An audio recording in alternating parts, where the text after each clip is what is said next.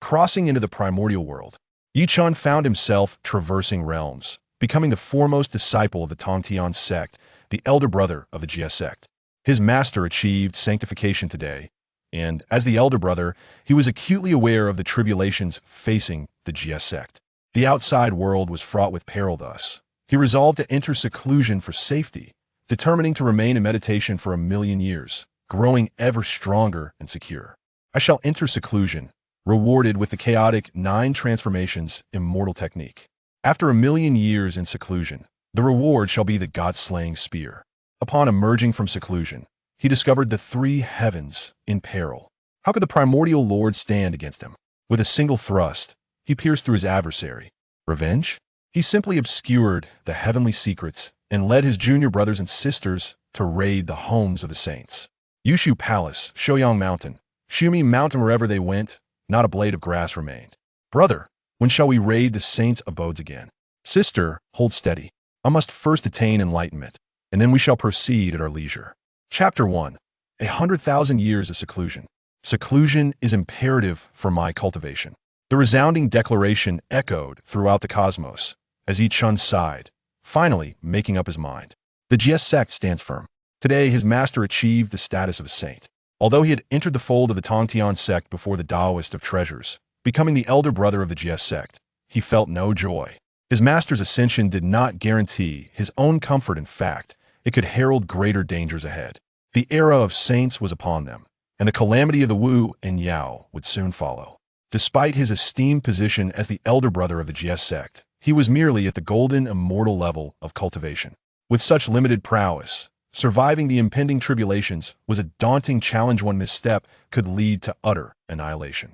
Of course, compared to the calamity that fractured the Buzhou mountain and pierced the heavens, he feared even more the impending Fengshen calamity, which could bring about the downfall of the Jie Sect.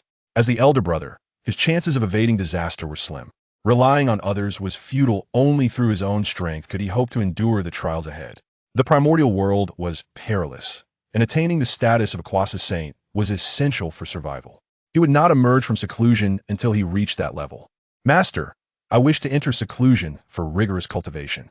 At that moment, the Tongtian sect master radiated the aura of a saint. Upon hearing Chen's intention to enter seclusion, his eyes widened in astonishment. Chen wished to enter seclusion? Was a pig climbing a tree? Was the sun rising from the west? While others may have been oblivious, he understood all too well that his disciple, despite his many virtues, was notoriously lazy. To his surprise, Chen was now proactively seeking to engage in arduous cultivation. A double blessing indeed. It was commendable to have ambition after all. Chen was the elder brother of the Jie Sect, yet his golden immortal cultivation was undeniably lacking. Good disciple, go forth, the Tongtian sect master acquiesced, and Chen returned to his cave abode to prepare for his seclusion. Beep, detecting that the host has begun seclusion, the invincible seclusion system has been activated, rewarding the host with a novice gift package. Will you accept? Just as Chen arranged the seals and prepared to sit in meditation, a voice suddenly echoed in his mind. A system? A golden finger? Better late than never. Just as he was ready to enter seclusion, the system arrived. Chen was momentarily taken aback, but quickly regained his composure and, without hesitation, accepted the novice gift package from the system. Claim the novice gift package. He understood the rules with a mere thought. He initiated the automatic exchange. Ding! The novice gift package has been successfully claimed. Congratulations to the host for receiving the indestructible celestial art of the 9 transformations, and we encourage the host to continue in seclusion. Goodness! As an enigmatic and formidable technique suddenly appeared in Chen's mind, he couldn't help but gasp in astonishment. This was the very technique cultivated by the great Pangu, whose mastery could attest to the Tao. With such a splendid opportunity at hand, he would not let it slip away, and thus, he promptly entered seclusion to practice this art. With his heart directed towards the heavens, he sat cross-legged and began to cultivate. The primordial spiritual energy around him surged forth like a flood, continuously converging upon Chen. With a blink, a year had passed.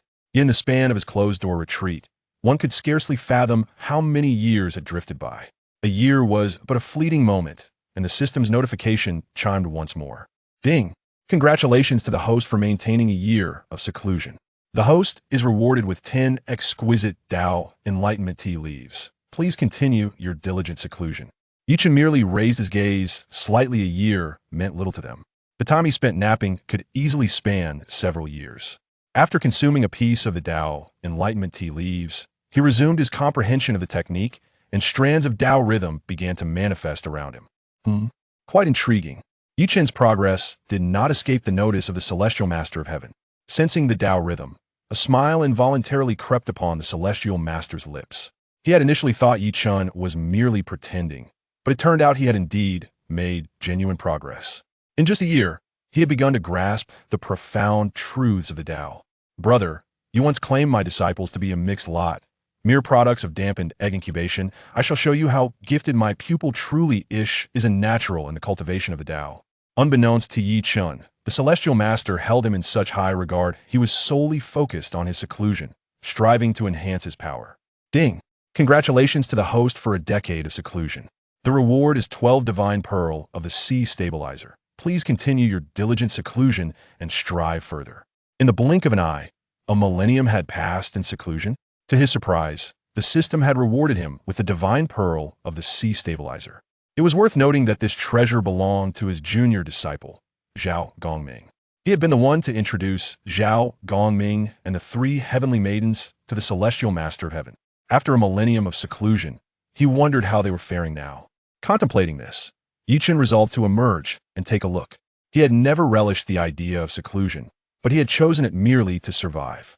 However, upon calculating the circumstances, he realized that the primeval lands were still shrouded in calamity, engulfed in the turmoil of the witch and demon tribulations. 10,000 years of seclusion had only brought him to the Tai Golden Immortal level. To emerge now? Was he courting death? What could a Tai Golden Immortal accomplish? Thus, Chen returned to his seat and resumed his cultivation in seclusion. Ding! Congratulations to the host for 100,000 years of seclusion. The reward is 1 drop of Pangu's essence blood and 1 fragment of Pangu's primordial spirit. Please continue your diligent seclusion and strive further. While Chen opened his eyes, a flicker of disbelief crossing his gaze. The essence of Pangu, remnants of Pangu's primordial spirit. This system was truly formidable, bestowing such extraordinary treasures as rewards. To hesitate would be to show disrespect towards these rare artifacts. Treasures left untouched remain mere treasures, but refining and integrating them into one's being could elevate his very essence. Although his own foundation was commendable, it paled in comparison to the top-tier deities of the Primordial World. Once he refined the essence and remnants of the great Pangu, a transformation would ensue, allowing him to attain the true form of the Chaos Demon God and stand at the pinnacle of the Primordial Realm. At this moment, Chen was immersed in the joy of his seclusion, completely oblivious to the several transmission talismans flickering outside his cave abode. Elder brother, are you still in seclusion? Elder brother, I have broken through and am now a Tai Golden Immortal. Sister Yuan Shi has been rewarded with a supreme innate spiritual treasure, the Hunyuan Golden Dipper. Elder brother, are we truly destined to be looked down upon? Why do they not favor us? We only wish to cultivate. Elder brother, please respond when you see this message. Master and our uncles are angry and have moved with the disciples to Golden Ao Island. Remember to visit us once you emerge from your retreat. Chapter 2. The 3 Skies Welcome. A million years slipped by in an instant. To survive, Chen had secluded himself for a million years. Ding! Congratulations to the host for a million years of seclusion. You have received the supreme innate treasure, the God-slaying spear. After a million years of seclusion, a special gift package is available. Would you like to claim it? The system's voice echoed once more, and upon hearing it, Chen gradually lifted his eyelids. In the timeless expanse of the primordial realm, a million years was but a fleeting moment. Chen carefully attuned to his cultivation. He had reached the initial stage of Quasi Saint. After a million years of seclusion, he had finally achieved the goal he had set for himself. At the Quasi Saint level, even within the primordial world, he stood among the elite. With the aid of the 9 revolutions, indestructible heavenly art, and the foundation of a chaos demon god, he could even contend with experts at the late Quasi Saint stage. Should they underestimate him, they might find themselves overturned in battle. Above the Quasi Saint realm, a chasm separated the next level, with few capable of challenging across tiers. His ability to match latest-stage Quasi Saints at the early stage made him a unique existence within the entire primordial world. Not to mention, The system had just rewarded him with the supreme, innate treasure, the god-slaying spear. Come forth, spear. With a mere thought, a long spear of profound black materialized in his palm. The moment the god-slaying spear appeared, an overwhelming aura of ferocity surged forth, spreading wildly in all directions. Chen silently observed the spear's display of power. This was the foremost weapon of slaughter in the primordial realm. If it lacked such presence, he would disdain to wield it. As it stood, it indeed merited the title of the supreme weapon of destruction. With such formidable aura alone, if its full potential were unleashed, he believed he could even inflict harm upon a saint. Refinement. Without an ounce of hesitation, Chen decisively chose to refine. The more he engaged in this process, the broader the smile that graced his lips. The god-slaying spear truly bestowed upon him immense delight. It is no wonder that within my body lies a shard of the chaos destruction law. This fragment of law was one of the primordial shards that erupted when the chaos destruction demon god fell, and it merged with the root of the 36th grade chaos green lotus, thereby evolving into the god-slaying spear. Without a moment's pause, Chen commenced his comprehension of the chaos destruction law. This was an opportunity for him to confront the chaos Tao beyond the heavenly Tao. Even sages yearn to comprehend the Tao, yet are obstructed by the heavenly Tao. Now, with the ability to transcend this barrier, he knew he must seize this chance with unwavering determination. Is this the law of the chaos destruction Tao? After his meditation, Chen could not help but exclaim in wonder.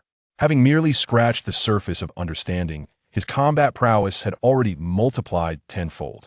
This was the chaos Tao, simple, brutal, and utterly unapologetic, yet it resonated with him. As for the god-slaying spear, it had long been refined by him and now resided within his Dantian. System, I possess a special gift package to claim. Products of a system are invariably exquisite, and he felt a burgeoning anticipation for the treasures he might acquire after 1,000,000 years of seclusion. Ding! Claiming special gift package. Opening. Congratulations to the host for obtaining a damaged chaos pearl, an exquisite 12th grade innate treasure purifying white lotus, and a golden crow transformation escape talisman one-time use. As the system's notification echoed, 3 treasures appeared before Chen, dazzling his titanium alloy eyes. A sphere riddled with cracks, seemingly on the brink of shattering. A flower of the 12th grade, radiating pure azure light, alongside a talisman. Though they appeared unremarkable and even somewhat shabby, Chen recognized that these 3 treasures were supremely precious.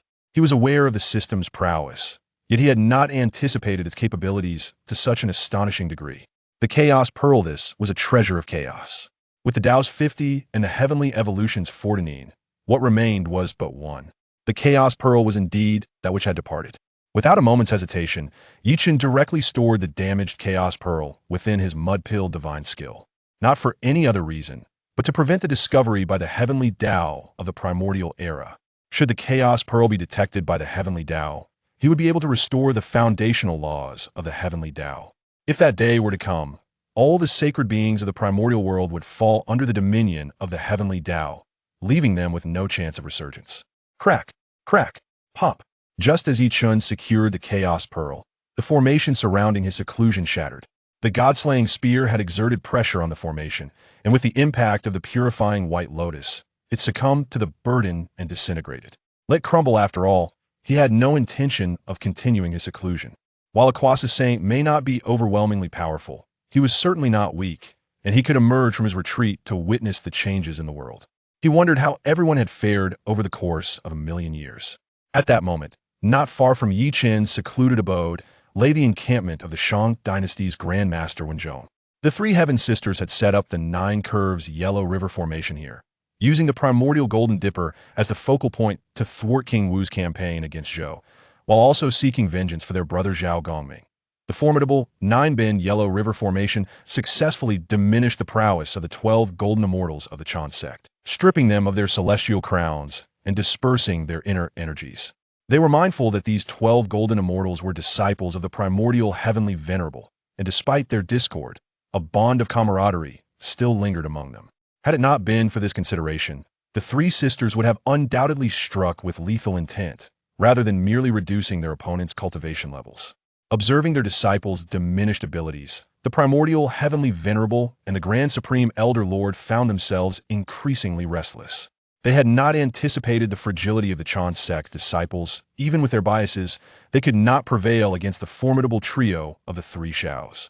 If this situation persisted, the celestial decree of the Tongtian would be thwarted, and the disciples of the human sect and Chen sect would fall under the dominion of the heavenly boy, destined for the Tongtian list. This was an eventuality they could not abide. Their disciples must not ascend to the Tongtian list. With the growing number of disciples and the expanding influence of their doctrine throughout the primordial realm, the fortunes they commanded were becoming increasingly substantial. Such immense fortune could expedite their cultivation. Hence, they could not idly witness their disciples being ensnared by the Three Xiao sisters. If their disciples were no match, they would resort to their experience, employing strength to overcome weakness, and personally intervene to resolve the matter with the Three Xiao sisters.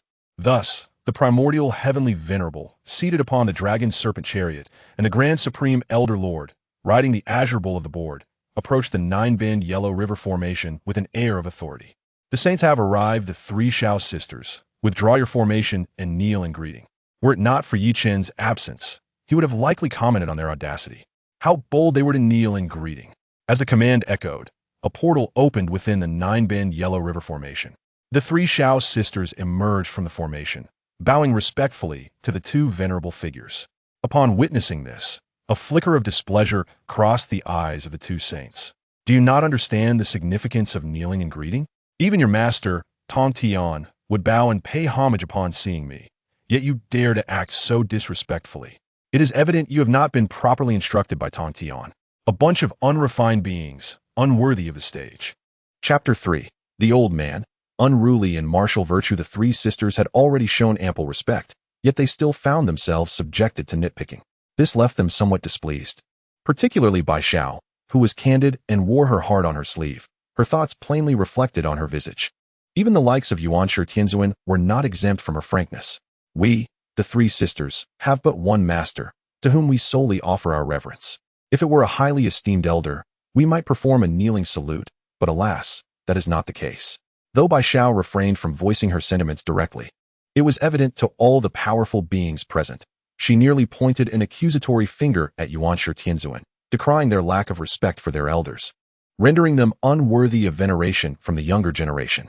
These two revered sages, beneath whom all else are mere insects, had never before encountered such boldness. The onlookers relished the unfolding spectacle. Zhen Yuanzi remarked, merely an ordinary disciple of the Jie Sect, yet possessing such audacity. Tongtian truly possesses discerning vision. Taoist Cunny added, excellent. Taoist Jane chimed in, she may find a place within our Western teachings, illuminating our grand doctrine. Amidst them, Hao Yin was the most agitated. He yearned to eliminate them, to see their souls ensnared within the Fengtian Bang. Hurry, take action, end them. His heart had long been captivated by the rebellious Jie Sect disciples, and the mere thought of having them under his command brought an involuntary smile to his face. Once he achieved his godhood, who would dare to underestimate him? Yuan Shi, infuriated by Bai Zhao's insolence, found himself momentarily speechless, his countenance darkened. For countless years of sanctity, no one had ever dared to address him in such a manner. Here stood merely a wretched servant, born from a strand of primordial rainbow, audacious enough to speak disrespectfully to him. She had sealed her own demise. Since you sisters fail to grasp the importance of honoring your master and the path of virtue, I shall take it upon myself to instruct you on behalf of your teacher, lest you attract calamity upon yourselves in the future, he declared, launching his assault. The three treasures Jade Rui, radiating an indomitable aura, hurtled towards the San Xiao sisters. Though it was a blatant display of might against the meek, he adorned his actions with a veneer of righteousness, seeking to elevate himself morally and evade censure later. How hypocritical! Despite their disdain, the sisters found themselves powerless against the wrathful strike of the sage. After all, they were merely great Luo golden immortals, and the chasm between them and the sages was insurmountable. They were not even in a position to resist. Immobilized, they faced impending doom. Despair gnawed at Bai Zhao's heart. Had she known of their pettiness, she would have refrained from her remarks. Now, they were all entangled in this tragic fate together. As the three treasures Jade Rui drew nearer, their eyes brimmed with hopelessness. What a pity it was not to meet their elder brother. He had been in seclusion for 1,000,000 years, and they had yet to lay eyes upon him. Would he feel even a twinge of sorrow upon learning of their demise? Or had he forgotten them entirely? Yet, all of this is inconsequential. Their demise is imminent. And when the time comes, their souls will be bound to the divine list, becoming puppets under the control of the vast heaven. You old scoundrel! How dare you harm my junior sister without regard for martial ethics? At that moment, a thunderous roar reverberated throughout the realm. Soon after, a radiant light, imbued with purity, manifested within the heavens and the earth. The one arriving was none other than Yi Chun, who had just emerged from a century-long seclusion, having recently received his rewards. The system's notification chimed in, presenting him with two choices. The first, to continue his closed-door cultivation and receive a mysterious gift. The second, to rescue his fellow disciple and obtain a postnatal spiritual treasure. Without a moment's hesitation, Yi Chun chose to save his junior sister. The San Xiao sisters were those he had introduced to they were his own, and he could not stand idly by while that ancient wretch, Yuan Shi, sought to slay them. To oppress the weak is a coward's act, and to disregard the elderly is an affront to decency. His audacity was thick enough to build walls. With a mere flick of his hand, the San Xiao sisters were on the brink of being consigned to the divine list. He could not simply watch as they faced such doom. Just as the three treasures Jade Rui was about to descend upon them, Yi Chun struck. Why had he labored for 100 years in seclusion? To safeguard his own life while protecting those he cherished. To retreat like a timid turtle at this juncture would be an affront to his status as a quasi-saint. However, he was not acting recklessly. During this century, he had attained the true form of the chaos demon god and had been cultivating the immortal technique of Pangu. Coupled with the assistance of the god-slaying spear, he felt confident in contending with a saint. After years of closed-door cultivation, he had been waiting for a worthy opponent, and today, he would use Yuan Shi to test his prowess. With a fierce shout, Yi Chun brandished the god-slaying spear. Yuan Shi had long sensed Yi Chun's presence, yet had chosen to ignore it. After all, he was merely a quasi-saint, not worthy of his concern. His focus was entirely on the pure world White Lotus. Initially, he believed Yi Chun to be the destined master of the pure world White Lotus, a person graced with profound fortunes. Little did he expect that Yi Chun belonged to the and was a disciple of Tongtian. Thus, they could not be spared. If Yi Chun remained hidden, extinguishing the San Xiao sisters would suffice. Now that Yi Chun had revealed himself, he would eradicate them altogether. To lose 4 disciples at once would undoubtedly cause Tongtian great distress. Secretly gathering strength, the 3 treasures Jade Rui surged forward toward the San Xiao sisters. As it appeared they were about to perish, the god-slaying spear intercepted the attack, shielding them from harm. The scene fell into a profound silence, as everyone present was rendered incredulous by the unfolding events. None had doubted Yuan Shi's power. A saint could easily annihilate 3 Tai golden immortals with a mere flick of their hand. Even if Yi Chun were a quasi-saint, confronting a saint seemed utterly hopeless. Below the saint, all are but ants. This was not mere rhetoric. Yet, what was the outcome? Yi Chun had successfully defended against Yuan Shi's assault. The ants had indeed shaken the tree, and against all odds, they had triumphed. It is beyond imagination, difficult to believe. Among them, the most delighted are undoubtedly the 3 Xiao sisters. Their joy is not merely that of surviving a calamity, but rather the elation upon seeing Yi Chun. Elder brother, you have finally emerged from your seclusion. How extraordinary it is that you could withstand the strike of a saint. Elder brother, how is it that you appeared here so suddenly? Were you specifically here to rescue us? I was in seclusion nearby, and sensed your peril, thus I came. Elder brother, you were in seclusion here? It seems fate has spared us today. The group began to engage in casual conversation, completely disregarding the presence of Yuan Shi Tianzuan. It was only upon hearing a cold snort from Yuan Shi Tianzuan that they snapped back to reality, nearly forgetting that their crisis had yet to be resolved. Yuan Shi Tianzuan was still fixated upon them. Chapter 4. The Sage of Battle. Even with Yi Chun's presence, he remains merely at the initial stage of a quasi-saint's cultivation, significantly lacking the prowess to contend with a true saint. They cannot allow their personal matters to implicate Yi Chun. Eldest senior brother, please take Bai Xiao and Xiong Xiao and leave at once. Return to Golden Ao Island where Master resides. You will be safe there.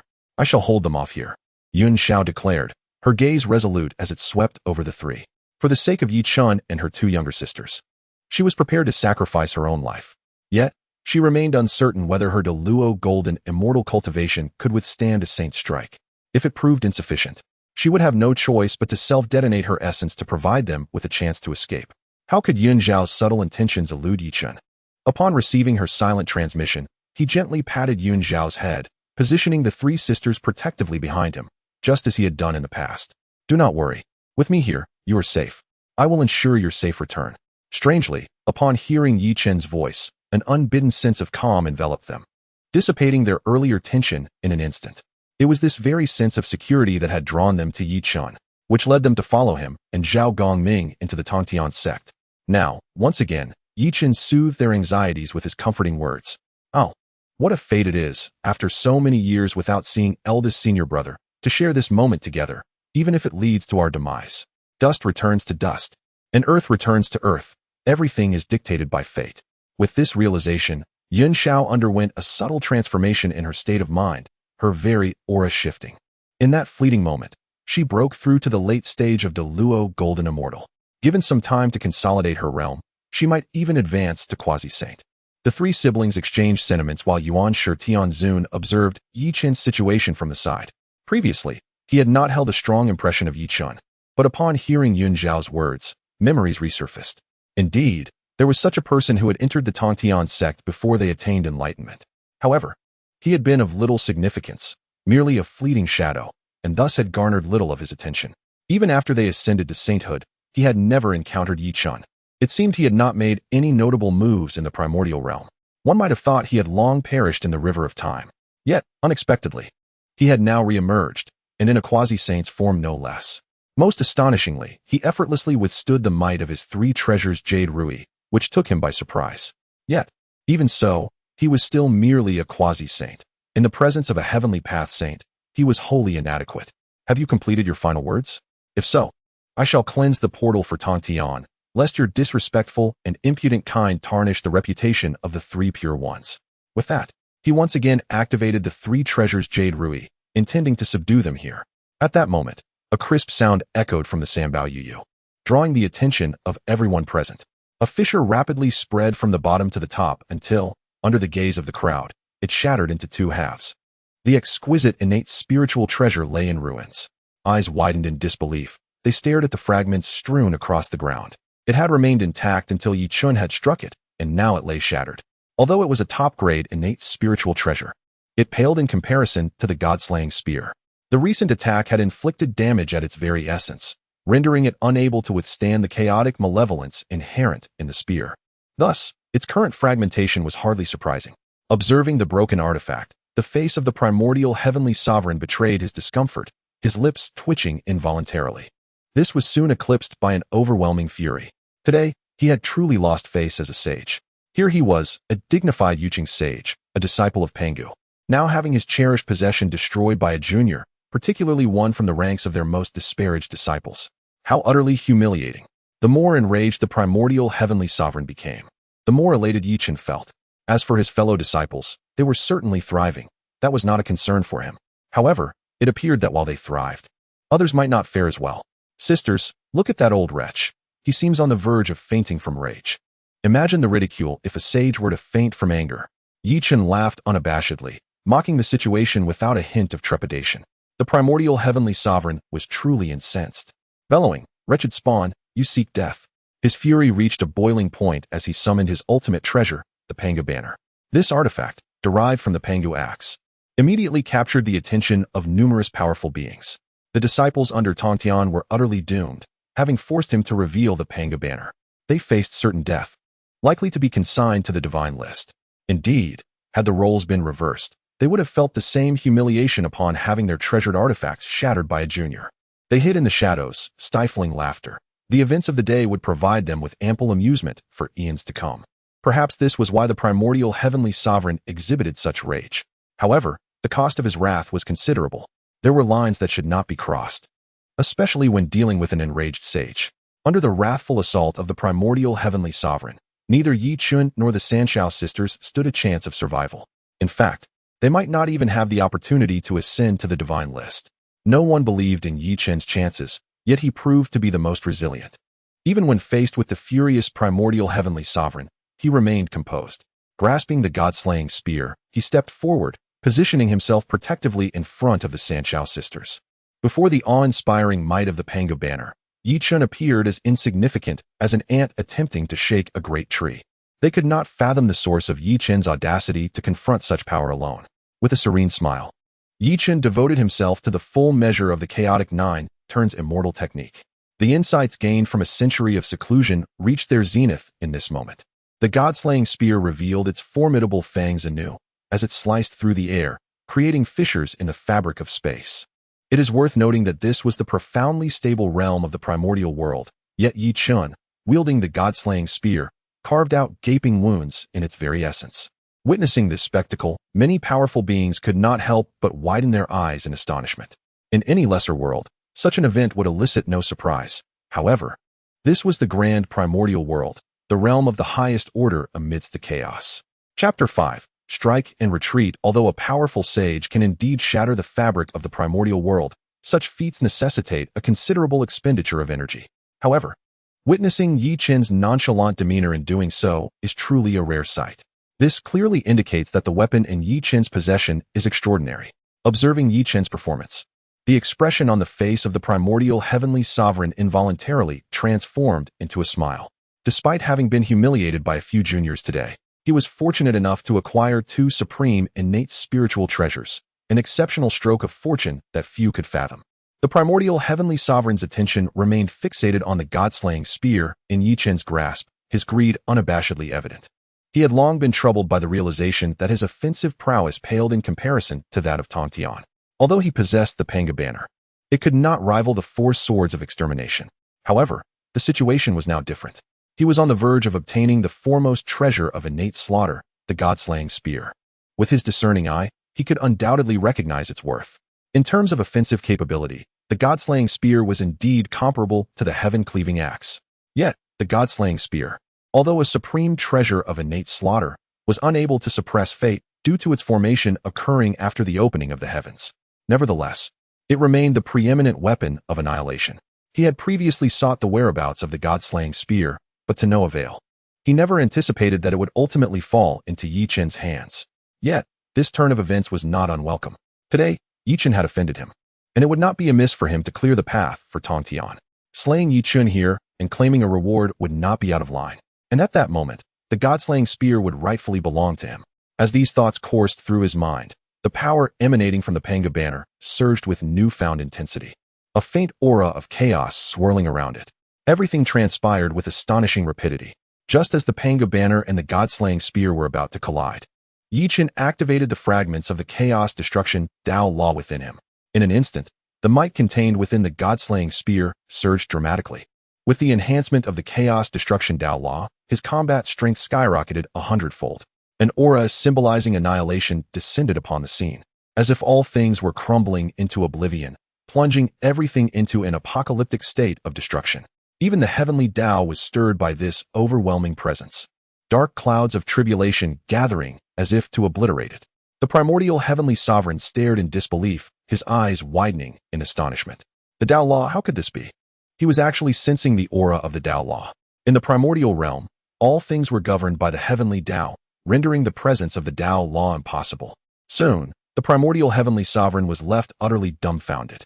With a resounding rip, he looked up to find that the Panga banner had been pierced, leaving a gaping hole from which chaotic energy poured forth. This was the innate treasure granted to him by the ancestor Hongjun, now severely damaged. Most importantly, Yi Chun had dared to betray his master and ancestors, thrusting the god-slaying spear toward him. Such audacity, such insubordination. A flash of anger crossed the primordial heavenly sovereign's face as he bellowed, "You seek death."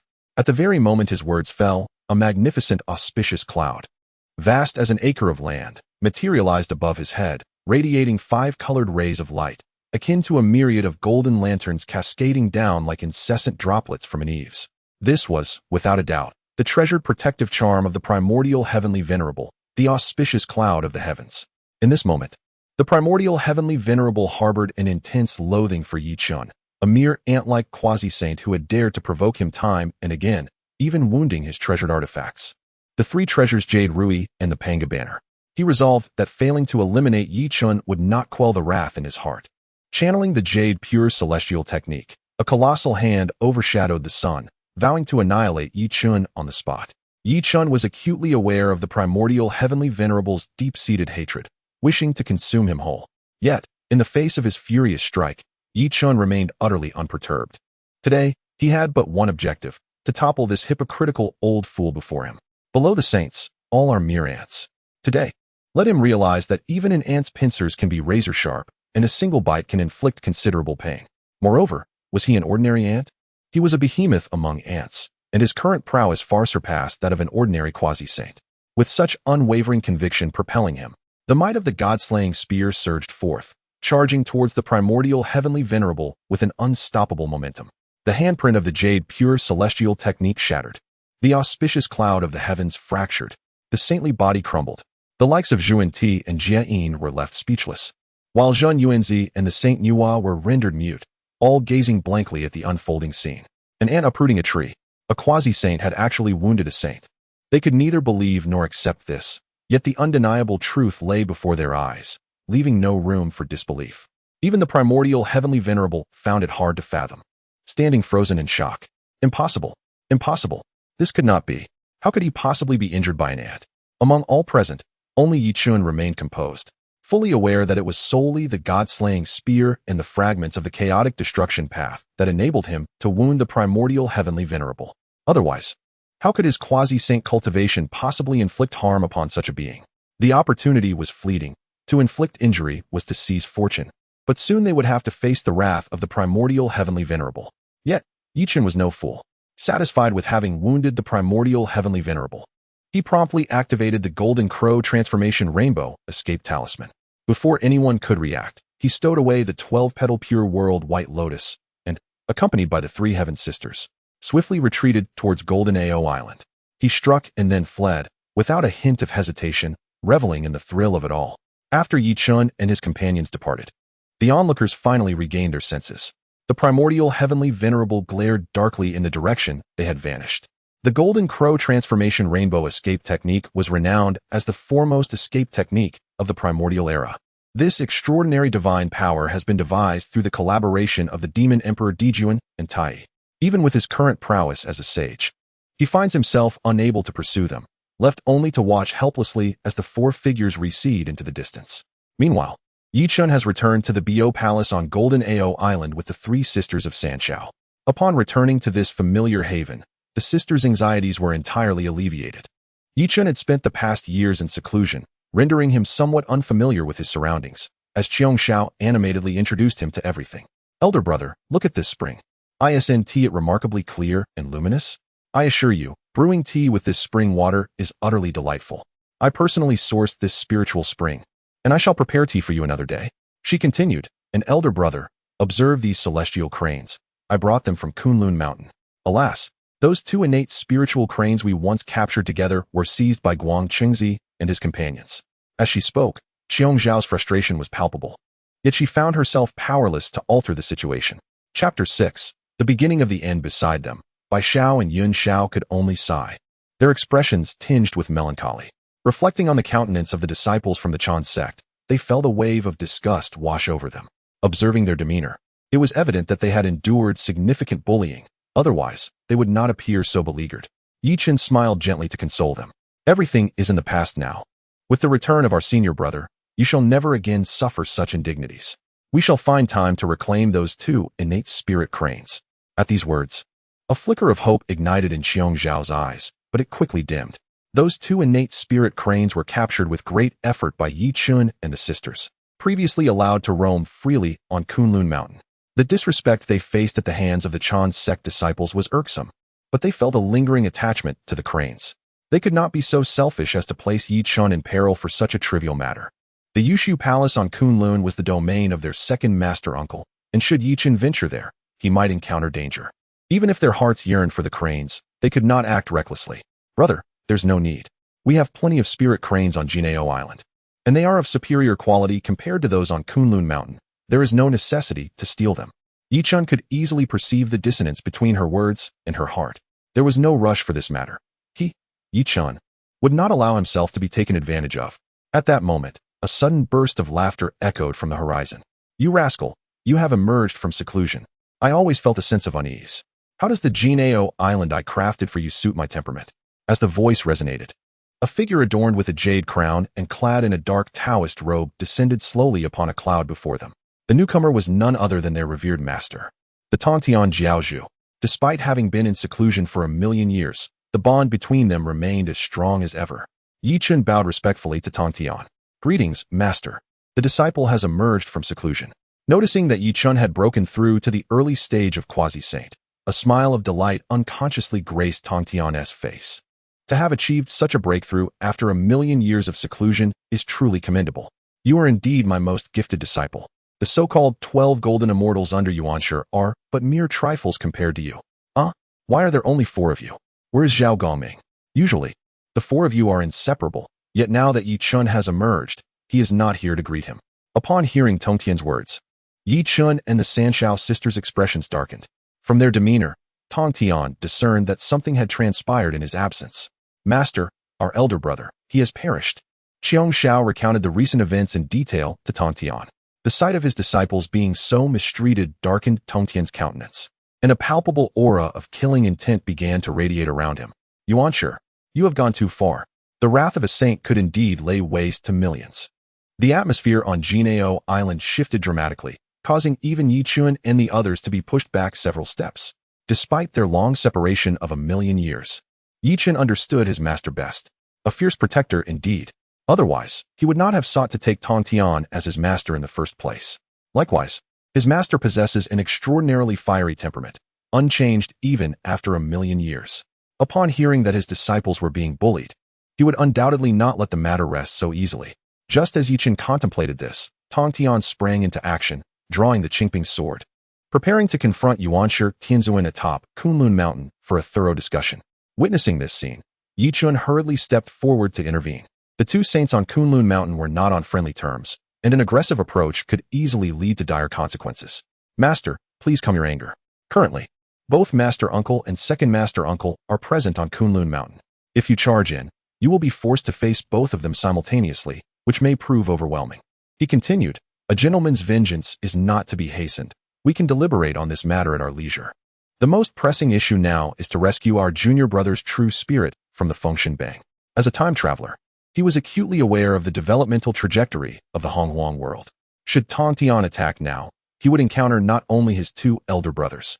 Eventually, those 2 would ally with the likes of Zhuanti and Jian to strike against him. In such a scenario, the Jie Jiao would face obliteration, and he would find himself imprisoned within the San Xiao palace. Naturally, Yi Chun was averse to such an outcome, which is why he urged for a more prudent approach regarding the Fengshen. Upon hearing this, Tongtian remained unperturbed. As your master, I possess the 4 swords of the immortals by my side. None among the 4 saints can rival me. You need not worry about my safety. Simply await my good news at Bio Palace. When the time comes, I shall personally host a banquet to celebrate your emergence. As Tongtian prepared to emerge from his seclusion, the disciples of Jie Jiao, sensing their master's return, hurried to Bio Palace. Leading the group was Daobao Daoran and his companions. However, upon seeing Tongtian, wielding the Qingping sword with a furious expression, their countenances shifted. Those unaware might assume he had encountered some conflict with Yi Chun and was now intent on purging the ranks. They were well aware of Yi Chun's reputation, and the news of his elder brother being slain by their master would not cast a favorable light. Greetings, Master. Might I inquire what has incited your anger towards my elder brother? He has not returned in 1,000,000 years and may be somewhat out of touch. I beseech you to grant him another chance. We shall ensure he learns from this experience and does not repeat the same mistakes. Indeed, Master, please temper your wrath. My elder brother has only just emerged. He may still be adjusting. Seeing his disciples stand before Yi Chun to plead on his behalf, the murderous intent on Tongtian's face softened slightly. His disciples were commendable, at least demonstrating mutual support among brothers. This was, of course, a trait ingrained in their lineage, an unwavering loyalty and protection of one another. Yi Chun embodied this principle wholeheartedly. Otherwise, he would not have confronted Yuan Shi Tianzuan immediately upon his return. You misunderstand. How could my master possibly intend to kill me? Daobao, you've misinterpreted the situation entirely. Oh, but master has drawn the Qingping sword. I initially thought my elder brother had angered you. If that is not the case, then what is the reason for this? Daobao and the others gazed at Tongtian in confusion. What event could possibly provoke the ire of a sage? Your junior disciple, Zhao Gongming, has been cunningly ensnared and met his demise at the hands of the disciples of the Jade Sect, and now his true spirit is imprisoned within the Fengshen Bang. Had it not been for Yi Chun's timely intervention to rescue the 3 Xia sisters, they might have been doomed as well. Tongtian succinctly recounted the events. Upon hearing this, the expressions of Duobao and the others shifted dramatically. The disciples of the Jade Sect had audaciously plotted against their own disciples of the Jie Sect. even leading to the tragic downfall of junior brother Zhao Gongming. This treachery is utterly intolerable. The disciples of the Chen sect have truly become arrogant and disdainful. It is evident that, despite their own 12 golden immortals from the Chen sect facing tribulations in the mortal realm, they sought to use our Jie Sect disciples as shields against calamity. The fate of our sister Shiji and now that of junior brother Zhao Gongming cannot be dismissed lightly. We must ensure they face retribution for their actions. Chapter 7. Tongtian, you go too far. Initially, the fury within the Tongtian master had subsided somewhat. Yet upon hearing the words of his disciples, the flames of anger reignited within him. The disciples of the Chen sect, those hypocrites, had indeed gone too far. He had merely answered the call of the Dao ancestor to listen to teachings. And yet his disciples had been bullied to such a degree by the followers of the Primordial sect. Do not speak further, he commanded. Sensing the change in the Tongtian master's expression, Yi Chun hurriedly intervened. However, by then, it was too late for Yi Chun to dissuade him. The Tongtian master had become impervious to any counsel. When I am absent, you are to diligently cultivate on the island. Should you encounter any uncertainties, seek guidance from your senior brother. If he cannot elucidate your queries, then await my return to impart the teachings. Before Duo Bao and the others could fully grasp the meaning of Tongtian's words, they witnessed him vanish without a trace. Senior brother, what is the master doing? Yi Chun cast an exasperated glance at them, then explained, what could our master be doing? He is surely off to engage in camaraderie with the senior brothers. Does one require the Qingping sword for such exchanges? Moreover, with such a menacing demeanor, it hardly seems like a friendly visit. Why are you so dim-witted? The master is seeking trouble with our uncle master. He goes to avenge us, his disciples. What? How can the master go alone? We must hurry and lend him our support. As Duo Bao and the others prepared to depart, a single glare from Yi Chun caused them to halt. Though Yi Chun was generally amiable, he was their senior brother, and once he set his countenance, they dared not act contrary. Senior brother, shall we not assist the master? We must not appear weak in spirit. Did you not hear the master's instructions? While he is absent, you are to remain on the island and focus on your cultivation, returning to your respective abodes to quietly recite the Huangting scripture. Despite their eagerness to support their master, they were ultimately restrained by their senior brother. Though reluctant, they bowed respectfully and retreated to their own chambers. Even Yi Chun, at this moment, sat in quiet meditation within the Bo Palace. The Tongtian master did not keep them waiting long. Soon, a thunderous roar reverberated through the heavens and the earth. Tongtian, you go too far. Accompanied by this deafening cry, an extraordinarily sharp sword intent erupted from Kunlun Mountain. Even from such a distance, Yi Chun could sense the piercing sword energy. The Tongtian master, equally unwilling to yield, infused his roar with fury. Go too far? Today, I shall indeed go too far. Do you truly believe my disciples are easy prey? Did you not consider that I might come to their aid when you bullied them? This exemplified the protective nature of their master. Yi Chun had recognized this attribute in him from the beginning, and it was evident that his choice had been impeccable. The Tongtian master remained the most fiercely protective of all sages. Though fiercely protective, he was undeniably reckless. Yi Chun harbored a lingering unease towards him. Despite Tongtian wielding the formidable sword array of extermination, the presence of the two revered saints, Kunlun and Laozi, on Kunlun Mountain posed a significant threat. Furthermore, the covert machinations of Zhuan Ti and Jie Yin, two unscrupulous figures, added to his concerns. Should they conspire together, Tongtian's situation would indeed be dire. Yi Chun could not shake off his worries. After all, he was stepping in to assist them. Remaining here would do little to facilitate his cultivation. So he resolved to visit the scene directly. With this thought in mind, Yi Chun transformed into a radiant beam and sped towards the Taoist temple of Yuan Shi. Unbeknownst to him, the three sisters of the Shi were closely observing his every move. On one hand, they were concerned for their master. On the other, they understood Yi Chun well enough to know he would not linger idly on the island. I told you our senior brother wouldn't stay put. He has slipped away on his own without bringing us along. Let us hurry. If we don't chase after him, he will be far ahead. Meanwhile, at the Taoist temple of Yuan Shi, the disheveled Yuan Shi Tianzun resembled a wrathful deity, glaring fiercely at Tongtian. His mood was already soured as he sought to regain his composure when Tongtian abruptly appeared, silent yet seething with rage, cleaving his temple in two with a single stroke of his sword. The shockwave even dislodged the jade crown from his head. While he bore no deep-seated animosity towards Tongtian, given that he was his own brother, both being incarnations of Pangu's primordial spirit, his greatest ire was directed at Yi Chun, were it not for Yi Chun's shattering of the Pangu banner and the myriad celestial clouds. Tongtian would not have so easily triumphed. As Yuan Shi stood there, lost in thought, Tongtian's fury intensified. He perceived disdain not only from his brother, but also from his disciples. A blade of sword energy surged toward Yuan Shi Tianzun with ferocity. You dare to be lost in thought while battling me? You underestimate me far too much.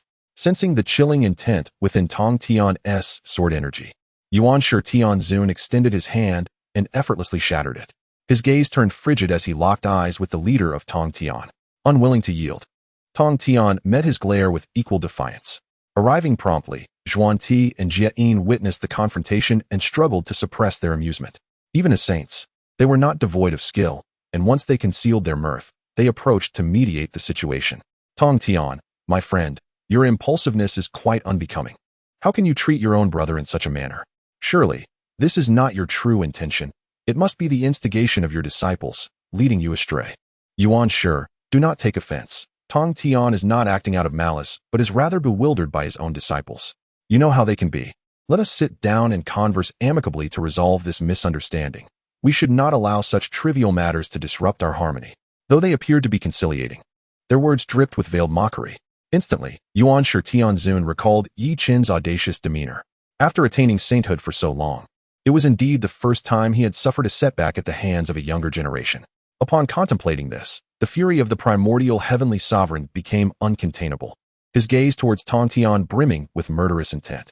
With a thunderous shout, he demanded, Tongtian, do you not recognize your errors? Tongtian laughed, for he had been relentlessly targeted, and the three sisters of the Celestial were nearly met with their demise at his hands. Were it not for Yi Chen's intervention, he could not fathom how many of his disciples would have perished, and now, he had the audacity to question him about his wrongdoings. Humph. A cold snort was all that was needed to convey Tongtian's disdain. However, this only served to incite the primordial heavenly sovereign's wrath further. Tongtian, now devoid of respect for his superiors and having succumbed to madness, posed a threat to the heavenly decree. To prevent him from disrupting the celestial tribulations and jeopardizing the fortunes of the mystical sect, he called upon his brothers, Zhuanti and Jie, saying, lend me your strength to subdue Tongtian and deliver him to Master Hongjun for judgment. Chapter 8. On Kunlun, the plunder within their hearts. Zhuanti and Jie were engulfed in euphoric delight. They had awaited this moment with bated breath. Previously, their intentions were shrouded in ambiguity, but now, with the explicit command of the primordial heavenly venerable, their resolve to lend their support was unwavering. They promptly unveiled their most treasured artifacts, the 7 marvelous treasure tree and the 12-petal golden lotus of merit. Meanwhile, Laozi summoned the celestial and earthly merit Xianhuang Linglong Tower, which enveloped him in a shroud of primordial essence. Simultaneously, he conjured the Taiji diagram, a manifestation of the cosmic forces of fire, earth, and water. Fully aware of the formidable prowess embodied in the 4 swords of celestial execution, he understood the necessity of ensuring his own protection before confronting the impending conflict. Observing the 4 conspirators in their clandestine collaboration, Tongtian realized that this matter could not be resolved amicably. Yet, when had Tongtian ever known fear? Even in the presence of 4 sacred beings, he stood resolute. With a deft motion of his hands, 4 ancient swords, radiating an aura of lethal intent, materialized before him. The atmosphere was instantly saturated with an oppressive aura of slaughter. The 4 swords of celestial execution, once wielded by the demon ancestor Luo who in the annihilation of the primordial realm, now gleamed with renewed ferocity. The wrathful sword light obliterated the ancient celestial bodies scattered across the vastness of the primordial cosmos. Witnessing this cataclysmic display, the eyes of Yuan Shi and his companions widened in terror. It was indeed a spectacle of unparalleled horror. The legendary sword array of celestial execution, impervious to the might of the 4 saints, was as formidable as its reputation suggested. Reluctantly, they found themselves compelled to confront this lethal array. For the moment was ripe for action, an opportunity to seize Tongtian and neutralize the threat posed by his sect. Without Tongtian, there would pose no danger. Even a quasi-saint like Yi Chen would be at their mercy. Thus, they resolved to enter the sword array of celestial execution. Upon stepping within its confines, they were met with the overwhelming power of the array. Even as 4 sacred beings, they found themselves firmly suppressed within its grasp. The clash of 5 saints reverberated through the primal realm, which seemed on the brink of collapse. At this juncture, Tongtian took heed of the unfolding scene, his countenance darkening slightly. The power of the martial saint was too much for the primordial world to bear. Recognizing the precarious balance of power, Tongtian seized the opportunity to retreat into the chaos, and shortly thereafter, the other 4 saints followed suit. As he beheld their departing figures, Yichun emerged from the shadows. The adage that all beings beneath the saints are mere ants rang true. Even the residual forces from the saints' clash were beyond his capacity to withstand.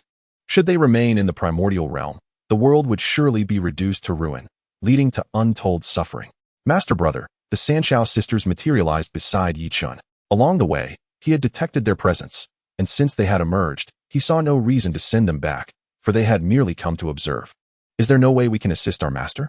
He stands alone against 4 saints and may not be their equal, one of the sisters implored. Mind your words, he cautioned. As San Xiao was about to curse the saints, she was halted by Yichun. With a disdainful snort, San Xiao refrained from further vitriol. Elder brother, is there truly nothing we can do to assist our master? Upon hearing this, Yichun could only shake his head in resignation. While it was conceivable that he could inflict some damage upon the saints with the god-slaying spear, he possessed but a singular opportunity to strike. Moreover, having suffered once, the Primordial Lord would undoubtedly not underestimate him again. In a direct confrontation, with all efforts expended, he held no confidence in victory. Furthermore, such an action would easily disrupt the rhythm of Tongtian's battle, and a misstep could lead to losing the momentum they had just gained. However, this was not the most pressing concern. The fierce clash among the 5 saints had undoubtedly sent ripples throughout the Honghuang realm, surely attracting the attention of the venerable Hongjun. It was uncertain where he was lurking, but should he intervene, they would be easily targeted. Yichun had initially believed that his elder brother was omnipotent and would have a solution to this predicament, only to discover that even he could not aid their master. Noticing the disappointment in the sisters' eyes, an idea suddenly sparked in Yichun's mind. While they could not directly interfere in the saints' battle, abstaining from involvement did not preclude them from taking action. Having already severed ties with the Primordial Lord, this was an opportunity for retribution, a chance for the brothers and sisters to reclaim what was theirs. Little sisters, I have a plan that may alleviate your frustrations. The eyes of the 3 sisters brightened as they gazed intently at Yichun. Elder brother is suggesting a raid. Are you willing? The 3 sisters widened their eyes in confusion, questioning the notion of a raid. To clarify, it was not merely a raid but a restitution of rightful ownership. The 2 innate spirit cranes, previously captured by them, had been seized and now presented the perfect opportunity to reclaim them, along with some interest, of course. Yichun's words struck a chord, awakening them to the realization they were to invade the Primordial Lord's domain. What an audacious thought! They had never imagined they would one day dare to infiltrate a saint's abode. No one would dream of such an audacity, nor would anyone dare to act upon it. Only a mind as unconventional as Yichun's could conceive of such a plan. Was this truly appropriate? Though their words dripped with uncertainty, an undercurrent of excitement coursed through them, tinged with eagerness. What could be inappropriate? Every flower and blade of grass here, every spiritual entity, was arranged by us. We are merely returning what rightfully belongs to us. It is not only appropriate, but exceedingly so. Initially wavering, the sisters' resolve solidified upon hearing Yichun's rationale. Let us go, elder brother. The 3 sisters followed Yichun towards Kunlun Mountain's Yushu Palace. As they approached Kunlun Mountain, laughter escaped their lips. It was no wonder the Primordial Lord was incensed. Their master had truly been ruthless. With a single stroke, she had nearly cleaved the entire mountain in twain, rendering the protective array utterly ineffective, forcefully obliterated. Nonetheless, this arrangement proves advantageous, as it spares them the time required to breach the formation. It is as if the Celestial Master anticipated their intentions, having meticulously paved the way for them in advance. Along this path, the quartet swept through like a swarm of locusts, seizing every item of even the slightest value. The wind leaves its traces, and the geese pluck the feathers. Even the most insignificant weeds, imbued with spiritual energy, were uprooted by them, taken back to be discarded without leaving a trace for the disciples of the Chen sect. Observing the increasingly exuberant trio, Yichun could not suppress a gentle cough. If they were not halted, they might strip the very ground bare. These items were of little value on the periphery. Our true objective lies within, where the genuine treasures await. Following Yichun's gaze, all 4 turned their attention toward the Jade Void Palace above. It is a pity that their master did not dismantle all the restrictions in this place. Chapter 9. The 9-turn golden elixir. At this moment, remnants of the protective barriers lingered over the Jade Void Palace, though a significant portion had already been dismantled. The remaining defenses were utterly incapable of withstanding him. With a mere prod of the divine spear, they were effortlessly breached. Little sisters, let us begin, Yichun declared. swiftly collecting all the treasures that caught his eye. However, his haul was rather meager, leaving him somewhat dissatisfied. In the vast expanse of the Jade Void Palace, only the glazed pure jade bottle seemed worthy of his attention, alongside a few innate spiritual treasures that were barely acceptable. The other precious artifacts had already been appropriated by the primordial heavenly sovereign, who remained exceedingly cautious, hoarding all the valuable items for himself. The four continued their relentless search, soon arriving at the chambers of the 12 golden immortals. Stripped of their powers, they were currently seated in meditation within their quarters. Before them lay a purple-skinned gourd. The primordial heavenly sovereign had evidently considered their plight. At great cost, he had procured 12 nine-turn golden elixirs from the Grand Supreme Elder. These elixirs could aid in restoring their powers, but not immediately. They required a certain level of cultivation to benefit from them. The lamplighting Taoist, who was supposed to protect them, was inexplicably absent. Merely a dozen powerless beings, they could not possibly obstruct Yichun. Given their current adversarial state, they might as well be viewed as interest collected by the primordial sovereign from an attack on their master. The room contained nothing but the 12 incapacitated figures. Yichun strode in, unperturbed, seizing the purple gold gourd and the 9-turn golden elixirs right before their eyes. They gaped in disbelief, their eyes wide with fury, wishing they could annihilate him. Yet they lacked both the courage and the capability to act. A faint aura of murderous intent radiated from Yichun. Should they utter a word, he would not hesitate to execute them, leading to their utter demise.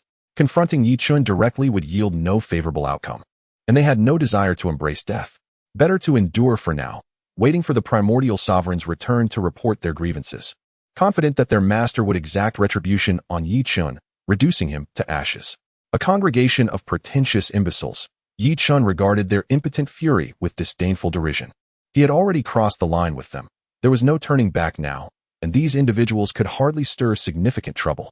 With a sweeping gesture, he summoned the Chaos Pearl, directly encompassing the Jade Void Palace within its grasp. The 12 golden immortals remained seated in their meditative state, and upon witnessing the desolate expanse of Kunlun Mountain, they were rendered utterly speechless. Do you have any objections? Yichun's murderous intent enveloped them, rendering any dissent impossible. They dared not voice a word. The 9-turn golden elixirs had vanished, and so had the Jade Void Palace. As the saying goes, one should not be burdened by excessive debts. When the time came, the primordial sovereign would settle the accounts.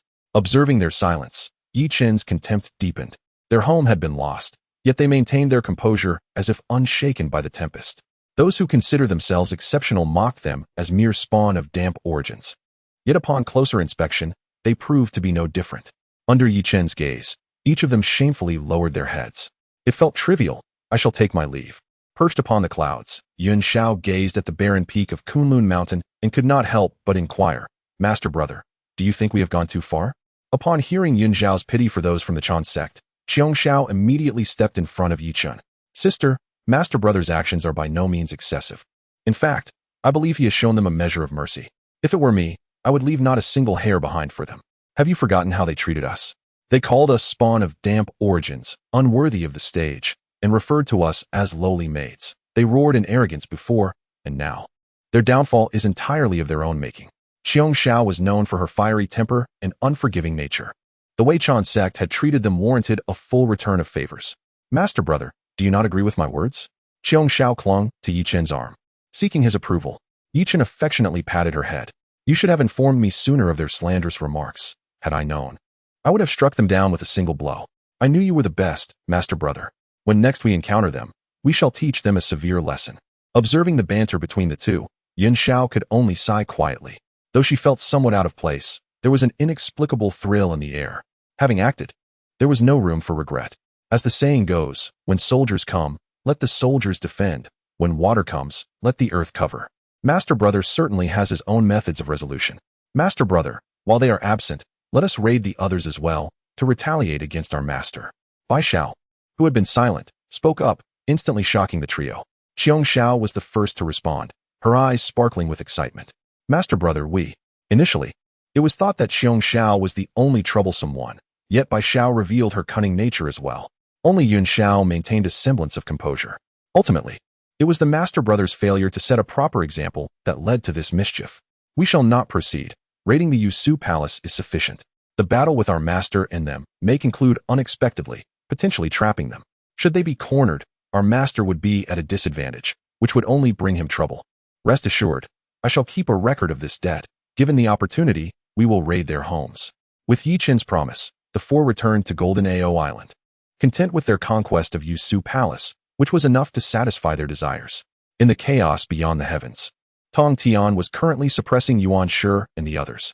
The sword array of extermination was no idle threat. It was one of the three supreme killing formations of the Primordial era. With the formation activated, sword energy surged, effortlessly obliterating countless small worlds. The four saints could only rely on their treasured artifacts for defense. In truth, with the strength of the four saints, they could have dismantled the sword array. The four individuals, lacking unity, found themselves in a precarious situation. Aside from the furious Yuan Shi, the other three merely stood by, offering no substantial assistance. Compounding this dilemma was the earlier ambush by Yi Chen, which had left the sacred body wounded by the god-slaying spear. Even the Panga banner and the celestial celebration cloud had sustained damage as a result. One was in a state of peak prowess, while the other bore injuries. The outcome of their confrontation was painfully evident. Throughout the encounter, Yuan Shi was relentlessly besieged by Tongtian, his plight utterly dismal. With the other three saints providing no support, Yuan Shi soon displayed signs of defeat. By the time the trio realized the need to intervene, it was far too late. Tongtian was no fool. He prioritized eliminating one opponent before addressing the others. Just then, a profound sigh resonated through the void. Tongtian, it is time. As the voice echoed, a figure gradually emerged from the chaos, prompting the five combatants to cease their actions. Chapter 10. The appointment of Tongtian. The arrival was none other than Hongjun. Upon witnessing Hongjun's intervention, Yuan Shi rushed forth as if he had encountered a father figure, tumbling and crying out about the events that had transpired. Master, you must stand for me. Tongtian has shown disrespect towards his elder brother, defied your teachings, and disrupted the great calamity of the Fengshen. Please, Master, take action and impose severe punishment upon Tongtian. Observing Yuan Shi's demeanor, it became evident to those present what intentions he harbored. They were unaware of how long they would be entangled with Tongtian. Only Hongjun possessed the power to subdue him.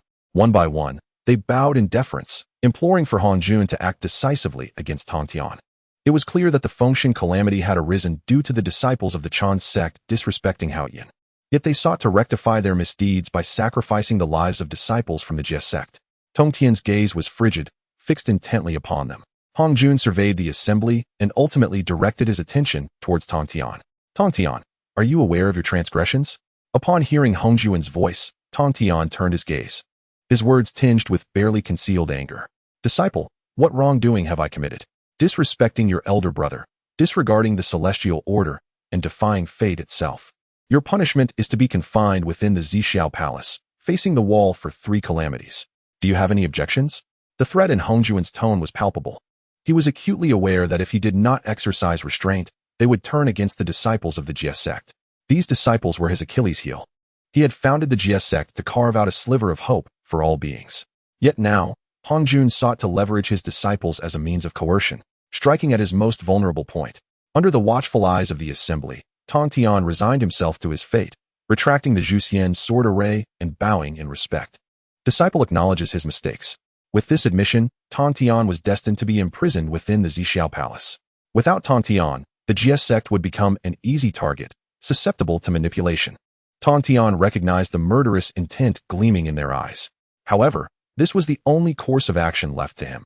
Hongjun's favoritism left him powerless to resist, and all he could do was await the unfolding of their destinies. All I can do is this, he declared.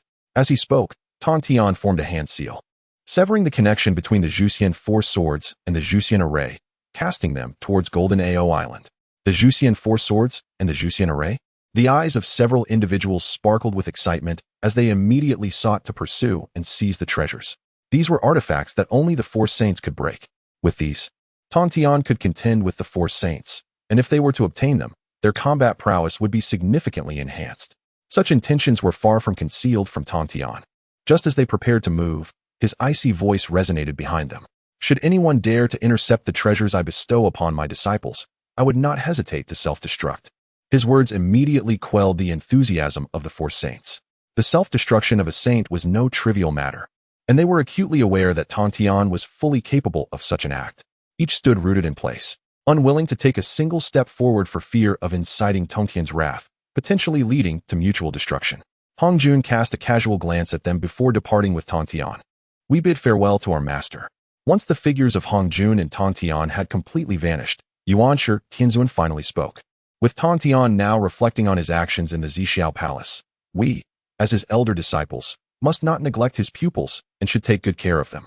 Yuan Shi was well aware of the importance of nurturing them properly, and the others exchanged knowing smiles in agreement. Indeed, it is essential to guide the disciples well, for their current state is a reflection of Tongtian's failure to instruct them adequately. These fledglings, with their inherent natures, are difficult to change, if not properly guided. They may become a source of calamity in the future. Consequently, the four saints soared towards Jie Island, wielding their determination like a sword, intent on imparting proper teachings to the disciples of the Jie Sect. At Jie Island, Chen and the others had already returned and had laid out their treasures. The Jie Sect disciples stood before the Yushu Palace, utterly bewildered. They had heard tales of their senior brother's audacity, but witnessing it firsthand was another matter altogether. How could they dare to raid a saint's abode? Duobao was so startled that he found himself at a loss for words upon seeing the three characters of Yushu Palace. His heart raced uncontrollably. Duobao, it's nothing to worry about. If the sky falls, our senior brother will support us, one reassured him. Indeed, the disciples of the Chen sect have only incurred a minor interest. We shall raid the homes of other saints together in the future. Initially anxious, Duobao's heart nearly leapt from his chest at the thought of robbing even more saints. You three, let me enlighten you. Duobao began to instruct the three sisters. As for Chen, he merely thought, never mind. I cannot argue or fight, nor do I have the standing. He sat quietly, observing them, apart from Tongtian. He held the highest status. His bond with these brothers and sisters was strong, having watched them grow. They were far superior to the hypocritical and cunning individuals of the Chen sect. Yet, he wondered if his younger siblings could evade the impending calamity of the Tongtian tribulation. At that moment, a thunderous roar echoed through the sky.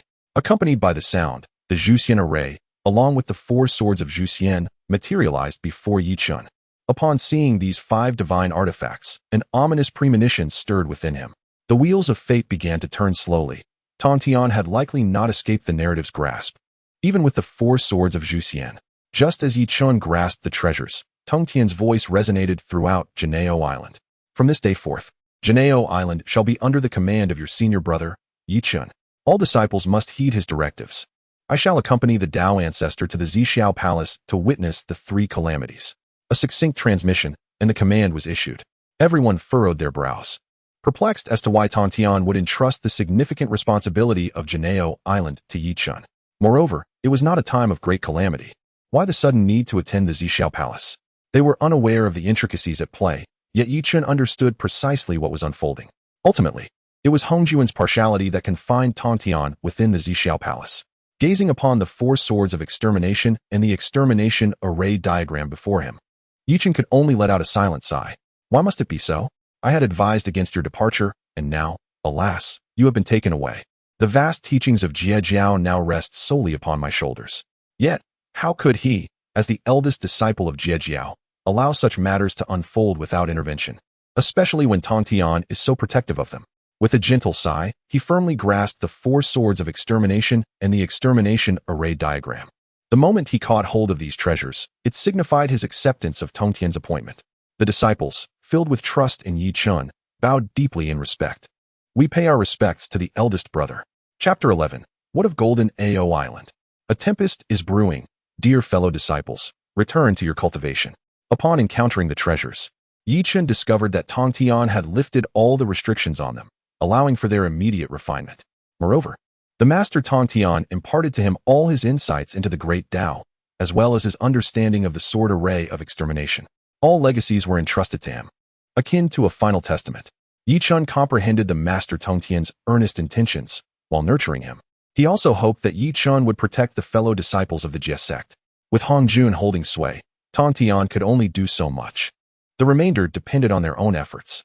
Indeed, he had left me with a formidable challenge. Chen felt a sense of helplessness, yet he accepted the burden, for he could not bear to witness his beloved disciples perish amidst the calamity of the Tongtian. Ding! A new retreat location has been unlocked, the Bo Palace of Golden Ao Island. Task: lead the disciples of the Jie Sect into a collective retreat. Reward: the chessboard and diagram of the chaotic starry array. Just as he pondered his next course of action, the system presented him with the optimal choice. By leading the disciples into retreat, they would be able to circumvent numerous troubles. The Primordial Lord would surely seek vengeance. It was quite likely that he would come seeking retribution, and even the shameless saints such as Zhuni might attempt to take advantage. As a mere quasi-saint, Chen was no match for them. Rather than confront them, it would be prudent to lead his disciples into seclusion. Without the Jie Sect, how would they proceed with the Tongtian? It was a multifaceted strategy, killing several birds with one stone. With this thought in mind, Chen no longer hesitated and summoned the chessboard of the chaotic starry array from the system. This array consisted of 365 chess pieces and 129,600 auxiliary flags, perfectly aligning with the number of the celestial cycles. With this grand formation in place, they could withstand the onslaught of saints without faltering. However, this was not his primary concern. What he valued most was the ability of this formation to obscure the heavenly secrets. Once activated, the array would shroud the heavenly mechanisms. Even saints would be unable to discern the location of Golden Ao Island from within the array, unless Hongjun himself intervened. Nevertheless, Chen possessed more than just the starry array. While the starry array concealed the heavenly secrets, Chen would also employ the Chaos Pearl to obscure the heavenly Taoist sensing. Even if Hongjun attempted to deduce their whereabouts, he would only encounter a shroud of chaos. With such arrangements, no one would be able to disturb them, placing the Jie Sect in an advantageous and invulnerable position. Chen's voice then resonated throughout Golden Ao Island. From this day forth, all disciples of the Jie Sect shall enter a period of secluded cultivation. Without my command, none are to leave their retreat or depart from Golden Ao Island. As the disciples remained uncertain of Chen's intentions, he waved his hand, and the chess pieces dispersed, forming the starry array and enveloping Golden Ao Island. Throughout this process, he utilized the Chaos Pearl as the focal point, severing the connection to the heavenly mechanisms. To err on the side of caution, the Zhujian sword array was laid down, ensuring that anyone who inadvertently stumbled upon it would be immediately slain by its lethal blades. With such an arrangement in place, even a sage would think twice before approaching. Once the formation was established, Jinao Island vanished from the surface of the Eastern Sea in an instant. Shortly thereafter, Chen's voice resonated from Jinao Island, echoing throughout the vast expanse of the Primordial World. With the great calamity untranscended, and the Jie Sect in seclusion, from this day forth, all disciples of the Jie Sect shall enter into a period of meditation and introspection. All members of the Jie Sect had indeed retreated into seclusion. Yet, the identity of the speaker remained a mystery. Why was it not the Tongtian who delivered this proclamation? Speculation ran rampant, as no one could fathom what had transpired within the Jie Sect. The voice naturally reached the ears of Yuan Shi, Tianzuan, and his companions, who were en route to impart essential teachings on the proper conduct expected of Jie Sect disciples. However, they were caught off guard by Chen's far-reaching message. The Jie Sect in seclusion? A glimmer of coldness flashed across Yuan Shi, Tianzuan's face, especially upon hearing Chen declare that the great calamity would not be transcended and that the Jie Sect would remain withdrawn. A surge of anger welled up within him. Without the Jie Sect's members to fill the ranks of the Tongtian list, how could the great calamity be surmounted? Did they believe they could seclude themselves without our consent? The four sages transformed into beams of light, hurtling toward the direction of Jinao Island. They distinctly remembered Jinao Island being located here. Yet all that greeted them now was an empty expanse of sea. Where had Jinao Island vanished to? They were certain they had not erred.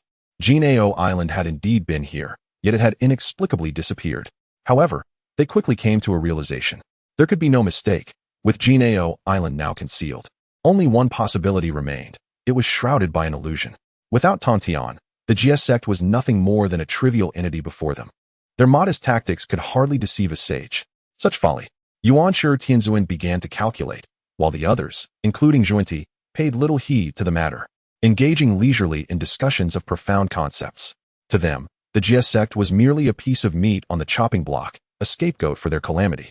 They could handle it as they pleased. The only individual deserving of their attention was Chen, who could potentially harm Yuan Shi with the god-slaying spear. Yet, this warranted only a modicum of caution. Without Tongtian, he was merely a quasi-saint. As long as he remained unascended, he was but an ant. However, as half a day's time elapsed, Yuan Shi Tianzuan still stood there, calculating without yielding any results. How could this be? A sense of urgency welled up within him. Here he was, a sage, unable to ascertain the location of Jinao Island. Could it be that Tongtian had orchestrated some subsequent stratagem? That seemed implausible. They were well aware of Tongtian's methods, which could not entirely obstruct their probing. Unwilling to concede defeat, Yuan Shi Tianzuan summoned his sage essence, preparing to search the vast expanse of the sea of heavenly Tao for the whereabouts of Jineo Island. Yet, as his divine perception just began to extend, a beam of Zhuzhen's sword light surged forth, triggered by his audacious attempt to pry into the direction of Jineo Island. Even the primordial supreme being was caught off guard, sustaining injuries. Yi Chun inflicted a wound upon him, and Tongtian also left him with a mark. Now he was further wounded by the radiance of the sword of extermination.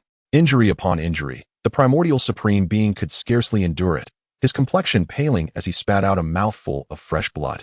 You impudent wretch! Having suffered repeated setbacks at the hands of the disciples of the primordial supreme being was overwhelmed with rage, unleashing a thunderous roar. In his furious state, he cast the jade clear divine thunder, bombarding the entire sea area. Yet he found nothing. Upon realizing the predicament of the primordial supreme being, the Supreme Old One and others stepped forward to conduct their calculations. To their astonishment, they too were met with a strike of the sword of extermination's aura. This unforeseen outcome left them all at a loss, as the four revered sages were unable to discern any trace, rendering the situation rather awkward. Chapter 12. A Year of Seclusion. However, this matter has little to do with Zhuanti and his followers. The greatest impact of the seclusion of the lies primarily with the disciples of the. With the disciples concealed, how will the practitioners survive the calamity of the? Alas, it is a pity for the fortunate disciples under the Taoist brother. Zhuanti sighed despondently, yet his words of compassion only served to darken the countenance of Yuan Shi Tianzuan. To evade the world is no simple task. In Yuan Shi's view, the reason they could not divine the location of Jineo Island must be attributed to the subsequent schemes set by Tongtian. Nevertheless, how long could they endure under such circumstances? The strongest presence on Jineo Island is merely Yi Chun, a mere quasi-saint. How long could he possibly hold out? Let us first return to the Yushu Palace, confer amongst ourselves, and return to trouble them later. They likely cannot sustain themselves for long. Having spoken, Yuan Shi Tianzuan turned and departed from the site. Unable to ascertain the location of Jineo Island, remaining here would only be a waste of time.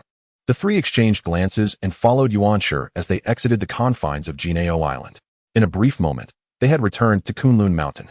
Yet, when they turned to gaze upon Yushu Palace, they were all taken aback, instinctively rubbing their eyes as if they were witnessing an illusion. They even began to doubt whether they had arrived at the correct location. Could the four great saints misjudge the position? However, if they had not erred, then what accounted for the desolate Kunlun Mountain? Where was Yushu Palace? Had they not seen the 12 golden immortals still perched upon the mountain, they would have genuinely suspected they had come to the wrong place. All affairs seemed to go awry. Ever since Yi Chun emerged from his seclusion, nothing had transpired smoothly. Suppressing the fury within, Yuan Shi approached the 12 golden immortals and sternly demanded, "Where is Yushu Palace? What has transpired upon Kunlun Mountain? And why is it in this state now?" Finally, they have returned. Guang Qingzi could no longer contain himself and clung to Yuan Shi Tianzuan's leg, lamenting, "Master, it is all the doing of that Yi Chun. While you were battling beyond the heavens, he brazenly launched a surprise attack on Yushu Palace. He acted without reason and pillaged all the remaining treasures of Kunlun Mountain. The 12 nine-turn golden pills are gone. Yushu Palace has vanished, and everything has been taken. Master, you must not let him go. You must seek justice for us, your disciples." Yi Chun. Once again, it is this Yi Chun. Everything had been proceeding according to plan. But since Yi Chun emerged, they have encountered misfortune after misfortune, culminating in their ancestral home being raided. Overcome by rage and compounded by recent injuries, Yuan Shi Tianzuan could no longer restrain himself and spat out a mouthful of old blood. Following this, his roar, imbued with murderous intent, reverberated throughout the vast wilderness, startling all who heard it. "Yi Chun, you wretched child. I shall not rest until one of us is dead." The primordial state was entirely within Yi Chun's expectations, as he had indeed relocated the entire Jade Void Palace. If this did not infuriate him to the point of bloodshed, it would truly be an affront to the efforts he had undertaken. At this moment, Golden Ao Island was enveloped in tranquility. Although the reasons behind Yi Chun's insistence on their collective retreat into seclusion remained unclear, they resolved to heed his instructions. After all, these were tumultuous times. And with no sage to oversee Golden Ao Island, entering seclusion for cultivation was their wisest course of action. Everyone retreated to their own caves to immerse themselves in meditation. Yi Chun followed suit, albeit while maintaining a thread of his consciousness focused on the long-eared enlightened one during his seclusion. Yi Chun held a low opinion of this figure, even regarding him with a modicum of disdain. This individual was merely a self-serving opportunist, living a life of mediocrity yet harboring unfounded arrogance. In the original narrative, he had even entrusted the six-soul banner to the four saints, thereby extinguishing the last hope for Tongtian's resurgence. Master, your judgment and discerning character leaves much to be desired. This fellow is destined to betray you, Chen mused, observing the long-eared enlightened one's furious antics within his chamber with a mere smirk. He dismissed this petty figure entirely from his thoughts, intending to deal with him in due time, while prioritizing his own cultivation. Setting aside his concerns about the long-eared enlightened one, Chen retrieved the purple gold gourd, within which resided the 9 transformation golden elixirs, precious concoctions that Yuan Shi had procured at great cost, initially intended to assist the 12 golden immortals in regaining their realms. They ultimately fell into Chen's hands. As he poured out a single 9 transformation golden elixir and inhaled its essence, he felt a slight enhancement in his cultivation. Truly, the legendary 9 transformation golden elixir lived up to its name, proving its extraordinary efficacy, capable of elevating an ordinary mortal to the status of a great Luo golden immortal. Its potency was undeniable. Having never encountered such a treasure before, Chen was now thoroughly impressed by its power. Given his current cultivation level, the elixir was perfectly suited for him. Without hesitation, he swallowed the 9 transformation golden elixir. What others possessed seemed delectable, especially when seized from rivals, but alas, the quantity was woefully limited. Only 12 elixirs remained. If only there were hundreds or thousands, he could savor their essence at leisure. Yet, such aspirations were mere fantasies. Even acquiring a dozen had necessitated great sacrifices, let alone a multitude. As the elixir entered his body, Chen began the gradual process of refining its medicinal potency.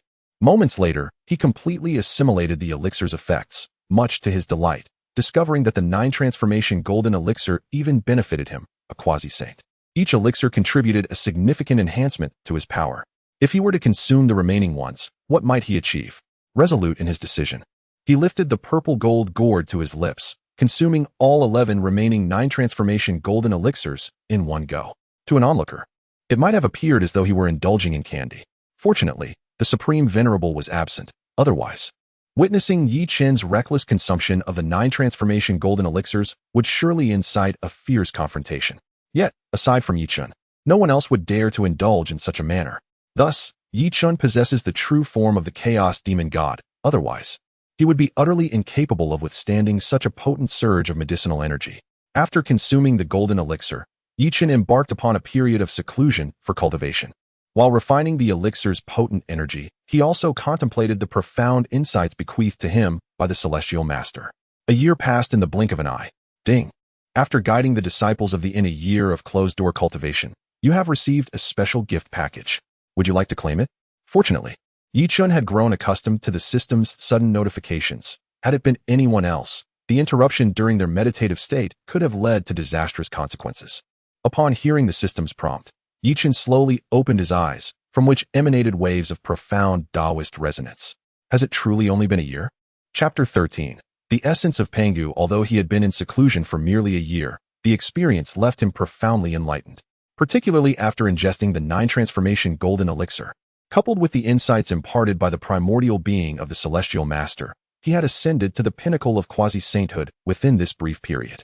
Apart from the 7 illustrious saints, he stood as the most formidable entity. Yet, for him, this was far from sufficient. His adversaries were not the great Luo golden immortals, nor the quasi-saints, but rather the exalted saintly powers that resided at the zenith of existence. Moreover, he had unwittingly offended 4 of them simultaneously. In addition to these 4 saints, there lurked the enigmatic figure of Hongjun Laozu, who had consistently favored the teachings of the Chen sect, leaving Tongtian ensnared in their machinations. His current cultivation was still inadequate. With Tongtian entrusting the teachings to him, it was imperative that he nurtured and developed them. After all, he was a man endowed with a system. To exhibit timidity in the face of such an advantage would be utterly disgraceful. He directed his attention toward the rewards bestowed by the system, eager to claim his bounty. Upon uttering the command, the system's voice reverberated within his mind once more. Ding! Congratulations, host, for acquiring 1 essence of Pangu. Ding! Congratulations, host, for acquiring 1 mirror projection talisman. Ding! Congratulations, host, for acquiring 1 sword Dao Law seed. As the 3 notifications chimed in succession, 3 items materialized within the confines of the system's space. Was this the essence of Pangu? The profound aura emanating from the essence captivated Yi Chen's attention. The true body of Pangu was revered as the epitome of corporeal strength. Even the 3,000 chaotic demons could not rival a fraction of Pangu's might. The system had previously bestowed upon him the Pangu scriptures and the primordial spirit of Pangu, which had enabled him to attain the true form of a chaotic demon. Now, acquiring the essence of Pangu seemed to be the final step in utterly transforming him into Pangu himself. He could scarcely fathom the heights he would reach upon merging with the essence of Pangu. There existed a tantalizing possibility that he could manifest the true body of Pangu. At that juncture, saints and even Hanjun would fall beneath a mere flick of his finger. Of course, this was merely a fleeting aspiration. Achieving such a feat would be fraught with difficulty, and he could only speculate on the trials he must endure along the way. Yet, it was still a possibility. What if he genuinely succeeded? Shifting his gaze from the essence of Pangu, Yi Chen's attention fell upon another prize, the Sword Dao Law. The system was undoubtedly aware of his deficiencies, thus presenting him with precisely what he required. After Tongtian had erased the imprint of the 4 swords of extermination, he had successfully refined them. However, he was not adept with the sword. If he could not unleash the full potential of the 4 swords of extermination, it would be a disservice to their legacy. This Sword Dao Law seed would assist in enhancing his swordsmanship. Once his swordsmanship was elevated, any sword technique would yield 500% of its inherent power in his hands. Both of these treasures were commendable, and he had no doubt that the third treasure would be equally remarkable. The mirror projection talisman was inscribed with the primordial laws of the chaotic mirror demon. As long as one employs the right methods, extraordinary results can be achieved. Without the slightest hesitation, Yi Chen activated the mirror projection talisman and integrated the essence of Pangu along with the principles of swordsmanship into his being. This infusion profoundly uplifted his spirits, rendering the seclusion far less tedious.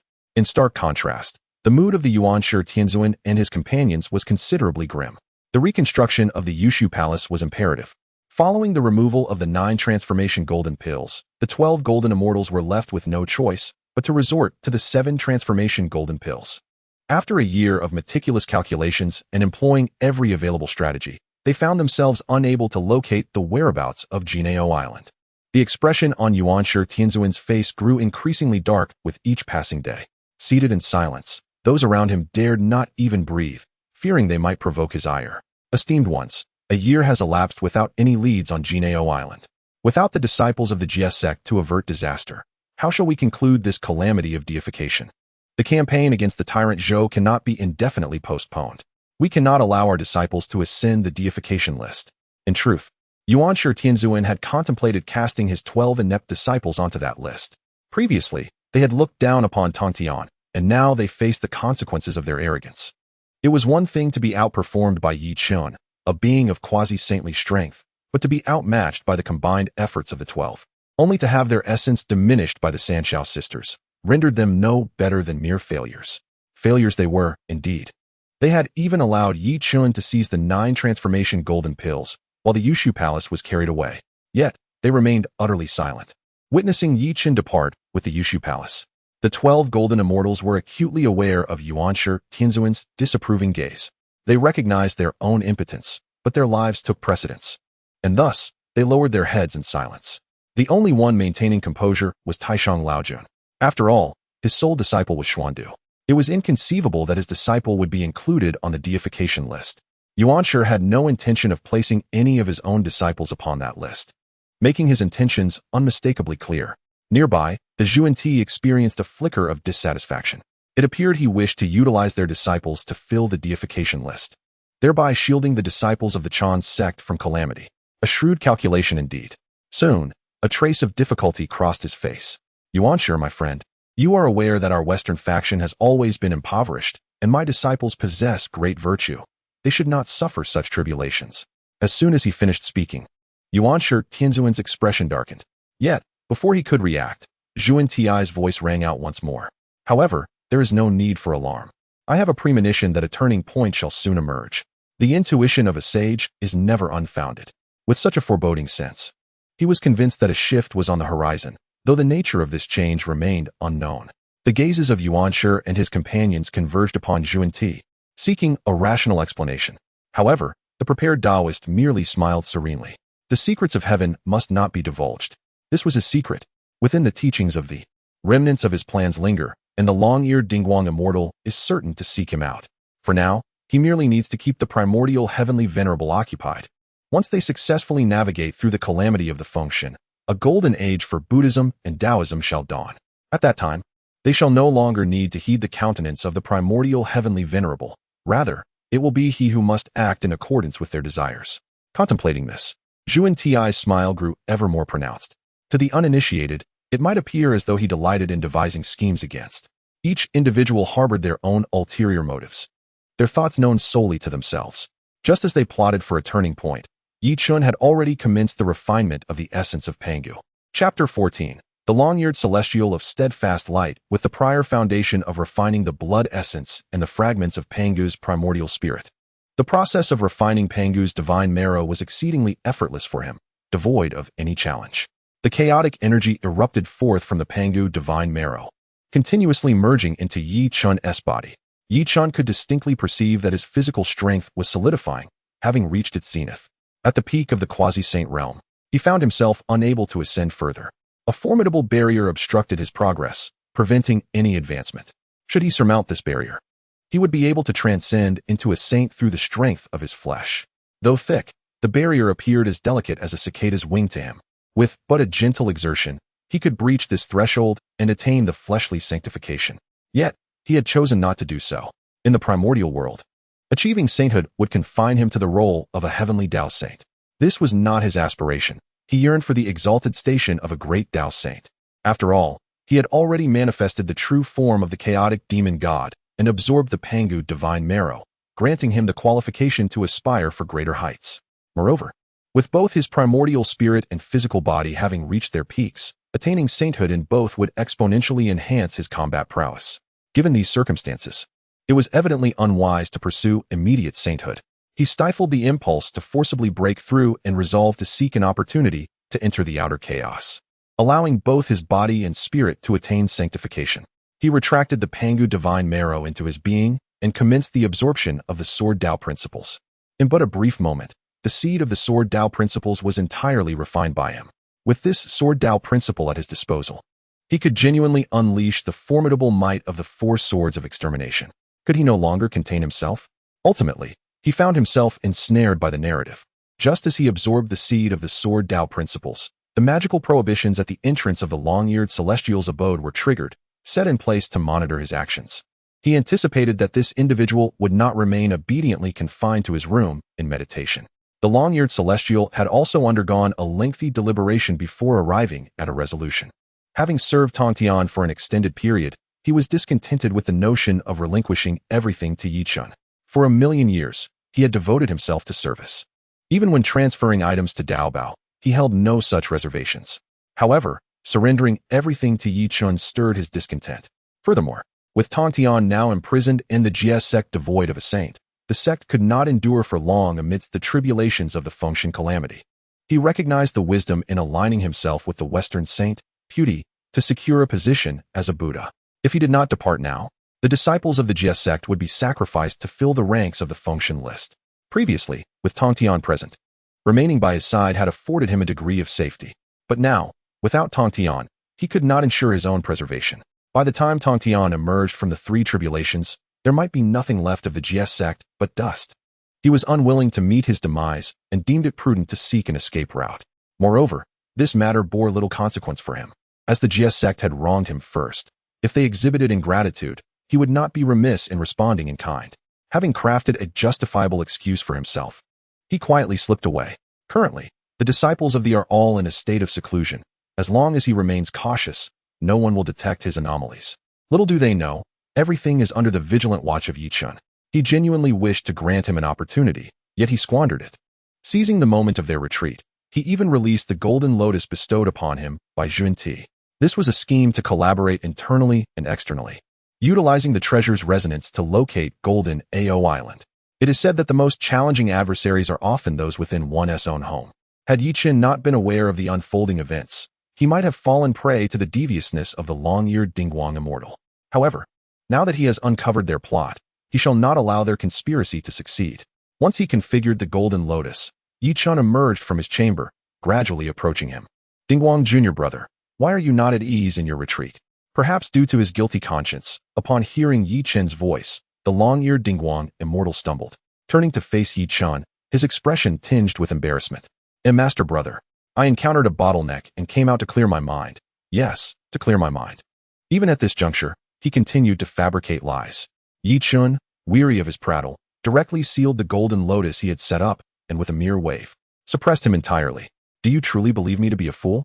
The long-eared Dingguang Immortal panicked, attempting to explain himself, but Yi Chen silenced him. The sound of Yi Chen striking the jade bell resonated throughout Golden Ao Island. The disciples, previously in seclusion, were awakened by the chime, their faces filled with confusion. Master Brother had actually struck the bell to summon them.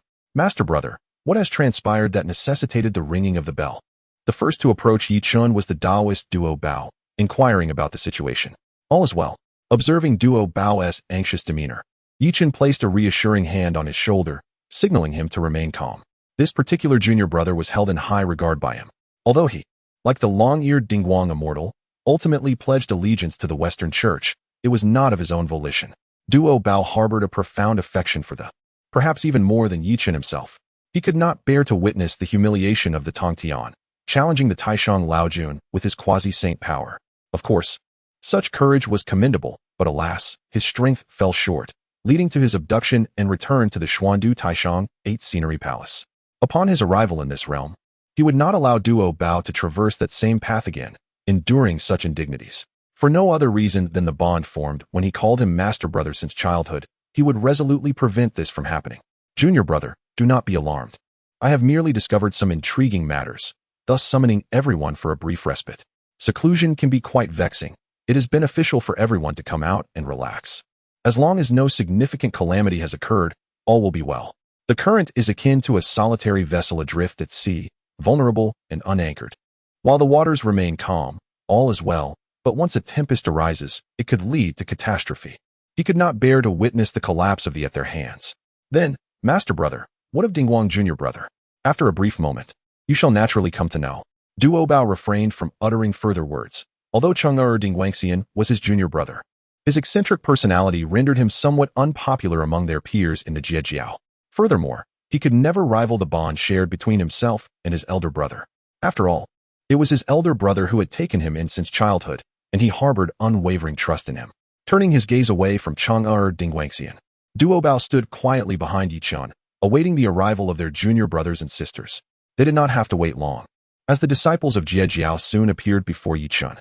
Observing the scene before them, they were at a loss as to what had transpired. However, it was clear that Yi Chen held the reins of authority. All they needed to do was heed his commands.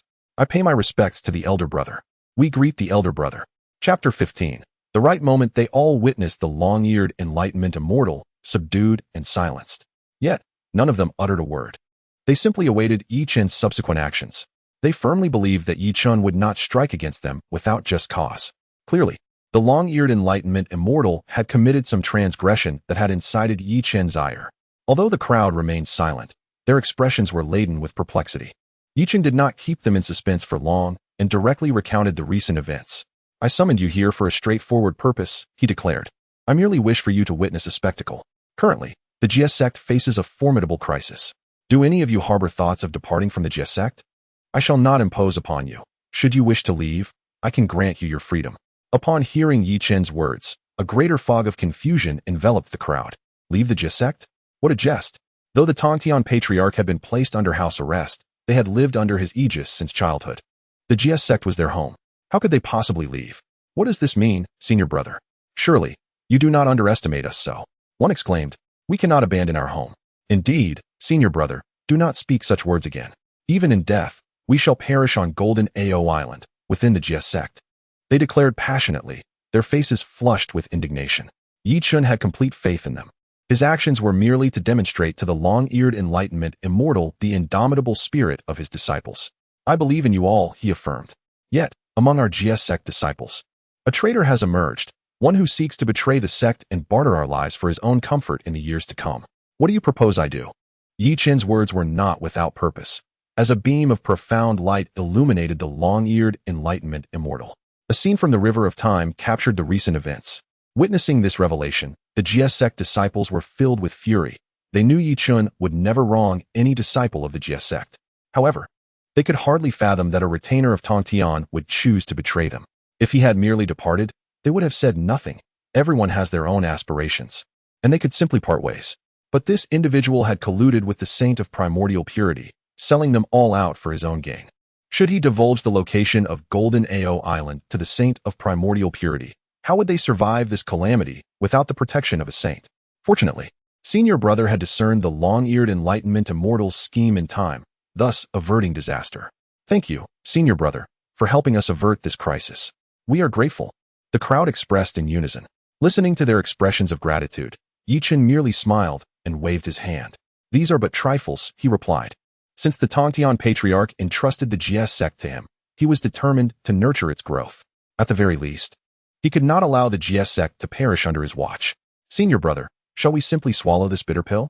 San Xiao regarded Chen with a face full of displeasure, feeling that being so cunningly manipulated had nearly cost her life. She refused to let this matter rest. Indeed, Master Brother, having retreated to such an extent, they still refuse to relent, intent on filling us into the ranks of the divine list. This cannot simply be overlooked. Our adversaries are saints. With our current strength, how can we possibly contend with them? Perhaps it is best for us to retreat into seclusion and cultivate quietly. Confronted by the saints, we truly have no recourse. It is frustrating, immensely so. Had the heavenly teacher still been present, they would not have dared to act so brazenly. Observing the anger radiating from the crowd, Chen could not help but chuckle softly. Calculate, he mused.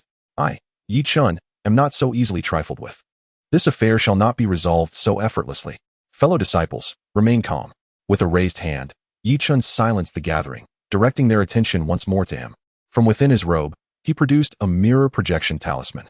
This mirror projection talisman, a fortuitous acquisition, allows one to project an identical image of oneself. However, the projected image can only unleash the power of a single strike from the original body and will disintegrate upon being attacked. If we are to engage, let us do so grandly. They desire the position of Golden Ao Island, so let us grant them that. We shall project Golden Ao Island along with all of you. Do you think they will fall for it? Once they are deceived and depart, we shall raid their homes. Last time we raided the Jade Void Palace. And since they have not learned their lesson, let us ensure they remember this time. Upon hearing Chen's plan, the eyes of the crowd widened in astonishment. Previously, they had been envious of Chen's raid on the Jade Void Palace, for it was the ancestral home of the saints, a feat not easily accomplished. Such an opportunity might occur only once in a lifetime. To their surprise, Chen was now inviting them to partake in another raid. Master Brother, is it true? Can we raid again? San Xiao exclaimed, exhilarated. I relish raiding, especially the homes of saints, having felt somewhat unfulfilled after the last raid. She was eager for the chance to take action again. Master Brother, count me in. Another voice chimed in. Raiding a saint's home is a once-in-a-lifetime opportunity. Let us do it. As the crowd infused their energies into the talisman, their eager expressions made Chen feel a hint of helplessness. Were these truly his innocent and kind-hearted disciples? How had they become so enthusiastic about raiding? Surely, he could not have led them astray. It must be the innate banditry within them that was stirring. United in fortune and misfortune, they collectively infused their energies into the mirror projection talisman. Let us begin. As he spoke, Chen casually dispatched the long-eared celestial, annihilating even its true spirit. Such traitors did not deserve to exist in this world. Once the others were prepared, he also released the golden lotus that had been sealed away. At the moment Jean Lian was released, Yuan Shi sensed the direction. Brothers, the time is ripe. Let us set forth together in search of Golden Ao Island. The three men paused momentarily, yet soon acquiesced. Though they were unaware of the methods Yuan Shi employed, the mere prospect of discovering Golden Ao Island sufficed.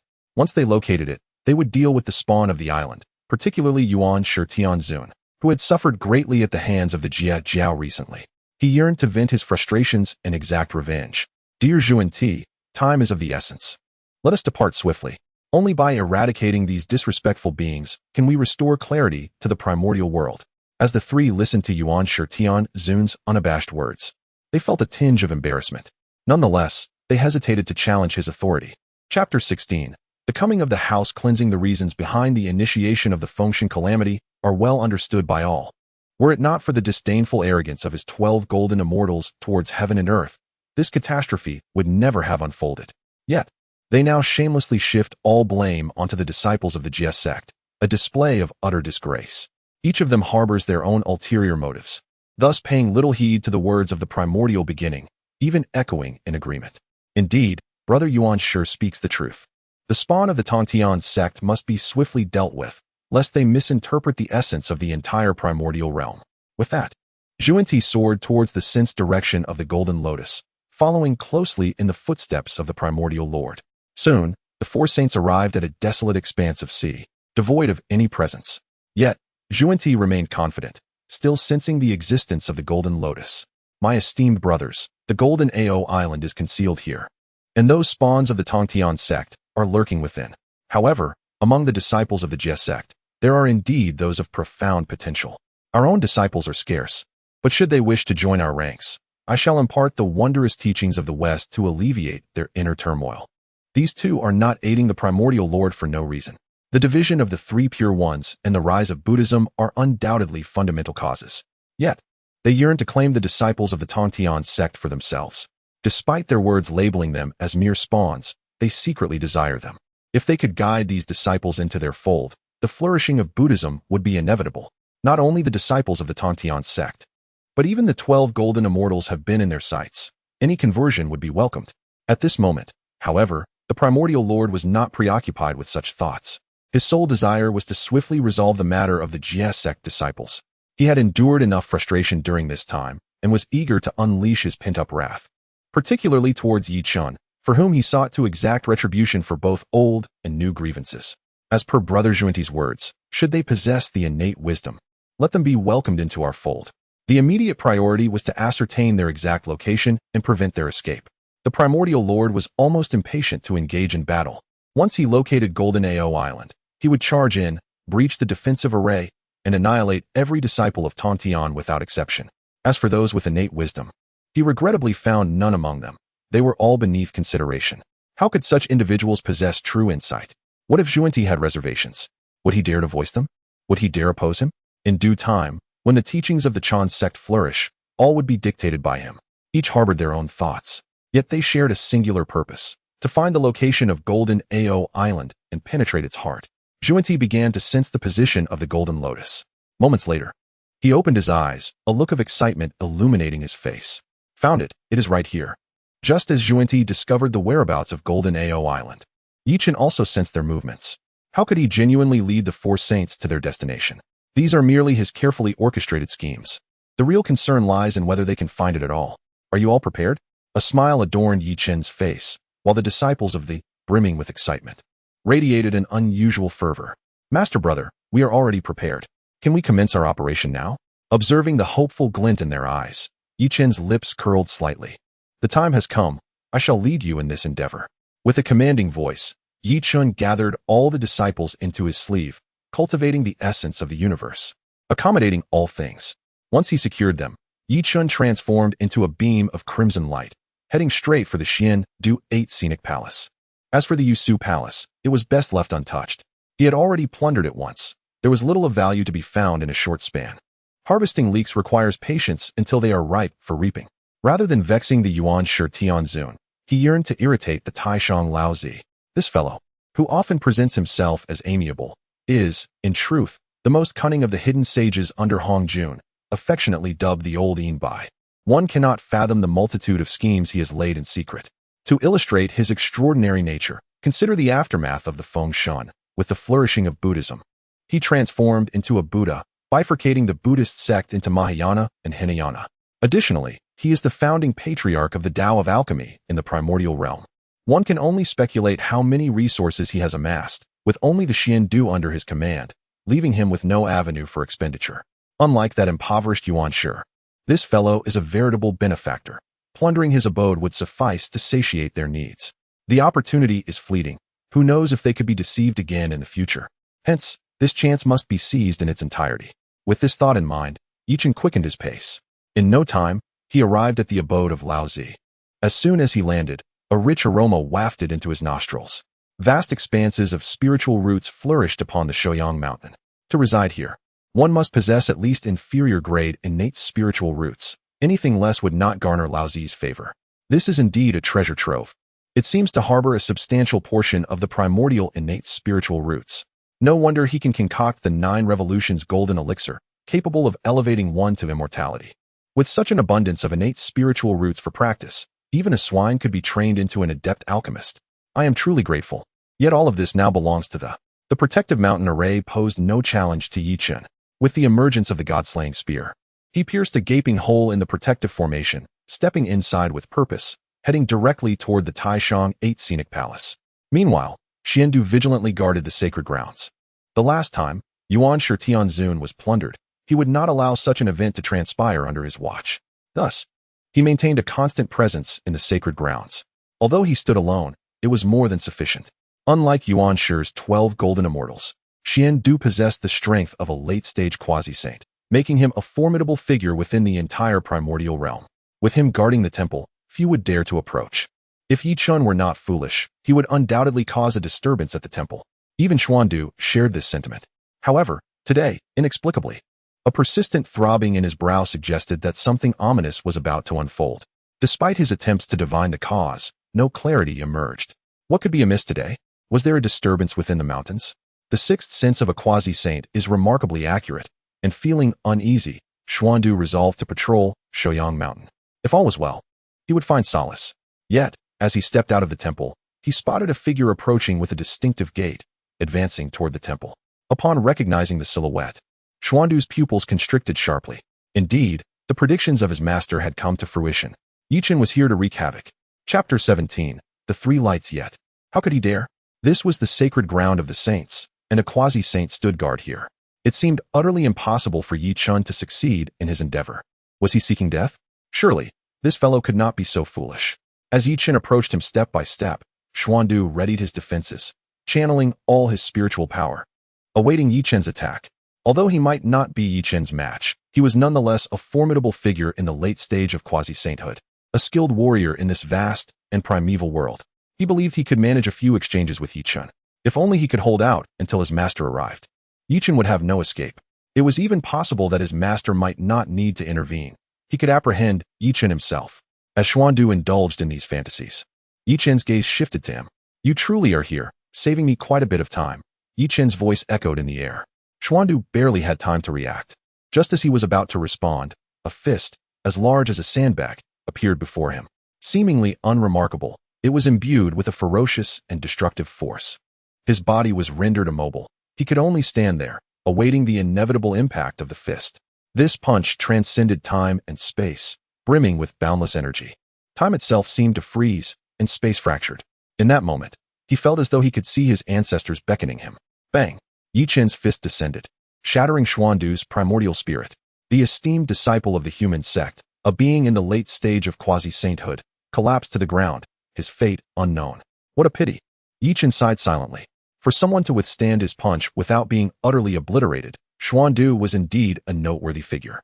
Xuandu was not weak. It was simply that Yi Chen was overwhelmingly strong, particularly in terms of his physical power. Even the 12 ancestors of sorcery had not reached his current level. Not to mention, Yi Chen had cultivated both his primordial spirit and physical body, achieving the pinnacle of quasi-sainthood. The synergy of these two forces produced an effect far exceeding their sum. It could be said that beneath the saints, he was the strongest, allowing him to effortlessly crush Xuandu. After dealing with Xuandu, Yi Chen released the disciples of the from his sleeve. Truly, as the senior brother, his speed was astonishing. Xuandu had been dispatched so swiftly. Of course, they should consider who their senior brother was. Even the primordial heavenly sovereign had been injured by him, let alone the insignificant Xuandu. Listening to the heartfelt praises from his junior brothers and sisters, Yi Chen could not help but smile. However, this was not the time for idle chatter. Time was of the essence and tasks were pressing. All right, we will discuss this later. For now, let us proceed to empty the 8 Scenery Palace. They were all eagerly awaiting Yi Chen's command, thrilled at the prospect of raiding the saint's abode. The disciples of the could hardly contain their excitement, and upon hearing Yi Chen's order, they charged forth like wild dogs. Raid, raid, raid. In their minds, the only thought that lingered was the notion of plundering. Yi Chen, naturally, could not remain a mere spectator as his fellow disciples engaged in such fervent looting. He too felt a stirring of excitement. It is worth noting that plundering is an art form, one that can easily become addictive. Thus, Yi Chen plunged into the grand endeavor of pillaging. He seized every 7th turn golden elixir without leaving a single one behind. The old Taoist truly possessed considerable wealth, and such an abundance of elixirs would be wasteful if left unused. perfect for enhancing their own strength. Numerous gourds filled with 7th-turn golden elixirs and thousands more with 6th-turn golden elixirs were among the treasures they uncovered, all of great value. As for the other grades of elixirs, they were countless. With this undertaking, they would soon find themselves consuming elixirs as if they were mere sustenance. While others would have to pay a hefty price to acquire the elixirs refined by the Supreme One, they required no such payment. A simple act of plundering sufficed to secure an endless supply. Once Chen had thoroughly looted the elixirs from the alchemical formulas, he made his way to the alchemy chamber, the most valuable location within the entire 8 scenery palace. The barrier set by the Supreme One was effortlessly pierced by Chen's spear, with the chaos pearl obscuring the heavenly secrets. The Supreme One remained blissfully unaware of the events transpiring within.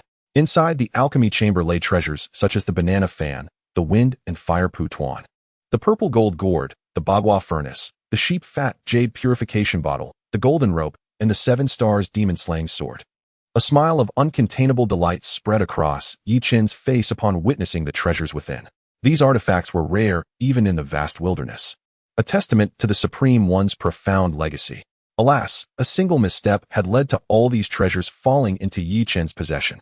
Just as he finished gathering these items, 2 sharp attacks suddenly surged from behind, aimed directly at him. A smirk played on Chen's lips, displaying his disdain. He had long sensed the presence of these 2 individuals, but chose to ignore them. Had they acted with discretion, he would have left them be. However, their lack of wisdom compelled them to strike at this moment. These 2 were none other than the Supreme One's personal disciples, who later transformed into the man-eating golden and silver horns.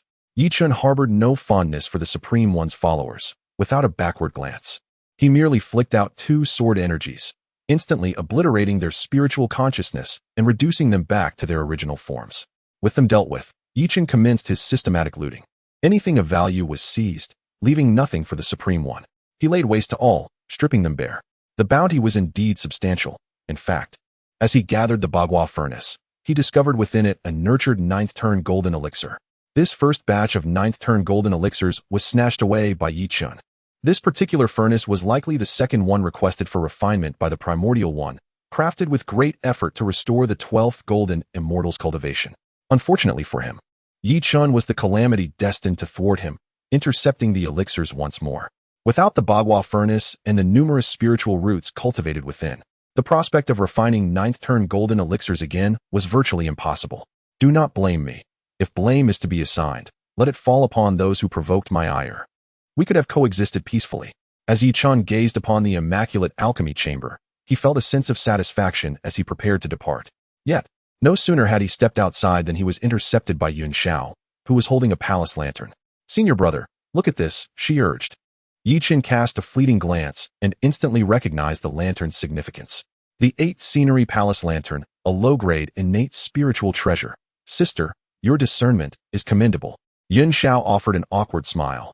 As she had not truly identified the lantern, she merely sensed its unusual quality and sought Chen's expertise. "Senior brother, what is the origin of this 8 scenery palace lantern?" she inquired. "This lantern contains the burning heaven purple fire, possessing the extraordinary capability to scorch the heavens and boil the seas. Together with the spirit coffin lantern and the precious lotus lantern, it is revered as one of the 3 innate lanterns." Chapter 18. The bold invasion of Xumi Mountain. If these treasures were to be combined, they could establish the grand formation of heaven, earth, and humanity, a remarkable artifact indeed. Chen merely glanced at it twice before tossing it to Yuan Shi. He held no covetous desire for what his junior sister had discovered. "Take it. This lamp is quite splendid." No, senior brother, this lamp is." Before Yuan Shi could finish her protest, Chen waved his hand dismissively. Although the item was indeed commendable, being a low-grade innate spiritual treasure, it paled in comparison to the numerous treasures he possessed. Why should he compete with his junior sisters for such trifles? The 4 swords of extermination, the god-slaying spear, along with the bagua furnace and the golden rope, each of these was far superior to this 8 scenery lamp. In his hands, it was merely a useless trinket, while in Yuan Xiao's possession, it could manifest its true potential. Senior brother, with the 8 scenery lamp, your protection of us will be even more secure. So it is better for you to keep it." Yuan Shi was quite fond of the lamp, yet in her heart, Chen held even greater importance. Thus, she willingly offered the 8 scenery lamp to him. Chen, discerning her affection, gently ruffled her hair and then produced the god-slaying spear along with his other treasures. Do you believe I require this? It serves as a mere trinket to me, but in your hands, it could wield greater power. Do you not wish to assist your senior brother? I do. I earnestly wish to assist you. Yuan Shi earnestly nodded in agreement. Then accept the 8 scenery lamp and strive to enhance your own strength. Upon hearing Yi Chen's words, Yuan Shi quietly accepted the lamp. After reassuring Yuan Shi, Daoist duo Bao eagerly approached Yi Chen, his smile unabashedly bright. Senior brother, we have thoroughly scoured the treasures atop Shouyang Mountain. We dug 3 feet into the earth, leaving not a single item behind. Spirit roots, mineral veins. Daoist duo Bao chattered incessantly, recounting their bountiful findings. His eyes gleaming with excitement. The once composed and steady duo Bao seemed a distant memory. Has this fellow developed a penchant for plundering? Surely, it cannot be attributed to me. It must be a latent trait of duo Bao himself, which I merely nudged forth. Senior brother, what are you pondering? Let me tell you, we have also unearthed an innate yang copper vein.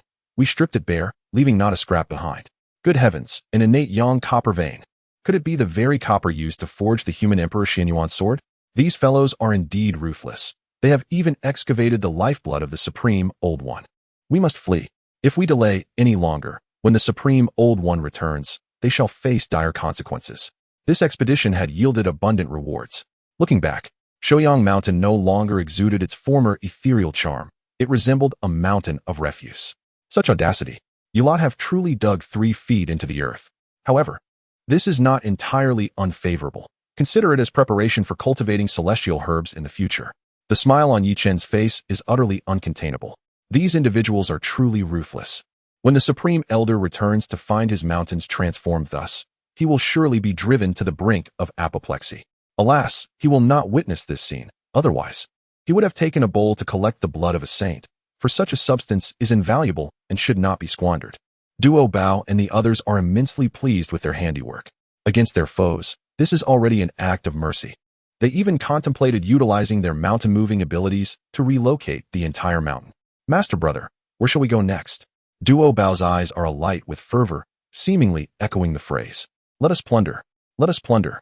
The excitement is palpable among the others, their exhilaration impossible to suppress. Given their high spirits, how could Yi Chen allow them to be disappointed?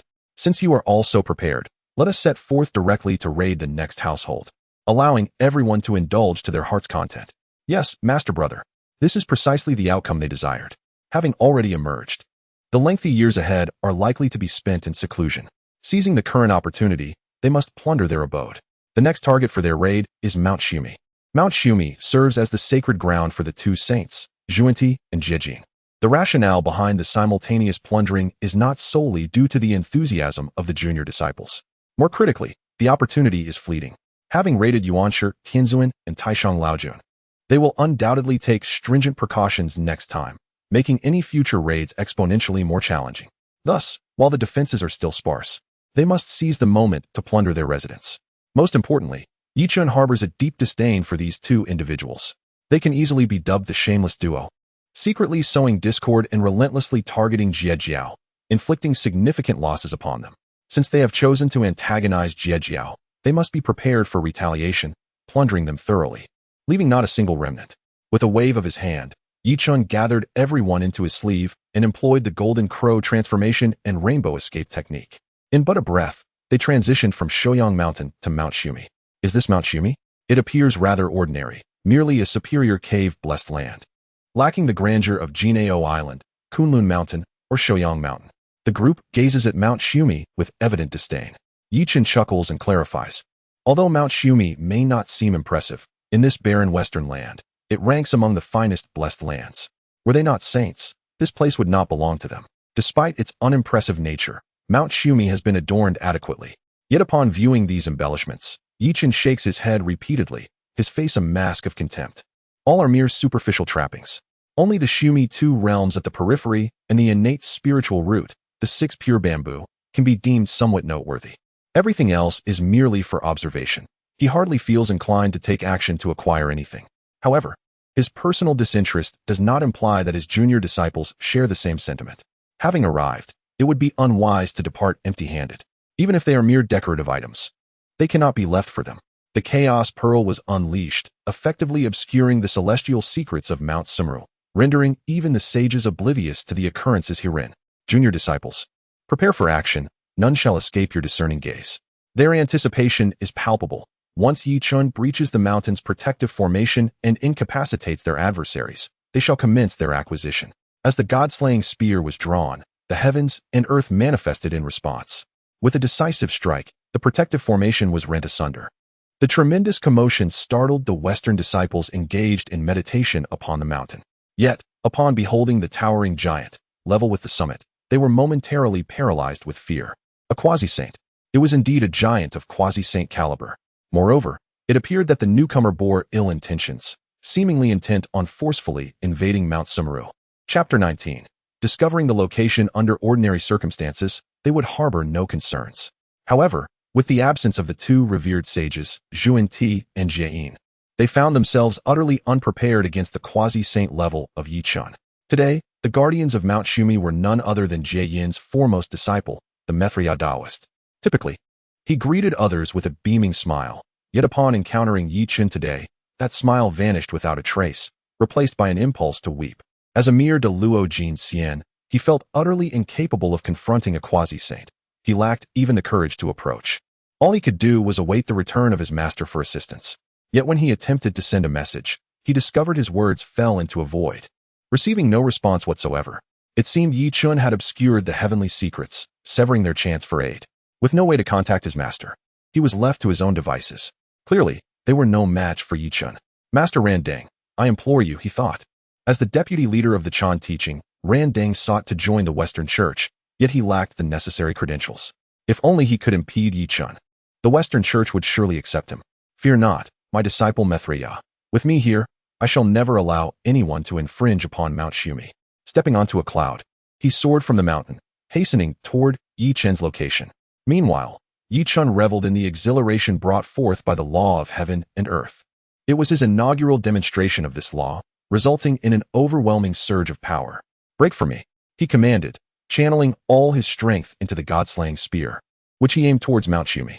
This singular strike required them to muster all their might to withstand it, and even then, they might find it insurmountable. After all, this attack drew upon the very essence of the law of power contained within his true form, frenzied, bloodthirsty, and tyrannical.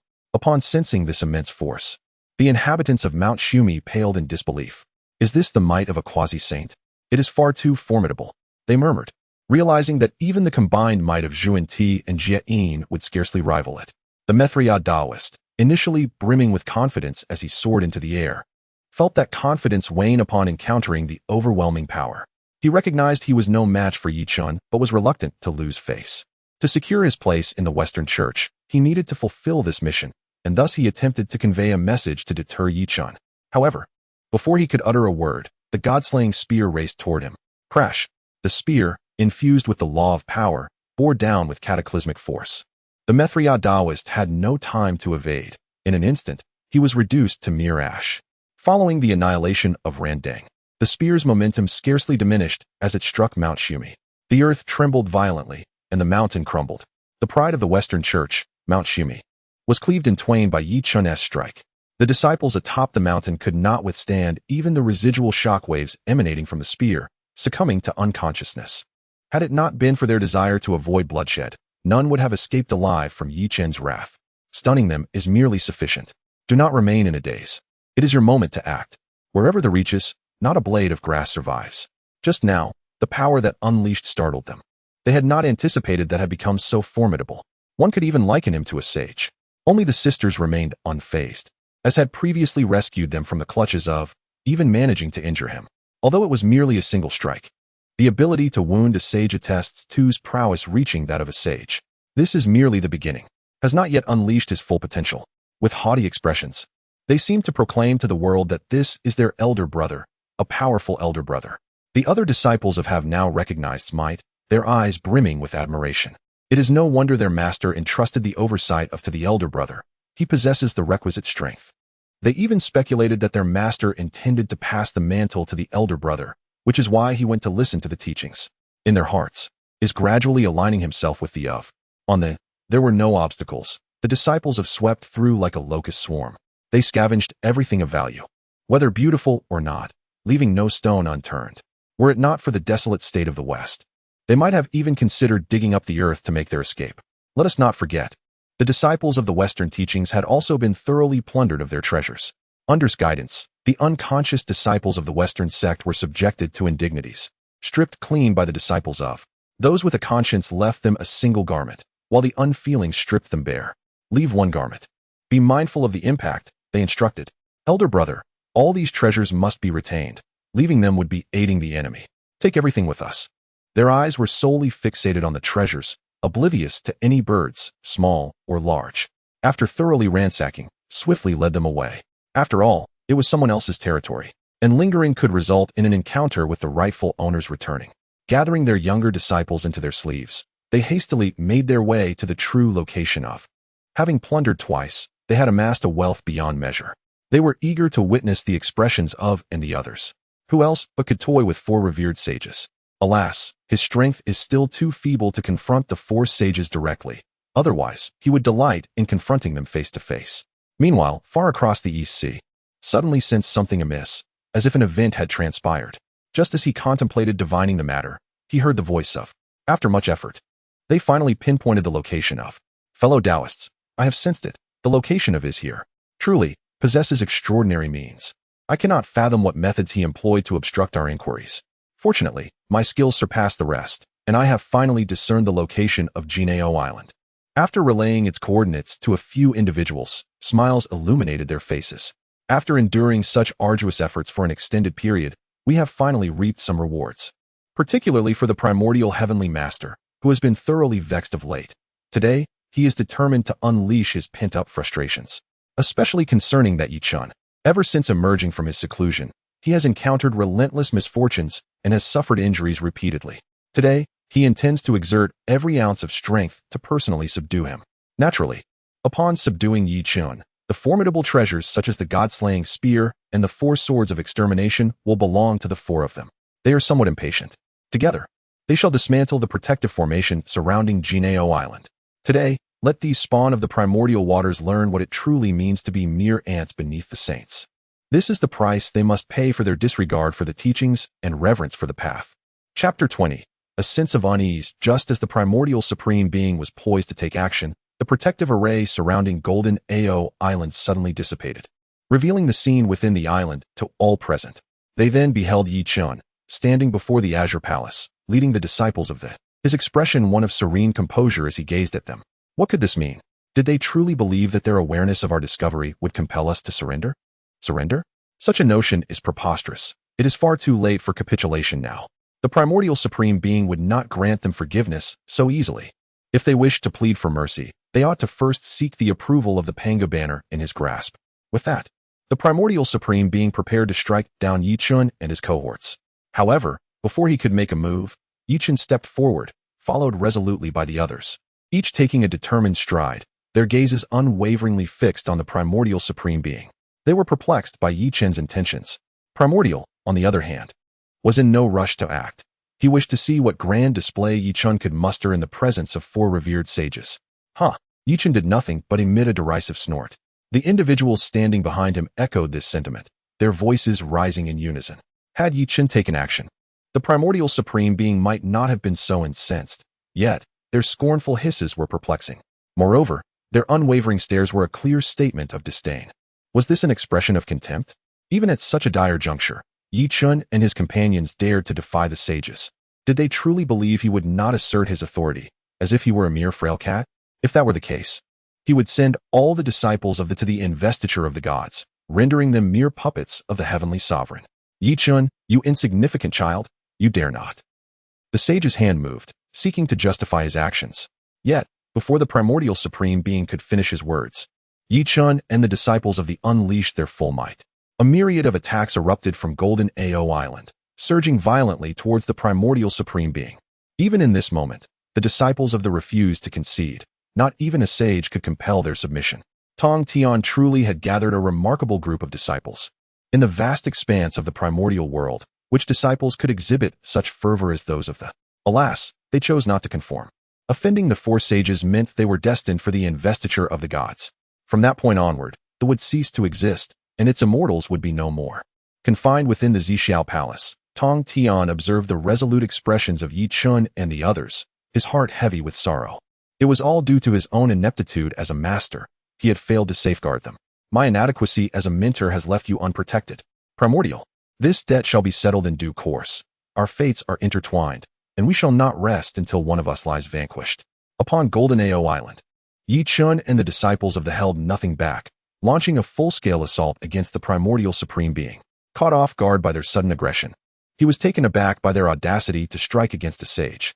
In that moment, he could only brace himself with the fortitude of a sage. The concerted assault of the myriad deities could leave even a sage bruised. Though the injuries were not grave, his appearance was undeniably disheveled. Once again, he had been wounded, causing him to lose face as a sage. During this period, he had suffered countless setbacks at the hands of the disciples of the. Within such a brief span, he had sustained injuries multiple times. While others remained silent, they secretly mocked him. This was utterly unforgivable, all of it. Yuan Shi Tianzun, incensed, awakened the essence of the sage, intent on annihilating Chen and his companions. It is no wonder that Chen was regarded as Yuan Shi's nemesis. Before Yuan Shi could make a move, Chen and his cohorts vanished like phantoms in water, taking Jade Ao Island with them, gradually dissipating into nothingness. In mere moments, only a golden lotus remained, a mere illusion. Everything apart from the golden lotus was a fabrication. This was a cunning ploy orchestrated by Chen, a scheme of deception. The four were outmaneuvered, ensnared in a web of trickery, and their expressions turned grim. Particularly, Yuan Ti's countenance darkened severely. The location was his investigation. Yet now it was all a ruse. Jade Ao Island was a mirage. The disciples of were illusions. Yet, how could this be? How could it all be false? When Chen and his group had first appeared, he had used his divine sense to probe, confirming their genuine presence. Yet now, reality revealed that everything they perceived was a deceit. Chen had eluded their scrutiny with a unique method. This was an illusion they had conjured. Deceit was one thing, but their predicament had rendered Yuan Shi Tianzun utterly humiliated. The four were genuinely shamed. Something was amiss, something felt off. Why would they go to such lengths to deceive them? Since Chen had already discovered the golden lotus, he could have easily destroyed it, thereby obscuring the location of Jade Ao Island. Yet, Chen had expended enormous effort to lure them here. Where there is an anomaly, there is usually a hidden truth. They believed Chen was not acting without purpose. Surely, something unexpected had transpired, and from the outset, a sense of unease had settled in, growing ever more pronounced. The four bore somber expressions in the EC region, while Chen wore a broad smile. They had successfully returned to Jade Ao Island. He had just noticed that the illusions he had crafted had vanished. That strike must have thoroughly vexed Yuan Shi Tianzun. This time, instead of raiding his abode, it could merely be considered a collection of interest. Although the other three had not been harmed, they had returned to find their home thoroughly pillaged. Imagining the scene they would encounter upon their return, seeing their sacred grounds turned upside down, was enough to elicit a sense of delight. However, an unsettling feeling lingered in my heart. I too sensed a thread of anxiety, a disquiet that something was amiss. What trouble could those fellows concoct? They were merely relying on their celestial means to create mischief. They possessed no true capability. The Supreme Laozi cast a glance at the primordial heavenly venerable, and a flicker of fear suddenly crossed his eyes. Upon seeing the primordial heavenly venerable, it seemed he recalled something significant. "Brother Dao, what is the matter?" he mused, sensing impending trouble. The Supreme Laozi scarcely had time to explain before he began to calculate with his fingers. During the plundering, Chen had utilized the Chaos Pearl to obscure the heavenly secrets.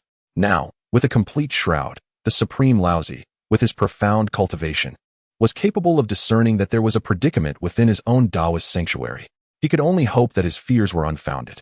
It cannot be, it should not be, he reassured himself, for he had established the two instruments micro-dust great formation within the sanctuary, and the late-stage quasi-saint, Xuandu, was stationed there. Not to mention Chen. Even if Tongtian were to come, Xuandu would have the time to relay the news back. The absence of any communication thus far indicated that all was well. Chapter 21. The home is lost surely. It must be my overthinking. Yes, indeed, it is merely my imagination. After offering myself a few comforting words, Taishang Laozi still chose to send a message to Xiandu. Once a response from Xiandu was received, it would affirm that his suspicions were accurate. Wait. No reply ever came from Xiandu. His message seemed to have vanished into the abyss. It is over. This was the singular thought that plagued Taishang Laozi's mind.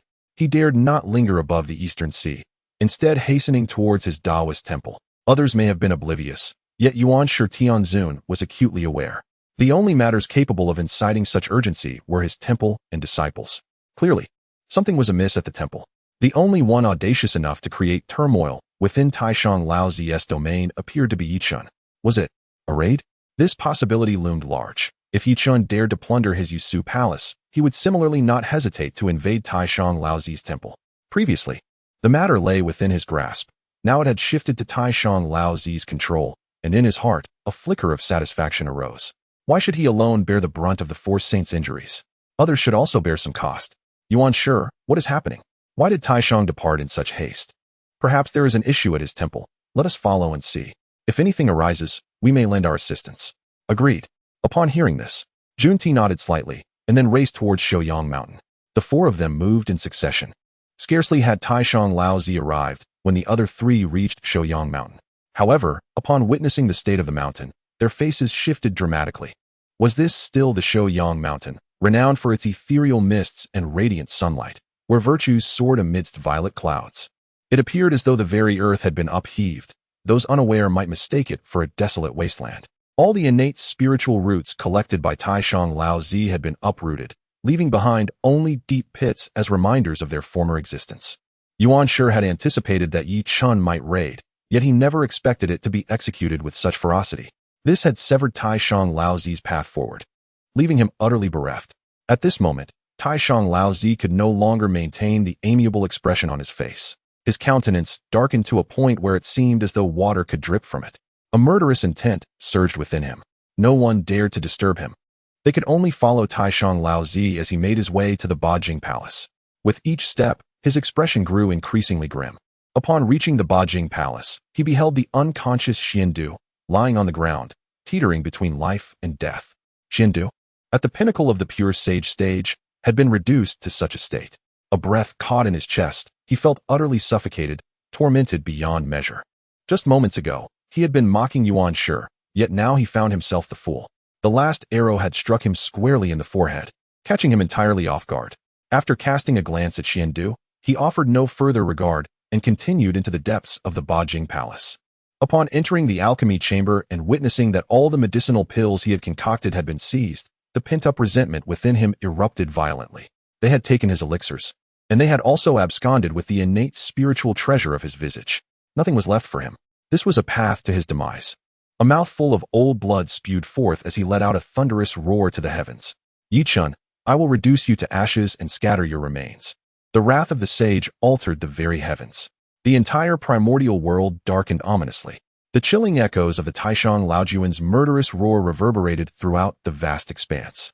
The spectators' fascination with Yi Chun intensified, for to provoke the Taishang Laojun to such a state was a testament to Yi Chun's formidable strength. Senior brother, you have caught the eye of the sage. Your situation will become precarious henceforth. In response to Yun Xiao's teasing, Yi Chun merely shrugged nonchalantly. How much better could the situation of their sect be?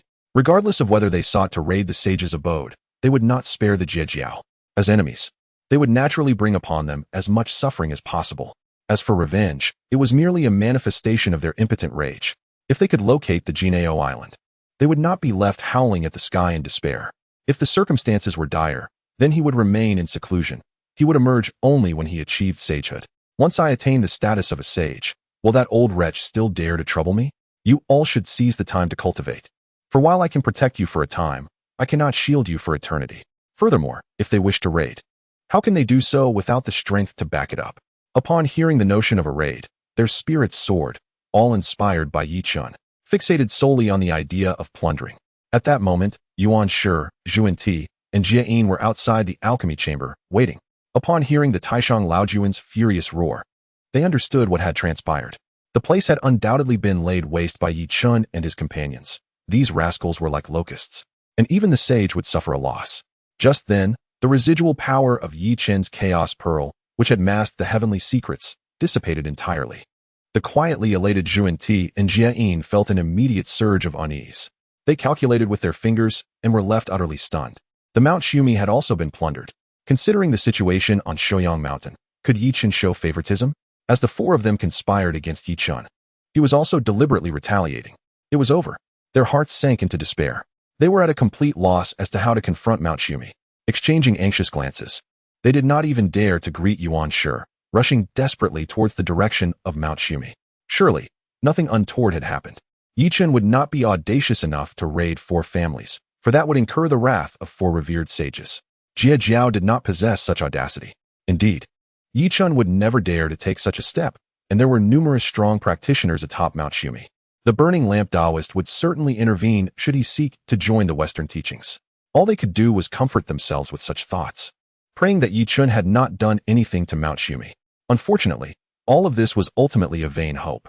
The greater the expectation, the deeper the disappointment. By the time they returned to Mount Xumi, the sight that greeted them chilled their hearts. The West was already a barren land, and they had expended great effort to amass such treasures. Moreover, Mount Xumi stands as the most exquisite sanctuary they have discovered in the West. To their astonishment, it has been cleaved in twain, and even now, the fracture emanates a malevolent force of bloodthirsty destruction. The mountain lies in ruin, treasures have been lost. Yet, these matters seem trivial, for the calamity has not befallen only the 2 of them. Both Yuan Shi and Taishang Laozi have likewise suffered the plundering of their possessions by Chen. It is a shared humiliation. However, what could be the meaning behind Chen's actions? By what right does he strip their disciples bare and cast them aside, offering not even a shred of clothing for modesty? Is this intended as a humiliation of their disciples? No, this serves as a striking affront, leaving their faces bruised from the blows. Chen, you have gone too far. Our enmity cannot coexist. It cannot coexist. Chapter 22, Benevolence.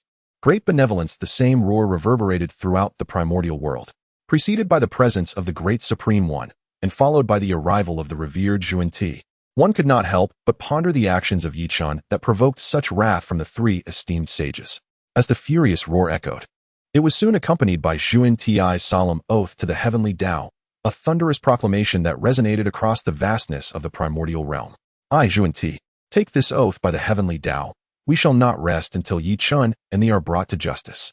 With the declaration made, the oppressive aura of the heavenly Tao swept through the primordial expanse, not to intimidate, but to affirm the gravity of Yuan Shi and Jie Yin's vows. This matter had escalated significantly. Nuwa, upon hearing the heavenly oath uttered by the sages, was momentarily engulfed in bewilderment. She swiftly turned to calculations and deductions. Without the concealment of the chaos pearl, she effortlessly unraveled the events that transpired. As she grasped the unfolding narrative, a trace of embarrassment colored her graceful visage. How foolish she had been to harbor even a smidgen of pity for Chen. It now appeared that the oath was established too lightly. Had her own palace been ravaged in such a manner, she would certainly not spare the architect of such calamity. In a single day, 3 families had been plundered. Coupled with the earlier devastation of Yuan Shi Tianzuan's Yushu Palace, Chen had indeed carved a name for himself in a single battle. Such ruthless tenacity was unparalleled in the entirety of the primordial realm. Even Tongtian would not dare to offend all 4 sages simultaneously. While he might hurl insults, no one would dare to engage in acts of plunder. Not only Nuwa was calculating the events, several quasi-saint powers, including Jin Yuanzi, were equally astonished by Chen's actions, their tongues involuntarily wagging in disbelief. While all were taken aback by Chen's audacity, only Tongtian, trapped within the confines of the 33 Heaven's San Xiao Palace, felt a surge of joy for Chen. This was indeed his prodigious disciple. To compel the disciples of the to submit was an impossibility. Offending a disciple of the meant enduring the repercussions of their wrath. Merely plundering homes? Once he emerged, he too would relish the taste of such retribution. After hearing Yuan Shi and Jie Yin's oath, Tongtian gazed at the seated figure of Hongjun Laozu. Master, even if you favor them and confine me within this San Xiao Palace, what of it? Without my assistance, my disciples can still render them disgraceful.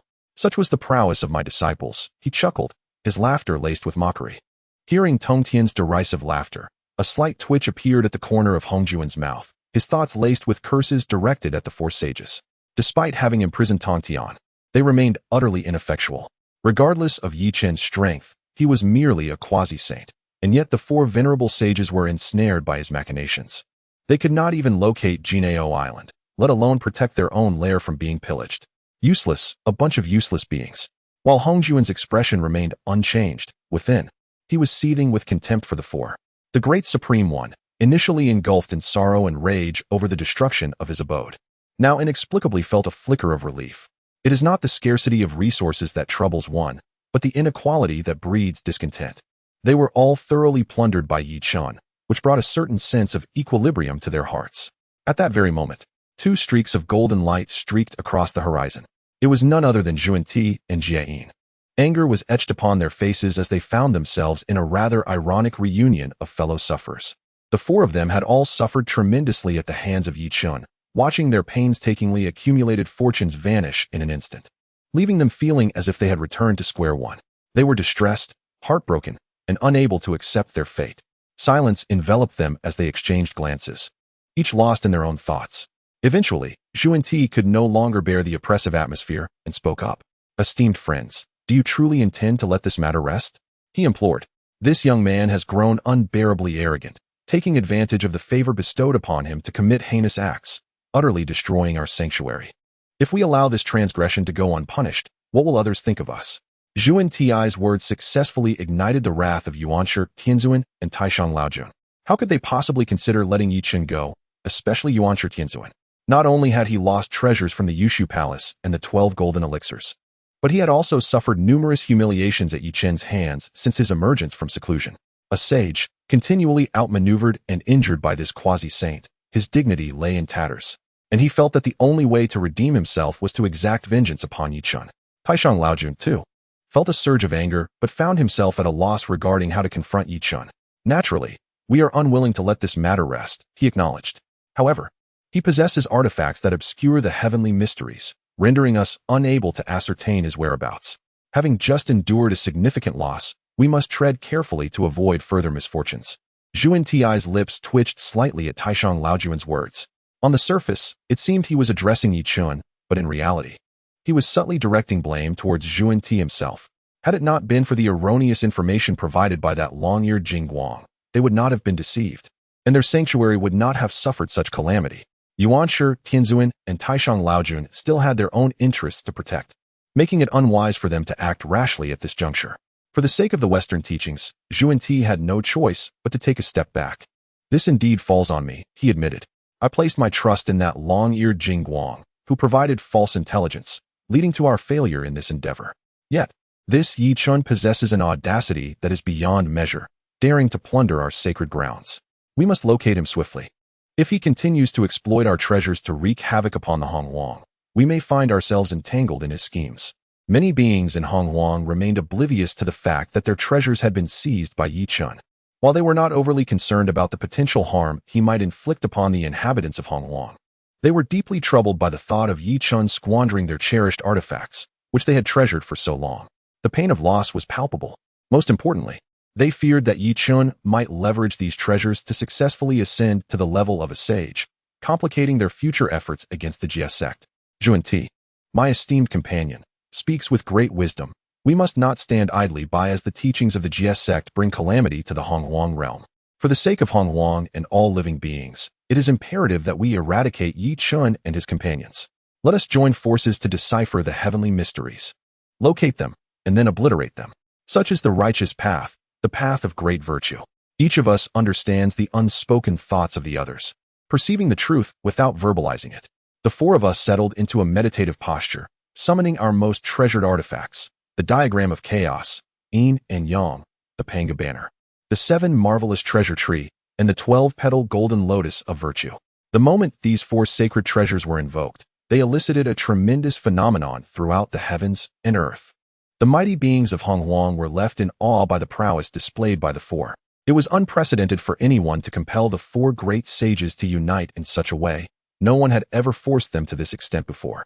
Not even the illustrious Di Jun and Tai Yi had been bestowed such an honor in their time. In retrospect, Yi Chen's fate could be considered just. Years hence, he would undoubtedly be remembered for his audacious spirit. Chapter 23. Hongjun. The accusation. No one held high hopes for Yi Chen. After all, it was a collaborative divination by the 4 saints, and Yi Chen was undeniably cornered. What a pity. This fellow possesses both talent and strength, as well as audacity. Given time, he would undoubtedly ascend to the realm of the saints. Alas, time was a luxury he could not afford.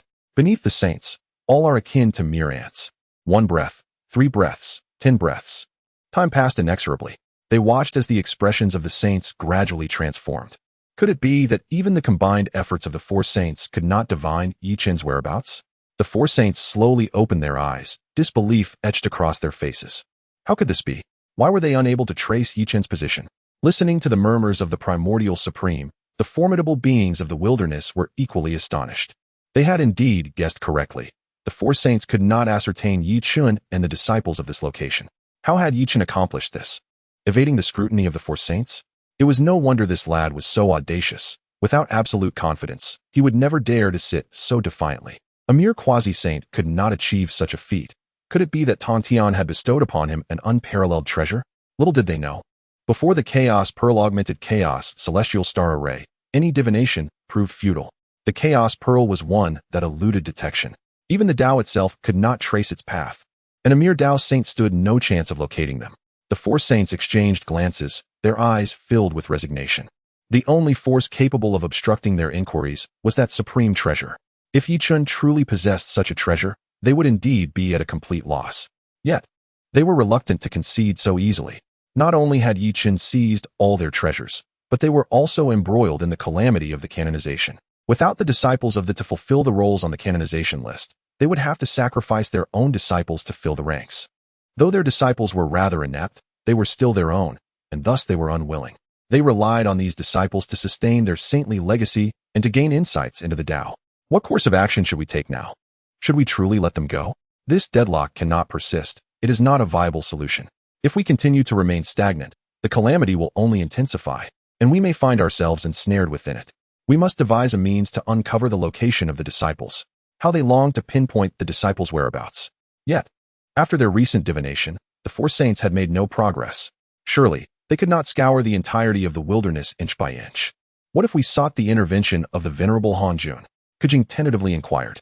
Upon hearing this, the Primordial Supreme and the Grand Supreme lowered their heads in silence. They simply could not bring themselves to appeal to their master.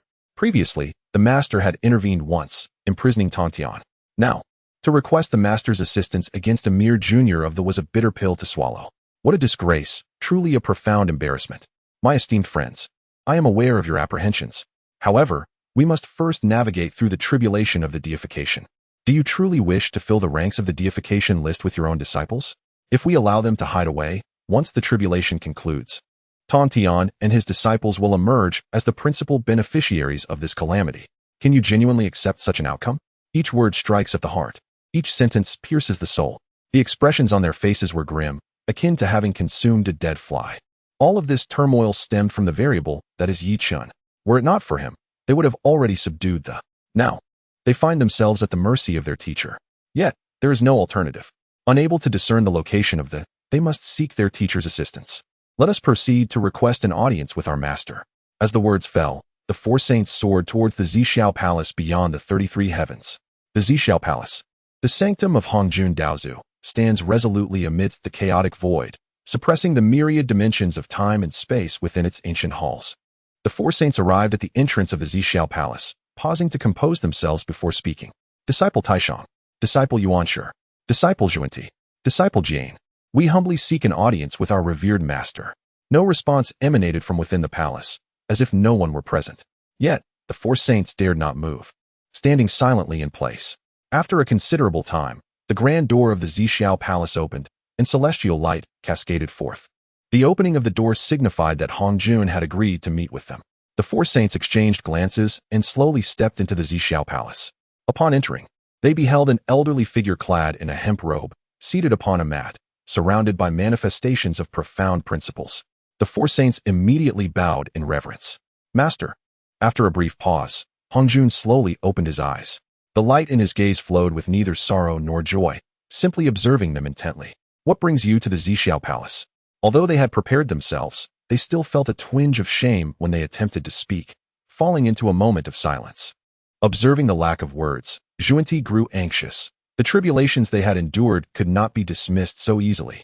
I beseech you, Master, to intervene and eliminate Yi Chun, this anomaly of the Tao, to save the myriad beings of Honghuang and swiftly extinguish the deification tribulation. With Zhuanti's words, the others felt emboldened to speak freely. Master, Yi Chun has stolen the elixirs crafted by the disciples, even seizing the 8 trigrams furnace. Our sanctuary has been ravaged by Yi Chun. As long as he remains, peace will elude Honghuang. We implore you, Master, to discern his whereabouts. Yuan Shi, Tianzuan, and Jane Daoist, unwilling to be outdone, also bowed in petition. We ask you, Master, to investigate his location and eradicate him. Listening to the pleas of the four, Hongjuan's eyes revealed no ripples of emotion, simply gazing at them in stillness. His silence did not indicate the absence of others in the San Xiao palace. Tongtian's mocking voice resonated within the palace. For the myriad beings of Hongluang? How utterly laughable indeed. Conceal your insincerity. Are you truly concerned for the myriad beings of the primordial world? Surely, it is your inept disciples you seek to protect. You wish to use the lives of my disciples to fill the ranks of the divine list? I scoff at such a notion. You, a collection of self-righteous individuals, bring me shame in associating with you. Listening to Tongtian's caustic mockery, Yuan Shi Tianzuan raised his gaze towards him. He has endured much indignity of late, and today, he shall voice his grievances before Hongjun. Tongtian, your disciples are naught but a horde of spineless creatures. Should they ascend to the divine list and attain the status of true gods, it would be their fortune. My own disciples possess profound virtue. Their ability to avert calamities is a testament to their blessings. Do not dare to be so ungrateful. Chapter 24. The Fractured Bonds of the Three Purities. Tongtian was utterly astonished to discover that, in Yuan Shi's eyes, his disciples were merely instruments to avert calamity. They were his disciples after all, independent entities deserving of respect. Why should they bear the burdens of others? If it were indeed a blessing, then why did the disciples of the Chen sect not partake in it? He could scarcely fathom the dire state of the Chen sect had it not been for Yi Chen's stewardship during these tumultuous times. Very well, he replied. I never anticipated you would regard my disciples in such a manner. Fate and fortune are not necessities for my disciples. If you desire them, take them. In response to Tongtian's fury, they remained nonchalant, unfazed. For the sake of these insignificant beings, you would forsake our brotherhood? A derisive smile crept across Tongtian's face upon hearing Yuan Shi's words. These are my disciples. Did you ever consider our bond when you harm them? You disregard my standing. Thus, I see no need to honor our kinship. Since you care not for this relationship, let us sever all ties. Henceforth, the three purities shall cease to exist, leaving only Yuan Shi and Tongtian. The heavenly Tao bears witness to this. Tongtian gritted his teeth as he uttered these words. At that moment, all remnants of camaraderie vanished, leaving them as strangers. Moreover, the heavenly Tao bore witness to this declaration, rendering it irrevocable. Yuan Shi and Taishang Laojun stood in stunned silence. Disbelief etched across their faces as they regarded the master of the Chen sect. This outcome had not been anticipated. The Chen sect, once viewed as a mere assembly of lesser beings, had incited such a fierce reaction from Tongtian, leading him to renounce their long-standing friendship and invoke the heavenly Tao's oath to sever their ties. This oath was no jest. Moments later, the symbols of the three purities' fortune, the red lotus, white lotus root, and green lotus leaves, suddenly disintegrated. The legacy of Pangu that they had inherited was irrevocably severed. The pillar of fortune that rightfully belonged to them was now fractured, and they soon realized that 1/3 of their fortune had dissipated. Had it not been for the suppression of innate treasures, the losses would have been far greater. Caught in the throes of their own folly, Yuan Shi and Taishang Laojuan's expressions darkened. They had never envisioned such a turn of events, witnessing the loss of Pangu's legacy and the fortune of the three purities. The ramifications were dire. In stark contrast, Zhuanti and Jian reveled in their secret triumph. This was precisely the scenario they had hoped to see unfold. For the Western teachings to rise, the three purities had to fragment. Otherwise, the overwhelming fortune of the Chen and Jie sects would leave no chance for the Western teachings to ascend. It appeared that losing their ancestral home was not as unbearable as they had once thought. By mere happenstance, their scheme had succeeded. The fortune of the three purities was cleaved in two. Tongtian was imprisoned. The 12 golden immortals of Yuan Shi were rendered impotent, and Taishang Laojuan's sole disciple, Xuandu, was left in a state of uncertainty regarding his very existence. The prospects for the ascendance of the Western teachings now appeared promising. As long as Yi Chun is slain and the lives of the disciples of the are sacrificed to fill the ranks of the God-sealing list, the Western Church is destined to flourish. However, the atmosphere is currently unfavorable. Otherwise, they would have erupted in laughter. Not only can they not laugh now, but they must also align themselves with thee and retaliate. Master, it is evident that Tongtian Daoist brother has succumbed to the temptations of that young lad Yi Chun. The bond among the three pure ones has always been strong, yet now it is frayed. It must be due to Yi Chen's machinations. I beseech you to intervene and eliminate Yi Chun. And Laozi had yet to regain their composure. Upon hearing Yi Chun's name, their fury was unmistakable. Yi Chun, everything has spiraled because of him. If it were not for his interference, how could they have reached such a dire state? How could the friendship among the three pure ones be so easily severed? All their ire coalesced upon Yi Chun. Simultaneously, and Laozi implored Hongjun to take action. Master, we implore you to act and eradicate this Yichun. Ha, ha, ha, ha. Tongtian, trapped upon the mat, could not contain his laughter. These two were utterly oblivious to the root of the problem. As a dignified sage, how could he be swayed by the mere words of a disciple? Ultimately, his heart was grievously wounded. Following his laughter, the last vestiges of camaraderie between them were irrevocably severed. Tongtian's eyes were filled with indifference. After casting a glance at the two of them, he turned to Hongjun. Master, should you choose to punish Yichun, I shall willingly renounce my sagehood and end my existence here. Let the heavenly Tao bear witness. A rumble of thunder echoed, bearing witness to Tongtian's vow. If Hongjun consents to act today, Tongtian is destined to perish within the Purple Cloud Palace. The four revered saints present were rendered speechless by Tongtian's oath. To renounce one's sagehood and choose one's demise, such a fate is coveted by countless formidable beings of the primordial chaos. Yet Tongtian would willingly forsake his sagehood, even his life, for Yichun. They could not comprehend, they truly could not fathom. Were all their endeavors not aimed at achieving deeper understanding of the great Tao? Below the sage, all are but ants. They exist merely to serve the sages. Why, then, would one sacrifice their life to protect mere ants? Tongtian must be mad. He is indeed a madman. Even Hongjun's typically serene countenance betrayed a flicker of surprise. He had not anticipated such words to escape Tongtian's lips, nor the invocation of the heavenly Tao in an oath. It is said that the heavenly Tao is impartial, and Hongjun is the epitome of righteousness. Should he act? Would it not be unjust? Alas, after a moment's reflection upon Tongtian, Hongjun spoke slowly. The fate of the God-sealing calamity is preordained by the heavens. The momentum is inescapable. Depart. Before the four could react, the Purple Cloud Palace vanished into thin air, leaving only the four sages in place. Confusion reigned. They were utterly baffled. What does it mean that the momentum is inescapable? And Laozi bore somber expressions. Today they truly suffered a double loss. If only Hongjun had intervened. Even if the three pure ones were to be severed, it would have been bearable. In this present moment, the auspicious fortunes have dissipated, and Hongjun refrains from intervening to assist them in locating Yichun. They find themselves powerless, unable to ascertain his whereabouts, thus thwarting their quest for vengeance and the obliteration of their adversary. Left in a state of helplessness, the four remained silent for an extended period, before sighing in unison and departing in their separate ways. As for the matter concerning Yichun, it shall be postponed for future deliberation. For now, they must return to their own sanctuaries to make necessary preparations, awaiting the time when they may devise a means to track down Yichun before taking action against him. After all, he is merely a quasi-saint. United, they could effortlessly extinguish his existence.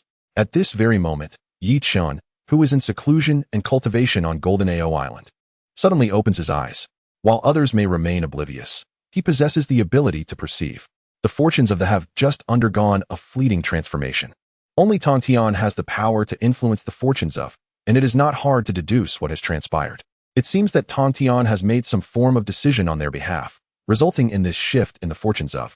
Chapter 25. The path of chaos. Regardless of what Tongtian undertook, Yichun unwaveringly supported him. He recognized that his master was fiercely protective and that his actions were solely aimed at safeguarding them. However, such unqualified reliance on Tongtian was ultimately not a viable solution. Although his master was indeed commendable, with Hongjun present, the assistance he could render to the Jie was all too limited.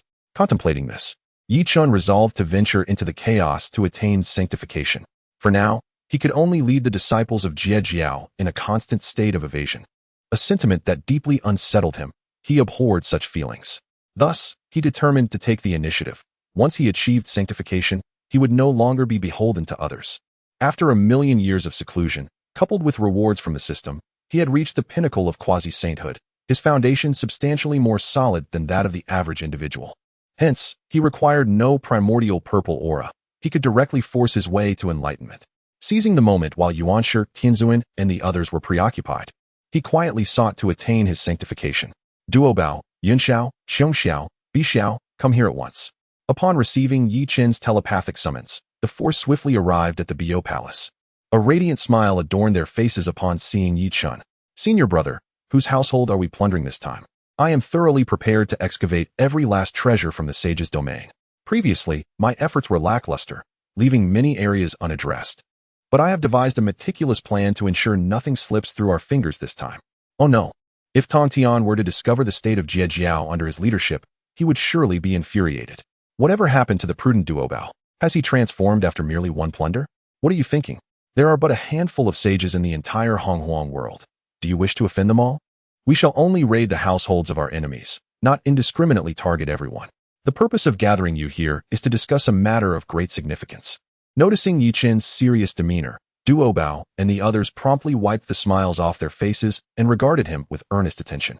Yi Chen had aided them immensely and bore considerable pressure.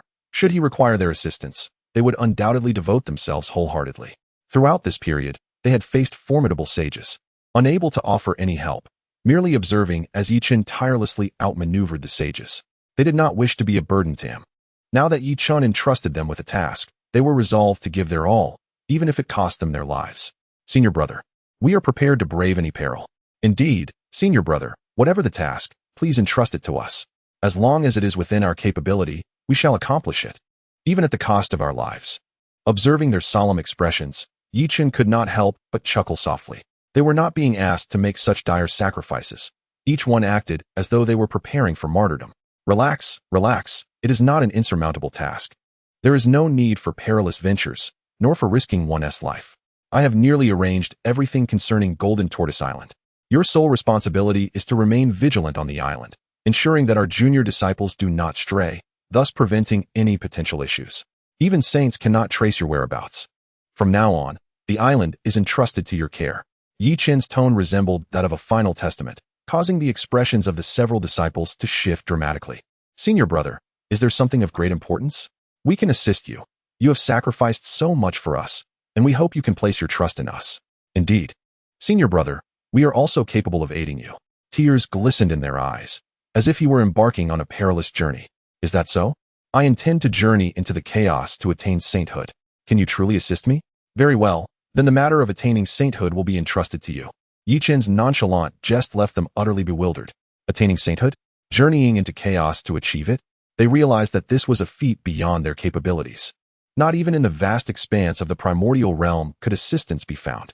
After all, this was a goal pursued by countless beings. So far, only a mere 7 had achieved sainthood. The likes of the 3 Pure Ones and Nuwa relied on the primordial purple energy to attain this status, entirely dependent on the method of severing one's 3 corpses taught by the venerable Hongjun. Yet now, their senior brother intended to venture into the chaos to achieve sainthood, and his demeanor suggested that he regarded this monumental task with remarkable ease. They understood that Yi Chen never engaged in ventures without certainty. His confidence implied he possessed a solid foundation for success. As fellow disciples of the, why was there such a disparity among them? Admiration, astonishment, and exhilaration coursed through them. Senior brother, is it truly the case? Are you really embarking on the path to sainthood? The secrets of destiny must remain undisclosed. Though Yi Chen said nothing, Yun Yao and the others had already come to believe that he would undoubtedly attain sainthood. Their current reluctance to venture forth stemmed entirely from the absence of a saint to safeguard there. If Yi Chen were to transcend into sainthood, who would dare to bully them in the absence of a protector? Senior brother, rest assured in your breakthrough. We shall oversee Golden Tortoise Island. I guarantee that no issues will arise before your return. Yi Chen had fortified the island into an impregnable fortress. All they needed to do was guard it. If problems were to emerge now, they would truly need to reconsider their intelligence. I trust you with this responsibility. I merely wish to inform you in advance, to alleviate any concerns. From this point onward, Golden Tortoise Island is in your hands. After imparting his instructions to the group, Yi Chen leapt away from Golden Tortoise Island. Watching his departing figure, their eyes brimmed with pride, embodying a sense of hope for their senior brother's ascendance. They could not fathom how long it would take for him to achieve sainthood, but when he returned, they believed he would bear a distinctly different countenance. Before that moment, they must ensure the sanctity of Golden Tortoise Island, preventing the old schemers from discovering its secrets. Junior sisters, safeguard Golden Tortoise Island. No mishaps must occur before senior brother's return. Understood. As Yi Chen departed from the Bo Palace, in the blink of an eye, he found himself amidst the chaos beyond the realm. Here, the distinctions of up and down, as well as the 4 cardinal directions, ceased to exist. Time and space were rendered obsolete. Countless strands of chaotic energy swirled around him. For Yi Chen, this chaotic essence brushed against his body like a gentle breeze upon his face. However, for others, such chaotic energy was far from benign. Even a Deluo golden immortal, without a supreme treasure to safeguard them, would be reduced to mere ashes by this tumultuous force. Chen, having attained the true form of the chaotic demon god, felt an innate yearning for this chaotic energy. Now, deeply enmeshed in the chaos, he no longer felt the need to suppress this primal instinct and chose to reveal his true form as the chaotic demon god. Chapter 26. The Path to Enlightenment. In the vastness of chaos, the formidable chaos demon god materialized. The instant its true form unveiled, an endless surge of chaotic energy rushed towards it, almost as if the essence of chaos itself was elated. Akin to fish returning to the sea or weary birds finding their nests. It felt like home. Without a moment's hesitation, Chen activated the 9 revolutions of the eternal heavenly art and began his immersive cultivation. As time flowed ceaselessly, the true form of the chaos demon god began to expand. 10,000, 100,000, a million. With every breath he took, Chen absorbed an immeasurable quantity of chaotic energy. This energy incessantly nourished the true form of the chaos demon god, until it became utterly unfathomable. As the true form grew, the speed at which it inhaled and exhaled chaotic essence accelerated. With each breath, profound truths were encapsulated, even igniting chaotic tides. He continued to absorb the chaotic essence until his true form reached perfection, and only then did Chen gradually open his eyes.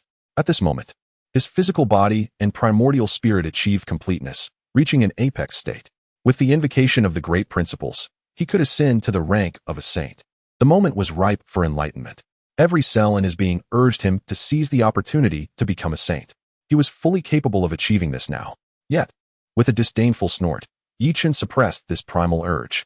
Were it not for his indomitable will, he would have succumbed to this instinct and chosen the path to sainthood. Although he yearned for the saintly fruit, he understood that this was far from sufficient. It was woefully inadequate. Should he ascend now, he would merely be an ordinary saint of the great Tao, ultimately comparable only to the venerable Hongjun. This was not his aspiration. He sought transcendence, the attainment of eternity.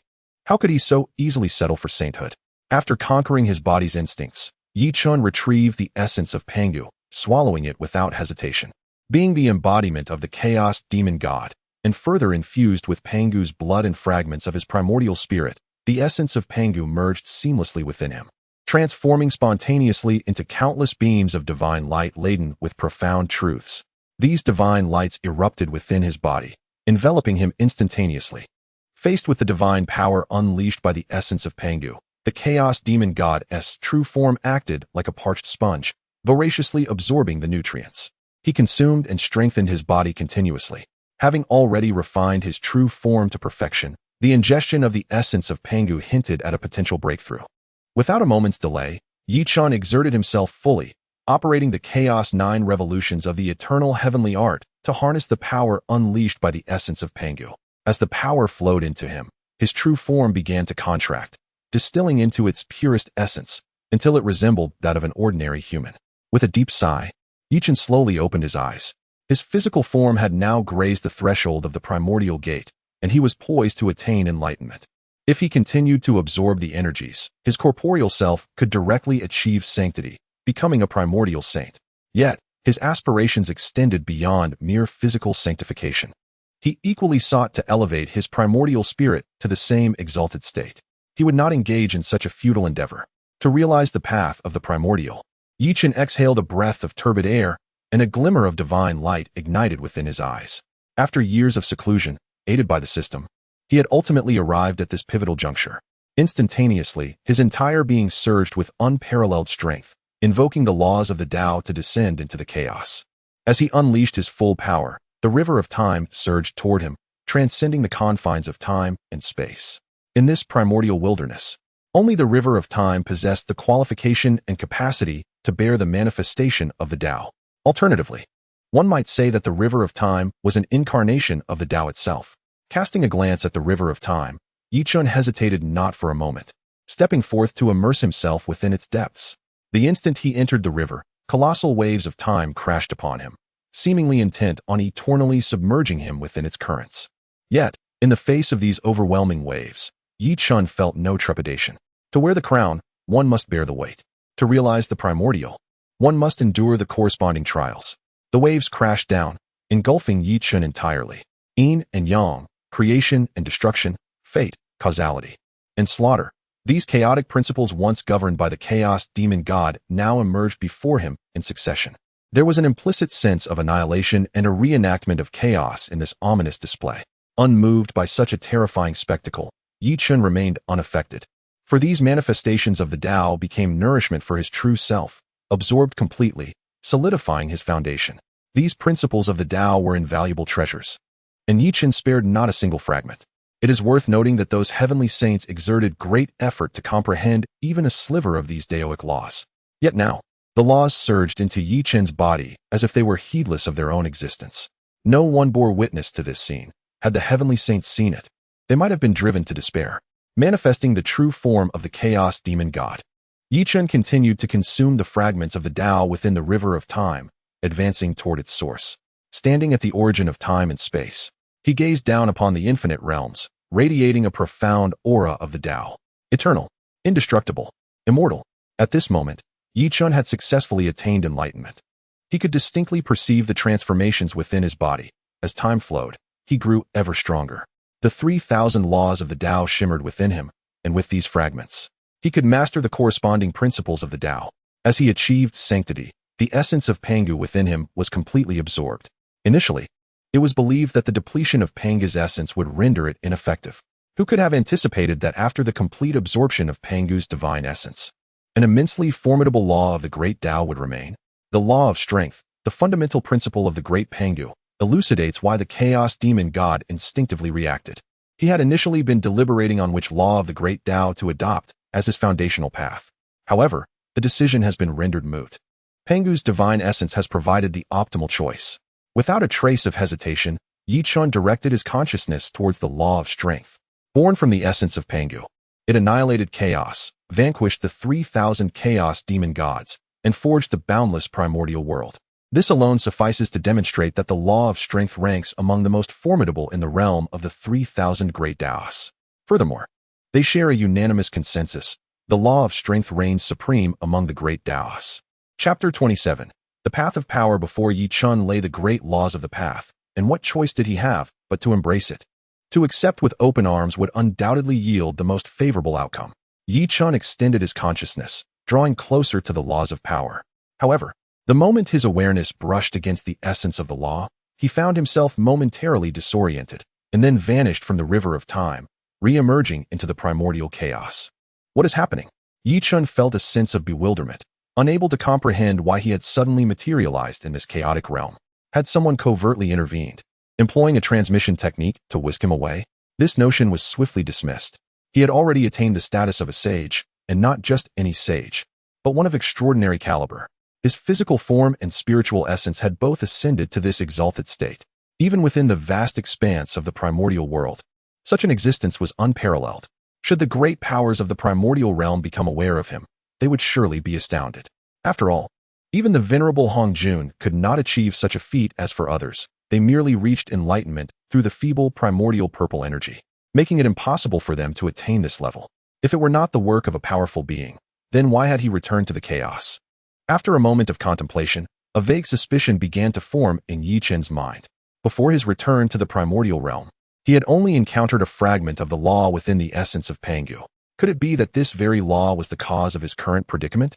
Just as Chen pondered this, he suddenly sensed something amiss and quickly lifted his gaze towards the distance. His expression shifted dramatically. Within the chaos, an incredibly violent aura surged forth in his direction.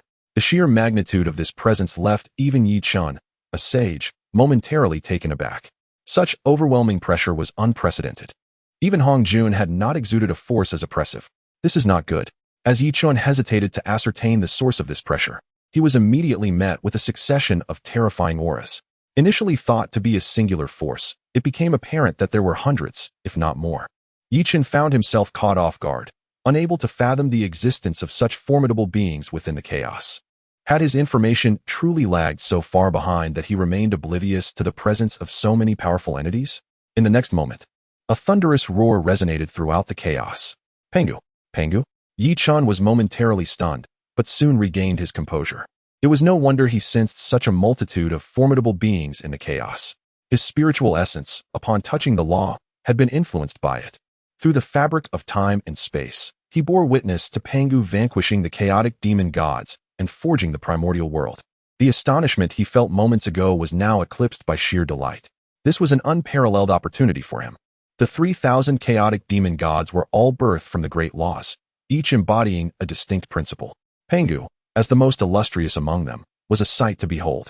Witnessing this moment firsthand would undoubtedly provide him with benefits that rivaled the profound enlightenment he experienced upon achieving sagehood. He could seize this opportunity to comprehend the path of power and grasp its profound essence. With unwavering focus, Chen observed the unfolding spectacle before him. There stood the mighty Pangu, wielding a stone axe and treading upon the chaotic azure lotus, emanating an endless aura of chaos as he boldly manifested within the void. The moment Chen laid eyes upon Pangu's formidable presence, he was struck with awe, unable to suppress a gulp. He murmured to himself, "Truly, this is the great Pangu. Such a presence is beyond our comparison." As if responding to Chen's unspoken call, Pangu turned his gaze towards him.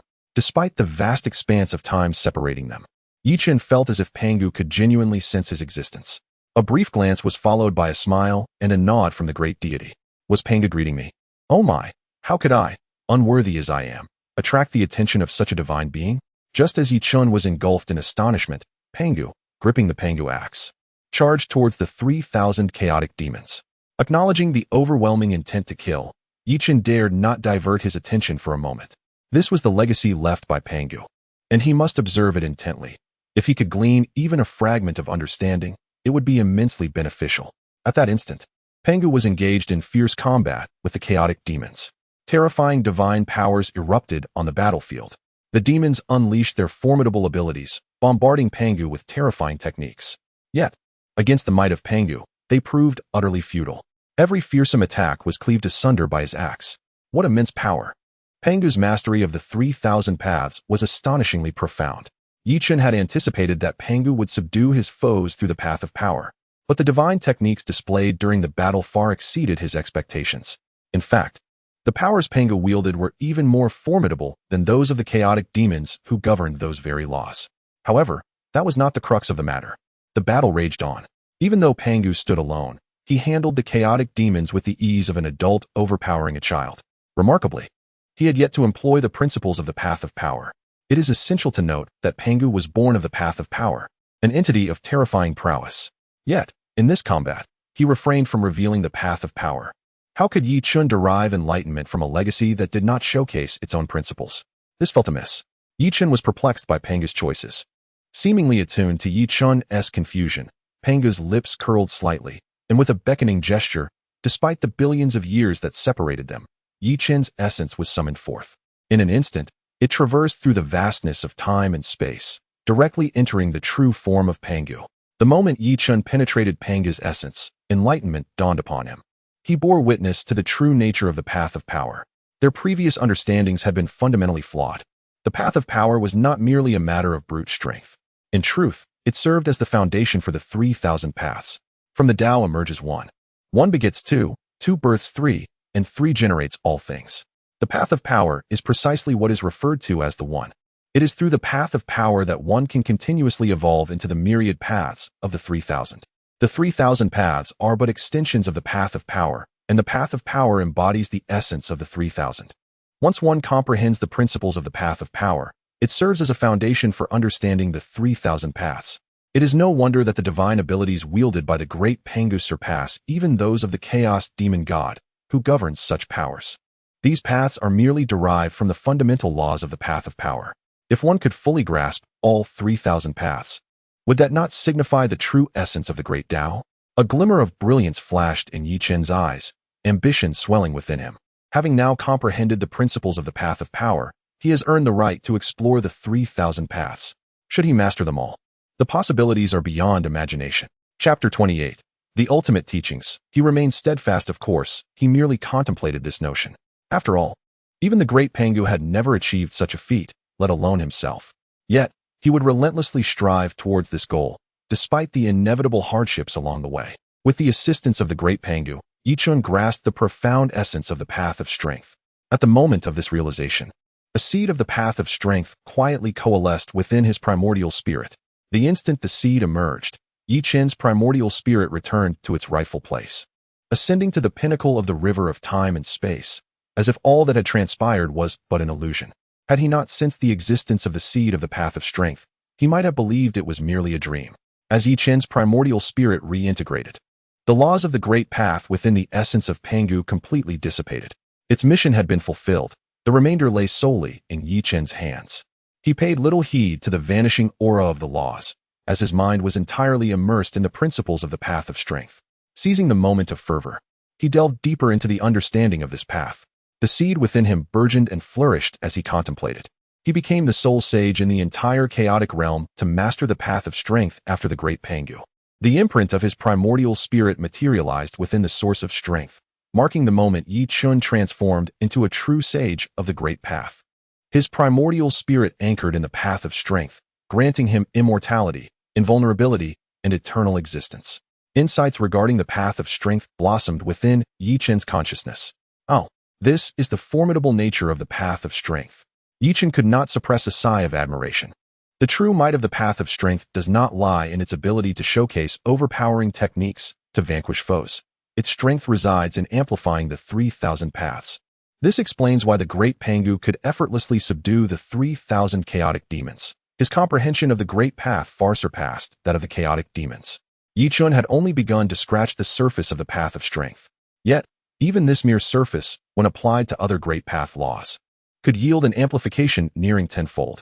While a tenfold increase may not sound substantial for a sage of his caliber, the potential power he could unleash under such amplification was unfathomable.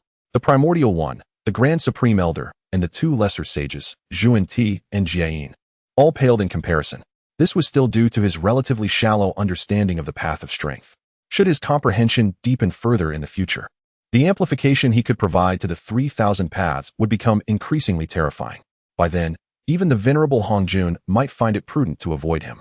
Of course, these were thoughts for another day. He was merely at the first level of the Hunyuan realm. To wield the power to slay chaotic demons like the great Pangu remained a distant aspiration. Even Yuan Shi and Jie, the weaker sages, had reached the third level of Hunyuan. The Primordial One surpassed them slightly. Among these four sages, the only one whose depths he could not fathom was the Grand Supreme Elder, a figure both understated and deeply enigmatic. Previously, Chen had held considerable trepidation towards him. However, now, that apprehension had diminished significantly. After all, they are merely heavenly saints, while he stands as a great saint, possessing both a corporeal body and a spiritual essence. Within the hierarchy of saints, a great saint holds the privilege to look down upon heavenly saints. Moreover, Chen cultivates the laws of strength, enabling him to effortlessly challenge opponents of higher realms. Even though he currently resides at the first level of the primordial realm, he can still engage in battles beyond his rank against these saints. Should he find himself at a disadvantage, he can easily retreat. However, if they shamelessly summon Hongjun to intervene, he would indeed be at a loss. Nevertheless, these concerns do not weigh heavily on Chen's mind. Engaging in battle with them is a matter for another time. His foremost priority now is to grasp the profound truths of the 3,000 laws of the Great Tao. He must swiftly refine these laws into seeds of the Great Tao. With these seeds, he can accelerate his understanding of the 3,000 laws. And should he fully comprehend them, there would be none who could rival him, whether in heaven or on earth. In seclusion for contemplation. Ding. The host is in seclusion within the chaos, rewarded with a chaos blue lotus Tao embryo. Would you like to continue your seclusion? After a period of introspection, Chen successfully condensed the seeds of the 3,000 laws.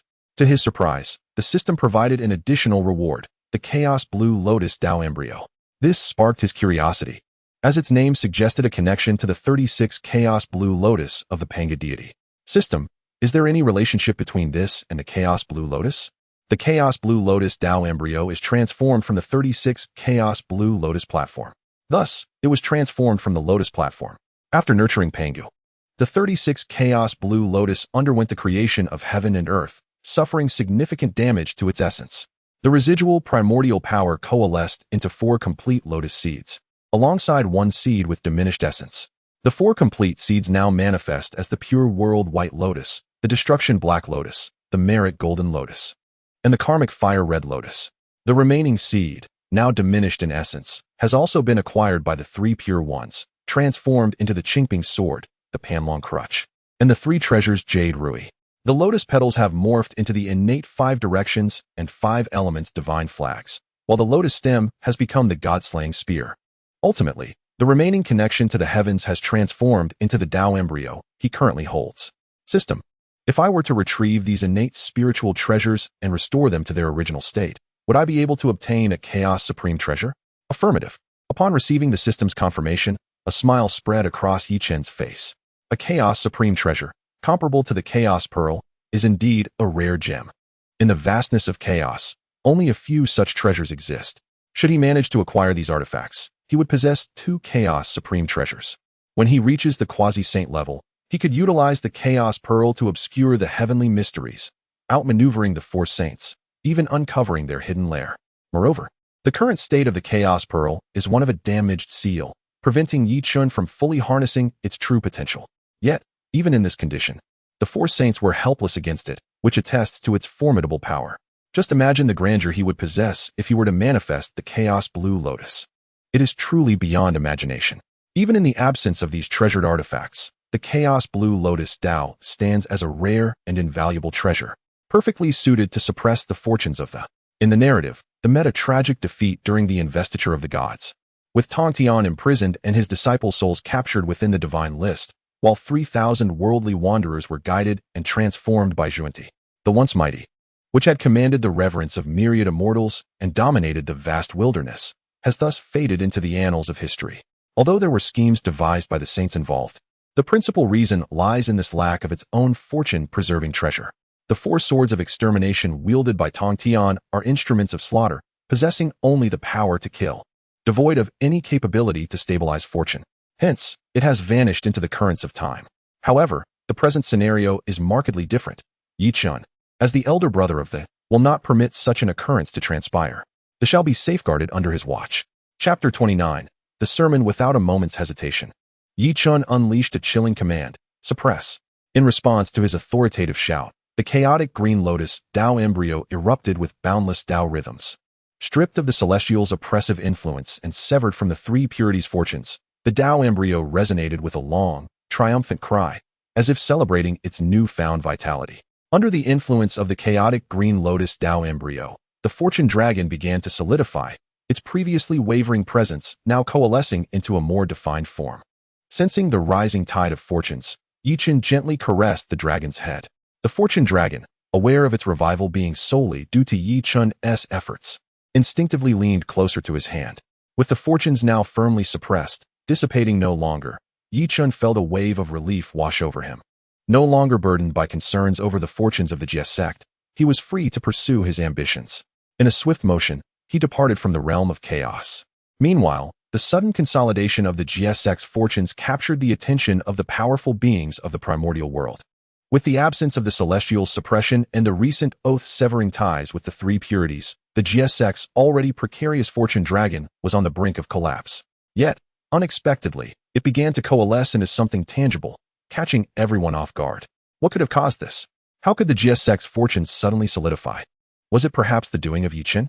With furrowed brows, the expression of Yuan Shi revealed his growing trepidation towards Yi Chen. Although Yi Chen was not a saint, his threat was no less significant. Most troubling was his elusive nature, always catching them unprepared. Now, as they sought to reconstruct Mount Xumi, having only just regained a semblance of vitality, they feared Yi Chen would disrupt their efforts, scattering the little energy they had managed to restore. They could hardly endure such a setback. Had they known Yi Chen would be this formidable, they would not have pushed the Jie Sect so relentlessly. Now, they found themselves at odds with Yi Chen, uncertain of what further mischief he might conjure in the future. In the vast expanse of Mount Xumi, only he and Jie were capable of confronting Yi Chen. The others were utterly incapable of withstanding his assaults. The enemy lurked in the shadows while they stood in the light, a decidedly disadvantageous position for them, the saints.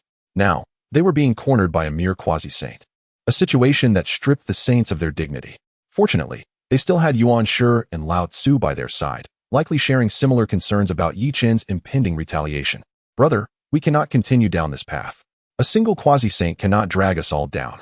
We must consult with brothers Yuan Shi and Lao Tzu to strategize and address both the Jie Sect and Yi Chen. We need to fill the void left by the Fengshen calamity, otherwise, it may shift to our disciples. Our Western teachings must rise and cannot be allowed to be destroyed. With this shared understanding, Yuan Shi and his companion left a manifestation of themselves to guard Mount Xumi. Their fear was palpable. Fearing that Chen might launch an assault on Xumi Mountain in their absence, they left their external avatars behind, allowing them to feel at ease without the worry of Chen raiding their homes. Should Chen dare to appear, they could swiftly return to assist. The two transformed into golden light and sped towards the Jade Void Palace. At this moment, the primordial supreme being, who was meditating in the newly established Jade Void Palace, sensed the shifts within the Sea of Fortune. The once dissipated fortune dragon of the Jie Sect now radiated brilliance, becoming even more refined. The comparison of fortunes was a bitter pill. The fortunes of the Jie Sect, deprived of the energies of the three pure ones and the legacy of Pangu, were now somewhat waning. If the Jie Sect's fortunes were to completely collapse, he would not be too devastated. Yet, witnessing the continuous rise of the Jie Sect's fortunes filled him with an indescribable frustration lodged tightly in his chest, making it impossible to breathe easy. He could not fathom why, despite Tongtian being imprisoned in the Purple Sky Palace, the Jie Sect's fortunes continued to surge, hinting at a resurgence. Was it merely reliant on those inept beings of the Jie Sect? Suddenly, the image of Chen flashed in his mind. Though he harbored deep-seated hatred for Chen, one could not deny that Chen possessed remarkable prowess, especially in comparison to his own disciples. In his desperate attempts to restore their cultivation, he sought help from Zheng Yuanzi, procuring 12 ginseng fruits, and even borrowed primordial peaches from the Queen Mother of the West, just to barely elevate them back to the realm of the great Luo Golden Immortal. Despite his tireless efforts, his disciples remained disappointingly inadequate. In contrast, Chen required no such worries. After a million years of seclusion, he emerged as a quasi-saint. With Tongtian suppressed, Chen single-handedly bore the weight of the Jie Sect's responsibilities, causing the four saints to suffer repeated losses. They were all useless, utterly so. If time could be reversed, he would surely take Chen under his wing. Had Chen been his disciple in the Chen Sect, the calamity of the Fengshan would likely have concluded long ago, and the Chen Sect would have flourished by now. Alas, it was a lamentable loss. Such an exceptional disciple ultimately belonged to the Jie Sect. Even if time were to rewind, it was unlikely that Chen would ever join the Chen Sect. He favored the Jie Sect, for he would not have chosen to apprentice under Tongtian otherwise. This master was protective. While all eyes were on the fortunes of the Jie Sect, Chen, the architect of it all, quietly returned to Golden Ao Island. I have returned, hastened forth. Having attained sainthood, the most crucial aspect was the prestige it conferred. Chen hovered above the Azure Palace, and his voice swiftly echoed throughout Golden Ao Island. Upon hearing Chen's call, his disciples promptly concluded their meditative retreats and gravitated towards the Azure Palace. As for Chen's intentions, they were straightforward. Having completed his studies, it was time to bestow blessings upon his junior disciples. Today, he would open the forum to impart wisdom, enhancing the abilities of his fellow disciples. Although he had achieved the status of a saint, for a sustainable future, they must rely on themselves. He could not shield them for a lifetime. In the Primordial World, ultimately, it was a realm that demanded self-reliance. Now he possesses the capability to safeguard and assist them in enhancing their strength. In the future, when he is no longer present, they will be empowered and untroubled by the machinations of others. Should they all attain the status of quasi-saints, who would dare to provoke them? If they were to all achieve the path of sanctity, how could they not flourish? Anyone who encounters them would surely retreat in trepidation. When all within the attained saintly status, it is likely that even the venerable Hanjun would have to show them a modicum of respect. If he were to withhold that respect, despite being the master of saints, they could still impose a cost that would not be insurmountable. Of course, this is merely a beautiful aspiration of Chen. The journey to reach such heights will undoubtedly be lengthy. Presently, he is a diverse assembly, with only the likes of multi-treasure standing out. However, relying solely on a single quasi-saint in the late stage is insufficient to uphold the vast. Thus, he has resolved to lecture and impart wisdom, diligently working to elevate the cultivation of his junior disciples. Chapter 30, Senior Brother, Great Kindness. Most importantly, they had acquired numerous valuable treasures from the four saints, which must be utilized to their fullest potential. Elevating the strength of the junior disciples was of paramount importance. As the Taoist Duo Bao was in seclusion, he slowly opened his eyes upon hearing Chen's voice, a smile of uncontainable joy illuminating his expression. He had returned. Their pillar of support was back at last. Moreover, he was about to impart teachings to enhance their prowess. Only a senior brother of the quasi-saint realm could have the honor to hold such a discourse. The very act of the senior brother doing so signified his successful attainment of the righteous path. Who could fathom the immense pressure he had endured during this period? Previously, with Tongtian and Chen present, He could focus solely on his cultivation and offer guidance to his junior brothers and sisters when time permitted.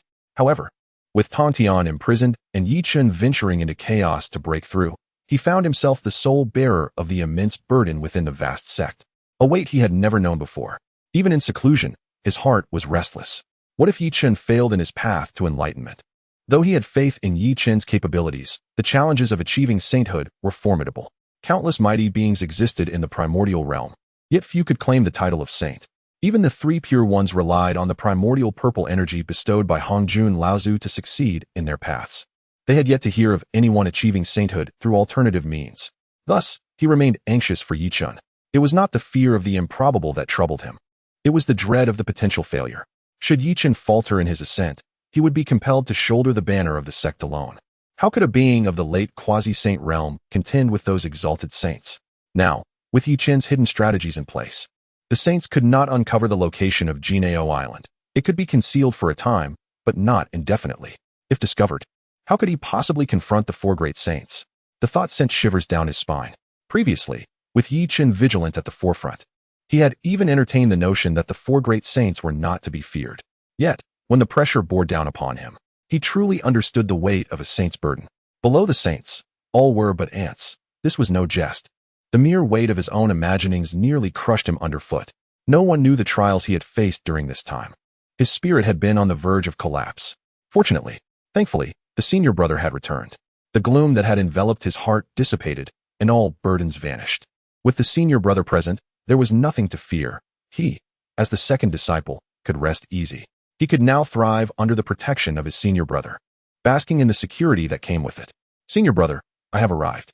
Without a moment's hesitation, Duobao hastened to Bo Palace at the swiftest pace of his life. The three sisters of the sky, equally resolute, raced towards Chen's direction upon hearing his voice. In an instant, Jineo Island shimmered with divine light. Auspicious beasts soared into the sky, and the myriad immortals of the Jie Sect convened once more. However, this time, it was not the Lord Tongtian who summoned them, but their esteemed senior brother, Chen.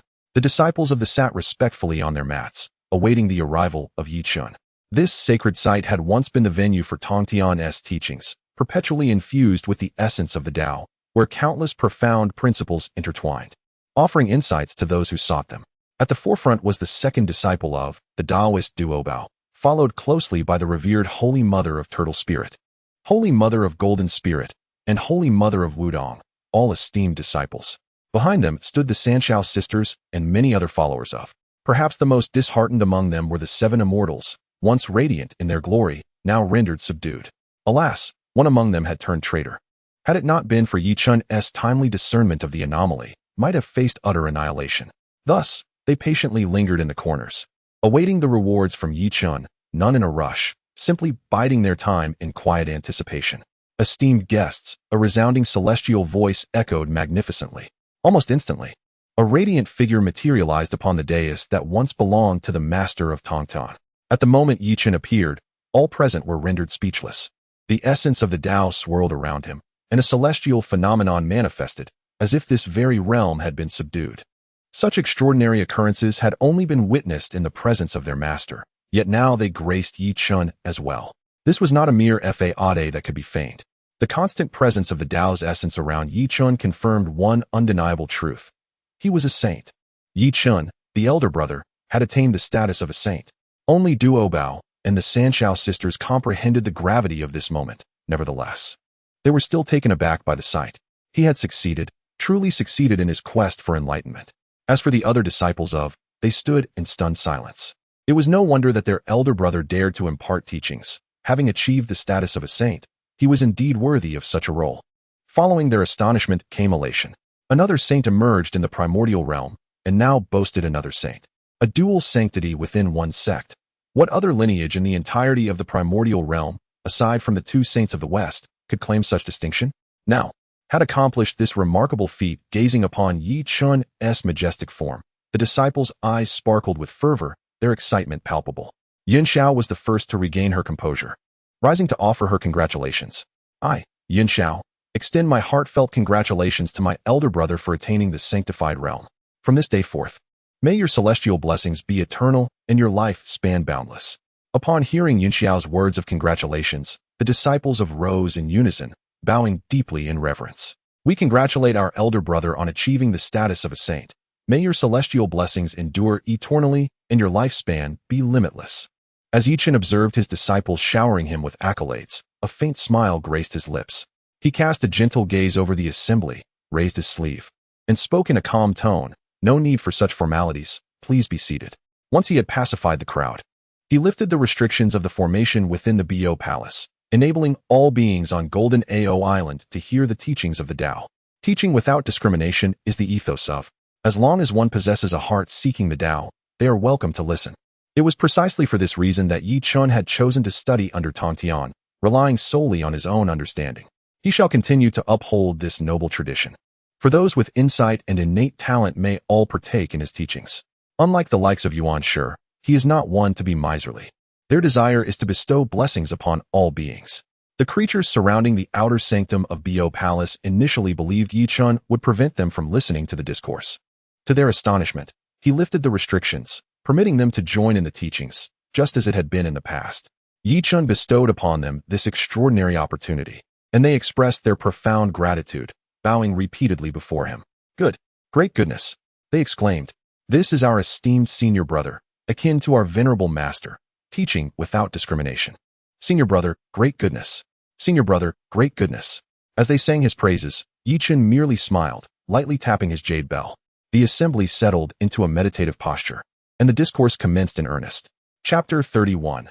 Bestowal of treasures within the ethereal confines of the Bo Palace. The resonant echoes of the great Tao reverberated, gradually permeating the entirety of Golden Ao Island. Behind Chen, a majestic cloud of the great Tao materialized. The disciples of thee and the myriad beings inhabiting Golden Ao Island found themselves immersed in a profound state of enlightenment, responding to Chen's voice. Each individual embarked on their unique journey of understanding, as the celestial design unfolded, presenting opportunities that were contingent upon their innate perceptiveness. Chen endeavored to facilitate their awakening, striving to enhance their abilities. The celestial melodies flowed incessantly, seemingly eliciting a response from the heavens. An infinite cascade of celestial blossoms materialized in the void, ultimately descending gently upon Golden Ao Island. Countless auspicious phenomena manifested in that moment. Initially, their awareness was dim, but as the discourse progressed, astonishment dawned upon them. The teachings of Chen encompassed myriad truths. In previous lessons from the esteemed Tongtian master, not all could attain comprehension, as the timing of one's fortune varied. However, on this occasion, all who listened to the elder brother's teachings experienced moments of clarity derived from the ethereal sounds of the great Tao. Observing their enlightenment, Chen felt a profound sense of satisfaction. The deeper their understanding, the greater the feedback he received in return. This mutual relationship was symbiotic, as the insights of his junior disciples further deepened his comprehension of the 3,000 Taos. While the insights from a single individual might be modest, the collective wisdom from the multitude of beings on Golden Ao Island proved to be exceedingly substantial. With a gentle wave of his hand, Chen enveloped the entirety of Golden Ao Island in the fabric of the Time Tao, accelerating the passage of time. Through his current understanding of the Time Tao, a single day equated to a decade. This was merely a reflection of his grasp of the Time Tao. His fundamental path lay within the Tao of Power, which served to augment the 3,000 Taos. With a tenfold enhancement from the Tao of Power, a single day could be equivalent to a century. In the blink of an eye, 10 days of teachings had elapsed. For Chen, this span was but a fleeting moment. However, for the countless beings on Golden Ao Island, the teachings were immensely beneficial. To have the privilege of listening to a sage for a millennium was beyond their wildest aspirations. Merely remaining in the presence of a sage for a millennium would yield significant breakthroughs, let alone absorbing a millennium's worth of teachings.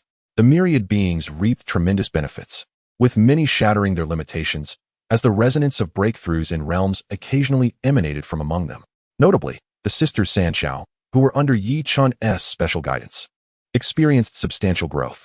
Within just a millennium, Xiao and Bai Xiao advanced from the early stages of the Deluo Golden Immortal realm to the mid-stage. As for Yuan Shi, endowed with superior insight, she achieved a breakthrough to the early stage of the quasi-saint realm within that same millennium. Apart from Chen and Duo Bao, she emerged as the strongest and one of the only two quasi-saint powerhouses. Remarkable, indeed. She has broken through to the quasi-saint realm. Yi Chun had always provided special care to Yuan Xiao. Now, witnessing her breakthrough, a smile of unrestrained joy graced his countenance.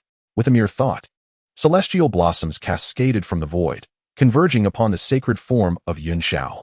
Above the celestial dome, the essence of the laws was entwined, all absorbed by Yuan Xiao, solidifying her foundation.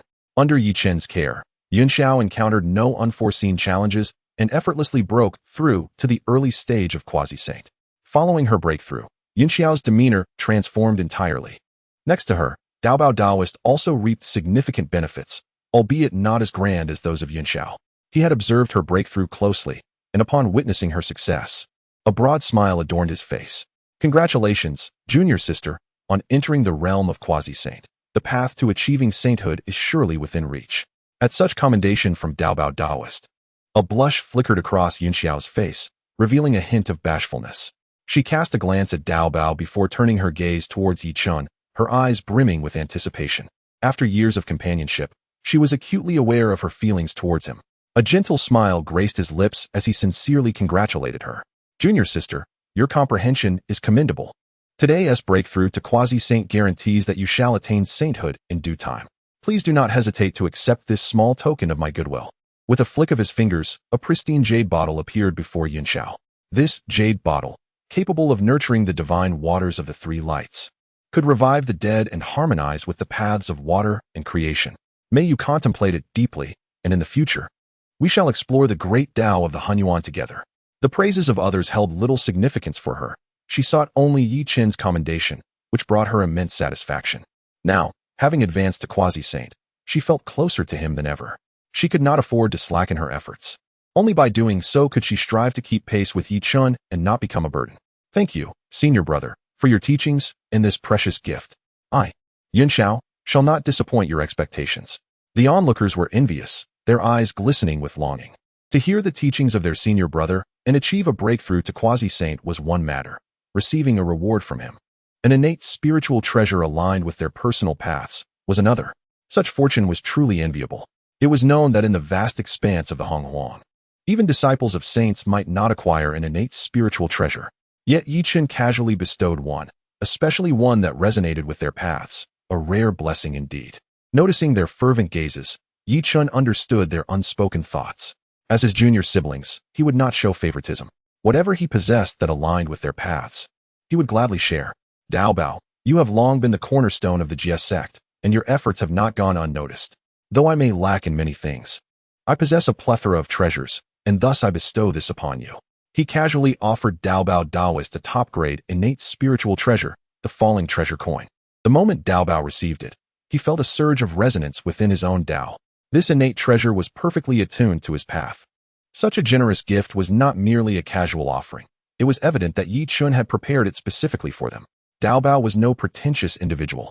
If Yi Chun could give it to him, it was a testament to Yi Chen's abundance of innate treasures. For Yi Chun, it was a delightful enhancement. However, for him, it was akin to a timely assistance in a snowstorm. He wished to alleviate the burden on Yi Chun, striving to elevate his own strength to share the load. The revitalization of the Jie Sect was a collective endeavor, not solely the responsibility of Yi Chun. Thank you, senior brother. I shall take the Lingbao. It is to my liking. Observing the affectionate embrace with which the Daobao Daoist held the Lingbao, Yi Chun could only smile helplessly.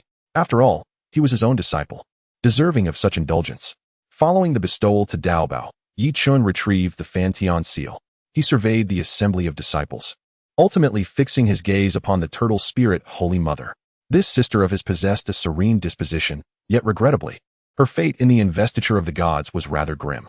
Ultimately, she was reverted to her original form by Guangqingzi wielding the Fantian seal, only to be drained of her essence by the six-winged, flying mosquito.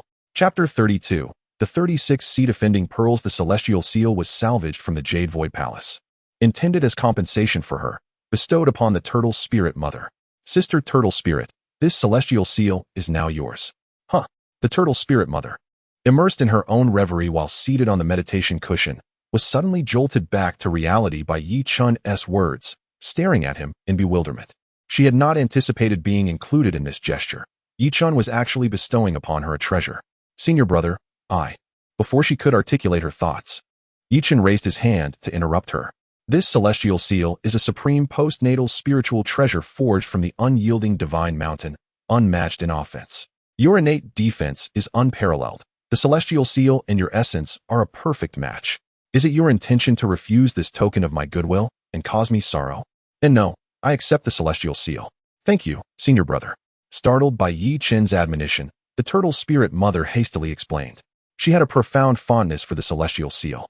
For reasons unknown, holding the seal always evoked an inexplicable sensation within her, as if there was a hidden story entwined between them. Never mind. It is a gift from my senior brother, so I shall embrace it. How delightful it would be if, in the end, sister could use the celestial seal to vanquish Guangqingzi. Of course, he merely entertained such thoughts. The future was uncertain, and they could only proceed one step at a time. After presenting the celestial seal to the turtle spirit mother, Yi Chun distributed the remaining treasures to the disciples of the. The disciples were now quite well equipped.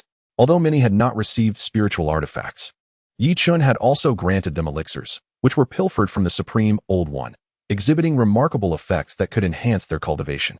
Overall, this sermon and treasure bestowal event was deemed a resounding success, with each participant reaping substantial rewards. Following the sermon, they did not linger, promptly retreating to their secluded training. While the sermon had concluded, their journey of acquisition was just beginning. They needed to return to solidify their gains, consume the elixirs, and refine their spiritual treasures. The time for diligent effort had arrived. Yi Chun's earnest distribution of precious items was well understood by all. They were acutely aware that during crucial moments, they must not become a burden to him. They needed to elevate their strength swiftly, augmenting the fortune of the. Dismissed, Yi Chun waved his hand, and the crowd dispersed in an instant.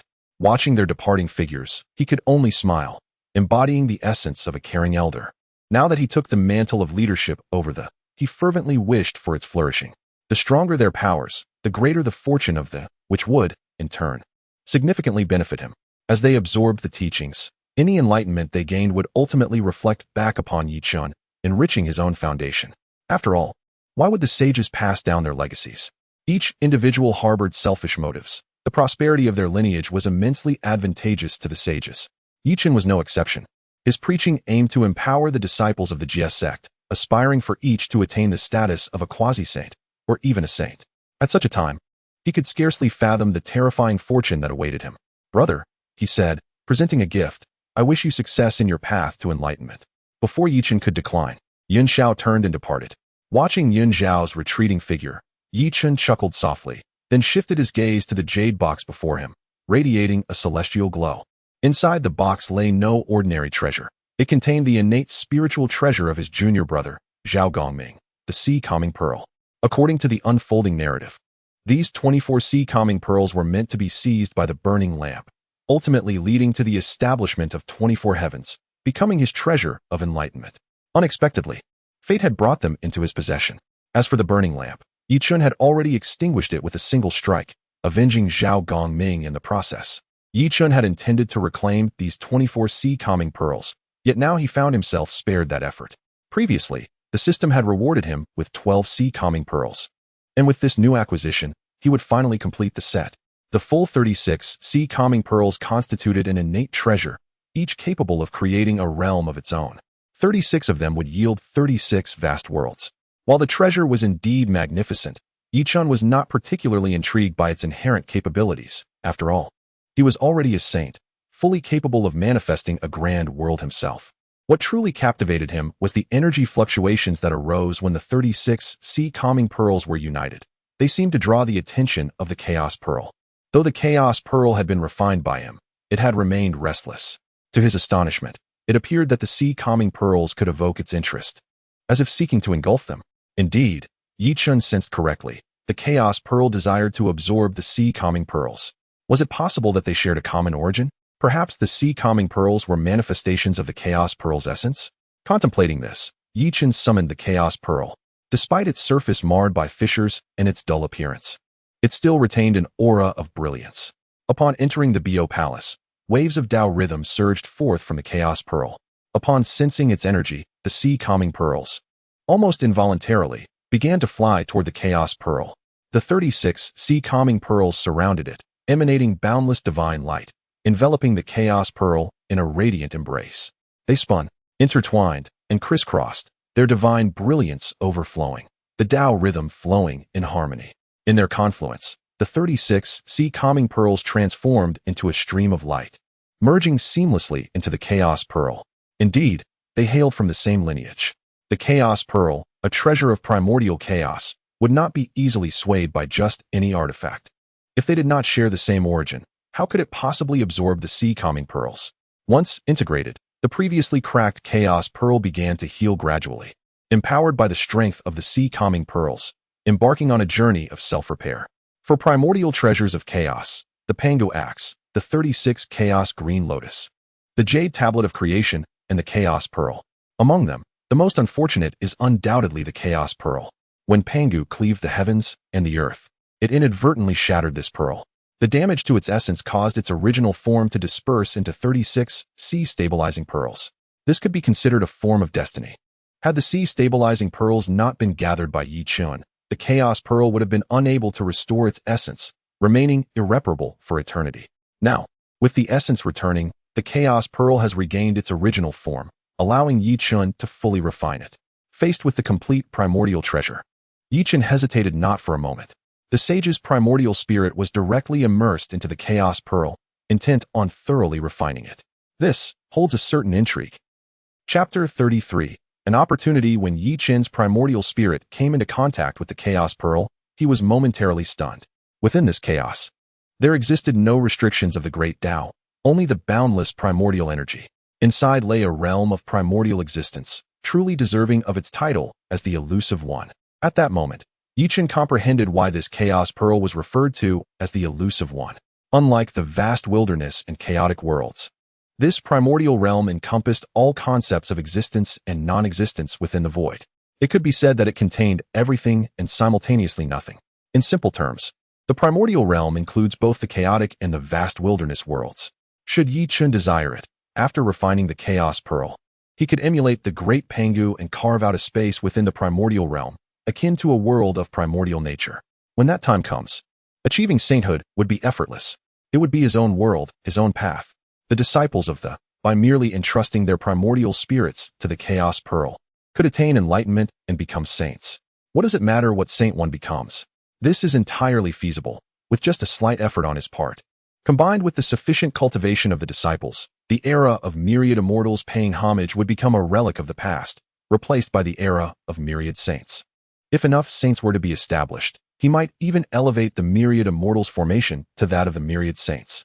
The vision of such a scene is beyond imagination. However, this course of action feels somewhat inappropriate, akin to encroaching upon another's territory. It would not suffice to merely plunder the homes of saints. He now even contemplated invading the domain of the heavenly Tao. Should the heavenly Tao of the vast wilderness and the venerable Hongjun become aware of this, it would lead to a state of irreconcilable conflict. Of course, at present, he dares only to entertain such thoughts. There remains a long journey ahead to realize this ambition.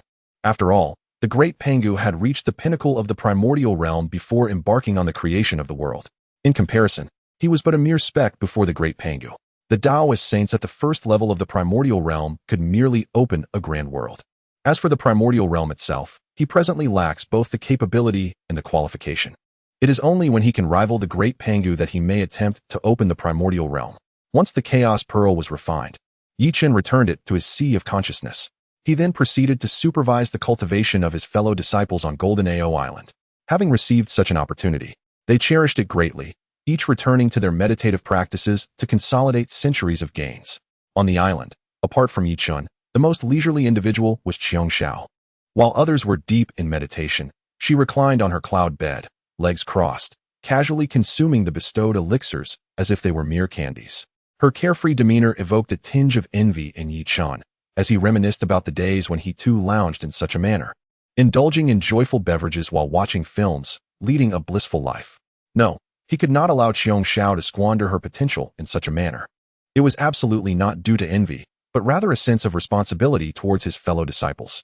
With his primordial spirit, he manipulated the vital energy within Chen Xiao's cave abode and delivered a sharp slap to her rear. Clap! The sound rang out, crisp and clear. Enjoying a delightful life, Chen Xiao was suddenly stunned by an unexpected slap. Though it did not sting, the humiliation was profound. Who was she? The esteemed Chen Xiao, a goddess of the Yet here she was, having been struck on her dairy re. If word of this were to spread, what would become of her reputation? What audacious fiend dared to lay hands on her? They should step forward and engage her in combat. With a vigilant gaze, Xiong Xiao scanned her surroundings, but found nothing amiss. The ability to evade her scrutiny indicated a power that far surpassed her own. She was not a match for them. Nevertheless, she remained undaunted. After all, Xiong Xiao had powerful allies. Anyone who sought to harm her would surely pay a price. Do not lurk in the shadows. Reveal yourself. My senior brother is a sage. If you do not appear soon, beware, for he shall strike you down. Observing Xiong Xiao's fierce demeanor, Chen could hardly contain his amusement. This little girl appeared bold, yet in truth, she was rather timid. Continued intimidation might yield the opposite effect. Xiong Xiao, what are you doing? Instead of diligently cultivating, you are here indulging in pleasures. Upon hearing Chen's voice, Xiong Xiao's anxious heart finally settled. She had thought, with her senior brother present, no one would dare intrude upon her. Senior brother, you nearly frightened me to death. People can truly terrify others. I almost cried for help. But thank goodness it was you. Listening to Xiong Xiao's complaints, Chen could not help but twitch his lips. On Jinao Island, he had set up a grand formation. If real enemies were to invade, they would not be seeking Xiong Xiao. Enough, those 2 slaps were merely a lesson for you. While all your fellow disciples strive in their cultivation, you alone seek comfort. If your cultivation were sufficiently robust, how could you fail to sense my spiritual fluctuations? Tell me, does that sound reasonable? Xiong Xiao widened her eyes in disbelief as she gazed at Chen's spiritual projection. A great Luo golden immortal, a Taoist sage, the chasm between them was well known. Even if her senior brother Duo Bao were summoned, he too would be unable to perceive those spiritual fluctuations, let alone her. Yet, she found herself unable to refute Chen's words. Indeed, he was not wrong.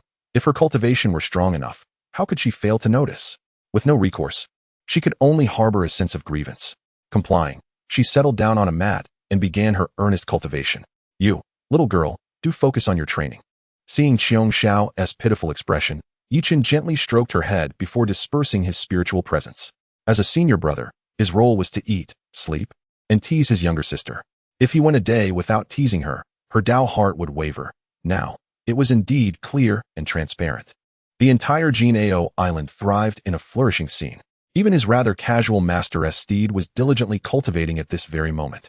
If he recalled correctly, this would eventually become the formidable Bull Demon King. Imagining Tongtian riding the Bull Demon King, he found the thought increasingly amusing. At that moment, an inexplicable sensation suddenly arose within Chen's heart. A whimsical impulse? Upon realization, Chen's brow furrowed slightly. Having attained the Tao of primordial unity, his own essence had become harmoniously unified. Such uncontrolled thoughts ought not to emerge. Yet, the abrupt reaction indicated that forthcoming events were intricately linked to his own being. In simpler terms, it resembled what people refer to as a sixth sense. However, the sixth sense of a sage is far more precise. Without a moment's hesitation, he began to calculate with deft fingers. Given his current realm, unless obscured by a treasure like the chaos pearl that shrouds the heavenly mysteries, nothing could impede his calculations. It was not a crisis. Rather, it heralded an opportunity. Chapter 34. The most unremarkable celestial emperor. This situation inevitably struck him as peculiar. Given his current realm and cultivation, there were scarcely any phenomena within the vast expanse of the Honghuang that could evoke a warning from his spiritual senses. Only the innate treasures could pique his interest. Yet most of those were already claimed by others. This circumstance ignited a flicker of curiosity within him. What could possibly elicit such a response from his spiritual intuition? Without delay, Chen began to calculate the location, discerning the source of this opportunity. To his astonishment, it appeared to be situated within the ancient demon clan's heavenly court. Chen found this outcome perplexing, his brows furrowing even deeper. That place had become a desolate ruin. What opportunity could possibly remain? However, he was confident in his calculations. He resolved to investigate further. Moments later, Chen arrived at the ancient demon clan's celestial court. Upon witnessing the scene before him, he felt a twinge of surprise. Though the area remained in a state of decay, it had been tidied up to some extent. Even now, a golden immortal was patrolling alongside heavenly immortals. Yet, to Chen, such patrols were as insubstantial as paper. Even if he stood openly before them, they would remain utterly oblivious. With a casual sweep of his spiritual consciousness, Chen grasped the entirety of the situation within the ancient demon clan's heavenly court. The patrolling cultivators were merely a fade employed by Haoyan. Originally a mere attendant of Hongjun, once designated as the Lord of the Heavenly Court, he had hastily seized control of the ancient demon clan's realm alongside Yaodai. They were now pretentiously gathering scattered cultivators from the Honghuang, forming a makeshift troop. However, with their prowess as two great Luo golden immortals, they were utterly incapable of mastering this domain. It is essential to remember that Dongwang Tai and Dijuan had established this place as their stronghold, laying down countless quasi-saint level formations and restrictions. They even enlisted the assistance of the then saint of the demon clan, Nuwa, to aid in the establishment of these formations. Although these two formidable beings had perished during the calamity between the shaman and demon clans, and the once mighty celestial court of the demon clan had crumbled, it was still not entirely within the grasp of Hao Yin and Yao Dai. Had it not been for the backing of their master, Hongjun, they would have long since eliminated those they found disagreeable. It was no wonder that Hao Yin sought out his master in desperation after being disparaged by disciples of the Chen sect, ultimately leading to the onset of the investiture of the god's calamity. The role of this celestial emperor was perhaps the most pitiful and unremarkable in history.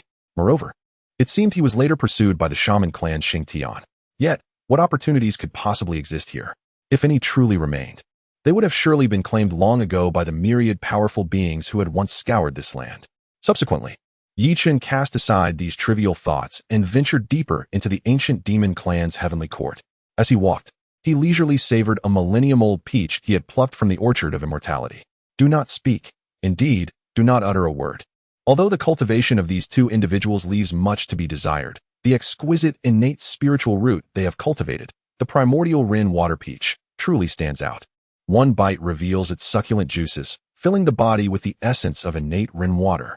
Alas, it offers him little assistance, for he has already attained the status of a saint. Otherwise, a single bite could have significantly extended his lifespan and enhanced his magical prowess. Though ultimately futile, indulging in its taste provides a delightful satisfaction for his palate.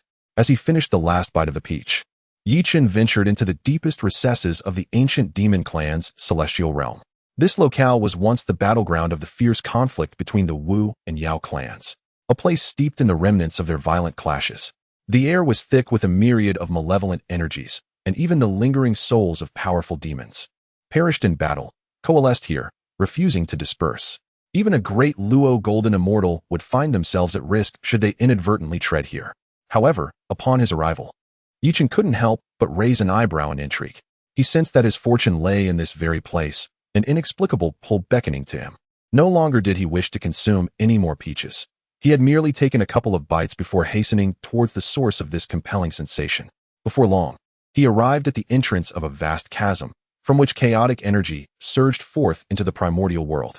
This chaotic essence eroded everything in its path. Yet at this moment, it could not spread freely, being ensnared by various divine spells. However, these incantations could only restrain the chaotic essence for a limited time. Once it had eroded sufficiently, it would inevitably burst forth. The opportunity Chen sensed lay precisely within this realm. Intrigued, a smile crept upon his lips. This place, connected to the chaos, was the aftermath of the explosive fallout from the self-detonation of Emperor Jun and Dong Huang Tai, which shattered the primordial realm and forged a link with the outer chaos. It was here, amidst this chaotic connection, that his sensed opportunity resided. Without the slightest hesitation, he stepped forward, disregarding the surrounding divine spells, and boldly entered the chaos. The moment he stepped into the void, he felt the summons intensify. Without further delay, he surged ahead at full speed. In the chaos, concepts of up and down, forward and backward, ceased to exist. One might find themselves advancing only to suddenly be propelled backward. Simultaneously, the endless chaotic essence relentlessly wore away at both body and spirit. Even a great Luo golden immortal could not endure here for long, quickly reduced to nothingness. For the beings of the primordial realm, this place was a treacherous abyss. Yet for Chen, arriving here felt as comfortable and natural as returning home. Not only had he achieved the singular Tao of his true self, but his embodiment as the chaotic demon god also allowed him to navigate through the chaos with ease. In a certain sense, the chaotic demon god was a child of chaos, born of the corresponding Tao. The closer he drew to the source of that opportunity, the clearer his perception became.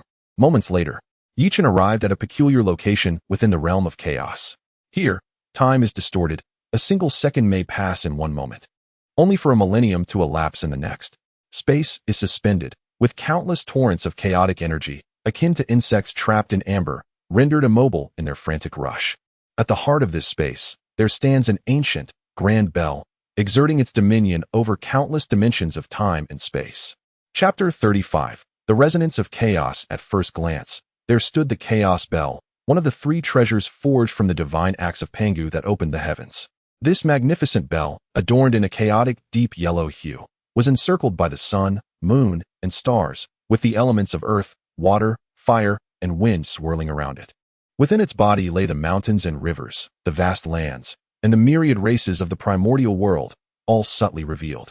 Radiating a five-colored brilliance, it illuminated the heavens, its majestic aura instilling awe throughout the universe. The Chaos Bell was infinitely profound, a vessel of boundless creation, possessing the might to suppress the heavens, to manipulate the fabric of time and space, to unravel the mysteries of the celestial way, and to refine the powers of the elements. Once, it was the accompanying treasure of the Eastern Emperor Tai of the demon race. However, after Tai's demise, the bell vanished without a trace, as if it had dissipated into thin air. Many sought to uncover the remnants of the Chaos Bell, yet all efforts proved futile. It seemed to have concealed itself within the void of chaos. Had it not been for its summons to Yi-Chan, no one would have been able to trace its whereabouts. Upon witnessing the Chaos Bell, Yi-Chen's heart throbbed with fervor, the call of the bell growing ever more apparent. As a saint, he was unfazed by the residual power emanating from the bell. He approached it, reaching out to caress its surface. Boom! The resonant sound of the bell echoed through the primordial realm. The heavens dimmed, and the universe trembled. The might of this innate treasure was unmistakable. Hearing the bell's chime, Luya, the Taoist, could not suppress his excitement. This sound, indeed, is the Eastern Emperor Bell, the treasure of my demon race. He momentarily disregarded the sword he was refining and revealed his true form as the three-legged golden crow, soaring towards the source of the sound. Upon hearing the resonance of the Chaos Bell, the expression on Nua's face shifted. Even the four saints exhibited a look of astonishment at the sound. How could this innate treasure, which they had once failed to locate, suddenly manifest and resonate throughout the primordial realm? Could it be that the moment of its emergence had finally arrived? Immediately, these saints summoned their most trusted disciples, instructing them to set forth with their sacred talismans towards the direction of the bell's sound. In that instant, the entire primordial land quaked in response to the sudden tolling of the bell.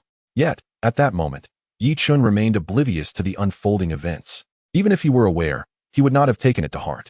They were merely inconsequential ants, easily extinguished by him. His foremost concern was to comprehend the message conveyed by the Chaos Bell and the reason for its summons. After a brief moment, he grasped the essence of the call. The purpose of this summoning was remarkably straightforward. It was because he was the second great saint to comprehend the path of enlightenment after Pangu. The slumbering Chaos Bell, sealed within the void of chaos, naturally sensed his presence. Sharing the same origin as Pangu, it instinctively regarded Yi-Chun as its master. Thus, it awakened of its own accord and summoned Yi-Chun to this chaotic expanse, inviting him to refine it.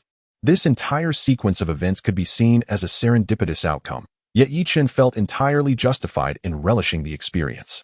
As a time traveler, how could one possibly lack a modicum of personal charisma?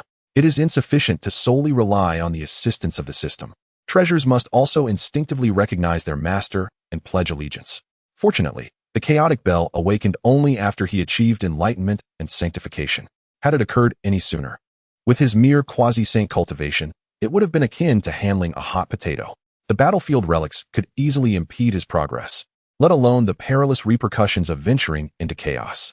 Without the might of a saint, each encounter could prove fatal, and a moment's carelessness might lead to eternal disorientation within the abyss of chaos. His fortune was indeed remarkable. Perhaps this is the protagonist's destined luck. However, now is not the time for such reflections. He must first refine the chaotic bell. Seated cross-legged amidst the chaos, he began to channel his mystical energy to refine the bell. After all, it was the chaotic bell that had summoned him, displaying no defenses whatsoever and even cooperating willingly. Yi-Chun effortlessly refined the chaotic bell, an achievement that would have incited fury in Dong Huang Tai. Had he known that after countless hours and the unification of the demon clan's power, he had only managed to refine a mere 40% of the chaotic bell, while Yi-Chun accomplished it with such ease.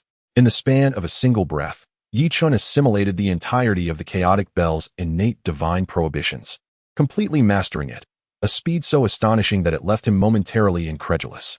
Upon fully refining the chaotic bell, Chen stumbled upon an unexpected revelation. Within the core of the innate divine prohibitions lay a fragment of divine consciousness left behind by the primordial deity Pangu. This fragment contained no hidden traps or ominous messages, merely a straightforward comprehension regarding the creation of the heavens and the earth. Upon encountering this insight, Chen instantly grasped its significance. This was the true fortune of his journey. The wisdom encapsulated within was a distillation of Pangu's profound understanding, far surpassing the value of all innate treasures combined. Without a moment's hesitation, Chen settled into a meditative posture to delve into this newfound comprehension.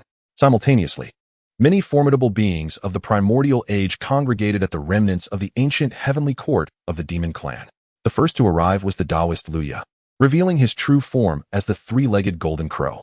Upon witnessing the heavenly court established by Shouyang, he was filled with disdain. This was nothing more than a makeshift assembly, utterly lacking in purpose. Having personally witnessed the grandeur of the ancient heavenly court of the demon clan, he could not help but look down upon such a rudimentary establishment. The Xiao treasure palace was laughable. Luya paid no heed to Shouyang, and upon seeing the words Xiao treasure palace, his anger surged. He felt an urge to vent his frustrations. Without hesitation, he unleashed the true fire of the sun, demolishing a significant portion of this makeshift heavenly court erected by Shouyang. The 12 immortals of the Chen sect followed closely behind, as did numerous disciples of the Western teachings, all equally dismissive. They offered no respect to Shouyang, merely sneering at the heavily damaged heavenly court. Before his very eyes, they brazenly soared into the depths of the ancient celestial court of the demon clan. After all, they were merely attendants of Hongjun, and even a fleeting glance in their direction was a concession of respect. Their dismissive demeanor infuriated Shouyang, whose wrath surged uncontrollably. Yet he found himself powerless, compelled to watch them depart. However, upon their arrival at the battleground between the demon and shaman clans, they were instantly engulfed by the residual turbulence of divine spells that lingered in the air, leaving them in a state of disarray. Many among them suffered injuries, particularly when they beheld the continuously flowing chaotic energy emanating from the cave. None dared to act impulsively. Chapter 36. Utter shamelessness, particularly for the 12 immortals of the Chen sect. This place is exceedingly perilous. Even if they were to restore their cultivation, they would merely reach the level of the great Luo Golden Immortal. Should they become tainted by the chaotic energy, it is highly likely that they would sustain further injuries. If they were to be wounded this time, would their master still seek treasures to aid their recovery? Sustaining injuries is one matter, but what if they were to lose their lives? This is not a treasure hunt. It is akin to courting death, and they would not act so recklessly. Observing their demeanor, Luya Taoist felt nothing but disdain. He had always regarded these individuals with contempt. Now, with the chaos bell before them, they remained timid and evasive, indecisive and hesitant. Ashamed to associate with such beings, he resolved to venture forth in search of the bell. With a flick of his sleeve, Luya Taoist was the first to stride into the immense void. The chaos bell, a treasured relic of the demon clan, rightfully belonged to him following the fall of the Eastern Emperor Tai. Others lacked the qualifications to lay claim to it. He was the sole candidate for the bell. The resonant chime echoing throughout the primordial realm was undoubtedly a summons for him, the destined sovereign. Entering the chaos alone carried certain dangers, yet he bore the sacred talisman bestowed by the Saint Nuwa, which would support him in his quest for treasures amidst the chaos. He began to envision a future where, upon claiming the chaos bell, he would cast the heavenly sovereign out, rejuvenate the heavenly court, and restore the splendor of the demon clan. With such thoughts in mind, what was there left to hesitate about? He boldly stepped into the void, empowered by the sacred talisman granted by Nuwa. The 12 golden immortals of the Chen sect, already inclined to retreat, found themselves compelled to follow Luya Taoist into the void, unable to back down. What a reckless man! They cursed under their breath, reluctantly retrieving their own sacred talismans to accompany him into the abyss. The source of the bell's resonant sound was their destination. While they deliberated on whether to take action, Chen had already entered a state of enlightenment. The insights left by the great Pangu within the chaos revealed the profound mysteries of the Tao from an entirely new perspective, utterly transforming his previous understanding of the Tao. It became clear that the Tao of power was not merely a means to amplify the 3,000 paths, but could also integrate them to enhance oneself. Truly, a single force can shatter myriad laws. Concepts of time and space, before the Tao of power, are trivial and utterly powerless. Awakening to this realization, Chen's path henceforth would no longer be shrouded in confusion. From this moment, he had attained clarity of heart and embarked upon the authentic quest for the Tao. At this instant, his mastery over the Tao of power began to surge exponentially. 1/10, 2/10, 3/10. From an initial grasp of 1/10, he had now achieved 3/10. Should he master a single path to perfection, he would become an embodiment of the Tao, revered by all. If he were to pause his cultivation at this moment and lift his gaze, he would behold the figure of the great Pangu standing at the end of the Tao. Of course, his aspirations extended far beyond this. A grand avenue, when pursued to its utmost, earns the admiration of those who cultivate its path. Yet, what if one were to master all 3,000 avenues to perfection? For any practitioner who contemplates the great Tao, the figure they behold will be his. The Tao is he, and he is the Tao. At the moment when Yi Chun was wholly immersed in the essence of the Tao, the chaotic bell, which he had completely refined and mastered, suddenly soared from his consciousness. It floated above his head, resonating of its own accord. Duan, Duan, Duan. The resounding chime echoed majestically, continuously impacting his being, while the true form of the chaotic demon god responded in kind. The bell sound stirred a profound resonance within him. In that fleeting moment, the formidable true form of the demon god fragmented into countless minute chaotic particles, only to swiftly coalesce once more. The newly reformed chaotic demon god form appeared to be subtly more powerful than before. This chaotic bell was evidently harnessing the innate power of the great Tao to aid Yi Chun in refining his true self. Amidst the resonant peals of the chaotic bell, Yi Chun's chaotic demon god form underwent 9 cycles of dispersion and reformation. Merely by sitting there, an aura of ancient eternity emanated from him. After these 9 cycles, no matter how strenuously the chaotic bell rang, it could no longer disturb Yi Chun's chaotic demon god form. Meanwhile, those disciples of the saints, who had nearly lost their way in the chaos, along with Luya Daoist, found a glimmer of hope upon hearing the tolling of the chaotic bell. They desperately sought the source of the sound. At that moment, they were all in a disheveled state, bearing various injuries. Even Luya Daoist had sacrificed one of his arms. The saintly talismans above their heads displayed a faint dimness, indicating that their journey through the chaos had not been particularly favorable, but rather quite tragic. Yet, the saints observing their disciples' plight seemed utterly unfazed. After all, in their view, as long as their souls had not scattered and their true spirits remained intact, they could employ their respective means to rescue them. The 12 golden immortals of the Chan school, who had been struck by the 9 curves Yellow River formation wielded by the 3 Xiao sisters, had largely regained their former cultivation, albeit with some residual impurities in their magical power, unstable foundations, and depleted potential. Nevertheless, the saints paid little heed to these matters. Their focus was solely on the chaotic bell, a primordial treasure capable of subduing fate. The memory of Dong Huang Tai wielding the chaotic bell to battle 6 ancestral witches of equal standing, without faltering, remained vivid in their minds. Yuan Ti Daoist, seated upon a cloud bed, was the first to speak. My disciples, Methreya and Jin Chan, are naturally endowed with profound fortune. It is fitting that the chaotic bell, one of the 3 treasures of creation, emerges in this world, destined to be intertwined with them. Upon hearing Yuan Ti Daoist's shameless words, Yuan Shi Tianzun's countenance twitched slightly. He then spoke without reservation. The Chaos Bell is a treasured artifact of the East.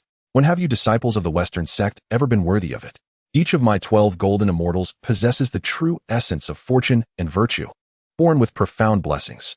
After enduring this calamity, it is only fitting that the heavenly Tao rewards this innate treasure, the Chaos Bell. Upon hearing these words, the Taoist Kunti could not help but lower his gaze and softly utter, "In that case, we shall see how their individual fortunes unfold." Chapter 37. The persimmon must be squeezed when ripe in an instant. The atmosphere between the 2 saints became increasingly enigmatic. Observing this, the venerable Laozi, seated calmly at the side, could not help but shake his head in silent disapproval. His younger brother still lacked mastery in the cultivation of qi. Subsequently, the 4 saints, seated within the Jade Void Palace, ceased their conversation. They turned their attention back to the disciples struggling through the chaos in search of opportunities to attain the Chaos Bell, ever ready to intervene and claim it for themselves. In their eyes, the bell that resonated incessantly was already as good as theirs. At this moment, Yi Chun, immersed in the comprehension of the great Tao, gradually opened his eyes. The instant his eyes fluttered open, an indescribable aura of the Tao flickered and vanished within them. This bout of enlightenment was immensely rewarding, allowing him to perceive the dual nature of the path of power and facilitating a significant advancement in his cultivation. He had progressed from the first level of the primal chaos to the 3rd level, the realm of the great Tao. Moreover, should he desire, He could easily break through to the 4th level of primal chaos at any moment. However, Chen preferred to solidify each of his realms to an immensely profound depth before choosing to ascend. To him, a steady and assured progression was the wisest choice. Only by establishing a firm and substantial foundation could a grand edifice be constructed above. To illustrate, the Western saints, Yuan and Jade, epitomized the instability of foundations. When they ascended to become heavenly Tao saints through the primordial purple energy bestowed by Hongjun, their cultivation had not yet reached maturity. They were compelled to rely on the merits of establishing a teaching to compensate for their inadequacies and thus attain sainthood. The situation became even more awkward when, upon founding the Western Church, the merit descending from the heavenly Tao was insufficient to support their sanctification. Consequently, they had no choice but to establish the 48 grand vows, drawing upon the heavenly Tao for preemptive merits to achieve their sainthood. Frankly, the beings of the primordial wilderness were astounded by the shameless tactics employed by these two saints. It was the first time they had witnessed such maneuvers. However, the outcome of these actions left Yuan and Jade as the weakest representatives among the saints. Their foundations were tenuous, and their treasures were incomplete. Despite the passage of time since their attainment of sainthood, they had barely reached the 3rd level of the Great Tao. Even Chen, the foremost disciple of the teaching of the intercepting sect, had now caught up with their cultivation level, and his combat prowess, naturally, was beyond comparison. At this moment, these two saints were even ensnared by the causal threads of the heavenly Tao. If they could not fulfill their 48 grand vows, their cultivation would stagnate for the rest of their lives, and they would gradually fall under the control of the heavenly Tao, becoming mere puppets. Thus, the Western saints tirelessly engaged in the Fengshen calamity, seeking to reap benefits, convert the talented individuals of the East into their fold, and alleviate their causal burdens. In stark contrast, the primordial heavenly venerable and Laozi stood entirely apart from them. When the primordial supreme being attained enlightenment and became a saint of the heavenly path, his cultivation had already reached the pinnacle of quasi-saint status. With merely a modicum of heavenly merit, he effortlessly ascended to sainthood. At this juncture, his cultivation stood at the 4th level of quasi-sainthood, where only the combined efforts of the two saints, Yuan and Jade, could rival him. As for the great sage Laozi, he is the most enigmatic among the saints, possessing the most profound cultivation among the 6 sages under the guidance of Hongjun. He had reached the 5th level of the Hunyuan realm, even subtly grazing the threshold of the 6th level. In terms of cultivation level alone, he firmly overshadowed Chen by 2 tiers. However, Chen had comprehended the primordial laws of strength and wielded numerous supreme treasures. Under such exalted enhancement, he could certainly contend with him. After organizing his tumultuous thoughts, Chen summoned the chaos bell floating above his head into his grasp. He meticulously rubbed the incessantly spinning chaos bell, his gaze drifting into the distance. In the future, with the indomitable chaos bell above his head, the unparalleled slaughter spear in hand, and standing upon the 12-petal pure world white lotus, with the 4-sword of immortals safeguarding him. Coupled with the enhancement of the laws of strength, he should be able to stand against the 4 saints, including Laozi. Yet, this alone might not suffice to overwhelm them. It lacked the necessary stability. As this notion crossed his mind, Chen's gaze returned to the incessantly spinning chaos bell in his hand. He suddenly realized that this chaos bell was one of the 3 primordial treasures derived from the Panga's opening heaven divine axe.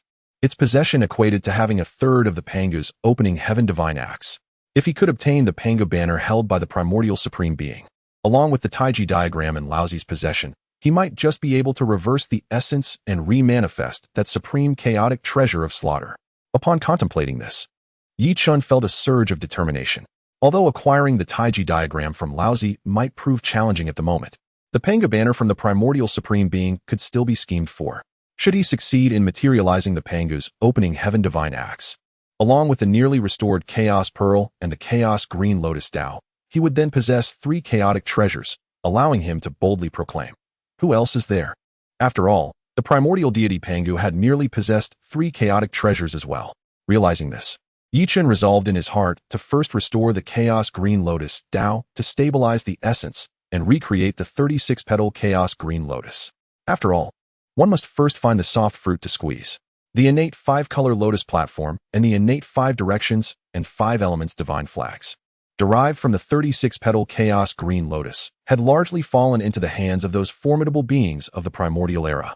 Not to mention, the 12-petal pure world white lotus and the slaughter spear formed from the Chaos Green Lotus stem were firmly within his grasp. The 12-petal merit golden lotus was a treasure created by the two Western saints, serving as a cornerstone for the Western teachings. The 12th grade infernal fire red lotus has fallen into the hands of the ancient ancestor of the Nether River. The 12th grade creation azure lotus has been divided among the three purities. Only the elusive 12th grade annihilation black lotus remains hidden by some formidable being of the primordial era.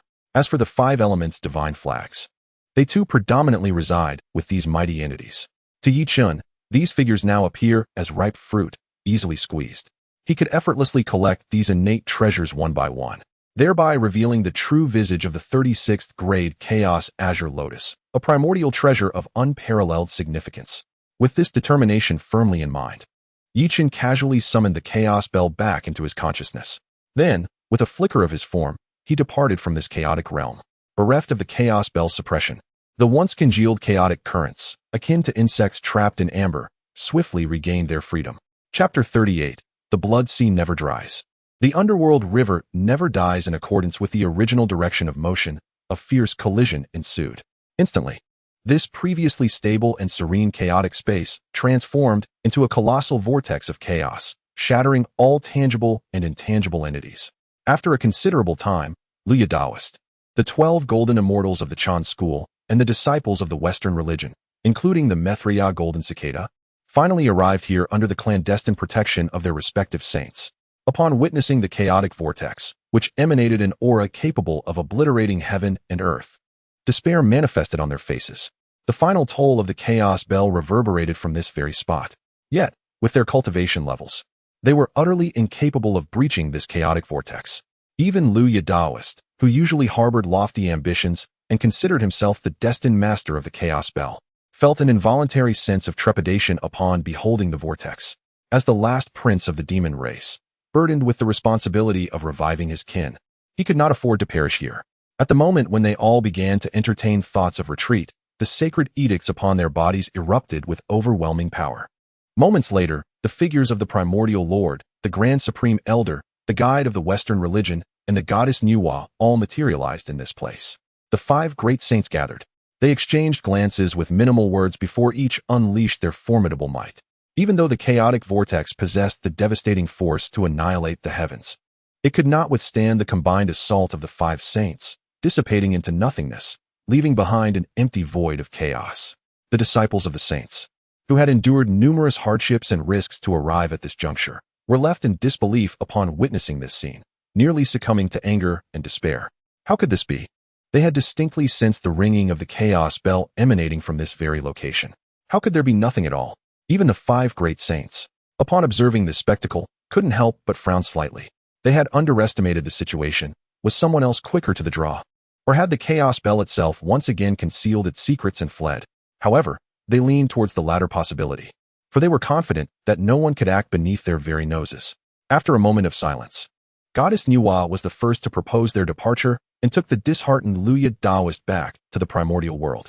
The other 4 saints exchanged glances, and the guide of the Western religion spoke up. Esteemed friends, the chaos harbors countless perils.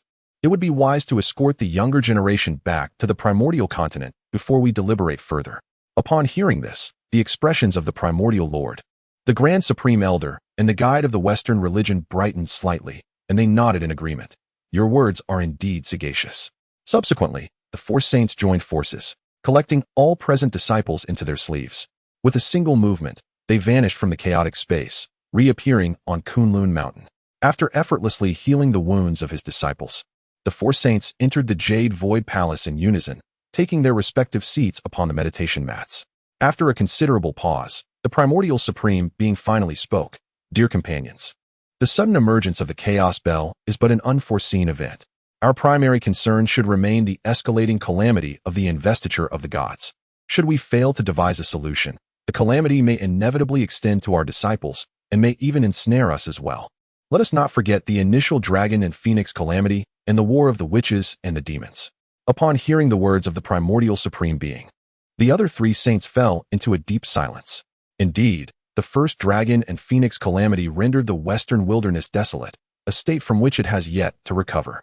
The subsequent war of the witches and the demons directly fractured the heavenly pillar, shattering even the 33 heavens, causing the waters of the river of heaven to flood the wilderness. Although the current calamity of the investiture of the gods seems to be within the control of the saints, no one can predict whether its ultimate entanglement might compel them to intervene. It is worth noting that the disciple they had originally calculated to face the calamity, the Jie Sect, has unexpectedly produced the anomaly known as Chen. No one anticipated that the seemingly ordinary disciple, taken in by Tongtian, would emerge so formidable after 1,000,000 years of seclusion. Eventually, the Taoist of purity spoke up. Yet, all disciples of the Jie Sect are currently hiding on Golden Ao Island under Chen's leadership, obscured by an intricate formation that conceals their whereabouts from the heavenly mechanisms. Even if we saints were to intervene, we would be unable to ascertain their exact location. What are we to do? Upon hearing this, the primordial supreme being could not help but display a look of helplessness. He was equally at a loss regarding the situation. The gathering once again fell into silence.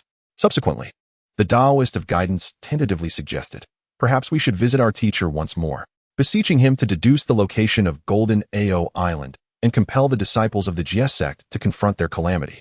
Upon hearing this, the primordial supreme being and the grand supreme elder sovereign could not help but twitch their faces in disbelief. While the Taoists of purity and guidance may lack shame, the two of them could not afford to be so shameless. It was already humiliating enough to conspire with outsiders to bully their third brother, only for their master, Hongjun, to personally intervene and imprison their third brother, the teachings of Tongtian, in the Purple Sky Palace. Given the circumstances, it would be utterly disgraceful for the four saints to seek help from the teacher regarding the formidable Jie Sect disciple, Chen. They could not stoop to such a level. The dignity of the saints must be preserved. Thus, the primordial supreme being and the grand supreme elder sovereign shook their heads, dismissing the proposal of the Taoist of guidance. Yet, in that moment, they could not conjure any viable solutions, leaving them to remain in a silent stalemate, awaiting a potential turn of events. Meanwhile, Chen, after departing from the chaos, directly arrived at the boundless sea of blood. This place is transformed from the navel of the great Pangu, where the blood of 3,000 chaotic demons, slain by the deity himself, converges. It is infused with boundless toxic blood and malevolent energy, rendering it inhospitable to birds and devoid of aquatic life. Within this vast sea of blood, a formidable being known as the ancestor of the underworld river is born. He wields the dual weapons, Yuan Shi and Ubi, which symbolize the primordial path of slaughter. Commanding the infinite blood ocean, he refines countless blood deities, reputed to be immortal as long as the blood sea remains unyielding. He is a peerless powerhouse in the primordial realm, a venerable quasi-saint. However, this quasi-saint has always faced unfavorable fortunes. When he ventured to the San Xiao palace to seek enlightenment, he arrived too late and failed to secure a mat that symbolizes the saintly position. His attempts to calculate the primordial purple energy surrounding Hongyun were in vain. He was even jointly reprimanded by the formidable figures of Tai Emperor Jun, Kuanpeng, and Xinyuanzi. Later, upon witnessing Nuwa's creation of humanity, which earned her heavenly merits and saintly status, he attempted to emulate her by establishing the Blood Sea Azura group, rooted in the path of slaughter. Yet his accolades were meager. Observing the Sanqing and others attaining sainthood, he imitated them by founding the Azura sect, but again, he only garnered a scant measure of merit. As the calamity of the witch and demon era unfolded, a more tragic turn of events occurred. Hutu transformed within the endless blood sea into reincarnation, guiding the souls of countless beings, thereby occupying a significant portion of the blood sea. Although the ancestor of the underworld river wished to contest this, he was silenced by the imposing fists of the other 11 primordial witches, compelling him to swallow his objections and greet them with a smile. Now, Chen has set his sights on him. Chapter 39. Seeking assistance ahem. It is not the figure of the old ancestor of the Nether River that captivates Chen, but rather the two exquisite innate spiritual treasures he possesses. These treasures are the 12th grade fiery red lotus of karma and the Xian Yuan water control banner. Each of these innate spiritual treasures is forged from the lotus seeds and petals of the 36th grade chaotic azure lotus, and they have become Chen's coveted objectives. He intends to borrow these two supreme innate treasures from the old ancestor of the Nether River. Given the sincerity Chen is prepared to express, he is confident that the old ancestor will be more than willing to lend him these cherished possessions. As for the two fearsome weapons, the Yuan Shi and Abi, which the old ancestor wields, Chen holds no interest. Regardless of their ferocity, can they surpass the god-slaying spear and the 4 swords of extermination that he possesses? Moreover, the old ancestor is a distinguished quasi-saint within the vast wilderness.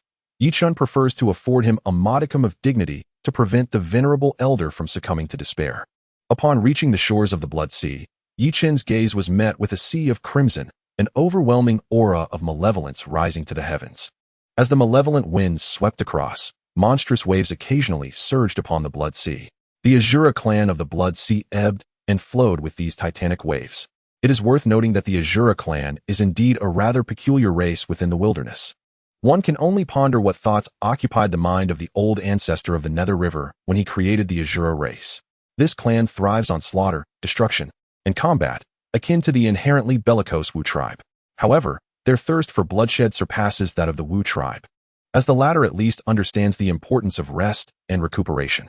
Moreover, the male Azuras are remarkably grotesque. Their appearance becomes increasingly hideous as their strength escalates. In stark contrast, the female Azuras possess extraordinary beauty, with the most powerful among them being the most stunning. This race, however, lacks reproductive capabilities, relying solely on the boundless Blood Sea to nurture their existence.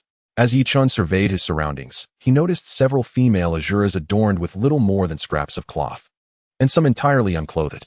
He merely shook his head, refraining from passing judgment on the peculiar inclinations of the old ancestor. He then stepped directly into the boundless Blood Sea. As he advanced, the foul waters parted as if they possessed a life of their own, revealing the seabed to welcome his entrance. With every step deeper into the sea, it appeared as though an invisible force had forcibly cleaved the Blood Sea in two. This intense disturbance drew the attention of countless Azuras, who observed in awe. Although their minds were twisted by the desire for slaughter, they had contemplated attacking Yi Chen. However, the sight of their kin exploding into oblivion upon merely harboring murderous intent terrified the remaining Azuras. They did not fear death, but rather the inscrutable nature of such demise.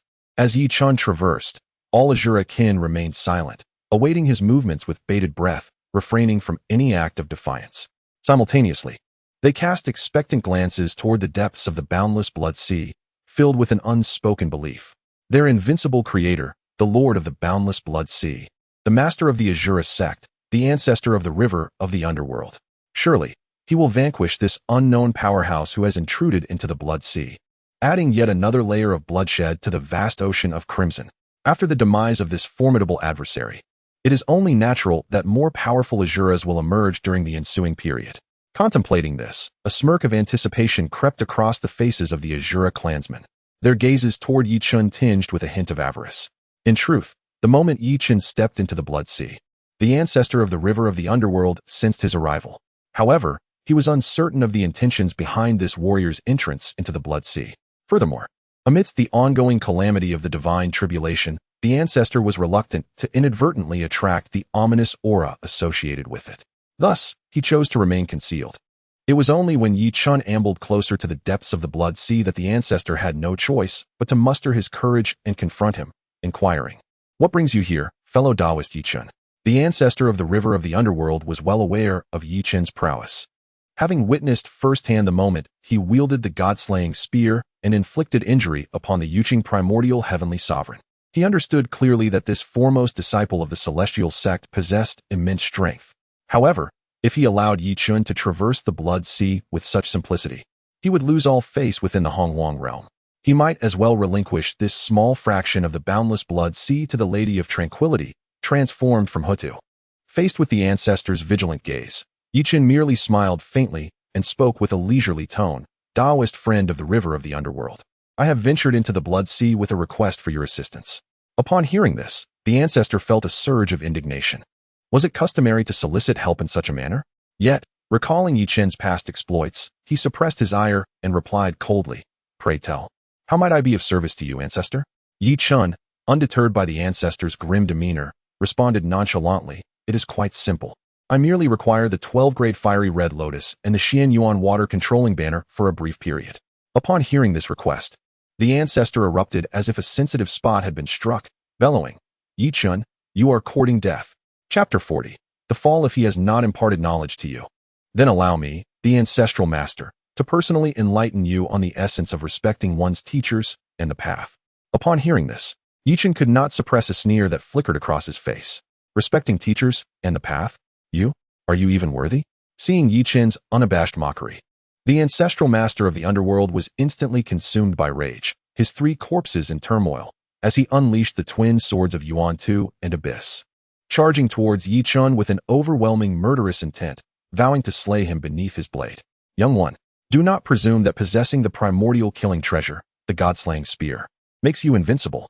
Today, let me show you what it means when the sea of blood remains unyielding and the underworld is eternal.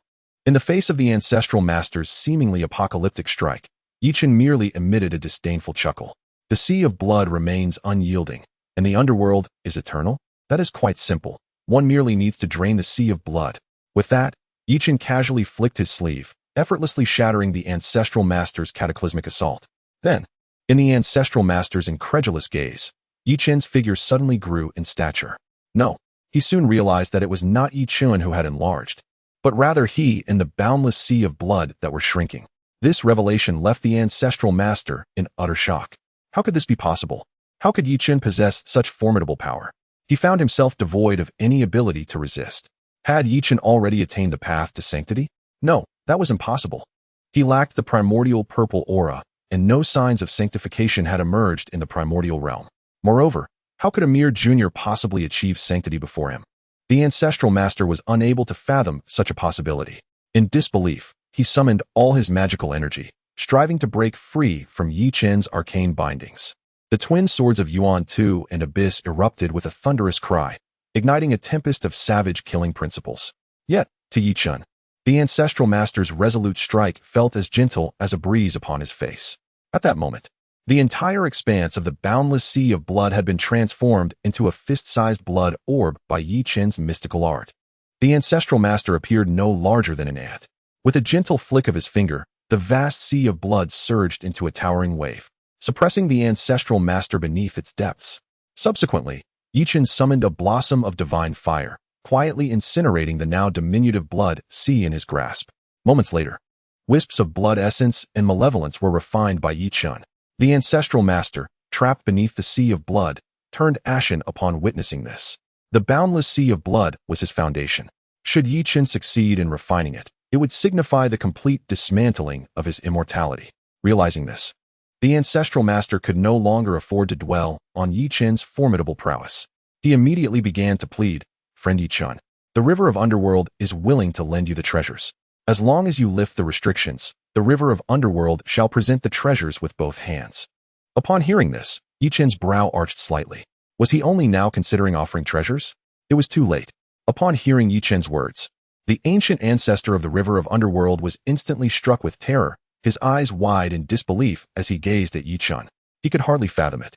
Having evaded the initial calamities of the dragon and phoenix in the primordial world, having escaped the tribulations of the witch and demon, he had once listened to teachings in the palace of purple clouds and was a guest of the three pure ones. In the primordial realm, he was regarded as a revered figure, respected by all who beheld him. Never did he anticipate falling into the hands of a mere child. With this realization, fear crept across the ancient ancestor's face. He did not wish to die. Indeed, the infamous lord of the killing path, the ancient ancestor of the river of underworld, was fundamentally a coward at heart. He harbored a profound dread of death. Thus, he had refined countless blood god avatars amidst the boundless sea of blood. As long as one blood god remained, he, the river of underworld, would not perish. This was why it was said that as long as the sea of blood did not dry up, the river of underworld would not fall. Yet now, all the blood god avatars spread throughout the endless sea of blood had been seized by Yi Chen's divine ability. Moreover, Yi Chen was slowly burning and refining them with the three flavors, true fire. This gentle, lingering fire, quietly awaiting the arrival of death step by step, amplified the unspoken terror to its zenith.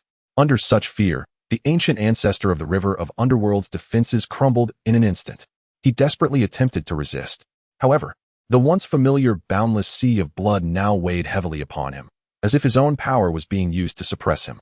The ancient ancestor of the river of underworld found himself utterly immobilized.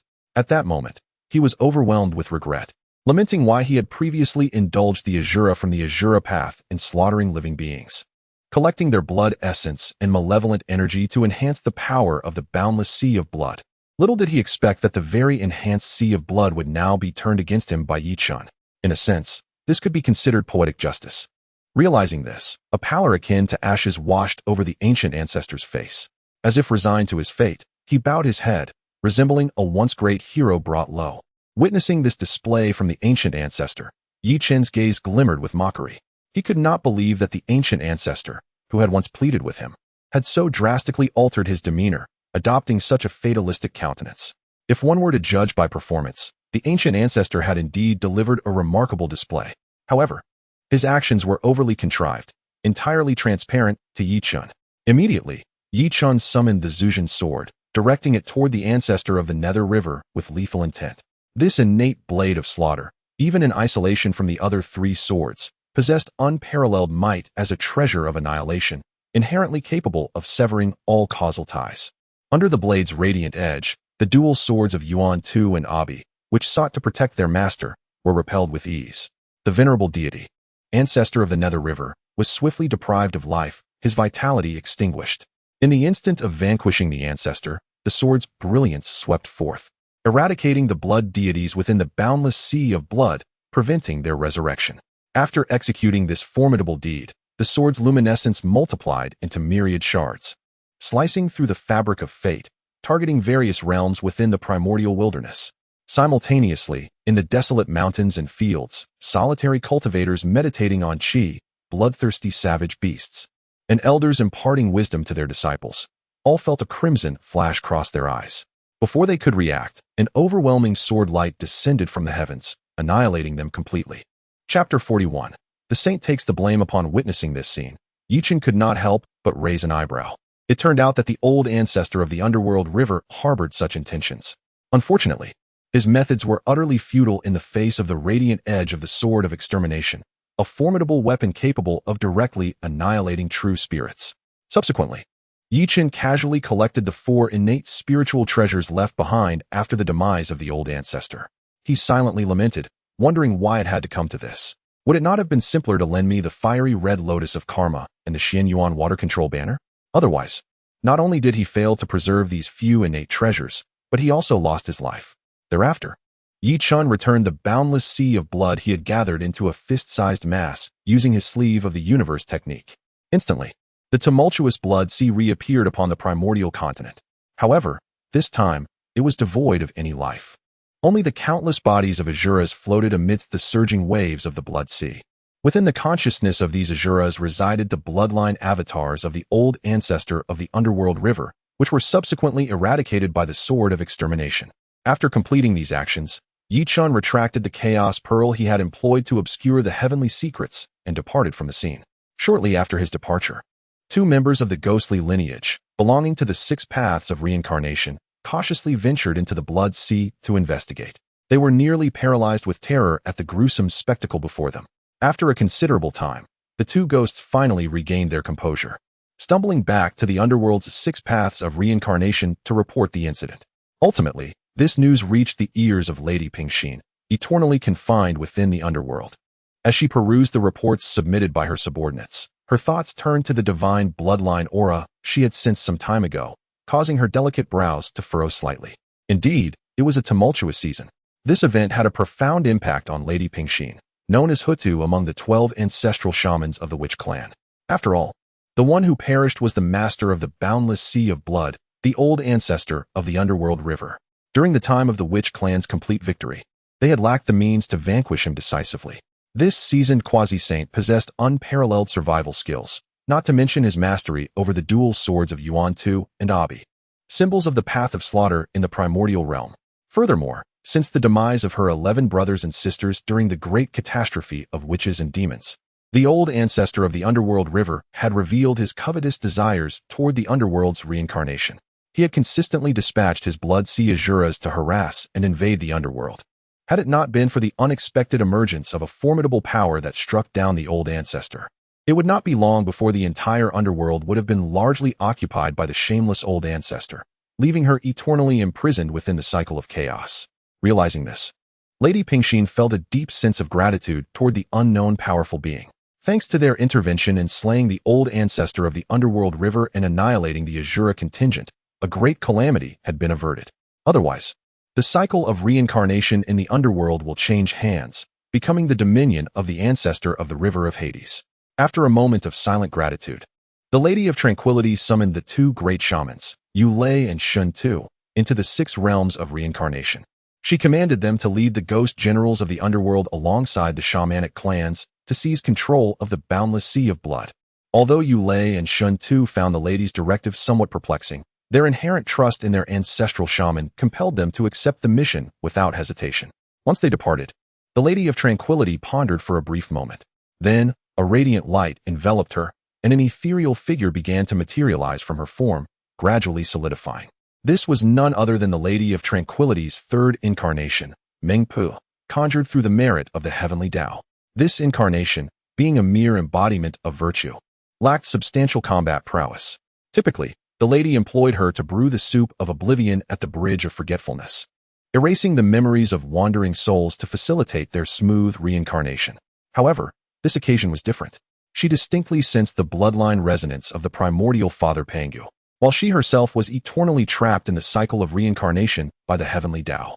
In her helplessness, she dispatched this incarnation to the Honghuang continent to seek out the being who bore Pangu's bloodline. At the moment Yi Chun withdrew the chaotic pearl, obscuring the powers of heavenly insight, the two Western saints, Zhuanti and Jane, who were seated in the Jade Void Palace, immediately felt a profound disturbance. Their expressions darkened. The ancestor of the river of Hades had perished. The Azura clan of the Blood Sea had been annihilated. What could possibly be done now? The reason for their intense reaction to the demise of the ancestor of the river of Hades was quite simple. The ancestor was integral to their future plans. Zhuanti and Jane had long been secretly plotting to extricate the Western teachings from the Xianmin Taoist court and establish a separate Buddhist sect, delivering a sharp betrayal to the three purities. The ancestor of the river of Hades was among the formidable beings they had invited to join their Buddhist order. Furthermore, they had incorporated the bloodthirsty and warlike Azuras into their ranks as one of the powerful factions that would ensure the future prosperity of their Buddhism. Yet now, not only had the ancestor of the river of Hades been slain by an unknown powerhouse, but even the Azura faction he had created had been exterminated.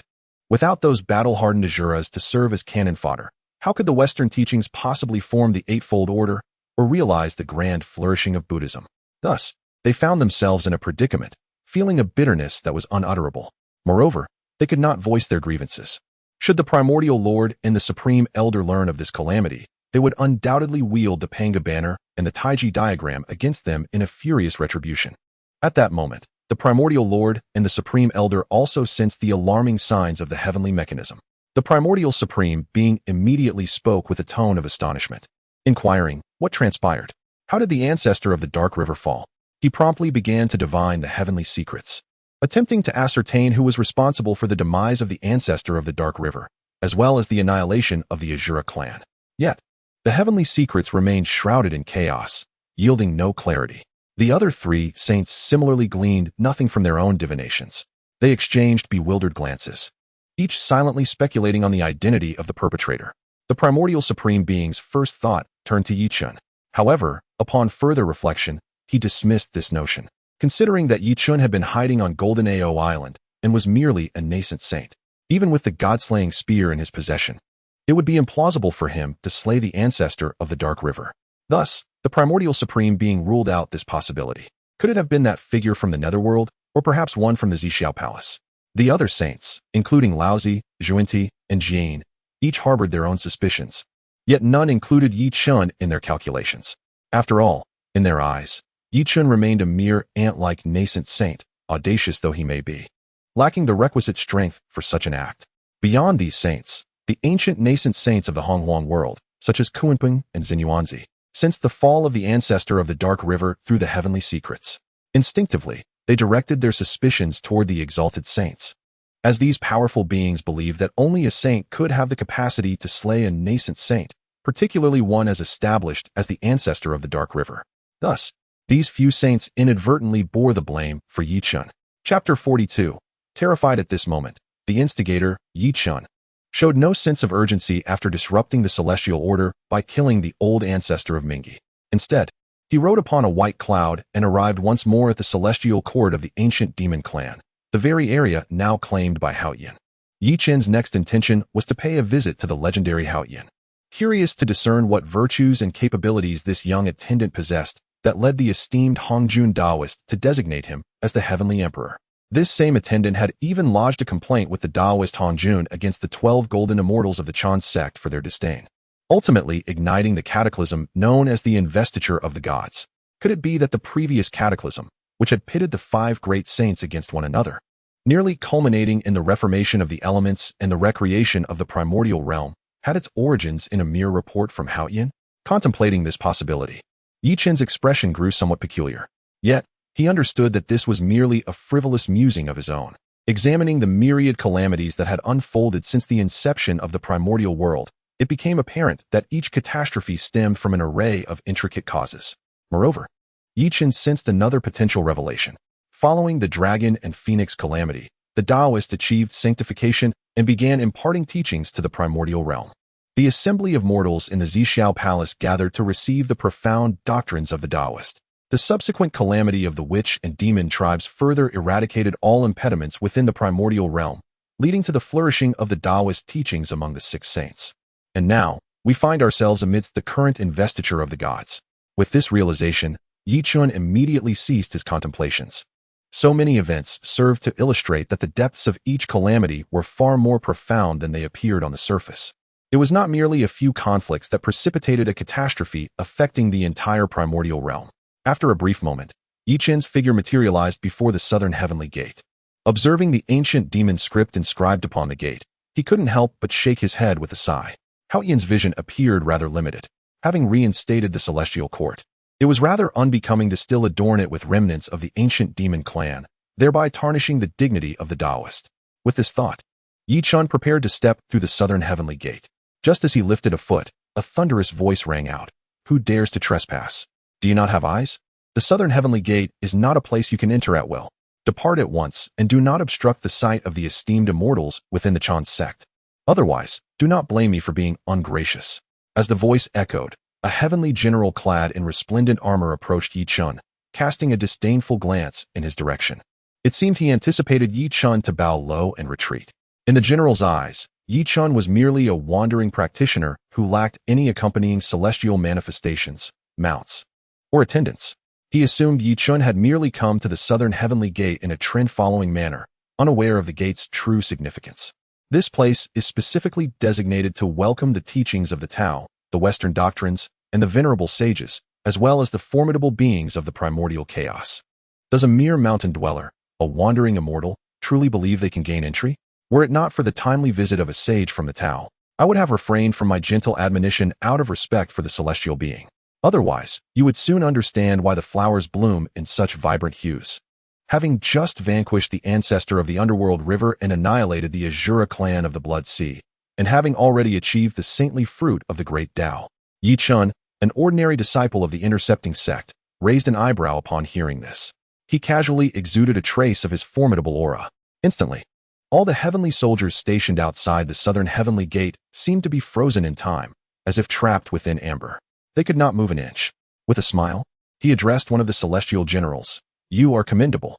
After uttering these words, Chen strode directly into the southern heavenly gate. Long after he had departed, the heavenly soldiers gradually emerged from the terror of his oppressive presence. The might of the being who had just entered was truly daunting.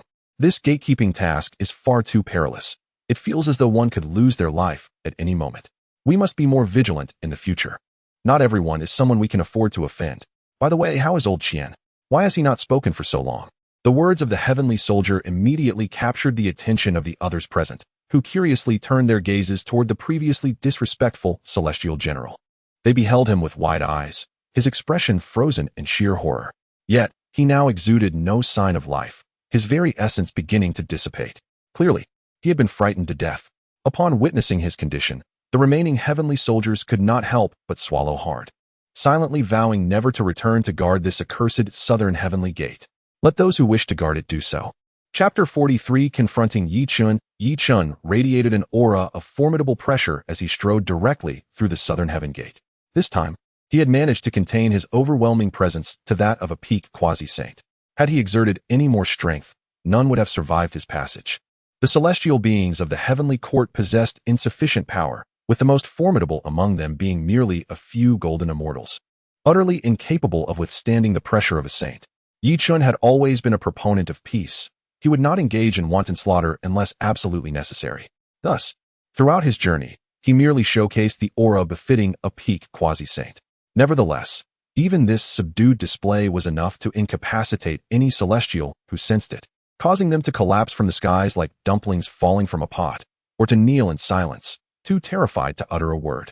Amidst this throng, Chen detected the presence of the celestial being mentioned by the heavenly general, a mere attendant of the primordial heavenly sovereign, the white crane boy. He was not even a match for the pair of innate spiritual cranes that Chen had reclaimed. Such a trivial figure was inexplicably surrounded by hundreds of celestial beings, which enlightened Chen to the fact that these heavenly court denizens were likely flattering the young attendant. Disinterested in their adulation, Chen continued his approach toward the so-called Xiao Palace of the heavenly sovereign. Though the heavenly sovereign, as a great Luo golden immortal, was not particularly profound in power, he could still sense Chen's arrival. The pressure emanating from Chen was as distinct as a blazing light in the darkness. If the heavenly sovereign could not perceive this, he would truly be blind. As Chen drew nearer to the southern heaven gate, the heavenly sovereign, seated upon his throne and struggling to maintain his imperial facade, felt his heart begin to race with anxiety. He was perplexed as to why Chen, the senior disciple of the Jie Sect, had suddenly come to visit. Although he was aware that his previous lament to Hongjun had precipitated the onset of the Fengshan calamity, which had earned him some superficial respect from the disciples of the Jie Sect and Western teachings, Chen was different. His master, Tongtian Jiaozhu, had been imprisoned by the Dao ancestor in the San Xiao palace for 3 calamities. No one could fathom how long 3 calamities would last. Since the beginning of the primordial era, countless epochs had passed before the 3rd calamity emerged. It was conceivable that Tongtian Jiaozhu might remain confined in the San Xiao palace forever. Chen might very well direct his wrath towards the heavenly sovereign. What if he decided to draw the god-slaying spear and thrust it into him? After all, Chen was the sort who could audaciously assault the ancestral homes of the 4 great saints. The more Haoyan pondered, the more apprehensive he became. Instinctively, he cast his gaze towards Yaotai and feigned composure as he spoke. Junior sister Yaotai, Chen is a formidable figure of quasi-saint status. If we are not cautious, it would be quite easy for him to cause you harm.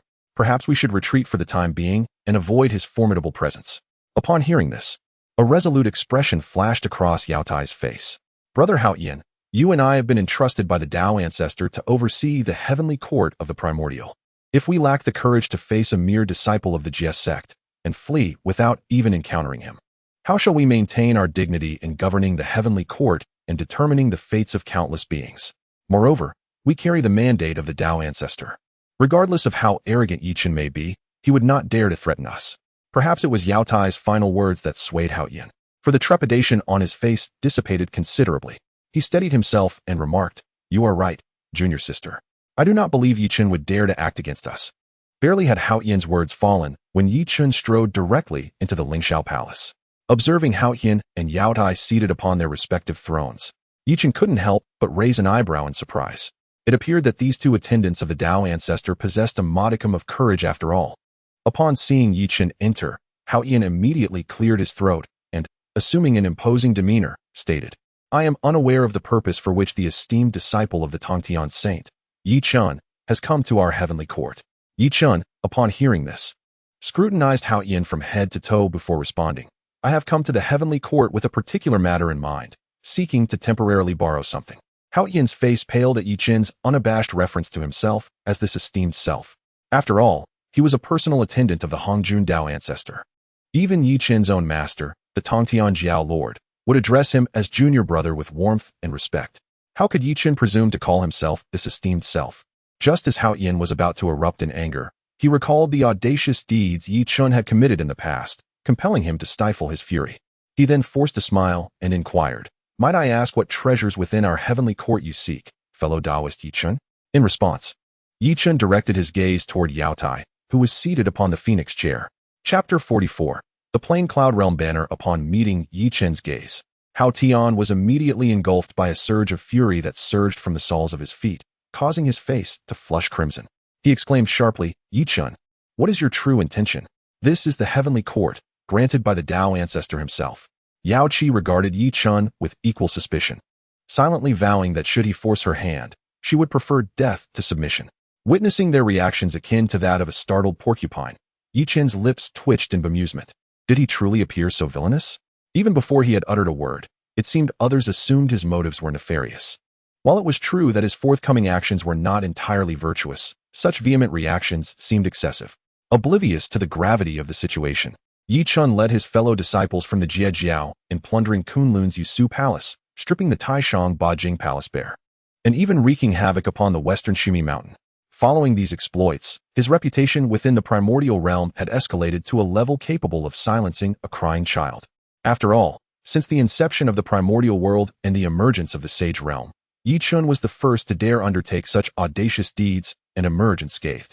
Just as Hao Tian was on the verge of succumbing to the mounting pressure, Yi Chun suddenly smiled and remarked, "I believe you both have misinterpreted my intentions. I do not seek Yao Qi herself, but rather the innate spiritual treasure, the plain cloud realm banner, which she possesses."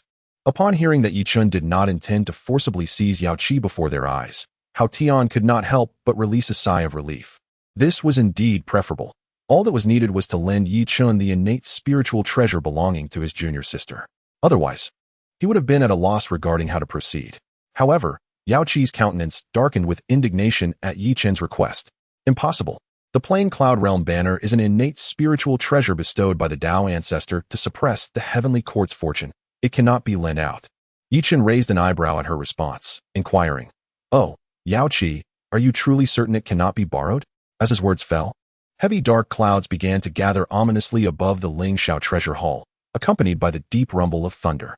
Upon witnessing this sudden atmospheric shift, a look of uncertainty crossed Hao Tian's face.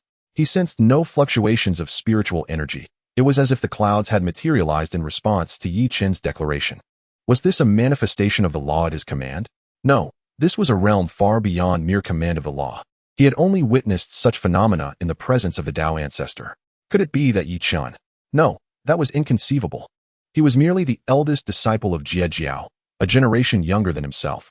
How could he possibly attain such a level? Despite his internal reassurances, a flicker of fear began to take root in Hao Tian's mind. After all, aside from that implausible hypothesis, Yi Chun was indeed the audacious individual who dared to raid the sanctum of the sages. He once wielded the god-slaying spear and inflicted injury upon the primordial saint of the Jade Pure. Such audacity is best left unprovoked. Contemplating this, a forced smile crept on Hao Tian's face. He then addressed his junior sister, Yao Qi, saying, "Since our esteemed friend Yi Chun requires the plain cloud realm banner, let us lend it to him for the time being."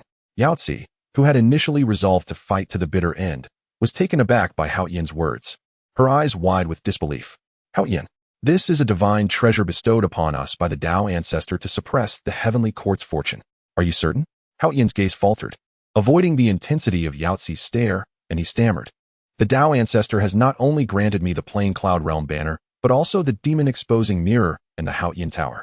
With these two supreme treasures, the heavenly court's fortune is secure." Upon hearing Hao Tian's justification, Yao Qi felt her heart sink.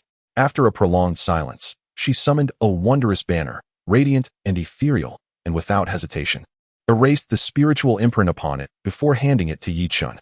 Yi Chun accepted the plain cloud realm banner and tucked it away casually. He remarked to Yao Qi, "Your disposition is commendable. Should fate allow, you may come to my sect to comprehend the upper clear Tao." He then cast a sidelong glance at Hao Tian, gently shook his head, and clicked his tongue. With that, he stepped forward and departed the Ling Xiao Palace. Once Yi Chun had left, Hao Tian exhaled a long breath, his countenance darkening as he turned to Yao Qi. "Yao Qi, such humiliation from Yi Chun cannot be tolerated. Let us burn incense and pray," beseeching the Tao ancestor to unleash his wrath upon this arrogant fool. Yao Qi merely stared at Hao Tian, who had so swiftly changed demeanor. She realized that this brother of hers was strikingly unfamiliar, in stark contrast to the imposing and unparalleled senior brother Yi Chun of the Jie Sect. Her own brother appeared to be nothing more than a petty, barking figure.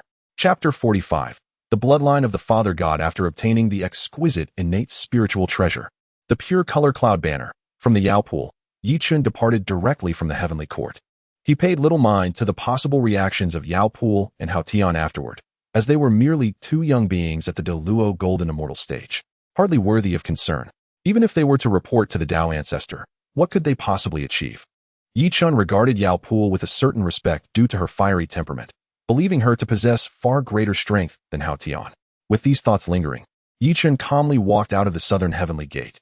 The celestial soldiers stationed outside the gate maintained a composed demeanor, their gazes fixed forward, seemingly entranced by the clouds drifting before them, as if those billowing formations concealed boundless principles. They paid no heed to Yi Chun, who was boldly exiting through the gate. The exit corresponding to the 33 heavens, once dominated by the ancient demon race, was the very site of the former unyielding Divine Mountain. This was one of the primary reasons the witch and demon clans had clashed in the past. However, following the devastating calamity between the two factions, that once mighty mountain, formed from the Pangu spine, was shattered, leaving behind a wasteland saturated with malevolence, inhospitable to ordinary beings. As Yi Chun beheld the remnants of the unyielding Divine Mountain, now reduced to a mere half-foundation, he could still sense its towering majesty and timeless grandeur. The moment he set foot upon the mountain, his brow instinctively arched. Within his consciousness, the divine spear he had refined, the 12th grade pure world white lotus, the 12th grade fiery red lotus, the Xian Yuan water controlling banner, and the pure color cloud banner, all derived from the 36th grade chaotic green lotus, resonated softly, as if in harmony. The source of this resonance pointed directly to the mountain's foundation beneath him. Realizing this, Yi Chun understood that within this ancient, forgotten realm lay a spiritual treasure birthed from the chaotic green lotus. Without hesitation, he advanced onto the unyielding Divine Mountain. As his feet touched the mountain's base, he sensed a faint yet palpable pressure reminiscent of Pangu's might. Had he not attained the status of a great sage and achieved his chaotic demon god true form through Pangu's essence and remnants, he would not have perceived this aura. After taking a few steps forward, Yi Chun discovered relics of the ancient witch clan's habitation, stately, archaic structures, grand altars, and the deity's seat symbolizing the great Pangu. All of this bore testament to the once mighty witch tribal community that thrived here, now reduced to mere ruins. Observing the scene before him, Yi Chun could not help but sigh softly. He approached the deity's seat of Pangu and began to clear away the overgrown weeds, silently lighting a fragrant offering. Yi Chun had always harbored a deep curiosity about the current state of the primordial world. In the boundless chaos of primordial existence, it was the great deity Pangu who separated heaven and earth, giving rise to the vast wilderness. Following his demise, he transformed into myriad beings and spirits. However, at some point in time, among the myriad clans of the wilderness, all but the Shaman clan began to revere the Taoist ancestor Hongjun, neglecting Pangu. The Shaman clan, once the most devoted to Pangu, fell into decline after the calamity of the Shaman and the Lich, leaving only a few frail and ailing remnants to dwell in the miasma-ridden region of North Julu.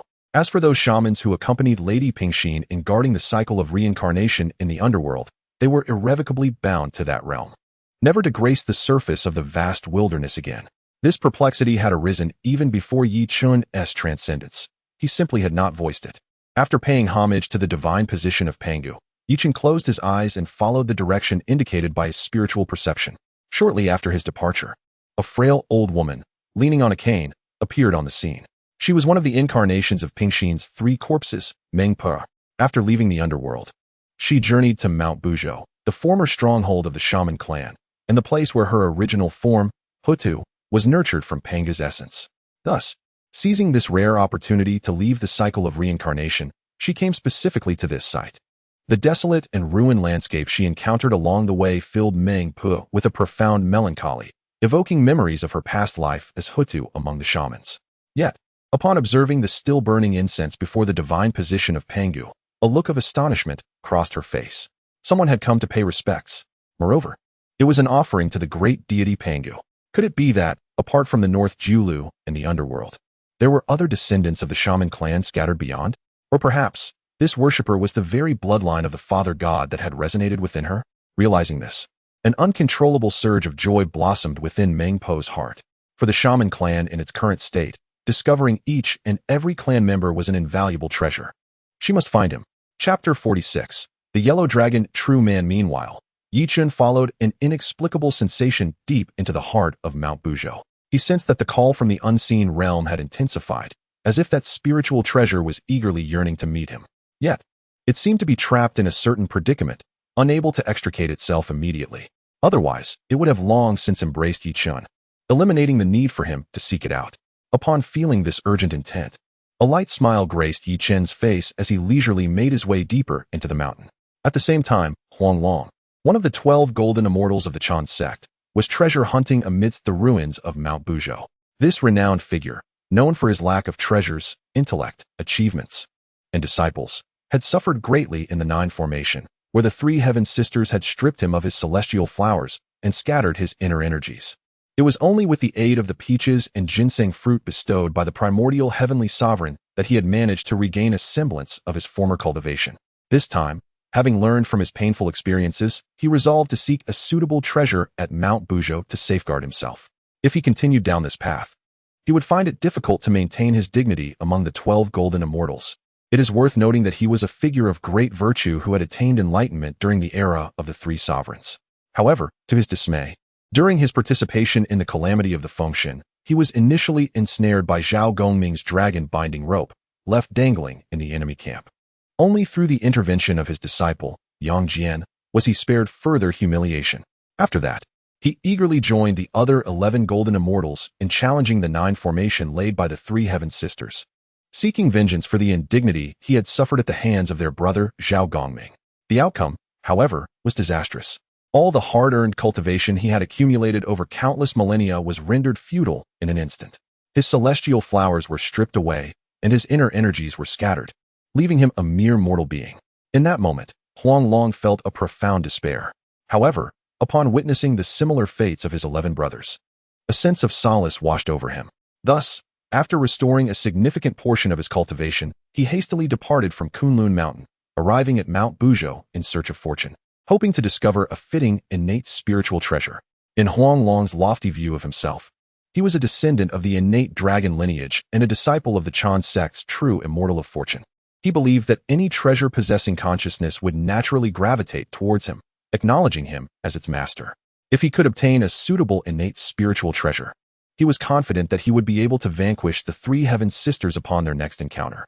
After all, were they not merely at the same level of cultivation as himself, being mere great Luo golden immortals? Had it not been for the superb innate treasure, the Hongyun golden dipper, wielded by Yuan Shi to set up the 9 formation, would he have fallen victim so easily? Upon recalling the incident of his former cultivation being extinguished, the expression of Huanglong Zhenren was instantly marred by indignation. Humph, those wretched maidens. Yet, amidst the remnants of the mountain's foundation in Buzhou Shan, Huanglong Zhenren lingered for an extended period. Not to mention any innate spiritual treasures, he had not even glimpsed a single hair from one. This realization left the usually self-assured Huanglong Zhenren in a state of profound discontent. Could it be that his fortune was so meager? Just as Huanglong Zhenren wallowed in his frustration, a sudden burst of dark, inky light erupted from an unremarkable valley not far ahead. Upon witnessing this luminous phenomenon, an expression of sheer ecstasy illuminated Huanglong Zhenren's face. Could it be? Had his fortune finally arrived? Unable to contain himself, he swiftly made his way toward the source of the radiant glow. What he beheld was a 12th grade black lotus, its form dim and marred by scars, gracefully emerging from the depths of the valley. Upon sighting this black lotus, Huanglong Zhenren's mouth fell agape in astonishment. He recognized this innate spiritual treasure all too well. Indeed, it was renowned throughout the primordial realm. The 12th grade world destruction black lotus, once the cherished artifact of the demon ancestor Luo Ho. Since the war of Tao and demon, this exceptional innate treasure had vanished from the primordial world. Who would have imagined it lay hidden here in Buzhou Shan?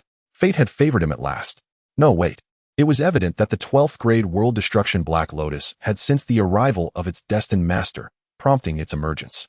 After all, countless powerful beings had visited Buzhou Shan. Yet it was only upon his arrival that the lotus chose to reveal itself, as if it had been awaiting him. With this realization, Huanglong Zhenren could no longer contain his ecstatic emotions and nearly succumbed to wild jubilation. After a brief moment, he managed to suppress his overwhelming joy, adopting an air of composed dignity befitting a sage, preparing to await the lotus's approach, ready to accept its allegiance. He even envisioned in his mind how he would flaunt this 12th grade black lotus to his fellow disciples upon his return. However, to his utter astonishment, the 12th grade world destruction black lotus simply bypassed him, landing in the hands of a Taoist clad in a dark robe. Chapter 47. The 12-petal annihilation black lotus. After casually accepting the 12-petal annihilation black lotus, Yichun turned his gaze towards the astonished expression still lingering on the face of the Huanglong Zhenren. In addition to acquiring this exquisite innate spiritual treasure, he was unexpectedly confronted by the renowned Forwu Zhenren of the Chen Sect. This encounter brought Yichun a moment of delightful surprise. In truth, Yichun had always understood that secluding himself on the closed island during this calamity of the Tongtian was merely a temporary solution, incapable of providing a lasting resolution. The entanglement of karma would only grow more intricate, and the calamity would eventually ensnare his fellow disciples from the Jie Sect. Therefore, he could easily place Huanglong Jinren, a disciple of the Chen sect, upon the function list. This action would not only dissipate the karmic calamity within this tribulation, but also cause the Yuan Shi to feel a profound sting in his heart. After all, given that he had seized several 9 transformation golden pills, it was certain that Yuan Shi had expended a substantial amount of resources to restore Huanglong Jinren to the status of a great Luo golden immortal. Otherwise, the 4 Wu Jinren would not have recovered so swiftly. Moreover, considering his current strength, even if he were to slay Huanglong Jinren, Yuan Shi would be powerless to retaliate against him. Upon realizing this, Yi Chen's gaze towards Huanglong Jinren transformed, akin to that of a predator eyeing its prey. Oblivious to the fact that he had become the hunted, Huanglong Jinren felt as though his lungs were about to burst with indignation. This extraordinary innate spiritual treasure had manifested solely due to the presence of this young Taoist behind him. Understanding this, Huanglong Jinren's countenance darkened significantly. He found himself within the ruins of the Buzhou Mountain, a place rife with malevolent energy. Apart from himself and this unknown Taoist, no other beings existed in the vicinity. Thus, he contemplated a drastic course of action to eliminate this unknown Taoist and seize the 12-petal Annihilation Black Lotus for himself. After all, with his great Luo golden immortal cultivation, he stood as a formidable presence within the primordial realm. Coupled with the fact that he practiced the Yuqing Xinfa, imparted by the Saint Yuan Shi, he could be deemed invincible among his peers. Although he could not discern the cultivation level of the unknown cultivator who had bonded with the Annihilation Black Lotus, he surmised it could not be exceedingly high. In the primordial realm, those of greater cultivation than himself were primarily the seasoned quasi-saints and the remaining disciples of the Chen sect. If he found himself at a disadvantage, he could readily invoke the name of the Saint Yuan Shi, confident that none would dare to disregard his authority. The only disciples who might not heed Yuan Shi's reputation had recently sought refuge on Jinao Island to evade the saint's might. At this moment, he, Huanglong Jinren, could command a domain within the primordial realm. Without hesitation, Huanglong Jinren unleashed the pressure of his great Luo golden immortal status and addressed the unknown Taoist. Hark! I am Huanglong Jinren, the master of Magu Cave at Ershin Mountain, under the auspices of the Saint Yuan Shi, who dares to employ despicable means to seize what rightfully belongs to me. Surrender it at once, or I shall ensure your utter annihilation. The esteemed Huanglong Jinren has devised a clever strategy. Initially, he proclaims his own lofty status to intimidate the unknown Taoist before him. Once he obtains the 12th rank Annihilation Black Lotus from the stranger's grasp, he intends to unleash his wrath, rendering the unfortunate soul into nothingness.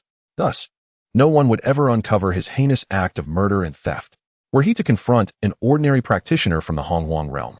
Such a combination of tactics would surely leave them bewildered, compelling them to relinquish the Annihilation Black Lotus without a fight.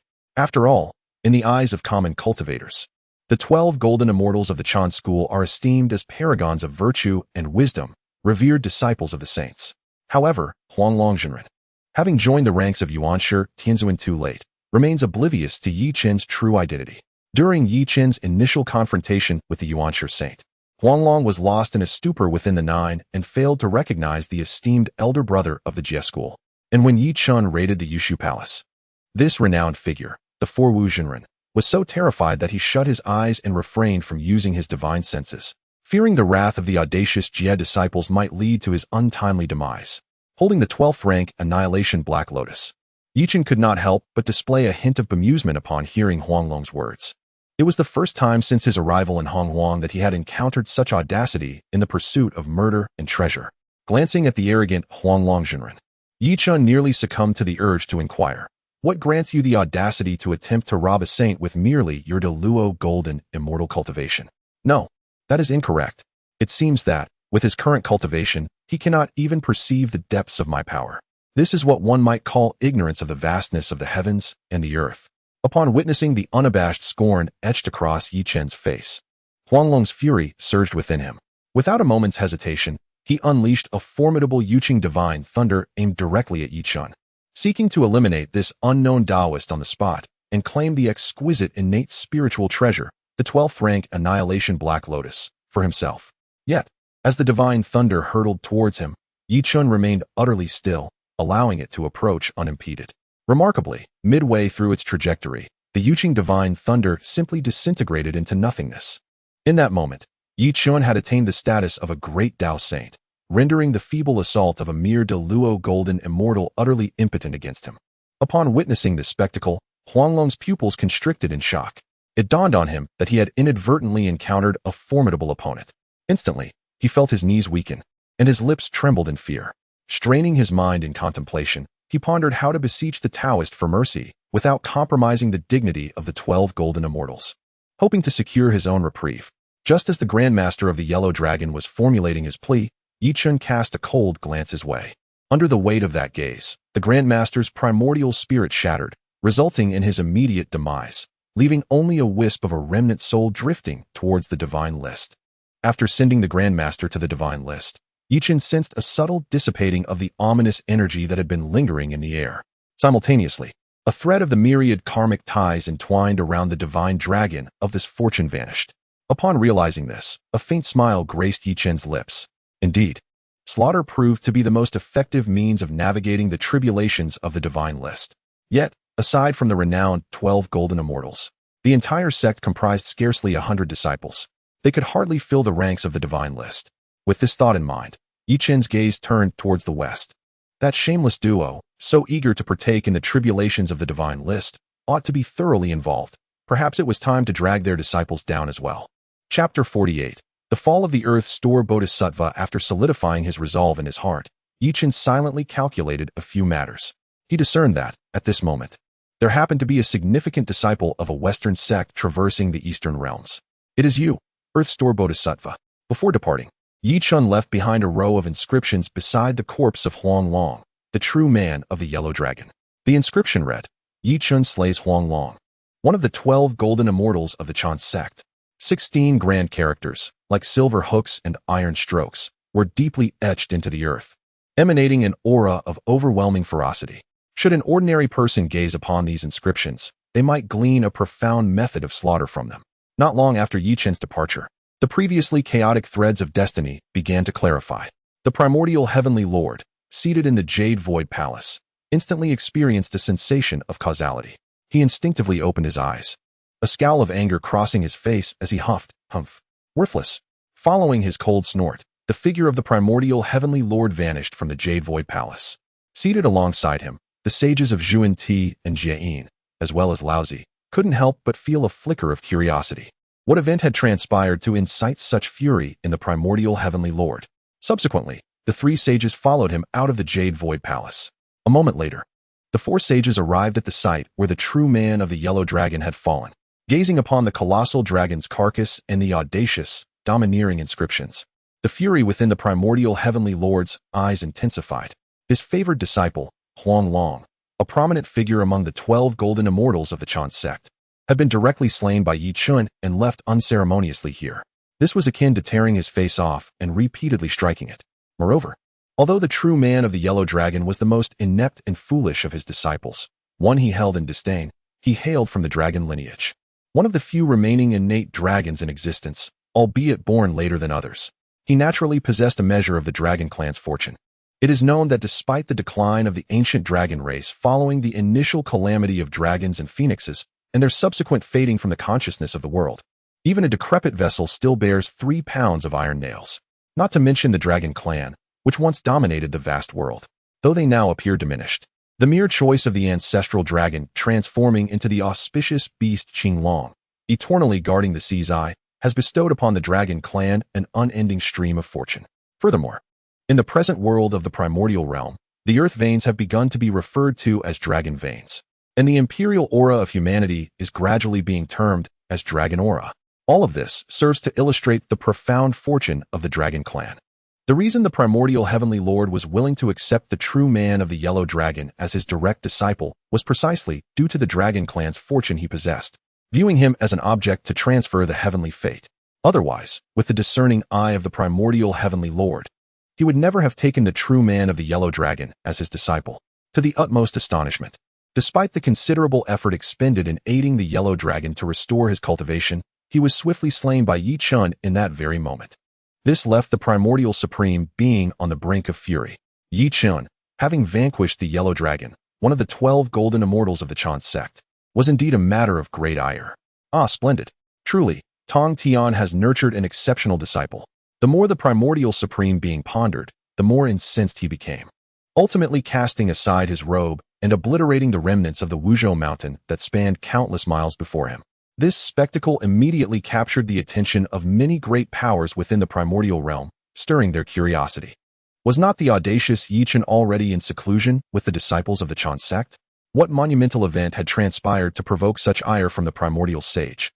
These mighty beings promptly extended their consciousness, only to witness the lifeless body of the yellow dragon, accompanied by a row of 16 iron hooks inscribed in silver upon the ground.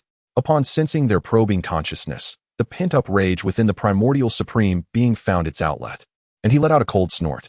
His formidable primordial essence erupted, thwarting their prying gazes. Meanwhile, the two saints, Yuan Shi and Jie, who had arrived at the scene, expressed their surprise at the sight of the yellow dragon's corpse. How could the foolish yellow dragon meet his end here? Yet, the demise of that imbecile was, in fact, quite favorable. Regardless of his shortcomings, he was still a direct disciple of the primordial supreme being. Chen's act of slaying him would irrevocably deepen the rift between the Chen and the teaching of the tract. This, undoubtedly, would prove advantageous for the Western sect. Promptly, Yuan Shi decided to stoke the flames further and spoke up. It is said that the celestial treasures belong to those virtuous enough to possess them. Yet, Chen, relying on his profound powers, audaciously seized the magical artifacts from the yellow dragon and even committed murder for treasure. Such transgressions are utterly unforgivable. Moreover, the yellow dragon has always been one of the most diligent disciples under the primordial Tao brother. His fall is indeed a lamentable loss.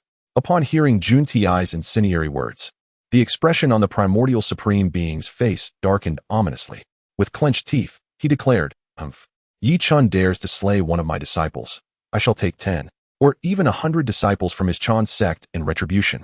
Upon hearing the resolute words of the primordial supreme being, the shameless duo of Yuan Shi and Jie exchanged knowing glances, concealing their delight within.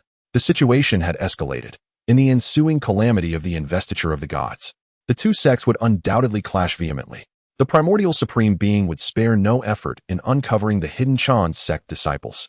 At that juncture, the Western sect they had established would reap the rewards. Just as Yuan Shi and Jie reveled in their secret triumph, an inexplicable sensation coursed through their minds, heralding the presence of their anticipated hidden disciple of the Western sect, Dizong. The sudden revelation of this celestial insight left the two sages, Kunti and Jie, utterly bewildered. Chapter 49. The Oath of the Heavenly Path and the Xitigarbha. Although his reputation in the primordial world is currently insignificant, in the future, during the flourishing of Buddhism, he shall be renowned as the illustrious Xitigarbha Bodhisattva, with a grand aspiration encapsulated in the vow of I shall not attain Buddhahood until hell is empty. He facilitated the infiltration of the Buddhist teachings deep into the realms of the underworld and reincarnation. His formidable cultivation and magical prowess, though not on par with the Buddha, surpass it greatly, placing him among the 4 great bodhisattvas of the Buddhist realm. Yet at this moment, the once omnipotent Xitigarbha Bodhisattva has succumbed to mortality, lying still upon the ground. Nearby, the lifeless bodies of the disciples from the Western teachings are strewn about in disarray. Chen has dispatched them all to the divine authority list. The scene bears no traces of battle, instead, a line of words, as meticulously inscribed as iron hooks and silver needles, is deeply etched into the earth. Chen has slain the Xitigarbha of the Western teachings here.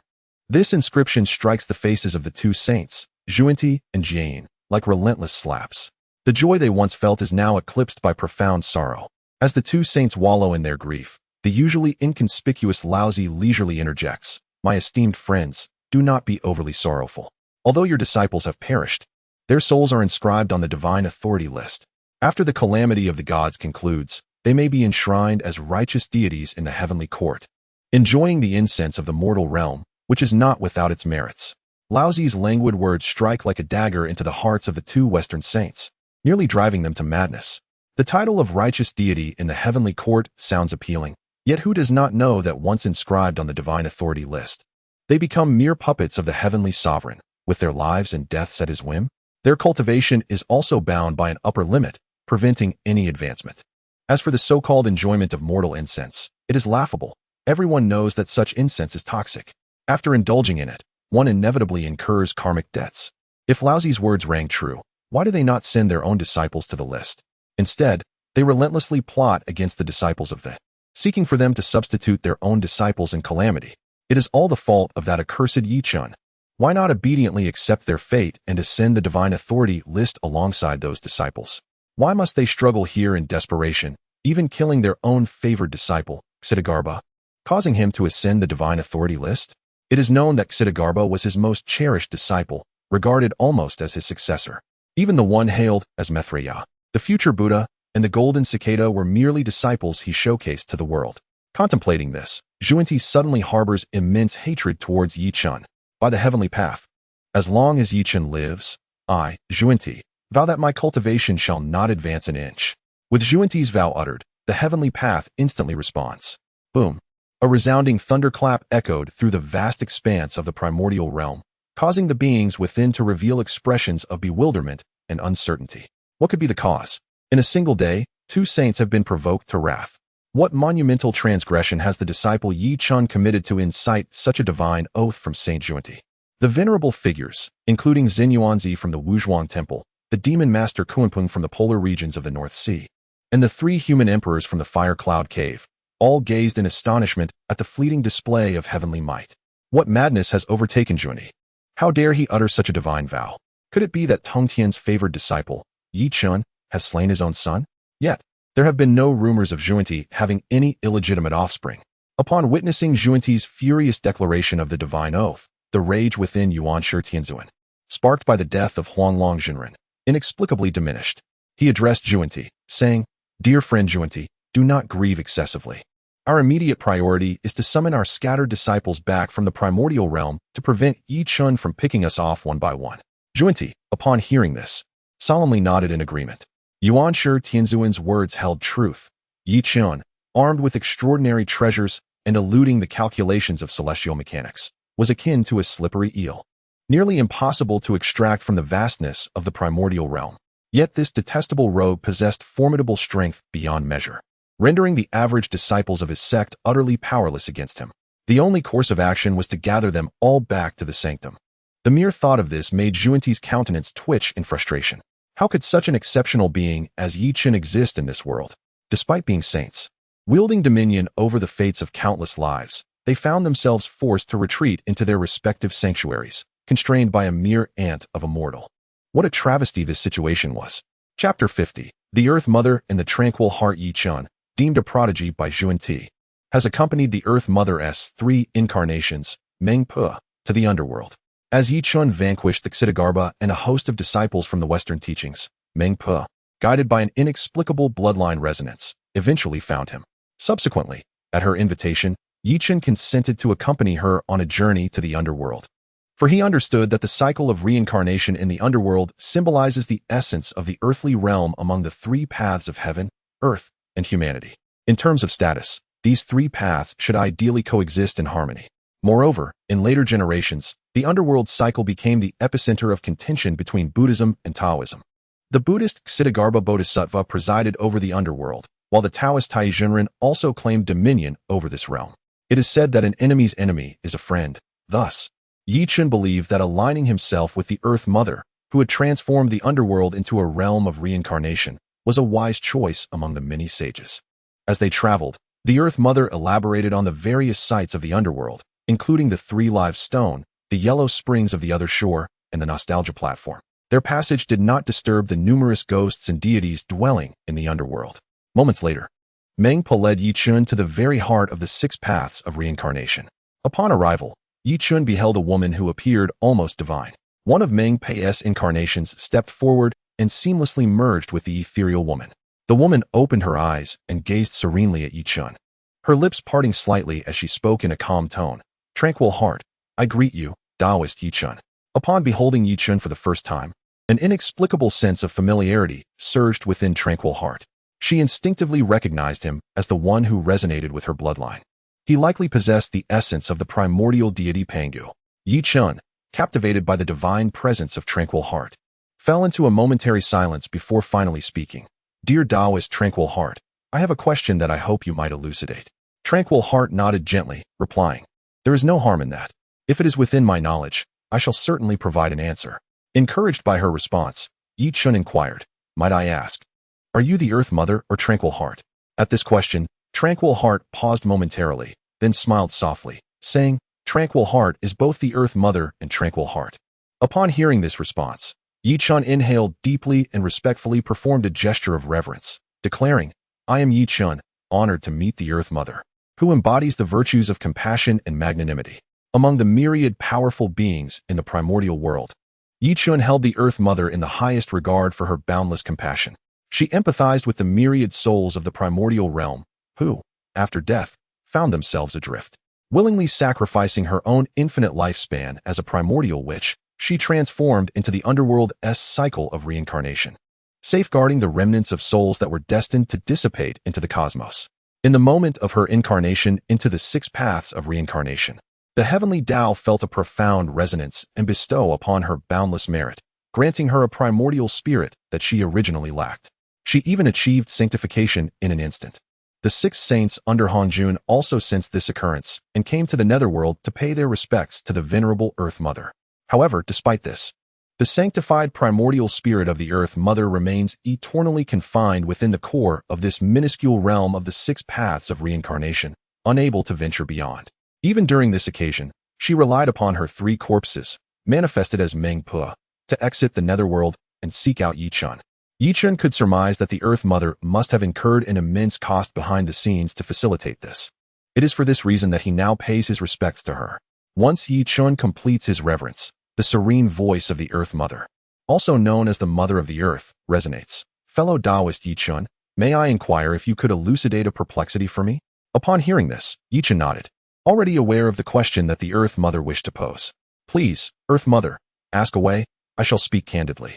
The Earth Mother took a deep breath and slowly began to inquire. Might fellow Taoist Yichun be a descendant of my Wu clan? Or perhaps a sibling born of the essence of the Panga deity's blood, one of the lost kin among my 12 siblings? Indeed, this was the matter of utmost concern for the Earth Mother. Observing the anticipation etched upon her countenance, Yichun spoke gently. I regret to inform you, Earth Mother, that I am not a descendant of the Wu clan, nor am I a primordial which birthed from the essence of the Panga deity's blood. I merely refined a drop of Pangu's blood and integrated a fragment of his primordial spirit into myself through fortuitous circumstances. Upon hearing this, the Earth Mother displayed no sign of disappointment. It is of no consequence. The fact that you have obtained the divine blood and the remnants of the primordial spirit left by our Father God is a tremendous fortune. Subsequently, the Earth Mother engaged in conversation with Yichun. She could distinctly sense an involuntary affinity towards him, a sensation she recognized as the resonance stemming from their shared lineage with the Pangu Father God. Yichun, too, perceived this burgeoning intimacy. He could even feel that the entire realm of the netherworld, shaped by the true form of the Earth Mother, was subtly conveying a sense of closeness to him. It could be said that as long as he remained within the netherworld, he commanded a significant advantage. Furthermore, should the Earth Mother cooperate, he could potentially ascend to become the sovereign of the 6 paths of reincarnation, wielding dominion over the primordial earthly realm. Chapter 51. Seeking cooperation after gathering his thoughts, Yichun spoke to Ho-Tu, inquiring about the purpose of his invitation to the underworld. Ho-Tu paused momentarily, realizing that there must be a reason for summoning Yichun, especially since she had used her 3 corpses avatar, Meng Pua, to extend the invitation. It would be implausible to simply reveal that her eagerness stemmed from an emotional surge linked to their bloodline. After a brief moment of contemplation, Ho-Tu replied, I have invited you to the underworld to seek collaboration. Yichun's expression reflected surprise at her choice of words. Was Ho-Tu truly interested in forming an alliance? Perceiving the confusion on Yichun's face, Ho-Tu personally brewed a cup of tea with water from the yellow springs and gently spoke, Do you know? Though I have established myself as the sovereign of this realm of reincarnation, I am bound by the heavenly Tao and cannot step beyond the core of the 6 paths of reincarnation. Even utilizing clever methods, such as severing a portion of my essence to manifest the avatar of Meng Pua, has proven futile. Many forces in the primordial world eye the underworld with greed, seeking to interfere with the cycle of reincarnation, especially 2 figures from the Western teachings who harbor grand ambitions. They have secretly allied with the ancestor of the Nether River and dispatched disciples into the underworld to guide spirits and propagate their doctrines. Yichun sipped the tea, fully aware of the situation Ho-Tu described. He even anticipated that following the conclusion of the function calamity, the 3 forces of the Buddhist, Taoist, and heavenly realms would encroach upon the underworld, dividing its authority and rendering Ho-Tu powerless. The beings of the primordial world only recognized the 10 Yama kings and the Ksitigarbha Bodhisattva, unaware of the true essence of Ho-Tu, who embodies the principles of the heavenly Tao and the virtues of the earth. At this moment, Ho-Tu fixed her gaze on Yi Chun and continued, I have long been troubled by these matters, but your emergence has brought a glimmer of hope. The Blood Sea and Nether River have been purged. The bloodthirsty Asuras have been eradicated, and even the Ksitigarbha, who oversees the affairs of the underworld for the Western teachings, has fallen to your might. Though I am not skilled in divining the heavenly secrets, I can ascertain that you are an anomaly within the heavenly Tao. Furthermore, your lineage traces back to the Pangu, and my true form, manifested as the 6 paths of reincarnation, is an artifact of the primordial earth, inherently aligned with you. Should you take command of this artifact, you would wield power rivaling that of the sages. Thus, I wish to ally with you. Yi Chun pondered for a moment, recognizing the sincerity in Ho-Tu's words. Moreover, the adversaries she faced were those he would inevitably confront as well. An alliance with Ho-Tu would yield benefits with no drawbacks. With that realization, he nodded in agreement. Since you, dear friend, have so earnestly extended your invitation, it is only fitting that Yi Chun should wholeheartedly accept. Upon witnessing Yi Chen's prompt acquiescence, a flicker of surprise crossed the face of Ho-Tu's day. She had initially anticipated that she would need to expend considerable effort in persuasion before the esteemed senior brother of the Jie Sect would agree to ally with her. Yet, to her astonishment, he responded with such decisiveness. However, it is indeed understandable. Were Yi Chen not a man of such resolve, he could not have safeguarded the lives of so many disciples of the Jie Sect amidst the schemes of the 4 great saints. Nor could he have audaciously infiltrated the very sanctum of the saints, leaving them utterly confounded. His swift acceptance is thus hardly surprising. With this realization, Ho-Tu smiled faintly, recognizing the merit of one who bears the bloodline of the primordial Pangu, unlike the scheming nature of those like Jun Ti and Jie. The swiftness of your agreement, dear friend, reveals that I may have underestimated the matter. Allow me to present you with a token of our alliance. At this juncture, a wave of nostalgia washed over Ho-Tu's features. You must be aware that our Wu clan, though inherently endowed with formidable physical prowess, lacks a primordial spirit, and thus cannot wield spiritual treasures or artifacts. In times past, when I and my 11 siblings led the Wu clan across the vast wilderness, we amassed a considerable collection of innate treasures and artifacts, all of which we were unable to utilize. Now, I would bestow them upon you, to fortify your strength. Upon hearing this, Yi Chen could not help but twitch his brow. The casual manner in which Ho-Tu made this proclamation meant that she was offering him the entirety of the Wu clan's accumulated wealth, a clan that had once dominated the wilderness for countless epochs. Had the 11 ancestral shamans known of this, they would likely have been infuriated, berating Ho-Tu as a spendthrift. It is worth noting that while the Wu clan could not employ those innate treasures and artifacts themselves, they could have easily exchanged them with other mighty beings of the wilderness. After all, what purpose would there be in amassing these seemingly useless items? Nonetheless, despite Ho-Tu's reckless generosity, Yi Chen decided to accept the boon for the time being. Thus, he nodded and replied with calm assurance, in that case, I shall graciously acquiesce. Chapter 52. The World Destruction Mill. Upon seeing Yi Chen agree, the face of Ho-Tu instantly brightened with a radiant smile. With a graceful wave of her jade hand, a passage leading to the treasure trove of the Wu clan materialized before Yi Chen. Subsequently, with a hint of apology, Ho-Tu addressed Yi Chen, saying, Friend, I am bound by the constraints of the heavenly Tao and unable to leave this core realm of the 6 paths of reincarnation. Thus, I must ask you to venture forth alone in search of treasures. Feel free to take any artifacts you desire, even if you choose to take them all. It matters not, for to me, they are merely worthless items. Grateful for her words, Yi Chen thanked Ho-Tu and stepped into the passage. Initially, Yi Chen believed that after the calamity faced by the Wu clan, their treasure vault would hold only a few innate spiritual treasures, if any at all. After all, the Wu clan would not be so foolish as to let these invaluable treasures languish in their vault without utilizing them to barter with other formidable beings of the primordial chaos. He anticipated that he would merely select a few token innate spiritual treasures to bring back for his fellow disciples, hoping to enhance their capabilities slightly. As for himself, Yi Chen had never considered the possibility of discovering an innate spiritual treasure suited to his own cultivation. Given his current level of attainment, any treasure capable of augmenting his strength would need to be of the highest quality. Such treasures were exceedingly rare throughout the primordial realm, and each was likely claimed by its rightful owner, making it improbable for them to be housed within the Wu clan's treasury. However, upon entering the Wu clan's vault, Chen swiftly realized he had misjudged the situation. The Wu clan truly possessed a remarkable level of naivety. Hundreds of innate spiritual treasures of varying grades lay neglected, gathering dust within the vault. Upon sensing Chen's presence, these treasures erupted with immense power, eager to assert their existence before him. After being confined in this vault for countless years, these innate treasures were impatient to showcase their brilliance in the primordial realm. In addition to these innate treasures, the vault also housed thousands of acquired spiritual artifacts, all of which had been seized by the Wu clan after vanquishing their foes. Each item was of exquisite quality. Ordinary acquired treasures were beneath the Wu clan's notice and were thus relegated to this repository.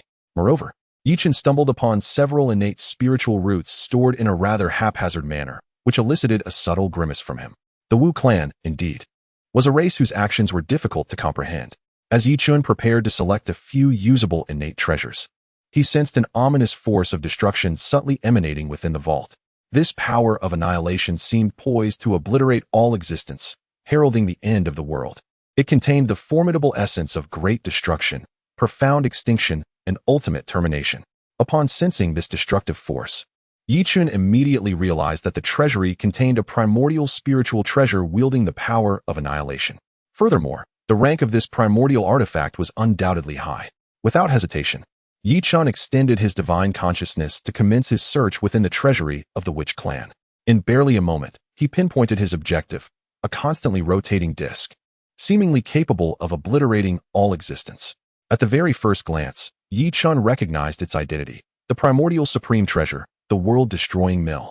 This artifact symbolized the path of destruction, originally wielded by the demonic ancestor Luo Hu, who was born from the resentments of the 3,000 chaotic demons. However, after the conflict between the Tao and the demons, this supreme treasure vanished, never to be seen in the primordial world again. To his astonishment, it had been acquired by the Witch clan and placed within their treasury. This treasure was among the few that could inflict harm upon the very essence of a saint. Without a moment's hesitation, Chen collected the world-destroying mill. He was certainly not the type to be overly reserved, especially in the presence of a treasure beneficial to him. After securing this primordial treasure, Chen intended to select several of the radiant and powerful primordial spiritual treasures suitable for his junior disciples to take back with him. However, as he expanded his divine consciousness once more, he felt a surge of excitement, a tremor emanating from within his bloodline, touching the very essence of his soul. Chen sensed the presence of another treasure of exceptionally high rank within the Witch clan's treasury, one that was destined to resonate with him. It was subtly awakening, calling out to him. As time passed, this sensation grew increasingly intense, accompanied by an overwhelming and majestic pressure enveloping the treasury. The moment this pressure manifested, all the primordial spiritual treasures within the treasury fell silent, refraining from any movement, as if confronted by a formidable adversary. Undoubtedly, this was the aura emanating from that supreme treasure. Chapter 53. The Pango Hall. Yet, a sense of perplexity lingered within Chen's heart. The renowned innate treasures had largely been divided among the formidable beings of the primordial realm. However, he now sensed the presence of an extraordinary treasure within the treasury of the Witch clan. After all, only an innate treasure could possess the power to suppress over 100 innate spiritual artifacts. Why had Huda not informed him beforehand? Was she intending to keep it a secret and toy with him? That seemed improbable. If she truly wished to play such games, she would not have summoned him to seek the treasure. Unless, perhaps, even Hutu was unaware of this precious item hidden within the Witch clan's treasury. In that case, it would indeed make sense. With a thought, Chen directed his consciousness towards the treasure, sensing its overwhelming pressure reach its zenith. The other innate spiritual treasures within the treasury had long since been subdued, unable to raise their heads, much less dare to emit their own auras. They all yielded in submission. Witnessing this scene, Chen's interest intensified. After all, a thief never returns empty-handed, and whatever he desired, he would surely obtain. Aware of the innate treasure's presence, he expanded his consciousness, meticulously searching every inch of the treasury. He could not fathom not discovering this treasure. Once, twice, thrice, Chen scoured the place multiple times, yet he could find no evidence of the treasure's existence, nor could he discern the source of the aura. Was he mistaken in his perception? That could not be. This was undoubtedly the aura of an innate treasure. Yet why could he not locate it? With a slight furrow of his brow, he pondered the matter. After a moment, a novel thought dawned upon him. He shifted his gaze from the treasures within the treasury to the treasury itself. Indeed, it was the Witch clan's treasury. He had traversed its contents innumerable times. If there were an innate treasure, he would surely have discovered it. This indicated that there was certainly no innate treasure within, yet he still sensed its aura. This could only imply one possibility. The treasury itself was the very innate treasure he sought. Upon realizing this, Chen focused his consciousness upon the treasury. As he uncovered its true nature, enlightenment struck him like lightning. Just as he had surmised, all the emanating auras of innate treasures originated from the treasury itself. The Pango Hall. Indeed, the true identity of this treasury was the Pango Hall, formed from the heart of Pangu, the birthplace of the 12 ancestral witches, and the origin of the witch clan. Such a grand scheme. Chen could only express admiration for the seemingly foolish actions of the witch clan. To utilize such a significant innate treasure as a mere storage space was astonishing. Yet, upon further reflection, their approach seemed somewhat justifiable, carrying an air of profound wisdom within its apparent folly. After all, was this not a naturally occurring treasury? Ordinary repositories could never suppress so many innate and acquired spiritual artifacts. The aura emanating from the Lingbao cannot be concealed by an ordinary treasure vault. Should it fall into the hands of those with ulterior motives, it could very well become a mere garment for another. However, the Pango Hall is a different matter entirely, possessing immense power capable of effortlessly suppressing these innate and acquired treasures. Most importantly, it has the ability to obscure heavenly secrets, rendering any attempts to divine the location of the treasure vault futile. This saves both time and effort. The Pango Hall is undoubtedly the quintessential choice for a treasure vault. One need only toss valuable items within it without hesitation. In a moment of epiphany, Chen realized that the true fool was he himself. The Wu clan is formidable. Chen ceased to entertain any further thoughts, acknowledging his own narrow-mindedness and short-sightedness. Since Hudu had invited him to choose treasures, he would not hold back. He claimed the Pango Hall for himself. Although it may seem somewhat unscrupulous, who could resist a treasure delivered to one's doorstep? Communicating with the Pango Hall through his divine consciousness, he placed his palm upon its ground, attuning his heart and soul to resonate with it. The instant he made contact, Chen felt as though their bodies collided and souls intertwined. Soon after, the Pango Hall emitted the sound of a heartbeat. Thump, thump, thump. The sound was not loud, yet it reverberated throughout the vast wilderness. Ordinary beings were oblivious to this sound. Only the sages could sense the soul-stirring waves emanating from it. Simultaneously, the four saints convening in the Yushu Palace sensed this soul wave, their brows furrowing as they began to deduce its significance. However, the heavenly secrets were shrouded in chaos, and their attempts at divination yielded nothing but void. Nothing could be discerned. Upon perceiving this soul wave, Hong Jundao Run in the San Xiao Palace raised an eyebrow, disbelief flickering in his eyes. Pangu? Only Hutu, trapped within the 6 realms of reincarnation, truly understood that this was the aura of the Father God. She could not be mistaken. This was indeed the essence of the Father God. Chen undoubtedly shared profound ties with her Wu clan. At this moment, Chen remained blissfully unaware of the events unfolding outside. He was immersed in mastering the Pango Hall. After establishing a divine communication with it, the Pango Hall transformed into a radiant light, soaring into his heart while simultaneously transmitting a message to him. The Pango Hall itself was an innate supreme treasure. Unfortunately, the Wu clan lacked a primordial spirit, rendering them unable to sense the treasure's presence. Even though Hutu eventually acquired a primordial spirit, she was already ensnared in the 6 realms of reincarnation, forever unable to escape. The Wu clan and the Pango Hall were destined to be intimately connected, yet eternally apart. Over the years, the treasure had languished in obscurity within the hands of the Wu clan. Fortunately, Chen's emergence heralded a new era, one in which he would restore the innate treasure to its former glory. As for the Pango Hall's capabilities, they were straightforward. It suppresses. It can dominate all beings, even saints, who would merely be subjugated in its presence. Of course, the Pango Hall also offers auxiliary benefits, bestowing upon Chen limitless opportunities for advancement. It could even heal all wounds. As long as the supreme treasure was in his possession, he could resurrect himself in the very spot where his physical form was obliterated. Harnessing the Pango Hall's power. Simple yet effective, its potency resonated deeply with Chen. What is the purpose of all this extravagance? Strength and resilience are all that truly matter.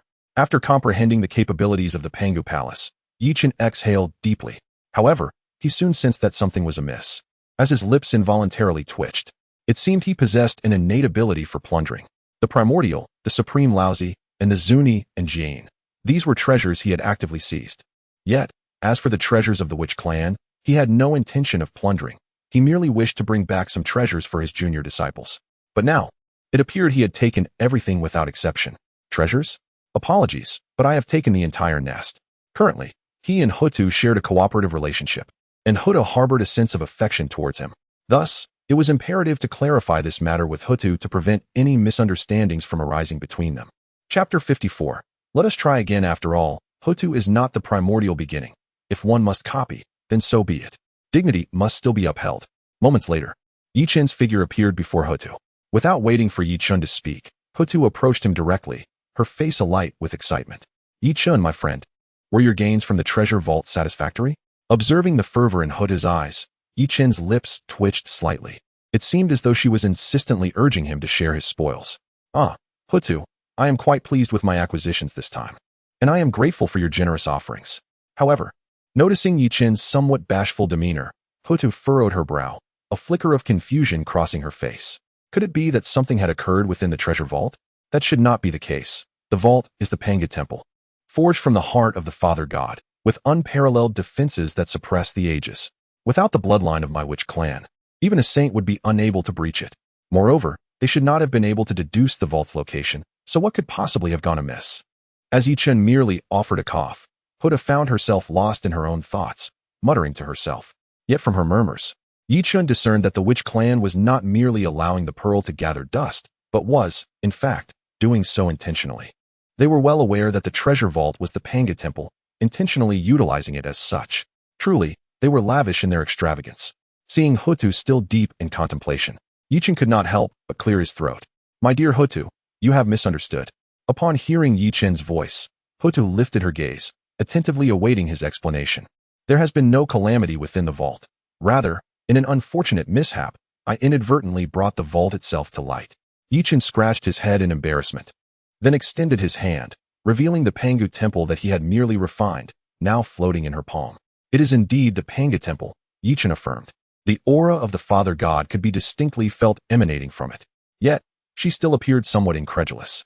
A congenital supreme treasure? After receiving Yi Chen's confirmation, Hutu's lips twitched slightly, but she quickly grasped the implications. If it was fashioned from the heart of the Father God, why could it not be a congenital supreme treasure? They simply could not recognize the true nature of the Panga Temple, having treated it solely as a treasure vault. Were it not for Yi Chen, even now she would be unable to perceive the temple's true essence. With this realization, a hint of self-reproach flashed across Hutu's face. Ultimately, it was their own inadequacy as siblings that led to this oversight. Seeing Hutu's expression, Yi Chen assumed she was filled with regret. While he enjoyed taking advantage of situations, he would never forcibly claim what was not rightfully his. The world's treasures rightfully belonged to the virtuous. Moreover, this was inherently something belonging to the witch clan. Hutu, do not be disheartened. It is not too late to understand the true nature of the Panga Temple. Previously, you lacked a primordial spirit and could not wield a congenital supreme treasure. Now that you possess a primordial spirit, you are fully capable of mastering this treasure. And today it shall be returned to you. Yi Chen extended the Panga Temple toward her. Though there was reluctance in their gaze, it was devoid of possessiveness. Hutu extended a hand to caress the Panga Hall, then gently pushed back the hand that Yecheng had offered. The siblings had allowed the Panga Hall to gather dust for many years and were no longer worthy of wielding it, since it chose to bond with a fellow cultivator. It indicated a deep affinity. Furthermore, its efficacy in Yecheng's hands would far surpass its potential with them. Thus, it is better for the fellow cultivator to command this treasure, benefiting us both. Although the Panga Hall is indeed a supreme treasure, it harbors little desire for possession. It can only radiate new brilliance in Yecheng's grasp. It should not remain shrouded in silence within this cycle of reincarnation. As for the spiritual treasures and roots within the Panga Hall, let them be considered gifts bestowed upon Yecheng. The Jie Sect is in dire need of such assistance. With these treasures, the disciples' strengths will be fortified, enhancing their chances of overcoming the impending calamity of the Tongtian. Observing that Hutu was sincere, Yecheng no longer hesitated and accepted the Panga Hall. Thank you, fellow cultivator. It is of no consequence. After a brief exchange of pleasantries, Yecheng departed from the underworld. Meanwhile, in the Jade Void Palace of Kunlun Mountain, the atmosphere among the four saints was far from harmonious. Unlike the amiable rapport between Yecheng and Hutu, these four were still immersed in the recent tremors of their souls, unable to decipher their implications. Such occurrences had become all too frequent, and the multitude of variables instilled a sense of unease within them. They found it intolerable to be swept along by forces beyond their control. After a moment of silence, the Taoist Yuan Shi broke the stillness. Fellow cultivators, I trust you have all sensed the recent pressure. This unforeseen variable is beyond our calculations. The Tongtian calamity must be enacted swiftly, lest we invite further turmoil. While we still hold sway over the situation, we must act. If we wait until it slips from our grasp, we too may fall victim to the calamity. It may be unpalatable, but it is the truth. Recently, many events have exceeded our influence. The disciples of the Jie Sect should not be subjected to calamity. If we fail to devise a plan, they will inevitably be ensnared. Especially since Yeqing's arrival, many matters have unraveled from our control. Those disciples who were destined to meet their end and ascend to the Tongtian list have instead altered their fates and survived. Conversely, our own disciples have suffered misfortune, becoming puppets of Haoyan. All of this turmoil stems from Yeqing, this unpredictable anomaly. We cannot allow this situation to persist. To strengthen the Tao, we must prevent our disciples from facing calamity. Cursed be Yeqing. If not for the disruption he caused in our plans, we would not be in such a predicament. Yuan Shi seethed with frustration, yet found himself powerless against Yeqing. The Tongtian calamity cannot be delayed, but what recourse do we have? The young Yeqing possesses extraordinary treasures that obscure the heavenly secrets. Even united, we are unable to decipher his whereabouts. Without locating Yeqing and the Jie Sect, how can we resolve this crisis? Yeqing can be deemed the nemesis of the four of us. The other three harbor animosity towards him that rivals Yuan Shi's own. If they were to encounter Yi Chen, they would undoubtedly reduce him to ashes, ensuring that he would never be reborn. His soul condemned to burn in the oil lamp for 3 calamities before they would relent. Unfortunately, as long as Yi Chen remains hidden, they cannot ascertain his whereabouts or the location of the. Observing the helplessness of the group, Yuan Shi could only speak up once more, suggesting, esteemed colleagues, the calamity looms near. We cannot afford any further delays. Let us endeavor to execute my previous proposal once again. With Hong Jun's intervention, we shall surely deduce Yi Chen's position. This shall be a singular opportunity, not to be repeated. Upon hearing this, Yuan Shi and Taishang Laozi displayed expressions of hesitation. Even the sages possessed their pride. Only Yuan Shi and Jie Yin, the 2 shameless figures from the West, seem unperturbed by such considerations. Yet, given the current circumstances, they are left with little choice. Chapter 55. Junior brother, you have passed as the 2 hesitated. A glimmer of amusement flickered across the face of the Taoist Yuan Shi. The time to strike is when the iron is hot. Their uncertainty had already stirred their hearts. With a little persuasion, success was inevitable. Esteemed brothers, have you forgotten the deeds of Yi Chen? Are we to disregard the dignity of our saints?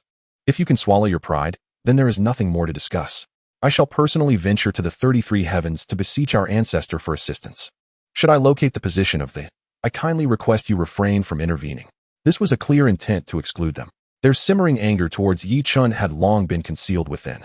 If they could find Yi Chen, how could they possibly refrain from taking action? Yet, Yuan Shi was right. Here, they were constrained by their pride, unable to seek help. Once Yuan Shi successfully located the position, how could they muster the courage to strike? Would they not then be as shameless as the likes of Yuan Shi and Jie Yin? Revenge was imperative. As thoughts of Yi Chen's actions surged forth, their fury began to blossom within. Their sacred grounds had been raided, their cherished disciples slain. Not only had he killed his disciples, but he had also left behind a taunting inscription, a blatant provocation against their sanctity. A mere quasi-saint had humiliated them, the esteemed saints, to such an extent. If they did not avenge this affront, how could they face the vast wilderness again? Wait. Just as the flames of anger were about to consume Yuan Shi's reasoning, a peculiar thought emerged in his mind. A quasi-saint? Was Yi Chen truly a quasi-saint? If he were indeed merely a quasi-saint, how could he have committed such audacious and reckless acts? Had they misjudged him from the outset? Was this all part of Yi Chen's grand design? Taoist Yuan Shi, let us ascend to the San Xiao Palace together and implore our master to assist us in locating Yi Chen. This matter cannot be delayed any longer. Yuan Shi's sudden shift in stance momentarily startled Yuan Shi. He was uncertain what had prompted Yuan Shi's change of heart, but as long as he agreed, that was sufficient. After all, their standing was somewhat inferior to that of the Sanqing, and they did not even hold the status of Nuwa. The ancestor Hong Jun had taken them under his wing merely to repay the karma of disrupting the Western Earth veins. Thus, they were acutely aware of their position. Persuading the Sanqing was the best course of action, for it would significantly increase the likelihood of securing the ancestor Hong Jun's aid. In this matter, the 4 were all victims, bound together in their plight. With Yuan Shi's consent, There was little left for Laozi to contest. The four then summoned their divine abilities and arrived at the San Xiao Palace beyond the 33 heavens. As usual, Ancestor Hongjun sat upon his mat. Immersed in the comprehension of the Tao, the essence of the Tao emanated, enveloping the San Xiao Palace. Beside him, the Lord of the Heavenly Teaching was consumed by rage. His mind far from the path of cultivation, yet confined within the San Xiao Palace, he had nowhere to escape. Since the schism of the Sanqing, he had not refrained from cursing Hongjun's injustice. Yet, Hongjun remained indifferent, his ears closed to his grievances. At this moment, the four saints entered the San Xiao Palace once again, bowing in unison before Hongjun. Disciples pay their respects to the master. Upon the appearance of the four individuals, Hongjun slowly opened his eyes. His expression was serene, yet a flicker of annoyance brewed deep within. What could it be? Before they could utter a word, Tongtian took the initiative to articulate the purpose of their visit. It was a matter all were well aware of, rendering concealment unnecessary. What business could these four ineffectual beings have at San Xiao Palace, if not to seek our company? How laughable. They merely found themselves at an impasse with my eldest disciple, unable to locate the destined individual, and now they beseech your assistance. For inept beings, and you still dare to call yourselves saints, unable to even find a quasi-saint. How shameful it is for you to seek your master's aid. You have brought disgrace upon the dignity of the saints. Yet, it is to be expected. For what honor could one possess alongside the two shameless figures from the West? In a fit of rage, Tongtian unleashed a barrage of indiscriminate attacks upon the four saints. Their camaraderie had long since been severed, and Tongtian felt no need to uphold any ties of brotherhood. He struck where it hurt most. The four, feeling already guilty for seeking their master, found themselves even more embarrassed by Tongtian's piercing words. The four saints glared at him with fury. Tongtian was indifferent to their shame, returning their glares with equal fervor. Confined within San Xiao Palace, he could not assist Yi Chun, and thus could only vent his frustrations. While Tongtian could act without restraint, they could not, for this was the sacred ground of the Tao ancestor Hongjun. They had their dignity to uphold and could only suppress their indignation in silence. With Tongtian's words laid bare, they felt no need for further concealment. Their faces were already lost. If they failed to accomplish their task, they would truly face disgrace. With a thud, Yuan Shi knelt before Hongjun, bowing thrice, and began to weep. Master, please show compassion. The function calamity cannot be enacted. The chaotic energies of the primordial are surging, and the lives of countless beings hang by a thread. We implore you to intervene and locate Yi Chun and the disciples of Jie Sect, so we may confront the function calamity and save the myriad souls of the primordial. Listening to Yuan Shi's lament, Tongtian refrained from cursing or expressing anger. In this moment, he still held a shred of respect for Hongjun. Now it was a matter of how Hongjun would choose to respond. After a moment of contemplation, Hongjun nodded slowly, affirming, very well. With that, all was settled, and the Tao ancestor Hongjun agreed to assist them in locating the Jie Sect disciples. The faces of the four saints were alight with joy. Meanwhile, the last vestige of camaraderie in Tongtian's heart dissipated entirely. His anger surged, and he began to curse vehemently. Who cares? Let them all perish. They say the heavenly Tao is impartial and Hongjun is just, but I scoff. You, Hongjun, are a person who cannot discern right from wrong. How dare you claim the honor of the Tao ancestor? Such fury could provoke a saint to such a frenzy, illustrating the depth of his anger. As Tongtian's curses echoed, Hongjun appeared unperturbed, his expression unchanged. The four saints, overhearing Tongtian's vitriol, began to chastise him in unison. Tongtian, silence yourself. Such disrespect towards our master and the teachings. Do you wish to forfeit your saintly status? How could the revered Taoist ancestor allow such slander? The influence of those spawn of thee is indeed formidable, and it appears our resolution was not misguided. We must eradicate them completely. Brother, you have overstepped. In the face of the scorn from Yuan Shi and others, Tongtian found it utterly ludicrous, his heart enveloped in desolation. A heart filled with sincerity ultimately served no purpose. In the name of brotherly affection, he willingly relocated with his disciples to Golden Ao Island, relinquishing Kunlun Mountain to them. Little did he expect that they would seek to exploit his disciples for their own gain. Are his disciples' lives not worth anything? His repeated concessions had only fostered their relentless aggression. It was he who brought ruin upon the disciples of. In the end, he misallocated his trust, leaving him with no face to confront the disciples of. This would be his final act as a master, exerting his last ounce of strength. Chapter 56. The Lotus of Causality. Upon contemplating this, Tongtian was on the verge of reversing his own essence, ready to self-destruct. However, who was Hongjun? The one who imprisoned Tongtian within the Purple Cloud's palace possesses the ability to manipulate him entirely. The primordial purple energy that once aided their ascension to sainthood was not merely a plaything. With a mere glance, Hongjun rendered Tongtian's self-destruction futile. The primordial energy that had been refined into his own foundation disrupted his essence, making self-detonation impossible. In response to Hongjun's indifference, all Tongtian could muster was a scornful sneer. From that moment forth, the bond of master and disciple was irrevocably severed. Tongtian was consumed by a profound hatred towards them. Yet he found himself utterly incapable of challenging Hongjun in any regard. "My disciples, my incompetence leaves you to your own devices," Tongtian lamented, his heart heavy with desolation. Rely on them? What could they possibly do? If even he, a saint, was unable to lift his head in defiance, how could Yi Chun and the others fare any better? The strongest among them were merely quasi-saints. Faced with the four saints, they had no means of resistance, especially with the shameless old Taoist Hongjun backing them. After subduing Tongtian, Hongjun shifted his gaze back to the four saints of primordial beginning. The way of heaven remained unmanifested, and Hongjun would not reveal himself. Sacrifice it, and the disciples of the will surely emerge to face the calamity. Disperse, he commanded. As his words faded, a lotus of causality appeared in the hands of primordial beginning. "Thank you, master," he said, accepting the lotus. Observing Hongjun in silence, the others took their leave from the Purple Cloud's palace. What exactly was this extraordinary treasure, and how could it pinpoint the location of? Upon returning to the Jade Void Palace, Xuanti could hardly contain his curiosity. His gaze was fixed intently on the lotus of causality. When Hongjun, the Tao ancestor, summoned the lotus, he sensed its resonance with the causal path he had mastered. This treasure was indeed fated for him. Alas, the lotus of causality was bestowed by the venerable Hongjun to the primordial lord, making it of no concern to him. Moreover, since this was related to locating he had even less justification to claim it. Upon hearing Xuanti's inquiries, primordial beginning began to elucidate, his spirits lifted by the imminent resolution of the issue. This extraordinary treasure, the lotus of causality, was the remnant of the fallen causality demon god. It inherently contained boundless causal principles. Once offered to the way of heaven, it would invoke a resonance with the heavenly order. At that moment, the calamity of the primordial world would inevitably flow to rendering them unable to evade it. As he spoke, the smile on primordial beginning's face could not be concealed. When Yi Chun emerged, they would surely hold him accountable, releasing the pent-up anger of this period.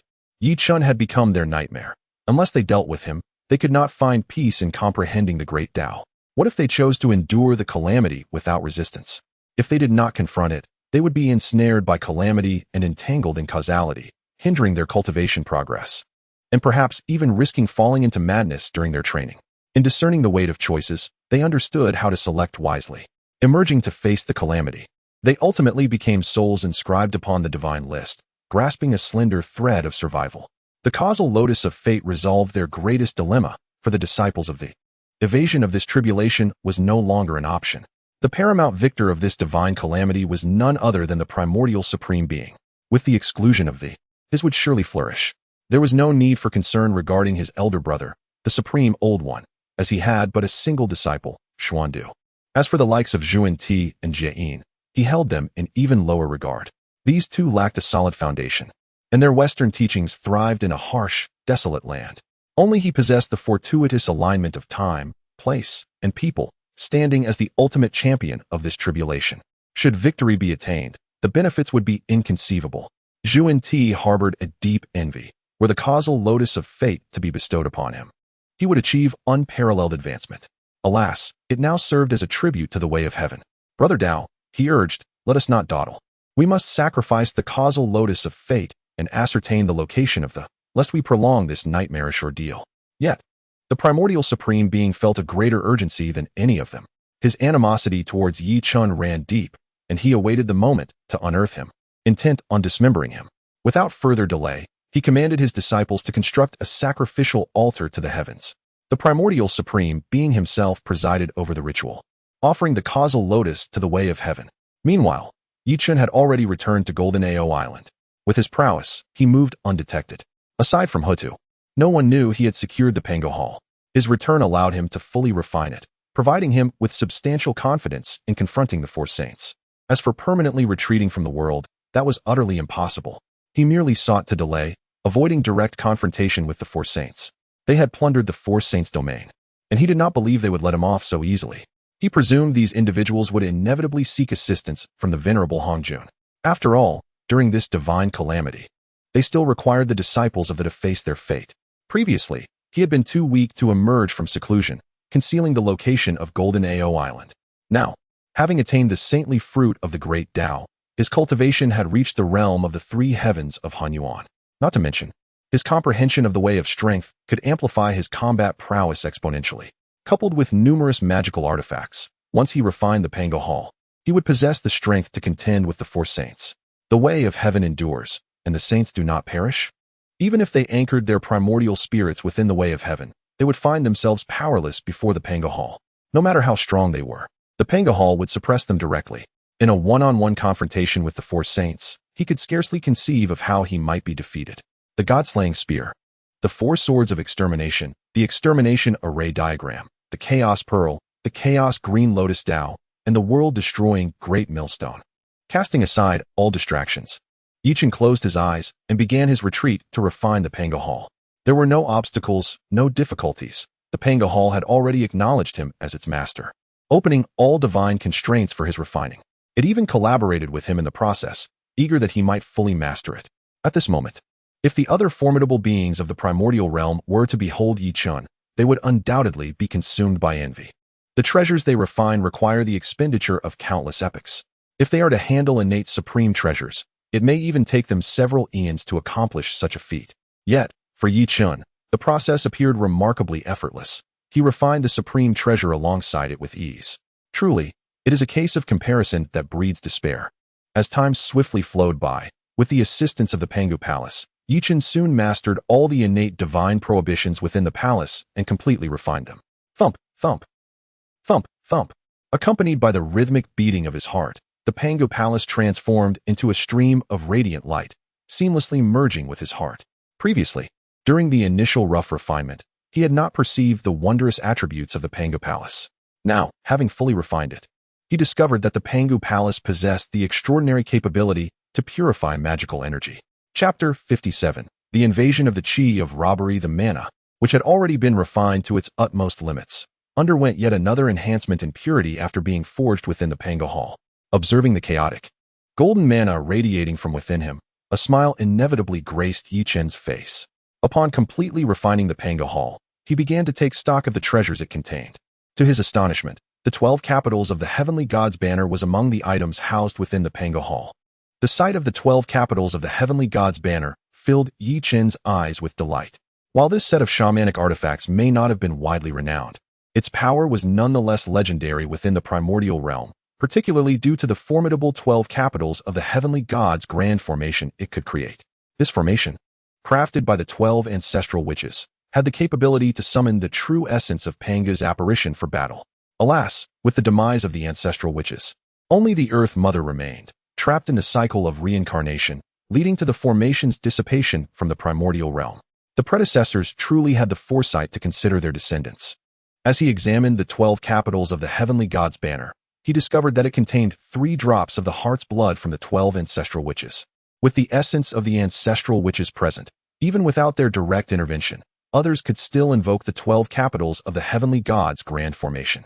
It was apparent that they had foreseen their inability to withstand the calamity of the witches and demons, and thus left behind this means as a treasured inheritance for the witch clan. Little did they anticipate that it would ultimately fall into Chen's hands.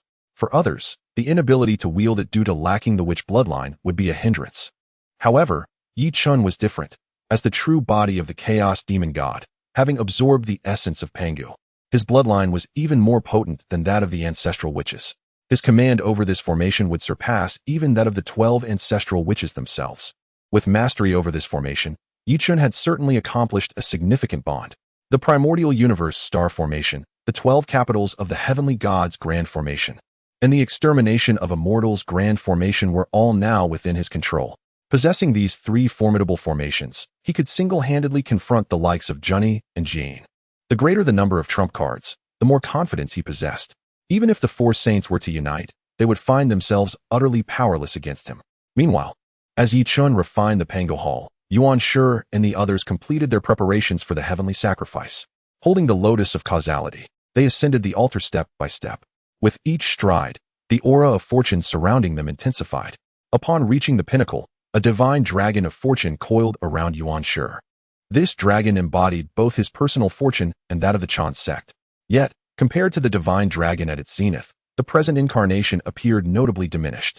The tribulations endured during this period had adversely affected both him and the Chen sect, resulting in the current frail state of the divine dragon. However, this was merely a transient phase. Once they located the position of the Jie Sect and successfully navigated the divine calamity, the fortunes of the Chen sect would undoubtedly surge. Yuan Shi felt a sense of elation. Seemingly sensing his excitement, the divine dragon of fortune let out a long, resounding roar towards the heavens. This dragon communicated with the will of the heavenly Tao. Moments later, a vast and indifferent supreme will manifested above the altar. Even the esteemed four saints, when confronted with the will of the heavenly Tao, must approach with utmost reverence, not daring to overstep in the slightest. After bowing respectfully, Yuan Shi offered the lotus of cause and effect as a sacrifice. In the moment the lotus was relinquished, a thunderous roar echoed across Kunlun Mountain, followed by the encroachment of ominous calamity clouds. The eye of the heavenly Tao? How could this be? As the calamity clouds enveloped the area, the onlookers raised their gazes, and the eye of the heavenly Tao appeared amid the darkening sky, casting a detached glance upon them before gradually dissipating. With the fading of the eye, the calamity clouds that shrouded Kunlun Mountain also vanished, as if everything that had transpired was merely an illusion. However, it soon became evident that the ominous energy pervading the primal land began to coalesce. They had succeeded. The sacrifice was indeed successful. The calamity energy now loomed over the Jie Sect. Even if they sought refuge within their protective shells, there would be no escape from the heavenly Tao's retribution.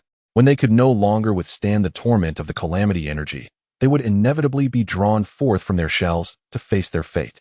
At that moment, they would be effortlessly inscribed upon the list of deities. The trial of the divine sealing had been successfully navigated, a smile gracing the faces of the four saints. Yet, Yuan Shi was perplexed by one aspect. Why did the eye of the heavenly Tao manifest following the sacrifice of the lotus? The eye of the heavenly Tao, also known as the eye of punishment, had last appeared when Luo who ignited the western veins of the earth, leading to widespread suffering among its inhabitants. Now, merely offering a single lotus of cause and effect had summoned the eye. This was beyond his comprehension. Nevertheless, it mattered little. As long as they could compel the Jie Sect to emerge, ensuring their own safety through the divine sealing, that was sufficient. Guangchengzi gathered the others to convene a meeting. Preparations must be made in advance. Should the disciples of the Jie Sect be unable to endure the calamity energy and emerge from Golden Ao Island, they would be directly dispatched to the list of deities. Meanwhile, Yi Chun, practicing within the Bo Palace, sensed a disturbance. The calamity energy from the heavens was converging upon Golden Ao Island, and his fellow disciples were already entangled in its grasp. Even he felt the tendrils of calamity energy wrapping around him. Such an unusual occurrence must signify trouble. The Jie Sect had remained reclusive, and this calamity energy should not have manifested on Golden Ao Island. Realizing the gravity of the situation, Yi Chun swiftly calculated the circumstances.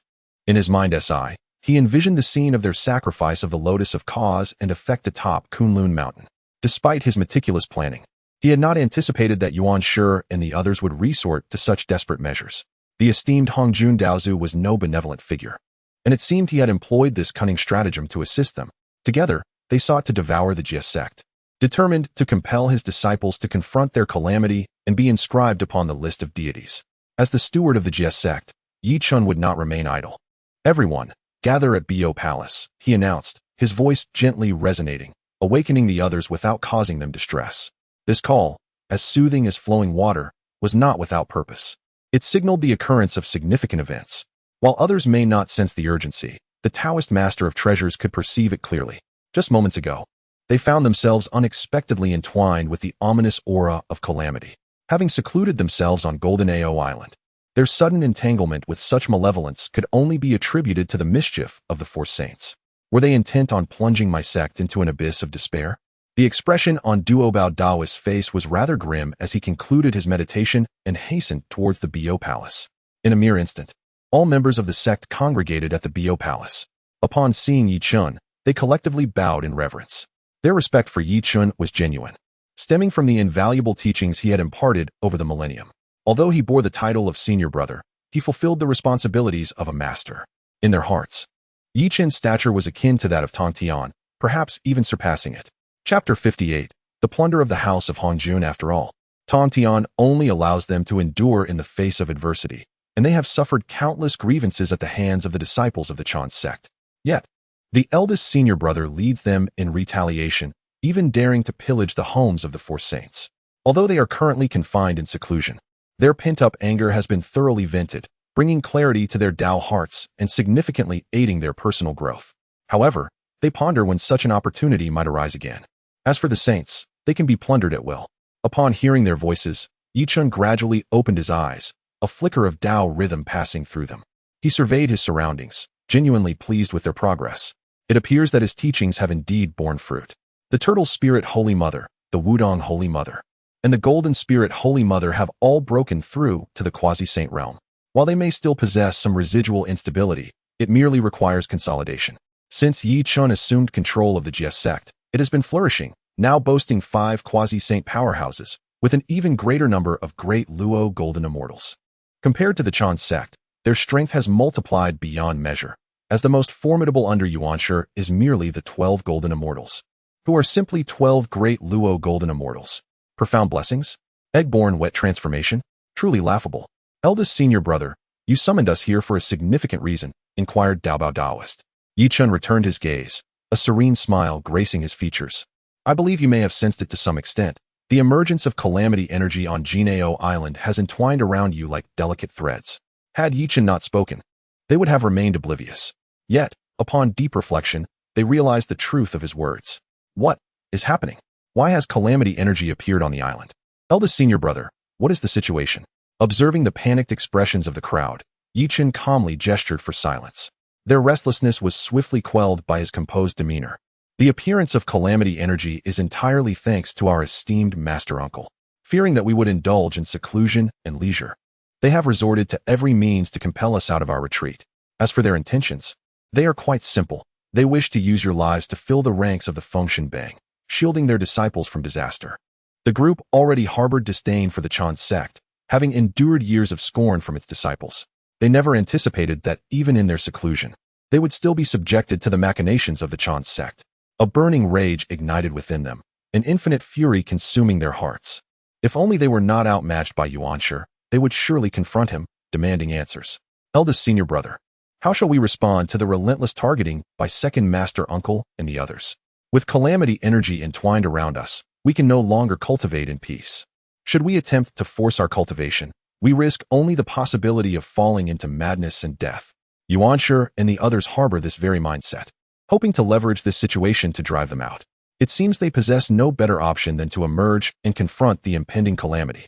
Certainly, these matters are best left to Yi Chen's discretion, as he is now the leader of the. Given their eagerness to force us out, we must afford them some courtesy. For he is, after all, our second master. If they wish to meet, we shall oblige. In the past, he might have hesitated, constrained by his capabilities. However, now he stands with the authority to challenge the four saints. If they compel him to emerge, he shall indeed do so. Yet, he never engages in battles without certainty. This time upon his return, he is determined to sweep through Kunlun Mountain and subdue the four great saints. Dear fellow disciples, I have encountered some fortunate opportunities and acquired a number of spiritual treasures. As I prepare to reveal myself, I shall bestow these treasures upon you all. Upon my emergence, do not tarnish the reputation of the. Yi Chen intends to embolden them to bravely contend with the disciples of the Chen sect, even granting them spiritual artifacts. The treasures that have garnered Yi Chen's attention are by no means ordinary. Even the primordial heavenly sovereign would be reluctant to distribute such an abundance of treasures to his disciples. Yet, Yi Chen has now provided them with the assurance of survival. Their eyes gleamed with fervor as they gazed intently at Yi Chen, though amidst that fervor lingered a hint of grievance. Particularly, San Xiao drew close to Yi Chen, adopting a pitiful demeanor. Elder brother, you are rather unkind. What happened to our promise to share joys and sorrows? You took advantage of our cultivation time to secretly raid others' treasures. Speak up, which unfortunate soul have you targeted this time? Duobao, having tasted the thrill of plundering, was eager to join in, awaiting Yi Chen's summons. Brother, your actions have indeed been somewhat unscrupulous. You now represent the face of the. Such matters should not be handled personally, but entrusted to us. Please do not repeat this in the future. The sentiments expressed by Duo Bao resonated with the others. They unanimously agreed that such tasks ought to be undertaken by themselves. Alas, it seems that has been led down a path of no return. Yi Chen's lips twitched slightly as he cleared his throat and spoke. We shall discuss this matter later. These treasures were a gift from a friend. Observing the evasive glint in Yi Chen's eyes, they discerned he was not being entirely forthright. It might very well be that he had raided someone's home. However, such details were of little consequence. First, they must distribute these treasures. With a wave of his hand, hundreds of innate spiritual treasures soared forth, hovering above the Bayou Palace, followed by thousands of postnatal treasures. They had anticipated Yi Chen might bring a few dozen treasures at best. Yet now they were utterly astounded. Hundreds of innate treasures and thousands of postnatal treasures floated above them. This was indeed an exaggeration. Surely, this was the result of a plunder. Yet, whose sage possessed such an abundance of treasures? These spiritual artifacts were laid out before them, akin to cabbages waiting for selection. The only one capable of such prowess could possibly be the venerable Hongjun Laozu. Could it be that? A conjecture arose in their minds, though they deemed it unlikely. Yet it seemed to be the only explanation that fit. When my senior brother achieved the status of a quasi-saint, he dared to raid the homes of saints. Now, having attained the fruit of sainthood, it would not be impossible to plunder the abode of Hongjun Daozu. After all, apart from Hongjun Daozu, who else could possess such a plethora of innate spiritual treasures? Senior brother, you wouldn't be planning to raid Hongjun Daozu's abode, would you? Duo Bao cautiously inquired, only to be met with a disdainful glance from Yi Chen. What did these individuals take him for? Day after day, all they could think about was plundering. Even if he wished to raid Hongjun Daozu, he would need the requisite strength to do so. You all are overthinking it. With my current abilities, how could I possibly raid the abode of Hongjun Daozu? Chapter 59. The bestowal of treasures. These treasures were bestowed upon me by my allies from the Witch clan. They lack the primordial spirit and are unable to utilize these innate spiritual artifacts, which have languished in the treasury over the years. Upon our first encounter, they felt an immediate kinship with me, believing that only someone of my caliber could truly be worthy of such treasures. Thus, they graciously presented these innate spiritual artifacts to me. Dear brothers, I empathize with your plight and fear that you may suffer in conflicts with the disciples of the Chen sect. While these treasures may not significantly aid me, they hold great potential for you. Therefore, I shall bestow them upon you today. Upon hearing Yi Chen's words, the disciples of the Chen sect were moved to tears. This is their elder brother, who among others would part with such innate and acquired spiritual treasures. Only their elder brother would do so. He is not merely a brother to them. He is akin to a reborn parent. Should anyone dare to malign Yi Chen before them, they would show no mercy. Elder brother, although these treasures are not acquired through dubious means, we reiterate our sentiment. Should there be any need for such endeavors in the future, allow us to handle it. As the chief disciple, engaging in such activities would be beneath your stature. It is more fitting that we take on this task. Indeed, elder brother, leave such trivial matters to us, and we shall ensure everything is executed flawlessly. Listening to their fervent declarations, Yi Chen could not help but twitch his mouth slightly. These individuals have truly become addicted to the art of asset acquisition. Is the abode of a sage so easily plundered? Such an endeavor requires the perfect alignment of timing, location, and favorable circumstances. Very well. I shall keep you informed should any such opportunities arise. Now, let us proceed to choose the treasures. Remember, the best ones are those that suit you. If nothing suitable presents itself, do not rush. In time, I shall seek out the right treasures for you. With Yi Chen's consent, the disciples stepped forward to select their treasures. Naturally, the first to act was the Taoist Duo Bao. Among the Chen sect, apart from Yi Chen, he now held the highest status and strength, making him deserving of the finest treasures. This tower resonates with my essence. It shall be mine. Duo Bao immediately set his sights on a tower-shaped innate spiritual artifact, feeling a profound connection to it.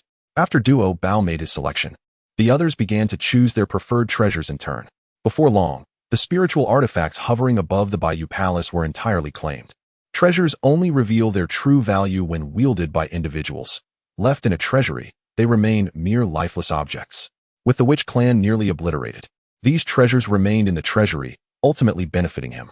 To arm my younger brothers and sisters is to ensure my peace of mind. Observing the well-equipped disciples, Yi Chen's eyes sparkled with joy. He could hardly believe that such well-armed disciples of the Chen sect would be unable to escape their former fates, or serve as mere pawns for others' calamities. Now, they awaited the impending clash between the Chen sect and the Jie sect. Would the disciples of the Chen sect be utterly frightened upon witnessing their formidable presence? As for the Primordial one, He is beyond the reach of the disciples of the lesser engage with the lesser, while the elder contend with the elder. These matters shall be left to him. Should they audaciously wish to take matters into their own hands, the sword of eradication in his grasp is far from trivial. It is imperative to swiftly refine the spiritual treasures. Once accomplished, he shall emerge from seclusion to confront the tribulation. Their primary mission is indeed to face the tribulation. Now is not the time for frivolity. Sitting cross-legged under the protection of Yi Chun, they are at their safest. Having been trapped for so long, these spiritual treasures are eager to reveal themselves. With someone now willing to refine them, their impatience is palpable. In a short span, the group successfully refined the treasures in their possession. Once all had completed the refinement, Yi Chun waved his hand, exuding a commanding presence. Emerge from seclusion, face the tribulation, and annihilate the adversary. Annihilate, annihilate, annihilate. The disciples were filled with fervor. Following their rallying cries, Yi Chun dismantled the sword array of eradication and the primordial star array surrounding Golden Ao Island. The island, which had long remained hidden from the world, re-emerged above the eastern sea. They had emerged. There was no need for concealment. Yi Chun's voice resonated throughout the vast expanse of the primordial world. At this moment, the gazes of powerful beings were all fixated on the eastern sea, as the forces that had occupied the eastern sea in the absence of faded upon the island's appearance. The arrival of the was not something they could provoke. As for the fate that awaited, they were in no position to intervene. All eyes were now upon this unfolding spectacle. The smile that crept upon the lips of the primordial one upon hearing Yi Chun's voice was involuntary. Indeed, they had managed to discern the location of Golden Ao Island. He had expected them to hold out longer, but they had capitulated so swiftly. With a wave of his hand, the primordial one summoned the 11 golden immortals to his side. The disciples had emerged. It was time to usher them onto the list of deification. They had awaited this day with bated breath. Previously, as they had remained hidden, the ominous tribulation energies had coiled around them, nearly drawing them into its grasp. Fortunately, their skills surpassed the challenge, and they had sacrificed the lotus of causality to the heavenly Tao, redirecting the tribulation energy entirely to Golden Ao Island. The disciples had no choice but to emerge from the island to face the tribulation. They had long awaited this day, and their task was to ensure these nascent beings were listed on the deification list. Go forth and expedite the matter. Previously, due to the retreat their plans had been thwarted. Now that had emerged from the island, the campaign against the Shang dynasty could proceed. Fear not, master. This time they shall come with their lives and return without them. Guang Qingzi offered a slight bow and departed from the Yushu Palace with his junior disciples. After dismissing his disciples, the primordial one waved his hand, summoning the sequestered Shen Gongbao. Who greets the master? Shen Gongbao, momentarily irritated at being interrupted during his retreat, found all his ire dissipating upon seeing that it was the primordial one who had summoned him. Crouching on the ground, he bowed deeply to the primordial supreme being, expressing his respect. Shen Gongbao approached his revered master, uncertain of the summons that had gathered the disciples. The demeanor of the primordial supreme being towards the golden immortals was notably amiable. However, in his gaze directed at Shen Gongbao, there lingered an air of disdainful mockery. Deep down, the primordial supreme being held a low opinion of Shen Gongbao. Nonetheless, given the necessity of Shen Gongbao's assistance, he refrained from displaying overt displeasure. Are you aware of the emergence of the has emerged? The disciple was unaware, having been in seclusion and thus ignorant of the recent events in the primordial chaos.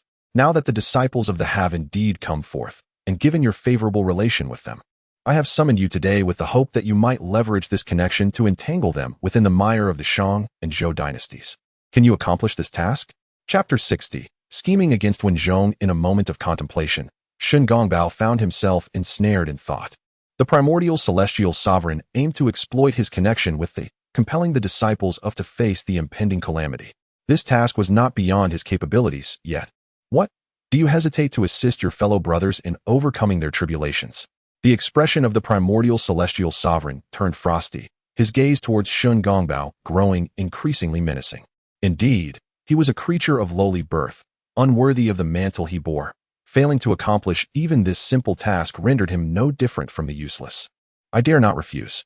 I am willing to serve my esteemed master and aid my brothers in navigating the tribulations of the Fengshan calamity. He was acutely aware of his standing in the eyes of the primordial celestial sovereign. Should he fail in this venture, he would undoubtedly face dire consequences. Regardless of the circumstances, he must draw the disciples into this great disaster. ensuring they would shield the disciples from the impending doom. Upon hearing Shun Gongbao's agreement, the countenance of the primordial celestial sovereign softened slightly. You exhibit diligence in serving your master. Rest assured, I shall not neglect your efforts. Should you succeed in this endeavor, a place among the 12 golden immortals shall be yours. This was a typical tactic of the primordial celestial sovereign, to wield a stick and then offer a sweet date. Yet, for Shun Gongbao, this was the most effective method of motivation. He had long envied the position of the 12 golden immortals, but had previously lacked the opportunity. Now, unexpectedly, the primordial celestial sovereign had promised him such a coveted role. To attain this position, he was determined to succeed in this undertaking. Thank you for your generous favor, Master. I shall devote myself wholeheartedly to complete the task and live up to your expectations. Go. With a wave of his hand, the primordial celestial sovereign dismissed him, and Shun Gongbao departed with fervor. He needed to devise a meticulous plan on how to drag the disciples into the mire. As for the consequences that would befall the disciples once ensnared, he cared not at all. Their lives were but a means to secure his place among the 12 golden immortals, a stroke of fortune for them. Furthermore, this was their destined calamity. He merely nudged the threads of fate along their course. Watching Shun Gongbao's retreating figure, the primordial celestial sovereign scoffed disdainfully. The position of the 12 golden immortals was also within his contemplation. Even if the position remained vacant, he would not bestow it upon Shun Gongbao. Once the task was completed, he would concoct an excuse to discreetly dispose of him. His disciples need not include lowly creatures. They must embody profound blessings. Not long after the emergence of the primordial celestial sovereign had orchestrated everything meticulously. What remained was the matter of his disciples, in which he would not overly intervene. The disciples of Tongtian were no match for his own, and he entrusted them with ease. The only individual worthy of his attention was that Yi Chun. Even though Yi Chun was merely a quasi-saint, he resolved to personally eliminate him to avenge the grievances of this period. Only with Yi Chun's complete downfall could he find peace. Receiving their orders, the celestial beings led by Guang Qingzi did not linger for a moment. They soared upon clouds, swiftly arriving at Shiqi. At this moment, Jiang Zia had long awaited their arrival with eager anticipation. With retreating from the world, their great undertaking against the tyrant Zhou could not proceed. Now, at last, the emergence was upon them. How could they not feel exhilarated? The numerous disciples of the three teachings, who linger in the vicinity of Shiqi, are already eager and prepared, awaiting the arrival of the disciples from the. As soon as they arrive, they shall promptly send them onto the divine list of deities. Master Zia S. Jr. is present, and by the decree of the Master, the campaign against the tyrant Zhou must continue without fail. Upon hearing the words of Yuan Shi, Jiang Zia respectfully bowed. He diligently adheres to his Master's command. Elder brother, after a long journey, we have prepared a banquet in the palace to welcome you, and the others. Before Jiang Zia could finish, Guang Qingzi interrupted him. Such mundane fare is unworthy of our consumption, lest it tarnish our celestial forms. The group regarded Jiang Zia and his companions with disdain. Their presence here was merely to convey the Master's edict. Do you have any other matters to discuss? If not, you need not remain here to serve us. As my fellow disciples and I have pressing matters to deliberate. Jiang Zia was unconcerned by Guang Qingzi's attitude. His sole focus was to execute the task of overthrowing the tyrant Zhou. Once all the disciples of the were inscribed on the divine list, the Master would surely regard him with favor, and in due time, impart the celestial arts of Yuqing, granting him the bliss of the immortal path. As for Jiang Zia and his companions, Guang Qingzi and his group were equally indifferent. They had established a temporary abode on the nearby Ling Mountain, where they began to discuss strategies regarding the disciples of. Meanwhile, at that moment, Shun Gongbao soared upon the clouds, heading towards Jinao Island. He dared not delay in fulfilling his Master's mission, first seeking to gauge the sentiments of his associates. Concurrently, Jiang Zia had already mobilized his forces against the tyrant Zhou. Unfortunately, when faced with the formidable military strategist Wen Zhong, he proved no match, suffering a complete defeat. Had it not been for the assistance of Tu Xing's son, he might have been left on the battlefield as the backbone of the enemy forces. Capturing Jiang Zia would significantly increase their chances of victory in this war. Having discerned the movements of Tu Xing's son, Wen Zhong mounted his black jade Qilin and pursued him to Julong Ridge. However, upon his arrival, he sensed an unusual presence. Feigning a withdrawal from the chase, he prepared to leave, but before he could retreat, his path was obstructed. The one standing in his way was none other than the true immortal of the food from the Chan teaching. Alarmed, Wen Zhong realized he had fallen into an ambush. Today's events were likely a cunningly devised plan by the Chan teaching, aimed specifically at drawing him into their scheme. With no way to extricate himself from the situation, he dismounted, adjusted his attire, and respectfully saluted the true immortal Yuan Shi. Having encountered the true immortal before, Wen Zhong was uncertain of the reason for his presence. He maintained a demeanor of grace and composure, unyielding to fear despite knowing he was outmatched. However, before Yuan Shi could speak, a nearby cultivator interjected with a reprimand. Wen Zhong, how dare you pursue Jiangxia? Do you not realize he is one of our fellow disciples? Wen Zhong cast a nonchalant glance at Tai Yizhenren before shifting his gaze to Yuan Shi. The statement was utterly ludicrous. He and Jiangxia were naturally adversaries, embroiled in a conflict between two nations. Faced with an enemy, why should he refrain from pursuing a relentless hunt? How could a dignified great Luo Jingxian display such brazen disregard? Just as Wen Zhong was about to speak, Neza, standing behind Master Tai, stepped forward, gripping his spear, his eyes ablaze with murderous intent. Master, what is there to discuss with these vile scoundrels? Allow me to pierce him with 180 holes before we converse further. To defy the heavenly mandate is to deserve death. With a fierce determination, Neza prepared to launch himself toward Wen Zhong. Wen Zhong's expression turned grave. It seemed today's events would not conclude peacefully. The blame lay with his romantic rival, who had unwittingly drawn him into the enemy's intricate web. Yet, they were indeed ruthless, opting to sacrifice the lives of 300,000 soldiers merely to scheme against him. No, that cannot be right. Although Wen Zhong was significant, he was not worth such grandiose efforts from the Chen sect. What, then, were they plotting? The interception of the teachings. Chapter 61. The Holy Mother of Gold Spirit. Wen Zhong's expression shifted continuously, and he soon grasped the situation.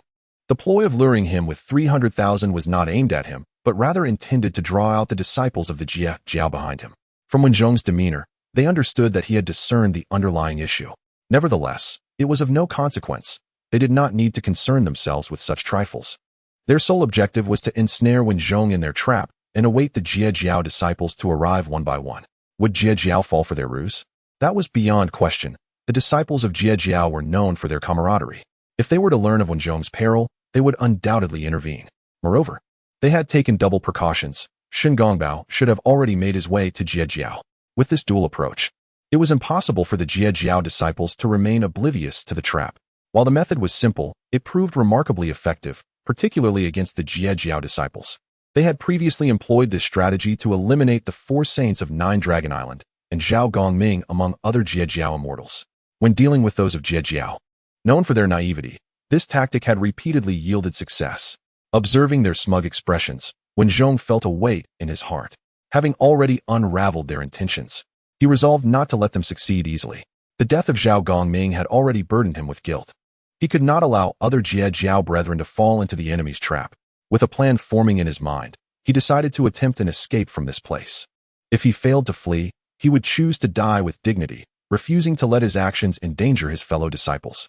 Good comrades, we shall flee directly, he declared, gently patting the back of the ink Jade Qilin, preparing to escape. Yet, every move he made was under the vigilant watch of the Jie Jiao disciples. His every action was scrutinized by their eyes. Go. He mounted the back of the ink Jade Qilin and turned to flee. Upon witnessing Wen Zhong's attempt to escape, Yuan Zhongxi's eyes flickered with disdain. To think he could escape from Yuan Zhongxi's grasp, it was contingent upon his capability. Rise. With a single hand, he executed a spell, and instantly, 8 towering pillars of divine fire erupted from the ground, arranged according to the 5 elements and the 8 trigrams. The pillars swiftly enveloped Wen Zhong in their center. Such audacity from the Jie Jiao disciples, attempting to leave without so much as a word. Their rudeness warranted a lesson in etiquette from the esteemed Tongtian Shi. As the incantation shifted, the pillars unleashed the blazing true fire, engulfing Wen Zhong in flames. However, he would not resign himself to this fate so easily. With the 9 heavens blazing crown upon him, a beam of divine light suddenly emerged, shielding him from the searing flames. Although he was spared from being burned alive, he was nonetheless trapped in this predicament. The intent of the Jie Jiao disciples was not to slay him. He was inconsequential to the grand scheme. His role merely served to bait the disciples of Jie Jiao into revealing themselves. With great effort, the Jie Jiao had confined him here, and they were surely prepared for contingencies. With Zhao Gongming deceased, he would not allow his fellow disciples to fall victim to the schemes of the Jie Jiao. The Jie Jiao disciples were unafraid of death. As soon as he perished, his fellow disciples of the would not come to his rescue, thus sparing him from the machinations of the. A sense of resignation enveloped, though reluctant. He recognized this as the most viable solution. Silently reciting his incantations, he prepared to martyr himself for his convictions. However, his subtle movements did not escape the vigilant eyes of And. They were all too familiar with the tendencies of the disciples and had anticipated such an act. Wishing for death? Such a notion was utterly inconceivable. At present, his fate lay firmly within their grasp. Futile resistance would avail him nothing. With a swift motion, summoned the binding ropes, which leapt from his sleeves. Upon seeing the ropes, comprehended their intentions.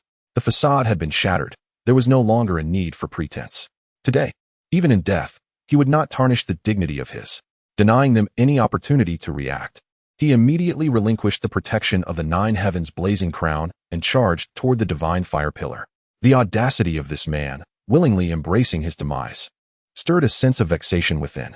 What merit did the possess that would compel to sacrifice his life for them? Once life was extinguished, all would be lost. Wealth and status would bear no significance, and longevity would elude him. Despite his discontent, he would not stand idly by while faced annihilation. The moment fell, their plans would be irrevocably thwarted. With a decisive gesture, he dispelled the divine fire pillar, ceasing the eruption of the 3 mystical fires. Meanwhile, seethed with irritation at its defiance. Why not cooperate? What folly was this self-destructive behavior? The consequences of his insubordination would not be taken lightly.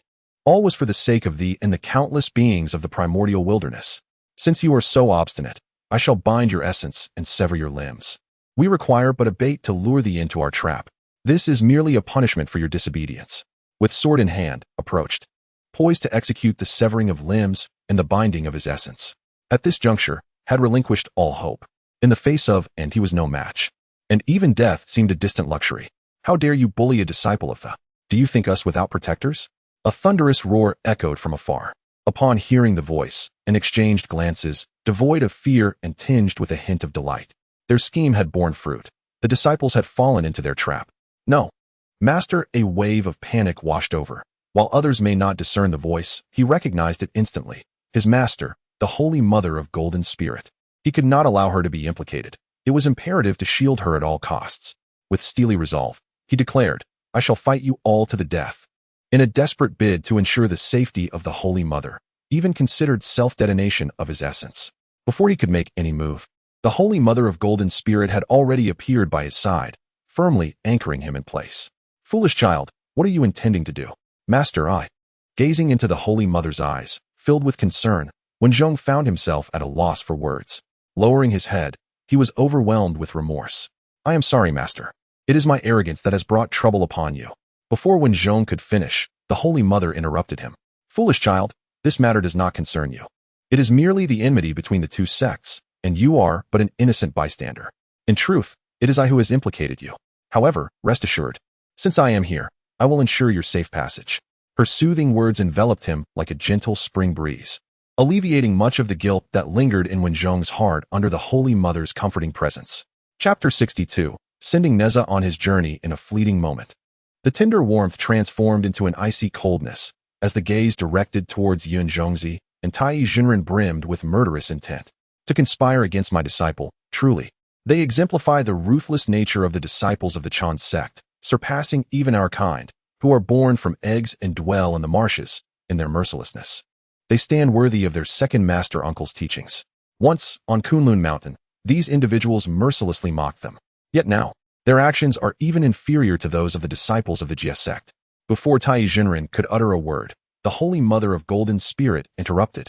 There is no need for explanation. You are nothing but hypocrites, and the entirety of the primordial world knows it. Top to bottom, not a single virtuous soul among you. You wish to conspire against my Jie Sect disciples? I have arrived. What are your intentions? As she spoke, the aura of the Holy Mother of Golden Spirit surged, advancing step by step, crushing them underfoot. Despite their numerical advantage, they found themselves unable to raise their heads before her. It was unexpected, entirely unexpected. According to logic, with Tongtian imprisoned in the San Xiao Palace, the Jie Sect lacked any powerful saints. In the past, when Tongtian was present, the Jie Sect disciples were meek and submissive, unable to voice their anger. Now, with Tongtian confined, they had become emboldened. What audacity allowed them to act so brazenly? Golden Spirit Mother, you. Humph. A cold snort sent the 2 retreating a step, panic evident in their eyes. Such arrogance, indeed, was astonishingly brazen. The Holy Mother of Golden Spirit paid no heed to such matters. She would never show kindness to those who schemed against her from the shadows. It was a mystery how they had cultivated to the status of great Luo golden immortals. Did they rely solely on their shamelessness? In terms of shamelessness, the Jie Sect was far superior to them. If it were not for their advantageous lineage, she would regard them with disdain. Compared to her senior brother, these individuals were truly inferior. The more she pondered, the more pronounced the scorn on the Holy Mother of Golden Spirit's face became. Observing her disdainful expression, Yuan Shi and Tai Jinren felt deeply provoked. A mere disciple of the Jie Sect dared to look down upon them, the fortunate disciples of the Chen Sect. What right did she have to act so? By what merit did she presume to judge them? Their pride felt trampled in an instant. Before they could voice their thoughts, the hot-tempered Neza could no longer hold back. He was intolerant of the Holy Mother of Golden Spirit's haughty demeanor. You little wench, how dare you speak so arrogantly?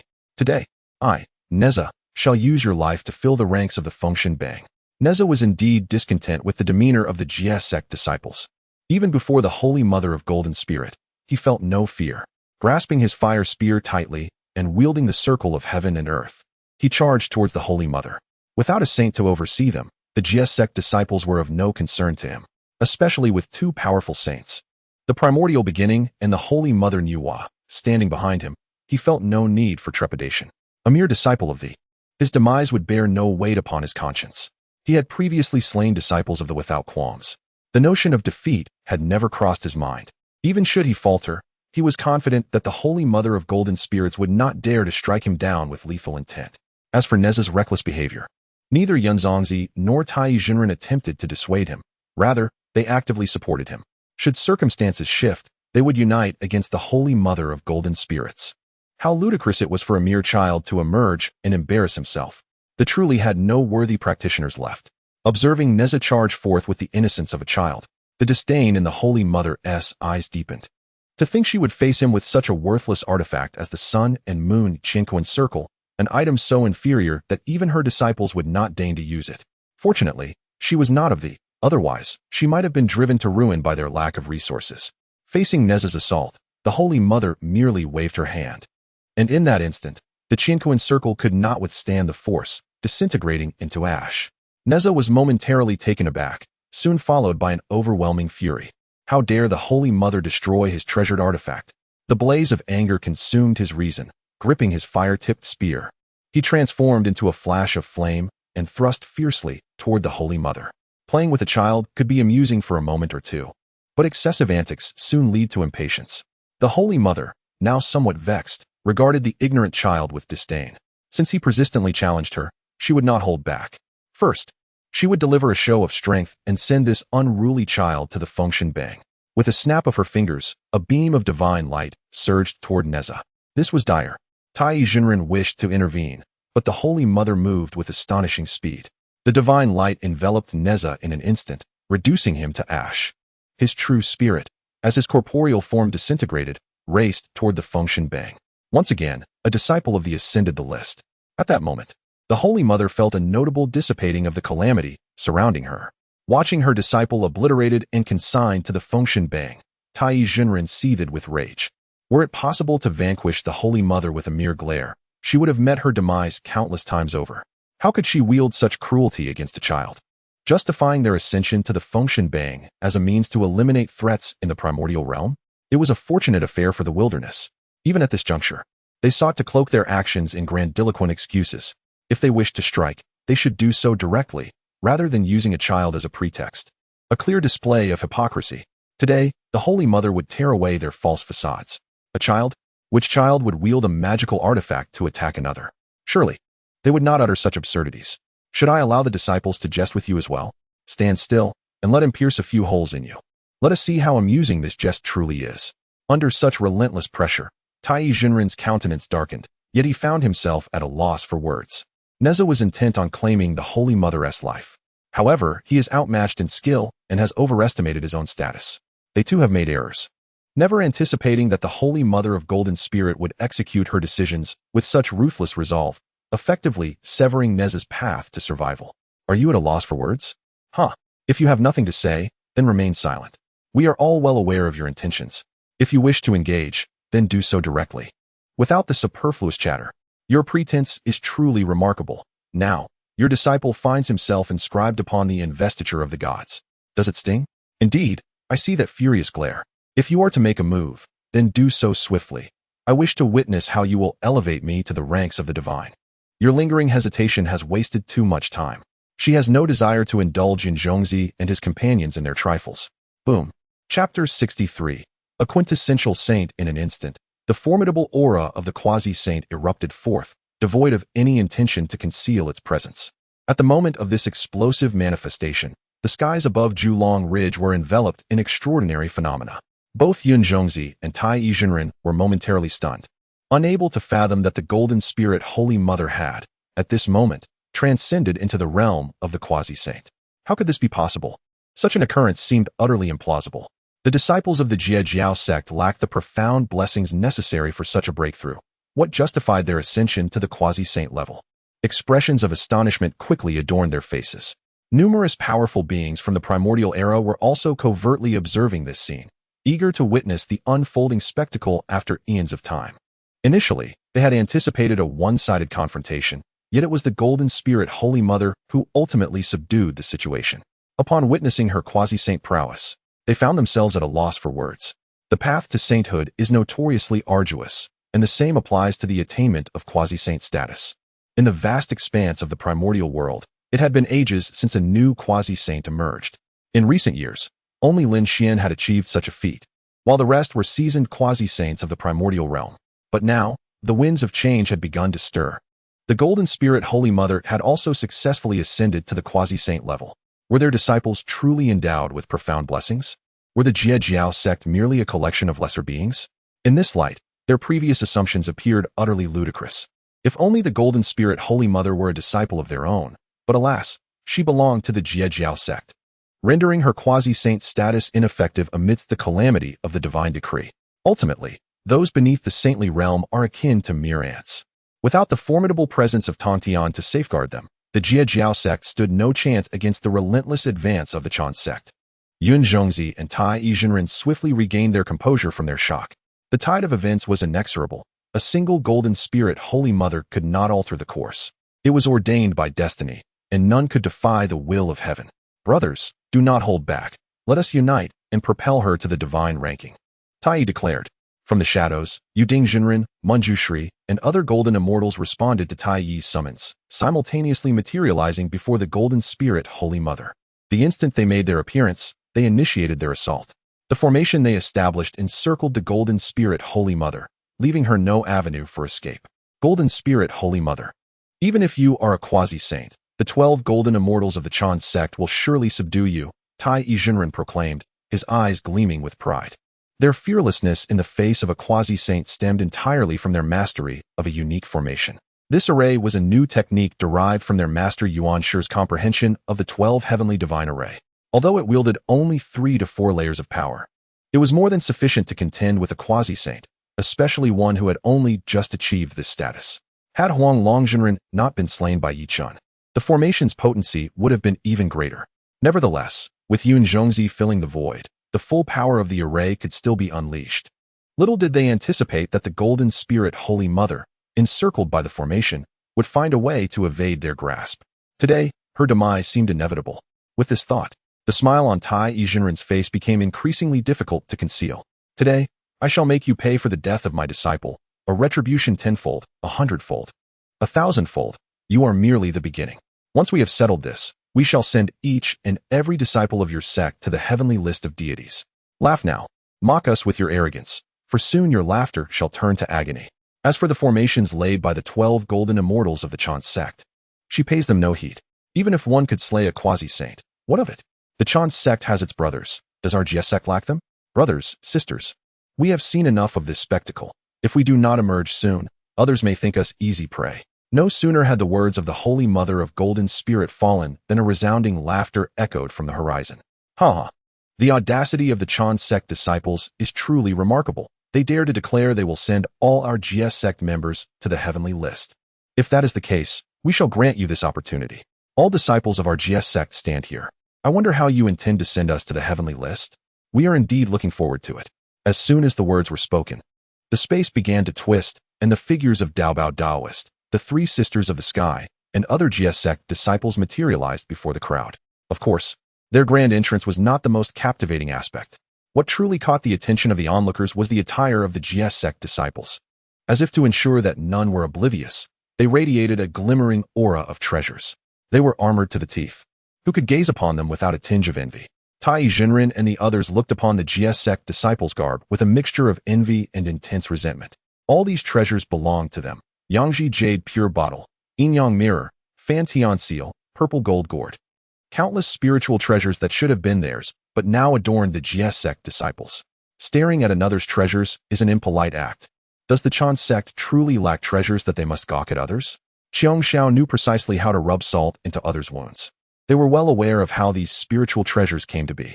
But who could blame the Chen sect for being unable to retain them? Since they could not hold on to them, these treasures rightfully belonged to the Jie Sect disciples. The mere utterance of these words nearly caused Tai Jinren and his companions to spit blood in fury. What? Are you dissatisfied? Such audacity! Daobao Daoist's cold reprimand bore down upon Tai Jinren and his companions with terrifying force. Following closely were the Holy Mother of No End, the Holy Mother of Turtle Spirit, and Yuan Shi, 4 quasi-saint powerhouses, alongside the Holy Mother of Golden Spirit. The Jie Sect now boasted 5 quasi-saint formidable beings. This? Impossible, how could this be? Tai stumbled, nearly collapsing to the ground. The fact that a great Luo Golden Immortal could be nearly toppled speaks volumes of the shock experienced. Not only Tai Jinren, but many formidable beings of the Honghuang were momentarily at a loss for words. They truly did not know how to respond. Was the Jie Sect merely a laughingstock in their eyes? A sect with 5 quasi-saints, and this is without considering Yi Chen. Had Tongtian not been imprisoned, who could shake the Jie Sect standing? Had it not been for the intervention of the venerable Hongjun, who could possibly stand against the disciples of the Jie? Merely the thought of this has rendered them utterly astonished. If they were to learn of Yi Chen's attainment of the Tao Saint, it would surely leave them dumbfounded. The tide has turned, and in the face of the numerous disciples of Jie, their plans have unraveled without resistance. Even 5 quasi-saintly beings, no matter how formidable, could withstand only a few blows, even from their own master. As for themselves, they could not endure for long under the hands of a quasi-saint. Thus, they have resolved to yield. This matter requires careful deliberation, for Jie will undoubtedly not let them off easily. Cursed be Shen Gongbao for failing to report such a critical matter to them. This truly is a great humiliation. Guang Qingzi silently cursed in his heart. Yet, before he could utter a word, a corpse appeared before him, and it was none other than the very Shen Gongbao he had just maligned. Is this not a disciple of your Chen sect? Chapter 64. The re-emergence of the sage upon witnessing the lifeless form of Shen Gongbao. The countenances of Guang Qingzi and his companions paled instantaneously. They had initially believed that Shen Gongbao had merely failed in his tasks, yet it became evident that he had been ruthlessly slain. You disciples of the Chen sect truly lack decorum. Before Guang Qingzi could articulate his thoughts, Daobao Daoist interjected. Your disciples brazenly intruded upon the sanctum of our Jie sect, and now I have personally executed one of your own. Surely, you have no objections, do you? However, even if you do, it matters not, for you shall soon join him. I have come today to escort each of you to the list of deities, for the celestial tribulations require souls to fulfill the divine mandate. Each of you from the Chen sect is a paragon of virtue, and I trust you would be most willing to rescue the myriad beings of the primordial world from peril. Thus, I implore you, esteemed friends of the Chen sect, ascend to the list of deities. Daobao's words, delivered with a nonchalant air, stirred a tempest among the disciples of the Chen sect. Upon hearing his proclamation, the Jie sect disciples rallied in unison, echoing, Please, esteemed friends of the Chen sect, ascend to the list of deities. No, no, no. This is not how it should unfold. A voice of dissent arose. It is the Jie disciples who ought to ascend to the list of deities, not your Chen disciples. They are the fortunate ones who deserve the reverence of the world. It is the Jie sect who should fill the ranks of the list. The atmosphere thickened with tension as Guang Qingzi's expression darkened.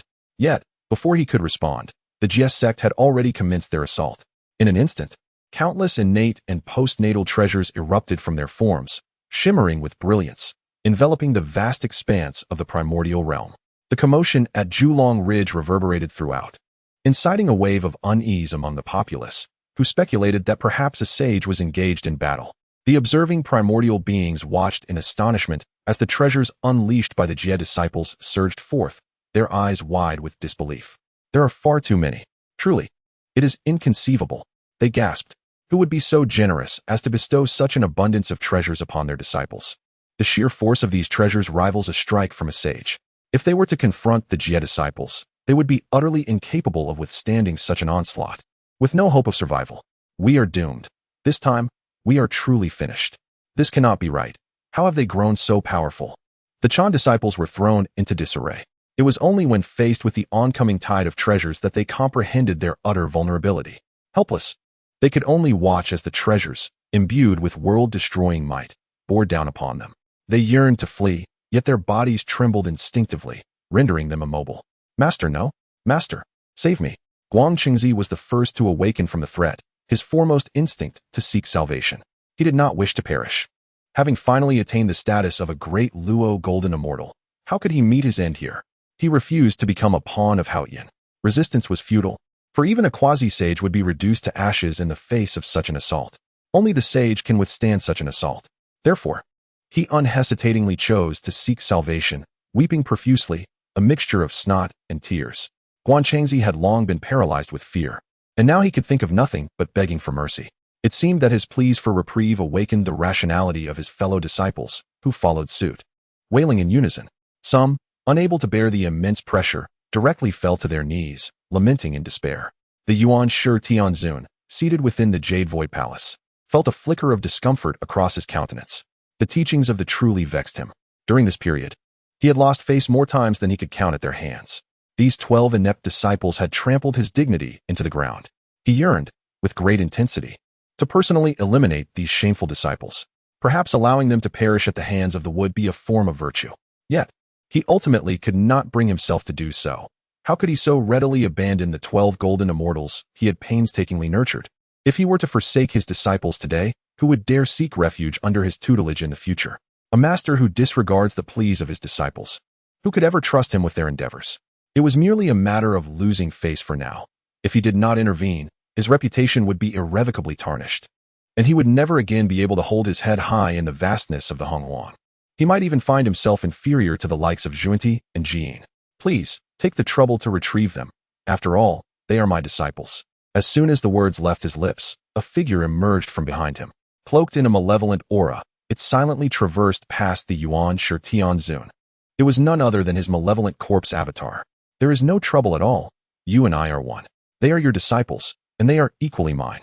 Rest assured, I will safely bring them back. With that, the malevolent corpse avatar dissipated within the Jade Void Palace. With the avatar's intervention, he no longer needed to fret. No disciple of the could possibly surpass the power of his malevolent avatar. He merely feared that the avatar's actions might turn Julong Ridge into a scene of brutal carnage. After all, the malevolent avatar's propensity for slaughter was quite pronounced, particularly disdainful of the. However, it mattered little. Their task was to escort the disciples to the Fengshan Bang, delivering them free of charge, which could be considered an act of virtue and benevolence. Once they ascended to the Fengshan Bang, perhaps they would even express gratitude for his lethal actions today. With this thought, a smile crept across Yuan Shi Tianzun's lips as he slowly closed his eyes, contemplating the Tao. At this moment, the celestial beings of the San Xiao had already been overwhelmed by the momentum of the spirit treasure torrent, rendered prostrate upon the ground. They had contemplated self-rescue. Yet all efforts proved futile. There was no escape, no defense. The formations they had set up were effortlessly dismantled. All struggles were in vain. Had it not been for the assistance of a sage, their demise would have been inevitable today. Their cries for help must have surely roused their master.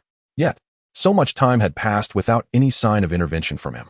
Had he truly lost faith in them and chosen to abandon them? Even the revered master has forsaken them. What then are they still grappling with? It would be more honorable to embrace death and allow their souls to ascend to the realm of deification. At the very least, they could attain dignity in their demise. Just as Guang Qingzi and the others prepared to relinquish their resistance, the surroundings fell into an eerie silence. As if time itself had come to a standstill and space had frozen. Even the overwhelming torrent of divine treasures was momentarily halted, unable to advance a single step. It was not due to their lack of strength, but rather the emergence of an even more formidable force. An unparalleled, overwhelmingly powerful aura obstructed the flow of divine treasures, rising above all else, instilling a sense of helplessness in those present. The aura of a saint. It descended silently upon Julong Ridge, standing resolutely before the disciples of the Chen Sect, effortlessly neutralizing the attacks from the Jie Sect. Reluctance and frustration simmered within the eyes of the three Heaven Sisters, filled with indignation. Once before, they had faced this injustice. Now, once again, the infant of Yuan Shi resorted to underhanded tactics, wielding the power of a saint to bully them. Chapter 65. The corpse of evil. Recalling the events that transpired earlier, the three Miaos trembled with indignation. Had it not been for their elder brother's timely intervention, they might have already met their demise, consigned to the ranks of the deities. The disciples of the Jie Sect harbored a mixture of fear and anger towards the primordial heavenly sovereign, yet felt utterly powerless against him. Despite the prior agreement among the three pure ones that the saints should not interfere in the heavenly tribulations, the primordial sovereign chose to disregard this covenant. Witnessing his disciples in a precarious position, he took matters into his own hands. His intentions were transparent. He wielded his power to oppress the weak, taking advantage of their vulnerable state, knowing they had no protector. Did they care? Not in the slightest. Once, their revered master, Tongtian, had presided over the Jie Sect, urging them to endure and yield time and again. Now, however, they were under the guidance of their decisive elder brother, who cherished his fellow disciples. The primordial sovereign's audacious breach of protocol would not go unchallenged by him. Conversely, upon sensing the aura of the primordial heavenly sovereign, the Jie Sect disciples felt their despondency lift like a veil. It was as if they had been reborn from calamity. Their master had not forsaken them. In their darkest hour, he had arrived. What did it matter if there were 5 quasi-saints? They had a saintly master who openly supported them. Did the Jie Sect disciples possess such backing? Indeed, they did, albeit currently imprisoned within the San Xiao palace. Even if he were aware of their plight, he was powerless to assist them. With this thought, the faces of the Chen Sect disciples brimmed with fervor. From great joy to profound sorrow, and now back to elation. They nearly shattered the hearts of the Jie Sect disciples. If they did not administer a fitting punishment, how could they justify the grievances they had suffered? However, the Chen Sect disciples always sought justification for their actions, readily casting blame upon the Jie Sect disciples. In this vast primordial expanse, who was unaware of the facade upheld by the Chen Sect disciples? Master, you must stand for us. We merely sought to counsel them gently, yet they, lacking respect for heavenly decrees and the teachings of the saints, resorted to violence against their own kin. Though we understand they are beings of base origins, difficult to enlighten, we did not anticipate such treachery. We seek your protection.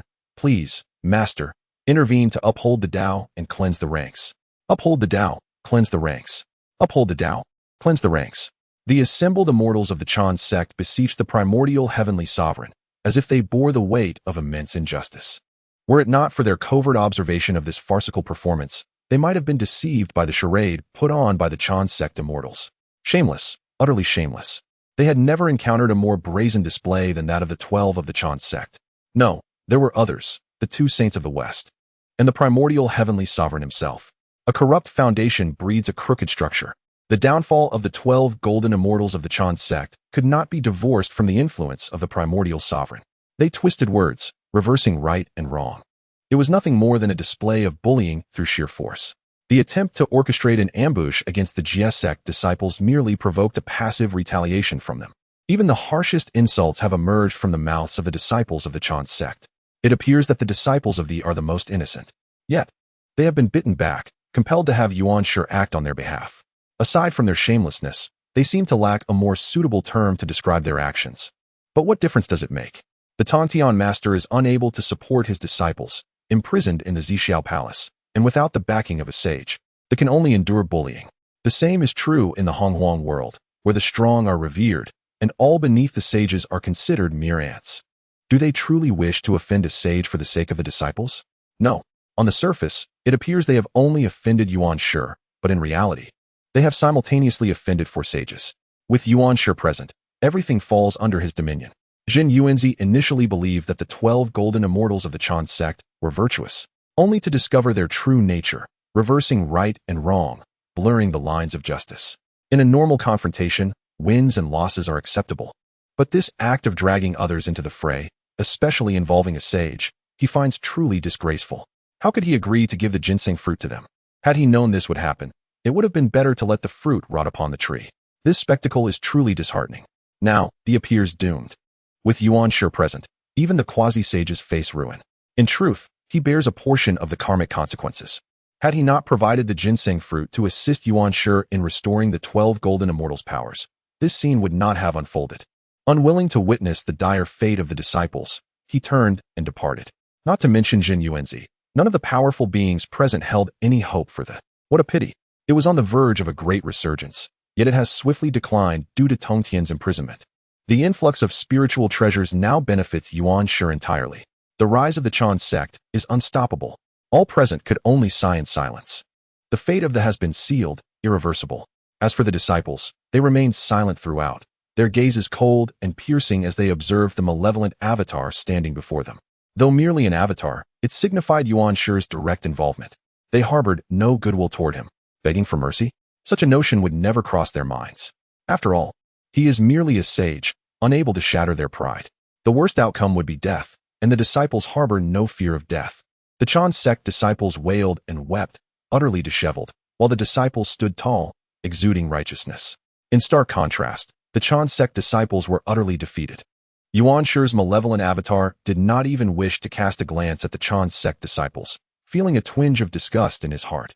These individuals do not even deserve to be called worthless. After expending such great effort to aid their restoration, he now finds the disciples pushed from the island. He had hoped to delegate the task to them, to see the disciples ensnared on the divine list. Yet now, they find themselves surrounded, leaving him to clean up the mess.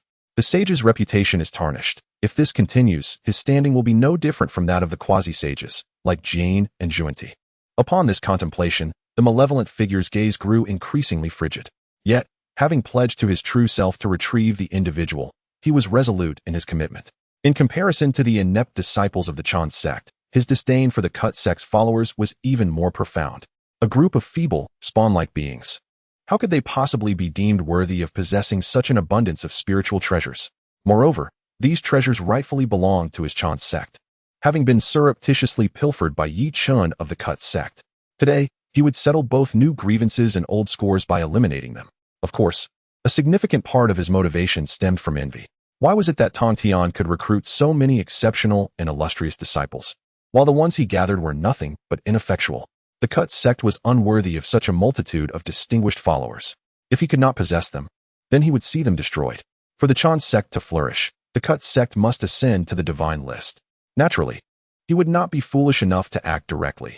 Having taken the field himself had already drawn criticism, and any action without justification would only invite scorn. Chapter 66. The Laws of the Deathly Path. Thus, it is essential to instill good habits from top to bottom within the teachings. Before taking action, one must first find a compelling reason for oneself. Regardless of whether others believe it, at the very least, they must first convince themselves.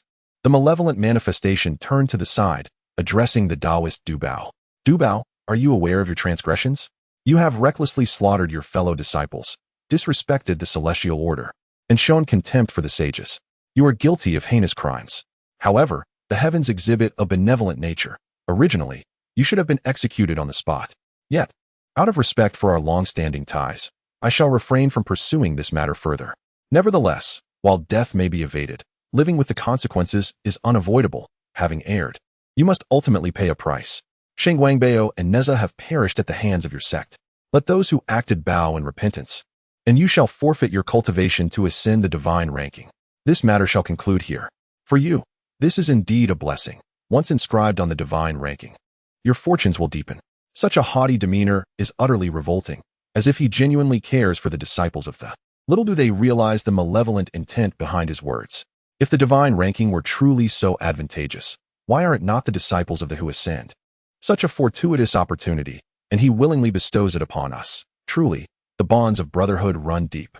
Should Master Tongtian learn of this, he would undoubtedly toast to this brotherhood. Anyone could discern the sarcasm in Tongtian's voice, yet the disciples of the took it at face value, believing that the disciples were genuinely moved.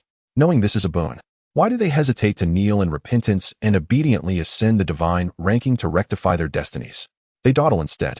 It is only due to our Master's regard for the bonds of brotherhood that such favor is extended. Had it been others, how could they have orchestrated such a fortuitous event? Once your souls enter the divine ranking, do remember the kindness of our Master. Do not be like Master Tongtian, who, lacking gratitude, met with a fate of imprisonment. Originally, the Taoist Du Bao and his companions merely intended to enjoy a jest. To their astonishment, the disciples of the, lacking in shame, dared to insult Master Tongtian. Although Master Tongtian had always urged them to endure, He had protected them over the years. Without Master Tongtian, how could they have attained their current status? The faces of the disciples, led by Taoist Du Bao, were filled with fury. You thieves dare to insult Master Tongtian? You seek death. Fellow disciples, fight to the death, leave none alive. Fight to the death, leave none alive. Fight to the death, leave none alive. Just as the atmosphere had begun to ease, the tension surged once more due to the words of the disciples. Moreover, the demeanor of the disciples indicated they were not jesting. They were employing desperate secret techniques, prepared to risk their lives in a deadly struggle against the. Even in the presence of the malevolent manifestation of Yuan Shi, they showed no fear. Master Tongtian truly has gathered a remarkable group of disciples. What is truly good will ultimately reveal itself. Those with shallow fortunes cannot achieve greatness. Shallow fortunes? Have your disciples of the underworld attained the status of quasi-saints? Do they possess spiritual treasures? Would they risk their lives for you? He merely spoke thoughtlessly, yet it escalated into personal attacks. Who among the disciples of Tongtian does not harbor envy? If given the chance, they would genuinely desire to bring them under their wing. The disciples of the fought valiantly, unleashing a staggering 120% of their combat prowess. In an instant, the spiritual treasure, previously confined by Yuan Shi, broke free from its restraints, hurtling towards the disciples of the Chen teaching once more. Witnessing this scene, the Chen disciples were instantly thrown into a state of panic. Who would have imagined their audacity? Daring to strike against Yuan Shi Tianzuan? They even managed to breach his confinement. It was disastrous. Why did they feel the need to interject? This matter should have been left for their master to handle. And now, they found themselves relentlessly targeted by the. As the spiritual treasure surged once again, it felt as if they had returned to the very moment it all began, leaving them paralyzed with fear upon the ground. Tears and snot flowed uncontrollably. Master, Master, kill them, please kill them.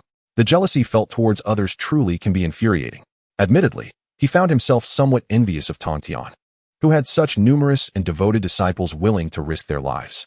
In contrast, his own disciples were utterly helpless, resorting to nothing but calling for their master in times of crisis. Yet, distinctions must be made. Personal matters aside, the disciples of the cannot be allowed to remain. They must ascend to the Fengshen Bang. How dare you disregard me so? Do you think that by wielding these spiritual treasures, you can turn the tables against a sage? They are nothing but superficial, external forces. The eyes of the malevolent corpse avatar were filled with disdain as he waved his hand, unleashing an overwhelming aura of death that enveloped the surroundings. Stubborn beings, today I shall cleanse the gates for Tongtian. The aura thickened, swiftly shrouding the space. The ancient powers observing from the periphery altered their expressions dramatically. This aura was too terrifying. Yuan Shi Tianzuan had concealed his depths too well. His malevolent corpse avatar was cultivating the laws of the path of death. Even among the myriad paths, the path of death stands as the highest law, perfectly countering Yua's path of creation. The moment the aura of death descended, the expressions of the disciples shifted. Duo Bao and the others positioned themselves protectively in front of their junior disciples. The laws of the path of death, once one is tainted by its essence. Even a mere trace can inflict irreversible harm upon the true spirit. No matter if one traverses the 6 realms of reincarnation, the damage inflicted by the laws of death cannot be erased. As long as the true spirit endures, death shall not fade. Only through complete dissolution in this realm will the laws of death utterly dissipate. Like a festering sore, death is not to be feared. Rather, it is this eternal torment etched upon your being that is most terrifying. The disciples were acutely aware of the dreadfulness of the laws of death. Yet even so, they did not retreat a single step. Instead, they braced themselves to confront the challenge. No one shall insult Master Tongtian in their presence.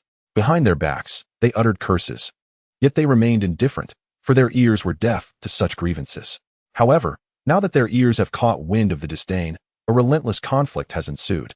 Even should they face annihilation at the hands of the Primordial, they are resolute in their intent to drag along the disciples of the Chen school. Kill. Fellow Duo Bao.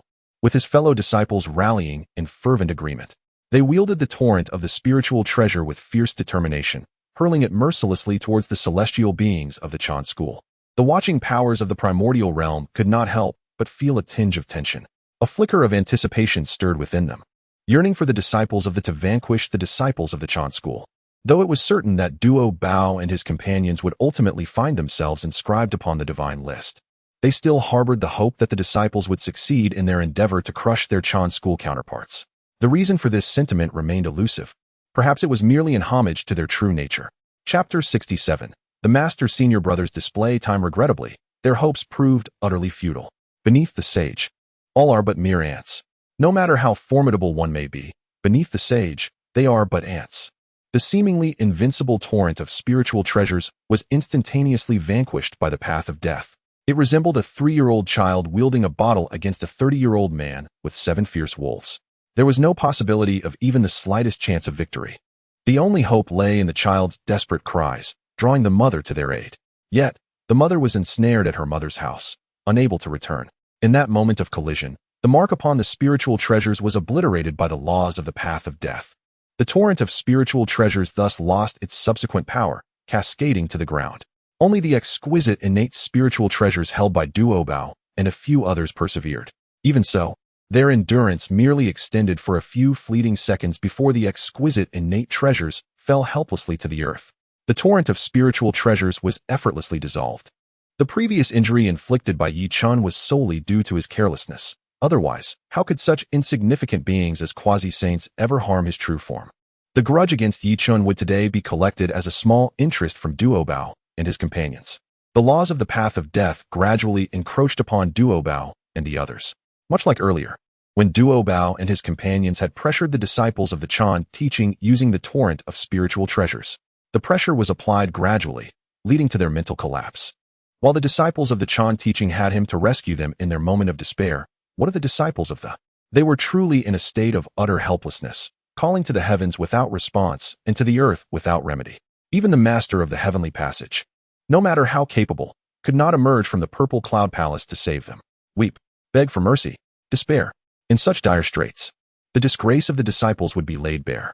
Yet, after a prolonged wait, he saw not a single one of the disciples wail in anguish. Even in the face of death, their bodies remained erect, their gazes filled with disdain. How dare these mere ants look down upon a sage? Their defiance pierced deeply into Yuan Shi's heart. This was not the reaction he desired. The disciples should not possess such fortitude. This was the path of death. Cursed be it. Yuan Shi's countenance darkened, yet he understood that no matter how he threatened, not a trace of fear would flicker in Duo Bao and the others' eyes. Only resentment lingered within them. Resentment for their own frailty, unable to eliminate the vile creatures that insulted their master, unable to safeguard the doctrine of the. Just as Yuan Shi prepared to strike down and consign them all to the divine list, a thunderous roar akin to a bolt from the blue resounded. Young, reckless, and unyielding to the sage's authority. Yuan Shi, you vile scoundrel, dare you harm my junior brothers and sisters? Who grants you such audacity? The voice resonated with great intensity, echoing throughout the primordial expanse. All present were astonished by Yi Chen's audacity. What a remarkable boldness. Indeed, what audacity to berate Yuan Shi to his face. Although many among them disapproved of Yuan Shi's demeanor, he was still a sage, and even sages would not dare to openly insult one another. Where does one find the audacity to be so brazen? While others may be oblivious to the source of this voice, Yuan Shi is all too familiar with it. This voice has been etched into the recesses of his mind. It belongs to the man he has pondered over endlessly. Yi Chen has made his entrance, and he can no longer contain his rage over the annihilation of his disciples. He has finally chosen to emerge. With paths to heaven untraveled and the gates of hell breached, Yuan Shi cannot suppress the smile that spreads across his face. The myriad beings of the primordial world whisper, does Yuan Shi have this peculiar penchant for being scolded? Initially, they harbor doubts, yet as Yi Chen's curses grow fiercer, Yuan Shi's smile only broadens, revealing a genuine inclination towards this peculiar trait. Perhaps they too should attempt it. Who knows? They might just secure a position among the 12 golden immortals. Of course, such attempts could lead to their demise. Yuan Shi's elation is solely derived from the prospect of vengeance, not from any fondness for derision. Should anyone dare to hurl insults his way, he would not hesitate to make them acquainted with true cruelty, in comparison to sending the disciples of the to the list of deities. His immediate desire is to eliminate Yi Chen to avenge past grievances. Yuan Shi, you truly possess great arrogance. Bullying the younger generation while assuming there are no challengers among them? Yi Chen appeared before thee with an air of nonchalance. The moment Yi Chen arrived, divine light erupted, instantly dispelling the ominous pathway of death that had been approaching the disciples. Upon his arrival, the tension that had gripped the hearts of Duo Bao and the others dissipated entirely. How could they remain calm and unafraid? Yet, they forced themselves to suppress their inner trepidation. In Yi Chen's absence, they had been the backbone of, compelled to maintain composure and not provide any amusement for onlookers. Now that Yi Chen was present, the the need for pretense vanished. Hiding behind Chen, they felt a profound sense of security. Eldest brother, we did not bring shame upon you. We faced Yuan Shi without fear. Indeed, eldest brother, we have upheld the honor of. Chen observed their performance with keen eyes. Their ability to stand tall in the face of Yuan Shi demonstrated their utmost resolve. You all performed admirably today. Each of you has made your presence known. The rest I shall handle. After all, I am now the voice of. With Yuan Shi in the fray, how could I remain hidden? But, eldest brother, though they felt comforted by hiding behind Chen, they were acutely aware that Yuan Shi was a seasoned saint of great renown. While Chen had only just attained his own status as a saint, a confrontation between the two could yield uncertain outcomes. If only they had a bit more time. Seeing the worry in their eyes, Chen merely smiled. Trust me, these 3 simple words acted like a potent tonic, restoring their confidence. In truth, Chen could have struck at Yuan Shi the moment he appeared. However, he chose to refrain. Opportunities to hone oneself against a saint are rare indeed. When pressed by the overwhelming force of the primordial, it is precisely during such times that they experience growth. Surviving this onslaught will render their resolve exceptionally steadfast, rendering their paths even purer and significantly benefiting their future endeavors. Moreover, it fosters greater unity among the disciples of the. Today marks the inaugural battle following the emergence of, and the results have been quite satisfactory. Chen is immensely pleased. Now, it is my moment to shine. Dear elder brothers, please stand back. After offering a brief reminder to Dao Bao and the others, Chen turned once more to glance at the ominous figure of the primordial. After a lengthy exchange of pleasantries, the primordial surprisingly refrained from launching a surprise attack, which is rather uncharacteristic of his usual demeanor. Is he suddenly concerned about his reputation? That seems unlikely, for he has long since lost any semblance of dignity. Upon noticing Chen scrutinizing him, the primordial finally spoke with measured calmness. Chen, you have truly exceeded my expectations. You are far more remarkable than I had envisioned. Among the younger generation, there are virtually none who can rival you. No, there are certainly none. You are a singular existence. Chapter 68, Anger? Hold your horses. Yuan Shi did not hesitate to lavish praise upon Chen. This commendation stemmed from his genuine acknowledgement, for after 1,000,000 years of seclusion, only Chen managed to breach the quasi-saint realm and even inflict wounds upon him. It was Chen who, in his reclusive state, boldly confronted the 4 saints, continuously thwarting their efforts. Now, he could effortlessly dispel the rules of his death path. Chen exceeded his expectations by a considerable margin. Had he been his disciple, Yuan Shi would have felt immense pride. Alas, this individual was his adversary. A disciple of Tongtian and a prominent figure within the Jie Sect. Their enmity had escalated to a point of irreconcilable conflict. Nevertheless, he yearned to make an attempt. Who knows what might transpire, even if the odds were slim. Chen, would you be willing to take me as your master? Today, I extend to you an opportunity. Join my ranks and become a celestial of the Chan teaching. You are unlike the others. Your fortunes are profound. And joining my sect would be your wisest choice, with the potential to ascend to the saintly position in the future. Rest assured, should you come, I shall grant you the position of the eldest senior brother of the Chan teaching. Your status will not be inferior to that of the Jie Sect. Observing Yuan Shi with his chin held high, as if bestowing a favor upon him, Chen could not help but chuckle, though his expression betrayed a sense of eagerness. Master uncle, is this true?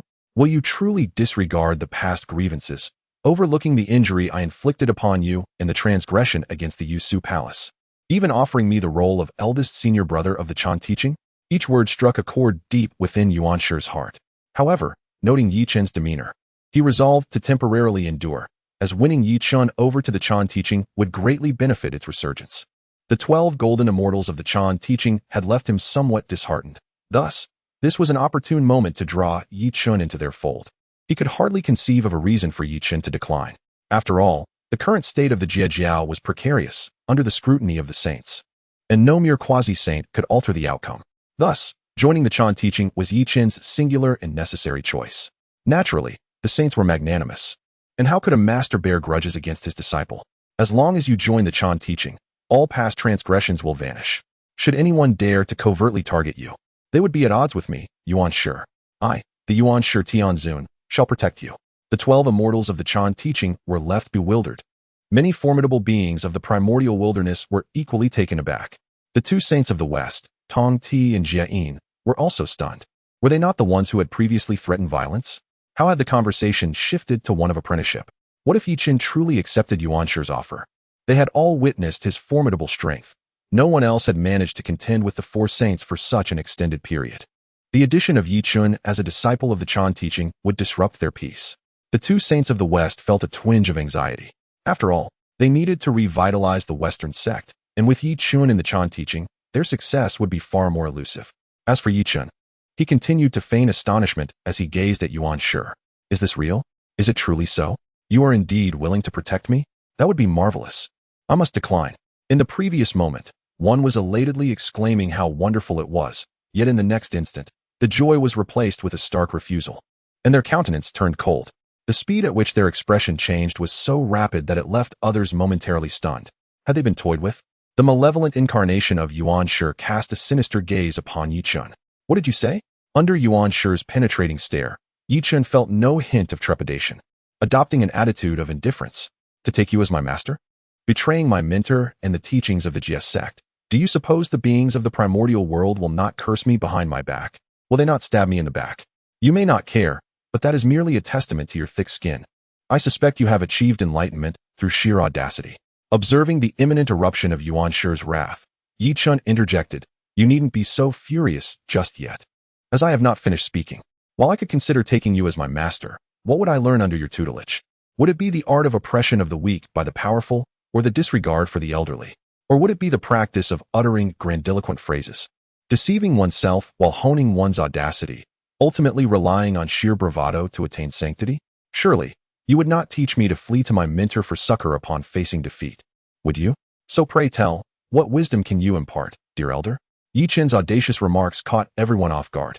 They were aware of his bravery, yet none anticipated such boldness. Even they dared only to whisper criticisms in hushed tones. Consequently, Yi Chun boldly unveiled Yuan Shi's facade of dignity, and how exhilarating it was. What a delightful reprieve it was to express sentiments long suppressed.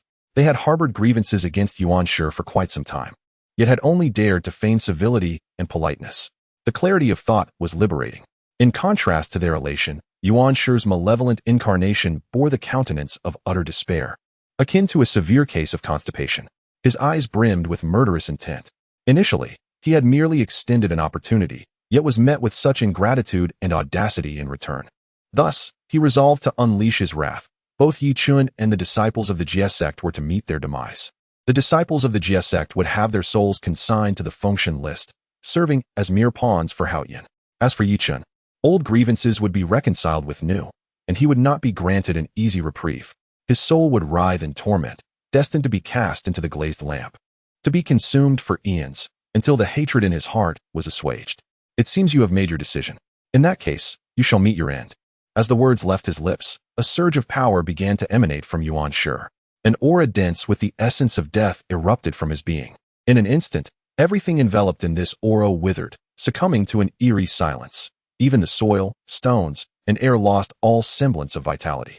In that moment, Yuan Shi embodied the very essence of the path of death, seeking to harness this power to extinguish Yi Chun's life.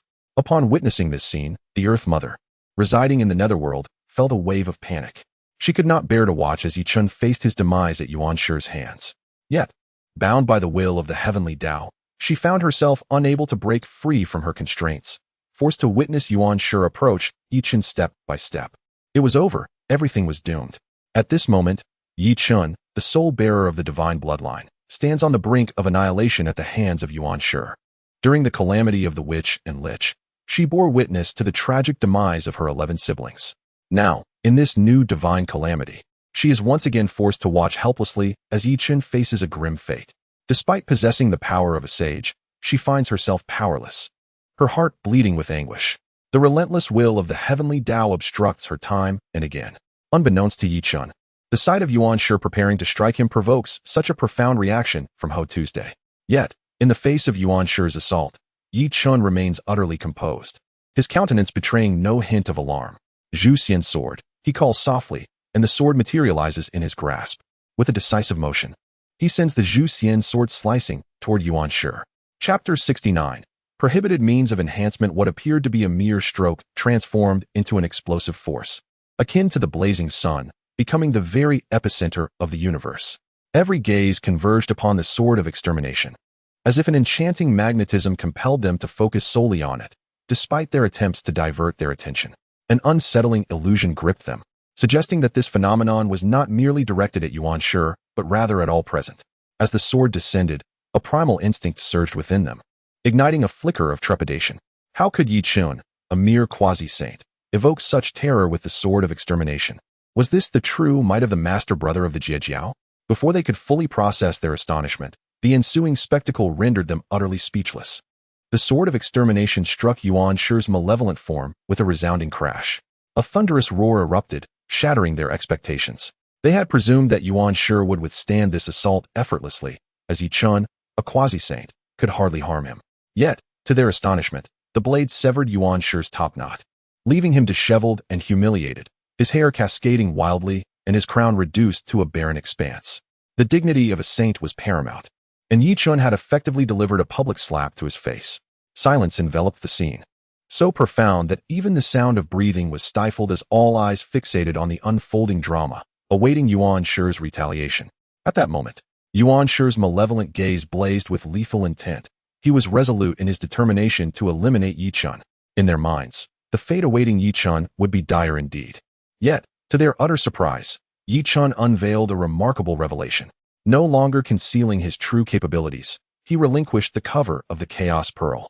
A majestic aura emanated from him, enveloping the entire primordial world in an instant. This transcendent presence, once felt before, now radiated from Yi Chun himself. Saint. They could not have misperceived. This was undeniably the aura of a saint.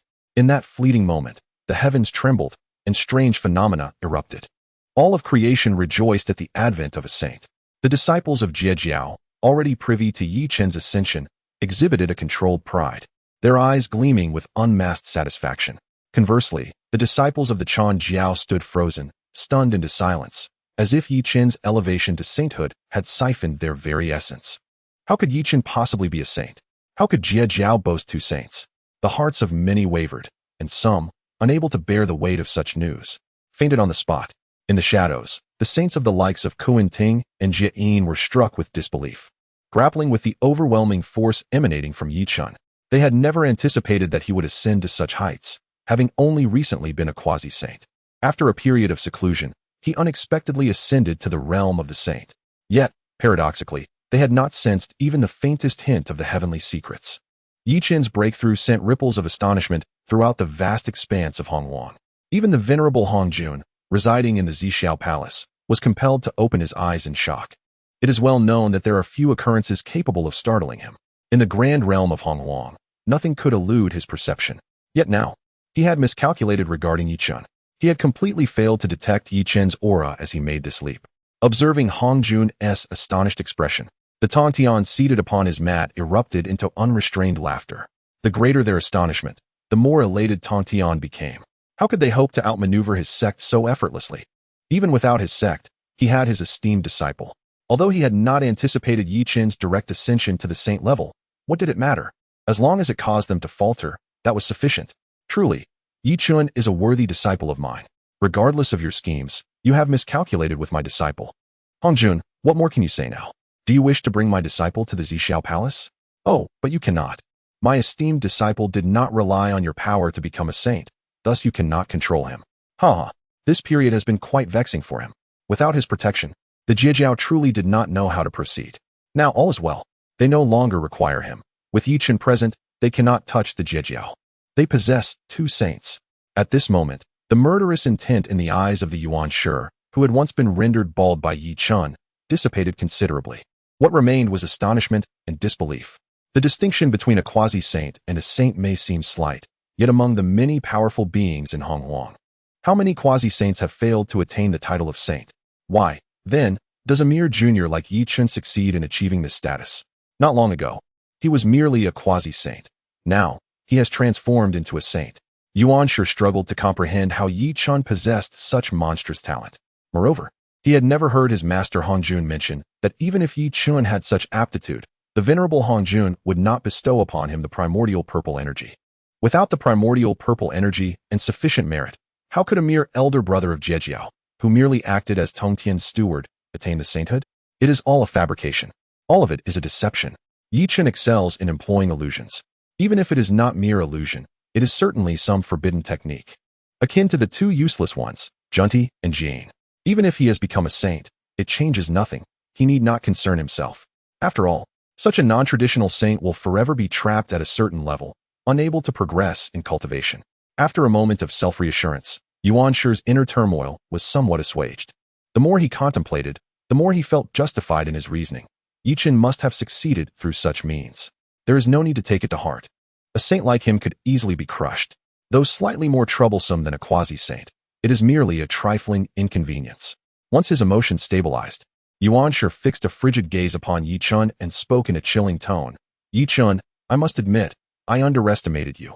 You possess quite the prowess. However, even if one ascends to sainthood, what does it matter?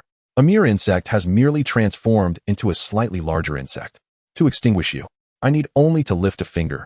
Even amongst saints, there exists disparity. He was now utterly convinced that Chen had attained sainthood through forbidden means, emboldening him to act with such audacity. Surely, you do not believe that a saint born of taboo methods could rival me in combat. Today, I shall utterly annihilate you, ensuring that both you and the Jie Jiao vanish completely from this primordial land. Chapter 70. The Path of Death? I too excel in it. Upon hearing Yuan Shi's declaration, the crowd suddenly came to a realization. No wonder Chen was able to break through in such a short span of time. It turns out he employed forbidden methods. The celestial sages, including Zhuan-Ti, Jie, Tai Shang, and Nu Hua, displayed expressions of relief. There was no denying that Chen was exceedingly extraordinary, so much so that it prompted them to question their own existence. If he had indeed resorted to forbidden techniques, it was somewhat understandable. However, the glint of greed in their eyes as they gazed at Chen revealed their true intentions. Although utilizing forbidden methods to ascend to sainthood may lead to an unstable foundation, a flawed saint still surpasses a quasi-saint by leaps and bounds. If they could acquire the forbidden techniques Chen possessed, it would be akin to mass-producing saints. The implications were profound, and the value immeasurable. Zhuan-Ti and Jie had already begun to plot in secret. Given Chen's temperament, there was no chance of a straightforward approach. After all, even Yuan Shi's targeted provocations had failed to sway him. To obtain the secret method, they might need to forge a benevolent connection with Chen. When Chen was on the verge of collapse, they could easily intervene at a critical moment to preserve him. Once they secured the forbidden techniques, they could devise a clever means of concealment and then watch the ensuing turmoil from a distance, reaping the benefits like a fisherman. The thought of this made their smiles uncontainable, as if they could already envision the rise of the Western Church. Listening to Yuan Shi's self-important ramblings, Chen could not help but laugh. Indeed, he felt an overwhelming urge to laugh, even bursting into a hearty guffaw. This Yuan Shi, akin to his true self, was arrogant and conceited, forever trapped within the confines of his own understanding. He had failed to grasp Chen's true capabilities, yet dared to boast with such bravado, truly oblivious to the danger he was courting. Initially, Yuan Shi had been basking in the pride of having seen through Chen's disguise, only to be interrupted by the sound of Chen's laughter. The mockery woven into Chen's mirth, combined with his dismissive gaze, reignited the fury within Yuan Shi. How dare he? A mere insect that had barely ascended to sainthood through forbidden means. What right did he have to look down upon Yuan Shi? Thus, Yuan Shi resolved to demonstrate his power and compel Chen to submit. With a thought, a coffin radiating ominous energy erupted from his divine essence. As the coffin descended, the countenance of everyone present shifted dramatically, as though they sensed an overwhelming terror. In that instant, upon sighting the imposing coffin, they felt as if they had reached their end, as if their fates were sealed. They recoiled, unwilling to approach. Yet, despite this, many cultivators found themselves affected by the coffin's presence. Those with lengthy lifespans fared somewhat better, though their expressions grew grim. However, those nearing the end of their lives were far less fortunate. Having merely wished to witness a spectacle, they were instead robbed of their remaining lifespans by the coffin. They fell lifeless. In that moment, millions of beings in the primordial realm met untimely ends, their life force siphoned away. The amassed vitality surged into the coffin, while the deathly aura emanated outward. Having absorbed such immense vitality, what emerges instead is an endless pall of death, the coffin of the burying sky. The moment the coffin revealed its true form, they recognized its identity. A fleeting shadow of despondency flickered in Tongtian's eyes upon seeing the coffin of the burying sky. It was originally discovered by him, alongside the Six Souls banner, atop the treasure distribution rock, a celestial artifact of the Tao. It is an extraordinary treasure formed from the remnants of the Chaos Death Demon, symbolizing the path of death. Initially, he intended to seal these two treasures, Yet he was ultimately thwarted by Yuan Shi Taishang, who even sought to claim the artifacts for himself. Remembering the bond of brotherhood, he relinquished the coffin of the burying sky to Yuan Shi. No wonder he felt an uncanny familiarity upon Yuan Shi's arrival. It was, after all, the evil corpse manifestation that emerged through the coffin.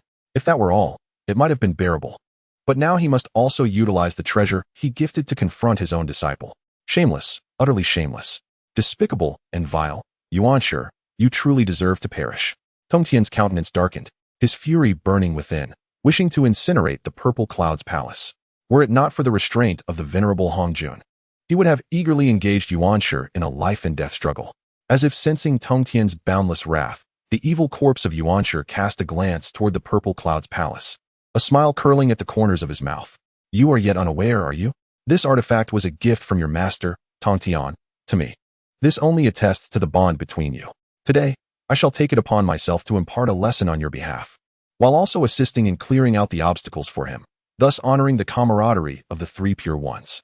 I dare say, had your master known, he would surely express his gratitude. Yuan Shi's words dripped with malice. With a wave of his hand, the coffin of the burying sky emitted a resounding roar and violently hurtled toward Yi Chen's direction. The chilling aura of death enveloped Yi Chen instantaneously, as if intending to suppress him forever. The overwhelming force caused many mighty beings of the primordial era to change their expressions, retreating far to avoid the influence of the coffin. Should they draw any closer, their very vitality might be extinguished. They found it inconceivable how Yi Chen could contend against Yuan Shi's evil corpse, which wielded the coffin and embodied the path of death. It was a foregone conclusion. His demise was inevitable. What a pity for such a prodigious talent. Had Yi Chen not been a disciple of the sect, they would have eagerly sought to take him under their wing. Yet now, faced with the coffin of the burying sky, all thoughts of that were extinguished. Even Zhuan Ti and Jie, who had contemplated intervening at a critical moment to save Yi Chen, dared not act recklessly. Yuan Shi's maneuvers severed their little schemes. His fate was sealed. There would be no salvation. Such was the ultimate conclusion for Yi Chen. However, confronted with Yuan Shi's overwhelming strike, Yi Chen displayed not an ounce of panic, but rather a disdainful indifference. The path of death, is this your proud foundation? How unfortunate. Dear uncle disciple, I too happen to excel in the path of death. All 3,000 paths lie within my grasp. Moreover, with the endowment of the path of strength, my comprehension of the path of death far exceeds that of the myriad beings of the primordial era. Under the immense augmentation of dozens of times, Yi Chen easily cast aside Yuan Shi Tianzun. In the blink of an eye, he seized 4/10 of the authority over the path of death. Should he desire, he could transform into the master of the path of death at this very moment. This exemplifies the formidable nature of the path of power. However, Yi Chen, who wields the path of power, holds the path of death in disdain. At present, he merely exploits its strength to vex Yuan Shi. Not far away, Yuan Shi Tianzun observed Yi Chen in silence. From Yi Chen, he could distinctly sense the aura of the laws governing the path of death. Yi Chen spoke no falsehood. He indeed grasped the laws of the path of death, and his comprehension was far from superficial. This instant piqued the interest of Yuan Shi's malevolent corpse, stirring a flicker of greed within. Chapter 71. A fish dies, and the net breaks? The fundamental path of the evil corpse's cultivation lies within the realm of death. In this moment, Yi Chen appears as a source of sustenance for him. Should he confine Yi Chen within the coffin of eternal rest, he could directly seize the laws of the path of death that reside within Yi Chen. By harnessing the power of Yi Chen's mastery of death, he could ascend to become the sovereign of the path of death, thereby wielding absolute authority over it. It seems that fate has recognized his prolonged frustrations and has bestowed upon him a fortuitous opportunity. Indeed, Yi Chen proves to be his lucky star. Given that Yi Chen has presented himself so conveniently, how could he simply let this opportunity slip away? With this thought in mind, the primordial being unleashed an unreserved assault, channeling all his strength into the coffin of eternal rest. In an instant, a deafening roar echoed throughout the vast wilderness, the aura of death enveloping the skies above the absolute Dragon Ridge. At this moment, the primordial being was consumed by exhilaration, attacking without regard for those around him. His sole focus was on his own empowerment, fixating on seizing dominion over death. This, however, placed the disciples of the Chen sect in a dire predicament. Their cultivation was already unstable, and now they faced the indiscriminate onslaught of the primordial lord, suffering greatly. Those of similar cultivation levels could barely withstand the encroaching aura of death, while the slightly weaker ones were directly overwhelmed and perished. In stark contrast to the Chen sect, the disciples of the were significantly safer. Not only were they more capable, but they also exhibited exceptional unity. Senior brothers and sisters formed a protective perimeter, creating a grand formation to unite their strengths against the Primordial S attacks. The Primordial's gaze was fixated solely on Yi Chen, intent on plundering the laws of death that he possessed. Observing the fervor in the Primordial S demeanor, Yi Chen discerned his intentions. He sought to appropriate his laws of death. However, it remained to be seen if the Primordial possessed the capability to do so. In response to the Primordial's assault, Yi Chen merely raised his right hand with a casual grace. In that instant, boundless laws of death coalesced within his palm. A gentle push enveloped the coffin of eternal rest with the laws of death. You wish to manipulate the coffin of eternal rest? You are far too naive. Before the Primordial could finish his sentence, he was left dumbfounded. The coffin of eternal rest remained impervious to his efforts. It hung motionless in the air. Yet, what astonished him even more was that as Yi Chen's laws of death encased the coffin, the imprint within began to gradually dissipate. Indeed, Yi Chen was forcefully erasing the Primordial's imprint using the power of the path of death. The laws imposed a profound suppression, utterly overwhelming the Primordial, who had no means to resist. He could only watch helplessly as Yi Chen eradicated the imprint within the coffin of eternal rest. With the imprint obliterated, the coffin was entirely under Yi Chen's control. Without a moment's hesitation, he flung the coffin towards the Primordial with great force. The tables had turned, moments ago. The coffin was aimed at Yi Chen, yet now it hurtled back towards its owner. As the precious artifact hurtled toward him, the expression on the Primordial's face morphed into one of sheer terror. He understood the formidable power of the coffin of eternal rest. Most crucially, he discovered that all the ethereal pathways surrounding him had been suppressed. Although he possessed mastery over the laws of the path of death, he found himself unable to summon its essence, akin to having limbs yet being oblivious to their usage, unable to control them. Cursed be this individual, what has he done? The visage of the primordial malevolent corpse grew increasingly grim. The situation surpassed his expectations. Should he remain incapable of harnessing the forces of the path of death, he would stand no chance against Yi Chen's forthcoming onslaught. No, he must devise a means to break free from this suppression. The primordial began to experiment with various methods to shatter the constraints. Yet, he was merely a manifestation of a malevolent corpse here, not his true self. Regardless of how he attempted to harness his power, he could not break free from Yi Chen's restraint. Opportunity lost is never regained. If he missed this moment, he would have no strength left to retaliate. In the blink of an eye, the coffin of eternal rest had descended before him. A terrifying aura of death surged forth, and it was then that the primordial fully regained his senses. However, it was too late to evade. The coffin struck directly at his face with immense force. Bang! A deafening roar echoed, and the aura of death erupted violently into the surroundings. All that came into contact with this deathly essence was stripped of vitality. This was merely a residual wave emanating from the impact. The primordial malevolent corpse, having braced himself against the coffin of eternal rest, met a far grimmer fate. He was utterly obliterated. Indeed, it was a true obliteration. The surrounding great beings of the wilderness were left in stunned silence. Although not the true primordial, he was still a being that commanded the laws of death. To be annihilated in such a manner was unfathomable. A saint being obliterated. Such an occurrence had never transpired in the entirety of the wilderness continent. Yet, the evidence lay stark before them. The primordial malevolent corpse had been destroyed. Doubts began to creep into their minds regarding the primordial's claims. Had Yi Chen truly attained sainthood through forbidden techniques? If so, the potency of such methods was indeed staggering. Amidst their astonishment, the void twisted, and the primordial malevolent corpse reappeared at the very spot of his obliteration. Being obliterated did not equate to death. Having achieved sainthood, his spirit was enshrined within the heavenly path, rendering him immortal and indestructible. They had merely been astonished by Yi Chen's ability to obliterate the primordial malevolent corpse. Observing the primordial's resurgence, Yi Chen felt no surprise. A faint smile graced his countenance.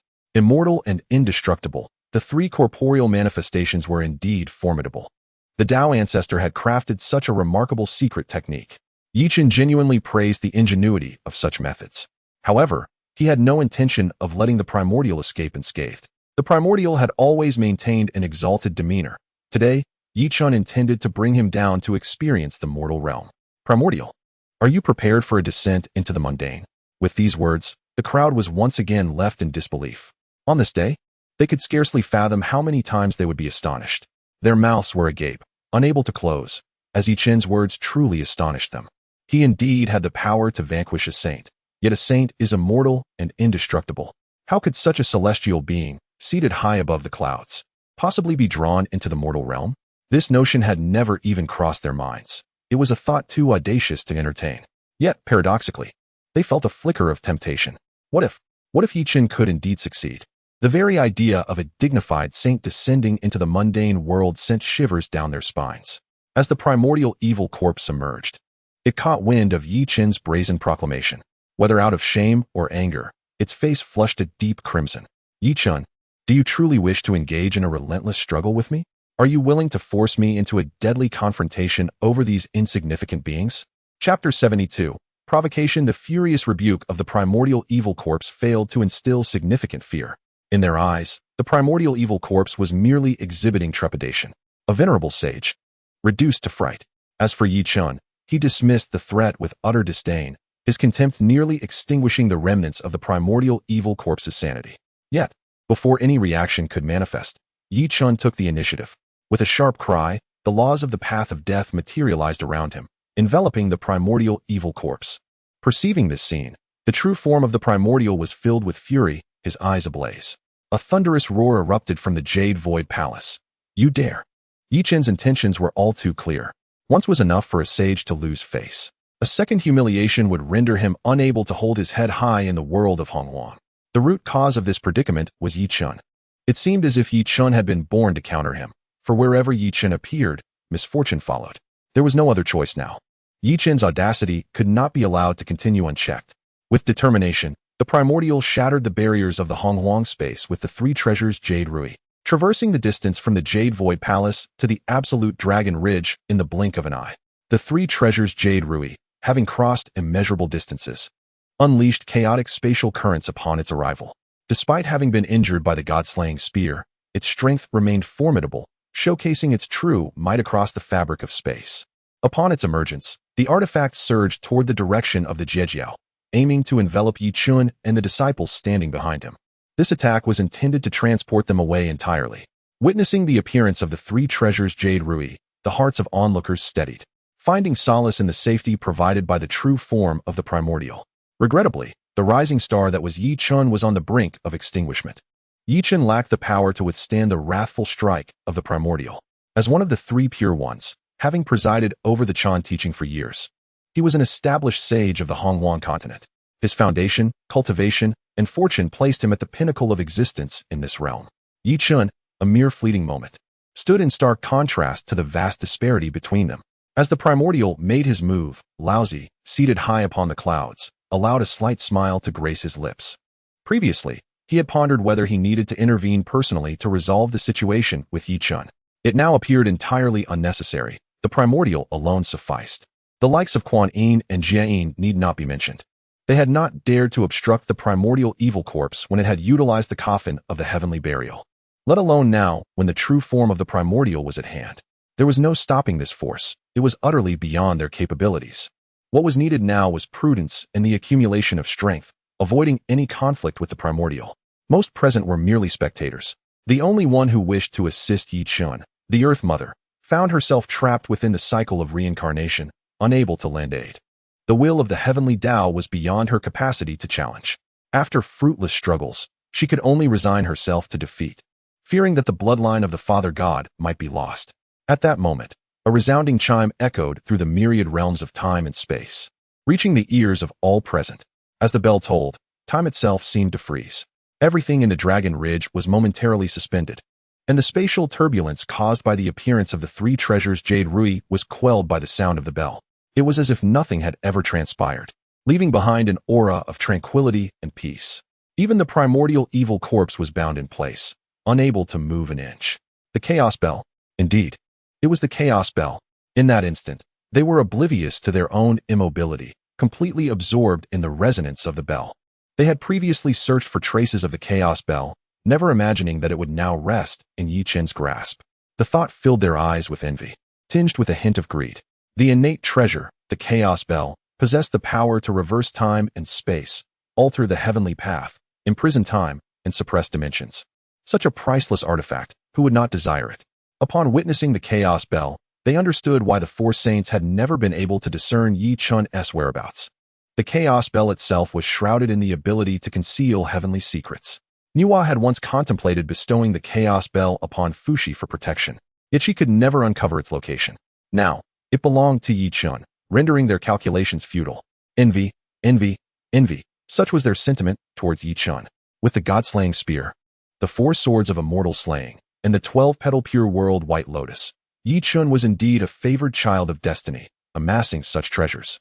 It was almost as if the combined artifacts of many among them paled in comparison to those in Yi Chun's possession. The most unfortunate were the 2 saints of the West. Despite being saints themselves, there was a notable disparity among their treasures. Currently, they could only present a meager few artifacts: the 12-petal merit gold lotus that suppressed fortune, the precious banner of guidance, and the blessed divine staff. Once, they possessed an 8-treasure merit pool, but it had recently been seized by that shameless Yi Chun along with the disciples of the. With so little to their name, they found themselves utterly impoverished, yet Yi Chun still targeted them. Contemplating this, resentment marred the faces of the 2 saints of the West. Should they catch a chance, they would undoubtedly strike back, determined to claim all of Yi Chun's treasures. With the emergence of the Chaos Bell, all assaults dissipated into nothingness. Yi Chun gazed into the void and couldn't help but scoff. The primordial old dog, indeed, ambushing others was your forte. One could only admire such audacity. Without a shred of respect, Yi Chun openly mocked the primordial, tearing away any facade. After a couple of taunts, he extended his hand, and the law of the path of death ensnared the 3 treasures Jade Rui, which was suspended in midair. Since the primordial had struck first, Yi Chun felt no need to show any mercy. The method he used to seize the burial heaven coffin would be the same as that employed to take the 3 treasures Jade Rui. No matter how significant the primordial's proof of Tao might be, he aimed to provoke him, effortlessly erasing the imprint within the treasured artifact. Before the assembled crowd, he eradicated the mark and seized the precious artifact of enlightenment, leaving everyone in a state of astonishment. Yet, Yi Chun remained utterly indifferent. What of it? What could Yuan Shi possibly do to him? If he possessed any fortitude, he would not cower within the confines of the Yusu Palace, but would confront him in open battle. With a defiant gesture, he raised his middle finger to the heavens, his countenance radiating disdain. The Taoist of abundant treasures and his companions gazed at Yi Chun's audacity with a mix of pride and satisfaction. After enduring humiliation and restraint for so long, what was wrong with a touch of arrogance? Today, they would make it known to the beings of the primordial era that the teachings of the intercepting sect were not to be trifled with. Even with their master, Tongtian, imprisoned, their elder brother stood firm in support. They were determined to be audacious, to be domineering, to instill fear in the hearts of their adversaries. How laughable! These inept creatures. After provoking him for so long, they awaited the arrival of Yuan Shi himself. Yet, after an interminable wait, this individual remained ensconced in the Yusu Palace, unmoved. With Yuan Shi offering no response, Yi Chun decided to seek other avenues for retribution. Thus, his gaze shifted towards the malevolent corpse of Yuan Shi nearby. Chapter 73. Treading into the mortal realm, it appears I must disappoint you. The primordial deceiver has forsaken you. Although Yi Chun refrained from taking action, reality dealt him a harsh blow. If all goes as expected, an unforeseen circumstance has arisen. The entity before Yi Chun has remained unresponsive to his taunts for an extended period. What could account for this situation? It is merely a matter of having been abandoned. Without the aid of the entity, are they truly destined to be dragged down from their pedestal by Yi Chun, falling into the mundane world? No. Such a fate is utterly unacceptable. His inner pride rebels. He will not permit such an indignity to befall him. Though his spirit wrestles with despair, his body remains utterly inert. Before Yi Chun, he possesses no capacity for resistance. The laws governing the path of death are insurmountable. His treasures have been seized by Yi Chun, and even his treasure Jade Rui has been stripped of its imprint by Yi Chun. How can he possibly resist? Boom, boom, boom. With each step Yi Chun takes, it feels as though he is treading upon the very core of his being. A suffocating weight descends, an overwhelming sense of oppression. His heart seems poised to cease its rhythm. Yi Chun approaches, resembling a towering giant with each deliberate stride. The focus of the primordial malevolent corpse is entirely upon Yi Chun, oblivious to the fact that its own pure glazed Tao body has begun to shatter. Yi Chun has yet to make a move, yet the corporeal form is already unable to withstand such pressure. This body was forged through countless rare materials and precious treasures. The sound of cracking reverberates from the Tao body, prompting a momentary pause from the primordial malevolent corpse, yet it swiftly dismisses the concern. A faint smile graces its visage. Since the Tao body can no longer sustain itself, it shall deliver Chen a surprise. When the Tao body finally succumbs, it will trigger the self-destruction of the malevolent corpse. Indeed, Chen is formidable, leaving it without a shred of anger. But what of the disciples behind him? They are nothing but ants beneath the sage. The force unleashed upon self-destruction will be sufficient to obliterate them completely. If Chen wishes to protect his fellow disciples, then he will witness their annihilation right before his eyes, a spectacle both exquisite and comically tragic. With this thought, the malevolent corpse revels in delight. As for the disciples of the Chen sect behind him, he holds no regard for these worthless students, having never considered them in his calculations. As long as he can provoke Chen, that is sufficient, even if only to a slight degree. Come, hurry forth. The malevolent corpse suppresses the healing of its Tao body, advancing slowly toward Chen. The closer it draws, the greater the pressure becomes, accelerating the decay of its Tao body. Just a moment more, and success will be his. In the preceding moment, he had felt elation at the prospect of his scheme's success, only to find that joy snatched away in the next instant. The disintegration of the Tao body has inexplicably halted. Approaching him is a size 43 foot. With this single step, the galaxy may shatter. With this single step, the sun and moon may dim. With this single step, the very heavens and earth may tremble. With this single step, the countenance of the primordial will be obliterated. By the time the primordial realizes what is happening and attempts to evade, he discovers it is far too late. No, this cannot be right. This is not the script he envisioned. Chen should continuously instill fear within him, ultimately shattering his Tao body. The malevolent corpse, even in its incarnation, would rather stand and perish than kneel and live, risking the destruction of its own Tao body in a self-explosion to uphold the dignity of the Chen sect. In such a scenario, he would still procure a commendable reputation. Yet, to his dismay, Chen disregards the martial code, taking advantage of his unpreparedness to deliver a decisive blow. What follows is an overwhelming wave of shame. Boom. With a single step, the primordial bears the brunt of Chen's foot upon his face. Humiliated, he is pressed into the ground, as if being trampled underfoot. Primordial, do you still dare to divide your focus in my presence? Who grants you such audacity? Chen stands over the primordial, looking down upon him with an air of disdain, as if regarding an ant beneath a sage. Contemptuous, dismissive. It is as if he is merely a toy to be manipulated at will. Since attaining sanctity, this is the first time someone has dared to treat him in such a manner. The expression on the primordial's face contorts in agony. The heavenly Tao seems to respond. A thunderous roar erupting from the skies. The humiliation of a sage is also a humiliation to the heavenly Tao. Undoubtedly, the most astonished are the numerous ancient powers observing from the shadows. What transpired today has shattered their perceptions accumulated over countless years. The exalted sage, too, has found himself beneath someone else's foot. Moreover, he is subjected to such extreme humiliation.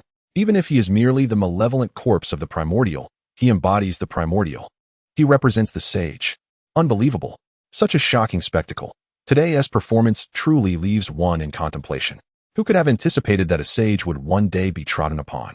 Even if he is merely a malevolent incarnation, while the primordial remains unvanquished, he is the primordial. To them, sages reside in heights beyond reach. Little did they expect that Chen would bring such a figure down to the mortal realm in this manner. The sanctity of the sage lies in ruins. Yet, they do not dare to provoke the sage. Lacking Chen's strength, they should refrain from acting recklessly. In the eyes of sages, they remain akin to ants. Just as the spectators revel in the unfolding drama, the malevolent corpse of the primordial radiates an aura of terror. The face pressed beneath Chen's foot gradually twists in agony. A sense of humiliation fills his heart. He can accept defeat, but he cannot abide such disgrace. Chen, I shall not let you escape. I will assuredly kill you. In the 9 heavens and 10 earths, none shall save you. I shall rend your body into pieces. The malevolent corpse of the primordial descends into madness, his clenched teeth and furious visage instilling fear in the hearts of onlookers. The words of a sage are law. What is spoken must be enacted. This is the curse cast upon Chen by the primordial evil corpse, where every utterance transformed into a force of malediction, seeking to ensnare him, to bind him, and ultimately to drag him into the abyss. Alas, this feeble power was utterly negligible to Chen. The tendrils of the curse enveloped his being, only to be shattered in an instant. The malevolent force dissipated into nothingness. To Chen, it was akin to a gentle breeze brushing against his skin, Yet for others, it spelled utter calamity. Yi Chun, wielding his power with precision, ensured that it would not affect the disciples of the Jie Sect. However, the disciples of the Chen sect were far less fortunate. The curse loomed over them with relentless intent. The third-generation disciples of the Chen sect were simply incapable of withstanding such might, and in a heartbeat, they were reduced to mere bones. The remnants of their true spirits had no choice but to drift toward the investiture of the gods. To perish not at the hands of their foes, but by the hand of their own ancestor, is indeed a darkly humorous irony. Chapter 74. Bestowing the divine list. Yuan Shi, old dog. It seems you have yet to grasp the reality of your situation. Do you truly believe you can curse me without fear of reprisal? Yi Chen's power intensified beneath him, and he forcefully trampled down on Yuan Shi's face, burying half of it into the ground. Although Yuan Shi felt a surge of anger, he regained his composure in that moment. However, his eyes, when cast upon Yi Chen, brimmed with murderous intent. The humiliation of today shall not be forgotten. I shall repay it tenfold. Your entire sect shall face my wrath, for I, the saint of Yuqing, shall not allow such indignity to go unpunished. As a dignified saint of Yuqing, the malevolent incarnation of Yuan Shi Tianzuan cannot permit such disgrace from Yi Chen. This debt shall be recorded against Yi Chen, and I will settle it in due time. Having spoken, Yuan Shi prepared to reverse the essence of his being and self-destruct right there. The Tao of heaven is eternal, and a saint cannot perish. Even if he were to explode here, he would swiftly be reborn. First, he must extricate himself from Yi Chen's oppressive foot, which rendered him incapable of resistance. As for the enmity with the Jie Jiao, there is ample time for that reckoning. Did I ever grant you permission to self-destruct? What gives you the audacity? Just as Yuan Shi was about to detonate, Yi Chen's cold voice rang out once more. Self-detonation? Not a chance. Yi Chen denied him that opportunity. With that, a grand hall imbued with a magnificent aura suddenly erupted from Yi Chen's being. In its initial moment of emergence, they could hardly discern its significance, for it appeared no larger than a mustard seed. Yet, before they could react, the hall expanded immensely, hovering above their heads. Its terrifying presence enveloped them, halting the reversal of Yuan Shi's essence in an instant. Even the essence of the saint was directly suppressed. Yuan Shi's malevolent form was left dazed, an expression of sheer terror etching across his face. How could his saintly essence be subdued? Such a phenomenon was inconceivable. The essence of a saint is the culmination of one's transformation into a saint, refined from the power of the Tao. This force transcends all beings in the primordial world, which is why it is said that beneath the saints, all are but ants. Even the most exquisite innate treasures should not possess the capability to suppress a saint's essence. Yet now, a grand hall emerging from Yi Chen had subdued his very essence. Were it any other individual wielding such a treasure, he could have dismissed it. But why must it be in Yi Chen's hands? The Tao is unjust. The Tao is unjust indeed. The surrounding primordial beings had long since become numb, overwhelmed by a sense of resignation. The shock had dulled into an indifferent acceptance. It seemed almost normal for such occurrences to transpire in Yi Chen's presence. Treasures are rare for others, yet they may abound with Yi Chen. Perhaps he would produce another treasure at any moment. One must grow accustomed to the extraordinary. The crowd forced themselves to calm their frayed nerves. There was no remedy. Yi Chen was too prodigious. Not only had he attained the status of a saint, but he also possessed an abundance of treasures. If they were to express it, the title of Treasure Saint would be most fitting for Yi Chen. Treasure Saint, indeed, is not an unthinkable notion. Treasure Taoist, In a moment of uncertainty, one felt as though they were on the verge of losing their esteemed title. Meanwhile, Nua's attention remained steadfastly upon Yi Chen. The grand hall he conjured evoked a sense of familiarity, as if it had been encountered in another realm. Yet, the specific recollection eluded her at first. As she gazed intently at the hall, an increasing sense of recognition enveloped her. Wait, this hall. Is it not the Pango Hall used by the Wu clan as a treasury? Indeed, it is the Pango Hall, the aura unmistakably identical.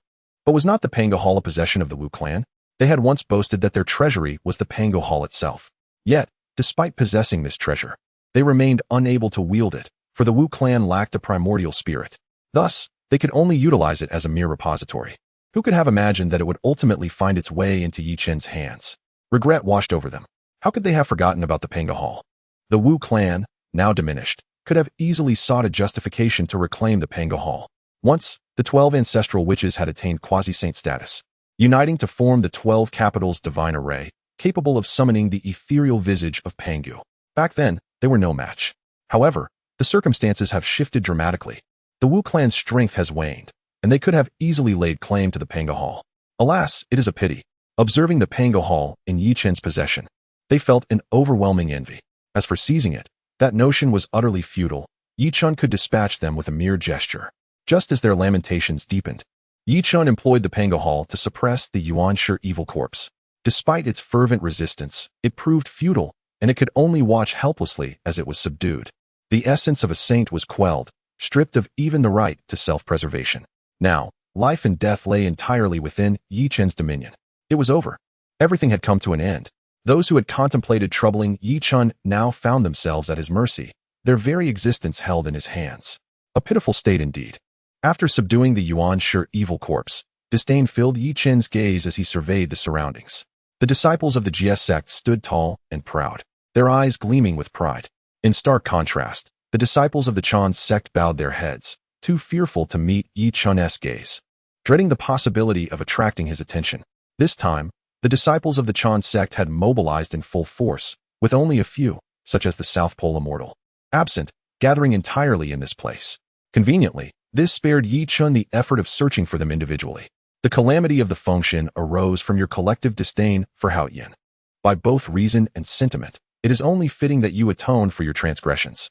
Yet, rather than reflect on their misdeeds, they schemed against their fellow disciples, resulting in the detriment of the Jie Sect. Today, I shall send you to the function list as penance. You may voice your objections. Indeed, they had such thoughts, yet dared not utter them. If the Yuan Shi evil god was overpowered by Yi Chen, what chance did they, mere underlings, stand? The function list offered a glimmer of hope.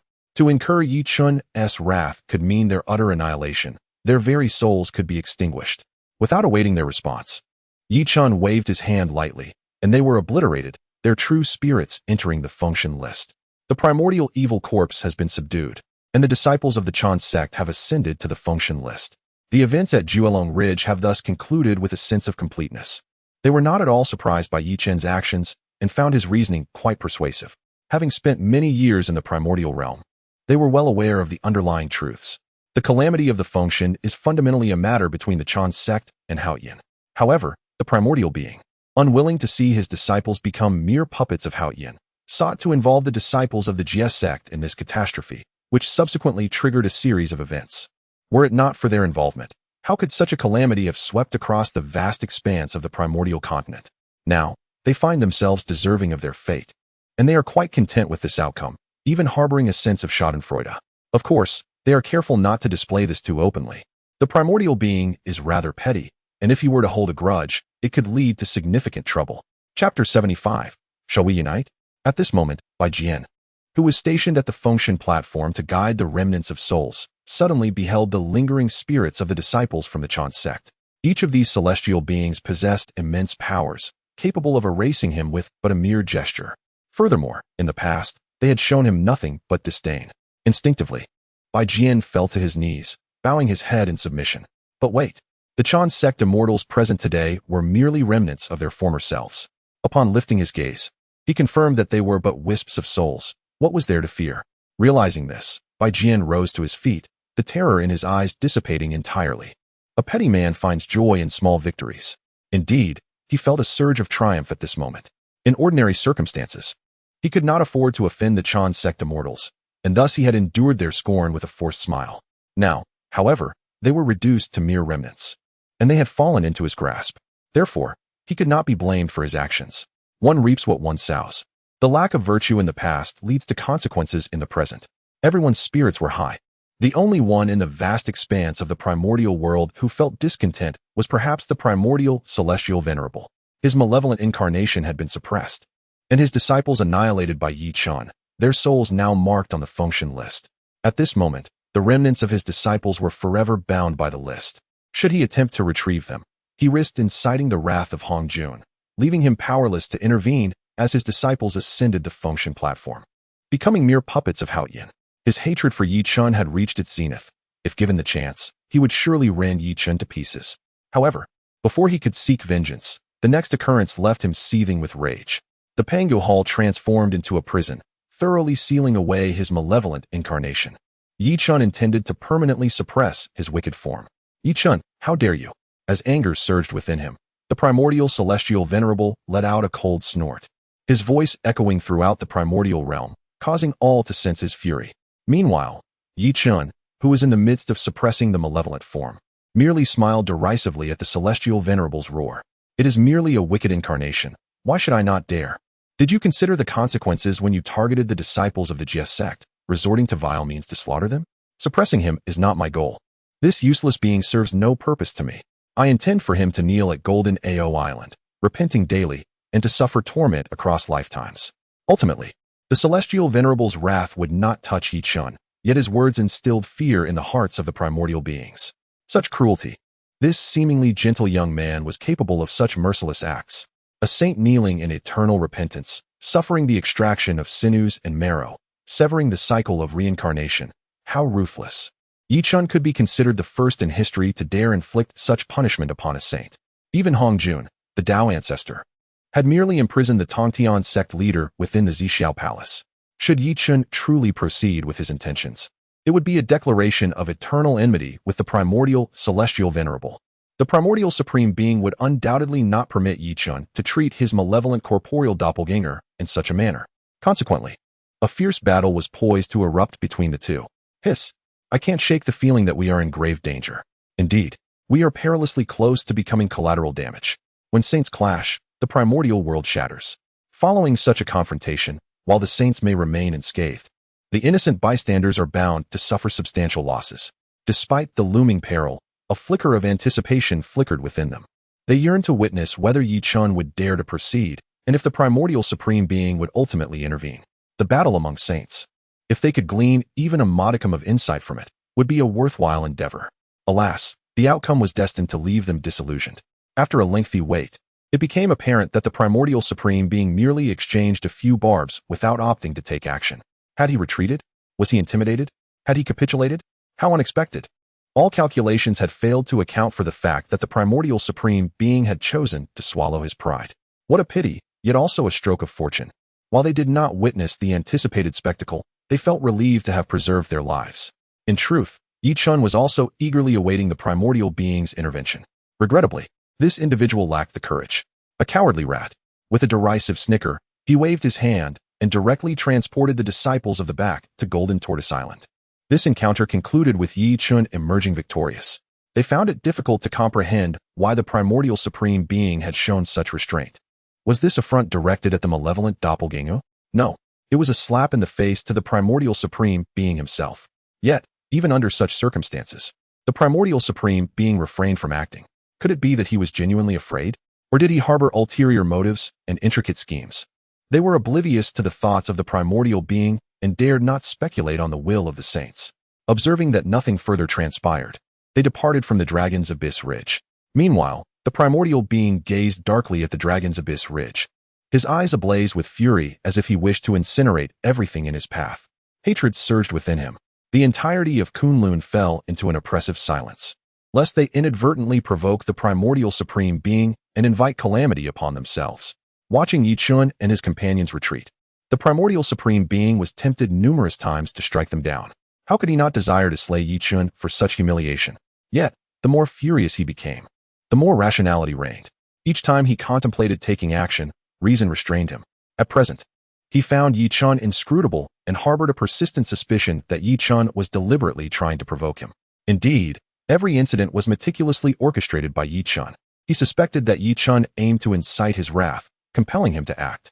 Being such a cautious and meticulous individual, Yi Chun undoubtedly had contingencies in place. These contingencies were tailored for him. Should he dare to strike, he would likely find himself subdued by Yi Chun in the end. If that were to occur, the dignity of the primordial supreme being would be irrevocably tarnished. It was imperative to exercise caution and vigilance concerning Yi Chun, leaving no room for oversight, lest he become the subject of ridicule. Suppressing the impulse to act, he merely observed as Yi Chun and his companions departed. Although reason advised him against taking action against Yi Chun, the fury within demanded an outlet for release. If he did not unleash this pent-up rage, he feared it would consume him entirely, leading to a loss of rationality. Alas, the pitiful Shouyang Ridge had done nothing wrong. It merely became a symbol of humiliation for the primordial, and thus it bore the brunt of his resentment. Enraged, the primordial Tianzuan unleashed a devastating strike upon Shouyang Ridge. The unfortunate ridge, along with countless beings surrounding it, was reduced to mere ashes under this onslaught. The vast wilderness of Honghuang was left bereft of Julong Ridge, now nothing but a desolate expanse. After venting his wrath, he felt a considerable lightness in his body. Yet, this grievance would remain etched in his memory. Yi Chun must be eradicated. At that moment, the figure of Taishang Laojun appeared before the Primordial. Primordial, he said, today we have both been shamed. Neither of us retains any dignity.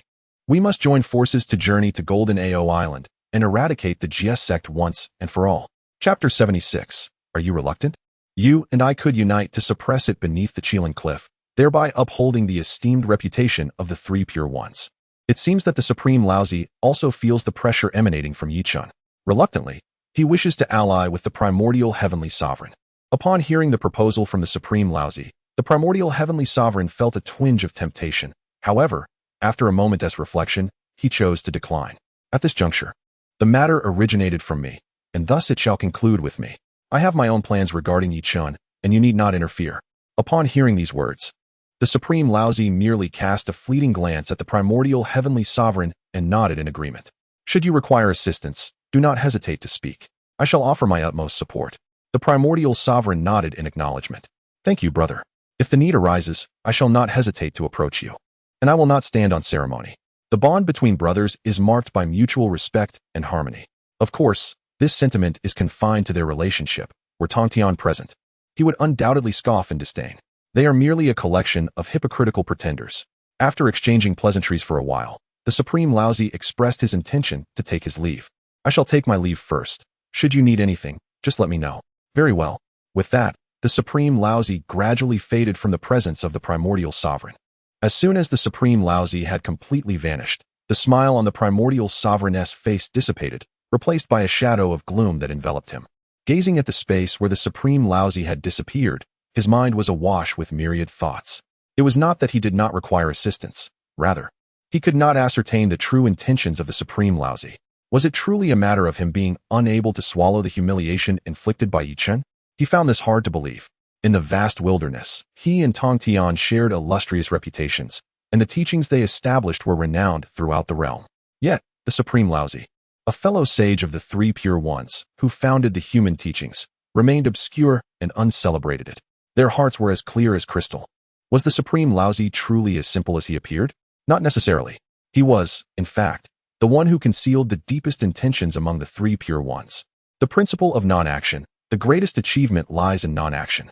While they appeared to be brothers of mutual respect, they were, in truth, veiled in ulterior motives and calculations. Furthermore, there was a more pressing reason. He truly wished to avoid the involvement of the Supreme Laozi. As a sage of the Three Pure Ones, he could not lower himself to such a degree. The humiliation Yi Chun inflicted upon him, in front of all beings in the wilderness, was a grievance he must vent fiercely. How could he alleviate the resentment in his heart without taking personal vengeance? Should they join forces to subdue Yi Chun? Would not the denizens of the wilderness mock his incompetence behind his back? Yi Chun was merely a junior of the Jie Sect. After their encounter, he had thoroughly grasped Yi Chun's secrets. At best, he was merely at the third level of Hunyuan.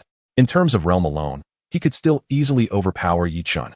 The fundamental path, being the path of death, did not significantly affect him. What truly posed a challenge were the treasures in Yi Chun's possession, an overwhelming abundance that was almost beyond imagination. The God-slaying spear, the 4 swords of extermination, the extermination array diagram, the chaos bell, and the Panga Hall, 4 supreme treasures. He, a junior disciple of the, astonishingly possesses 4 innate treasures. And this is merely what is displayed openly. One must wonder if he has kept some hidden cards up his sleeve. It is highly likely that these 4 treasures are not even his most formidable assets. The comparison of individuals can be utterly disheartening. The rivalry among saints can be equally vexing. Yi Chun is adorned with an abundance of treasures, yet he himself possesses only the Panga banner. By what right does such a mere creature, one born of mere egg and moisture, enjoy such fortune? What merit has he to command so many treasures? After a moment of silent cursing, he managed to exhale and promptly conveyed a message to the South Pole Immortal. Come swiftly. The South Pole Immortal, now the sole remaining disciple of the, upon hearing the call of the Primordial Lord, dared not show any signs of negligence. He transformed into a streak of light, and, in the blink of an eye, arrived before the Primordial Lord. I pay my respects to my master, and wish you eternal prosperity on your sacred path. The South Pole Immortal is indeed a clever individual. He understands that the Primordial Lord is currently in a foul mood. Any misstep could easily provoke his wrath. Thus, he conducts himself with utmost decorum. Upon arriving before the Primordial Lord, he immediately knelt, not daring to make any sudden movements. Seeing the South Pole Immortal's profound respect, the gloom in the Primordial Lord's heart dissipated somewhat, and his fury was not unleashed upon the South Pole Immortal. Rise. Yes, Master. I have an important task for you to accomplish. Do you possess the confidence to carry it out? Just as the South Pole Immortal stood up, he knelt once more, bowing thrice to the Primordial Lord, and spoke slowly. Why, as your disciple, I would go to any lengths, even at the cost of my life, to fulfill your wishes. I shall not disappoint you. Pray, what is it that you require of me? Simply obey, and it shall not be in vain for the great effort expended in your training. Now is the opportune moment to serve the sect. With this thought, the corners of the Primordial Lord's mouth curled into a smile, albeit one that bore an unsettling quality. The South Pole Immortal involuntarily shivered. It appears that this task is not a trivial one. As the South Pole Immortal pondered further, the Primordial Lord spoke again. Today, you need only to venture to the Hongwang continent and secretly incite slaughter and discord among the myriad races. Moreover, gather the immense post-heaven slaughter energy for me. It's over. He truly guessed correctly. Upon hearing this, the South Pole Immortal felt the hairs on the back of his neck stand on end. Post-heaven slaughter energy? Millions of it. This is bound to turn the Hongwang continent into a river of blood. Should this information reach the powerful beings of the Hongwang, he would surely find himself without a place to rest in death. Do you consent? Aye. The South Pole Immortal was overwhelmed by immense pressure. Cold sweat streaming down his forehead, stammering and unable to articulate a complete thought. Are you unwilling? The South Pole Immortal's hesitance to respond promptly displeased the Primordial Lord, and his expression darkened in an instant, tinged with an undercurrent of murderous intent. A disobedient disciple is of no use. The unwavering resolve emanating from the words of the Primordial Heavenly Sovereign was palpable, laced with a hint of murderous intent, which caused the Antarctic Immortal to feel a surge of alarm. The distinction between dying now and dying later was clear to him. As a disciple, he would gladly face 1,000 deaths in service to his master, fully aware of his duty and unwillingness to falter. Yet, he feared that his actions might lack the necessary meticulousness, potentially jeopardizing his master's grand designs. The expression on the Primordial Heavenly Sovereign's face softened once more. Compliance from the Antarctic Immortal was all that was required. It is of no consequence. I shall personally intervene to shield you from the celestial secrets, rendering even the sages incapable of discerning your actions. You may proceed with confidence. Go forth. Without affording the Antarctic Immortal an opportunity for refusal, the sovereign waved his hand, casting him directly into the primal continent. Yi Chen, I shall surely slay you. With those words, the Primordial Heavenly Sovereign withdrew a blood-red broken sword, emanating an aura of chaotic slaughter from his concealed treasures. Chapter 77. The chains that bind this sword was an unexpected acquisition, and according to his deductions, it should be the personal treasure of the Chaos Slaughter Demon God. Within it lies the profound principles of the Chaos Slaughter Path. The sole flaw, however, is that it is a broken sword. When Pangu split the heavens, it was cleaved in two, and it was in this fragmented state that it came into his possession. His initial intention was merely to keep it as a collection, not to refine it. After all, the Chaos Slaughter Path harbors a potent influence that can easily affect one's sanity. If one's will is not resolute, reason will crumble under its sway, ultimately leading to a descent into a mere creature of slaughter. The might of the slaughter principles is formidable. Even the saints of the heavenly Tao are not immune to its effects. Over the years, his temperament has grown increasingly extreme, largely due to the influence of this broken sword. Yet, he could no longer afford to dwell on such considerations. The appearance of Yi Chen had disrupted his meticulously laid plans and trampled upon his dignity. He craved vengeance. Thus, he had no choice but to refine this sword. The directive given to the Nanjing Immortal to gather the postnatal essence of slaughter was merely a prelude. He intended to harness this essence's power to awaken the sword and subsequently refine it. Regrettably, he had not obtained the inheritance of Pangu's power. Had he mastered the path of power, he would not have to fear the influence of the Chaos Slaughter Path. Once the path of power is unleashed, all other paths must acquiesce. Nevertheless, this was of little concern. Once he refined the broken sword, he would swiftly eliminate Yi Chen. At that moment, all of Yi Chen's innate treasures would belong to him. The Pango Hall and the Chaos Bell would serve to suppress himself, perfectly shielding him from the Chaos Slaughter Path's influence. With the aid of these innate treasures, he could also comprehend the principles of the Chaos Slaughter Path, achieving multiple gains. How delightful it would be.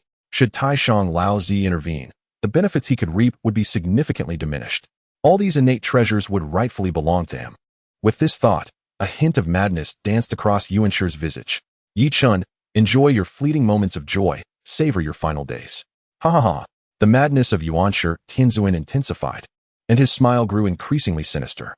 Were there anyone nearby, they would surely deem him deranged.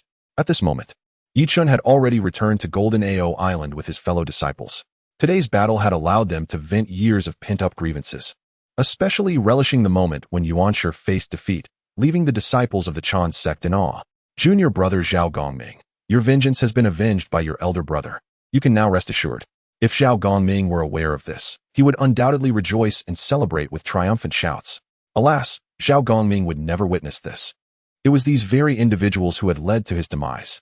Hence, they must be met with the harshest punishment. Elder brother, we must not let him go. We must exact justice for junior brother Zhao Gongming. Zhao Gongming, that cheerful little fellow who always sought him out for a drink. Yet, due to the machinations of the Chen sect, he lost his life. Yi Chun would undoubtedly not let them escape unscathed. His retribution would commence with the primordial evil corpse. Channeling his formidable powers, he imprisoned the primordial evil corpse before the Bayou Palace. The chains of the laws bound it, complemented by the suppressive force of the Pango Hall. Given the cultivation level of the primordial evil corpse, resistance was futile. In that moment, he resembled a caged monkey in a zoo, subjected to the gaze of onlookers. Once a formidable saint, those who now scrutinized him were mere ants in comparison. Yet, he found himself at their mercy, subjected to their derision. Passers-by occasionally expressed their disdain with audible clicks of their tongues. It was humiliation, stark and unadulterated. He would rather perish than allow himself to be treated as an object of amusement. Yi Chun, however, would not permit such an easy demise. Under his suppression, the primordial evil corpse was incapable of harnessing even a sliver of its internal power. Unable to self-detonate its saintly essence, suicide was rendered impossible. The option of taking its own life as a mortal was even more unattainable.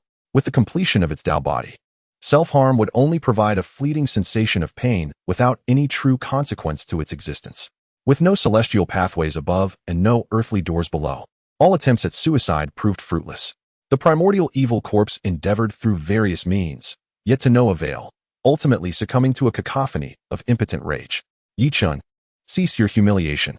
If you possess the courage, in my life, I would consider you a true man.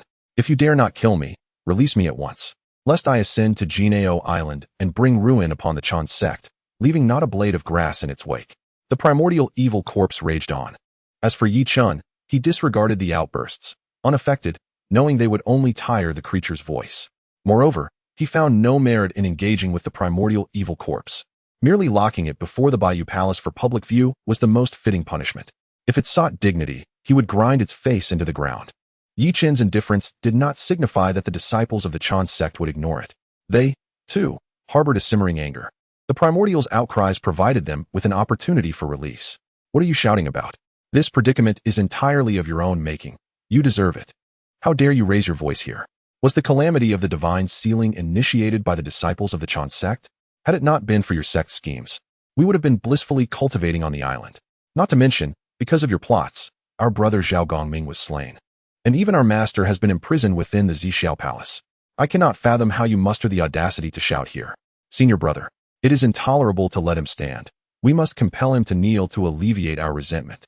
The disciples of the Chen sect hurled insults at the primordial evil corpse, resembling brawling harpies. Deprived of its cultivation, the primordial evil corpse found itself powerless against such verbal assault, merely gaping in confusion, rendered speechless. In the southern village, the children mock my frailty. Were it not for the chains of the law and the suppression of the Pango Hall, I would certainly confront these disciples of thee and demonstrate the might of a sage. How dare these insignificant creatures insult one of such stature? Alas, these thoughts remain mere fantasies, for I am imprisoned and suppressed in this place, my entire power shackled. In my current state, I am no different from these insignificant beings. Nay, I am even lesser than these ants. At this moment, I am the most wretched of creatures, subjected to the scorn and derision of onlookers. Curse be it all. This fate is entirely due to Yi Chun. Had it not been for him, I would not have fallen to such depths. Unable to match words with them, I can only glare in hopes of intimidating them into retreat. This obstinate old dog, I spit. Brothers and disciples, you may all disperse. I shall keep watch over this old cur. Chapter 78. The sage must not be insulted. Listening to Qiong Zhao's scathing insults, Yuan Shi's eyes widened in fury. Yet, he found himself powerless to retaliate, left only to glare at her with a ferocious intensity, as if he could devour her whole. Observing the malevolent visage of Yuan Shi, Qiong Zhao rolled her eyes in exasperation. She could hardly be bothered to utter another word. It seemed a mere waste of breath. For such a self-righteous and selfish individual would hardly contemplate the broader implications. With little inclination to engage further, Qiong Zhao retrieved a celestial peach from her treasure pouch. Sitting before Yuan Shi and indulging in her snack, the blatant disregard and provocation ignited Yuan Shi's desire to hurl more curses, but alas, this was the territory of the Jie, where their numbers were overwhelming. He realized that a few choice words would not suffice against them, so he chose silence instead. Deep down, he held these individuals in contempt, recognizing that only Yi Chen among them commanded his respect. To converse with the rest felt like a degradation of his own status. Had it not been for Yi Chen's sudden emergence, they would have long since been consigned to the annals of the Fengshen Bang, a mere swarm of ants. Yet, he pondered anxiously how Yi Chen would exact his punishment, how he would extract the very essence from him. As footsteps approached, Yuan Shi slowly lifted his gaze, discovering Yi Chen advancing towards him with a smile. The moment he laid eyes on Yi Chen, an uncontrollable fury welled up within him. His current state was a direct consequence of Yi Chen. Were it not for him, he would not have faced such humiliation. They merely needed to sacrifice a part of themselves to fulfill the divine catastrophe, leading to the flourishing of the Chen religion. Why could they not comprehend the necessity of self-sacrifice? A gaggle of ignorant beings, oblivious to the greater good. Rage consumed Yuan Shi's reason.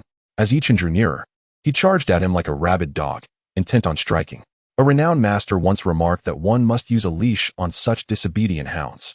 With a mere wave of his hand, Yi Chen summoned the chains of the law, yanking the charging Yuan Shi back with tremendous force, sending him crashing to the ground in utter humiliation.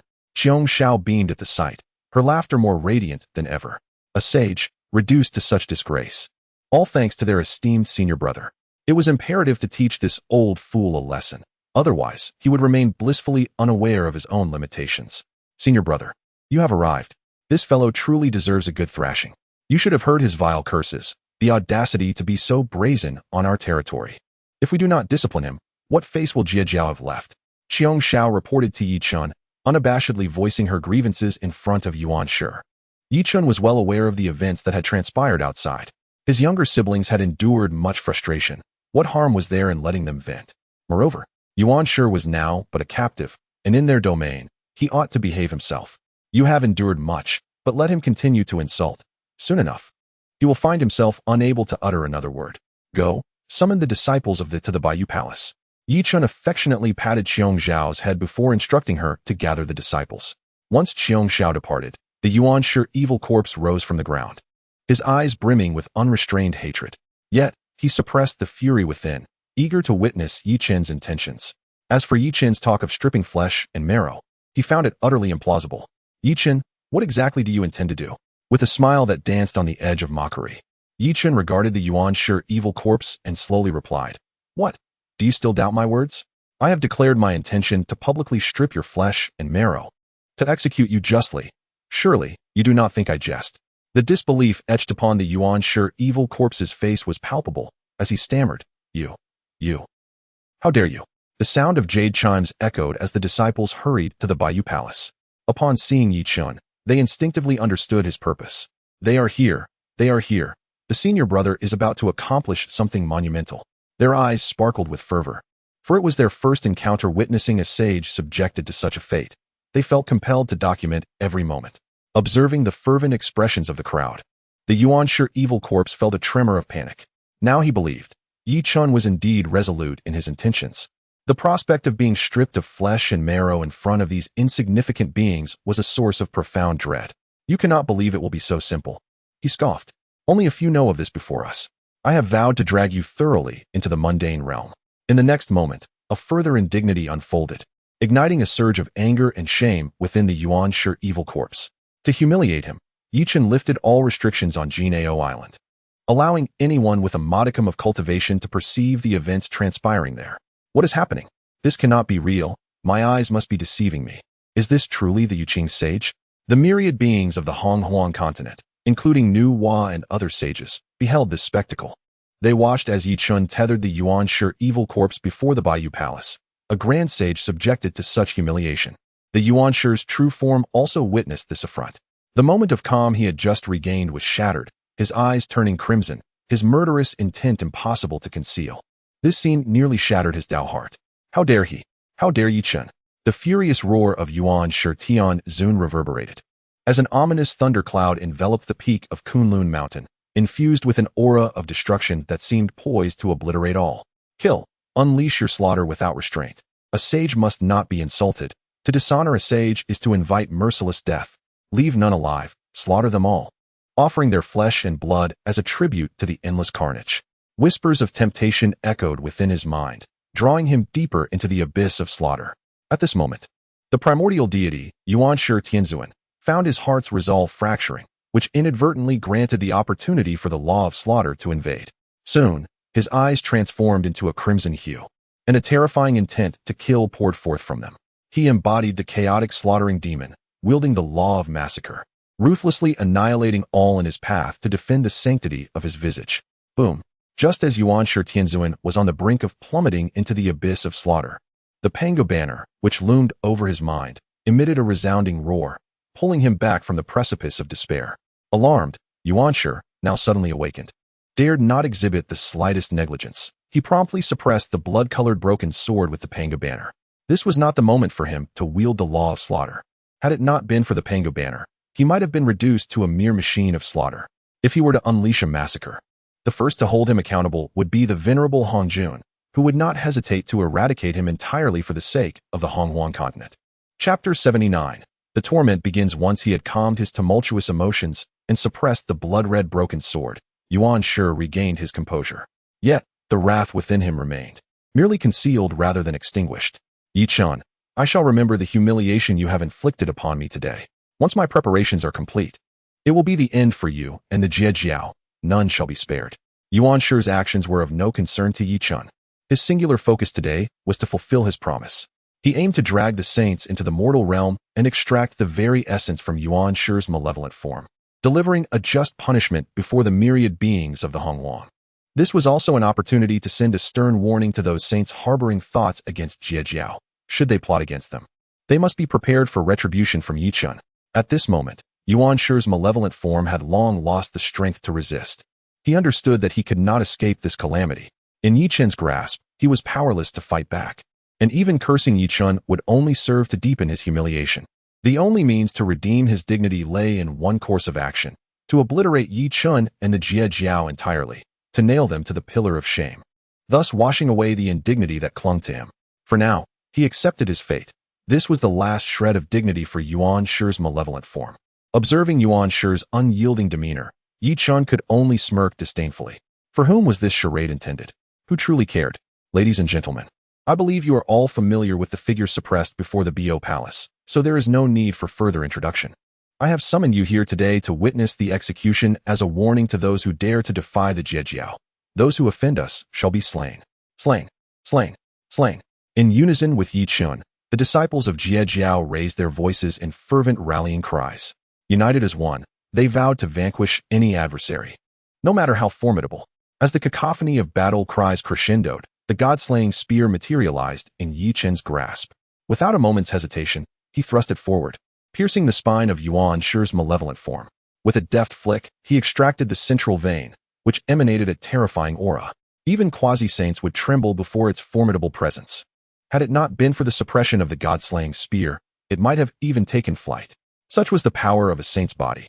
Even a single central vein possessed such might. However, it was merely the central vein of a cornered dog. With a cold snort from Yi Chun, a glimmer of cold light flashed from the god-slaying spear, and the once mighty central vein instantly lost all its radiance, dangling limply from the spear's tip like a withered eel. The Jie disciples, who had just been intimidated, now gazed at Yi Chun with awe in their eyes. This was their esteemed senior brother, the one who stepped forward during their master's imprisonment and the Jie's crisis, leading them step by step to reclaim their fortunes. Even when trapped by the Four Saints' schemes, he had fought through to carve a bloody path for them, even daring to raid the homes of the Four Saints. Achieving the status of a sage, he has captured and subdued the malevolent corpse of the primordial beginning. Now, before the myriad beings of the primordial world. He mercilessly extracts tendons and marrow from this vile entity, serving as a stern warning to all. The way of the Cut sect is not to be trifled with, nor dishonored.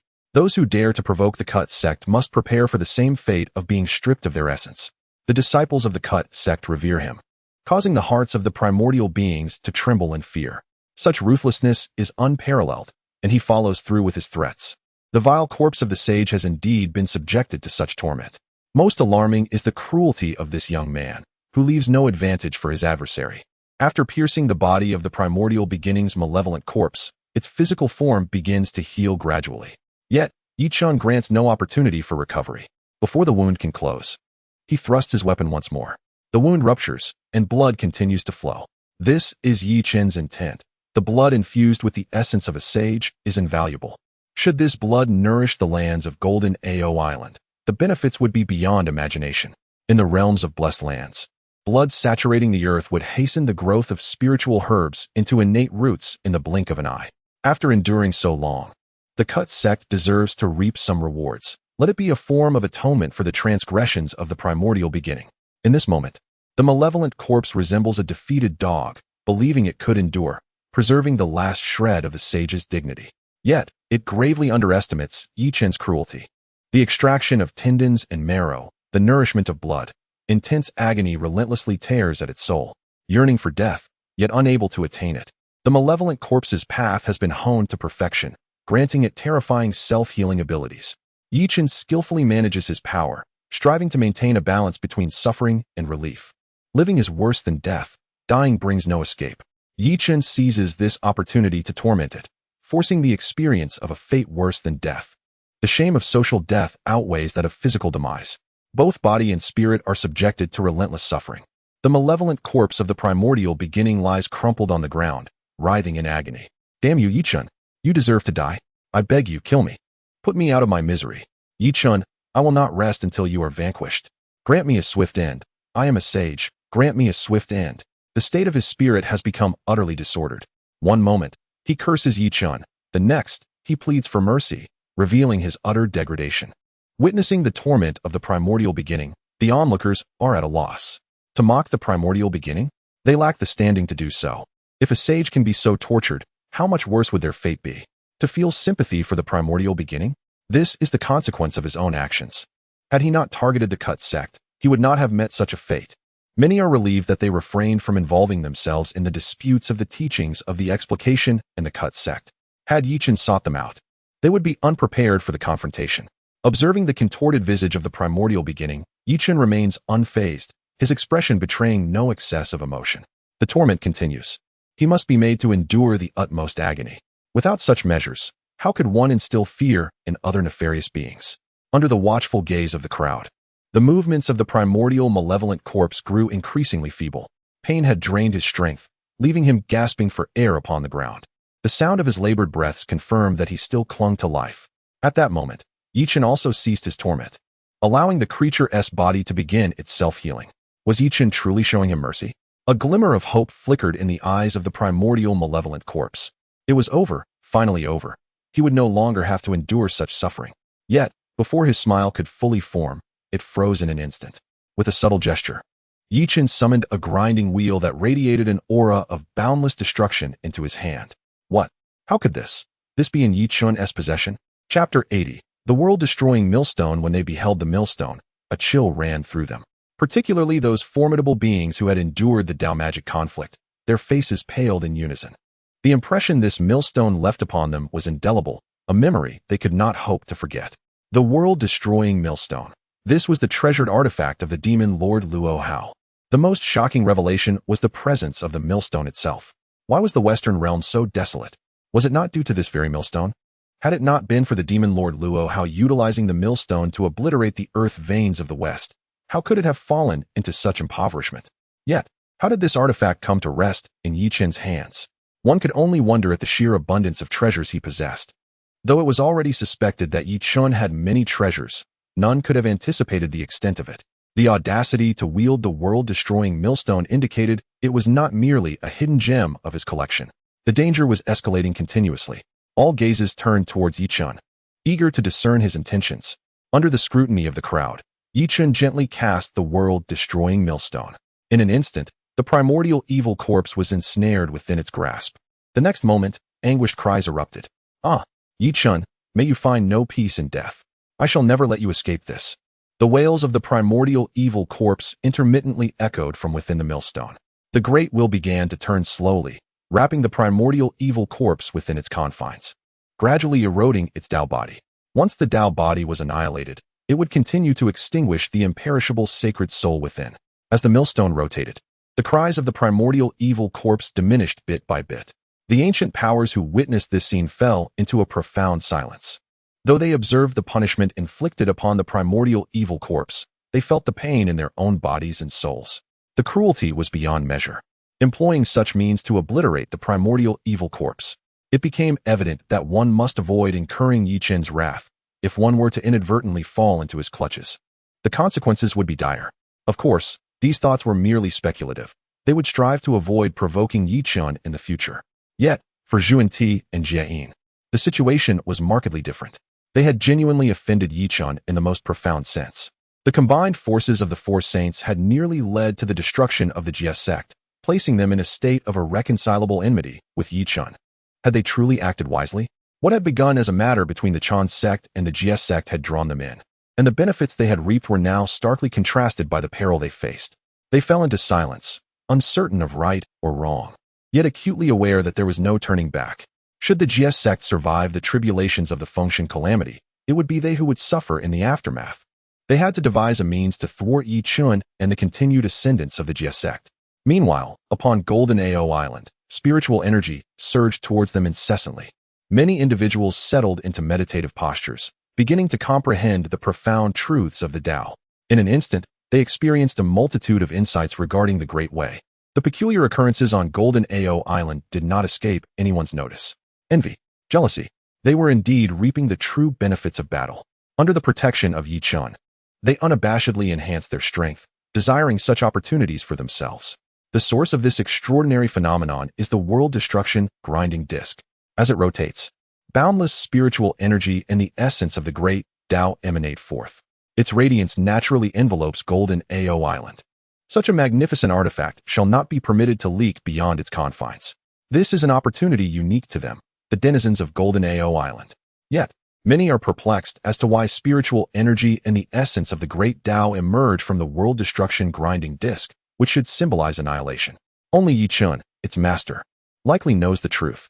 Indeed, the world destruction grinding disk is a treasure of destruction. However, destruction often coexists with creation. The annihilation of the past heralds grand opportunities. Thus, the obliteration of the primordial evil corpse naturally gives rise to an abundance of spiritual energy and the essence of the great Tao. Regrettably, what is currently being obliterated is merely the avatar of a sage's evil corpse. He yearns to experiment. How splendid it would be to obliterate a true sage within. With this thought, Chen cast his gaze toward the figures of Yuan and Jie. These two beings, not particularly formidable, might present an opportunity for capture and obliteration. As if sensing his gaze, the countenance of Yuan and Jie shifted dramatically. What could he be contemplating? Does he intend to ensnare them for annihilation? Cursed be it, they have indeed fallen under Chen's scrutiny. A mere glance from him has instilled panic. They cannot afford to be passive. If they wish to avoid being drawn into the world destruction grinding disk, they must find a means to eliminate Chen, thus ensuring their safety once and for all. The grinding disk continues to rotate relentlessly. The law of destruction gathers within it, forming a formidable force that relentlessly grinds away at the primordial evil corpse. Even though its Tao body has reached perfection, it proves insufficient against the ceaseless tide of destructive power.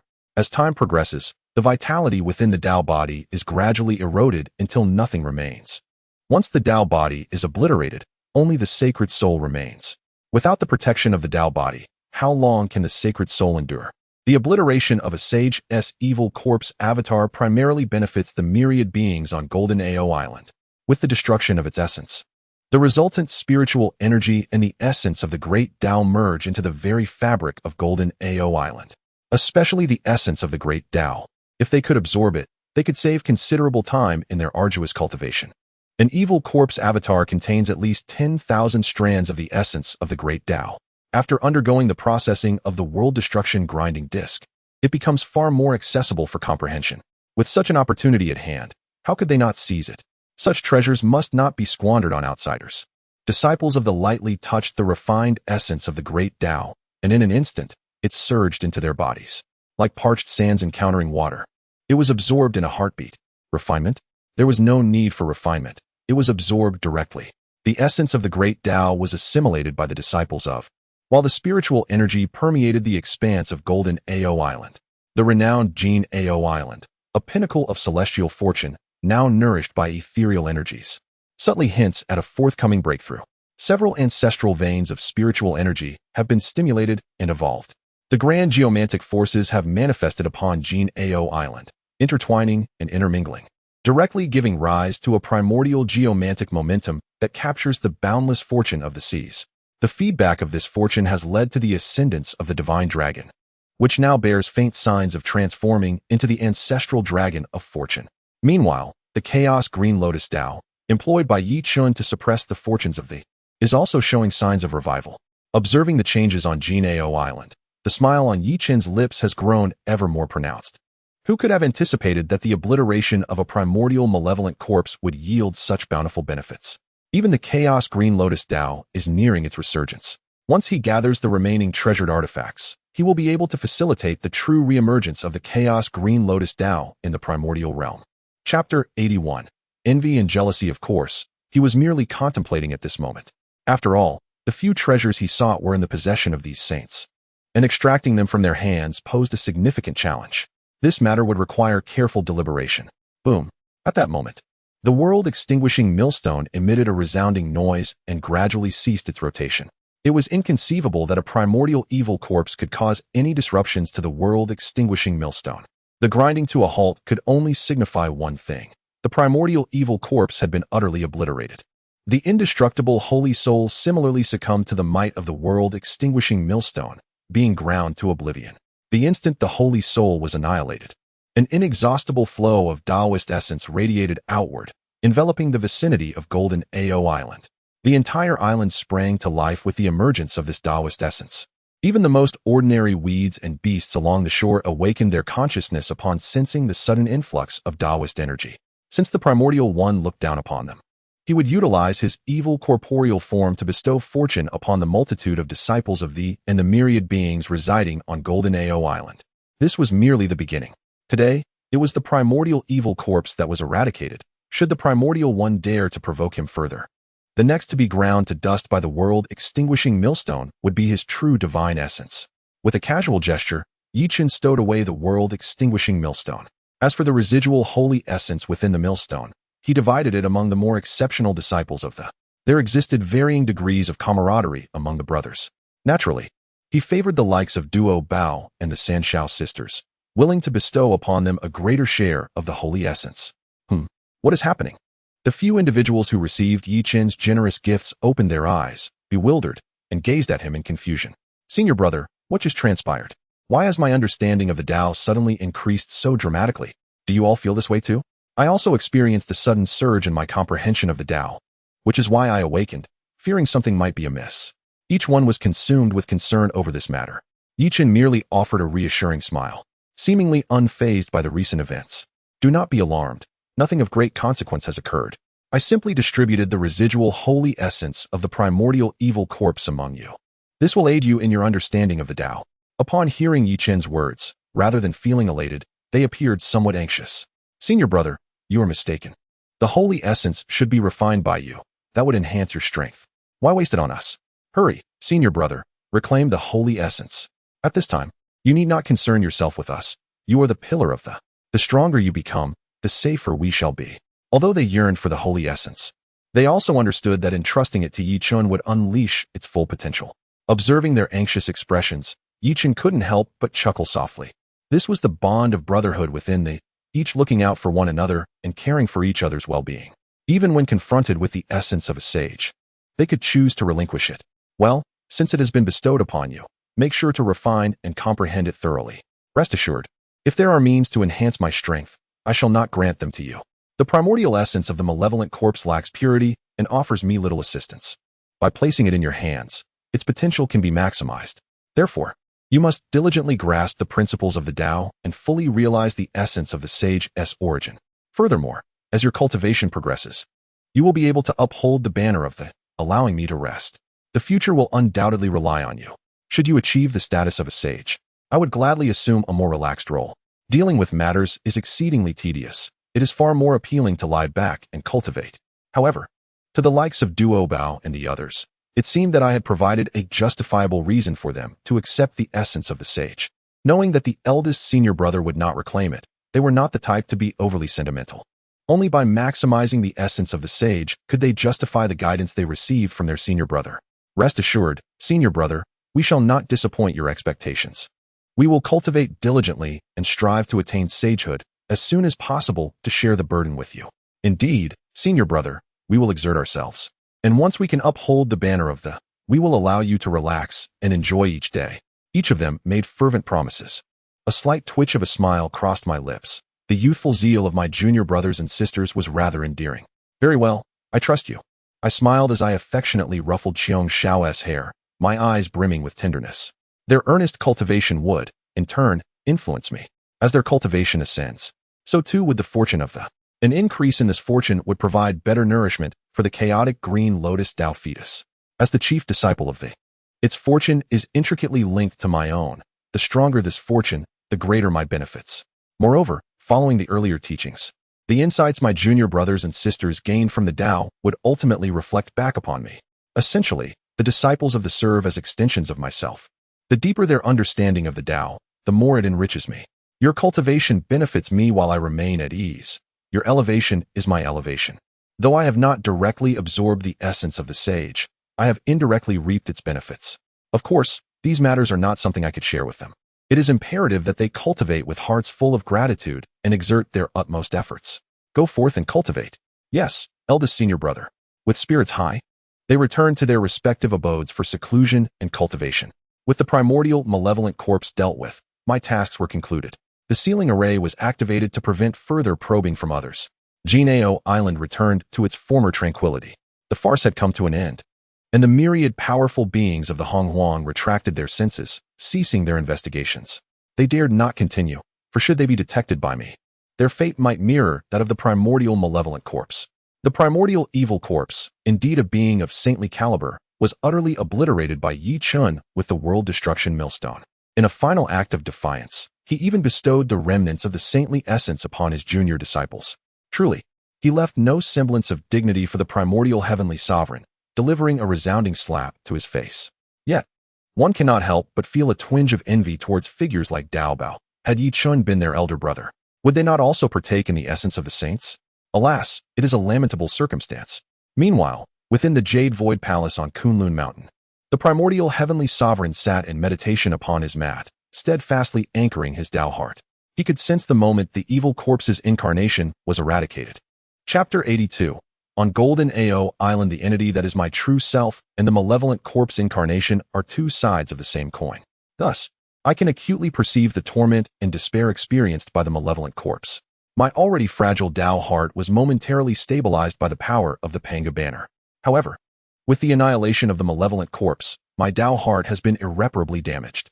Were it not for the strength of the Panga banner, I might have succumbed to the influence of slaughter, losing my sanity and becoming a mindless killer. The architect of all this chaos is none other than Yi Chun. Since he emerged from his retreat to rescue the San Xiao sisters, I have faced repeated setbacks, and my Tao heart has suffered as a result. Every misfortune can be traced back to Yi Chun. At this moment, my animosity towards him has reached its zenith. Given the chance, I would ensure his obliteration, subjecting him to the most excruciating torment imaginable. Casting a resentful glance toward the direction of Golden Ao Island, a sinister smile crept across my lips. There is no way for the Jie Sect to navigate through this calamity unscathed. We must be at the heart of the turmoil, becoming the target of collective ire. With no escape in sight, Yuan Shi Tianzun has already devised a plan to besmirch the Jie Sect. The South Pole Immortal has set out to incite chaos in the primordial realm. The ensuing bloodshed will be collected for him to refine the slaughtering broken sword. As for the karmic repercussions that arise, he will obscure the celestial secrets, redirecting them toward Golden Ao Island. Though this karma may not significantly impact Yi Chun, it will nonetheless serve to annoy him. As long as I can witness Yi Chen's humiliation, I shall be satisfied. South Pole Immortal, hasten your actions. I urged the South Pole Immortal to accelerate his pace while I, utilizing the fruit of the sage's path, disrupted the celestial mechanics. The malevolent karmic forces that should have entwined around me were instead drawn towards Golden Ao Island. Yi Chun, prepare yourself. This is merely an appetizer. Once I complete the refinement of the slaughtering broken sword, I shall relish how you respond. At that time, we shall settle old scores and new grievances, leaving no one from the Jie Sect unscathed. Yuan Shi caressed the broken sword, his expression dark and brooding. At this moment, he bore no resemblance to a sage. His eyes were filled with a crimson hue, and one could sense the frigid, brutal aura emanating from him without even approaching. Meanwhile, the South Pole Immortal received Yuan Shi Tianzun's communication. Observing the multitude of corpses strewn about, he felt a twinge of remorse. However, disobeying his master's orders could lead to dire consequences for him as well. A dead monk does not spare the Taoist to preserve his own life. The South Pole Immortal felt compelled to act in such a manner. The small clans of the Primordial Realm, unaware of the impending doom, had thought their warm invitation would foster goodwill, only to find themselves ensnared in tragedy. The current reputation of the Chen sect in the Primordial Realm is far from favorable. Moreover, in their efforts to avoid danger and fearing Yi Chen's retribution, no one dared to associate with them. Their welcoming of the South Pole Immortal stemmed from their previously cordial relations, as he had even rendered them assistance before. Little did they know that this warm reception would invite a wolf into their fold, leaving not a single member of their clan intact. I apologize, but I find myself powerless in this situation. If you must assign blame, let it fall upon Yi Chun. Were it not for him, we would not have resorted to such desperate measures. The South Pole Immortal merely sighed softly before departing, exuding an aura of menace.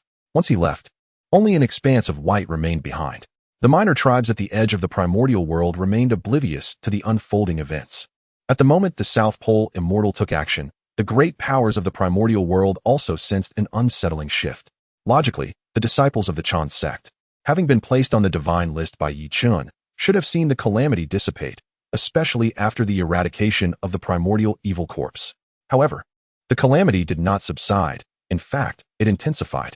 Initially, they presumed this was merely a clash between the Chen and Jie sects, but it soon became clear that this divine calamity threatened to ensnare them all. The gravity of the situation was alarming. At that moment, the actions of the South Pole Immortal were discovered. An isolated race met its demise unnoticed, entirely obliterated, their homeland reduced to a barren wasteland. Initially, they dismissed it as a vendetta, a case of retribution leading to annihilation. Such occurrences were rare, but not unheard of. Besides, it was merely a minor tribe, not warranting significant concern. Yet, as reports of further exterminations emerged, the various races of the primordial world grew increasingly vigilant. One after another, several small tribes faced extinction. If only one or two had perished, it might have been deemed normal. However, the frequency and concentration of these events signaled a deeper issue. Fearing a similar fate, many races heightened their defenses. Some powerful beings even attempted to divine the truth, yet all they encountered was a chaotic void, devoid of clarity. In the subsequent period, additional secluded tribes were annihilated. These tribes, at most, boasted beings of the great Luo Golden Immortal level. Nevertheless, a tribe, regardless of its size, is still a tribe. And as the slaughter continued, a sense of dread enveloped the entire primordial world. Even the once reclusive dragon, phoenix, and Shouyang clans were stirred from their seclusion, for they too suffered losses within their ranks. The atmosphere in the primordial world grew increasingly peculiar, resembling a powder keg. If nothing ignited it, all might remain calm. But even the slightest spark could lead to an explosive catastrophe. The dragon clan, in their helplessness, could not stand idly by while their elders faced relentless assassination.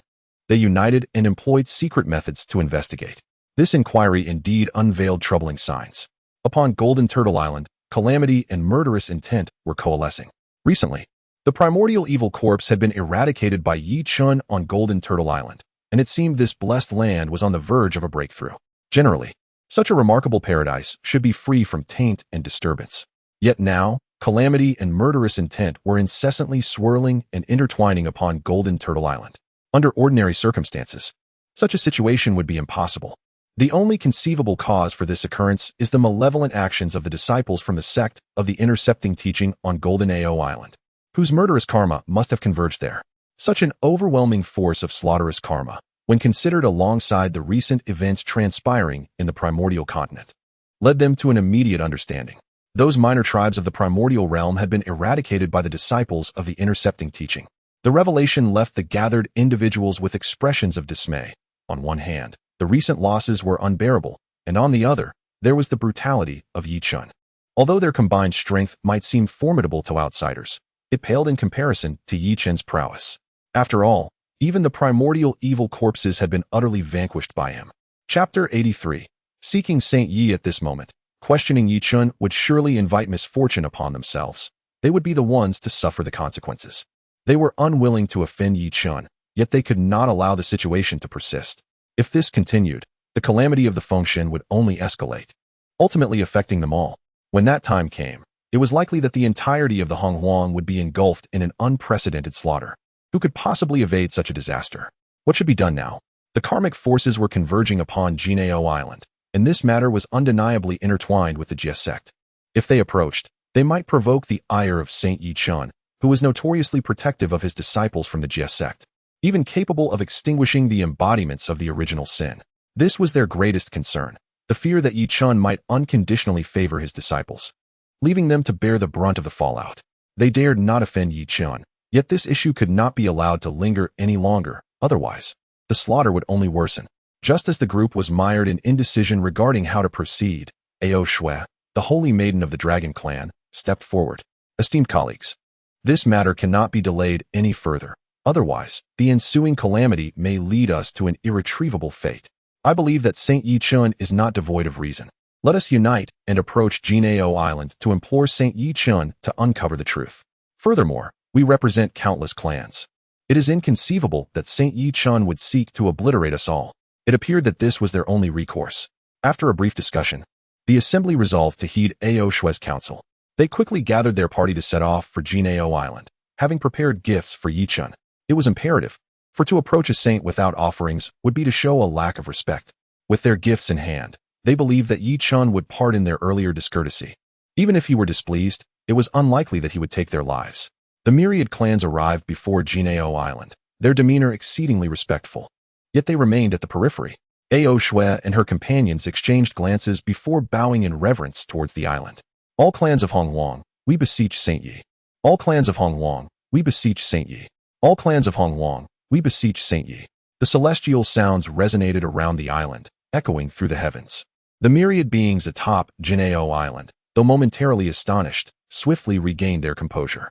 After all, this was the stronghold of the Jie Sect, and Yi Chen was present. The multitude of clans was but insignificant ants to him, posing no substantial threat. Even if they had tenfold the courage, they would not dare entertain any inappropriate thoughts towards Jinao Island. With no response from Yi Chen, they did not even dare to rise. Yet, Yi Chen was not a tyrant. He was not one to hold grudges. Recognizing the gravity of the situation and the abundance of treasures they had brought, he saw no need to scorn them. Soon, the grand formations surrounding Jinao Island began to slowly open. The moment the formation lifted, an overwhelming surge of spiritual energy erupted forth, mingled with the essence of the great Tao. With a simple breath, they felt rejuvenated, as if the long-standing bottleneck in their progress had loosened slightly. If they could cultivate and comprehend here, they believed they would soon break through to new heights. Alas, they were not disciples of the Jie and could not practice on this golden Ao Island. As the formation opened, San Xiao rode forth on her Qing Feng Wan bird, emerging from the island. It was unfortunate. Her good fortune had her coincidentally meet Yi Chen just after her seclusion. Thus, it fell upon her to greet these visitors. Esteemed guests, the senior brother is already aware of your intentions. Please follow me to the Bayou Palace and await him. Her demeanor was formal and businesslike, devoid of familiarity. After relaying her message, San Xiao turned and departed. To them, her attitude seemed completely normal. They cared little for her disposition. As long as this visit could resolve the myriad of issues plaguing their races, that was sufficient. They followed in her wake, making their way toward the Bayou Palace. Upon entering Golden Ao Island, they finally understood what it meant to be in a premier paradise of cultivation. They felt an overwhelming urge to join the Jie, for the opportunity to cultivate here was truly magnificent. Before long, they arrived at the Bayou Palace. The senior brother was engaged in his cultivation. They were advised to report their matters slowly and not to disturb his tranquility, for the consequences of such actions would be dire. It had been a while since San Xiao had experienced the satisfaction of admonishing others. She had once envied the attendants of her master, the 7 fairies, who treated guests with such authority. Now, She relished the opportunity to assert herself in a similar manner. However, before she could finish, Ao Shui and the others knelt before the Bayou Palace, proclaiming, "We pay our respects to Saint Yi. We pay our respects to Saint Yi." After bowing twice, they articulated their request. "We have come to implore Saint Yi for assistance. Now that the calamity of the Great Desolation has manifested, several races have been annihilated, leaving no survivors. Through our calculations, we believe that the karmic retribution and calamity energy are gathering at Golden Ao Island. Yet we are convinced that this is not the doing of the Jie Sect.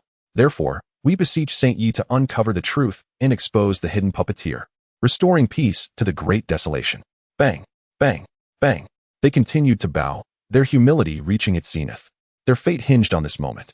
They had laid everything bare, awaiting Yi Chun's response, whether he would protect the Jie Jiao disciples or condemn them to death.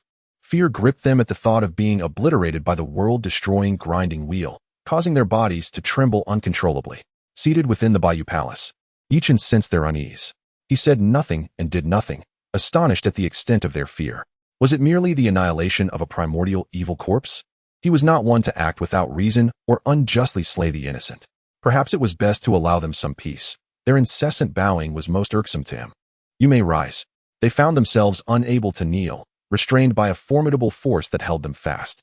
"I am acutely aware that the massacre of the myriad clans is the result of a deliberate scheme orchestrated by a shadowy figure intent on framing my sect. Even if you do not come forth, I shall take it upon myself to unmask the puppet master behind these machinations. Some individuals, in their ignorance, truly believe my sect to be an easy target." The mere shift in Yi Chen's demeanor instilled an overwhelming pressure upon them, bringing them perilously close to collapse. Though it was not directed at them, the weight of it was unbearable. The might of a sage is indeed fearsome. However, they have placed a winning bet this time. The intervention of a sage will undoubtedly resolve this calamity. Chapter 84. Preaching in the Primal Chaos, observing Yi Chen's furious demeanor. It was evident that this incident had no connection with the Jie Sect. Yet, Yi Chen had already utilized the primordial malevolent corpse to caution the inhabitants of the Primal Chaos. The Jie Sect was not to be trifled with. How could anyone dare to commit such an egregious act as to orchestrate a scheme against the Jie Sect? Below the realm of saints, no one would be audacious enough to do so, for they would face the torment of the world-ending grinding mill. The only beings with the audacity to attempt such a thing were the saints themselves. In the vast expanse of the Primal Chaos, only a few saints existed, and among them, the one with the deepest enmity towards the Jie Sect. A figure flashed through the minds of the gathered multitude. They refrained from speaking, contemplating, or even acknowledging it. The battles among saints were realms beyond their comprehension. A mere misstep could result in the loss of life. It was best for Yi Chen to handle this matter himself. The thoughts of the crowd were of no concern to him. He harbored his own estimations. As the murderous karma and calamity energy surged towards Golden Ao Island, he sensed it, veiling the heavenly mechanism. Such a stratagem could only be executed by a saint. Otherwise, these individuals would not have dared to approach Golden Ao Island seeking his intervention. After all, with their capabilities, they could only perceive the entanglement of karma and calamity energy on the island. As to who was responsible, it was an unspoken truth among all. Even if it was not the primordial one, the blame would inevitably fall upon him. Indeed, the evidence pointed to the primordial one's involvement. The chaos clock shattered the obscured heavenly mechanism, instantly revealing to Yi Chen the intricate details of the events that transpired. How foolish you are to not learn from your past mistakes. Despite receiving such profound lessons, you remain unrepentant. Should you continue to conspire against the Jie Sect, I shall take action against you, the diminutive Antarctic Immortal. Having discerned the truth, Yi Chen boldly acted before the myriad races of the Primal Chaos. With a swift motion, he traversed the boundless void and seized the Antarctic Immortal, transporting him directly to Golden Ao Island. At that moment, the Antarctic Immortal was still engaged in the task assigned by the Primordial Supreme, embroiled in rampant slaughter. He was already enveloped by the aura of karmic retribution, appearing as a world-destroying demon, devoid of the virtuous countenance he once bore. Who knows how many lives he had taken during this time, accumulating a vast amount of karmic debt? The Primordial One truly acted like a butcher sacrificing a chicken for an egg, ultimately bringing ruin upon his last disciple. The Antarctic Immortal was a being on the verge of stepping into the quasi-saint realm, with boundless potential ahead of him. Alas, how tragic it is. The Primordial One, driven by selfish desires, has destroyed the promising path of this once noble immortal. Now, he had already become ensnared by the consequences of his actions, his foundation obliterated, leaving him with no hope for advancement. Engrossed in his murderous endeavors, the Antarctic Immortal had not anticipated being suddenly discovered, his body uncontrollably drifting away. When he reappeared, he found himself within the Bayou Palace of Golden Ao Island. The myriad races of the primal chaos were left in a state of astonished disbelief. Was this figure before them truly the familiar virtuous immortal, the Antarctic Immortal? Could it be that their suspicions were indeed correct? At this moment, the Antarctic Immortal gradually regained his senses, though a trace of confusion lingered in his eyes. However, upon witnessing Chen and the myriad powerful beings of the primordial era, he realized that his transgressions had been laid bare. All the sins he had committed within the primordial realm were now exposed before the multitude. How had he been discovered? Had not his master assured him that the secrets of heaven would be obscured, thwarting the inquiries of the masses? Could it be that his master had deceived him? No, that couldn't be. It was inconceivable for his master to betray him, nor was there any reason to do so. If his master had truly failed to shroud the heavenly secrets, the mighty beings of the primordial would never have needed to seek out Golden Tortoise Island. The concealment of heavenly secrets had satisfied many of the powerful entities, yet it had not been sufficient to shield Chen. Everything had been orchestrated by Chen. He even harbored doubts that Chen had captured him without any evidence, thereby unearthing his heinous deeds. Indeed, it was all due to Chen. It was his emergence that had led their teaching to this dire state. It was precisely because of Chen's appearance that their tranquility had been shattered, prompting his master to resort to such desperate and mad actions. All the roots of this turmoil lay within Chen. The Antarctic Immortal continually reminded himself of this, and gradually, he began to believe it. Thus, when he lifted his gaze to Chen, his eyes were filled with a crimson fury, and he lost all semblance of reason, roaring at Chen. "It is all your fault. The source of everything lies with you. Had it not been for your existence, our teaching would not be in such disarray. You cannot absolve yourself of this responsibility. You share in this cycle of karmic retribution." Is this still the Antarctic Immortal they once knew? How could he utter such shameless words? Did he truly think the eyes of the myriad beings of the primordial were blind? Whether it was the calamity of the divine punishment or the current slaughter of the myriad races, what connection did it have with the teaching or with Chen? Everything was a self-directed performance by the teaching. They had even plotted against the intercepting teaching, yet dared not allow others to retaliate. How ludicrous! Truly, it was absurd beyond measure. Just as Ao Shui was about to step forward to defend Chen, he was halted by Chen. Was he afraid? Did he need to explain himself? Let the teaching scheme against him. He would see how many disciples they had left for him to eliminate. With a subtle gesture of his finger, the clamor was abruptly silenced. Even the peak of the great Luo Golden Immortal could not withstand Chen's single finger.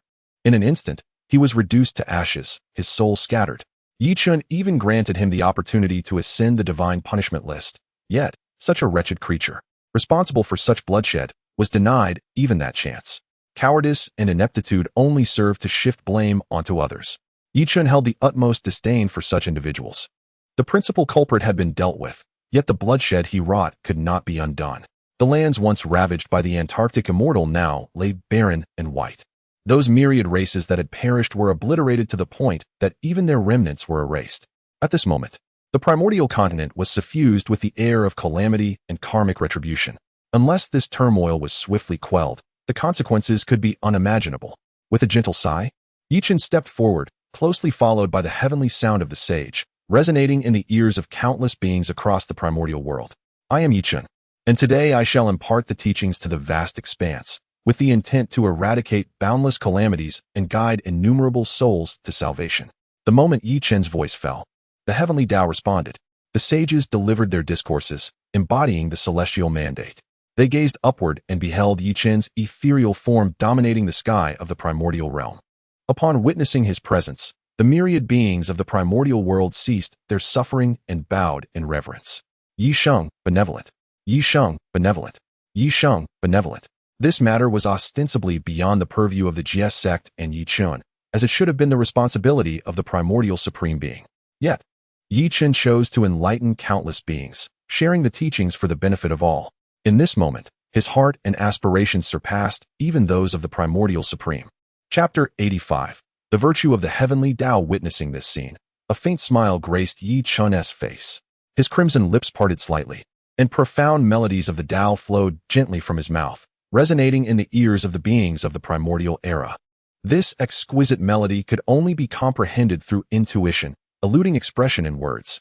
each individual's understanding varied immensely. The beings of the primordial era, upon hearing it, became enraptured, their faces reflecting a trance-like ecstasy.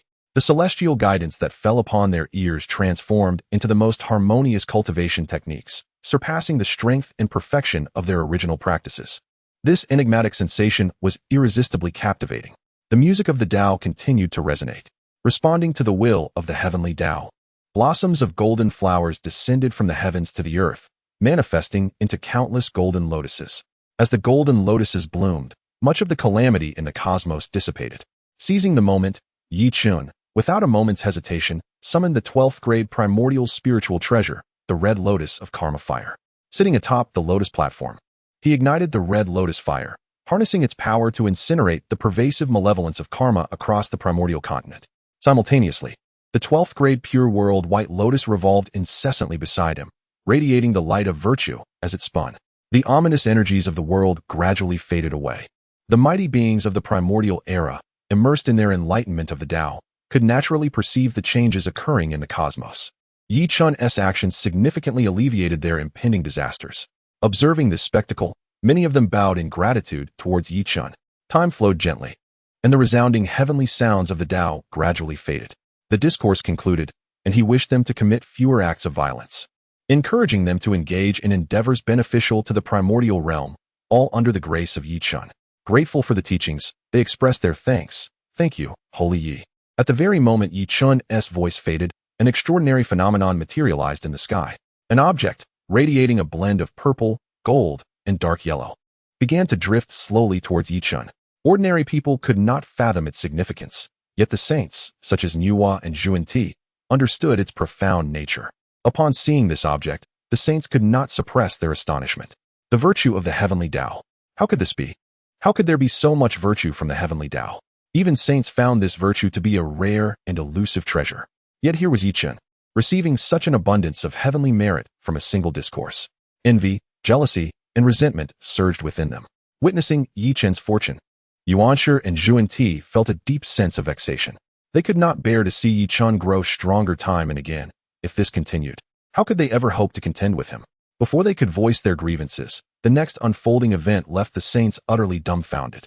In the face of the heavenly Taoist virtue, Chen chose not to absorb it for himself, but rather rejected it entirely. Ultimately, he directed all this power of virtue into the bodies of the disciples of the Jie Sect. With the blessing of the heavenly Tao's merit, the disciples of the Jie Sect instantaneously achieved breakthroughs. San Xiao, Bai Xiao, Jing Guangxian, and other disciples of the Jie Jiao, possessing profound cultivation, alongside the merits of the heavenly Tao, all remarkably ascended to the status of quasi-saints. Chen's actions unexpectedly resulted in the Jie Jiao gaining over 20 quasi-saint powerhouses. The mighty beings of the Honghuang were left utterly bewildered as they witnessed the Jie Jiao disciples breach their limits with such ease. Their envy rendered them speechless. Why were they not Chen's junior brothers and sisters?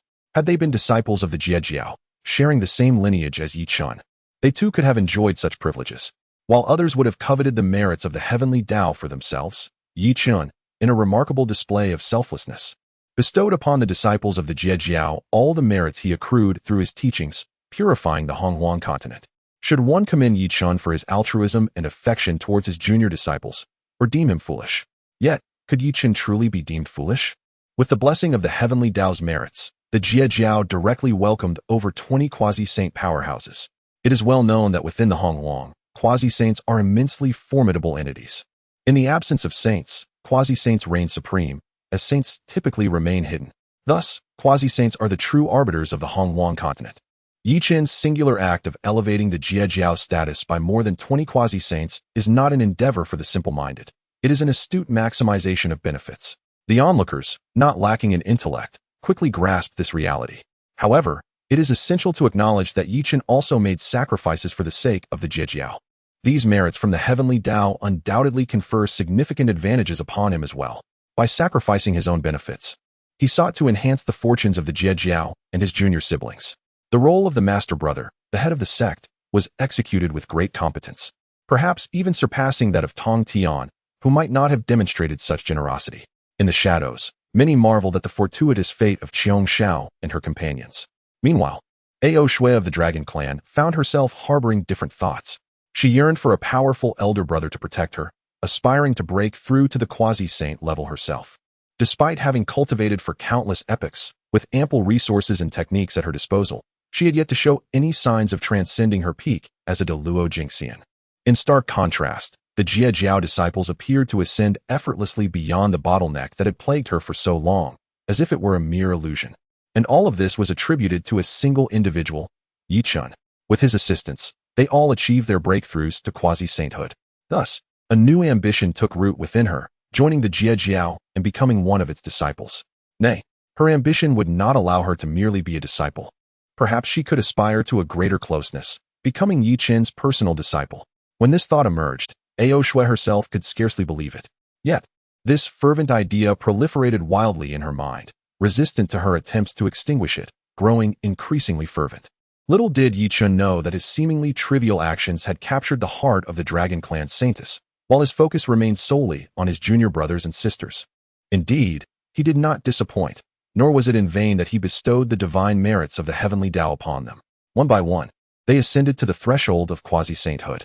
After breaking through, San Xiao leaped exuberantly, soaring to Chen's side and enveloping him in a grand embrace. "Master brother, I have attained quasi-saint status."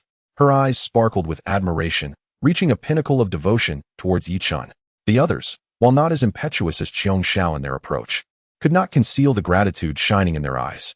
They were acutely aware that had it not been for Chen's generosity in granting them the divine merits, their ascension to quasi-sainthood would have been an arduous and prolonged endeavor. The chasm between the golden immortal and the quasi-saint is indeed profound, requiring an extensive passage of time to bridge. "Master brother, now that we have attained quasi-sainthood, we can handle matters ourselves, alleviating you from the necessity of being involved in every single affair. Rest assured, master brother, I shall serve as your remote combat tool. When you instruct me to strike left, I shall not deviate to the right. Especially in matters such as family raids, I am more than willing to share the burden with you." Chapter 86, Ascending Kunlun, Annihilating the Saint's Senior Brother, we shall assist you to the best of our abilities. Each individual had become addicted to the notion of seizing their enemies' homes. What could Chen do? They possessed the intent, and in the future, if given the opportunity, they would accompany him to challenge the saints once more. Henceforth, Senior Brother would rely on your protection. Rest assured, Senior Brother, with us by your side, we shall ensure your safety. Although Chen did not require their safeguarding, in the vast expanse of the Primordial World, there were few who could rival Senior Brother's strength. Yet, their willingness to aid Chen, even at the cost of their own lives, was more than sufficient. The members of the Jie Sect were united, with all actions aligned to Chen's will. This was the very reason for their perseverance until now. After gently stroking San Xiao's head, Chen turned his attention to the myriad races of the Primordial World. The truth of the matter had become evident. The catastrophe of the Primordial World was orchestrated by the Southern Polar Immortal. As for the mastermind behind it, I believe everyone is well aware. They could hardly comprehend it. The Southern Polar Immortal lacked the capability to conceal the heavenly secrets and even muddied the waters by directing the karmic retribution towards Golden Ao Island. Behind this turmoil undoubtedly stood a powerful saint, Yuan Shi Tianzun, Chen's foremost adversary. Regarding Yuan Shi Tianzun, they felt both awed and slightly repulsed. For his own selfish desires, he had plunged the primordial continent into chaos. However, they dared only to mutter their grievances in private. Confronting Yuan Shi directly was a daunting prospect. The current Yuan Shi was akin to a madman. What if they were inadvertently caught in the crossfire? They resolved to raise this matter high and then gently set it aside. Yet, Chen had no intention of doing so. If such schemes were aimed at Jie, failing to respond would invite further trampling. Though the Southern Polar Immortal had been vanquished, the principal culprit remained at large. The situation was far from resolved. Chen's declaration astonished the formidable beings of the Primordial World. What did this mean? Was Chen truly intending to strike at Yuan Shi Tianzun? It seemed implausible. Battles between saints would inevitably engulf the entire primordial continent. Moreover, Yuan Shi was an established saint. His foundational strength was not something that a mere undead could compare to. Perhaps they were overthinking it. Before their anxious hearts could settle, Chen continued to speak. To ascend Kunlun, to annihilate the saints. Yuan Shi's crimes are grievous beyond measure, utterly unforgivable. He must be punished. With that seemingly casual remark, silence fell over the assembly. Those with fragile composure even fainted on the spot. They had indeed surmised correctly.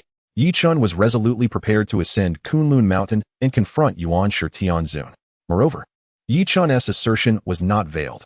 All who had been monitoring Jie Jiao's influential figures in the Primordial World had heard Yi Chen's bold proclamations. To ascend Kunlun. To annihilate the saints. Such words were astoundingly audacious. In the vast history of the Primordial World, who had ever dared to utter such sentiments? Even the witch clan of Yer would not have dared to so brazenly disdain the saints. Yet this year, there emerged Yi Chun, a brash youth who not only saw the four saints falter, but also extinguished the malevolent spirit of Yuan Shi. Certainly, these matters are not of significant consequence. After all, such trivialities are insufficient to truly challenge a sage. Yet, at this juncture, Yi Chun boldly declares his intention to ascend Kunlun and vanquish the sages, speaking with unwavering conviction and without a hint of trepidation. In solitary confrontation, none regard Yi Chun as a match for the primordial heavenly sovereign. Moreover, the likes of Laozi and the duo of Zhuanti and Jane might covertly assist the primordial. From any perspective, Yi Chun appears devoid of a fighting chance. However, having uttered such declarations, there remains no possibility of retreat. To avoid losing face, he must resolutely seek vengeance against the primordial. Zhuanti and Jane, concealed within Ling Mountain, have naturally heard Yi Chun's audacious proclamations. Though their interactions with Yi Chun have been minimal, they are acutely aware that he is not one to speak recklessly. To dare to challenge the primordial in front of the myriad beings of the Honghuang indicates he possesses substantial confidence.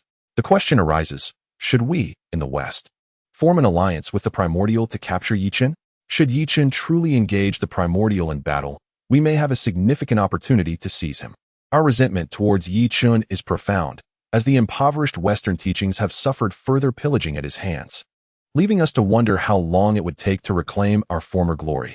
Capturing Yi Chun this time would at least allow us to repay some of that blood debt. However, it is imperative that we refrain from intervention. After a moment's contemplation, Jane dismissed Zhuanti's suggestion. Brother, why not? Zhuanti inquired. Yi Chun has only recently begun preaching in the Honghuang and has garnered the merits of the heavenly Tao. His reputation is at its zenith. In contrast, the primordial's actions have tarnished his name, leaving many to harbor silent resentment. Should our Western teachings rashly involve ourselves, we may indeed capture Yi Chun, but our own reputation would suffer as a consequence. The balance of benefit and risk is disproportionate. It is prudent to remain uninvolved and observe from the sidelines. Furthermore, we can seize this opportunity to discern the primordial's hidden strengths. When they are left to mutually annihilate one another, we shall be the beneficiaries, not to mention that Kunlun is not solely under the primordial's dominion. Laozi lurks there as well, a figure cloaked in greater secrecy, providing us an excellent opportunity to gauge his strength. After deliberating for an extended period, the two ultimately resolved to refrain from the affairs atop Kunlun Mountain. Involvement would yield little advantage, while remaining bystanders would at least incur no significant detriment. They found ease in their decision, yet within the Eight Sceneries Palace, Laozi's demeanor was far from normal. Ultimately, he had underestimated the primordial's madness, allowing the Southern Polar Immortal to engage in such reckless actions. Having acted, he did so incompletely, providing Yi Chun with leverage against him. A fool indeed. The primordial may be a fool, but Yi Chun is not much better, daring to publicly proclaim his intent to tread upon Kunlun and extinguish the sages. Merely eliminating a remnant of the primordial is hardly an accomplishment worthy of such hubris. Does he truly regard the sages as mere clay to be molded at will?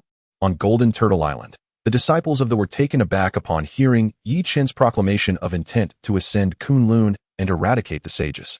The blood within their bodies began to seethe, a fervent flame incessantly scorching them from within. Majestic and formidable, here stood their esteemed senior brother. While others hesitated, Yi Chun dared to act. Merely a sage, he thought, let us vanquish him first and speak of the rest later. Yet, how could they allow Yi Chun to bask in the limelight alone? United in glory and misfortune, they all shared the fate. Moreover, the tale of confronting a sage would surely become a legendary saga.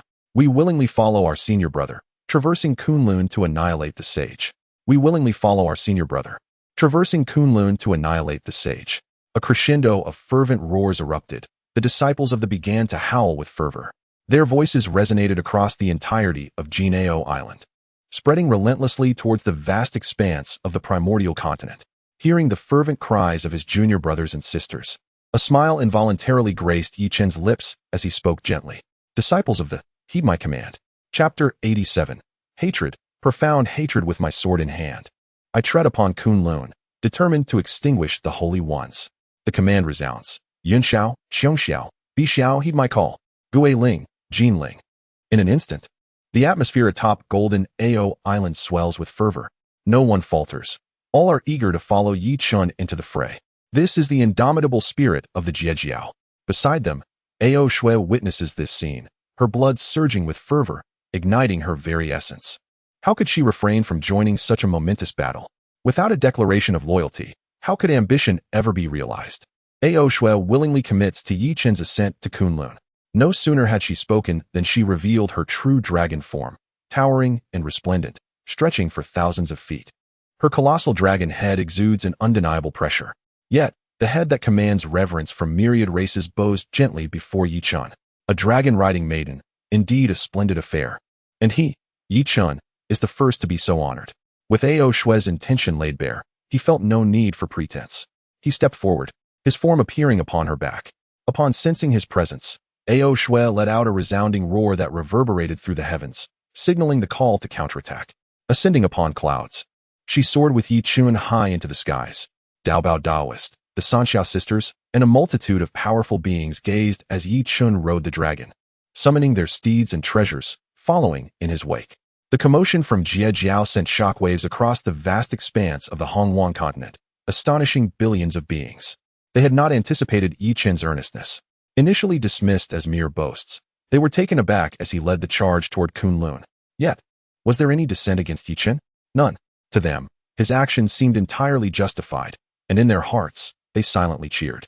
The disciples of the Chanjiao were notorious for inciting trouble. The Hongwang continent lay in ruins due to their machinations. Yuan Shi even attempted to disrupt the heavenly order, intending to cast calamity upon Golden Ao Island. They prepared to ensnare the Jiejiao disciples in their schemes. Were it not for Yi Chen's prowess, he might have borne the brunt of their transgressions.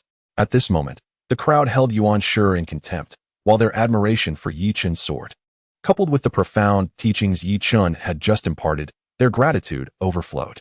As Yi Chun and the Jiejiao swept through, countless beings bowed in reverence. Ha! Truly, my esteemed disciple, you have accomplished it. The lord of the Jiejiao, confined within the Xiao Palace, could not contain his laughter. He had grown indifferent to the thought of escape. After all, the outcome would remain unchanged whether he was present or not. With Yi Chen among them, no one could dare to bully the Jiejiao disciples. Moreover, Yi Chen's deeds resonated deeply with the vision he harbored for Jiejiao, to seize a glimmer of hope for all beings, to slay gods, to vanquish Buddhas. Even the saints could not impede their relentless march forward. Previously, he believed in tolerance, which only invited further aggression. In this regard, he could not match Yi Chen's resolve. To rebel, to resist, to seize a sliver of hope. Perhaps Yi Chen is more suited to become the leader of the... Especially when he heard Yi Chen intended to tread upon Kunlun and annihilate the saints. His heart brimmed with anticipation. Yuan Shi, I hope you can survive at the hands of my disciple. However, can you truly endure? I am eagerly awaiting the answer. Ha ha ha. Beside him, Hongjun Daozu listened to Tongtian's murmurs, his brow furrowing slightly. All of this was beyond his expectations. Yi Chen's audacity caught him off guard. Meanwhile, within the Jade Void Palace of Kunlun Mountain, Yuan Shi Tianzuan was continuously refining the blood-colored broken sword. Although the actions of the southern pole Immortal had been discovered, he had brought back the innate aura of slaughter. With this innate aura, he could activate and refine the broken sword. Yet, as he began the refinement, he realized he might have overestimated his own resolve. The essence of the evil corpse had been obliterated, and his original 3 corpses were no longer complete. After enduring several blows, his Dao heart was no longer as unwavering as before, especially upon hearing that Yi Chun had also set foot on Kunlun to eradicate the saints. His Dao heart nearly shattered, teetering on the brink of madness. At this moment, Yuan Shi's hatred for Yi Chun reached its zenith. He yearned to grasp the broken sword and cleave Yi Chun in two. However, he quickly regained his composure. Now was not the optimal moment to strike against Yi Chun. The broken sword had only been refined to 80%. When he fully completed its ritual, it would be time to demonstrate the might of a saint to Yi Chun. Treading upon Kunlun and exterminating saints, what a farce. Once he emerges from seclusion, he shall make them understand why he is a saint. Yet, he had somewhat underestimated the blood-colored broken sword. As the refinement deepened, the chaotic principles of slaughter began to exert a greater influence over him. Even the fruit position of a heavenly Tao saint could not withstand the encroachment of these principles. If he were not mistaken, the broken sword likely harbored a trace of the will of a chaotic slaughter demon. Otherwise, how could his saintly status fail to resist the onslaught of the laws? Regrettably, he had no choice in the matter. To confront the impending retaliation from he required the assistance of the blood-colored broken sword. Thus, he could only choose to continue the ritual, even if it came at a cost. Once he completed the refinement of the broken sword, combined with the assistance of the Panga banner, he was confident he could slay Yichun. By that time, all the treasures on Yichun would belong to him. Even if it cost him now, when the time came, utilizing the Panga Hall and the chaotic bell for suppression, the chaotic principles of slaughter would no longer pose a threat. He could even seize the opportunity to fully master the authority over the chaotic laws of slaughter. With these thoughts, Yuan Shi's eyes sparkled with excitement. Deep within, there was madness, obstinacy, and greed. He resembled a desperate gambler, clutching at the last straw of hope. Making a final stand, Yuan Shi continued to refine the blood-colored broken sword, while simultaneously keeping his consciousness attuned to the situation surrounding Kunlun Mountain. When he beheld Yichun and his entourage, a glint of ruthlessness flickered in his eyes. This fellow was indeed impatient, arriving at Kunlun Mountain with such haste. At present, he could scarcely afford to contemplate Yichun. The blood-colored broken sword was still lacking the final touch for its refinement. Should he depart now? All his efforts would be rendered futile.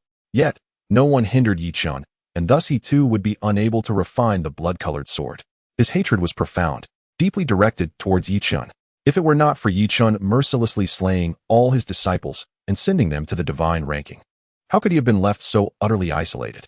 With no other recourse, he resolved to dispatch his 3 corpses to confront Yichun, buying himself a fleeting moment of respite. His self-corpse had yet to be unleashed. Only the benevolent corpse was at his disposal. Chapter 88. The second demolition in such circumstances. He was reluctant to employ his 3 corpse incarnation. After all, he had already lost 1 evil corpse incarnation, and the good corpse incarnation was his last remaining form. Should this final incarnation be vanquished, his technique of severing the 3 corpses would be deemed a complete failure, severing his path and preventing him from attaining the fruit of the great Tao. The blueprint was magnificent. However, time was not on his side. Yichun and his companions had already arrived at Kunlun Mountain, and his blood-red broken sword was still a step away from successful refinement. Thus, he required someone to buy him more time. Meanwhile, Yichun and his group awaited quietly at the periphery of Kunlun Mountain. Without Yichun's command, they dared not act recklessly. Yet, as they gazed upon the current state of Kunlun Mountain, they could not help but furrow their brows. Was this truly the Kunlun Mountain they remembered as a paradise? Even after their last encounter, when they had been thoroughly plundered, it should not have devolved into such a state. One might mistakenly believe this was a den of demons, with demonic energy surging throughout the mountain. After all, it was once their homeland, and they held deep affection for Kunlun Mountain. Witnessing its ruin ignited a blaze of anger within their eyes. What was the primordial heavenly sovereign doing to transform Kunlun Mountain in such a manner? They would inquire earnestly upon meeting him. Master brother, what should we do now? Should we send someone to inform him? Inform him? Yichun glanced at Duo Bao and then laughed, a laugh that was both bold and unrestrained. Do you remember our purpose for coming here? Naturally, to tread upon Kunlun and annihilate the saints. Could it be? Duo Bao suddenly grasped the implication.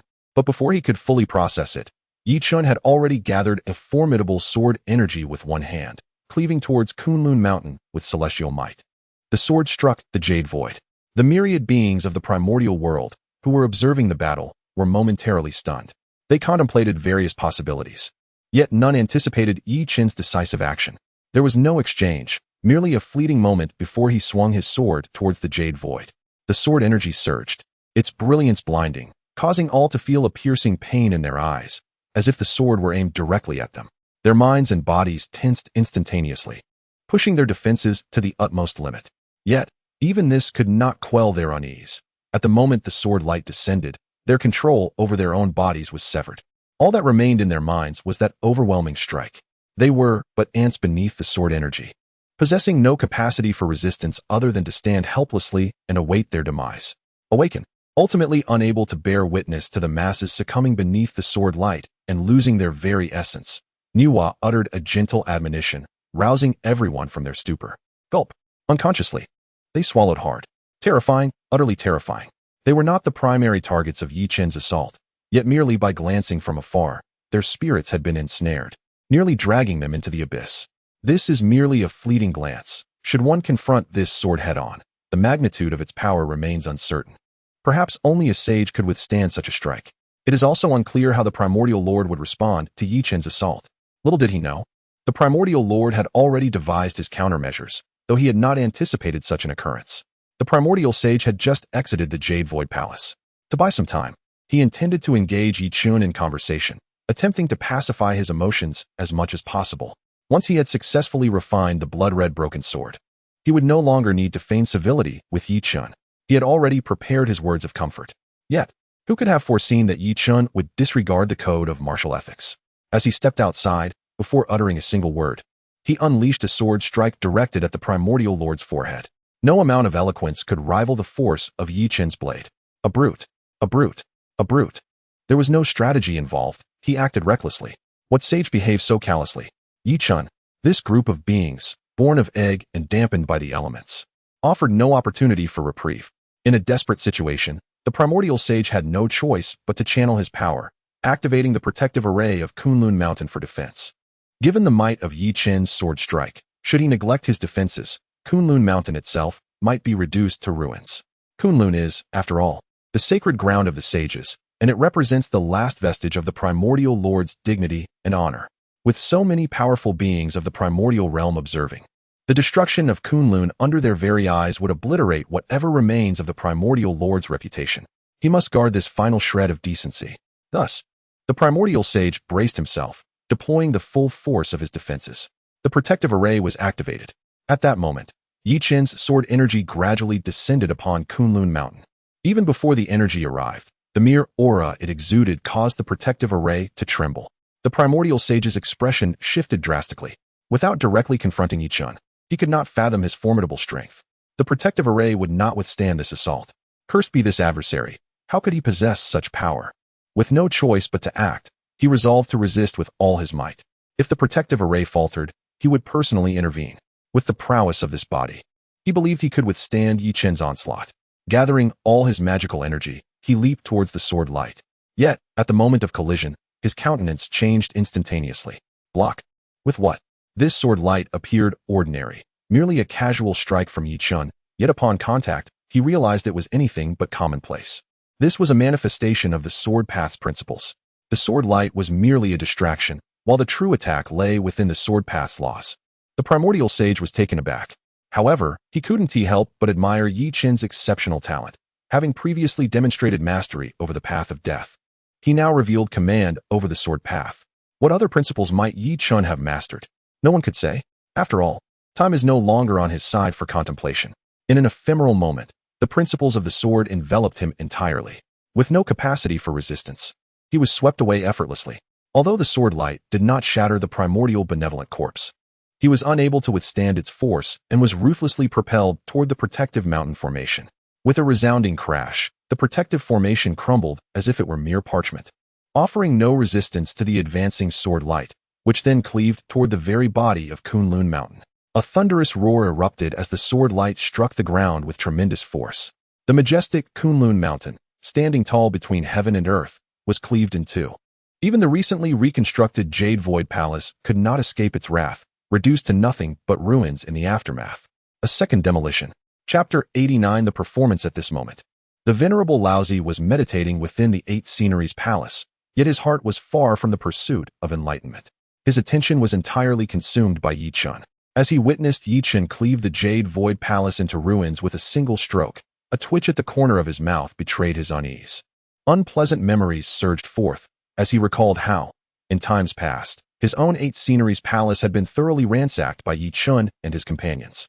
Now, Yi Chen had dismantled the Jade Void Palace as well. One might mistakenly believe that Yi Chen had a peculiar penchant for demolishing establishments. Similarly, the expressions of the figures of Cutie and Jiejin were grim, as memories haunted their minds. Mount Xumi had been laid waste by Yi Chen, leaving them gasping for breath even now. Only Nuwa wore a smile, reveling in the misfortunes of others. Indeed, it was schadenfreude. She harbored little affection for the likes of Yuan Shi and his companions, who had gone to great lengths to draw her into the calamity of the function. The audacity of having King Zhou inscribe words in her temple was a grudge she had long held close to her heart. Now that they had not fallen into her trap, she felt justified in her mirth. Surely, a smile could do no harm. Nuwa was eager to witness such events unfold. though she was also curious about Yuan Shi Tianzuan. The Yuan Shi she knew was proud and headstrong, unwilling to allow anyone to belittle him. Given the deep-seated enmity between him and Yi Chun, the latter's actions were undoubtedly a slap to his face. Logically, Yuan Shi should have emerged to confront Yi Chun by now. Yet, he was nowhere to be found, save for a wretched avatar of a benevolent corpse that had appeared to block Yi Chun's path. The state of this avatar was pitiable. Observing the plight of the benevolent corpse, Niwa could not help but gasp in astonishment. The once imposing figure of the Yuan Shi avatar had long since lost its ethereal grace. After enduring Yi Chen's sword principles, it now hung there, half alive, its robe torn to shreds, fluttering pitifully in the wind. The sight was truly heartbreaking, enough to evoke tears from onlookers. After a prolonged silence, the Yuan Shi avatar finally managed to cough, stirring back to consciousness. Pain. Excruciating pain. He had never anticipated Yi Chen's strength to be so formidable. The sword principles, though not immediately lethal, rampaged through his body, tormenting him continuously. Now, they ruthlessly sliced and disrupted his internal organs. The benevolent corpse was ill-equipped for battle, and in the face of the relentless Yi Chun, he possessed no means of resistance. Damn it, why must he face this now? He had to buy time. He needed to await the arrival of his true self. Struggling to rise from the ground, he lifted his gaze towards Yi Chun. At that moment, Yi Chun hovered in the air like a sovereign surveying ants below, his gaze devoid of any emotion as he silently looked down upon the Yuan Shi avatar, reminiscent of how he regarded the insignificant creatures. Such a gaze was deeply unsettling to him. He is indeed the primordial saintly corpse, an existence akin to that of a sage.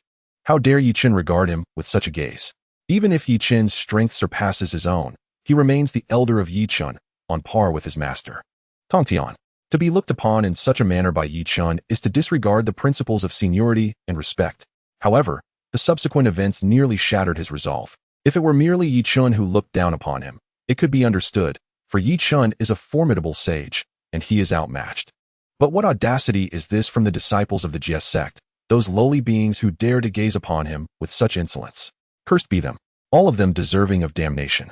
The saintly corpse incarnation nearly succumbed to the urge to self-destruct, wishing to take these insolent creatures with him, to showcase his grandeur. Yet, he refrained. It was not fear of death that held him back, but rather the necessity to buy time for his true self. Once his true self fully refines the blood-colored broken sword, victory shall be his. At that moment, he shall render these inferior beings unable to live or die at their own whim. With this thought, the saintly corpse incarnation suppressed his fury and ascended on a cloud, arriving directly before Yi Chun. A convenient prey? Upon witnessing the primordial saintly corpse present itself, Yi Chun felt an overwhelming desire to suppress him immediately, to annihilate him as if in a cataclysmic grinding wheel. A mere 3-corpse incarnation could yield substantial benefits for him and the Jie Sect. Yet, he resisted the impulse to directly subdue the primordial saintly corpse, eager to discern the true intentions of the primordial Tianzuan. Despite the chaos he wreaked upon Kunlun Mountain, the true self remained composed, releasing only a single 3-corpse incarnation. His target was not merely this incarnation, but the primordial true self. Those who dared to scheme against him would face his wrath. He envisioned a time when he would trample the primordial underfoot, crushing his pride, shattering his Tao heart completely. Thus, he allowed the primordial saintly corpse to approach him. Yet, upon their initial encounter, the primordial saintly corpse lamented with a face full of indignation. Were it not for the murderous intent he had sensed moments earlier, Yi Chun might have doubted if he had wronged him in any way. Yi Chun, what is it that your Jie Sect seeks? Why can you not relent? My Chan Sect disciples have already been placed upon the divine list, and even the last of the Southern Polar Immortal has been utterly erased by you. You have triumphed. What more do you desire? Do you wish to eradicate us completely? To pursue an unending vendetta against my Chan Sect? If your master were to learn of this, do you believe he would condone such actions? Would he permit the disciples of the Jie Sect to flaunt their power upon Kunlun Mountain, shattering the Jade Void Palace? Leave a sliver of mercy. It would ease future encounters. Do not drive matters to absolute extremes. He articulated a torrent of accusations without pausing for breath. Yi Chun was taken aback at first. Then his expression turned peculiar. It seemed the primordial had a side that was unexpectedly pitiful, this once proud and arrogant being now resorting to a display of sorrow. But did his words hold any persuasive power? To suggest that such words could deceive Yi Chun is to underestimate the intelligence of all the ancient races. At this moment, Kunlun Mountain is no longer the sacred paradise it once was. It is now steeped in an atmosphere of slaughter and karmic retribution. Indulging his disciples in actions against the ancient races, he even obscured the heavenly secrets, directing the forces of violence towards Jinao Island. Now, he dares to turn the tables, acting as if he were the innocent party. Clap, clap, clap. Upon hearing the protests of the primordial good corpse, Chen could not help but applaud, impressed by his eloquence. Primordial, do you truly believe that the ancient races are fools? Do you think everyone can be deceived by your unrefined theatrics? Chapter 90. A foot to suppress, cease your pretentious antics. Your visage is truly repugnant. You have brought disgrace upon the face of the sage, and while you lack shame, we still possess our dignity. To be associated with you as a fellow sage is indeed a source of embarrassment. The primordial good corpse had intended to retort, but was met with a scathing reprimand from Chen, harsh and unrelenting. Yet, he found himself at a loss for a rebuttal. After all, he too was fed up with this fade, yet what recourse did he have? In the face of other adversaries, he could wield the Panga banner and strike fiercely. However, against Chen, his meager strength was no match. To retaliate would only result in humiliation. To buy some time for his true self, he resolved to take a bold stance. Chen, what is your intent? I am unaware, dear nephew. Nephew? Uncle? Such relationships are invoked only when beneficial, but discarded like refuse when not. The intricacies of human affairs have indeed been manipulated by the primordial. Do I need to elucidate the purpose of my visit? Are you truly unaware? Gazing upon Chen's arrogant demeanor, the primordial good corpse felt an intense irritation gnawing at him. Endure. Hold back. Suppressing the fury within, he lifted his gaze to Chen. With Kunlun Mountain laid to waste, and the Jade Void Palace utterly eradicated, surely that sufficed? You have triumphed gloriously over my sect has been trampled beneath your feet. Shouldn't you be content? Content. Sufficient. This is merely the beginning. How could it be enough? My grand entrance was not merely for trifles. What has transpired thus far is but a meager gain. This time, I shall personally drag you into the mortal realm, making you experience the sensation of being trodden upon, the despair of those lives you have extinguished. Of course, it is not you per se, for you are unworthy. It is your true self that I intend to obliterate. Upon hearing Chen's words, the primordial good corpse's eyes widened in disbelief. He had not anticipated such a total disregard for face. Especially to voice such sentiments in his presence was tantamount to a declaration of war. With this pronouncement, retreat was no longer an option for either party. It was a battle that would stake their dignity as sages. The question now lay in who would prevail and who would be left beneath the other's heel. Nearby, Ao Shui, having taken on human form, fixed her gaze intently upon Chen's retreating figure. Dominant, formidable, audacious. Her heart had been entirely consumed by Chen. He embodied the type of strength that the Dragon Clan revered. Why not flaunt one's power? This is Chen's capital. If one finds it intolerable, then one must become stronger than he, to crush him utterly. But do they possess that qualification? They may not even brush against Chen's heels. A flicker of thought began to stir in Ao Shui's mind. To ally the Dragon Clan with Chen, to align with the Dragon Clan may lack formidable saints, yet they are wealthy beyond measure, drawing the attention of many. Should any trouble arise on their part, they would be besieged and left with naught but scraps. Only with a sage at the helm can stability be achieved. Now, with Chen's displayed prowess, coupled with his fierce loyalty to his own, the Dragon Clan can undoubtedly seek refuge in him. Chen, do not presume too much upon my leniency. Do you truly believe I am easily intimidated? Even if it is merely to buy time for my true self. I cannot allow the dignity of a sage to be tarnished. The furious roar of the primordial good corpse was tinged with evident insecurity. Chen was taking advantage of the absence of his true self. A mere good corpse avatar is hardly worthy of his regard. Presuming too much? I am indeed bullying you. What can you do about it? A trifling three corpses avatar dares to challenge me here. Chen's gaze was filled with disdain. Those words ignited the wrath of the good corpse avatar completely. What of the three corpses avatar? Is it not a sage? Should it be looked down upon in such a manner? What of forbearance? What of buying time? To hell with that. The primordial good corpse cast aside all such thoughts. He possessed his own dignity. Having been humiliated repeatedly by Chen, how could he not be furious? In a direct confrontation, he was certainly no match for Chen. So he chose to self-destruct. Reversing the sage's essence, he intended to drag everyone present into the underworld with him. Even if he could not kill Chen, he would take all the disciples of the with him. By then, would be left with Chen alone, and their fortune would plummet to its nadir. If the could not flourish, he would ensure that sank alongside him. What he could not attain, would not have either. Yet, such aspirations were but a beautiful illusion, while reality was starkly unyielding. His petty schemes were no secret to Chen. Though Chen looked down upon him, his attention remained fixed upon him. Thus, when he attempted to reverse his essence, Chen acted decisively, showing no mercy towards the primordial good corpse. The Pango Hall descended directly upon him. Duong.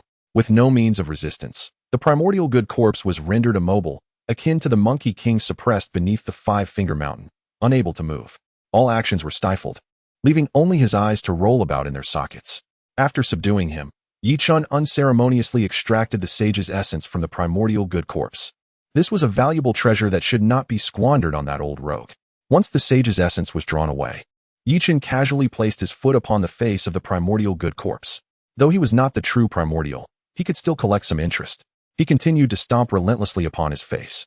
Once exalted and untouchable, the sage's avatar was now subjected to such treatment.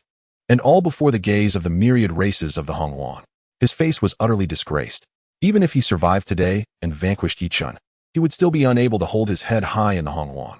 Others would surely remember the incident of him being trampled underfoot by Chen. Chen. Bang. Even at this moment, he still harbored thoughts of threats, utterly oblivious to the situation. With a forceful press, his head was driven into the ground. Following the contours of the soul, the force of the law of destruction was forcibly infused into the body of the primordial good corpse. In an instant, the primordial good corpse let out a heart-wrenching wail of agony. Pain. A torment akin to 1,000 ants gnawing at the heart. A suffering that penetrated the very marrow of its soul. Every proud bone, under the relentless pressure of the law of destruction, shattered inch by inch, gradually eroded away. The body twisted in madness, yet the head remained steadfast, motionless. There was no other reason. It was solely due to the presence of a foot.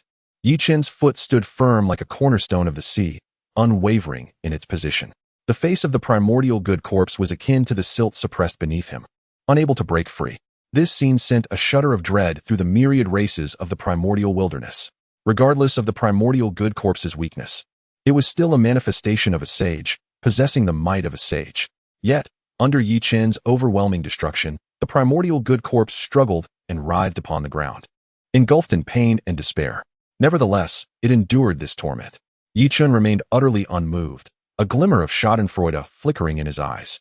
Chapter 91. Cackling laughter. Chen. You court death. As Chen tormented the embodiment of the benevolent corpse, a furious roar erupted from the ether, reminiscent of an enraged lion. Its murderous intent enveloping the entirety of Kunlun Mountain. The source of this wrath was none other than the primordial lord. Witnessing the grotesque state of the benevolent corpse's incarnation, the primordial lord was incensed. With each deliberate step he took, a crimson mist of blood trailed behind him, and the very ground beneath his feet shattered with his advance. A testament to his fury. Moments later, he stood not far from Chen, his blood-red eyes fixed intently upon him, gripping a blood-colored broken sword that trembled in his grasp, as if it were alive with fervor.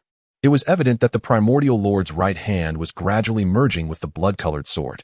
No, more accurately, the sword was voraciously consuming the flesh and blood of his right hand, forcibly fusing with it. Chen, you have gone too far. All of this is your doing. The primordial lord seethed with hatred, his aura of killing intent intensifying. After casting a glance at Chen, his attention shifted to the Pango Hall and the chaos bell behind him. These two treasures were irresistibly alluring. If they were in his possession, how could he possibly be driven to such desperation by Chen? The blood-colored sword was but a final step away from complete refinement. He had no choice but to resort to this method to achieve a thorough integration with his right hand. Only then could the sword's full power be unleashed. Having already lost one malevolent corpse incarnation, he could not permit the benevolent corpse to suffer the same fate at Chen's hands. Though it was merely a third incarnation, it was practically indistinguishable from their true forms. Their sensory experiences were interconnected. Everything the benevolent corpse felt, he too experienced. He had previously endured the anguish of witnessing the destruction of the malevolent corpse at the hands of the world-devouring mill. Now, the benevolent corpse was being trampled and tortured before the eyes of myriad clans in the primordial realm. Its sacred bones were fracturing inch by inch, its insides being mercilessly torn apart. The benevolent corpse writhed and contorted on the ground, yet the foot that pressed upon its head remained unmoved. Humiliation, shame, dishonor. Were it not for such disgrace, the primordial lord would never have emerged so readily. The string of reason in his mind had snapped. Even if this method would inflict grave consequences upon his own body, he cared not.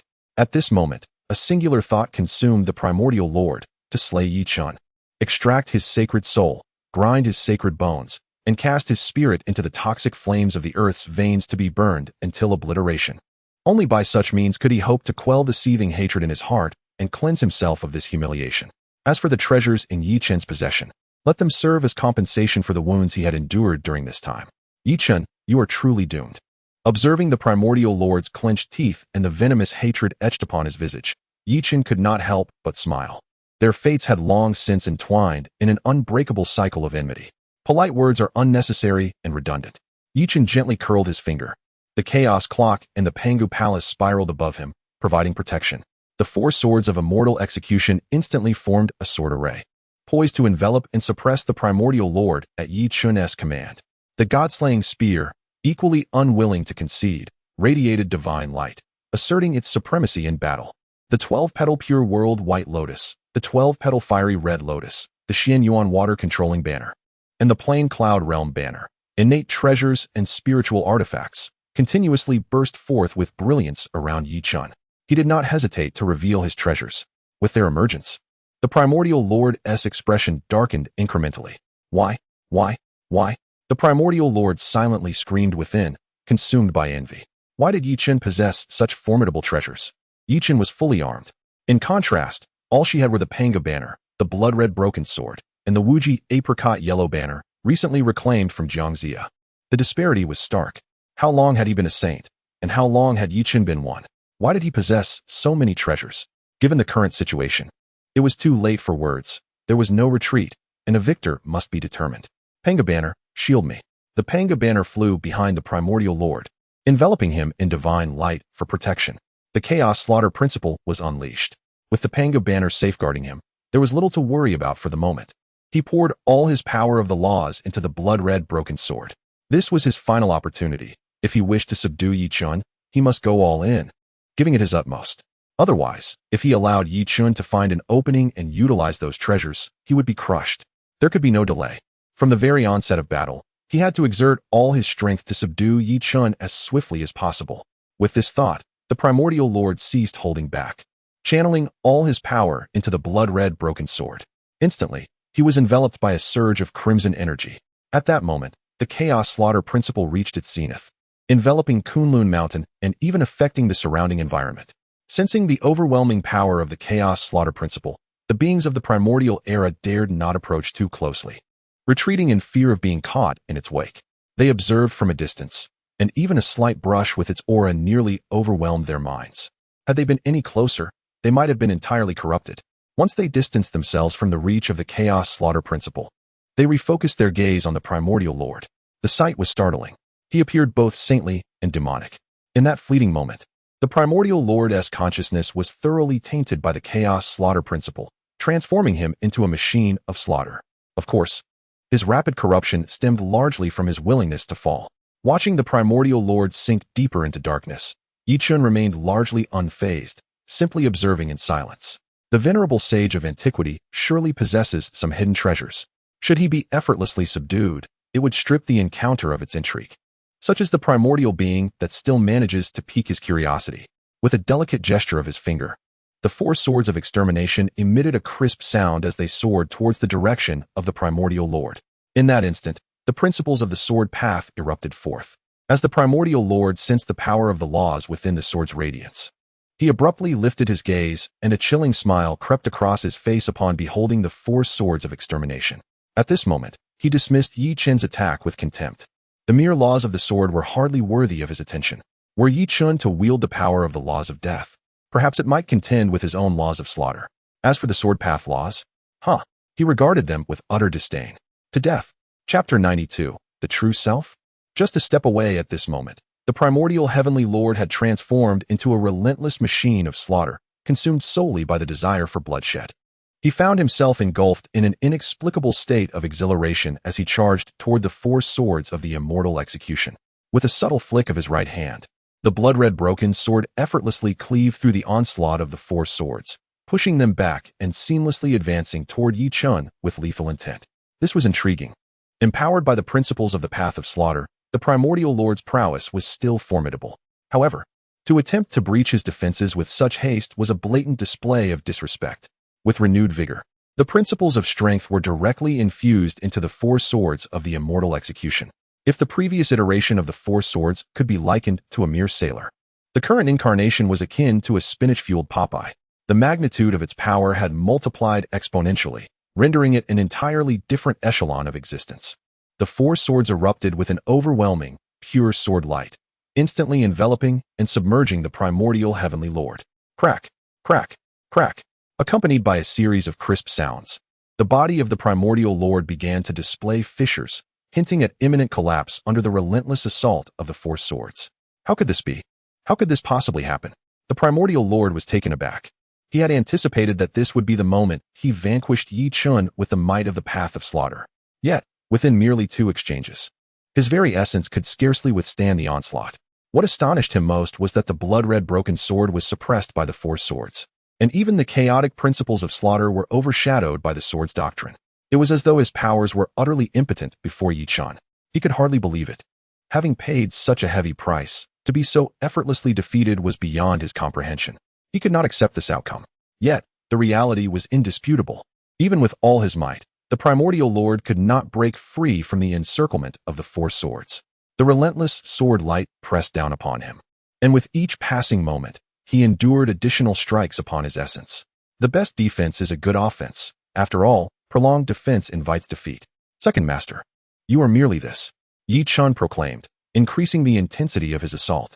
The primordial lord's eyes widened, disbelief etched across his face. In the next instant, his exalted body was cleaved by the four swords, reducing it to mere remnants. His sacred soul was also fragmented by the radiant sword light. He fell heavily to the ground, staring blankly at the sky, lost and devoid of belief. Defeated, he had been vanquished so easily. The outcome was inevitable. In the clash between the teachings, the interpretive school emerged victorious, with Yi Chun as the ultimate victor. No one had anticipated Yi Chun's strength to be so formidable that even the primordial heavenly lord stood no chance against him. Just as the onlookers marveled at Yi Chun's might, his next action left them in stunned silence, an indelible moment. Yi Chun stepped forward, lifting his foot and bringing it down. Though he exerted minimal force, it left everyone in a state of shock, as his foot landed squarely upon the face of Yuan Shi, thrusting him into the mire. One could not help but ponder the essence of Yuan Shi's true form, now similarly trampled beneath his heel. How audacious, indeed, was Yi Chun. In the fleeting moment that Yi Chun subjugated the revered Yuan Shi, even Laozi felt a twinge of embarrassment. Although he walked the path of detachment, it did not signify that he could tolerate such indignities. Should Yuan Shi falter, it would merely indicate his lack of strength, and there would be little to lament. But how could Yi Chun so brazenly humiliate a sage? Previously, he had belittled Yuan Shi's 3 corporeal forms, and now he turned his scorn upon the true essence of Yuan Shi himself, trampling him underfoot. What remnants of the sage's dignity could remain? Would the world still harbor respect for sages when all they could envision was Yuan Shi beneath Yi Chun's foot? Moreover, given that Yuan Shi was his own brother, Laozi would never permit such a travesty to unfold. Xiandu, come forth. Upon hearing Laozi's summons, Xiandu hurriedly entered the 8 scenery palace. Having been effortlessly vanquished by Yi Chun before, he felt a profound sense of shame and refrained from mingling with others, biding his time until their memories faded. Disciple pays respects to the master. Upon encountering Laozi, Xiandu dared not overstep in the slightest. Others may be oblivious, but he was acutely aware of the terrifying depths concealed beneath his master's tranquil demeanor. Even as his sole disciple, he felt compelled to exhibit utmost reverence in the presence of Laozi. Attitude dictates everything. Such humility is essential for longevity. Although he was the only disciple, it did not imply he was irreplaceable. The notion of uniqueness was but a fleeting concept. Master, is there a matter requiring my attention? Beyond the humiliation he had suffered at the hands of Yi Chun, Xiandu remained quite satisfactory as a disciple. You are to proceed to the Yusu Palace, bearing my talisman, and counsel Yi Chun. Among fellow sect members, minor skirmishes are acceptable, yet do not provoke hostility. Urge him to reconcile with your uncle, Yuan Shi. Laozi's words were indeed understated, yet Xiandu was drenched in sweat upon hearing them. Counsel whom? Yi Chun. He still bore psychological scars from their last encounter. Moreover, what time was it? During the conflict between the Chen and Jie sects, animosities had escalated to an irreconcilable state. To now urge Yi Chun to mend fences was tantamount to walking into the line of fire. In a favorable outcome, he might emerge gravely injured. In a dire one, Yi Chun could easily slay him. Yet could he refuse? No, he could neither dare nor desire to. In the presence of Laozi, the thought of rebellion was utterly unthinkable. With wolves behind and tigers ahead, he had no choice but to counsel Yi Chun. Surely, Yi Chun was not devoid of reason. Perhaps a mere attempt at persuasion would not result in annihilation. Disciples shall faithfully adhere to the sacred edict of the master. Upon Xian Du's acquiescence, a flicker of satisfaction gleamed in Laozi's eyes. His disciple must not be timid or cowardly, otherwise, he would not hesitate to seek another. Upon witnessing the situation, Laozi personally inscribed a talisman and entrusted it to Xuandu. With a mere wave of his hand, he transported Xuandu to the Yushu Palace on Kunlun Mountain. Once Xuandu was sent away, Laozi resumed his contemplation of the supreme Tao. As for the task at hand, he harbored no concerns whatsoever. The talisman was pinned by his own hand, and he had personally entrusted it to his disciple, the foremost among the three pure ones, and the grandmaster of Yi Chun. The opportunities presented were indeed ample. If Yi Chun were a wise individual, he would undoubtedly discern the appropriate course of action. Moreover, Yuan Shi had already suffered considerable humiliation at his hands, and any grievances ought to have dissipated by now. As a newly ascended sage, he should recognize the choices that would be most beneficial for himself and the. On the other side, Yuan Shi Tianzuan found himself beneath Yi Chen's feet at that moment. With every breath, he could detect the earthy scent of the soil, despite being in a blessed land. As a sage and a true disciple of Pangu, he had never endured such humiliation since his inception. The humiliation of his three corpse incarnations was now mirrored in his own essence. Reluctance, unwillingness, and impossibility filled his heart. Chapter 93. Perhaps it should end in decapitation. He resolutely refused to allow himself to be repeatedly humiliated beneath Yi Chun, to be brought low time and time again. As a sage of the three pure ones, he was an exalted being, revered by myriad races. Even in death, he desired to perish with grandeur, never to be reduced to being trampled underfoot as he was now. The madness in the eyes of the primordial heavenly lord became increasingly pronounced, his gaze shrouded in crimson. The power of the great Tao within him surged relentlessly. He would fight to the death, no retreat, no surrender. Second Master, why do you remain so obstinate? Have you yet to grasp the reality of your situation? Yi Chun had not anticipated that the primordial heavenly lord would still contemplate resistance at this juncture.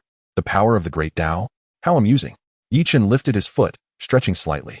Yet this foot offered no opportunity for the primordial to react. Just as the pressure on his face lessened momentarily, a far more forceful step came crashing down. That blow embedded the primordial's head firmly into the ground, shattering the power of the great Tao he had gathered within. To resist? Apologies, but such actions required his consent.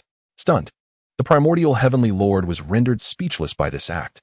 He had never imagined that Yi Chun would dare to humiliate him so thoroughly, pressing him beneath his foot with such contempt. Rage surged within him, longing to retaliate, yet he found himself unable to muster any power. Yi Chun's foot had utterly shattered his capacity to resist. Unable to fight back, unable to flee, he was left with but his words. Yi Chun, killing is merely a matter of striking the head. Take what you desire, but why must you humiliate me so? What do you gain from this affront? In the end, it only diminishes the dignity of the sage. Even at this moment, the primordial heavenly lord could not resist the urge to preach. Yi Chun listened to his words, raising an eyebrow and curling his lips into a smile, unable to suppress a hearty laugh. What are you laughing at? The sound of Yi Chun's laughter sent a shiver down the primordial spine, disrupting his composure. Humiliate you? Yi Chun pressed his foot down hard on the primordial heavenly lord's face twice. What is humiliation? I am merely fulfilling my promise to drag you into the realm of mortals. I shall do as I vowed. Of course, the methods may be somewhat excessive, but does that truly matter? At the very least, it is far superior to the treachery of a deceitful man like you, who speaks without honor. To tread upon you, I find my foot tainted. I shall need centuries to cleanse it of the impurities it has acquired from touching you. Unable to strike back, unable to counter his words, Yi Chun's scornful remarks nearly drove the primordial heavenly lord to the brink of bloodshed. The sacred grounds lay in ruins, palaces reduced to rubble, treasures plundered, disciples slain. Now, even he found himself beneath Yi Chun's heel. If this was not humiliation, then what could be called as such? The primordial heavenly lord was in utter despair. Yet Yi Chun afforded him no opportunity to speak. The thoughts of the primordial were of no consequence to him. He was indifferent. As for humiliation, if it was humiliation, then so be it. Who would dare to challenge him? When primordial beginnings first plotted against he should have been prepared for retaliation. If not, he ought to have eradicated them entirely, leaving no trace behind. Alas, the four saints missed their opportune moment. He had already risen to power, and at this juncture, even their attempts to strike would be futile. The had firmly established its foothold. Consequently, retribution swiftly followed, with primordial beginnings being the first casualty. The very thought of the actions of the Primordial Lord made Yi Chun feel a wave of revulsion, leading him to unconsciously apply more pressure with his foot. Observing Yi Chun's subtle display of frustration, the onlookers were at a loss for words. The events of the day had indeed shattered the sanctified image they held of the saints, particularly at this moment. As Yi Chun arrogantly stood upon the head of primordial beginnings, he showed no regard for dignity. Witnessing the imposing demeanor of primordial beginnings, the expressions of the two saints, Yuan and Jane, darkened to an extreme. Previously, they had endured the three pure ones looming over them. In their quest for the Western teachings, they had sowed discord among the three pure ones, leading to a rift in their relationship. Now, that Tongtian was imprisoned within the palace of purple clouds, they had anticipated that, following the fracture among the three pure ones, the Western teachings would rise. Yet, who could have foreseen the emergence of Yi Chun as an unpredictable variable? Moreover, he appeared to pose an even greater threat than Tongtian, ready to strike at the slightest provocation. To provoke, Yi Chun could very well result in him coming to exact vengeance. With Yi Chun standing in their way, how could their painstakingly established Western teachings hope to thrive within the Hongwang? The more they contemplated this, the greater their ire became, particularly towards primordial beginnings, whose incompetence only compounded their frustrations. If it were not for the ineptitude of the Primordial Lord, they would not be facing such a predicament. In their daily dealings, brash and arrogant, one might think him powerful, but in reality, he was but a worthless figure, all show and no substance. Unbeknownst to the Primordial Lord, the Western saints he had scorned in the past were now quietly disparaging him in their hearts. They held mutual disdain for one another. Trapped beneath Yi Chun's foot, unable to move, the power of the laws was effortlessly shattered by Yi Chun. With the destruction of his power, his rationality began to return, albeit gradually. If he could avoid death, he certainly would not wish for it. His dignity was lost, and there was no reclaiming it. All he desired now was to escape from beneath Yi Chun's foot and flee for his life. Even the lowliest of insects strive to survive. Saints are merely grander forms of those insects. Having finally attained the status of a saint, how could he so easily relinquish his life? Of course, he would never admit to feeling fear. This was not retreat, it was a strategic withdrawal. As long as the green hills remain, one need not worry about firewood. Once he has regrouped, he would settle old scores alongside new grievances. He would never be able to surpass Yi Chun, that was a certainty. When he finally seized Yi Chun, he would ensure that he inflicted the most excruciating torment upon him, condemning him to eternal suffering. As for the present, he would first plead for mercy, seeking an opportunity for himself. This was strategy, a tactic. Primordial Beginnings offered himself a mental solace and prepared to plead for mercy.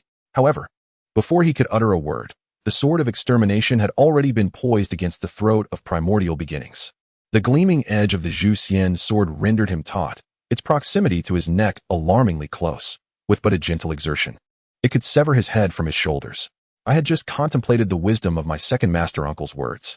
After all, you are a formidable sage. I cannot subject you to such indignity, for it would tarnish the dignity of a saint. However, we find ourselves in an irreconcilable state, and it is utterly impossible for me to grant you clemency. Therefore, I devised a solution that would satisfy both parties. I shall take your life here and now, and let it be seen as an act of my magnanimity. This way, you need not feel insulted, dear second master uncle. What do you think of my proposal?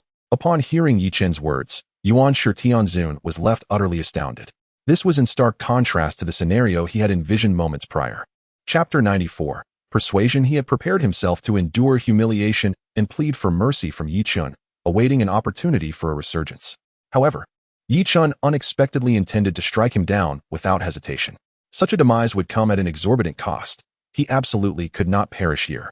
Regrettably, Yi Chun offered him no chance whatsoever, as the power of the great Tao surged directly into the Zhu sword, its blade already slicing through the skin of the primordial supreme being. In the next moment, his attack would sever the head of the primordial supreme being. Yet, just as he was about to act, a voice suddenly resonated from Kunlun Mountain. Brother Yi Chun, spare him. What? Upon hearing the voice, Yi Chun gradually shifted his gaze towards the speaker. It was none other than Xiandu, the direct disciple of the Supreme Old One. The moment Yi Chun laid eyes on Xiandu, memories of the earlier confrontation flooded back, where Xiandu had bravely taken a shot for him, only to vanish without a trace. This lad possessed considerable audacity, daring to appear before him again. Xiandu had no desire to face Yichun. Had it not been for the Supreme Old One's command, he would have preferred to avoid such an encounter for a lifetime. Yet, he found himself compelled to obey his master's orders and rescue the primordial Supreme Being. Holding the handwritten edict of the Supreme Old One, Xiandu gradually revealed himself. The radiant light emanating from the edict dispelled much of the murderous karma enveloping Kunlun Mountain. Brother Yichun, please hold your hand. Brother? Yichun halted his actions. Quietly observing the approaching Xiandu, he was curious to see what the Supreme Old One intended to do. Upon encountering Yichun, Xiandu's gaze flickered, clearly apprehensive about confronting him.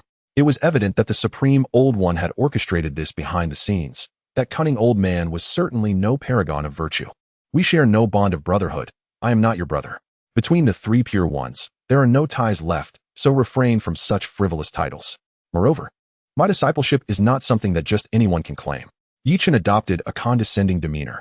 Not far from Yichun, the San Xiao sisters displayed looks of pride. Their elder brother's words were undeniably accurate.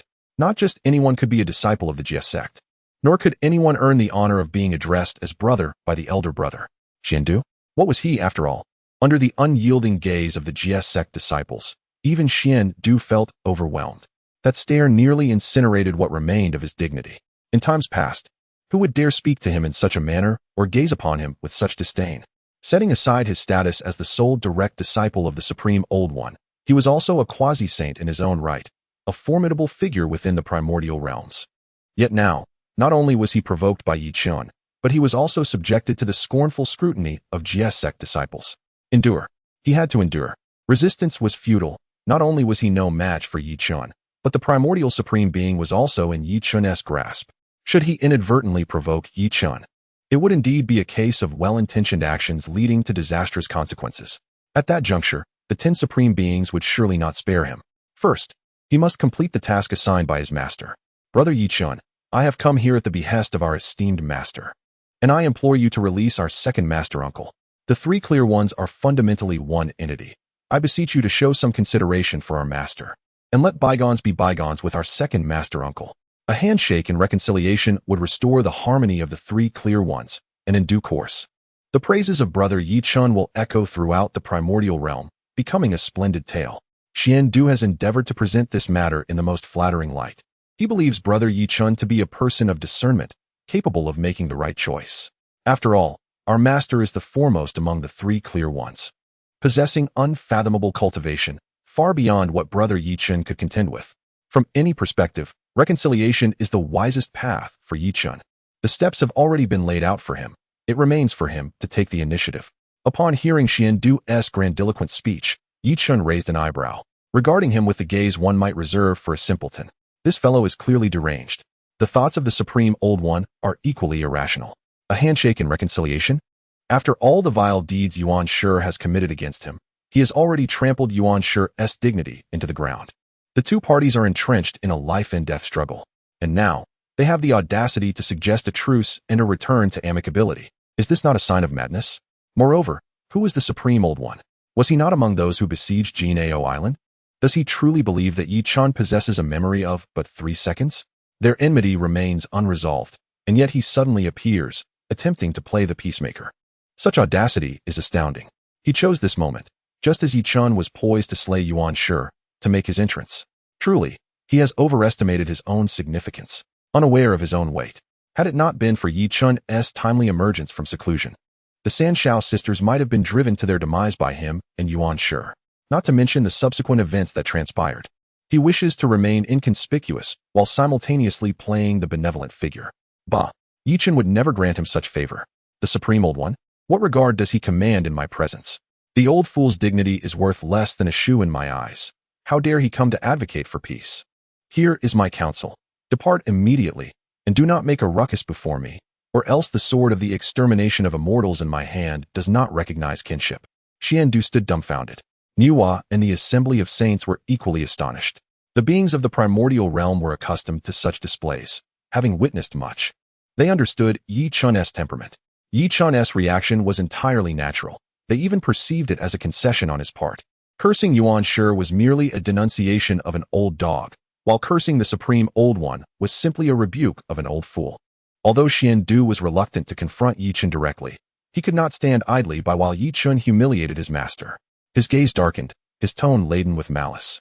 Brother Yi Chun, do not squander our master's goodwill, lest at this juncture, Xiandu still dared to threaten him. It seems the prior lesson imparted was insufficient, emboldening him to make threats anew. Or else what? Yi Chun's words had scarcely left his lips when a colossal wheel emblazoned with the Yin-Yang Taiji symbol emerged behind Xiandu. There was no alternative. The pressure exerted by Yi Chun was overwhelmingly great. Without the talisman granted by his master, he lacked the courage to confront Yi Chun directly. Senior brother Yi Chun, I sincerely advise you to, he began, only to be interrupted. The incessant prattling of these individuals was tiresome. In this era, reliance on mere words is futile. Only when one's fists possess sufficient strength will others heed your counsel. Lacking power, one should humbly remain on the sidelines. Should one disregard this warning and dare to test their limits, they alone must bear the consequences. Yi Chun, weary of engaging in futile dialogue, directed the Zhanxian sword, initially intended for the annihilation of the primordial supreme being, toward Xuandu. The blade struck the cheek of Xuandu, a public display of humiliation, an act devoid of any pretense of decorum. For them, death was merely a trifling matter. The preservation of their dignity had become paramount. Yi Chun was a formidable character, one who relished in using others' faces as mere footstools. Truly, he was not to be trifled with. Chapter 95. The primordial supreme being Yuan Shi found himself beneath the heel of his adversary, provoking Laozi with audacity. Yi Chun had truly lost his mind. No one could placate his fury. Should this continue, it would inevitably escalate into a cataclysmic battle among the saints. They were loath to see such calamity unfold, for it would be akin to a conflagration at the city gates, endangering the innocent.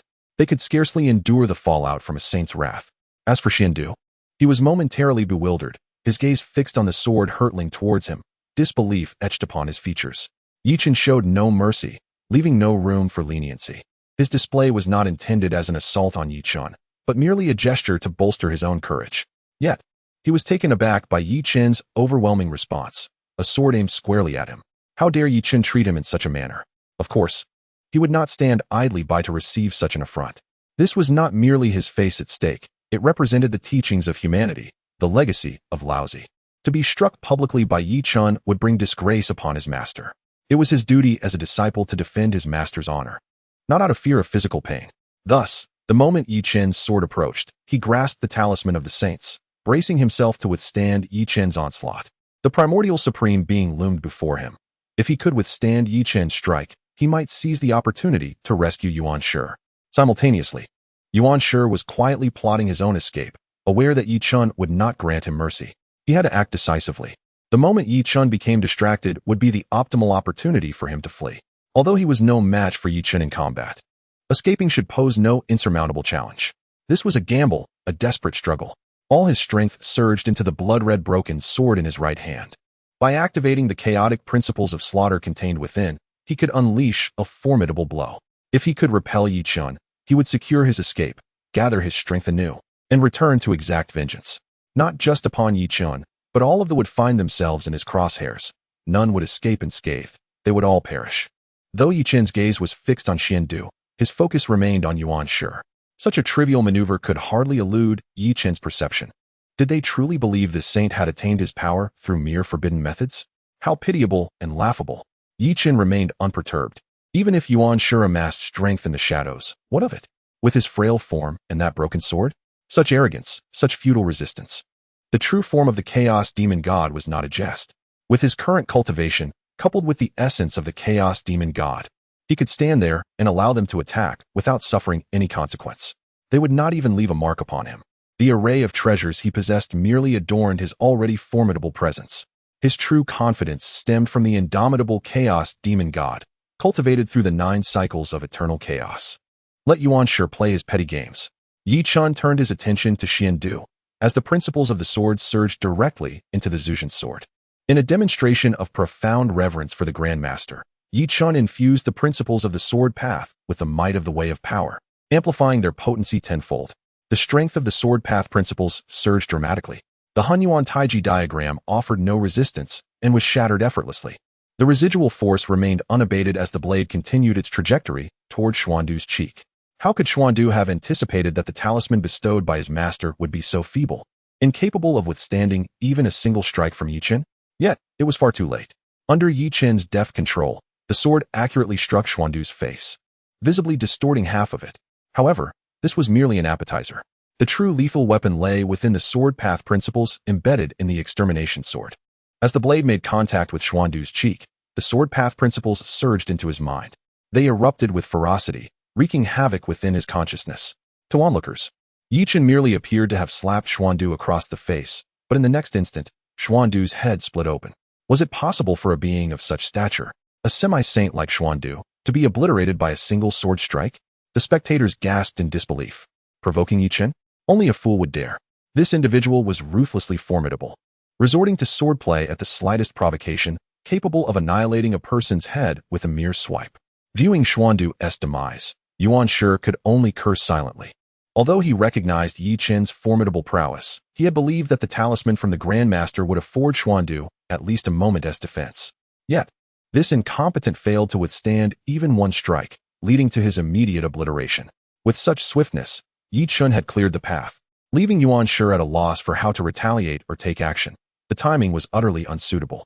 Yuan Shi cursed, while the Grandmaster watched in astonishment. Seated in the 8th Scenery Palace, he was intently observing the unfolding events. Upon witnessing Xuandu's demise at Yi Chen's hands, an inexplicable tension gripped him. Yi Chen's strength surpassed all expectations, rendering the talisman he had provided to Xuandu utterly ineffective. A failure in every regard. Xuandu's death stirred no emotional response from the Grandmaster, who remained indifferent even to the loss of his sole direct disciple. Yet, with Xuandu gone, it was now time for him to take action. However, there was no time to waste. The Grandmaster prepared to confront Yi Chen directly, but he abandoned the thought in the very next moment. Yi Chen's movements were too swift. Having just dealt with Xuandu, the extermination sword was now aimed squarely at Yuan Shi. At this moment, Yuan Shi had intended to launch a surprise attack on Yi Chen in a desperate bid for survival. Little did he expect Yi Chen's reaction to be so instantaneous. The sword's edge was directed at him without a moment's hesitation, descending upon him with lethal intent. To attempt a sneak attack against him? How presumptuous! With a scornful spit, Yi Chen swung the extermination sword downwards. The sword's brilliance merely flickered, devoid of any ostentation. Yet, this singular strike left the assembled crowd utterly astounded. The sword's radiance severed the very fabric of time. Its luminous edge extinguished the primordial imprint. The sword's energy surged against the current of time, shattering the nascent essence of Pangu's primordial deity. However, to the onlookers, it appeared as though Yi Chen had merely waved his sword lightly. Subsequently, the head of the primordial one tumbled down, the indestructible corporeal form began to shatter inch by inch, and the sacred soul gradually dissipated. All of the primordial one's power to resist Yi Chen's onslaught faltered in mere moments. With a single stroke, myriad laws were dismantled. The trivial laws of slaughter, when faced with the law of strength, appeared as a child confronting a parent, their imposing aura diminished by a third upon meeting. A thunderous roar erupted between heaven and earth, and in its wake came a deluge of blood rain. The sage has fallen, heaven weeps, and all beings mourn. The primordial one has perished. Chapter 96. Go ahead, copy it at this moment. The myriad races of the primordial world truly confirmed that Yuan Shi had been slain, vanquished by Yi Chen. Although disbelief lingered in their hearts, the reality unfolded vividly before their very eyes. Yi Chen had become a harbinger of death to the saints. Before the assembled multitude, Qing Miao intended to eradicate the revered Yuan Shi Tianzun. He was not a mere roadside fowl or a trifling stone. He was a towering sage, capable of overseeing all others. It was likely that even Yuan Shi himself could hardly fathom his demise amidst this divine calamity, especially at the hands of his most contemptuous disciple. Observing Yuan Shi's defeat, Laozi's countenance remained largely unchanged. His emotions were as implacable as stone. He had cultivated the path of ruthlessness to an unparalleled perfection, rendering feelings utterly valueless to him. Without substantial benefits, he would not intervene lightly. The living Yuan Shi still held a modicum of utility. A deceased Yuan Shi, however, bore no significance to him, and thus he saw no necessity to engage in conflict with Yi Chen. Nonetheless, he could not simply watch Yi Chen grow stronger, and he was compelled to devise a means to suppress him. Allowing Yi Chen to continue his ascent would pose a potential threat to his own position. Laozi had already begun to scheme for the events to come. Within the San Xiao Palace, Hongjun Laozu also ceased his meditative practice. Traversing layers of space, he gazed upon Yi Chen, who was showcasing his might atop Kunlun Mountain, his brow furrowed in thought. Yet, no one could ascertain the nature of his contemplation. Before the ruins of Kunlun Mountain, Chen gripped the Zhu sword, a smile adorning his visage. The Chen school, Yuan Shi, driven by selfish desires, has plunged the primordial world into chaos, causing untold suffering. Today, I shall enact divine justice and eliminate him, restoring clarity to the realm. Anyone can speak grandiloquently. Those present understood Chen's true motive for confronting Yuan Shi. The quest for justice was merely a pretext. The crux lay in their personal vendetta. But could they voice this truth? Would they dare? To provoke Chen could lead to a fate far worse than that of Yuan Shi. Thus, they were left with no choice but to extol Chen's virtues. We thank the Holy Yi for restoring our justice. We are grateful for the contributions made to the primordial world. As expressions of gratitude resonated, the smile on Chen's face deepened. Amidst the chorus of thanks, he keenly sensed the burgeoning fortune of the Jie Sect. The ocean of primordial fortune surged, crashing against the divine pillar that represented the fate of the Jie Sect. Simultaneously, the eight-clawed luck dragon entwined around the pillar released a resounding roar, imbued with an unmistakable thrill. Soon after, the luck dragon began to consume the fortunes belonging to the Chen school. With each act of consumption, the eight-clawed luck dragon subtly hinted at an evolution towards a ninth claw. Boom! The 8 claws transformed into 9, and the luck dragon evolved into the ancestral dragon of fortune. With the dragon's breakthrough, the fortune of the Jie Sect expanded relentlessly. In the vast sea of destiny, the fortunes of the stand supreme, subduing the fortunes of all other factions. The fortunes of the Rinjiao, the Western teachings, and even the saintly fortunes of Nuwa have all been suppressed by this power. They are utterly unable to raise their heads, as the two sides exist on entirely different planes. The dragon of fortune continues to grow, and naturally, Chen is not overlooked. The fortune that befalls him provides immediate feedback, and in that instant, he can distinctly sense the changes within himself. Already endowed with exceptional abilities, he now feels as if an accelerator has been granted. This sensation is nothing short of exhilarating. His comprehension of the Tao has accelerated exponentially, enhancing his perception manifold. The obstacles that once ensnared him now dissolve with a mere thought. Within moments, a plethora of insights has blossomed within him. With a brief period of seclusion, he could effortlessly break through, elevating his cultivation to new heights. Such is the boon bestowed by fortune. It is no wonder that thee and his ilk seek to suppress the yearning to monopolize this precious fortune for themselves. Their establishment of a sect is indeed for the sake of this very destiny. To desire nothing is a sentiment reserved for the deceased. Even the saints are not exempt from this norm. They require the empowerment of fortune to advance on the path of the Tao. Yet, their needs for fortune are vast, which is why they propagate teachings and vie for the immeasurable fortunes of the primordial world. After much contention, they ultimately find that all their efforts have inadvertently enriched Chen. Ascending atop's corporeal form, he leads them to unprecedented heights. They have claimed a significant portion of the primordial world's fortune. If this trajectory continues, they will grow ever more formidable, and their adversaries will find themselves powerless to halt it. This cannot be allowed. They must contest this unscrupulous fortune, lest Chen monopolize such a wealth of destiny. The more Chen possesses, the less remains for them, leaving them vulnerable to a fate not unlike, subjugated beneath Chen's might. It is evident that Taishang and Zhuan have contemplated this matter. Therefore, they cannot permit Chen to dominate singularly. They must devise a means to suppress him. Unbeknownst to Chen, he has already caught their watchful eyes. Even if he were aware, it would bear little consequence, should they dare to act. He would not hesitate to retaliate. His vengeance is not something that just anyone can withstand. The current serves as a warning to them, should they disobey. Their fate may mirror his, or perhaps be even more dire. Once the ancestral dragon of fortune stabilizes, Chen turns his gaze toward the corpse of Tianzuan. The time for hunting has passed. Now is the moment for reaping rewards. Duo Bao, Yun Xiao, Xiong Xiao, Bai Xiao, take your junior disciples and delve deep. To plunder? Yes, to plunder. Their eyes instantly gleam with excitement. What significance does battle hold? They are intent on raiding the homes of the saints in search of treasures. Although the Yusu Palace may be in dire straits, Tianzuan, being a saint, would undoubtedly possess some valuable items for the sake of his reputation. Whether those items prove useful is of no concern to them. They are enamored with the thrill of the heist, especially one involving a saint's abode. This sensation is truly magnificent. Dear junior disciples, do not linger, but rather take action. Dig 3 feet into the ground, leaving not a blade of grass behind. Previously, they conducted their raids, returning to reflect upon their experiences. Initially, their methods were unrefined, and they found themselves unaccustomed to the task, resulting in many oversights.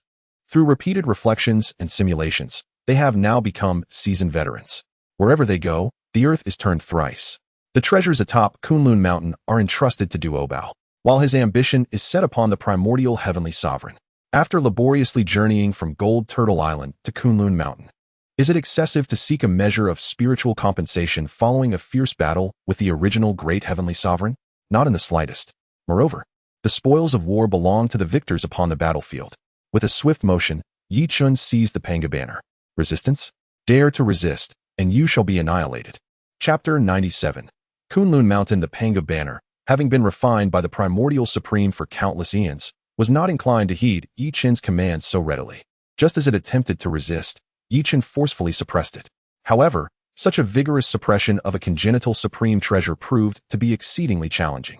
Yi Chun had no intention of resorting to such coercive methods, nor did he require them. The Panga banner, being intimately connected to the bloodline of Pangu, would naturally not reject Yi Chun, who could be considered a minor incarnation of Pangu himself. Yi Chun unleashed his own Pangu bloodline aura, and indeed, upon sensing his essence, the banner immediately ceased its resistance. It even willingly lifted its restrictions, allowing Yi Chun to refine it. Upon successfully refining the Panga banner, a smile unconsciously graced Yi Chun's lips. He had underestimated the banner's significance. Once fully refined, he could distinctly perceive the tremendous power it harbored, capable of tearing through chaos, shattering the fabric of time and space, manifesting boundless creation, and mastering the profound principles of all laws. In the hands of the primordial supreme, it was a lamentable waste. After eons of time, he had failed to fully refine the Panga banner, thus rendering it unable to unleash its true might. Now that the Panga banner was in Yi Chun's possession, it could finally radiate its inherent brilliance. With the Chaos Bell and the Panga banner secured, only the Taiji diagram in the possession of the Grand Supreme Elder Lord remained. Once he acquired the Taiji diagram, he could return them to their origins, and the heavenly opening divine axe would once again plunge into chaos. As for the Grand Supreme Elder Lord, there was no need to rush. Careful planning was in order. For now, he would conclude matters regarding the Primordial Supreme. He shifted his gaze back to the corpse of the Primordial Supreme. On his person lay another congenital spiritual treasure, the Wujixing Yuan Shi. Although merely a top-tier congenital spiritual treasure, it was connected to the Chaos Green Lotus Tao.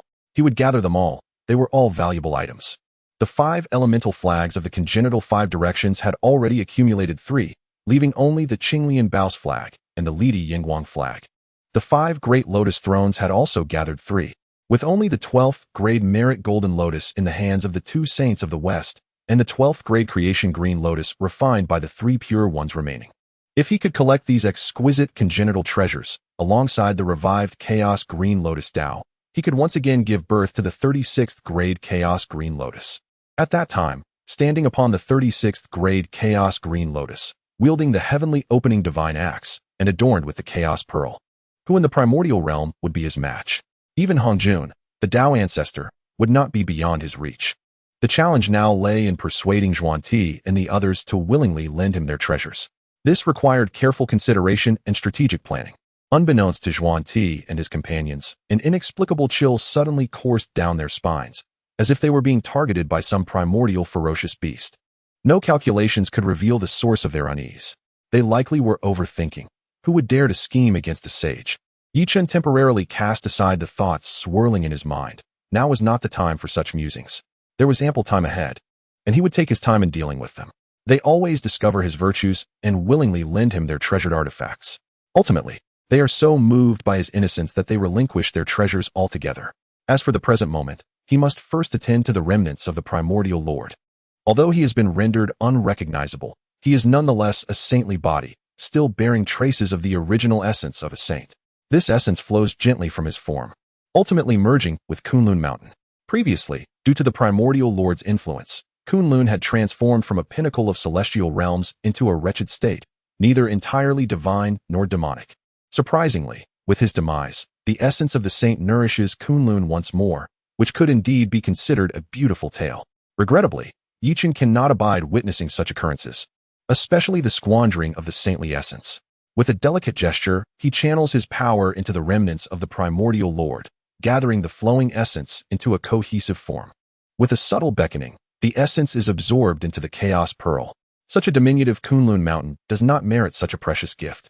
Naturally, Chen will not allow Kunlun to remain in its current dismal state. What has come upon it must be reversed by the same. With a gentle exertion, he crushes the remnants of the Primordial Lord, reducing them to ashes. As the ashes fall upon Kunlun, the malevolent aura dissipates instantly, restoring the mountain to its former glory in the blink of an eye. Intriguing. The restoration of Kunlun is a nod to nostalgia, for he has spent countless years dwelling upon its slopes. However, as vitality returns to Kunlun, Chen suddenly realizes that the mountain's greatest treasure is likely its very essence. Ever since Mount Buzhou was shattered, Kunlun has ascended to become the foremost sanctuary of the Primordial World. Even the Golden Tortoise Island, nourished by the essence of the Primordial Lord, pales in comparison. This alone attests to the might of Kunlun, with the Primordial Lord and his disciples annihilated, and no presence remaining upon Kunlun. Leaving it here would be sheer waste. Should it fall into the hands of those shameless individuals, he would suffer a grave loss. After toiling so hard, why should he adorn others? It cannot remain. They would not relocate to Kunlun, leaving him with but one solution: to move the mountain. He intends to transport Kunlun to Golden Tortoise Island. Both are premier sanctuaries of the primordial realm, and their fusion is beyond imagination. In doing so, Golden Tortoise Island would truly become a divine land. Yet, this act is somewhat morally dubious. Moving Kunlun would sever the chances of the Chen sect's resurgence. However, what concern is that of his? In comparison to the actions of the Primordial Lord and the Chen sect, his deeds can be seen as virtuous. If he is not mistaken, the Primordial Lord is currently hiding within the Tao space, awaiting the restoration of the saintly essence. The Tao is eternal, and so too is the saint. This is no mere jest. Chen is currently incapable of truly slaying him. Nevertheless, this is sufficient. Even the pinnacle of the Primordial Supreme One is no match for him, let alone the revived Primordial Supreme One. Furthermore, all his treasures have been taken away by himself, leaving the resurrected Primordial Supreme One utterly alone. One can only hope that the Primordial Supreme One might witness the spectacle of him relocating Kunlun Mountain. If he were to behold it, would it not infuriate him to the point of death? With the loss of Kunlun Mountain, it would be exceedingly difficult for the Primordial Supreme One to find another paradise of comparable grandeur. After all, there are but a few such paradises in the vast wilderness, and most have already been claimed. To establish a place of practice, he would have to settle for a location of lesser significance, one that even pales in comparison to the abodes of the two saints of the West, disciples of the Heed My Command. Chapter 98, Yi Sheng. The great upon hearing Yi Chen's command, the disciples of the, who were diligently searching through Kunlun Mountain, hastily ceased their activities. They stood in reverence, gazing up at Yi Chen, awaiting his next directive. Such was the discipline among the disciples. Whenever Yi Chen spoke, they would suspend even the most pressing matters. This exemplifies the profound respect and stature Yi Chen held within their hearts. It is no wonder that the swiftly rose amidst the opposition of the four saints and has now obliterated the unity of the disciples is paramount, and under Yi Chen's guidance, they are destined for even greater prosperity. Master brother, all disciples focused their attention on Yi Chen, bowing with utmost respect. Within the confines of their home, they may indulge in playful antics, but outside, Yi Chen is the revered leader, the voice of the deserving of their unwavering respect to avoid the scorn of outsiders. Observing their demeanor, Yi Chen nodded in satisfaction. Cease your search at once. From this moment forth, I shall transport Kunlun Mountain back to my Golden Ao Island. Let this blessed land, which rightfully belongs to us, fully integrate into Golden Ao Island. Yi Chen spoke with a nonchalant tone, yet his words stirred a tempest within the hearts of those around him. What does Master Brother intend? Did I mishear? Did he truly just declare the relocation of Kunlun Mountain to Golden Ao Island? Surely, this must be an illusion. Their eyes widened in astonishment, disbelief etched across their faces. Relocating the mountain, returning to the island. Yi Chen merely reiterated, confirming their incredulity. It was indeed true. Master Brother genuinely intended to bring Kunlun Mountain back. They held an immense emotional attachment to Kunlun Mountain. Had it not been for the constant derision from the disciples of the, they would never have left Kunlun Mountain to accompany their master to Golden Ao Island. This was the sacred land they had personally cultivated, filled with cherished memories. They simply could not bear to part with it. Even though Golden Ao Island is not inferior to Kunlun Mountain, in their hearts, the status of Kunlun Mountain remains unassailable. Kunlun Mountain holds countless memories for them, their initial apprenticeship, their first steps in cultivation. It represents the luminous glow of their aspirations. The potency of such a cherished memory is well understood by all. They had thought their bond with Kunlun Mountain was severed for life. Little did they expect their master brother to forcibly rekindle that connection. Step upon Kunlun, vanquish the saints. Having slain thee and obliterated thee, he now intends to relocate Kunlun Mountain to Golden Ao Island. The radiant glow of their cherished memories returns. How could they possibly resist?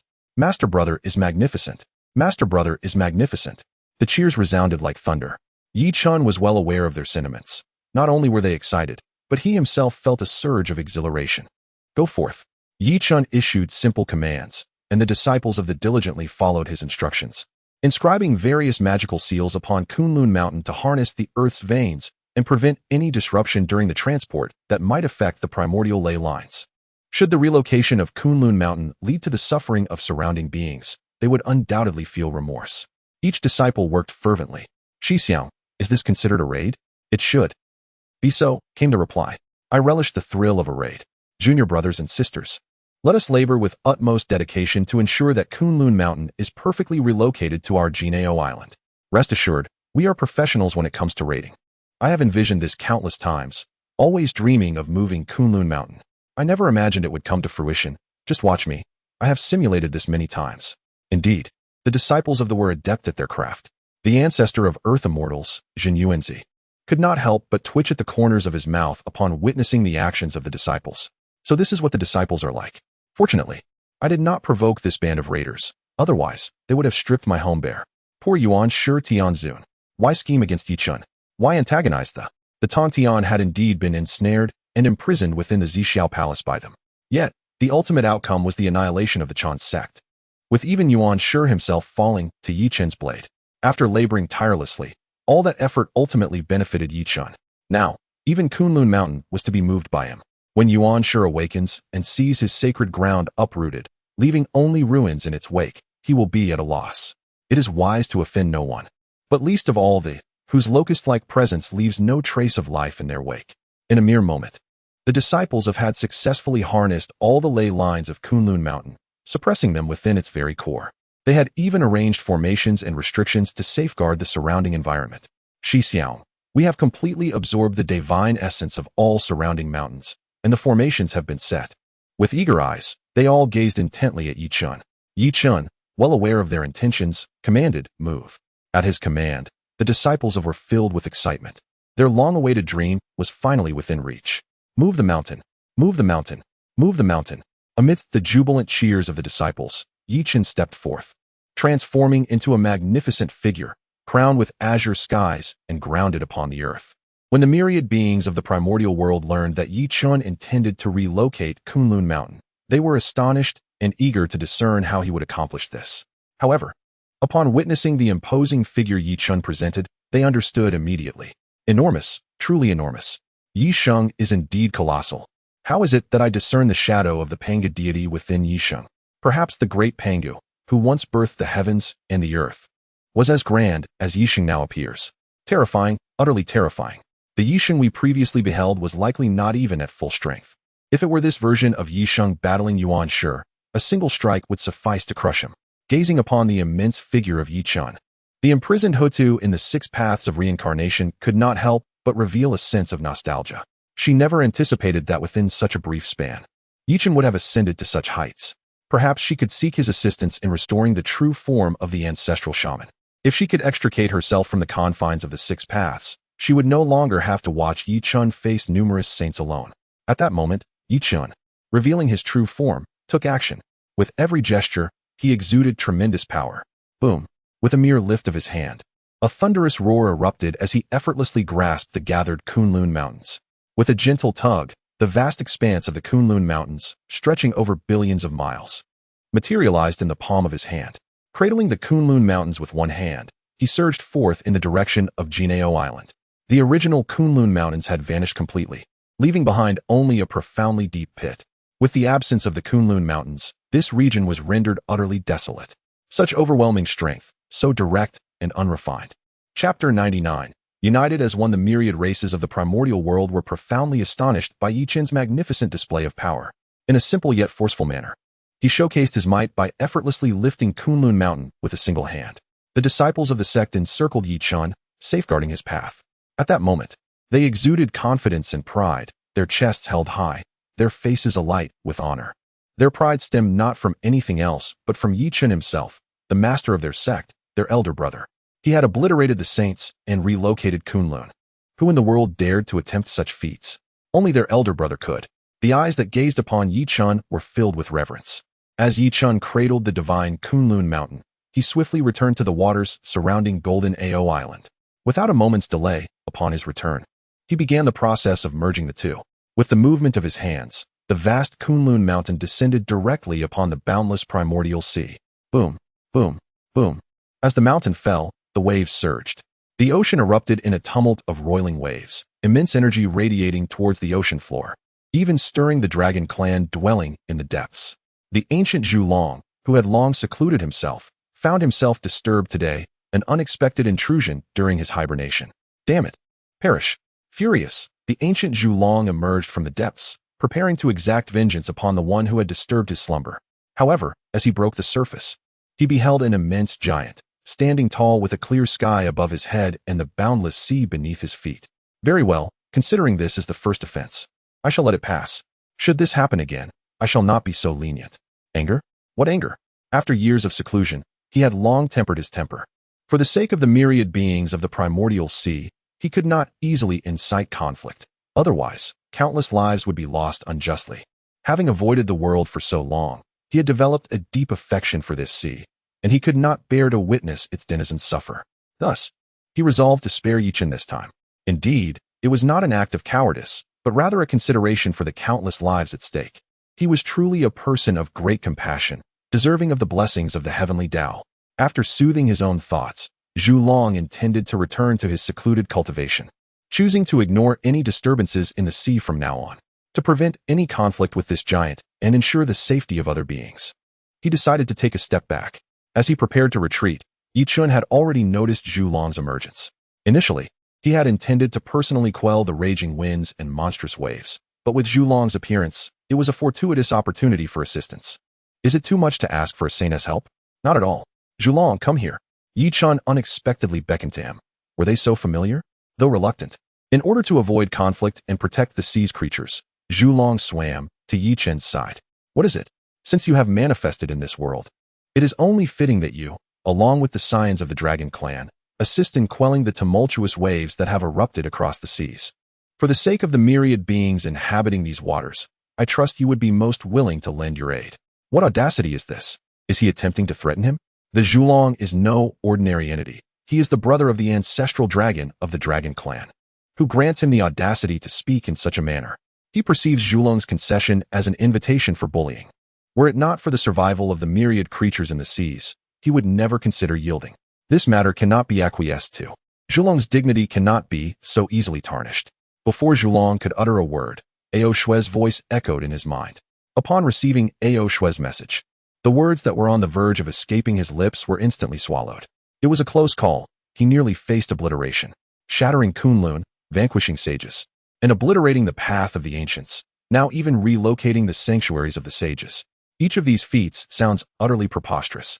Were this to be claimed by another, he would dismiss it as mere jest. Yet, this is spoken by Ao Shui, who has no reason to deceive him. What shall you do? I am more than willing to assist in this endeavor, for the sake of the myriad beings of the sea. The corners of Shouyang's mouth twitched slightly. What could he do? Resist? That would be a farce. The sages have been annihilated. A mere Shouyang would be crushed effortlessly. With a thunderous roar, Shouyang let out a long cry towards the heavens. The once reclusive dragon clan, upon hearing Shouyang's call, responded in unison. In but a brief moment, hundreds of ancient true dragons of the Daluo Jingxian level gathered at the scene, including 3 or 4 dragons of quasi-saint caliber. Chen observed the profound heritage of the dragon clan and nodded in approval. Indeed, they were once a superpower that dominated the primordial world. Their depth of resources is unparalleled, rivaled only by the Jie Sect. When the true dragons of the clan assembled in response to the call, they heeded Chen's directives and commenced their efforts to calm the turbulent waves of the seas. The innate divine abilities of the dragon clan easily subdued these tumultuous waves.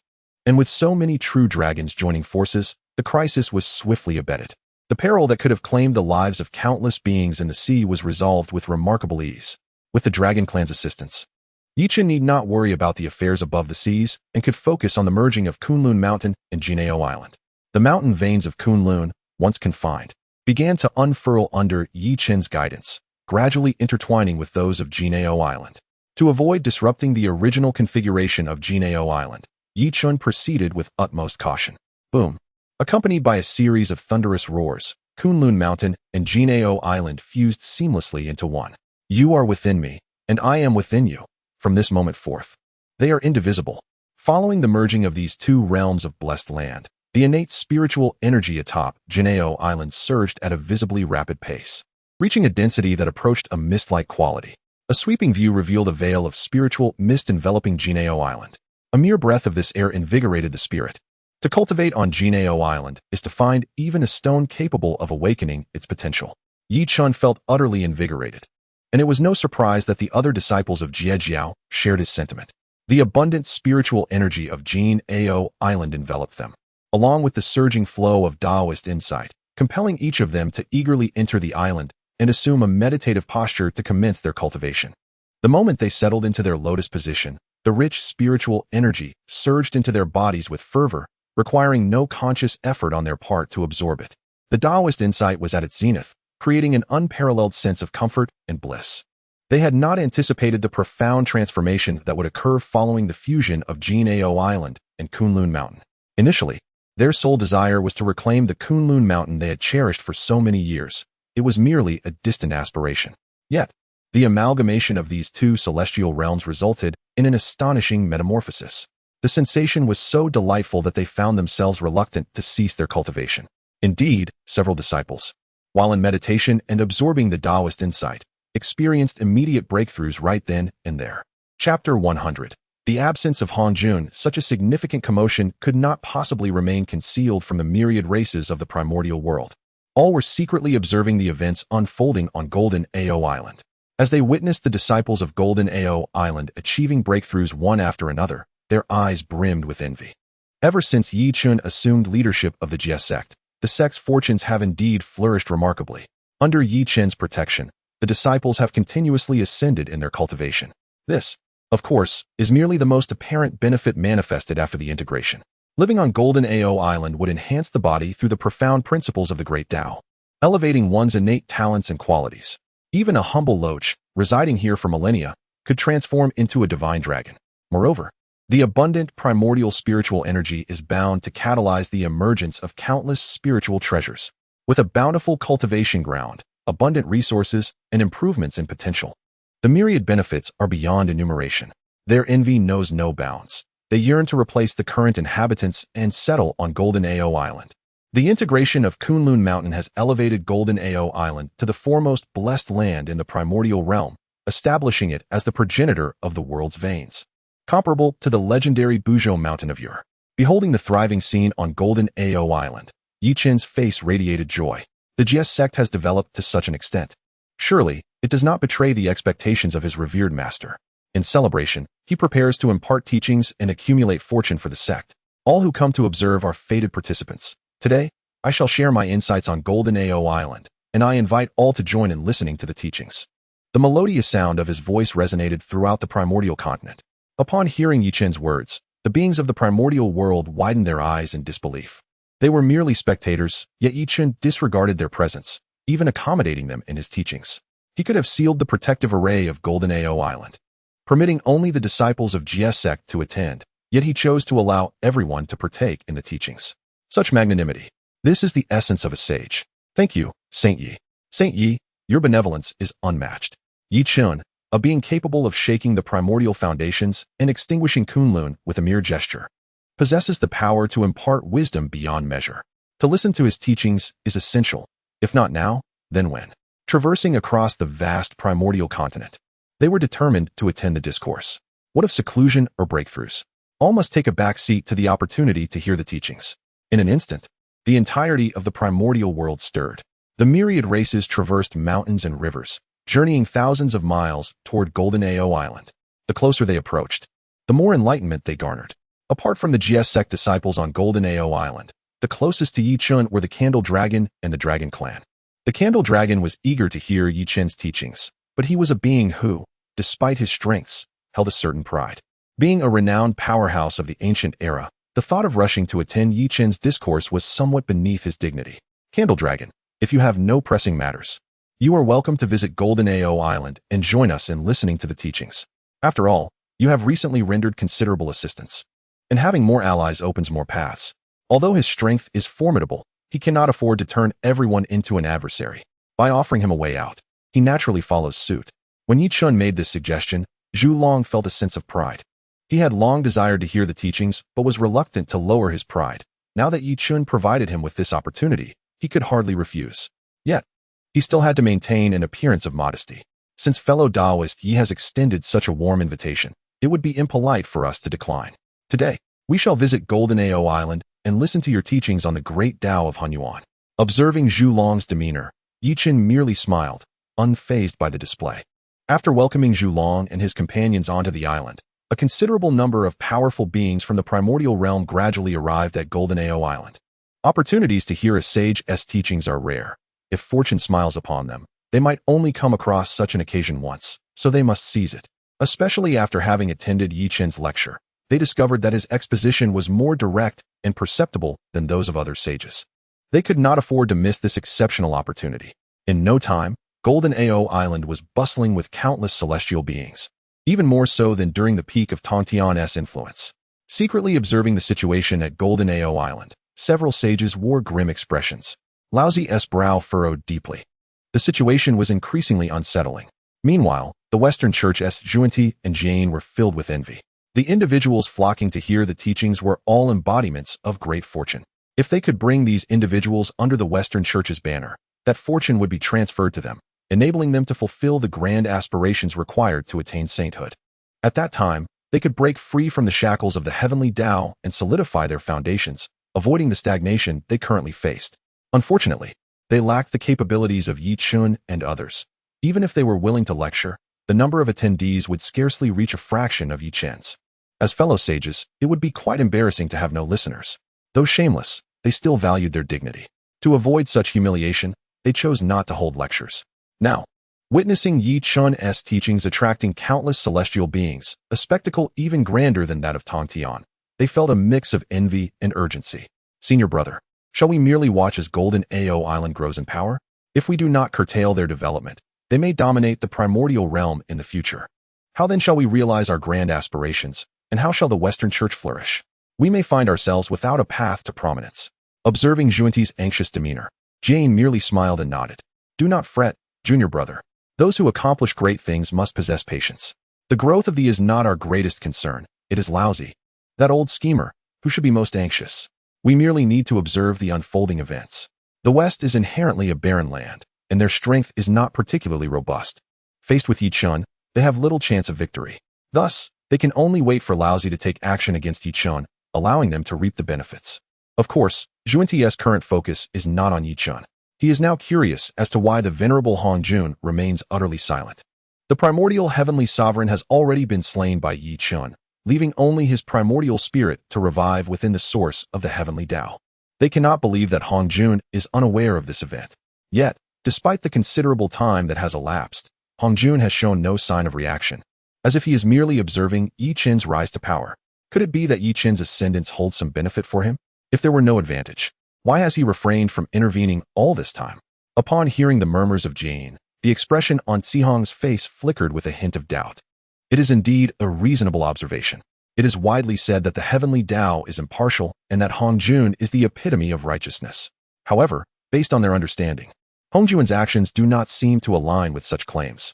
If Hong Jun truly embodies righteousness, how could he confine the leader of the Tongtian sect within the Purple Cloud Palace? In light of previous events, it appears that Hong Jun has consistently favored the primordial heavenly sovereign. Chapter 101. Mere pawns. However, now that the primordial lord has been slain by Yi Chun, Hong Jun remains unresponsive, as if oblivious to the events unfolding. This matter is undoubtedly shrouded in mystery. Brother, there is no need for us to engage in endless speculation. Let us unite with the Grand Taoist and ascend to the San Xiao Palace. Compelling the ancestor Hong Jun to intervene and subdue Yi Chun, this will reveal the ancestor's stance. If the ancestor is willing to act, it will save us considerable trouble. If not, we shall devise another plan. Indeed, how can they fathom the true intentions of ancestor Hong Jun? Rather than lingering in conjecture, it would be more prudent to directly venture to the San Xiao Palace and gauge the ancestor's disposition. They proceeded to contact the Grand Taoist and together ascended to the San Xiao Palace. In a brief moment, the three gathered in the chaos beyond the 33 heavens. After exchanging a few pleasantries, they sought the depths of the chaos to locate the San Xiao Palace. Previously, they could sense the location of the San Xiao Palace with ease. However, this time, they searched for an extended period yet were unable to discern its whereabouts. It was as if the location had been obscured by some unseen force. The only one capable of such an act in the entire Honghuang realm was none other than Ancestor Hongjun. Although Ancestor Hongjun had said nothing, his demeanor spoke volumes. They were met with a void. With Ancestor Hongjun obstructing their path, it was impossible for them to locate the San Xiao Palace within the chaos. Pondering this, the expressions of the three grew grim. The Ancestor's attitude prompted the Grand Taoist to entertain ominous thoughts. With a flick of his sleeve, he turned and departed the chaos, returning to the 8 Scenery Palace. With the Grand Taoist gone, the remaining two felt it prudent to leave as well. The Ancestor's disposition towards them had never been particularly favorable, and if even the Grand Taoist could not meet with Hongjun, their chances were even bleaker. They swiftly returned to the Ling Mountain Taoist Temple. Once the three departed, the San Xiao Palace, which they had sought for so long, gradually revealed itself within the chaos. Yet they remained unable to locate it. Meanwhile, all that transpired in the chaos was closely observed by the Tongtian sect leader, who harbored a mix of schadenfreude and mild curiosity. Master, why do you not meet with these three? After all, you are imprisoned within the San Xiao Palace and cannot go anywhere, nor do you need to worry about any secrets being divulged. With curiosity in mind, he directly inquired, surely, they have come to beseech you to suppress my wayward disciple. However, Master, given that the Primordial Lord fell at the hands of my eldest disciple, why have you remained inactive? You have always favored the Primordial Lord. I have prepared myself for a fierce confrontation with you, yet you choose to do nothing. Could it be that you fear I might act irrationally? That seemed unlikely. He recognized that he was essentially powerless against Hongjun. Even if he wished to intervene, it would merely be a matter of a casual wave. Hongjun would hardly regard him with any weight. Clearly, Ancestor Hongjun was not as passive as he appeared. He was undoubtedly plotting something. Otherwise, given his profound preference for Yuan Shi, he would never permit Chen to slay him. Hongjun did not respond to Tongtian's inquiry. He merely sat in silence upon the mat. During this period, the demeanor of the venerable Hongjun appeared quite peculiar, his presence increasingly weighty. At times, he felt as though he were confronting not Hongjun, but rather the very Tao itself. It was baffling, truly incomprehensible. Why does everyone resort to scheming against one another? The two saints of the West are plotting, Yuan Shi Tianzun is devising schemes, and even the seemingly honest, yet cunning Laozi is engaged in machinations. It has become evident that the roots of their intentions are rotten. Even Hongjun is entangled in calculations. Why do these individuals possess such an insatiable appetite for scheming? Do they derive joy from the benefits gained at the expense of others? Tongtian felt a profound sense of frustration. He longed to emulate Chen. While Chen traversed Kunlun, he would stride upon San Xiao. As Chen extinguished the saints, he would seek to vanquish Hongjun. Yet, alas, he found himself outmatched, unable to contend with Hongjun. Otherwise, he would have certainly toppled the San Xiao Palace. Schemes, let them all vanish.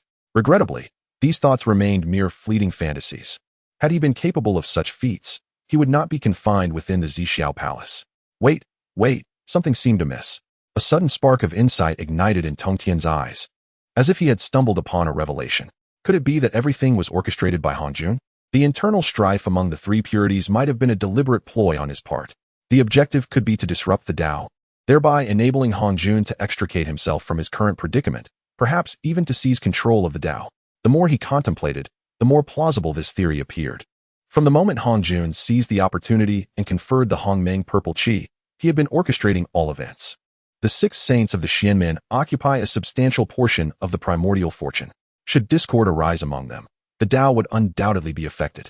His Jie Jiao could be the catalyst for this internal turmoil, the inception of Hongjuan's stratagem. All was for his own sake, to liberate himself from the Tao, to dominate it, and to wrest the boundless primordial world created by the father god Pangu from its origins. Everything became clear. It must be so.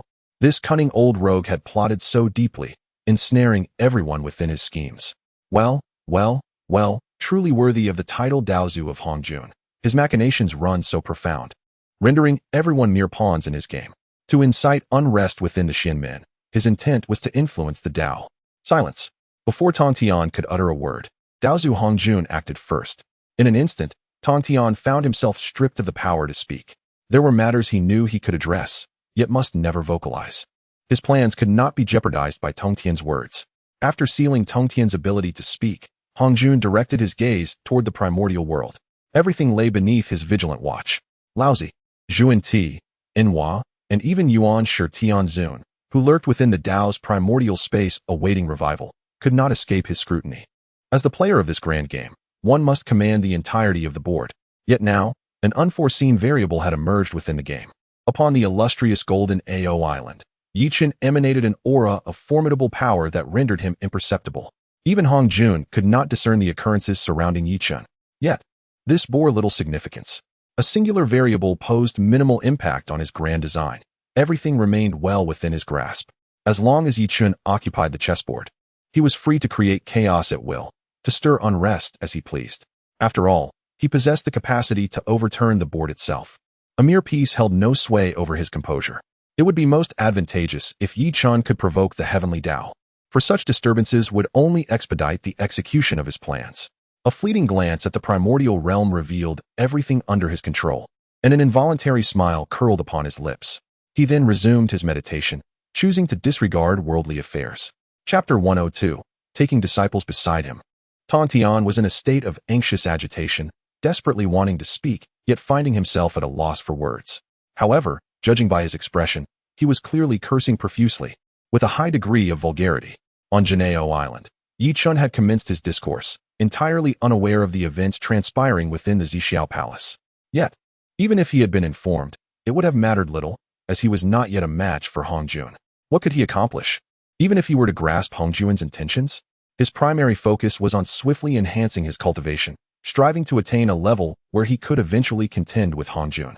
The melodious tones of his teachings resonated across Janeo Island, reaching the ears of many formidable beings from the primordial realm. This lecture was an exploration of the 3,000 avenues. As the profound sounds of the Tao spread, celestial flowers began to descend from the heavens, and countless golden lotuses emerged from the earth. Once Chen began his lecture, there was no stopping him for a considerable duration. The extent of their enlightenment would ultimately depend on their individual capacities. The nourishment had been presented before them. Whether they chose to partake was entirely their own decision. The audience, initially drawn by a desire to gain insights through analogy, found themselves unexpectedly captivated. The profound principles Chen expounded upon encompassed all the paths they had cultivated. Requiring no indirect associations, they could directly apply the teachings to their own practices. In an instant, everyone became enraptured, losing track of time and the presence of those around them, each person absorbed in a state of rapture. The formidable beings of the primordial realm, such as Tongtian, experienced manifestations as they listened to Chen's teachings, gaining immense benefits from the experience. As time flowed, Chen's discourse approached its conclusion. When the final notes of the celestial melody faded, he gradually opened his eyes, surveying the disciples of the and the numerous primordial powers around him, his smile growing ever more radiant. Observing their contemplative expressions and the manifestations occurring around them indicated that they had indeed gained substantial insights. This was precisely Chen's intention. While it appeared that the beings of the primordial realm were the recipients of a great boon, the one who benefited the most was, in fact, Chen himself. Throughout the lecture, he had the opportunity to re-evaluate the Tao he practiced, while also absorbing the thoughts and inspirations of his listeners, thus advancing his own understanding of the profound principles. Moreover, it was crucial to note that these powerful beings carried their own fortunes. After the conclusion of the lecture, a portion of their fortunes would be siphoned off, ultimately converging upon Chen, thereby accelerating his comprehension of the Tao. As Chen awakened from his contemplative state, his gentle voice reached the ears of his audience, rousing them from their meditative trance. Esteemed friends, this lecture has now concluded. Should fate allow, you are welcome to return to Janeo Island for further teachings in the future. Unbeknownst to them, Chen's discourse had indeed drawn to a close, and they had reaped substantial rewards from the experience. His teachings seemed as though they had been specifically tailored for them, allowing each individual to find their own enlightenment within. Across the entire primordial realm, only Chen possessed the ability to achieve such a feat. We are profoundly grateful to Saint Yi for his enlightening teachings.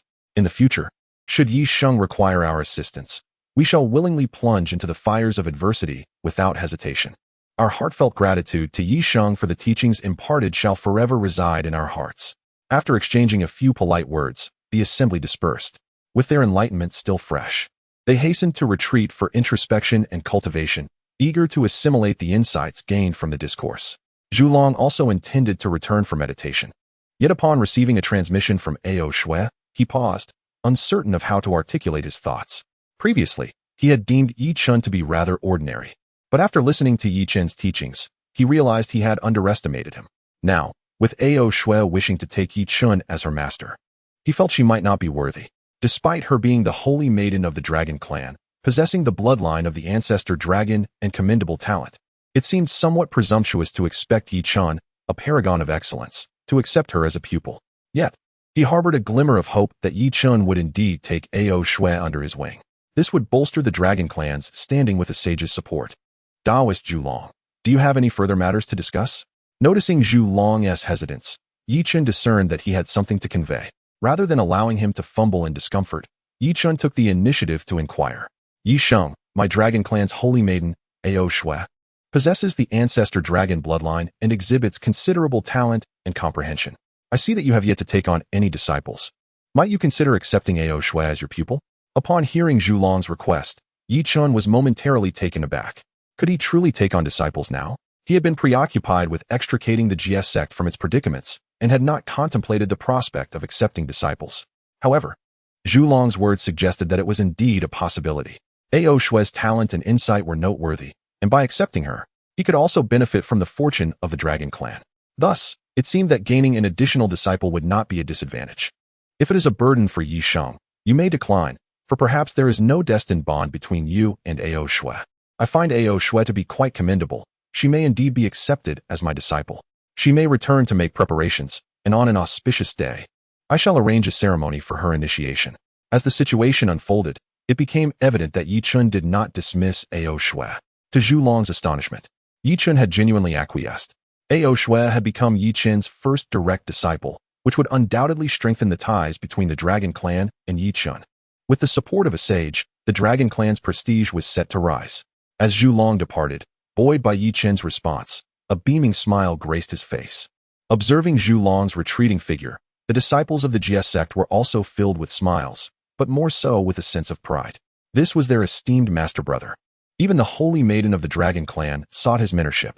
Once all had departed, the heavenly Tao bestowed upon Yi Chen the merits of teaching. Yi Chen was somewhat taken aback by this, as he had recently reaped numerous rewards. Each time he delivered a discourse, the heavenly Tao would grant him recompense. Why had he not encountered such blessings before? It turned out no one had previously shared their wisdom. Ever since these sages attained their sanctity, they ceased to impart teachings, leaving the cultivation of the myriad beings of the primordial realm to Yi Chen. Yet Yi Chen remained indifferent to such matters, casually infusing the jade chime in his hand with the essence of moral enlightenment. With the infusion of this divine virtue, it transformed into a spiritual treasure of merit, enhancing its power slightly. As the discourse concluded, and with the fortification of the collective fortune of all beings, Yi Chen focused his thoughts and once again arrived at the vast sea of primordial fortune. His gaze naturally fell upon the chaotic green lotus Tao embryo. Nourished by the fortunes of the damaged chaotic green lotus, Tao embryo gradually began to revive. At this moment, it even exhibited traces of the power of a chaotic treasure, managing to suppress the fortunes of the. However, this was merely the beginning. Even though the chaotic green lotus Tao embryo had regained some vitality, it remained in a damaged state. Come forth. Yi Chen gently beckoned, and the 12-petal pure world white lotus materialized in the palm of his hand. Chapter 103. Fellow Taoist Hutu as the 12th grade pure world white lotus manifested. The azure lotus Tao responded simultaneously, its surface intermittently radiating divine light. It seemed as though the 12th grade pure world white lotus sensed the call of the azure lotus Tao, emanating streams of pure, radiant light. Had it not been for Yi Chen's control, the pure world white lotus would have undoubtedly soared towards the azure lotus Tao. However, Yi Chen summoned the 12th grade pure world white lotus with the intention of returning it to its origin. After all, having attained the status of a sage, these supreme innate spiritual treasures offered him little assistance. Rather than keeping them in his possession, he preferred to integrate them into the chaos azure lotus Tao, rejuvenating its former might. With this thought, Yi Chen cast the 12th grade pure world white lotus into the air. Freed from his grasp, the divine light radiating from the pure world white lotus grew ever more resplendent, responding in kind to the Chaos Azure Lotus Tao. The closer they drew to each other, the more divine light they emitted, until the pure world White Lotus completely merged into the Chaos Azure Lotus Tao. In that moment of fusion, the divine light enveloped the entire sea of fortune. As the radiance dissipated, the celestial sound of the Tao resonated in his ears, and a fleeting apparition materialized before him. Though the vision was brief, it bestowed upon Yi Chen significant benefits. In that instant of returning to his origin, the inherited memories contained within the Chaos Azure Lotus Tao were activated, and the vision he had just witnessed was a fragment of that activation. The Chaos Azure Lotus began to slowly ascend amidst the swirling chaos, upon which rested a primordial divine egg. The surface of the egg was inscribed with endless Tao patterns, as if it were nurturing something profound.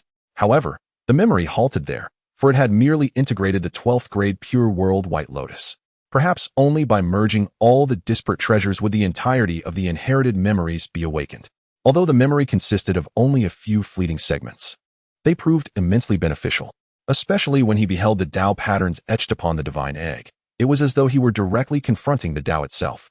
Just a single glance profoundly impacted him, deepening his understanding of the Tao. While he could not yet articulate his insights, a vague speculation began to form within him. If his observations were correct, the primordial divine egg resting atop the Chaos Azure Lotus harbored within it the essence of the great Pangu. With just that one glance, he had gained much. Thus, he resolved to merge everything without hesitation.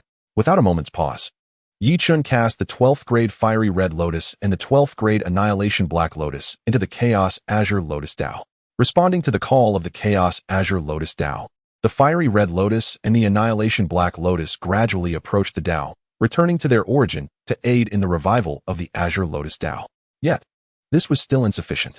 After returning the Fiery Red Lotus and the Annihilation Black Lotus, Yi Chen then threw in the Xian Yuan controlling water flag from Ancestor Ming He, the Plain Cloud Realm flag from Yao Qi, along with the Wuji Apricot Yellow flag, and the three treasures Jade Rui from the Primordial Heavenly Sovereign. All were cast into the Chaos Azure Lotus Tao, as they were all manifestations of the Chaos Azure Lotus. Upon returning to one's origins, the chaotic Azure Lotus embryonic essence has greatly benefited. After absorbing all that was necessary, the chaotic Azure Lotus began to emanate a resplendent divine light. As the chaotic Azure Lotus continually revived, the sea of fortune began to tumultuously stir, unleashing formidable waves.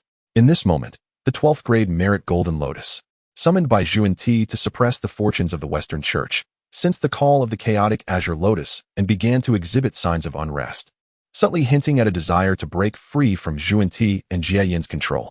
When the 12th grade Merit Golden Lotus began to act out, Yuan Ti and Jie Yin quickly became aware of the situation. They pondered the cause of such upheaval in the Golden Lotus. What could be the reason behind this significant turmoil? For the moment, they decided to prioritize suppressing the 12th grade Merit Golden Lotus. This artifact was a crucial treasure for controlling the fortunes of the Western Church. Should it slip from their grasp, the very foundation of the Western Church would be jeopardized. With no time to spare, the two joined forces to subdue the 12th grade Merit Golden Lotus. Yet, this was merely the beginning. Following the unrest of the 12th grade Merit Golden Lotus, the treasure-colored Azure Lotus banner also began to quiver. They not only needed to suppress the Golden Lotus, but also had to divide their focus to contain the Azure Lotus banner. This repeated turmoil cost the Western Church at least 10% of its fortune. What on earth was happening? Why was everything in disarray? They were already troubled by the rise of Yi Chen, and now even their artifacts required their attention. Frustratingly, they could not ascertain the cause of this inexplicable turmoil, suffering an unaccountable loss. Of course, Yi Chen did not intentionally scheme against them. He was unaware of the happenings on their end. Moreover, the disturbances were not limited to them alone. The flag of the land of Supreme Laozu, the coiled dragon's cane, and even the azure plum sword of the heavenly teacher were also experiencing turmoil at this moment. But who cared? If they could not even maintain control over their own artifacts, they could only blame their inadequacies.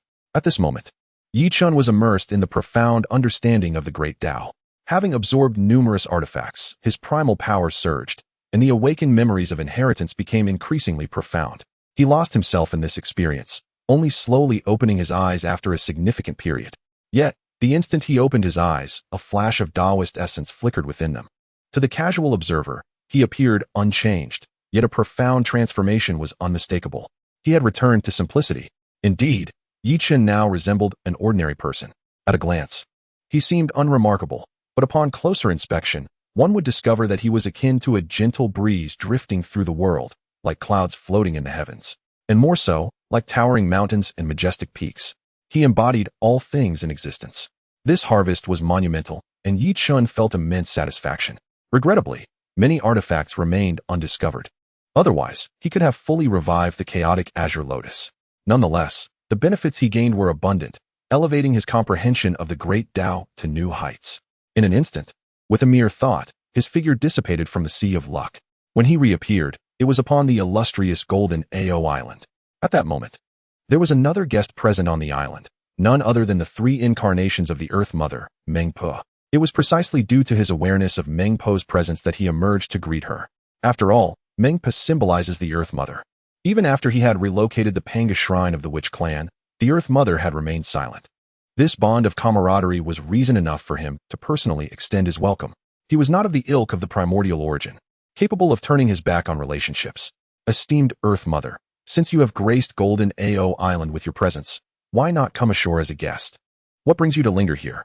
Do you harbor disdain for Golden Ao Island, or do you suppose that we would refuse your esteemed visit? Chapter 104, Becoming Tao Companions? Suddenly hearing Yi Chen's teasing voice, Meng Po finally came to her senses and quickly turned to look at him. Fellow Taoist Yi, you have misunderstood me. I harbor no grievances against you, nor do I shy away from visiting Jinao Island. I have come with a matter for which I seek your assistance. Yet I am uncertain how to broach the subject, hence my hesitation at the entrance. Her trust in Yi Chun was unwavering, possibly due to the bloodline of her father. Thus, upon hearing Yi Chen's inquiry, she revealed her true intentions. Your cultivation has indeed advanced. She had not focused on Yi Chen earlier, but now, seeing him anew, she realized she could scarcely perceive his depth. The aura emanating from him was enigmatic and profound. It had only been a short while since their last meeting. And yet Yi Chun had made such significant progress, surpassing her expectations. As a sage herself, she understood the arduous journey of cultivation after achieving sagehood. The effort required to advance further was immense. Yet Yi Chun had broken through with such ease. Most importantly, his advancement was clearly not the result of any forbidden techniques. His aura was harmonious and unified, indicating a breakthrough born of ample accumulation and natural progression. Observing Meng Po's astonished expression, Yi Chen merely smiled lightly and spoke. It is but a minor realization. Come, let us converse on the island. With a flick of his sleeve, their figures vanished from the island and reappeared in the Bio Palace. He brewed a few leaves of enlightenment tea in the divine water of the three lights, offering a simple hospitality to Meng Po. There is no need for us to dwell on our relationship. If there is anything you require my assistance with, please do not hesitate to ask. As long as it is within my capabilities, I shall spare no effort. Yi Chen was not one to owe favors lightly. Having acquired treasures from the Witch Clan and taken the Panga Hall, he kept this debt in mind. Upon hearing Yi Chen's words, the last trace of worry in Meng Po's heart dissipated entirely. She knew he was not one to forget kindness. Of course, she did not seek to repay a favor in a transactional manner. All her actions were for Yi Chen's sake. Her visit was to request his help in restoring her ancestral witch form and freeing herself from the cycle of reincarnation. In truth, when Meng Po appeared, Yi Chun had already surmised her intentions. Trapped within the cycle of reincarnation, her plight was indeed distressing. It was only natural for her to seek liberation. However, with her current strength, she was unable to break free from the constraints of the heavenly Tao. The only one capable of aiding her was Yi Chun. Very well, I shall assist you with this matter. Yi Chun answered without a moment's hesitation. Upon hearing this, a radiant smile spread across Meng Po's face. To be honest, she had come prepared for rejection, accustomed as she was to the deceptions of the primordial world, where even sages schemed against one another. Everyone was motivated by self-interest. Who could be expected to lend a hand willingly? Yet Yi Chun was different. He made no demands and exhibited no hesitation in acquiescing to her request. Aside from the ancestral witch who shared her lineage, Yi Chun was the first. Taoist Yi, you need not dwell on our previous encounter. I understand. I merely feel a profound kinship with Taoist Hutu, which compels me to offer my assistance willingly. Perhaps it was due to their shared Panga bloodline that Yi Chun indeed felt a closeness to Hutu. Most importantly, having more friends opens multiple paths. He could not afford to make enemies of all the sages, for that would leave him utterly isolated. By rescuing Hutu, they would forge an intimate partnership. Should anyone wish to target the Jie Sect, they would need to think twice. Upon receiving Yi Chen's affirmative response, Meng Po's face flushed with a rosy hue, her eyes brimming with shyness. Then I shall rely on you, Taoist Yi. It is no trouble. But I am unclear on how Taoist Huda wishes to restore your ancestral witch form. Do you possess a specific method? If no method existed, how could Huda send her 3 incarnations to seek out Yichun? However, this method was somewhat difficult for her to articulate. To restore the ancestral witch form, one must harness the purest primordial creation power birthed from the union of yin and yang. This force would catalyze the ancestral witch's essence within her, allowing her to remold her corporeal form. Yet, the mere thought of their need to engage in such a union made Huda blush. After all, that state would be even more fervent than the intimacy shared between a married couple. How could she possibly bring herself to speak of it? The more she pondered, the redder her face became, leaving Yichun beside her in a state of bewilderment. What was going on with her? The temperature in the Bo Palace was quite pleasant. It shouldn't be so warm. Could it be that her long tenure in the cycle of reincarnation had dulled her sensitivity to temperature? Taoist Totu, are you feeling warm? Oh, no, not at all. Hearing Yichun's inquiry, Mengpo abruptly lifted her head, only to lower it again upon meeting his gaze. It was unbearably embarrassing. Taoist Totu, if you have resolved how to restore your ancestral witch form, please speak candidly, so I may prepare accordingly. Yichun had been attentive to her quest for restoration, yet she remained entangled in her own thoughts. Such hesitance was unwarranted.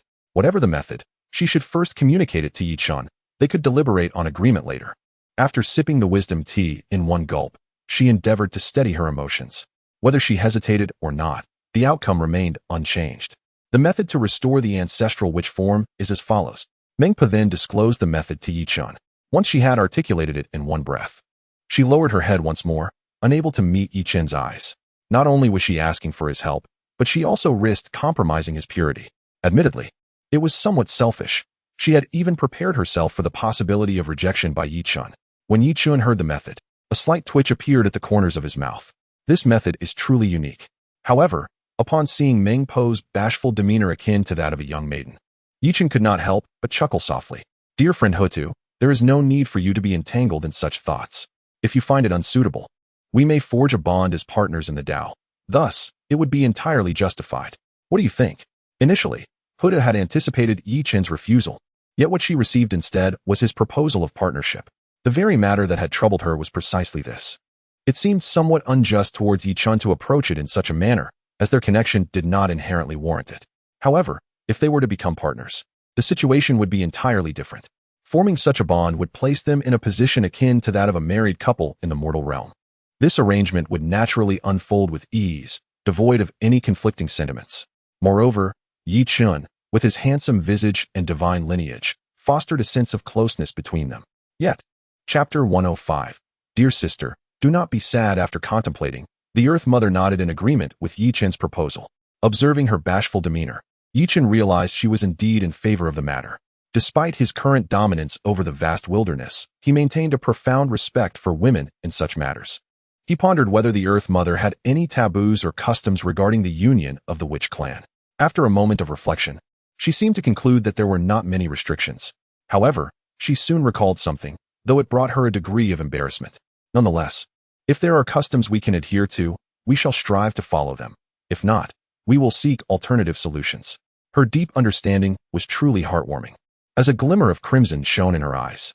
In truth, there are not many taboos, but I recall some past traditions of ours. The witch clan has a rather bold custom, which may seem somewhat overbearing, yet it has always been our way. Intrigued, Yichun eagerly awaited to learn about the witch clan's formidable traditions surrounding the union of partners. He listened intently as she explained. When a witch sees a partner that resonates with her heart, she may directly incapacitate him and take him to the bridal chamber. This has long been a customary practice among us, though I wonder if you would find it acceptable. As she spoke, the Earth Mother seemed to harbor an impulsive desire, as if she wished to experience this tradition with Yichun. Indeed, it was quite bold and fierce, seizing one's own partner through sheer will. Do the male witches not think of fleeing after such unions? He inquired, bemused. How could you know? They often contemplate escape, she replied, puzzled. I cannot fathom why. Even after becoming partners, they still entertain the notion of fleeing. Seeing her bewilderment, Yichun could only sigh inwardly. What wrong have they committed? They merely seek a partner of their own. Yet, they seem to overlook the desires of the male witches, forcibly bringing them into the bridal chamber regardless of their consent. Is this not akin to abducting a virtuous man? Thus, it is vital for young men to safeguard themselves from such predicaments. Otherwise, they might inadvertently fall prey to a rogue woman seeking a partner. After a brief moment of silent tribute for the male witches who endured such hardships, Chen spoke again. Your tradition is directed at those unwilling to enter into partnership. However, between us, as our hearts are aligned, there is no need to adhere to such customs.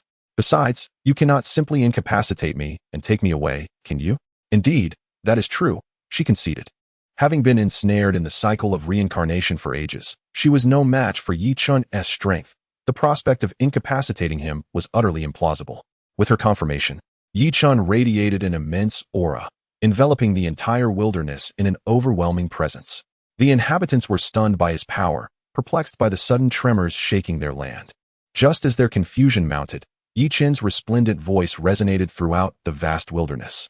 I, Chen, vow by the vastness of the primordial universe and the celestial bodies, along with the cycles of the sun and moon, to unite with Hutu as my Tao companion. Upon hearing Chen's declaration, Hutu was momentarily taken aback, and the aura of the sage erupted instantaneously, enveloping the entire primordial realm. I, Hutu, likewise vow by the primordial universe and the celestial bodies, along with the cycles of the sun and moon, to unite with Chen as my Tao companion. As these two sacred voices resonated, the primordial world began to tremble, and celestial melodies reverberated throughout. The essence of profound merit and virtue descended upon both Chen and Hutu. As they became Tao partners, auspicious signs manifested across the entirety of the primordial continent, blessed by the heavenly Tao. This, am I not hallucinating? The sage Yi and the sage Hutu have truly become Tao companions? The blessings of the heavenly Tao, how could this be false? Indeed, they have united as companions. Once the rewards from the heavenly Tao were bestowed, the crowd gradually reacted, their expressions varying widely. Nuwa, who seldom emerged from seclusion, felt a tinge of vexation as she gazed at the red embroidered ball in her hands, momentarily at a loss for words. The union of these two should warrant congratulations. Yet their bond had usurped a significant portion of her dominion over marital affairs. Thus, she could only sulk alone within the Nuwa palace. The figures of Jane and Juanti observed the profound merit and virtue enveloping Chen and Hutu, feeling nothing but envy, with no other recourse. In contrast, Laozi contemplated far more profoundly. He had sensed this unfolding event long before, foreseeing their entanglement from the moment the Pango Hall emerged in Chen's possession. Had he discovered their dealings earlier, perhaps Yuan Shi would not have met his demise, and the fortunes of the three pure ones would not have diminished to such an extent. All of this stemmed from Chen. Laozi harbored a deep desire to eliminate Chen at once, yet recognized that the time for action was not yet ripe. In the entirety of the primordial realm, perhaps only Yuan Shi bore the weight of sorrow. Upon hearing of Chen and Hutu's union, her heart shattered into 8 pieces. It was she who had first harbored feelings, who had known him first. How could Hutu surpass her? Observing her sister's distress, San Xiao immediately grasped her thoughts. It was evident to all that San Xiao's heart was pained. Hence, she hurried to offer solace. Sister, do not grieve. The bond between you and the senior brother has endured for many years, far beyond what Hutu can claim. Their union is merely a strategic alliance. Senior brother seeks a partner for collaboration, devoid of deep sentiment. He cannot compare to you. Do not lose hope. We still have our chances. Even if they are united, the heavenly Tao has not decreed that one can only have a single Tao companion. So sister, we can still strive forward. Encouraged by San Xiao's words, Yuan Shi felt her spirits lift considerably. Wait, something feels amiss. We? This implies that San Xiao. Yuan Shi gazed at her sister in disbelief. San Xiao, showing no hesitation, readily nodded in affirmation. However, upon reflection, it is understandable that with Chen's remarkable qualities, anyone who has shared years of connection with him would inevitably harbor feelings of admiration. Regrettably, they have been overshadowed by Hutu's fortuitous ascendancy. It is lamentable that their own shortcomings have led to this situation. Had they attained the path of sanctity, the matter of Hutu would not have arisen. In their hearts, they silently vowed to persevere, acknowledging that only through achieving the path of sanctity could they earn the right to stand beside Chen. Meanwhile, Chen and Hutu remained stationary, engrossed in the processing of the celestial energy bestowed by the Tao. Once they had completed the handling of this profound and virtuous essence, they exchanged a knowing smile, their silence punctuated by a hint of awkwardness, as it was their inaugural union as Tao partners. After a prolonged contemplation, Chen finally spoke. Now that we have become Tao companions, allow me to assist you in restoring your ancestral essence.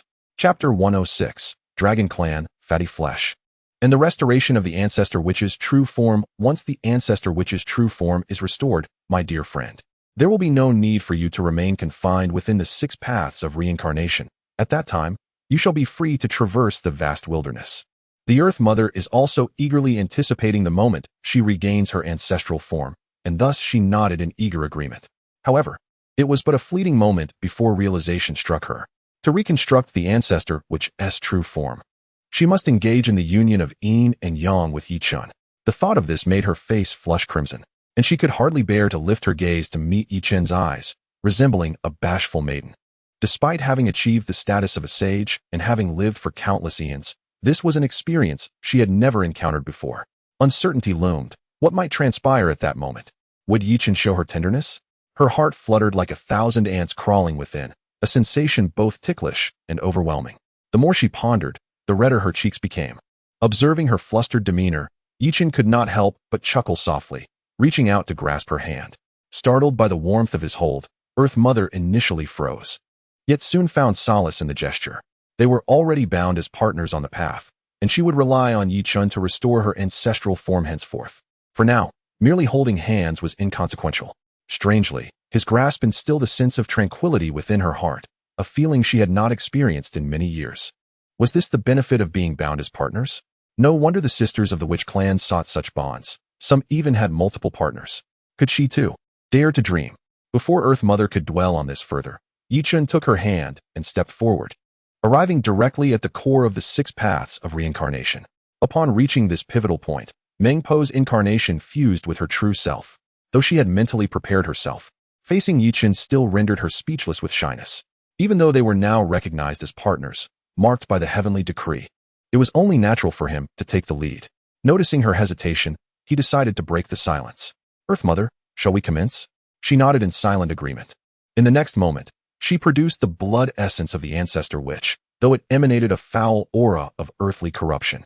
This essence was what remained when she transformed her true form into the 6 paths of reincarnation, intended for the day when she could escape that cycle and reconstruct her ancestral body. Yi-Chun, as long as you are with me, we shall. Her voice dwindled to a whisper, her cheeks aflame, as she struggled to articulate the remainder of her thoughts, too embarrassed to continue. Yet, at that moment, Yi-Chun's focus was not on her words. When the blood essence was extracted, all his attention was drawn to it. This blood essence will not suffice. Earth Mother was taken aback by his sudden declaration, puzzled by his meaning. The essence was tainted with an overwhelming amount of earthly corruption, and should they attempt to use it to reconstruct her physical form, she would remain unable to cultivate her primordial spirit. Do you not wish to transcend the boundaries of the past, or do you intend to remain an uninformed ancestral deity? Huta naturally refuses to revert to the state of an ancestral deity devoid of enlightenment and understanding. What course of action should I take? Leave it to me. I shall refine it for you. Bestowing a reassuring glance upon Hutu, Yi-Chun concentrated, absorbing the essence of the ancestral deity's blood. Subsequently, he summoned the chaotic bell. With a resounding clang, the bell's chime reverberated throughout the realms of reincarnation, its sound penetrating the essence of the ancestral deity's blood. The noxious earthy aura embedded within the blood was thus shaken free. As the chime resonated repeatedly, the ancestral deity's blood grew increasingly pure, even emanating a crisp and fragrant aroma. Is this truly possible? This was Hutu's first encounter with such a phenomenon. Observing Yi-Chun as he purified the noxious aura from the blood, her eyes widened in astonishment. The ancestral deity's blood before her was entirely transformed. After the noxious aura had been purified, the blood became more refined, and she sensed that this radiance of earthy virtue was its true essence. No. The 12 ancestral deities had once verified that an ancestral deity could not indeed cultivate a primordial spirit, relying solely on the noxious earthly aura to enhance their strength. History has proven their methods were sound, as they relied on this aura to ascend to quasi-saint status. Yet now, Yi-Chun's actions cast doubt upon all that they had previously believed. The purified ancestral deity's blood was undeniably more potent and formidable. Hutu, do not linger.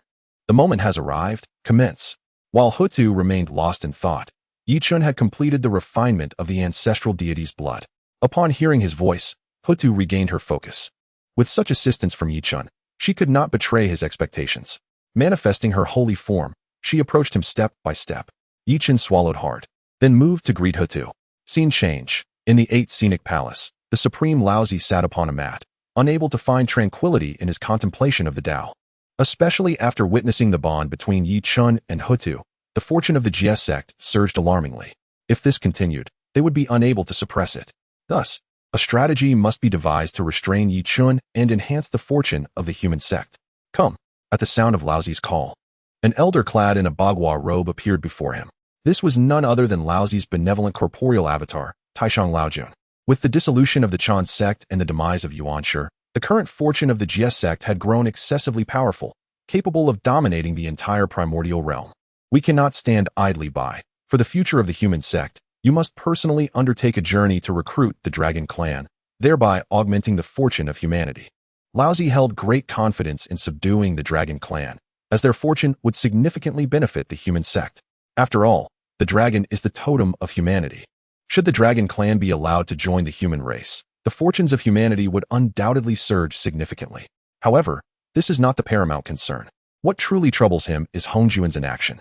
Despite the turmoil surrounding Yuan Shi, Hongjuan remains indifferent, even absent from their presence. If he claims to be devoid of ulterior motives, Laozi would certainly not believe him. Consequently, he has begun to harbor a sense of vigilance towards Hongjuan. The pressure from the Jie sect, along with Hongjuan's machinations, weighs heavily upon him. If he does not swiftly enhance his own strength, he risks becoming a mere pawn in someone else's game. He yearns to break free from this predicament. He either requires the assistance of supreme treasures or must rely on fortune to deepen his understanding of the great Tao. In the vast wilderness, the treasures that could benefit him have already been claimed by others. Therefore, his only recourse now is to consolidate fortune as much as possible, thereby augmenting the luck of the human race, which will significantly accelerate his comprehension of the supreme great Tao.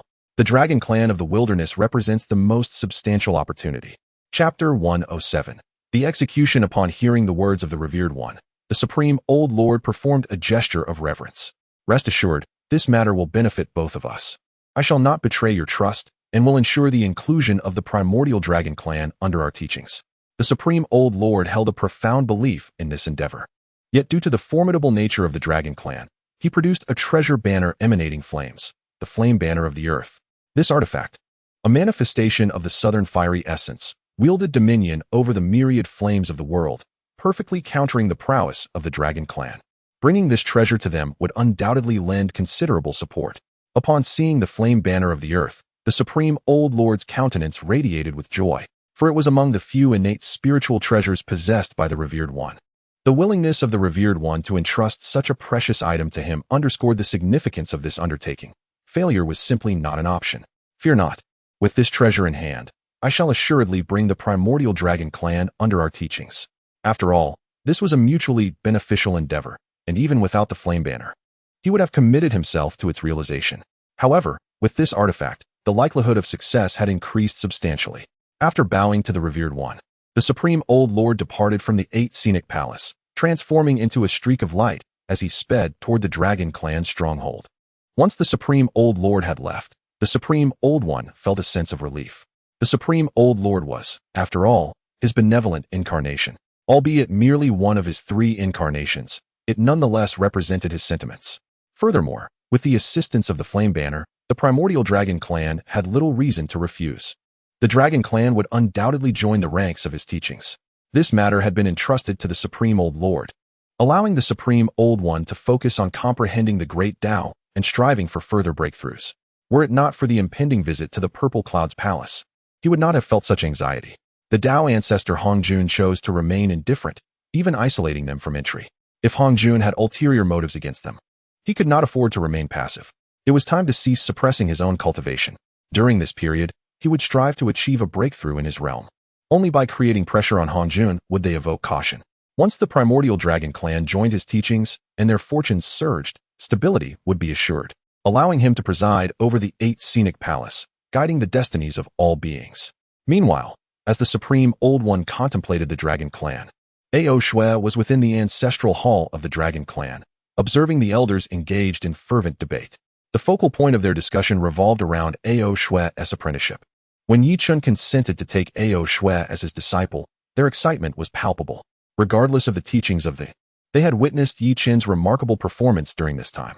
The benefits of being associated with him were beyond measure. They could select treasures at will, attend lectures personally delivered by him, and even share in the merits awarded by the heavenly Tao.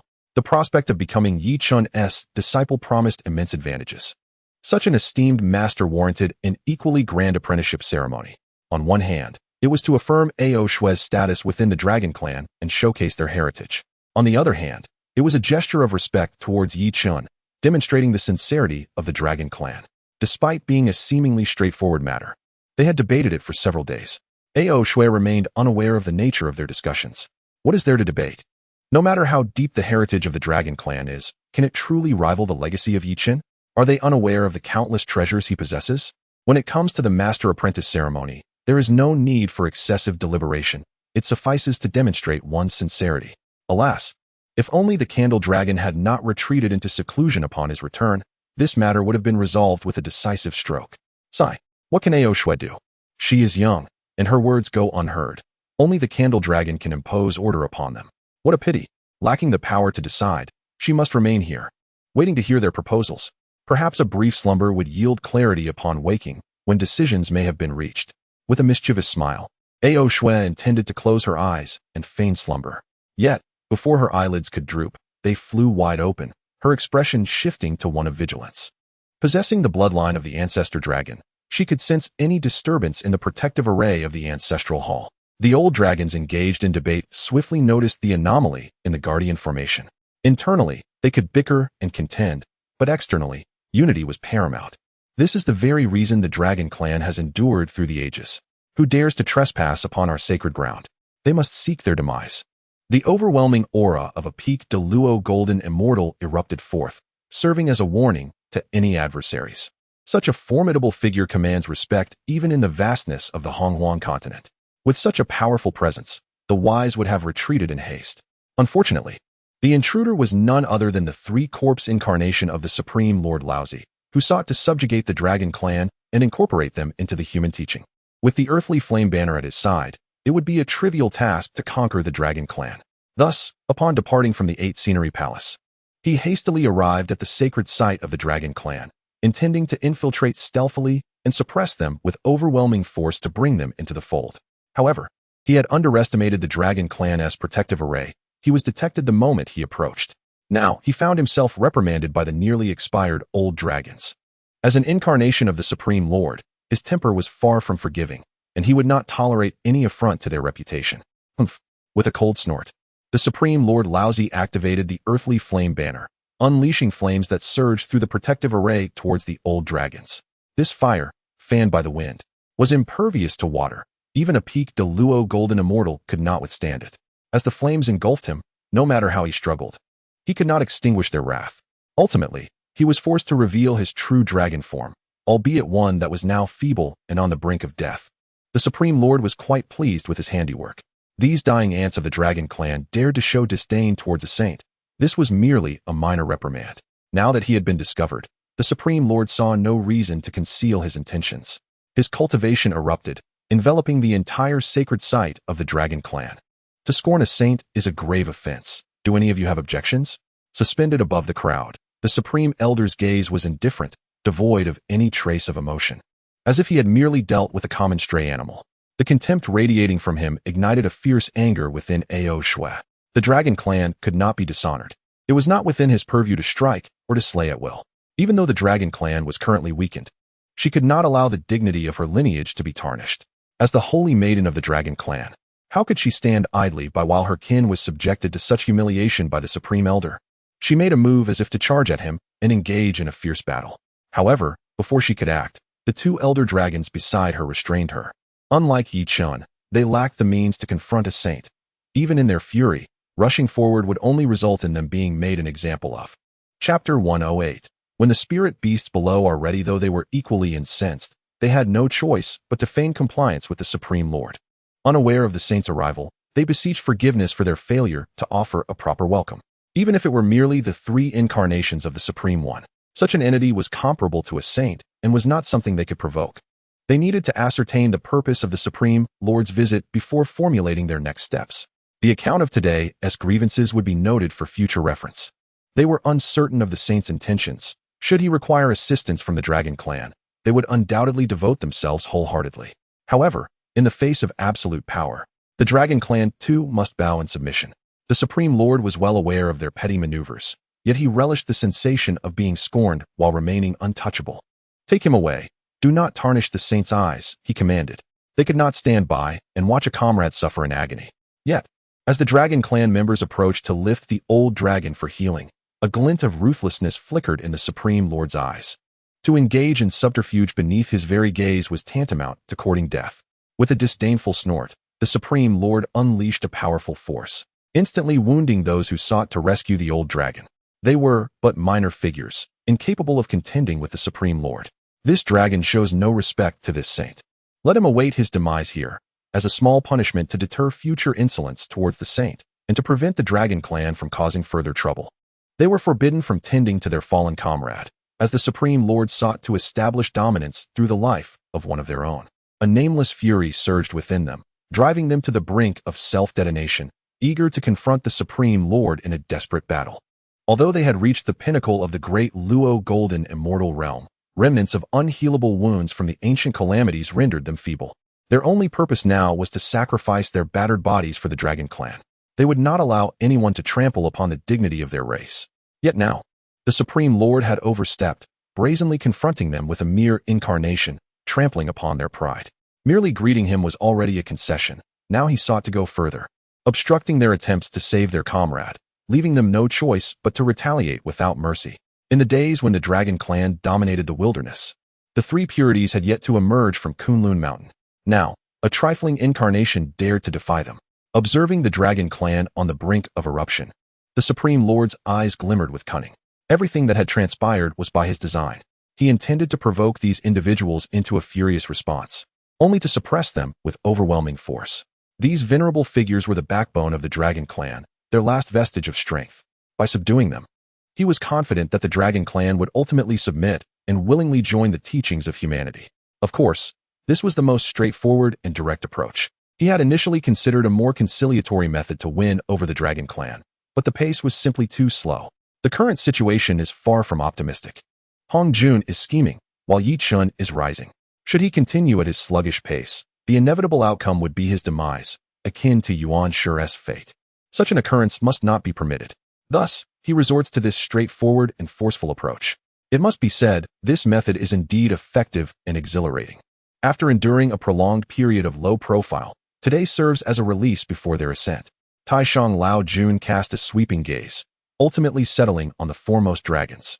Without further ado, he produced the talisman personally inscribed by the Great One. The aura of the sage surged forth from the talisman, enveloping the Dragon Clan. Although it inflicted no harm upon them, the overwhelming presence subdued them, stripping away their courage to resist. Under the weight of the sage's might, their bodies trembled incessantly. Escape was beyond consideration, let alone defiance. Cursed be it. The Dragon Clan seethed with indignation. Yet, they found themselves powerless, compelled to remain still and await Taishang Lao Jun's judgment. Why were they not like Yi Chen? Why did they lack his prowess? If only they could effortlessly vanquish Taishang Lao Jun, they might even storm the 8th Scenic Palace. Alas, such dreams were mere illusions. They were not sages. And before Taishang Lao Jun, they possessed no strength to oppose.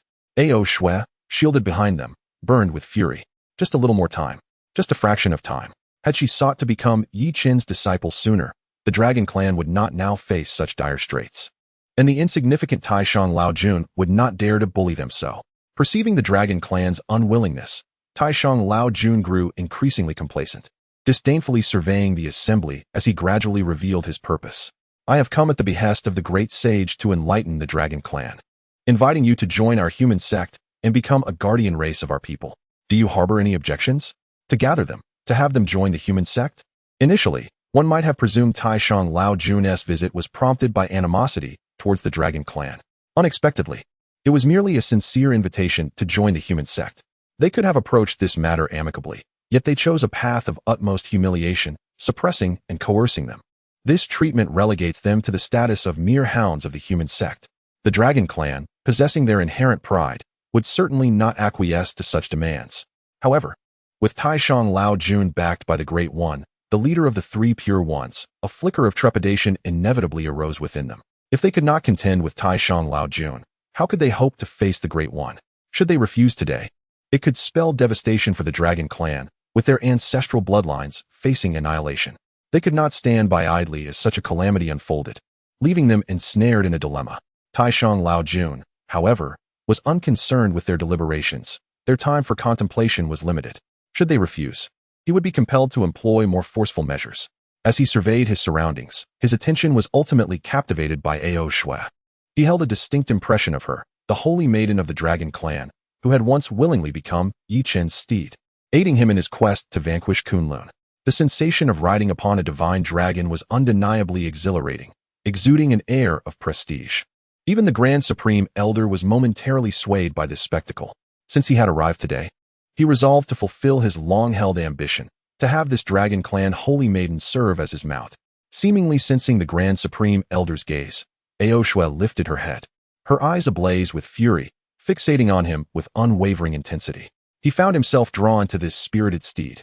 Upon their return, he intended to train her meticulously. He had faith that Ao Shui would eventually comply. I observe that your potential is commendable. I shall take you as my spiritual beast to serve as my mount. Chapter 109, Escape? Overthinking, come forth and kneel in gratitude for the immense grace bestowed by this saint. Perhaps there will be opportunities in the future to hear the unparalleled words of wisdom, which would be of boundless assistance to you. I have witnessed shamelessness before, yet never to such an extent. Ao Shui was truly infuriated. As a dignified saintess of the dragon clan, she found herself reduced to a mere mount and was expected to express gratitude. One should consider the worth of the one making such demands. To listen to divine teachings? She was a prospective disciple of Yi Chen. Even if she were to hear sacred words, they would be from him, not the Grand Supreme Being. Not only was Ao Shui furious, but the dragons present were equally incensed. They could endure the humiliation dealt by the Grand Supreme Lord. After all, they were aging dragons nearing the end of their days, willing to tolerate much for the sake of their clan. However, Ao Shui was no ordinary individual. She was the saintess of the dragon clan, possessing the bloodline of the ancestral dragon. They could not allow their saintess to be humiliated, nor could they permit the ancestral bloodline to be disrespected. Within the sacred grounds of the dragon clan, the atmosphere turned suffocatingly tense. Several elder dragons were prepared to confront the Grand Supreme Lord directly. Rage consumed Ao Shui's reason. Yet she bore the responsibility of her clan and could not bear to witness their futile demise. Stopping those who were ready to act, she stepped forward slowly and bowed respectfully to the Grand Supreme Lord. Thank you for your kindness, esteemed Lord. However, I am currently a disciple of Saint Yi. To become your mount would be an affront to him. I am indifferent about my own fate, but can the Lord withstand the wrath of Saint Yi? Should he dare ascend Kunlun with sword in hand, he would similarly challenge the 8 scenic palace. What then shall the Lord do? A threat, a blatant threat. To break the impasse, she had no choice but to invoke Yi Chen's name, intending to apologize to him later. Indeed, upon hearing Yi Chen's name, the Grand Supreme Lord's gaze flickered, revealing a moment of contemplation. Yet, he quickly regained his composure. Regardless of whether Ao Shui was truly Yi Chen's disciple, he was certain that Yi Chen would never oppose him for the sake of a mere dragon saintess.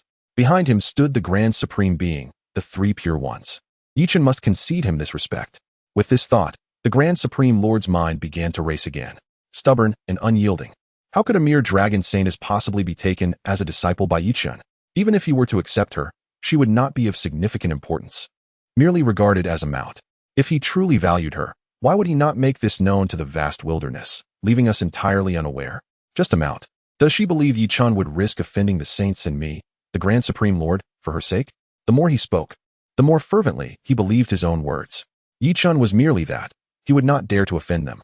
Yet Ao Shui dared to use Yi Chen to threaten him, showing contempt for the saints, unrecognizing of fate. She must be punished. In that moment, his gaze toward Ao Shui turned frigid, imbued with murderous intent that filled the sacred grounds of the dragon clan. He then summoned the flame of departure, unleashing countless innate divine fires, poised to incinerate all the dragons before him. Without the protection of these ancient beings, the dragon clan would fall easily into his grasp. At that point, their desire to remain independent from the human sect would be rendered irrelevant. As for Yi Chen's concern for Ao Shui's fate, it bore little significance to him. His sole objective was to fulfill his mission and integrate the dragon clan into the human sect. Once the fortunes of the dragon clan were bestowed upon the human sect, his own cultivation would undoubtedly reach new heights, allowing him to retreat to the 8 scenery palace in peace. Would Yi Chen dare challenge the Supreme Old One for the sake of a mere mount? Such a notion was utterly preposterous. Thus, he acted without mercy, determined to eliminate these disobedient elder dragons today. Run Ao Shui. Since dialogue was no longer an option, the only course was to buy time, granting Ao Shui a chance to escape. The two elder dragons, fearless of death, charged towards the Supreme Old One, intending to reverse the essence of the true dragon and self-destruct. In direct combat, they stood no chance. Their only hope of delaying the Supreme Old One lay in their self-sacrifice. This was the only way to afford Ao Shui a moment to breathe and seek sanctuary with the saints. As one dragon self-destructed, it propelled Ao Shui away. Quickly, seek the protection of the saint. After launching Ao Shui to safety, the elder dragon dared not hesitate and charged once more towards the Supreme Old One. Such audacity! Observing the three elder dragons rushing towards him with the intent to self-destruct, the Supreme Old One was filled with disdain. He hardly regarded these creatures as a threat. Their self-detonation would not inflict the slightest harm upon him. To think they could escape from his presence was the height of delusion. Just as they prepared to self-destruct in an attempt to delay the Supreme Old One, he conjured a decree inscribed by a saint. Instantly, a boundless radiance enveloped the entire sacred ground of the Dragon Clan. The Supreme Old One had intervened personally, suppressing the Dragon Clan entirely. Under the luminescence, all dragons were immobilized as if ensnared by a spell, their bodies rendered uncontrollable while their consciousness remained alert. Even the elder dragon's attempts to reverse their true dragon essence halted. Any self-destruction would require the saint's consent. Silence engulfed the world. The only being capable of movement was the Supreme Old One, who approached Ao Shui with measured steps, gazing down upon her with an air of arrogance. Escape? Do you truly believe you can elude a saint? Or do you think Chen will come to your rescue? You are but a mere insect of the Dragon Clan, regarded merely as a mount by others. I offer you one final chance. Kneel and submit, become my steed, and I shall spare your life. Bring your clan into the human sect, and I may even show them mercy. Otherwise, the entire Dragon Clan shall face ruin, and not a blade of grass shall remain. This was a stark and unadulterated threat. Before them stood not a sage, but rather a petty man, lost in his own arrogance. The disparity between the revered Laozi and Chen was indeed vast. She would willingly serve as a steed for Chen. Yet the mere thought of being a mount for Laozi repulsed her. He was scarcely worthy of even carrying Chen's shoes, let alone being compared to him. Even if she were to perish here, witnessing the suffering of her dragon kin, she would not yield to such a despicable wretch. Bowing down. The Dragon Clan has dominated the primordial world for countless years. The concepts of submission and servility do not exist in their lexicon.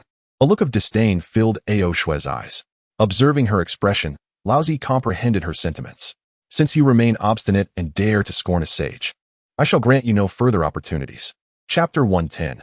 A single finger's lethal touch. Remember this well. The current plight of the Dragon Clan is a consequence of your own actions. Your obstinacy and unyielding nature have led to the suffering and desolation of the Dragon Clan. Ao Shui, your sins are profound. Today, I shall shatter your soul and essence, erasing every trace of your existence from the cosmos, condemning you to an eternity devoid of reincarnation, as a means to absolve the transgressions you have committed. It is evident that all this wrongdoing stems from the teachings of the Supreme Lord, yet now, the blame is unjustly placed upon Ao Shui. The faults of the master reflect upon the disciples. Both of Hong Jun's pupils exhibit identical hypocrisy and pretense, crafting flimsy justifications before taking any action. With that, the Supreme Lord prepared to wield the flame of the earthly flag, intending to unleash primordial fire to incinerate Ao Shui utterly. However, before he could act, a chilling voice pierced through the air. Supreme Lord, it appears you have truly forgotten the consequences of your actions. Just as the events with Yuan Shi have concluded, you cannot refrain from revealing yourselves as jesters. What audacity emboldens you to bully my disciple? Chen's voice resonated in the Supreme Lord's ears, sending a shiver down his spine. Turning to locate the source, he found no trace of Chen, yet he instinctively sensed that he was already within Chen's grasp. In the next moment, a finger descended upon him, traversing the fabric of time and space, bearing down relentlessly. This finger ensnared him completely, rendering his body immobile despite his desperate attempts to evade. Space fractured under the weight of this finger, and time itself was subdued. In the vastness of the cosmos, everything was dominated by this singular digit. The Supreme Lord's face contorted with terror. He realized he was doomed. Should this finger make contact, his demise would be inevitable. He was not one for combat, but he recalled the saint's decree. Though the decree had been invoked once before, its residual power rivaled that of a saint's strike. It should suffice to withstand Chen's assault. All he needed was to endure this one blow. Once the saint's decree shattered, his true form would sense it and traverse countless realms to rescue him. With this thought, the Supreme Lord felt a surge of exhilaration and wasted no time retrieving the saint's decree to counter Yi Chen's onslaught.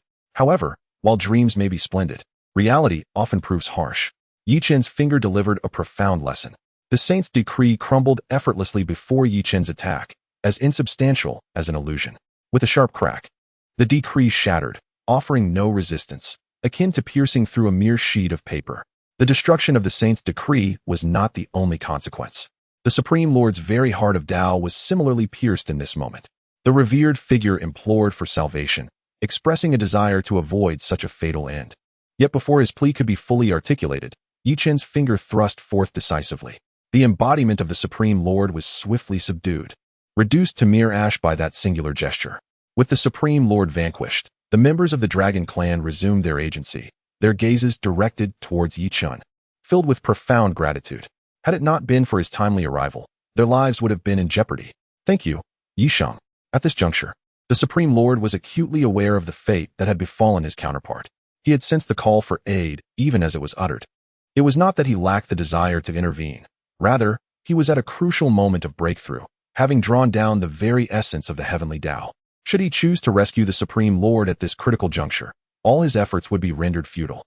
Faced with such a predicament, should he fail to break through expeditiously, he risked becoming a pawn in someone else's scheme. Choosing the lesser of two evils, he ultimately decided to forsake the Supreme Lord, reasoning that it was merely his benevolent embodiment, capable of revival. Nonetheless, he felt a twinge of anger at being so effortlessly slain by Yi Chen, who had shown him no regard. He resolved to seek retribution at a later time, prioritizing his breakthrough for now. The tumult in the ancestral grounds of the Dragon Clan could not escape the notice of other formidable beings in the primordial realm. The tyranny of the Supreme Lord instilled fear in their hearts, yet they found themselves powerless to intervene. The Supreme Lord was backed by the authority of the Supreme One, and even if they desired to act, they lacked the standing to do so. With a single decree of sanctity, the Supreme Lord had reduced the once mighty Dragon Clan to a state of subjugation. To interject would only add another target to the list of those oppressed.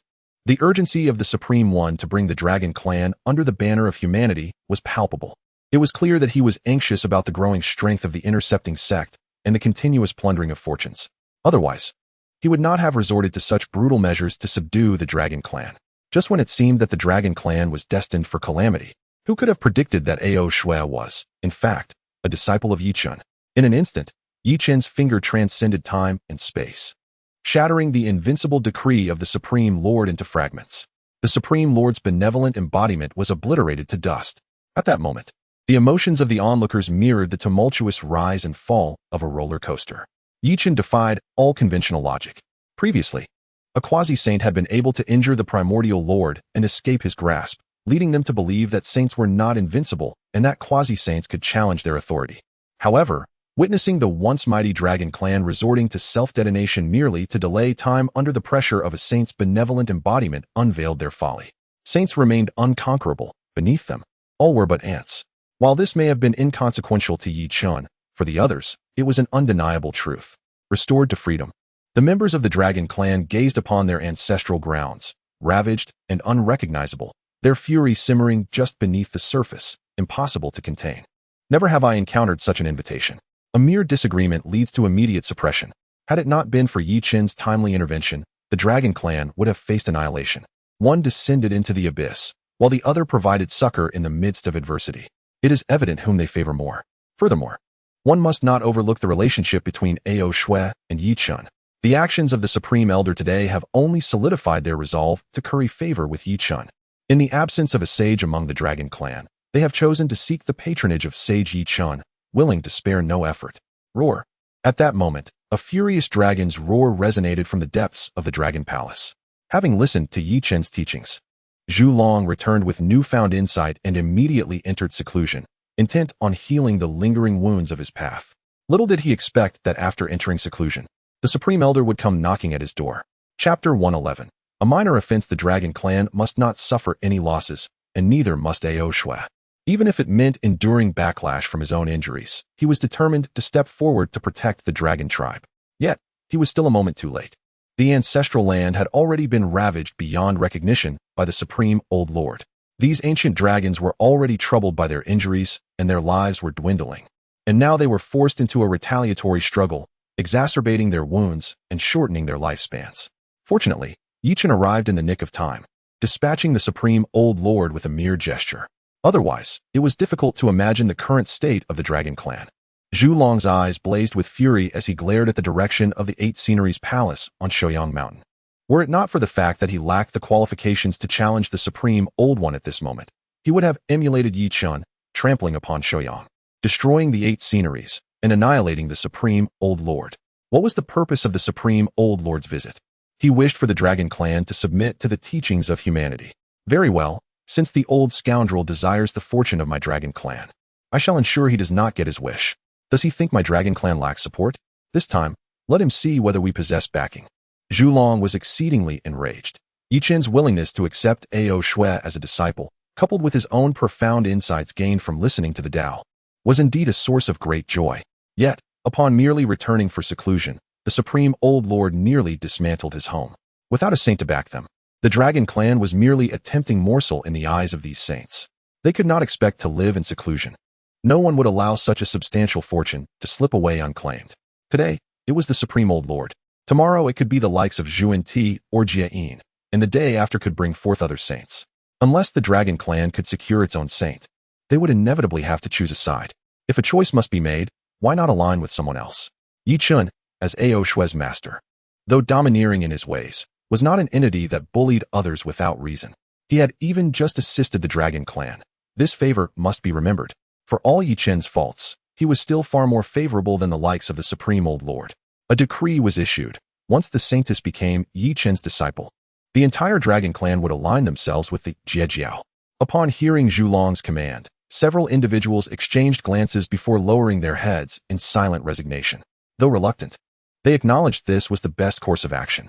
Moreover, with Ao Shui's connection, Chen would surely treat them kindly, at least far better than if they were to join the. At this moment, Chen remained unaware of the Dragon Clan's decision to pledge allegiance to the. Although he desired the fortune of the Dragon Clan, he would never resort to such forceful means. Moreover, though was thriving, with the Dragon Clan's fortune, it would be a splendid enhancement, and without it, there would be no significant loss. His earlier intervention was merely to safeguard Ao Shui. How could he allow the Supreme Old Lord to bully his yet-to-be-accepted disciple? As for offending the Supreme Old Lord, who cared? Their relationship was hardly harmonious to begin with. After crushing the Grand Supreme Elder, Chen effortlessly reclaimed the earthly flame flag from his grasp, no longer concerning himself with the subsequent affairs of the Dragon Clan. The earthly flame flag? Is this not a treasure of the Grand Supreme Elder? How did it come into your possession? Hutu, having merely cleansed her body, emerged to find an additional flag in Chen's hand. At the moment Chen acted, she had been absent. Having achieved harmony through dual cultivation with Chen, she had regained her primal form and the power she possessed at her peak. A brief purification of her body was intended to dispel any lingering negativity and to reacquaint herself with her physical being. Alas, in that fleeting moment, she had missed a grand spectacle. Chen gently embraced Hutu, and although she still felt somewhat out of sorts, her resistance was not as pronounced as she had imagined. After all, they had already become partners in the way and engaged in dual cultivation. Had there been a confrontation, residual traces of the laws still clung to Chen. As for the outcome, it hardly warranted inquiry. Having shared a profound union of souls, their minds were intertwined, devoid of any secrets. Thus, she was acutely aware of Chen's formidable strength. In the vastness of the primordial chaos, only the Tao ancestor Hongjun could rival him. Defeat was utterly out of the question. Only Chen's adversaries faced misfortune. It was merely a slight exertion, a mere trampling of an unruly ant, accompanied by a lesson for certain individuals. Consider it a tuition fee for education. The earthly flame flag was not something he would relinquish, its utility aside. Simply for its ability to vex the Grand Supreme Elder, he would not let it slip away. With a delicate gesture, he wiped away all spiritual imprints from the earthly flame flag. At that moment, it reverted to being an object without an owner. The Grand Supreme Elder, currently undergoing a breakthrough, naturally sensed that the imprints on the flag had been erased. Chen, you shall pay dearly for this. Having been robbed by Chen, he found his treasure scarce. Previously, he had merely lent the earthly flame flag to the Grand Supreme Elder to subdue the Dragon Clan. Now, he had lost both the individual and the treasure, and the Dragon Clan remained unconquered. He had suffered a double loss. losing both a watermelon and sesame seeds. Yet, he could do nothing. He must not allow Chen to disturb his focus and disrupt his breakthrough. Observing Chen casually erase the Grand Supreme Elder's soul imprint, Huda furrowed her brow slightly. She held no fondness for the Grand Supreme Elder, yet she could not deny that he was the most enigmatic among the three pure ones. Moreover, her elder brother, Jiang, had previously warned them to avoid provoking the Grand Supreme Elder. This individual harbored profound thoughts. Being the most concealed existence among the three pure ones, his strength surpassed that of the others. Unless absolutely necessary, one should never easily offend the Grand Supreme Elder. She had not anticipated that Chen would confront him directly. As Chen's companion, she was naturally inclined to stand by his side. Still, she harbored concerns. Is it truly wise to provoke the Grand Supreme Elder in such a manner? Might the offense be too severe? Chen was well aware of the concerns of the Earth Mother.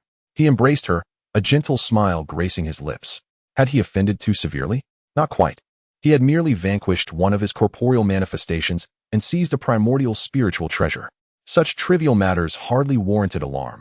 It was merely a minor transgression, and the Grand Master would not be overly incensed. After all, he had once led his junior disciples to plunder the 8th Scenery Palace, even absconding with the human emperor's treasure, the Kongtong seal, which rightfully belonged to the human race, in the hands of the Grand Master. This artifact served no purpose whatsoever, a lamentable waste. Now that it was in his possession, it was imperative for him to bring forth its brilliance, while simultaneously vexing the Grand Master. The notion of tranquility and non-action? How utterly laughable. Chapter 112. Are they human? As Chen meticulously plotted against the Grand Master Laozi, he embraced Huda tightly. Soft and tender, her presence was undeniably comforting. As his Tao companion, it hardly felt inappropriate. This union of their cultivation not only enabled Hutu to reclaim her true primordial form, but it also proved to be immensely beneficial for him. He absorbed the primordial pure Yin essence contained within Hutu's innate spirit light, achieving a harmonious balance of Yin and Yang. His understanding of the Tao of Yin and Yang ascended to new heights, with faint signs of a breakthrough on the horizon. To expedite this advancement, he needed to continue his contemplation. Having experienced the pleasures of this union once, Hutu would certainly not decline, for it was advantageous for both parties involved. Soon, the time arrived for Ao Shui to pay her respects to her master. With Chen's presence serving as a safeguard, there was no fear of disruption. The formation was dismantled, revealing the breathtaking scenery of the island to all beings of the primordial world. After the fusion of Golden Ao Island and Kunlun Mountain, the island was steeped in abundant spiritual energy, a veritable paradise that filled onlookers with envy. Should they have the opportunity to join the Jie Sect, hesitation would be utterly absent. In such an environment, the prospects of achieving the status of a great Luo Golden Immortal, or even nearing that of a quasi-saint, were significantly enhanced. At that moment, Golden Ao Island was bustling with the figures of Jie Sect disciples, all having concluded their seclusion to witness the ceremony. After all, it was the initiation of their senior brother's disciple, and they needed to present an impressive front. Suddenly, a resounding dragon roar echoed from the depths of the boundless sea, swiftly resonating throughout the entire primordial world. The divine dragons emerged from the ocean, exuding a magnificent presence. One by one, they ascended from the depths, racing toward Golden Ao Island. Ancient true dragons, Yinglong, Qiao, Jiao dragons, and Panlong. Golden Ao Island placed immense importance on this initiation ceremony, and the dragon clan equally held it in high regard. Millions of dragons, led by the Candle Dragon, surged toward the island, their overwhelming aura suggesting they might engage in battle with Golden Ao Island. This display served as a demonstration of the Dragon Clan's might, a testament to their formidable legacy. Despite having endured the calamity of the Dragon and Phoenix, the Dragon Clan remained robust. Witnessing such a grand display from the dragons, one could not help but recall the era when the Dragon, Phoenix, and Qilin triumphed over the primordial realm. The Dragon's claw and scales, the Qilin's prowess on land, and the Phoenix's grace in the skies. They were a formidable trio during that time. Even the yet-to-be enlightened Hongjun dared not provoke them. Alas, following the initial calamity, the ancestral dragon transformed into the auspicious Azure Dragon, suppressing the eye of the primordial sea. The Dragon Clan's former grandeur faded away. Little did they expect to witness the resurgence of such formidable presence today. However, with Chen's disciple initiation ceremony underway, one could only wonder the true intentions behind the Dragon Clan's grand display. Did they intend to oppose the Jie Sect? Even with their current might, the dragons could hardly contend with Chen. With a mere wave of his hand, he could subdue these dragon progeny. rendering their efforts futile. While others remained oblivious to the Candle Dragon's intentions, Chen was acutely aware. Not long ago, the Candle Dragon informed him that a grand surprise awaited him. He speculated about the nature of this surprise, but little did he expect such a considerable commotion. While everyone pondered the intentions of the Candle Dragon, he had already arrived at Golden Aol Island with countless dragons, leading the procession alongside Ao Shui. Transforming into human form, they made their way toward the Azure Palace. The Candle Dragon, accompanied by the multitude of dragons, paid homage to Saint Yi. Today, the saintess of the Dragon Clan, Ao Shui, requested to enter under the tutelage of the, seeking the approval of Saint Yi. Upon this declaration, both knelt before the Azure Palace, performing a profound bow towards Chen. Although Chen had already acquiesced, the necessary rituals could not be overlooked, ensuring that the myriad beings of the primordial world witnessed the honorable induction of their saintess into thee as a disciple of Chen. Observing the two adhering to the customary rites, Chen slowly raised his hand, assisting them from the ground. In truth, he was indifferent to such formalities. However, respecting their customs, he did not decline. Approved. Upon hearing Chen's affirmation, a wave of excitement washed over Ao Shui. The uncertainty that had plagued her during this period dissipated. Before the multitude of the primordial world, she had become a disciple of a student of Chen, the first disciple. With this realization, Ao Shui once again knelt, bowing her head 3 times in gratitude. Disciple Ao Shui humbly thanks the master. Without any protective power, she struck her forehead against the ground with great force, truly a devoted child. A gentle force caressed her brow, healing a small scar. A master ought to cherish their own disciple, reminiscent of the way Tongtian revered his own. Even when imprisoned in the Purple Cloud Palace, he never forgot to bestow his treasured possessions upon him. Now, having attained the status of a sage, he too had become a mentor. One could only wonder if Tongtian would feel comforted witnessing this scene of him taking on disciples. Yet, he would surely carry on the traditions of the flawlessly, protecting, nurturing, and safeguarding. Should a disciple err, he would impose punishment, but would never permit outsiders to interfere. Reflecting on Tongtian, Chen could not help but smile and shake his head, returning his gaze to Ao Shui, his expression gradually turning serious. There were still admonitions to impart. Ao Shui, disciple is here. Now that you have entered my fold, you must adhere to the precepts and regulations of the. You must not engage in wrongful killings, nor bully your fellow disciples. You must honor and respect your master. Do you accept this? Although Chen's voice was soft, it struck directly at her heart. Should she harbor ulterior motives or feign compliance, he would never accept Ao Shui as his disciple. They had no need for insincere followers. Ao Shui understood this as a test from Chen, a challenge that pierced her very essence. Without hesitation, she affirmed her desire, for she cherished the atmosphere of the disciple is willing.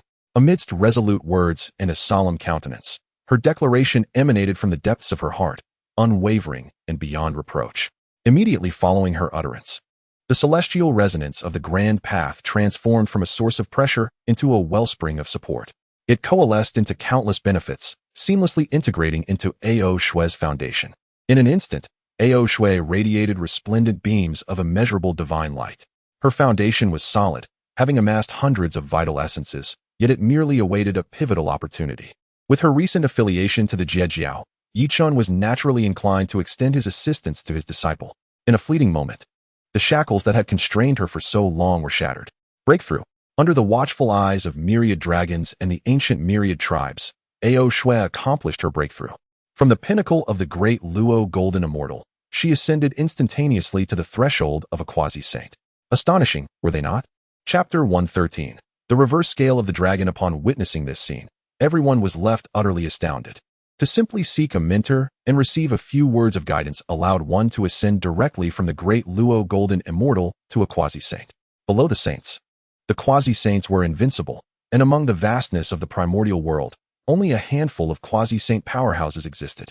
Countless epochs of cultivation were undertaken solely in the pursuit of that slender opportunity to break through, yet they had never succeeded.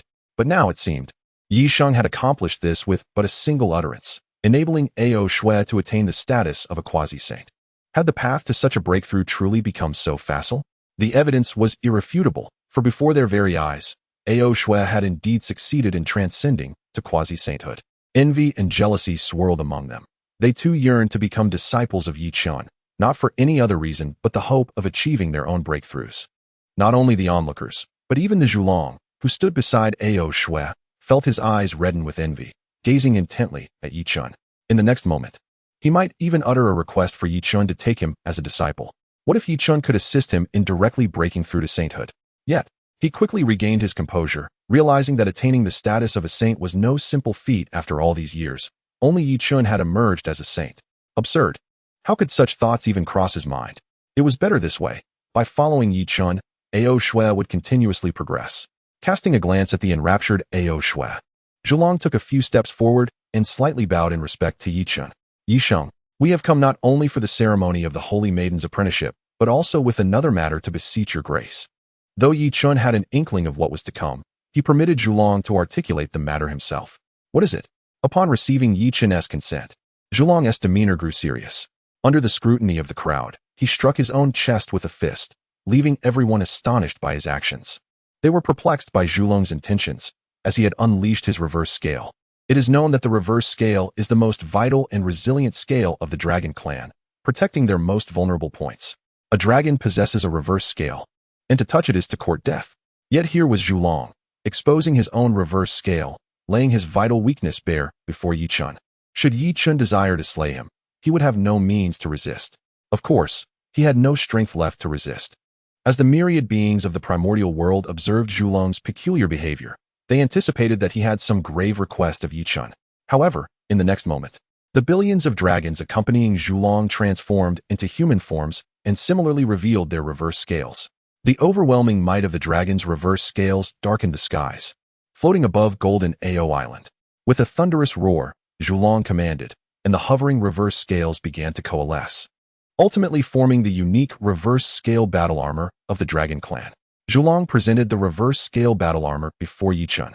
Yi Sheng, this is a token of sincerity from our dragon clan, a treasure forged from the reverse scales of billions of dragons, the reverse scale battle armor. Before Yi Chun could respond, Shouyang produced a fragment of a dragon pearl emanating an enigmatic aura from his possession. This is the second token of sincerity from my dragon clan, the ancestral dragon pearl that suppresses the fortunes of our kind. Today, the dragon clan presents two precious treasures to Saint Yi, hoping to receive the protection of the saint and to walk under the auspices of the saint's wing. As the words of the candle dragon echoed, millions of dragons outside Jinao Island responded in a chorus of roars. May we receive the protection of the saint and walk under the auspices of the saint's wing. The roar of the dragons resounded throughout the vast wilderness. They were astonished by the overwhelming support they found in Yi Chun. With the breakthrough to quasi-sainthood, the dragon clan entrusted their ancestral treasures to Yi Chun, desiring to affiliate themselves with him. Their sincerity was truly profound. The dragon pearl and the reverse scale were offerings of their very lives and fortunes to Yi Chun. What could have transpired within the dragon clan to compel such a resolute action? The powerful beings of the Qilin and Phoenix clans struggled to comprehend this. Especially perplexed were they by the current demeanor of the candle dragon, who in their understanding was notoriously proud, impervious even to a saint's influence. Yet now, it seemed as if that pride had been humbled, willingly submitting at Yi Chun's feet and even offering his reverse scale. They could hardly believe such an event was unfolding before their eyes. The candle dragon had indeed submitted, seeking Yi Chun's protection. However, regardless of their disbelief, this was an unassailable truth. The reverse scale armor and dragon pearl now hovered before Yi Chun. Meanwhile, Yi Chun quietly observed as the candle dragon led the dragon clan in submission. He had anticipated that the candle dragon would bring his kin to align with him. Yet he was taken aback by the extent of the sacrifice the candle dragon was willing to make for his clan's sake. Two treasures of immense fortune, the dragon pearl and the reverse scale armor. Once in his possession, Yi Chun could dictate the fate of the dragon clan. Their sincerity was indeed substantial. All eyes now awaited his response. Whether for the sake of the dragon clan's treasures or in consideration of Ao Shui, he found it impossible to decline. Yet, with a mere wave of his hand, Yi Chun accepted the dragon clan's two treasures into his possession. Upon witnessing Yi Chun's agreement, the concern on the candle dragon's face dissipated, replaced by a relieved smile. Had Yi Chun refused, they would have become the greatest jest of the wilderness. Fortunately, their gamble had paid off. Yi Chun, honoring Ao Shui and acknowledging their mentor-student bond, consented to the dragon clan's allegiance. From this day forth, the dragon clan would also enjoy the protection of a saint. Should others wish to set their sights on the dragon clan, they would need to consider whether they could withstand Yi Chun's wrath. Both Xuanti and Jian had been observing closely. When they saw the candle dragon hand over the dragon clan's treasures to Yi Chun, they nearly spat blood in disbelief. To take a dragon clan saintess as a disciple, only to have the entire clan serve as a dowry alongside 2 ancestral treasures, was an envy that drove them to madness. Yi Chen's fortune is indeed remarkable. How fortunate he is to encounter such circumstances. Had they known that the dragon clan could be so easily persuaded, they could have taken advantage of it as well. Not only to accept Ao Shui as a disciple, but also to secure additional opportunities for the offspring of dragons. With the dragon clan's allegiance, they would no longer need to fret over their disciples' spiritual treasures and cultivation resources. Alas, they always seem to be a step behind. The dragon clan has already pledged their loyalty to Yi Chen. Reflecting on this, the two could not help but sigh. Yi Chen carefully stored the dragon clan's precious fortune. However, he is not one to be stingy, since the entire clan has come to him in allegiance and presented such a treasure. How could he possibly act with such meagerness? With a flick of his finger, strands of the original essence of sages were released into the air.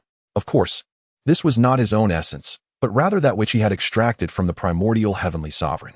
The essence, upon encountering the elements, began to transform. Chapter 114. Emergence. This was a small favor bestowed by Yi Chen upon the dragon clan. Undoubtedly, the greatest beneficiary was the candle dragon. Initially, the candle dragon felt little more than a pleasant sensation in his body. However, as the rainwater continuously permeated his form, he distinctly sensed the sanctified essence within it. Magnanimous, truly magnanimous. The treasure he offered from the dragon clan was merely a gesture of goodwill, hoping that Yi Chen would provide protection in return, without any expectation of recompense. Yet, Yi Chen generously gifted him the sacred essence. Roar! The candle dragon dared not waste a moment. The sacred essence was too precious to squander. Unable to contain the overwhelming essence in his human form, he transformed into his true dragon form. Yi Sheng, my apologies for the presumption, he articulated politely. However, this was intended for him and his kin, so no offense was taken. Upon receiving Yi Chen's approval, the candle dragon reveled beneath the rain, feeling utterly blissful. His dragon form bore numerous scars, inflicted by the laws of the great Tao, wounds that could not heal. These injuries tormented him daily, though he could endure the pain. It was a severe discomfort. Yet, with Yi Chen's assistance, the wounds began to gradually mend, and his injured essence was restored. Even the innate abilities that had been rendered dormant by the Phoenix clan were fully rejuvenated. It is noteworthy that the candle dragon wields mastery over the laws of time. With his gaze heralding day and his closure heralding night, inhaling for summer and exhaling for winter, capable of summoning winds and rains at will. His innate abilities also pertain to the laws of time. 3 great avenues: time as revered, space as sovereign. The candle dragon's prowess in the realm of time far surpassed that of ordinary beings. Typical quasi-saints were no match for him. Perhaps only a true saint could subdue him. Currently, Yi Chen merely borrowed the sacred essence from the primordial heavenly sovereign to win the loyalty of a quasi-saint adept in the laws of time. As the essence dissipated completely, the candle dragon comfortably reverted to human form, kneeling on one knee before Yi Chen to express his allegiance. Thank you for your benevolent grace. Yi Sheng, the candle dragon shall vow to serve with unwavering loyalty, even unto death. The candle dragon emerged as the principal beneficiary of this boon. Likewise, the other members of the dragon clan seized the opportunity to mend their own essence wounds. Their gratitude towards Yi Chen was sincere, had it not been for him. They could not fathom how long they would have endured the torment of their injuries. Such was their devotion to the saint they had chosen to follow, truly reliable. Gratitude for your gracious endowment, Yi Sheng. The dragon clan shall pledge unwavering loyalty, even unto death. Countless dragons echoed this sentiment, affirming their loyalty to Yi Chen. Witnessed by the myriad beings of the primordial wilderness, the supreme heavenly Tao sanctioned their allegiance. The skies above Golden Ao Island reverberated with ceaseless roars. The momentum was undeniable. The beings of the primordial wilderness could not help but exclaim in awe at this spectacle. Under Yi Chen's leadership, the sect of the intercepting teachings grew ever stronger. With the dragon clan now serving as a formidable main force, their fortune would undoubtedly soar to unprecedented heights. If they lack a counter-strategy, it is likely that they will monopolize the fortunes of the Hongwang. As for the other sages, they can only relish the remaining fortunes bestowed upon Yi Chen. Nearly 60% of the fortunes lie with them, while the remaining 40% is to be shared among them. In comparison to Yi Chen, they are indeed vastly inferior. With such an abundance of fortune, Yi Chen's comprehension of the great Tao will undoubtedly surpass theirs by several magnitudes. Despite Yi Chen's recent ascension to sagehood, if this trend continues, surpassing them will be a rather effortless endeavor. The assembly of sages, each with their own thoughts, are scheming for what lies ahead. Similarly, including Xinyuanzi, harbor their own aspirations. The sage's fruit is their lifelong pursuit, and the source of sagehood holds immense significance for them. With the assistance of the sage's source, they could grasp the great Tao more swiftly. In fact, should they acquire sufficient sage's source, they might even attain enlightenment and become sages themselves. However, the sage's source is not something that everyone can possess. Which sage would willingly relinquish their source for others to comprehend? Such self-sacrifice is beyond their capacity. Of course, Chen is an exception. Although he has not extracted his own sage's source, his strength is formidable enough to have vanquished the Primordial Lord and drawn forth his sage's source. At this moment, Chen undoubtedly possesses the sage's source. If a portion of this source could be bestowed upon them, their understanding of the great Tao would greatly enhance, bringing them closer to sagehood. Perhaps they should consider joining them? The allure of the sage's source is profoundly enticing, and such a course of action is not out of the realm of possibility. The most crucial aspect is that they would gain Chen's protection, making this a rather advantageous arrangement. As the thoughts of the assembly wavered, eager to probe further, Chen spoke. As long as you remain loyal to I shall not betray your trust. The promise of a sage carries the endorsement of the heavenly Tao. From this day forth, they shall be aligned with Chen. As long as they are devoted to thee and serve it faithfully, Chen will be their most reliable support. The dragons knelt in reverence, bowing their heads in submission. Henceforth, the Hongwang dragon clan shall look to Chen as their leader. Observing their devout demeanor, a satisfied expression graced Chen's face. Since you have sworn allegiance to me, I shall ensure that you do not suffer. In the past, Taishang Laojun had ruthlessly oppressed the dragon clan, inflicting psychological trauma upon them. As a sage, to unjustly persecute the dragon clan is behavior I cannot condone. Zhu Long understood that Chen sought to avenge the dragon clan. He had never held Taishang Laojun in high regard, and now that Chen was willing to stand up for them, how could they reject his goodwill? Please, Holy Yi, advocate for the dragon clan. For years, we of the dragon clan have remained secluded, committing no heinous acts against the Hongwang. Yet Taishang Laojun sent his benevolent corpse avatar to disturb our ancestral land. Many of our kin have suffered as a result. Taishang Laojun's actions are a disturbance to the Hongwang, jeopardizing its peace and stability. We beseech you, Holy Yi, to take a stand for us, who cannot engage in petty squabbling. Moreover, they were merely addressing the matter at hand. In contemporary times, they could certainly be deemed as having a legitimate cause. Upon finishing his words, Chen casually retrieved a stone seal. The moment the seal was extracted, a profound resonance with the fate of humanity was instantly awakened. Subsequently, a colossal torrent of human destiny manifested itself across the primordial continent. At that moment, Laozi, who was in seclusion striving for a breakthrough, suddenly sensed the emergence of this torrent of human fortune and soon discerned the stone seal in Chen's hand, the Kongtong seal. It was indeed the Kongtong seal. At that moment, the three sovereigns of humanity, suppressed within the fire cloud cave by Laozi, gazed in disbelief at the Kongtong seal that Chen held. They could hardly fathom that the supreme treasure of humanity, the Kongtong seal, would appear in Chen's possession. Chapter 115. The Kongtong seal, isn't this artifact in the possession of the great Taoist master? Yet, it has now found its way into the hands of Chen. Had they possessed the Kongtong seal during their enlightenment, they would not have been imprisoned by the great Taoist master in the fire cloud cave, unable to escape. Now, they can only watch helplessly as humanity endures various tribulations, and the fate of humanity continues to diminish, largely due to the schemes of these few saints. Under their machinations, the sovereign of the nine, the human emperor, has transformed into the heavenly sun. The title of heavenly sun sounds grand, yet it subjugates humanity entirely beneath the heavenly Tao. With the heavenly Tao governing humanity, from this point forward, the rise and fall of countless human destinies will rest in the hands of the heavenly Tao, leaving no semblance of freedom. It was assumed that humanity would remain in such a state indefinitely, especially with the Kongtong seal under the oppressive control of the great Taoist master. Without the Kongtong seal, humanity would have no chance of resurgence. However, unexpectedly, it has now appeared in Chen's possession. The three emperors of humanity are not the only ones astonished.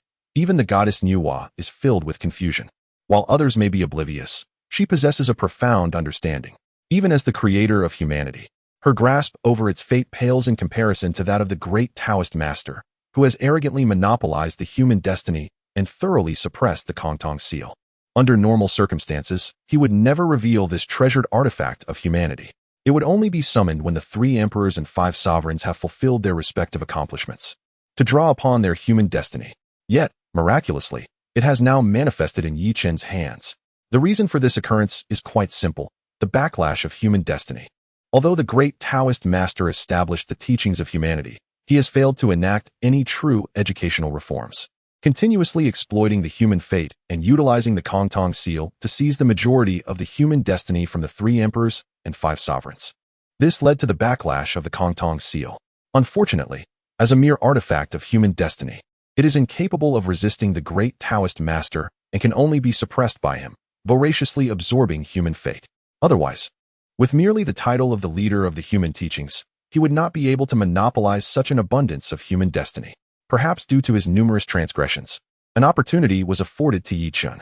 During a raid, he inadvertently reclaimed the Kongtong seal. With the concealment provided by the Chaos Pearl, the great Taoist master remained unaware of the seal's disappearance. Only now, when Yi Chen presented the Kongtong seal, did they realize that this treasure of humanity had fallen into his hands. By wielding the Kongtong seal, he has unleashed the torrent of human destiny. As he anticipated, the human fate has been divided into 3 parts. Among them, the goddess Nuwa claims 40%, while the shameless great Taoist master seizes a full 50%. In the vast expanse of humanity, only 10% of the fate remains. As the fates dwindle, each generation of humanity becomes increasingly diminished. While Nuwa, as the creator of humankind, rightfully holds 40% of the fate, one must question what contributions the great Taoist master has made. He merely occupies the title of leader of the human teachings, with no substantial contributions to speak of. However, he monopolized a significant portion of fate, much of which was appropriated from the human race. Without the feedback of fortune, how could humanity thrive? The gathered individuals were far from foolish. They discerned the current predicament with clarity.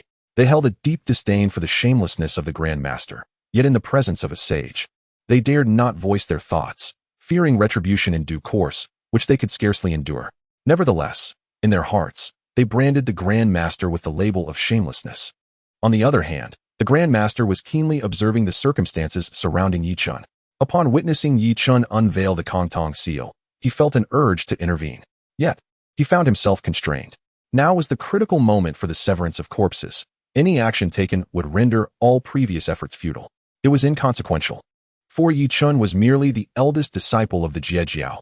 Even wielding the Kongtong seal, it was merely a treasure of humanity, not something Yi Chen could truly command. What he failed to remember was that the Jie Sect had deeply infiltrated the mortal realm, with numerous disciples among the human populace. As the chief disciple of Jie Sect, Yi Chen naturally held a modicum of authority over human fate, though it was but a fragment. It sufficed to influence the torrent of human fortune. With the Kongtong seal held aloft, Yi Chen stood in midair, surveying all beings of the wilderness with pride, proclaiming, "I, Yi Chen, today wield the human treasure, the Kongtong seal, to exercise the power of oversight over humanity. Grandmaster, leader of the human teachings, who should enlighten the human race, has failed to fulfill his duty and has repeatedly usurped human fortune, idly maintaining his position, truly a parasite of humanity.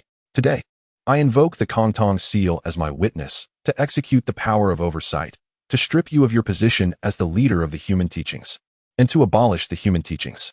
Henceforth, there shall be no more human teachings, no more leaders of human teachings." As his voice fell, the torrents of human fate began to resonate. The position of the leader of the human teachings, once exalted above the currents of human fortune, now began to tremble violently. Crack, crack. Under the watchful eyes of the wilderness, the Grand Master's position swayed and ultimately shattered, dissolving within the torrents of human fate. With the dissolution of the leader's position, the 50% of human fortune he had monopolized was now dispersed.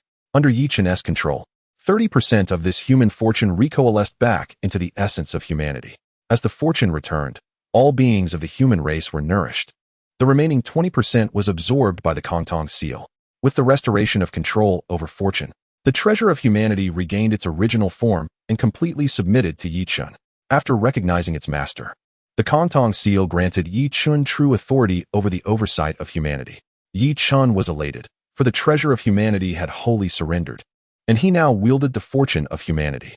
In stark contrast, the Grand Master was driven to the brink of madness by Yi Chen's actions. At this pivotal moment of his breakthrough, he had been stripped of his position as the leader of the human teachings, even the teachings themselves abolished. The collapse of fortune, especially during such a critical juncture, was akin to a visceral laceration, striking at his vulnerable points. Chen had thoroughly dismantled his plans. All notions of tranquility and non-action were rendered moot. Chen, you seek death. A sinister expression flickered across the countenance of the great sage, and a roar of fury reverberated throughout the primordial chaos. The innocent and fragile beings, caught in the wake of the great sage's wrath, were reduced to ashes. Yet, in this moment, the great sage was utterly unconcerned with their fate. The essence of the sage surged wildly within him. Although the fortunes of humanity had collapsed, he could still forcibly sever the three corpses, thanks to this sage essence. Coupled with the assistance of the Taiji diagram, he managed to repress the crumbling fate. However, even after subduing the disintegrating fortunes, the flames of wrath in the great sage's eyes could not be extinguished, as his gaze remained fixated on Chen of Golden Ao Island. He had not anticipated that a disciple of Tongtian would bring forth such tumult. Had he foreseen that Chen would become such a formidable adversary, he would have resolved to eliminate him at any cost from the very beginning. Chapter 116. The Chaotic Battle, Do You Dare? New grievances compounded with old grudges surged within the heart of the Supreme Old One. Chen, I shall surely annihilate your sect, leaving not a blade of grass behind, not a single soul spared. The once tranquil and unperturbed Supreme Old One has ultimately been provoked to wrath. He is poised to strike. The denizens of the primeval world are engulfed by a palpable sense of impending doom. There is no alternative. The three pure ones, especially the Supreme, are shrouded in mystery and immense power. Their intent to eliminate Chen is no jest.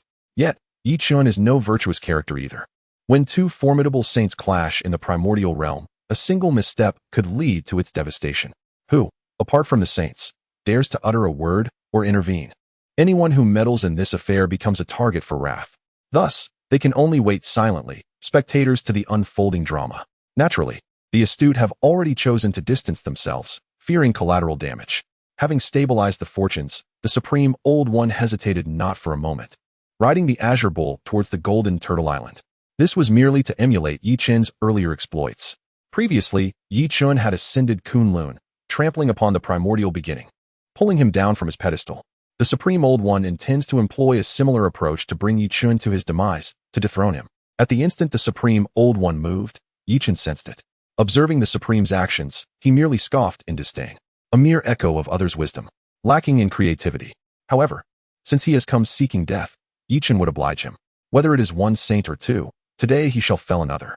With a thought, the exterminating immortal sword appeared in his grasp. An overwhelming aura of slaughter enveloped Golden Turtle Island, ensnaring even the surrounding multitude of the primordial realm. In that fleeting moment, as the aura of carnage descended, their minds felt as though they were on the verge of annihilation. It is over, they thought. They were doomed. Yet, amidst their trepidation, as they braced for death, Chen lightly tapped the sword's body. The sound of the sword resonated within their hearts, and they perceived a flash of sword light. They were unharmed. Instead, their negative emotions were severed, their Tao hearts refined. Even as Chen prepared for battle with the Supreme, he did not forget to assist them in this opportunity. Comparisons breed envy. The Supreme Old One is diminished, his vision narrow, in stark contrast to Chen. The disparity is vast. If given the choice, they would prefer Chen to emerge victorious. As the Supreme Old One approaches, the newly allied sect, as a vassal of the, naturally seeks to demonstrate their loyalty. At the very least, they must prove their worth to Chen. Lord Yi, spoke the Dragon Clan. We possess the 10,000 dragons refining realm formation, capable of withstanding a strike from a saint. This battle shall be led by our Dragon Clan to bolster your might. Lord Yi, even if it can only absorb a single blow, so be it. This reflects their stance. Even against the most mysterious and powerful of the three pure ones, they stand resolutely with Chen, willing to advance together into the fray. Previously, the Supreme Laozi had invaded the ancestral grounds of the Dragon Clan, subjecting them to humiliation from beginning to end. They had long harbored a deep-seated fury. Now that the Supreme Laozi had arrived, they naturally felt no fear. The Dragon Clan has never lacked in pride. Witnessing the Dragon Clan's soaring spirit, how could the disciples of the Jie Sect show any weakness? Chen, their esteemed senior brother, held the closest ties with them. Even if it meant risking their lives, they would fight for Chen first. It was not their place to allow the Dragon Clan to take precedence. These individuals harbored malicious intentions, attempting to usurp their standing in their senior brother's heart. Such an affront would not be tolerated. Brothers of the Dragon Clan, please step back. Let us handle this matter first. Indeed, the disciples of the Jie Sect were still present, and they urged, Senior brother, allow us to take the lead. I have long held a disdain for that old fellow. They were eager to charge forward, as if treasures and beauties awaited them. Yet, they were fully aware that ahead lay a formidable saint, and rushing forth could very well cost them their lives. Still, they chose to proceed. Did they not fear death? Clearly not. They were united in purpose and possessed an unwavering trust in Yi Chen. How envious indeed. They were at a loss for words beyond their envy. Yet, Yi Chen was indeed worthy of such devotion. This was the charm of his character. Observing them each preparing their artifacts to confront the supreme Laozi, a smile unconsciously crept across Yi Chen's lips. He then waved his hand to send them off. Do you not trust me? I am not dead yet. I can manage this battle without your assistance. All of you, retreat and do not disturb my warm-up. Hearing Yi Chen's relaxed and carefree words, smiles appeared on the faces of the crowd. Yi Chen had clearly never regarded the supreme Laozi with seriousness. They understood his nature well. He would never undertake an endeavor without certainty. If he could not win, he would resort to stealth. If victory was assured, he would confront openly. It seemed that this time, the supreme Laozi was destined to suffer. Zhulong, you and the disciples of the Jie Sect shall position yourselves to safeguard the flora of Jinao Island, ensuring that the aftermath of the battle does not harm the precious plants. And you few, do not linger. Prepare an abundance of fine food and wine for my return. After issuing these instructions, Yi Chen lightly flicked his sleeves, wielding the sword of extermination, and strode toward the periphery of Jinao Island. The timing was impeccable. As he emerged majestically from the island, he encountered the supreme Laozi, who approached on the back of a green bull. The supreme Laozi gazed at Yi Chen without uttering a word. The two stood in silence, locked in a gaze. Yet, despite the silence, the collision of their formidable auras was enough to incite a sudden change in the weather. At that moment, above Jinao Island, countless thunderbolts began to gather ominously. The vast, boundless sea has now succumbed to darkness. The changes in the surrounding environment failed to capture Yi Chen's attention. His focus was solely on the figure of Laozi. Among the three pure ones, he is the most enigmatic and powerful, finally willing to take action. Yi Chen had long desired to test the prowess of his esteemed master. Today, that wish has been fulfilled. However, he wonders how many strikes Laozi can withstand. Should he be vanquished too easily, it would render the encounter rather dull. Master, it has been some time, yet your grandeur remains undiminished. Without further ado, Laozi harbored a deep-seated resentment towards Yi Chen, wishing to engage him in battle rather than exchange idle pleasantries. He was determined to slay Yi Chen to quell the bitterness in his heart. In response, Yi Chen merely shrugged nonchalantly. Words that do not resonate are best left unspoken. Thus, he posed the challenge, Laozi. Do you dare to face me in the chaos of battle? Chapter 117. The transformation into the three pure ones, although Jinao Island is presently under protection. In order to prevent harm to the innocent beings of the Primordial World, he resolved to accompany Taishang into the chaos for a battle. Upon hearing Yi Chen's words, Taishang Laojun merely cast a fleeting glance. At this moment, Jinao Island is fortified by the grand array of 10,000 dragons and the celestial star array. With Yi Chen's presence, it is utterly impossible for him to breach the defenses of Jinao Island. Here, he would find himself constrained. It is laughable to forsake his own advantageous position for the sake of those insignificant beings of the primordial realm. To him, engaging in battle is no different regardless of the location. To eradicate the disciples of the Jie Xiao, eliminating Yi Chen suffices. They would have nowhere to evade. Below the sage, all are mere ants. Vanquishing Yi Chen would allow him to obliterate them with a mere wave of his hand upon his return. As long as the sage endures, the lineage persists. If the sage falls, the lineage perishes. One must eradicate the roots of the grass.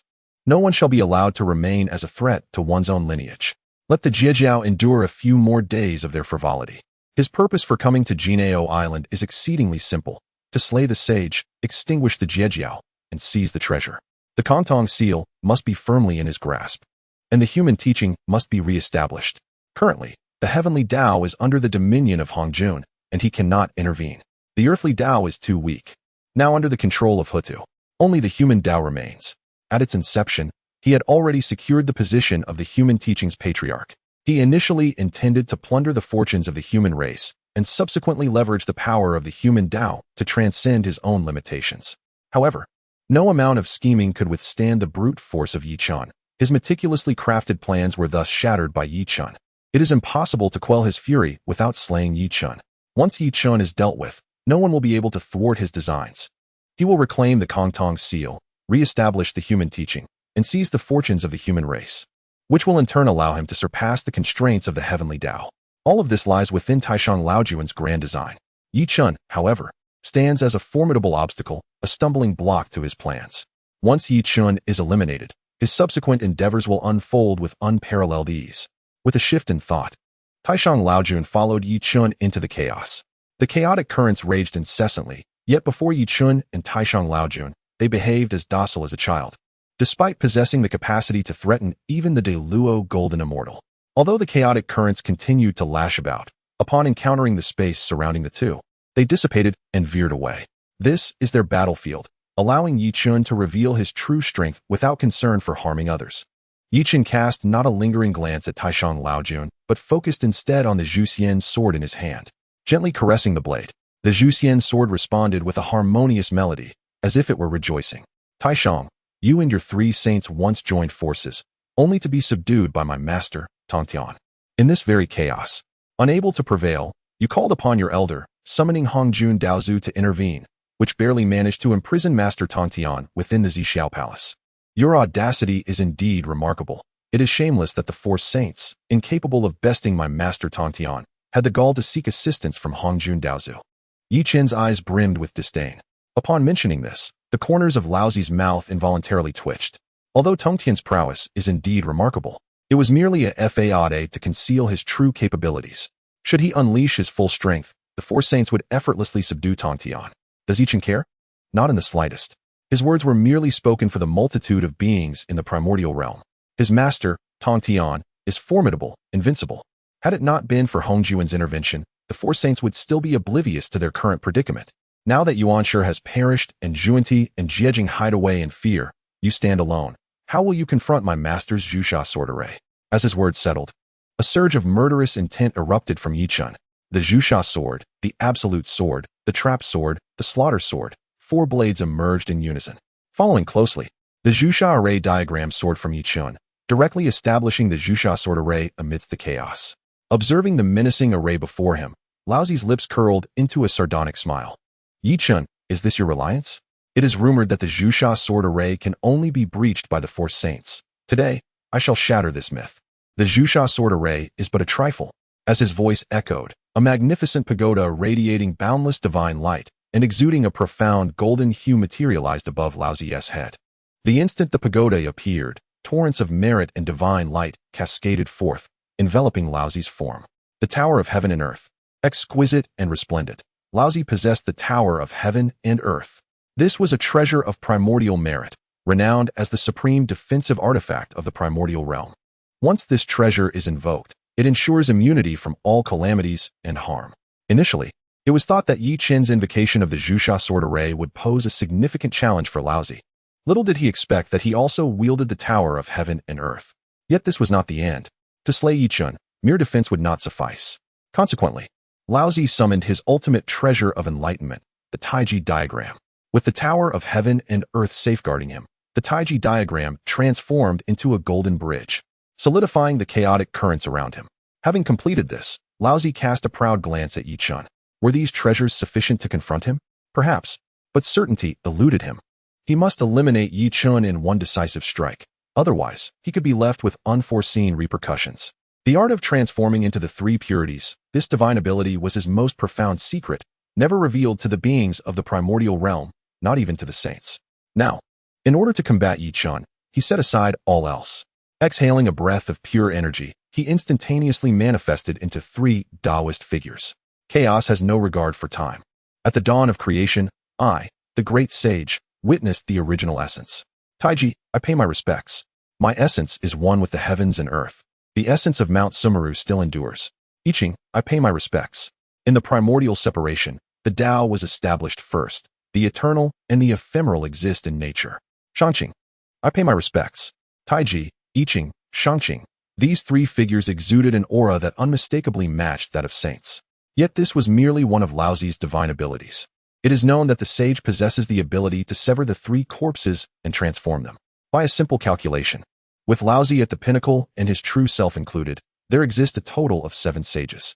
The myriad beings of the primordial world were left astounded, aware of Lao Zi's formidable strength and profound concealment. Yet, they never anticipated that he would hide so deeply and possess such overwhelming power. 7 sages. In the vastness of the primordial realm, who could possibly rival Laozi? This entity is truly terrifying. He must not be provoked and should never be the object of one's thoughts. The multitude of the primordial world gazed on with envy and jealousy, while only Laozi harbored a hint of dissatisfaction. Though the current incarnations of the three pure ones could also attain sagehood, they ultimately bore certain deficiencies. Should the primordial spirits of Yuan Shi and Tongtian be imprinted and infused into these incarnations, then this divine ability would burgeon in strength, enabling the incarnations to unleash even greater power. Chapter 118. Beneath the sage, all are ants yet. None of this holds any significance now. At the very least, our response to the sword array of extinguishing immortals is undoubtedly sufficient. Will you join me in entering this array to dismantle it? Excellent. The three pure ones did not hesitate, stepping into the sword array of extinguishing immortals alongside Taishang Laojun. Taishang's concealment is truly profound. Such formidable means are indeed terrifying. Observing the scene from the Ling Mountain Taoist temple, the figure of Zhuanti could not help but exclaim, if only Taishang had revealed such abilities sooner. Had he displayed these powers earlier, we would not have been subjected to Yi Chen's ridicule, nor would Yuan Shi have fallen to his blade. Listening to Zhuanti's lament, Jane merely smiled and shook his head, speaking softly. I would rather they engage in a deadly struggle, ideally leading to mutual destruction. Otherwise, with Taishang Laojuan's cunning and stratagems, do you truly believe we stand a chance against him? If not for Yi Chen disrupting his plans, why would Taishang seek vengeance upon him? This fellow has grand ambitions. Should Taishang secure an effortless victory, he would become a stumbling block on the path to the rise of our Western sect.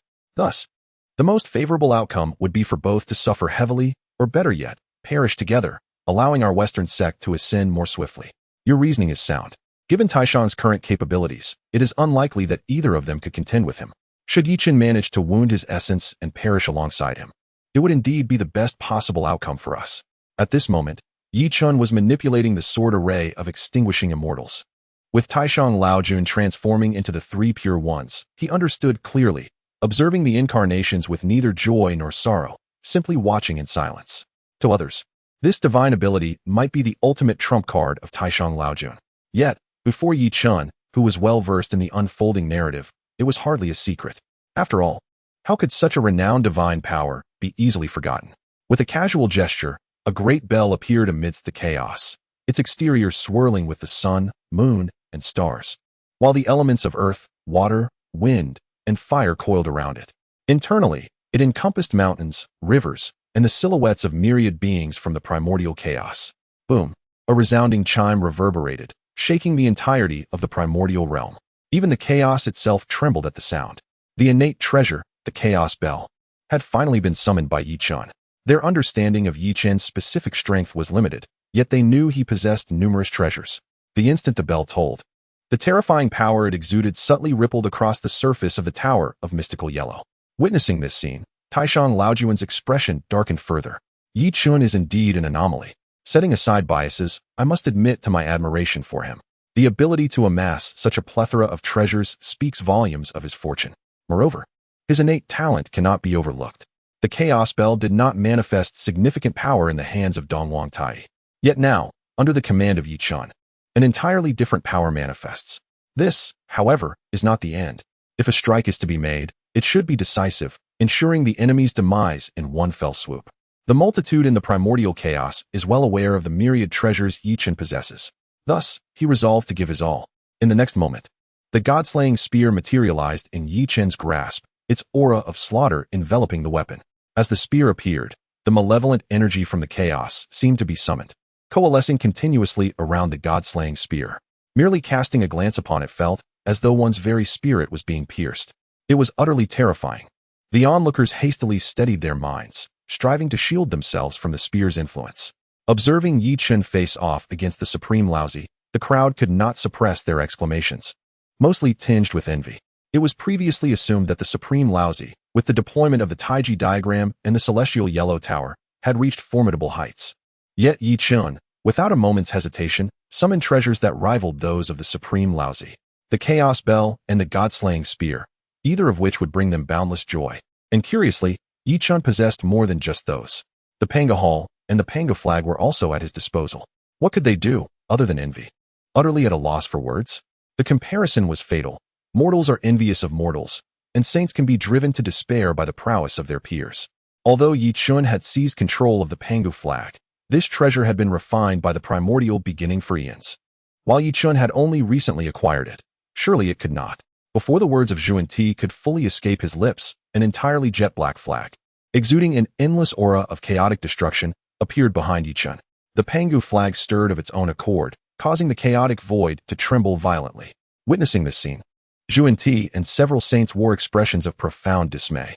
The countless years of refinement by the primordial beginning paled in comparison to the results achieved by Yi Chun in such a brief period. Not only did Yi Chun effortlessly seize control of the Pangu flag, but the might he displayed surpassed even that which it had exhibited in the hands of the primordial beginning. Reflecting on the power the Pangu flag had once displayed under the primordial beginning, and now witnessing its prowess in Yi Chun's grasp, even the supreme Laozi could not suppress a curse. Worthless, truly a waste. After all these years, he had failed to master the Pangu flag. Allowing Yi Chun to surpass his accomplishments, he deserved to be slain by Yi Chun. The supreme Laozi brimmed with resentment. Had it not been for the effortless slaying of the primordial beginning, he would not now be compelled to confront Yi Chun, who wielded the Pangu flag. What a useless ally. After a moment of contemplation, the supreme Laozi managed to quell his fury. He promptly ceased his hesitation, directing the Taiji diagram to crush toward Yi Chun. These treasures had already proven to be a considerable challenge. If the confrontation continued, who could predict what other treasures Yi Chun might unveil? Striking first was prudent. Once Yi Chun was subdued, all these treasures would rightfully belong to him. A thunderous roar erupted, the sound of violent collision resonating through the chaos as Yi Chun and the supreme Laozi clashed. The saint, with a mere gesture, wielded immense power. How much more so in a full-scale confrontation between the two? The aftermath of their confrontation sent ripples through the chaos, stirring the chaotic tides. Even though they had ventured into the realm of chaos, far removed from the primordial world, a significant influence still lingered. The myriad beings of the primordial realm sensed a cataclysmic doom looming over them, as if their very existence was about to be obliterated. Above them, there was no escape, no means to resist. They could only resign themselves to the inevitable arrival of death. The expressions of the numerous formidable beings from the primordial era shifted dramatically. While they had anticipated such a turn of events, they were unprepared for the overwhelming intensity of it all. Merely the residual waves emanating from the encounter were nearly unbearable. To even contemplate engaging directly on the battlefield was a folly. Approaching within a 10-mile radius could result in being annihilated by the residual force. Today, they had come to a profound realization. Beneath the sanctified beings, all others were but mere ants. This statement carries an immeasurable weight. Chapter 119. A hint of intrigue after a fierce clash. Yi Chun gripped the Zhuxian sword, his eyes filled with disappointment. He had anticipated immense power from the Supreme Old One, yet it turned out to be rather unimpressive. Yi Chun's scornful gaze lingered upon him, conveying 1,000 unspoken words. Even the Supreme Old One, known for his composure, found himself momentarily enraged. His aura surged with ferocity as he bellowed towards the heavens, "Yi Chun, you court death." Despite his foul mood, the Supreme Old One retained a semblance of rationality. In the fleeting moment of their confrontation, his ambitious attempt at the Qi Hua Sanqing had failed. He had hoped to dismantle the Zhuxian sword array, only to find himself thwarted. With the array unbroken and Yi Chun protected by the Chaos Bell and the Pangu flag, even the residual shockwaves of their battle had not grazed him. His own predicament was somewhat more dire, appearing rather disheveled. Were it not for the Taiji diagram and the Linglong Tower of Heaven and Earth, he might have found himself pierced by the god-slaying spear in Yi Chun's grasp. All of this had unfolded beyond his expectations. He had believed that employing the Qi Hua Sanqing would catch Yi Chun off guard and effortlessly dismantle his carefully laid Zhuxian sword array. Even against an array set by the Celestial Master himself, he had harbored confidence in its destruction. Yet, against Yi Chun, he had met with failure. Could it be that Yi Chun's swordsmanship transcended that of the Celestial Master? Such a notion was utterly implausible. Although Yuan Shi was deemed inept, he had gleaned that Yi Chun primarily cultivated the laws of death. Yet, the current events compelled an acknowledgement of Yi Chun's profound comprehension of the sword laws. The strength of the Zhuxian sword array surpassed that of the Celestial Master. Everything about this situation defied reason.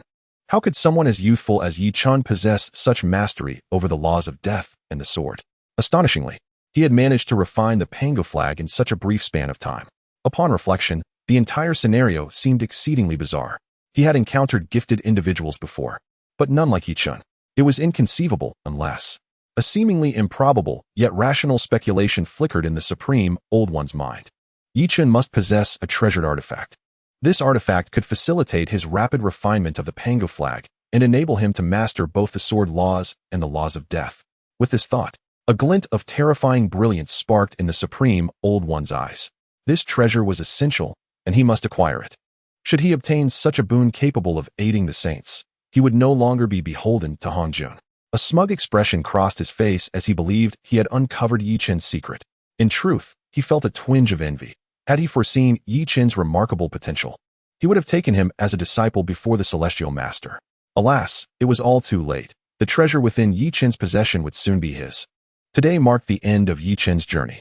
The expression on Lao Zi's face shifted continuously, fluctuating between mirth and ire, while Yi Chen observed quietly, pondering whether his earlier remarks had provoked such a reaction. Surely, a sage should not be so fragile. Soon enough, Lao Zi turned his gaze towards Yi Chen, his eyes brimming with murderous intent. Yi Chen, your time of demise is at hand. I shall erase all traces of you from the primordial universe, consigning you to eternal silence, never to reincarnate. Yi Chen was left bewildered, pondering whether this individual had indeed lost his composure. Unable to differentiate between the powerful and the weak, despite clearly holding the upper hand. To an outsider, it might appear as though he was on the verge of victory. However, Lao Zi did not keep them in suspense for long.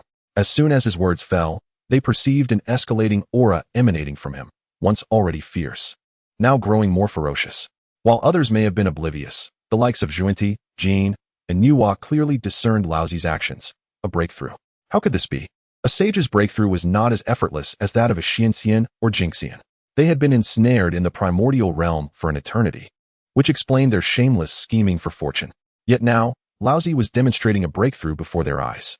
The three pure ones sensed Lao Zi's ascension and transformed into ethereal radiance, merging back into his being. The power of the three pure ones, inherently derived from him, elevated Lao Zi's cultivation further. The divine light radiating from him rendered them unable to gaze directly at him. Before Lao Zi, they felt as if they were confronting the very Tao itself, overwhelmed by an urge to kneel in submission. The mere hint of his aura was beyond their comprehension, and the intensity of it was merely the aftershock of his presence in the chaos. If they could barely withstand this, facing Lao Zi directly would likely shatter their resolve, leading to their obliteration by his divine radiance. Amidst the oppressive aura of Lao Zi, Yi Chen remained unfazed, which was telling. Wait, something felt amiss. Why was Yi Chen not interrupting Lao Zi's breakthrough? This was a sage's battle, and breakthroughs did not pause for combat. Had Yi Chen been intimidated by Lao Zi's presence? Yet, his demeanor suggested otherwise. What was truly happening? They could not fathom, nor would Yi Chen explain that he was exhilarated by the hunt. Observing Lao Zi's breakthrough, he felt no trepidation, only a slight thrill. In this moment, Lao Zi was his quarry. Let him break through, let him unleash his might. The stronger he became, the more exhilarating the hunt would be. For them, a breakthrough was an arduous endeavor, yet for Yi Chen, it was a trivial matter. After engaging in a harmonious dual cultivation with the Earth Mother, his realm and cultivation level experienced a significant elevation. Should Yi Chen desire to slay the Supreme Old One, it would indeed be a trivial matter. Much like the historical figure Guan Yu, who effortlessly beheaded Hua Xiong while enjoying warm wine, Yi Chen could similarly dispatch the Supreme Old One with ease. Even though the Supreme Old One possesses the divine ability to transform into the three pure ones, along with the mystical yellow tower and the Taiji diagram, he remains no challenge for Yi Chen, who feels no pressure whatsoever. Not even a fleeting thought of employing the Chaos Pearl crosses his mind. The prospect of ruthlessly vanquishing the Supreme Old One lacks any semblance of enjoyment. It is only after his subsequent breakthrough that he anticipates deriving true amusement from the encounter, relishing the moment when he can obliterate him at the height of his arrogance. Experiencing that exquisite sensation of falling from paradise to despair, such an experience should prove to be most exhilarating. Chapter 120. The Cataclysmic Torrent. At this moment, the Supreme Lao Tzu was still immersed in the exhilarating sensation of his recent breakthrough. Suddenly, he was jolted by Yi Chen's jarring remark, reigniting the fury within him. He had imagined that achieving the 8th layer of Hunyuan would instill fear in Yi Chen, even envisioning a scenario where Yi Chen would kneel before him in supplication. Yet, contrary to his expectations, Yi Chen not only remained unafraid but audaciously dared to provoke him. This was something the Supreme Lao Tzu could not tolerate. Without further ado, he summoned the ferocious power of the yin-yang and directed it towards Yi Chen with the intent to crush him. With overwhelming strength, he aimed to obliterate Yi Chen, a desire that consumed him in that moment. He sought to employ this display of might not only to subdue Yi Chen, but also to instill terror in the multitude of the primordial world. Today, he would make these insignificant beings witness the truth. A sage is not to be desecrated or provoked. Those who dare challenge the sanctity of a sage are destined for demise, especially those who dare provoke the supreme Laozu, for even a sage would meet their end. As the supreme Laozu bore down upon Yi Chen with his formidable assault, Yi Chen, rather than resisting, withdrew his protective treasure. He seemed intent on confronting the assault with his very flesh. Was he mad? Yi Chen must indeed be insane. Throughout the annals of the primordial history, only the Witch clan would dare undertake such a feat. No other cultivator would be audacious enough to withstand the laws of the great Tao with mere flesh, let alone withstand the yin-yang laws of the supreme Laozu. Even the most powerful bodies of ancestral witches would be annihilated by such a strike. Boom, boom, boom. The relentless barrage of attacks rained down upon Yi Chen. Initially, the onlookers were concerned, fearing that Yi Chen had surrendered to despair. However, as the supreme Laozu continued his onslaught, they were left in stunned disbelief. Even the supreme Laozu began to grow anxious. The duration of the enhancement granted by the three pure ones was rapidly approaching its end. Once that time elapsed, his attacks would no longer possess the same ferocity. Would he still stand a chance against Yi Chen after that? Undoubtedly not. After all, under the full weight of his assault, Yi Chen had managed to withstand every blow with his physical form. The most astonishing aspect was that with each successive attack, Yi Chen's aura appeared to strengthen. A monster, indeed. He was a monster. The corners of the supreme Laozu's mouth twitched in disbelief. He was genuinely curious as to how Tongtian had cultivated such a being. Not only was his grasp of the laws formidable, but his physical prowess exceeded even that of the ancient figures of the Witch clan. Yi Chen could not be allowed to grow stronger any further. If this continued, the consequences would be dire. Thus, he resolved to employ the contingency he had meticulously prepared. Ever the cautious strategist, even when he felt assured of victory, he always left himself with a safety net to ensure absolute success. As he struck against Yi Chen, he skillfully utilized the Taiji diagram to conjure innumerable small worlds amidst the chaos. These diminutive realms were not meant to endure for long. Their sole purpose was to be detonated by him.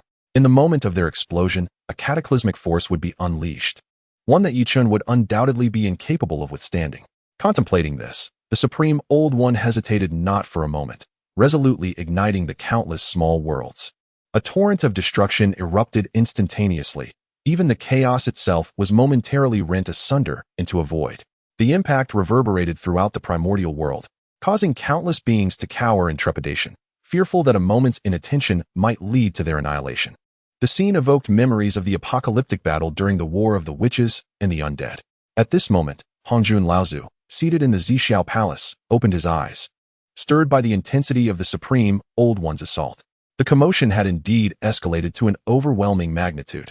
Senior brother, surely Yi Chen must be finished, mused Yuan Shi, who remained hidden within the Ling Mountain dojo, displaying no inclination to depart.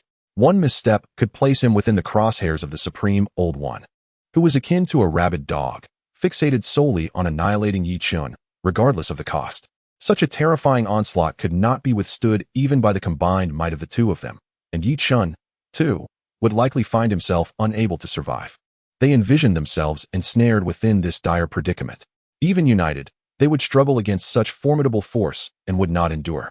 No matter how powerful Yi Chen might be, facing such an attack with mere flesh would be insurmountable. Survival was utterly implausible. While they felt a fleeting joy at the prospect of Yi Chen's demise, it was soon overshadowed by a sense of melancholy. The Supreme Old One was simply too powerful. They could not contend with him, with his presence. Their aspirations for the Western teachings remained thwarted. Amidst the myriad thoughts swirling through the minds of the primordial beings, a rugged and bold voice emerged from the heart of the cataclysmic torrent. How intriguing. This is indeed quite delightful. I finally sense a hint of amusement. This battle is exhilarating. However, it would be remiss not to reciprocate, old thief of the Supreme. You shall taste my strike as well.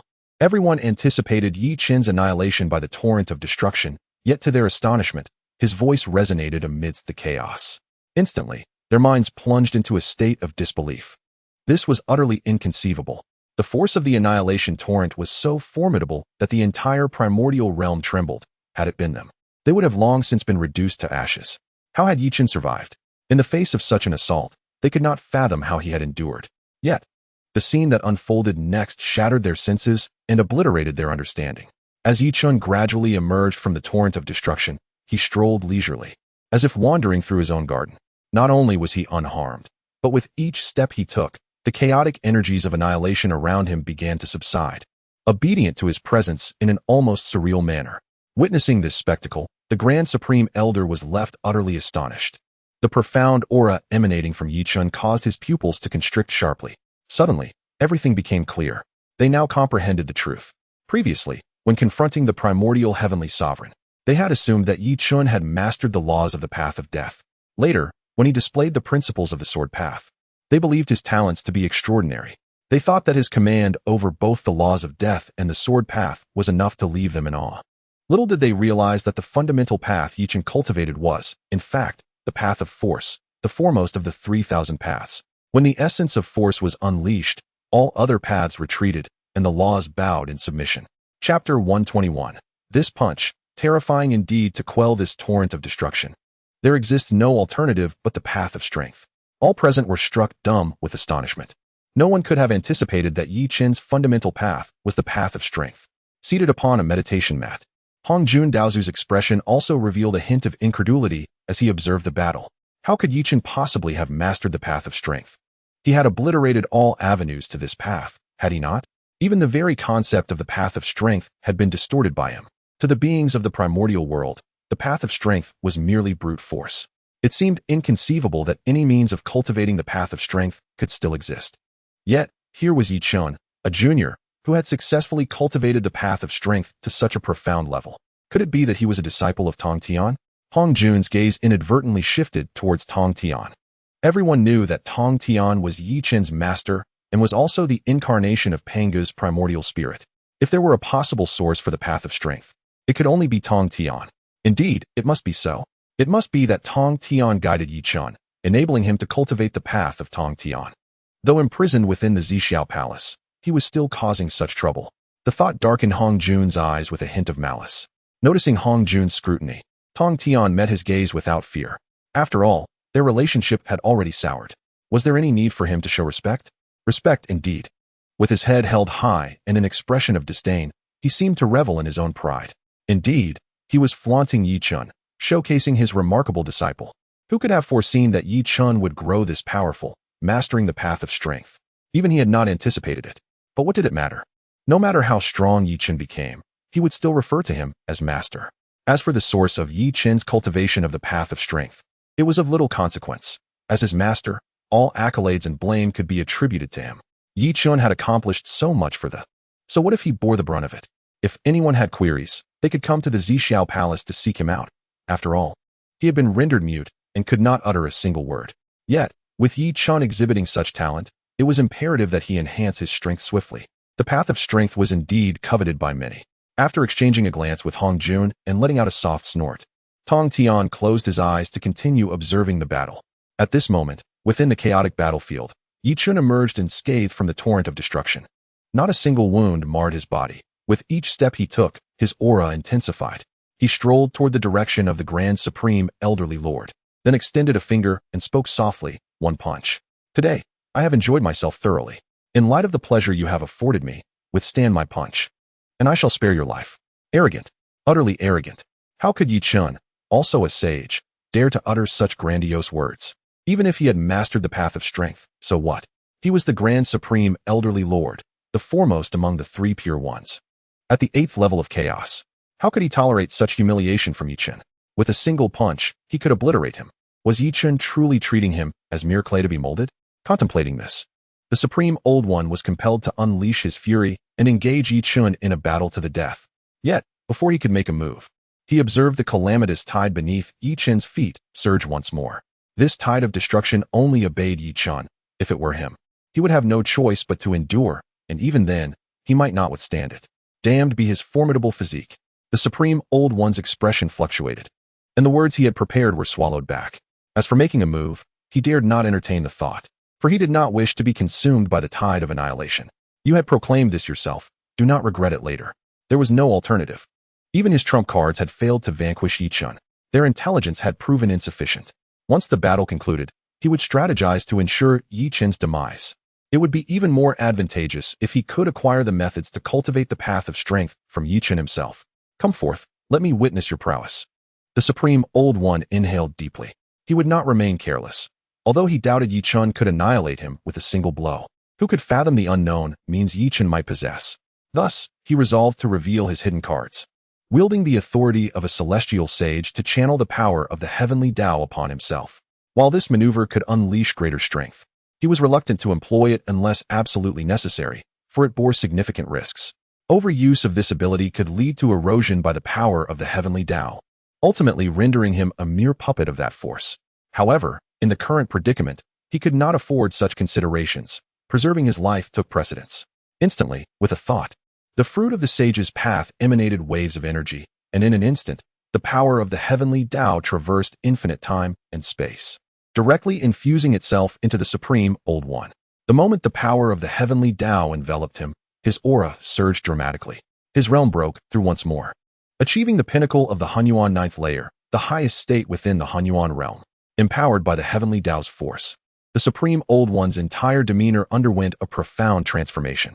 He became as cold and indifferent as the heavenly Tao itself, seemingly a sovereign high above, regarding Chen as nothing more than an insignificant insect.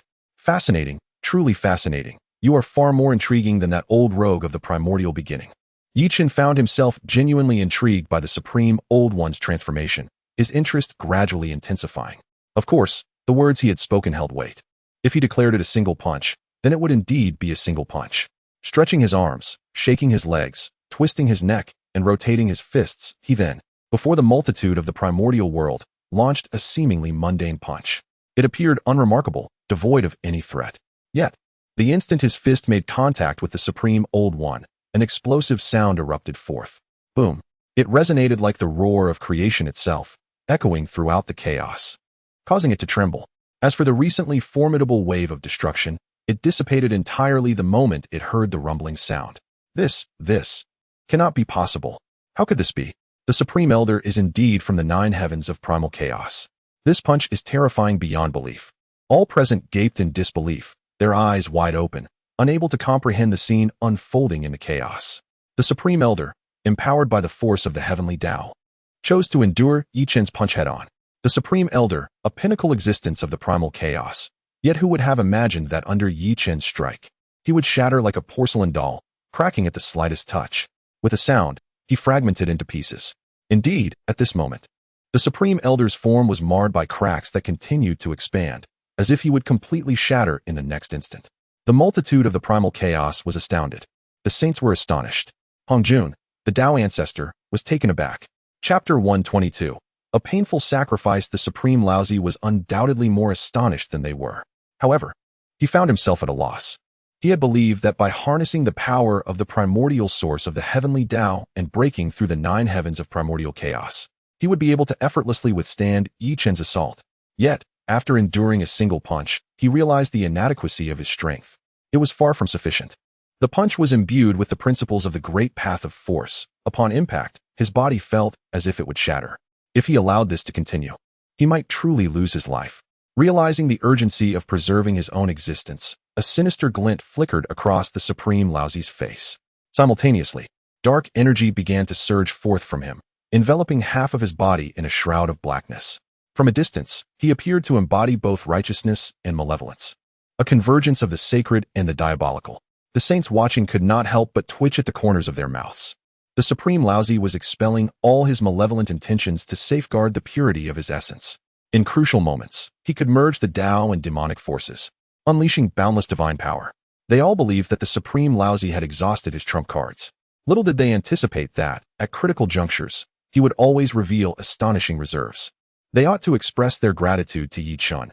Had it not been for Chen's relentless pressure, the Supreme Laozi would not have unveiled so many hidden abilities. If they were to become adversaries of the Supreme Laozi in the future, facing such formidable trump cards would render them powerless, possibly crushed in the blink of an eye. Chen paid no heed to the notion of merging Tao and demonic forces, nor to the duality of righteousness and malevolence. Regardless of how much stronger the Supreme Laozi became, when he proclaimed a punch, it was indeed a punch. The efficacy of his hidden cards, while capable of easily subduing others, would prove futile against him. Unfortunately for the Supreme Laozi, He was now up against Chen, no matter how he evolved. He could not thwart the impending strike. As Chen's voice resonated, the residual intent of the punch that lingered on the Supreme Laozi's body erupted violently. To the astonished gazes of the onlookers, the body of the Supreme Laozi, which had just achieved the fusion of Tao and demonic forces, was obliterated. Only his indestructible primordial spirit remained. Without the protection of his sanctified form, the primordial spirit could only endure the relentless erosion of chaotic energies. Yet paradoxically, it remained unyielding, continuously suffering while perpetually regenerating, trapped in an agonizing cycle. This could not continue. Although the primordial spirit was anchored in the heavenly Tao, granting it immortality, the continuous assault of chaotic energies would deplete his saintly essence. He immediately resolved to summon the benevolent corpse incarnation of Lao Jun, briefly infusing his primordial spirit into that body. As long as his spirit departed the chaos and returned to the primordial realm, he could revive. However, just as he prepared to entrust his spirit to Lao Jun and return to the primordial realm, Chen's voice echoed once more. Supreme Laozi, do you think you can leave without my permission? Upon hearing these words, the Supreme Laozi was momentarily taken aback, soon succumbing to a flicker of indignation. Despite his considerable concession, Chen still dared to pursue him with hostility. Moreover, he had already endured a strike from Chen. A sage's word is worth 1,000 gold. Chen clearly intended to disregard his promise, seeking to eradicate him within this primal world. This thought sparked a flicker of panic within the Supreme Laozi.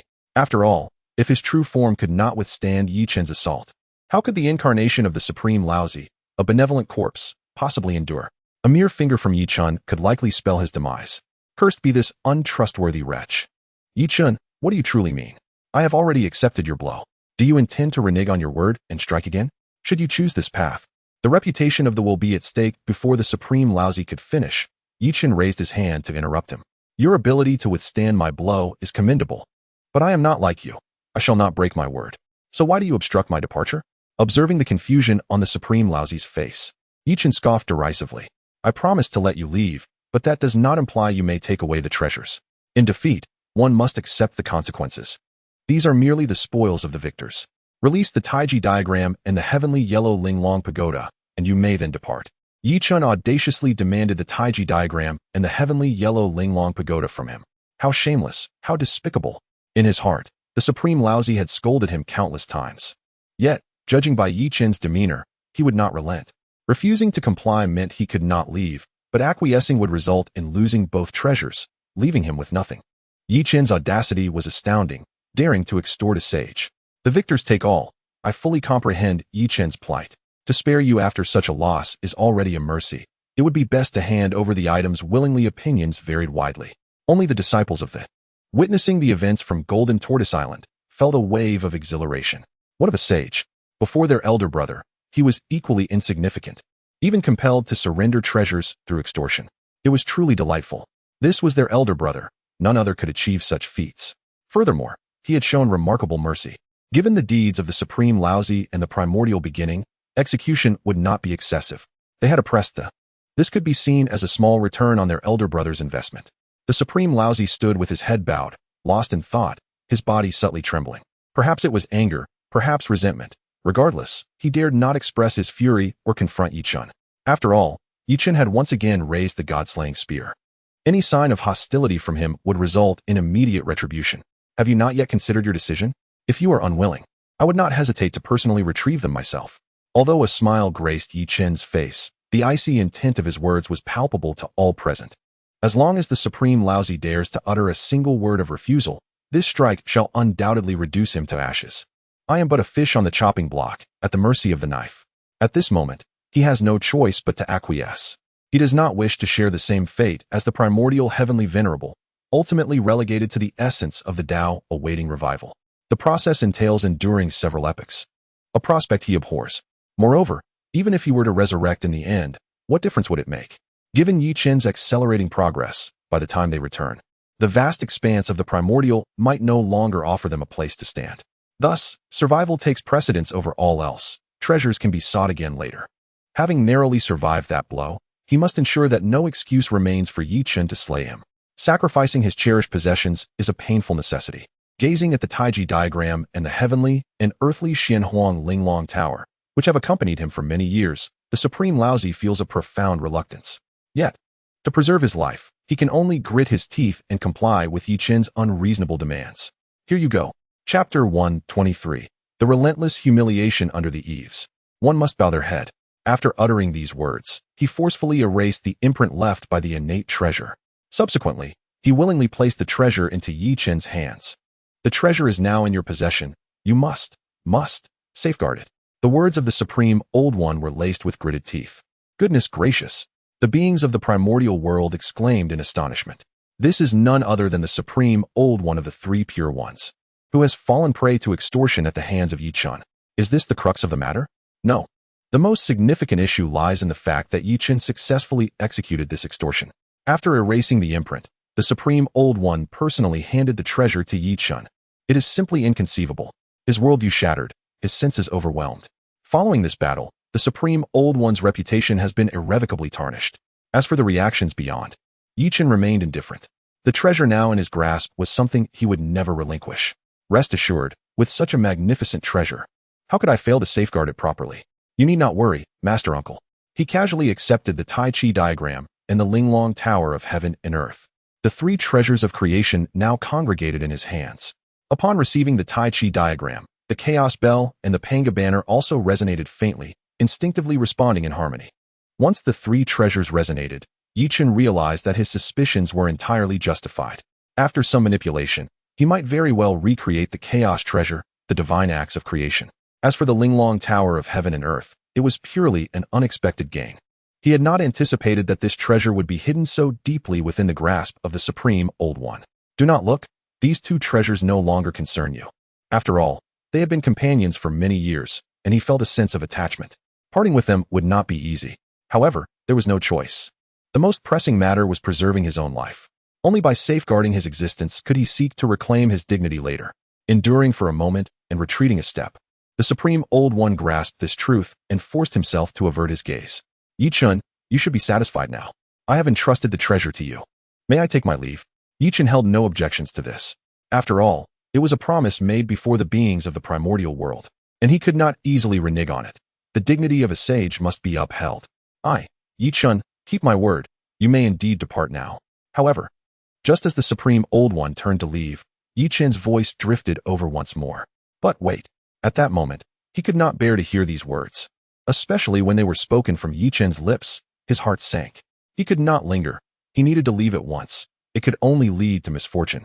Though he longed to flee, his body remained stubbornly rooted in place. The situation was not in his favor. If he angered Yi Chen by departing, the losses could be unimaginable. Having already surrendered the treasure, what more could he stand to lose? What other matters remained? The venerable Laozi feigned calmness as he turned around, only to hear the languorous voice of Yi Chen echoing through the air. You have already bestowed upon me the innate treasures, so it would be best if you, Great Lord Laozi, do not return. Let us carry through with kindness to the end, escorting the Buddha to the west. Leave the alchemical work to me. It perfectly aligns with the needs of my disciples in the Jie Sect who require medicinal elixirs for their cultivation. Master Uncle, you are well aware that we are but rough individuals, unlike you who possess the refined art of alchemy. With the presence of Great Lord Laozi, we can rest easy. This is such a simple request. I trust you would not refuse, would you? It sounded like a negotiation, yet in truth, it was a blatant act of plunder. He had never encountered anyone so shameless. It was not enough that he had taken two of his innate treasures. Now, he demanded that his benevolent corpse incarnation remain to labor without recompense, concocting potions for his adversaries. Such audacity was intolerable. What did he take the venerable Laozi for? In the Primordial World, those who sought his alchemical services would line up and pay a price. Otherwise, they would never taste the elixirs he refined. Yet now, Yi Chen arrogantly insisted that his benevolent corpse incarnation work for free. This audacious maneuver left all present utterly astounded. They found it hard to tolerate the lofty demeanor of Laozi. Typically, one would have to plead and offer numerous treasures to procure even a single elixir from him. Yet here was someone daring enough to confront him directly. Others could not manipulate him, but Yi Chen could do so effortlessly. Now, not only did Yi Chen refrain from seeking revenge, but he also demanded that Laozi toil without reward, testing his resolve to see if he would simply walk away. All eyes were upon Laozi, curious to see whether he would acquiesce to Yi Chen's unreasonable demands. If he agreed, his dignity would be thoroughly tarnished. But if he refused, well, that would be a different matter. Laozi remained silent, though internally he weighed the pros and cons. No one understood the current predicament better than he. To yield to Yi Chun would mean the loss of his reputation, making it difficult for him to hold his head high in the primordial realm. Yet, he was equally hesitant to refuse, for 2 innate treasures had already fallen into Yi Chen's possession. Should Yi Chen decide to unleash his wrath upon him, how could he withstand it? He even suspected that this was Yi Chun's ploy, a means to provoke him into a furious outburst. Should he lose his temper, Yi Chen would undoubtedly seize the opportunity to obliterate his primordial spirit. Despicable. Utterly despicable. Yi Chen surely harbored such intentions. After all, it was merely a benevolent corpse incarnation. He could easily abandon it. Moreover, Yi Chen sought Laozi solely to have him concoct elixirs for the disciples of the Jie Sect. While he could certainly produce the potions, it remained uncertain whether they would dare to consume them. A mere flick of his hand could lead to the utter destruction of the Jie Sect's foundations. Indeed, that was the plan. He would ensure that the Jie Sect and Yi Chun would regret their decision today. With this resolve in mind, the venerable Laozi prepared to voice his acquiescence to Yi Chen's demands. Yet when the words linger on the tip of his tongue, he finds himself at a loss for expression. Silence envelopes him. This is the pride of the Sage of 3 Purities. For countless years, although he has maintained an air of tranquility and nonchalance, he secretly believes that everything lies within his grasp. The pride that has accumulated within his heart renders him incapable of speaking, unable to lower his head before Yi Chun. To relinquish the treasured artifact would merely be a temporary measure. However, to forsake the embodiment of the benevolent corpse would utterly shatter his pride. He cannot bow to Yi Chun, cannot stoop to acknowledge a younger generation. At that moment, the Supreme Elder Laozi noticed Yi Chen's mocking gaze. He comprehended that Yi Chun was toying with him, ridiculing him. The treasured artifact belittled him. The embodiment of the benevolent corpse humiliated him. Who knows what further indignities await him? Must he continue to retreat?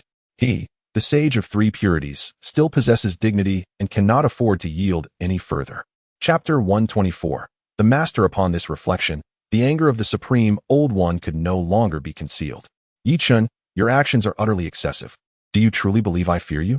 Today, even if it means forsaking the Supreme Old Lord, I shall never surrender him to you. If you possess the courage, then strike me down directly. I, a Sage of the 3 Purities, am no coward and shall not be perpetually oppressed by you. With a roar, the Supreme Old One began to reverse the source of his essence, preparing for self-detonation to demonstrate his resolve to Yi Chun.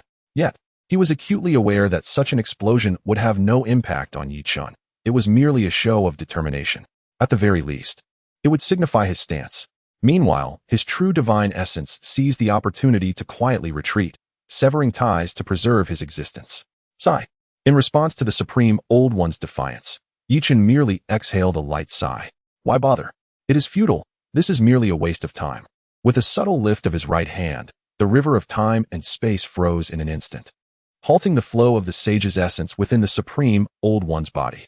What need is there for amiable negotiation? Engaging in such meaningless endeavors only serves to squander my time. After halting the Supreme Old Lord's self-detonation, a thread of Tao patterns emanating the principles of the great Tao flew from Yi Chen's palm, landing upon the forehead of the Supreme Old Lord. The markings inscribed on his brow evoked no sense of danger. Rather, they forcibly stripped him of his consciousness's control over his body. From this moment forth, he would be unable to resist Yi Chen's commands. Whatever Yi Chen demanded, he would have no choice but to comply, resembling a mere slave. To reduce a sage to the status of a servant, who else would dare to undertake such an audacious act? He could never allow himself to become Yi Chen's thrall. After all, he is the embodiment of the Supreme Old One, a sage of the 3 Purities, and still possesses some means of resistance. Coupled with a fierce spirit of defiance, the essence of the sage within him ignited once more. Upon the complete consumption of his sage essence, an overwhelming aura erupted, shaking the very fabric of chaos itself. Moreover, as he unleashed his power, the Tao patterns inscribed upon his forehead began to dim. With the dimming of these markings, his control would wane significantly. Once he liberated himself from the constraints of the patterns, he would self-detonate to present Yi Chun with a spectacle. Little did he know, all of this remained under Yi Chen's dominion. Observing the Supreme Old One exerting himself in a futile struggle, Yi Chen felt little interest. He had anticipated the emergence of something intriguing. If this was all there was, then the game was over. If you revel in your struggles, then continue to do so. I shall see how long you can persist. One pattern may not suffice for your amusement, so let it be 10, or even 100. If you cannot escape, then you shall forever toil as a disciple of my sect. concocting elixirs. With a flourish, a series of Tao patterns materialized from Yi Chen's fingertips, enveloping the Supreme Old Lord. The moment the patterns appeared, the myriad beings of the primordial world recoiled in fear. The sensation was undeniably unsettling, as the patterns seemed capable of binding them in place. Even if they were not directly planted upon them, a mere glance evoked a profound sense of submission within them. It was utterly bizarre, terrifically unsettling. Their sensation of subjugation stemmed entirely from Yi Chen's enhancement of the path of power upon the path of servitude, amplifying its potency tenfold, thus allowing it to influence them. However, as long as they averted their gaze, the impact would be minimal. 1 line, 2 lines, 3 lines. A total of 9 intricate patterns were inscribed upon Taishang Laojun. The instant these 9 markings were imposed, all resistance from Taishang Laojun became nothing short of a farce. Yet, he still glared defiantly. It appeared he was not yet subdued. In light of this, a decisive suppression was in order. 10 lines, 20 lines, 30 lines, 40 lines, 49 lines. Without hesitation, 49 intricate patterns were etched. With each additional line, Taishang Laojun's form hunched further.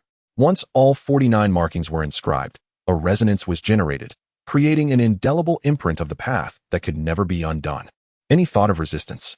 There was no chance left. At this moment, Taishang Laojun was reduced to mere servitude. Yi Chen needed not utter a word. A mere glance was sufficient for Taishang Laojun to uncontrollably stride towards him, kneeling on one knee with an expression of fervent devotion. Master. This simple phrase shattered all vestiges of Taishang Laojun's dignity. This was far from what he wished to convey. With his pride and honor, he could never utter such a statement. Instead, he longed to curse Yi Chen vehemently. Yet, as the words formed on his lips, they morphed into flattering expressions. The obsequious demeanor was so repugnant that even he found it revolting. Yet, within him resided another consciousness, one that held dominion over him. His own will was futile, incapable of commandeering his body. Even in his desire to extricate his primordial spirit from this corporeal prison, he discovered that it was ensnared. Utterly confined by the intricate patterns Yi Chen had inscribed, imprisoning his essence within the mud palace divine orb. Cursed be it, cursed be it. How could Yi Chen treat him in such a manner? This was an attempt to imprison his spirit for the sake of torment. He was the incarnation of Taishang Laozi. How dare Yi Chen act thusly? What followed was an overwhelming sense of powerlessness. He tried every conceivable means to break free from his physical confines, yet he could only obediently remain by Yi Chen's side, serving him tirelessly. Let us depart for the 8th scenic palace. Observing the conflicted expression on Taishang Laojun's face, Yi Chen merely smiled, unfazed by the turmoil. As for the escaping essence of Taishang Laozi, he paid it no mind. In his estimation, the essence of Taishang Laozi held less significance than that of Taishang Laojun, who could still refine elixirs to bolster the strength of the disciples of the. Having subdued Taishang Laojun, he led the way towards the 8th scenic palace on Shouyang Mountain. The objective was simple. He intended to relocate the 8th scenic palace to Golden Ao Island. Previously, he had merged Kunlun Mountain, allowing Golden Ao Island to evolve into the most supreme of blessed lands. Although the 8 scenic palaces may pale in comparison to Kunlun Mountain, it remains a sacred domain of the Supreme Laozi. Relocating it to Golden Tortoise Island could indeed enrich the foundation of the Yi Chen Yu. The master possesses great wisdom. Yi Chen's nature is well understood by them. This fellow is the greatest rogue of the Honghuang continent, and he never leaves empty-handed. This expedition to 8 Scenic Mountain surely bodes ill. If he is not mistaken, this fellow is about to plunder once again. In a moment of desperation, the Supreme Old Lord intended to curse Yi Chen, seeking to halt his advance. Yet, upon opening his mouth, what emerged were words of praise instead of curses. To obstruct Yi Chen? Such a notion is utterly impossible. Not only could he not impede him, but he even found himself in agreement with Yi Chen's actions, respectfully guiding him onward. Yi Sheng's methods are indeed unfathomable and enigmatic. Chapter 125. The unalterable power of the divine. It is essential to comprehend that a sage embodies the pinnacle of existence, a formidable force capable of determining the fates of countless beings with merely a glance. Yet, such a formidable entity has been rendered a devoted servant by the mere stroke of Yi Chen's finger. How could such a being willingly submit to servitude? Nonetheless, reality has proven that the venerable Laozi is presently Yi Chen's servant, a sight they have all witnessed. Their subordinates consist of many sycophants, embodying a similar demeanor. Consequently, they were astounded to observe this very expression upon Laozi's visage. Their worldviews were relentlessly shaken, leaving them utterly dumbfounded. Ultimately, they could only marvel at Yi Chen's exquisite prowess. capable of ensnaring even a sage within his grasp. Soon, under Laozi's guidance, they arrived at the 8th Scenery Palace. The current 8th Scenery Palace bore no resemblance to its former self, now adorned with innumerable formations and restrictions. It was inevitable, after all. Chen and his companions had previously swept through the palace like a swarm of locusts, leaving it desolate. Once bitten by a snake, one becomes wary of ropes for 10 years. Better to be overly cautious than to regret it later. Thus, Laozi had preemptively established numerous formations, even inscribing the very sands beneath the spiritual roots with protective runes. The objective was clear: to prevent the arrival of Chen and the disciples of the.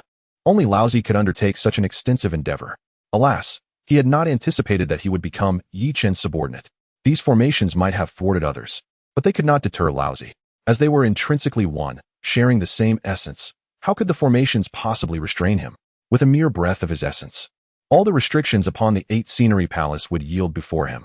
Thus, the two entered the palace unimpeded. Chen I, the venerable Laozi, temporarily hiding in the Ling Mountain Taoist temple, could no longer contain himself. All notions of tranquility and non-action were cast aside. In that moment, he resembled an enraged lion, roaring in fury. Yet what could he do? Could he halt Chen? Not in the slightest.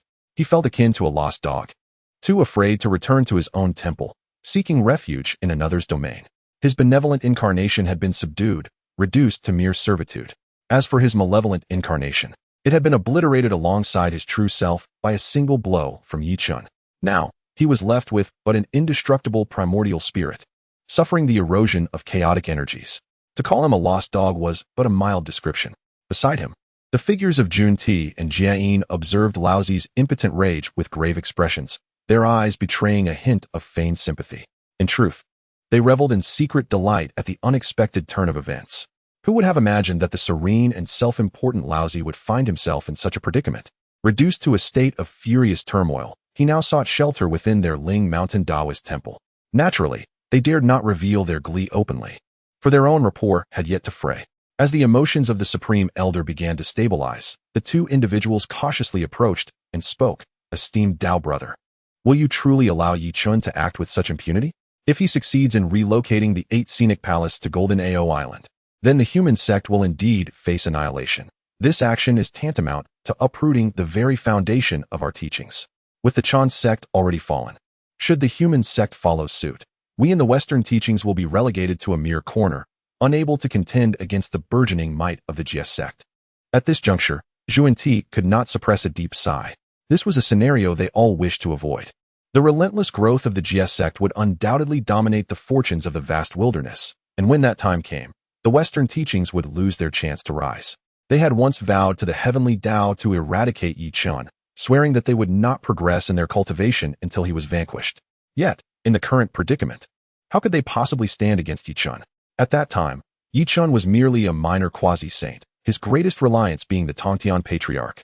They had believed that by harnessing the power of Hongjun Daozu, they could imprison the Tongtian patriarch within the San Xiao palace, thinking this would crush Chen and the Jie Sect. Yet, who could have foreseen the myriad events that would transpire? Not only did they fail to extinguish Chen, but he had also grown stronger with each passing moment. Yuan Shi had fallen at his hands, and now the Supreme Elder appeared as a shadow of his former self. Neither of them stood a chance against the Supreme Elder, let alone Chen. Moreover, was it merely a matter of annihilating Chen at this point? No.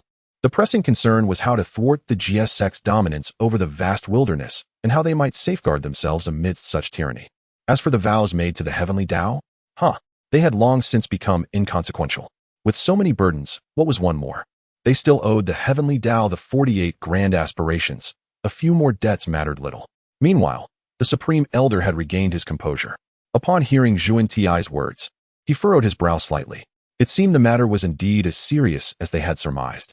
His initial choice of Shouyang Mountain as a sanctuary was driven by its significance as the ancestral land of the human race, a place imbued with immense fortune. Now, watching Chen move the 8th Scenic Palace to Golden Ao Island felt like witnessing the very roots of the human sect being excavated. The most troubling aspect was that his own benevolent incarnation was complicit in this endeavor.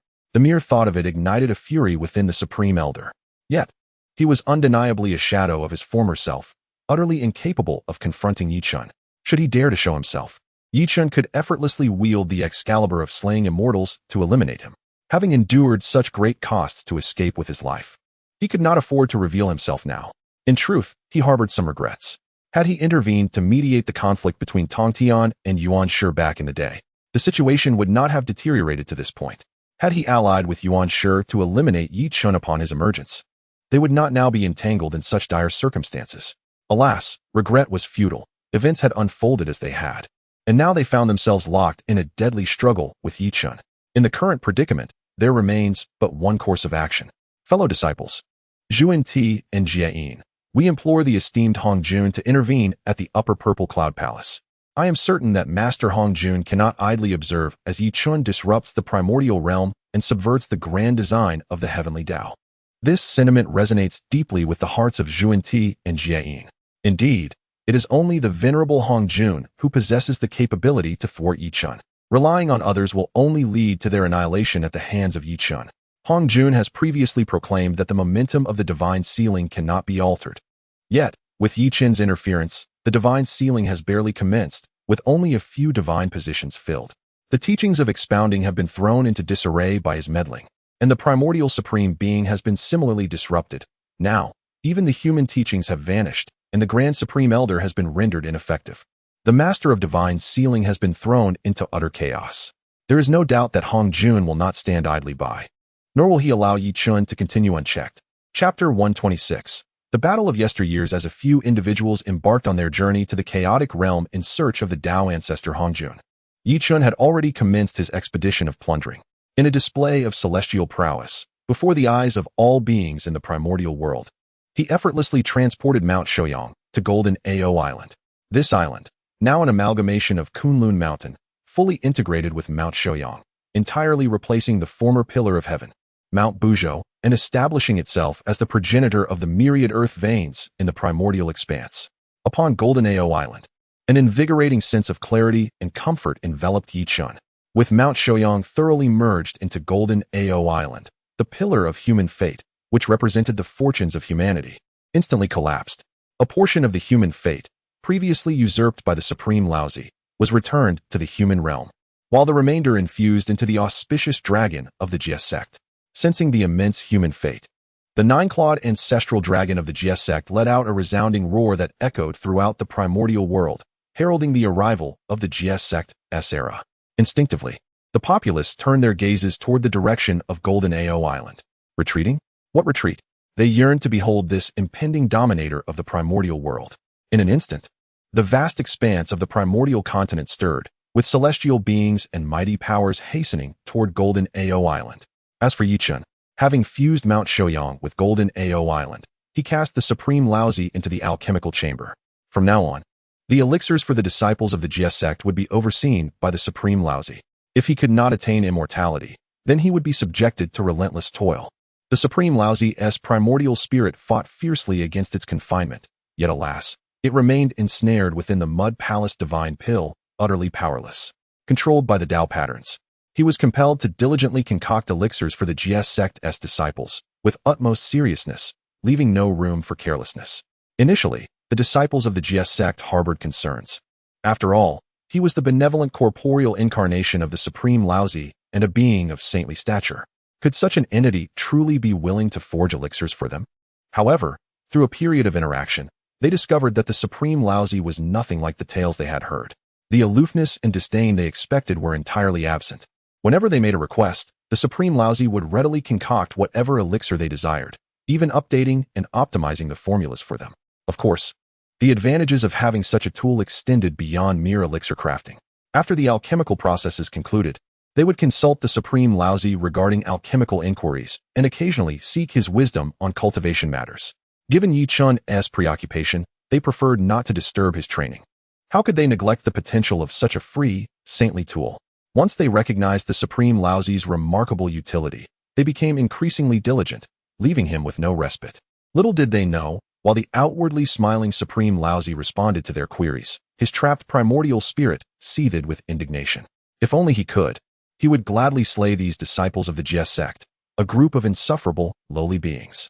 It was one thing to compel him into crafting elixirs without compensation. Now, they audaciously sought to exploit his alchemical and cultivation knowledge as well. Even the esteemed disciple of Xuandu does not receive such treatment. Why should the disciples of the enjoy the fruits of his labor? Cursed be it, cursed be it. The Supreme Lord Lao Jun incessantly cursed, but to what avail? His primordial spirit was sealed within the Mud Palace divine pill, rendering his words beyond his control. Now, he could only watch as he gradually descended into a mere alchemical tool for the, becoming their instructor, and without any compensation at that. The heart of the Supreme Lord bled with anguish. This was a torment akin to slow slicing, gradually stripping away his dignity and pride. After casting the Supreme Lord into the alchemy chamber, Yi Chun observed for 2 days, and upon finding no anomalies, ceased his attention. As for the thoughts of the Supreme Lord, they bore no relevance to him. In the realm of power, the victor takes all. A defeat necessitates acceptance of punishment. After all, had he lost, the Supreme Lord would undoubtedly have pursued revenge against his. He bore no psychological burden in his treatment of the Supreme Lord, and even felt that the latter should be grateful to him. Engaging in alchemy for there was an opportunity for him to shine anew and atone for his past actions. At the Bio Palace, Yi Chun was meditating in a tranquil chamber, while beside him stood the newly materialized figure of the ancestral witch, Hutu. Who could have imagined that Hongjun would never foresee Hutu's resurgence into her ancestral form, breaking free from the shackles of the 6 paths of reincarnation with Yi Chen's aid? In the past, Hutu had embodied the 6 paths, becoming the master of the primal earth. Fearing her influence, Hongjun had used the hands of the heavenly Tao to imprison her at the core of the 6 paths, banishing her from the mortal realm forever. Yet, he ultimately miscalculated. Hutu had successfully reformed her ancestral essence and escaped the confines of the 6 paths. During this time, she had been acclimatizing to her true form within the realm of reincarnation. Now, she had fully mastered her essence and wasted no time returning to Jinao Island to seek out Yi Chun. As their fated partners, it was only natural for them to miss each other. In the tranquil chamber, Hutu nestled against Yi Chun, her eyes brimming with affection, yet tinged with a hint of concern. Yi Chun, could this stir too much trouble? It may attract Hongjuan's attention, for he is the one with the deepest schemes in the entire primordial realm. Though he has yet to act, I know he is plotting against you from the shadows. He once intervened to thwart our extermination of the demon race. Now, that has become the foremost power in the primordial realm, with the Chan and Rin sects having perished. But you must remain vigilant against the Taoist ancestor Hongjun. Listening to Hutu's worries, Yi Chun simply embraced her tenderly. In that ancient battle, the witch race nearly faced extinction. Apart from Hutu, all the ancestral witches had perished. Undoubtedly, the transformation of the witch race was not without Hongjuan's contribution. At that time, the demon emperor Dijuan had not perfected the great array of the celestial stars, rendering him powerless against the 12 capitals divine formation established by the witch race. Thus, the witch race had launched an assault on the ancient demon celestial court, nearly eradicating the demon race entirely. It was at that very moment that Hongjun suddenly materialized upon the battlefield, his formidable prowess subduing the entirety of the conflict. Subsequently, the warlocks ceased hostilities, and this presented the demon race with an opportunity. Once they perfected the grand celestial array and forged the slaughtering witch sword, the witch clan was ultimately annihilated. Remarkably, their fate was strikingly similar. When the Master of Heaven wielded his sword against the 4 saints, it was also the nefarious Hongjun who intervened, suppressing them at the Purple Cloud Palace. Had he not emerged so abruptly, they would likely have long since succumbed to the machinations of the 4 saints. Contemplating this, a glimmer of determination ignited in Yi Chen's eyes. Hongjun, the outcome remains uncertain. True strength is paramount. Let us first elevate our own capabilities. How vexing. Chapter 127. Reluctance to meet at this moment. Hutu remained unaware of Yi Chen's intentions. Naturally, she too harbored desires. For the dual cultivation promised both pleasure and an enhancement of one's strength. Meanwhile, the venerable Laozi and the figures of Zhuanti and Jiejing had once again entered the chaos, seeking the area where the Purple Cloud Palace had once manifested. However, upon their arrival, they found no trace of the palace, only the tumultuous chaos tied before them. Witnessing this scene, the 3 fell into a heavy silence, exchanging unspoken glances, uncertain of what words to utter. After a considerable pause, Zhuanti turned to Laozi, his expression marked by bitterness. Brother Dao, what shall we do? Hongjun Daozu refuses to present himself before us. Laozi remained silent, his countenance dark and brooding. He had not anticipated Hongjuan's unyielding detachment. His physical form had been shattered by Yi Chun, his 3 corpses were under Yi Chen's control, and his Taoist sanctuary had been relocated to Jinao Island by Yi Chun. The situation had spiraled beyond their control. Their repeated pleas for an audience had only resulted in estrangement and avoidance. Must they truly witness their demise beneath Yi Chen's sword before he would deign to meet them?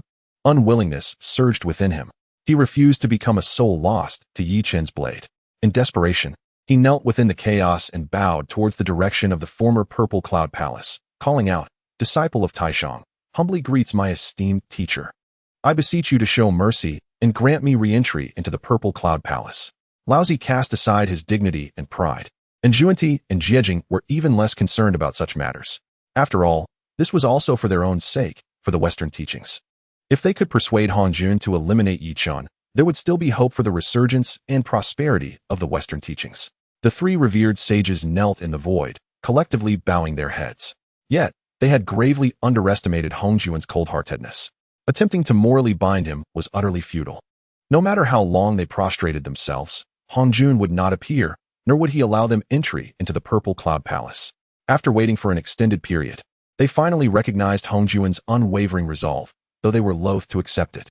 At this moment within the Purple Cloud Palace, the Lord of the Tongtian observed the three kneeling figures amidst the chaos.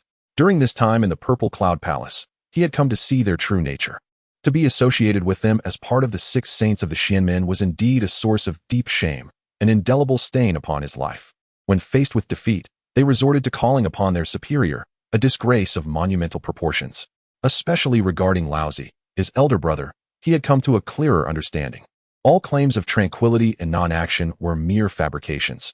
Their hidden machinations surpassed all others.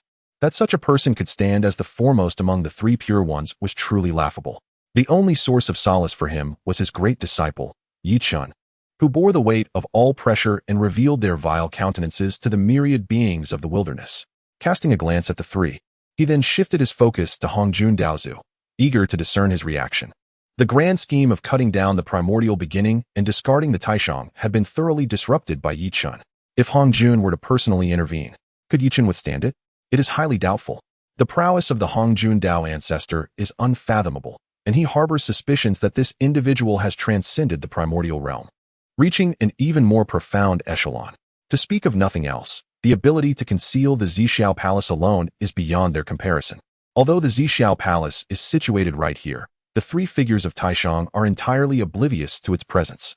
Even now, with Taishang Laojun having lost his corporeal form, he has still attained the 9th level of the primordial realm, making him the most formidable among the 6 saints of the Xianmen. The fact that such a powerful Taishang Laojun has failed to detect the San Xiao Palace speaks volumes about the strength of the Hongjun Dao ancestor. Contemplating this, a trace of concern crept onto Tongtian's face. Yi Chen is still but a child, and he should not have to bear such burdens. Yet, all the weight now rests upon his shoulders. As if sensing Tongtian's anxiety, Hongjun slowly opened his eyes and cast a glance in his direction. With just a single look, Tongtian felt as if he had plunged into an icy abyss, as though a great terror had fixed its gaze upon him, rendering his body immobile. Fear. In that fleeting moment, he experienced an inexplicable sense of dread. How could this be? Tongtian's eyes widened in disbelief. He had already attained the status of a saint, his heart untainted by the world's dust. How could he possibly feel such fear? With a mere glance, the Hongjun Dao ancestor withdrew his gaze, disregarding worldly matters. As for the 3 figures of Taishang, he paid them no mind, allowing them to kneel in the chaos. The 3, who had not received the grace of his approval, understood the message of the Hongjun Dao ancestor. Even if they knelt here until death, he would not grant them an audience. Ultimately, the 3 had no choice but to return to the vast wilderness in disgrace. In stark contrast to the trio's disarray, Yi Chen was currently enveloped in a refreshing breeze. He felt invigorated and clear-headed. After gently setting down the languid Hutu, who was reluctant to move, Yi Chen turned to leave the tranquil chamber. He decided to allow Hutu to rest here while he ventured out to reflect on his battle experiences against Taishang Laojun. At this moment, the Jie had already claimed dominance over the vast wilderness. Although they had not formally declared their supremacy to the heavens, it was an established fact. Presently, the fortunes of the Chan Jiao, Jie Jiao, and Ren Jiao had merged as one. Even the fortunes of the Dragon Clan had been bestowed upon the Jie Jiao. Not even the once mighty Wu and Yao ancestors could rival the current power of the Jie Jiao. Yet, he did not feel the elation he had anticipated. Great trees attract the wind. Those who stand out are destined to be toppled. Moreover, they resided in a wilderness rife with schemes and machinations. Despite the Jie Jiao's current splendor, hidden adversaries were plotting against them. The most significant threat was undoubtedly that old rogue, Hong Jun. He was certainly devising some scheme. Otherwise, how could he remain indifferent to the slaying of Yuan Shi and the incapacitation of Taishan? Now, he sat comfortably in the San Xiao palace, clearly scheming for something. As for the specifics of his machinations, Yi Chun was uncertain and did not wish to expend energy contemplating it.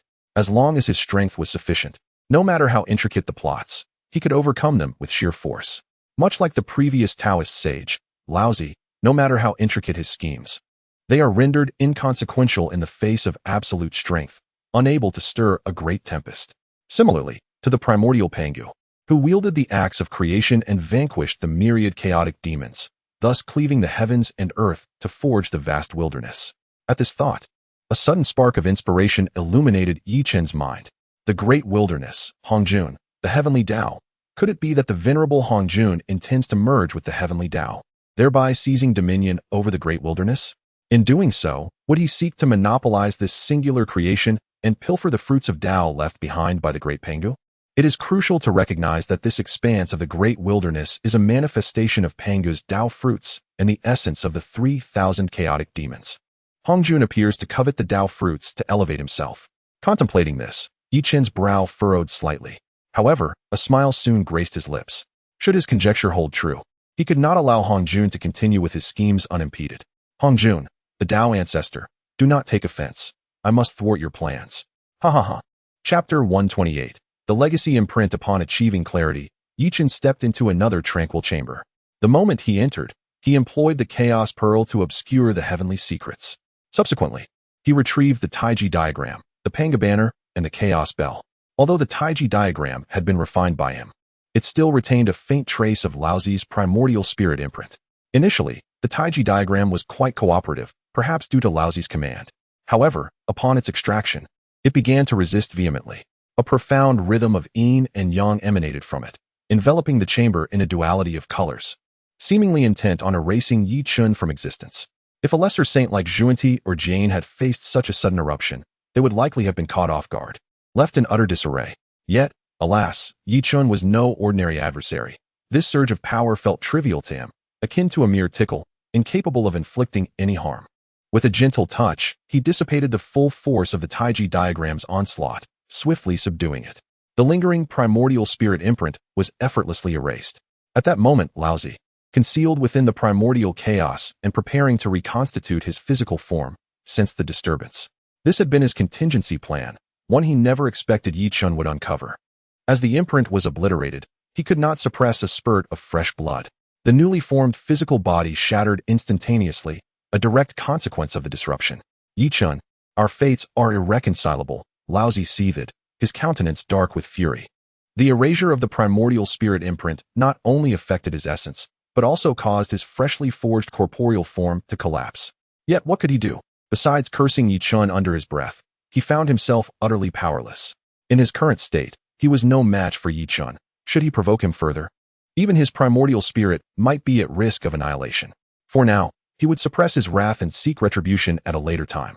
Unbeknownst to Yi Chun, his casual removal of a primordial spirit imprint had inadvertently inflicted significant repercussions upon Laozi.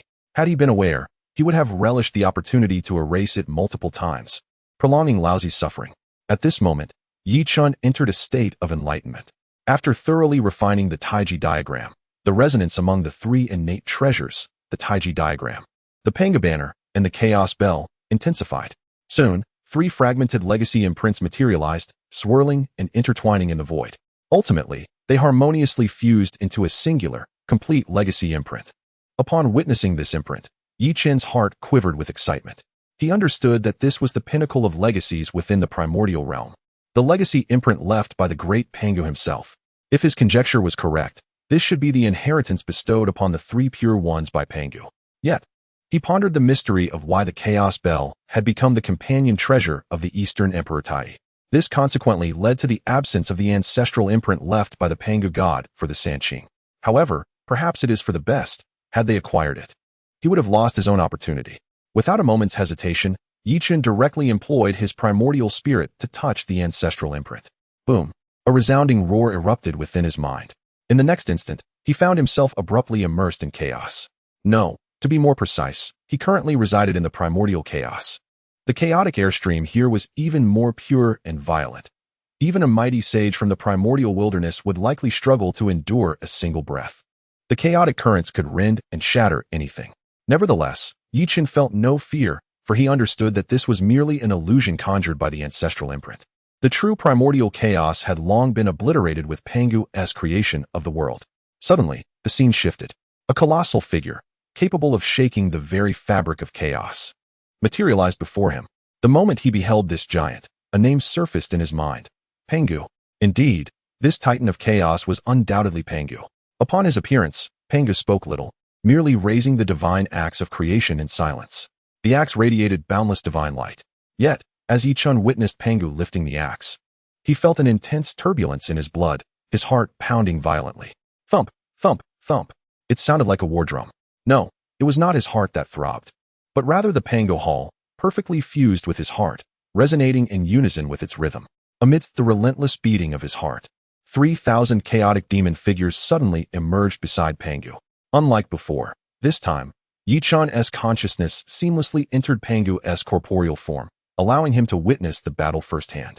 The opportunity to personally experience such a conflict stirred his excitement. However, he soon grasped the true intention behind the ancestral imprint left by Pangu.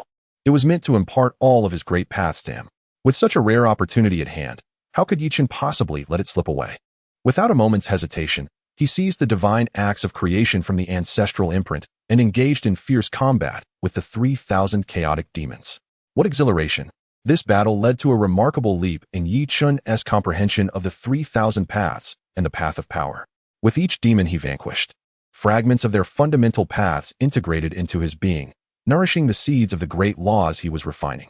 Destiny, time, space, death, causality, all the chaotic demons fell before Chen's might. His understanding of the path of power deepened continuously, and his combat prowess surged to unprecedented heights, ultimately enabling him to slay all 3,000 chaotic demons. After annihilating the chaotic demons, he struck down with the axe 49 times, obliterating the entirety of the primordial chaos and paving the way for the creation of the wilderness world. In Chen's gaze, the 49 axe marks cleaved by Pangu and the chaos intertwined and ultimately transformed into an ineffable brilliance. Upon witnessing this radiant civilization, a flicker of enlightenment dawned upon Chen's mind. The great Tao comprises 50, while the heavenly transformations amount to 49. This resplendent light embodies the essence of the heavenly path. Boom. At the moment Chen grasped this truth, he found himself transported back to the primordial world, back to the tranquil chamber. The ancestral imprint of Pangu that manifested before him began to crumble gradually. Crack, crackle. With a crisp sound, the ancestral imprint shattered into fragments, utterly dissipating within the vast expanse of the primordial realm. Chapter 129. Who schemes against whom? As he gazed at the dissipating imprint of inheritance, a faint smile unconsciously graced Chen's lips. After this seemingly simple experience of inheritance, his cultivation had smoothly ascended to the 8th heaven of the primordial realm. At that moment, however, Ho-Tu unexpectedly burst into the quiet chamber, her expression fraught with panic as she began to search frantically. Father God, where's Father God? I just sensed his aura. In that instant, Ho-Tu's demeanor was devoid of her usual regal composure. This was entirely understandable, for Pangu represented their utmost faith. The Wu clan was a race born from Pangu's essence, and they had always taken pride in their Pangu bloodline. Now, sensing Pangu's aura, how could she not be agitated? Observing Ho-Tu's anxious state, Chen stepped forward and gently draped his arm around her shoulders, speaking softly. You are not mistaken. However, the aura you sensed was merely the imprint of Pangu's inheritance that I awakened from the 3 treasures of creation. The essence you detected was simply a remnant left behind when the imprint shattered. With Chen's explanation, Ho-Tu's emotions gradually stabilized, though confusion lingered as she turned to him. You say the imprint of Father God's inheritance resides within the 3 treasures? But that shouldn't be the case.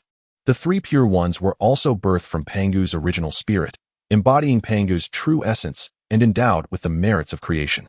Not to mention, the Pangu banner and the Taiji diagram are under their control, being the accompanying treasures of the Supreme and the Primordial. If the imprint of Father God's inheritance were contained within, how could they have failed to discover it? Ho-Tu had questions, and their close relationship meant there were few secrets between them. As long as it did not touch upon fundamental matters, Chen would not conceal anything from her. Although they possessed the Pangu banner and the Taiji diagram, Truly obtaining Panga's inheritance imprint required the complete refinement of all three treasures. Only by achieving resonance among them could one attain the complete inheritance imprint. Without the gathering of the three treasures, the inheritance would not manifest. Who could have foreseen that the Chaos Bell, which rightfully belonged to my master, inexplicably became the accompanying treasure of Dong Huang Tai?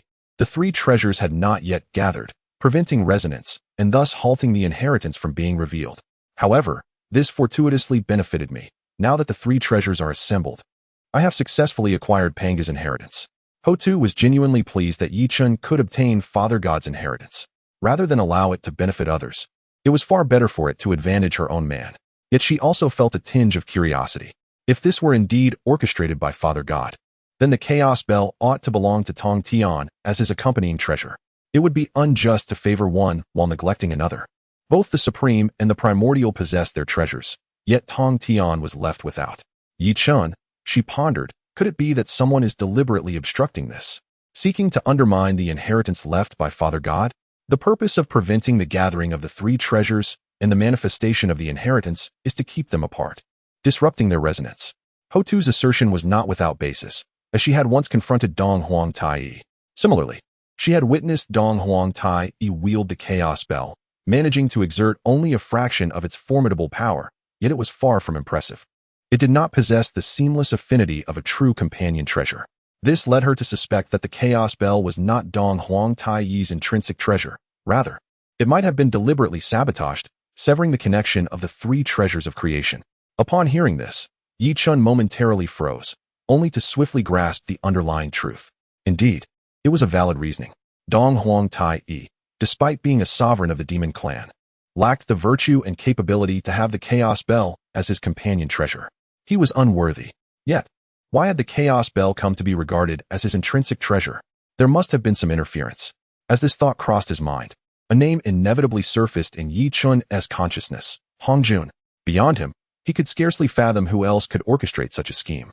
Reflecting on the actions of Hongjun over the years, after defeating the demon ancestor Luo Ho, he attained sainthood, opened a forum to impart teachings, and disseminated the method of severing the three corpses for achieving sainthood. Yet, could severing the three corpses truly lead to enlightenment? Currently, aside from the 6 saints of the Xianmen who attained sainthood through the primordial purple qi bestowed by him, no one else had succeeded. Of course, he was an exception, as he possessed external assistance. Other formidable beings of the Honghuang realm, practicing the method of severing the three corpses, found themselves stagnated at the quasi-saint level, unable to merge the three corpses and thus unable to attain enlightenment. He suspected this was Hongjuan's trap to dominate the Honghuang realm. He was scheming for the entirety of Honghuang. Anyone wishing to attain sainthood had to seek his consent, as he held the keys to everyone's opportunity for enlightenment. To achieve sainthood, one had to refine the primordial purple qi. Once one's foundation was intertwined with the primordial purple qi, they would have to submit to Hongjun's control. Even the likes of Laozi, despite their formidable prowess, were no match for Hongjun. Otherwise, how could Tongtian have been so swiftly subdued and imprisoned within the San Xiao palace? The presence of primordial purple qi within him constrained all his actions. They were now mere puppets of Hongjun. Furthermore, Hongjun could leverage this to scheme against the heavenly Tao of Honghuang. Everything became clear. It was no wonder that the old rogue Hongjun behaved so peculiarly during the Fengshan calamity. Before he revealed himself, he sided with Yuan Shi, imprisoning Tongtian. Yet after his emergence, he annihilated Yuan Shi and injured Taishang. However, at this juncture, the old rogue refrained from taking action. The notion that the minor forces could be altered while the grand forces remained immutable was sheer nonsense. He had stirred the Fengshan calamity into chaos, yet remained unmoved within the San Xiao palace. Presently, Hongjun was certainly constrained by the heavenly Tao, unable to divert his attention to confront him. Of course, he also sought to seize this opportunity, using his hands to eliminate several other saints, thereby disrupting the heavenly Tao. It is vital to recognize that the fall of each saint could profoundly affect the essence of the heavenly Tao. This old rogue was indeed deeply calculative, ensnaring everyone within his web. Nevertheless, even if he ensnared everyone, what of it? One force can shatter myriad laws. In the face of absolute power, all schemes are but fleeting clouds. He could dismantle them with a mere fist. As for the old rogue Hongjuan's calculations, let him scheme. He would merely act in accordance with the flow of events. Hongjun desired him to eliminate the saints, thereby disturbing the very essence of the heavenly Tao. Yet, He required the essence of the saints to refine the true form of the chaos demon god and achieve his final breakthrough. In due course, it would be revealed who had truly outmaneuvered whom. In the tranquil chamber, Yi Chun was plotting against Hong Jun. Meanwhile, within the San Xiao palace, Hong Jun opened his eyes, filled with incredulity, even tinged with a hint of fear. The aura of Pangu. He was certain of it. In that fleeting moment, he sensed Pangu's presence. It was a fear that emanated from the depths of his soul, a feeling he had never forgotten throughout the endless ages. The colossal figure draped in boundless divine light. The magnificent chaos giant, wielding the heavenly axe, was cleaving towards him. Chapter 130. The demon ancestor Luo Ho no. In an instant, it felt as if he had been transported back to that time, with his inner fears magnified infinitely. His entire mental state underwent a transformation. At that very moment, the Tao of Heaven, which he had been restraining, accelerated its encroachment. The invasion of the Tao of Heaven jolted Hong Jun into immediate awareness. Damn it, you have already fallen. Yet you still seek to influence me. You nearly thwarted my grand designs. Tongtian observed Hong Jun's frenzied state, bewildered by his sudden madness. Upon regaining his composure, Hong Jun caught a glimpse of Tongtian's perplexed gaze. In that fleeting moment, he felt an urge to eliminate Tongtian. Hiss! Tongtian involuntarily drew in a sharp breath. Questioning the meaning behind Hong Jun's gaze, did he truly intend to kill him? He had done nothing wrong. Why would he suddenly become a target? However, as Hong Jun averted his gaze, Tongtian realized he was safe. Hong Jun would not exact his wrath upon him. At that moment, Hong Jun indeed dismissed the thought of slaying Tongtian. After all, Tongtian bore a substantial amount of the merits of creation. To slay him now would provoke the backlash of the Tao of Heaven. Once Hong Jun shifted his focus away, he turned his attention to the pillar of fate within the sea of fortune belonging to the Jie Sect. Through this pillar, he seemed to glimpse Yi Chun. He had no intention of letting Yi Chun, this variable, slip away. However, he was currently preoccupied. Once he had the opportunity, he would methodically settle the score. Originally, in his calculations, Tongtian and his disciples from the Jie Sect were to suffer a crushing defeat during the Tongtian calamity, their souls bound to the god's sealing list. In a fit of rage, Tongtian would then refine the elements of earth, water, wind, and fire to recreate the primordial world. At that time, he would intervene, coercing the three clear ones to consume the fallen Saint Pill, subsequently imprisoning Tongtian in the Purple Cloud Palace. Henceforth, the three clear ones would vanish, the Buddhist sect would flourish, the Xianmen would descend into chaos, and the fortunes of the primordial world would dramatically shift, ultimately affecting the operations of the Tao of Heaven. When that moment arrived, he would be able to decisively suppress the Tao of Heaven in the primordial world and seize the Tao fruit of Pangu. Yet, despite his meticulous planning, he had not anticipated the emergence of such a variable as Yi Chun. Remarkably, he had achieved sanctification without relying on his own primordial purple energy. Moreover, under Yi Chun's leadership, the Jie Sect now stood as a formidable pillar of fortune, with even Yuan Shi and Taishang frequently suffering losses at his hands. Their influence was even more exaggerated than the previous conflict between the witch and demon races. Now, it was opportune to utilize Yi Chun to eliminate the remaining saints. Were it not for his need to leverage Yi Chun, he would have already acted to erase him from existence. The entire primordial realm lay within his grasp. It was his personal domain, and he would not permit anyone to disrupt his schemes. His gaze shifted once more, moving from the Jie Sect's fortune to Nuwa in the palace of the Mother of Creation. During this Tongtian calamity, the saints under her command had been largely swept into the chaos. Only Nuwa had sent a nine-tailed fox to bewitch the Yin and Shang, thereafter remaining relatively inactive. Now, that fox had also been captured by the disciples of the Jie Sect. Among the 6 saints, she stood apart. It was imperative to draw her into the fray. Should Nuwa prove recalcitrant, he would not hesitate to awaken the primordial purple energy residing within her, transforming her into a mere puppet. At this moment, Hong Jun found himself consumed by these thoughts. A subtle sense of urgency began to manifest within the heart of Hong Jun, influenced by the sudden emergence of Pangu's aura amidst the primal chaos, as well as the remarkable ascension of Yi Chun, who had attained the status of a saint through the fundamental path of power. After all, it had not been long since Yi Chun had transcended to the quasi-saint realm and was now capable of shattering the formidable Taishang Laojun with a single punch. Even under the enhancement of the source of the heavenly Tao, although Hong Jun was quite confident in his ability to easily subdue Yi Chun, his inherently cautious nature compelled him to discreetly intervene and expedite the unfolding of events. With a mere thought, a figure brimming with demonic energy emerged from Hong Jun's being.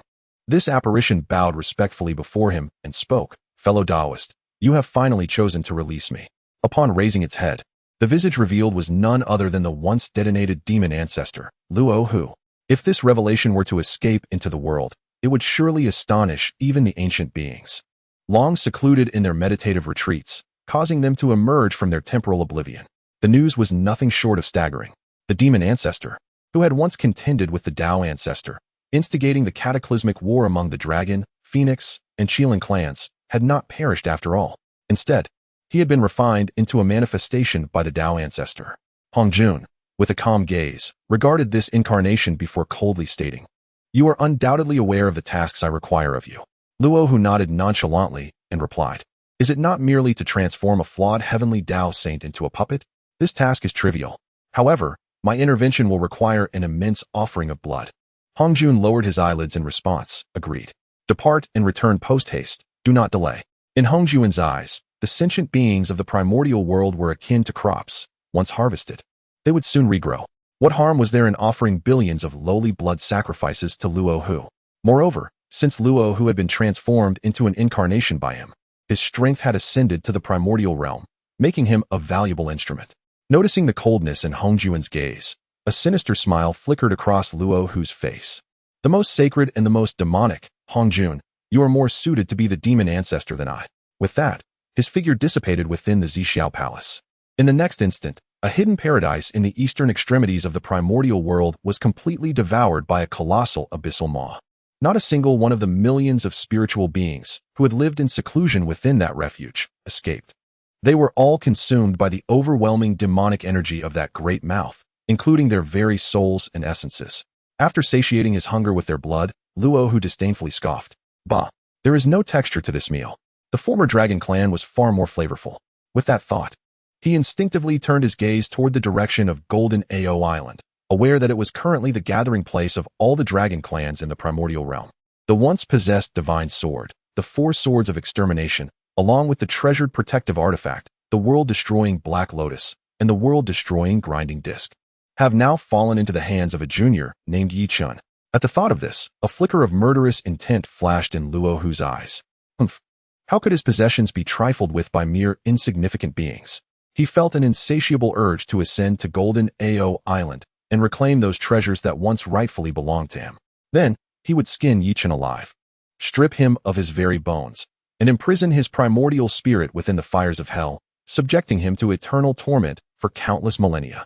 Although the demon ancestor Luo Hu had been refined into a mere avatar by Hongjun, the resentment born from the 3,000 chaotic demons towards the beings of the primordial world before their demise would never fade. He perpetually yearned to unleash boundless slaughter and destruction within the primordial realm, both to alleviate his own grievances and to validate the path of chaotic annihilation. Chapter 131. Is this Buddhism or Taoism? Ultimately, Luo Hu concealed the glimmer of malice in his gaze, though he now possessed a modicum of self-awareness. This body had been entirely transformed into an incarnation by Hongjun.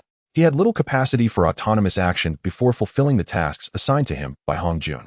Moreover, Luo Hu was acutely aware that Hongjun was currently engaged in a crucial confrontation with the heavenly Tao, a situation that would not permit any recklessness on his part.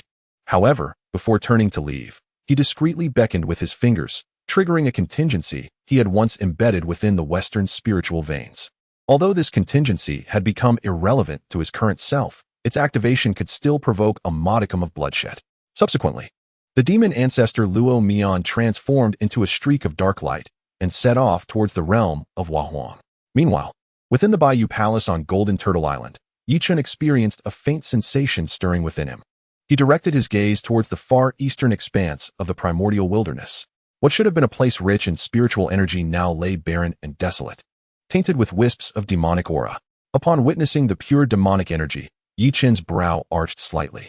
Having thoroughly refined the world-extinguishing Black Lotus and the world-extinguishing Great Millstone, he could undoubtedly recognize the aura of their former master. It was none other than the demon ancestor Luo Hu, who had once contended with the Tao ancestor and incited the conflict between Tao and demon.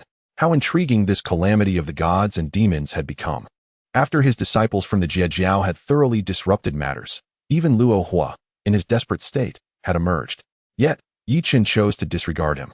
Considering him merely a lost dog defeated by Hongjun, there was no need for him to brace himself for confrontation.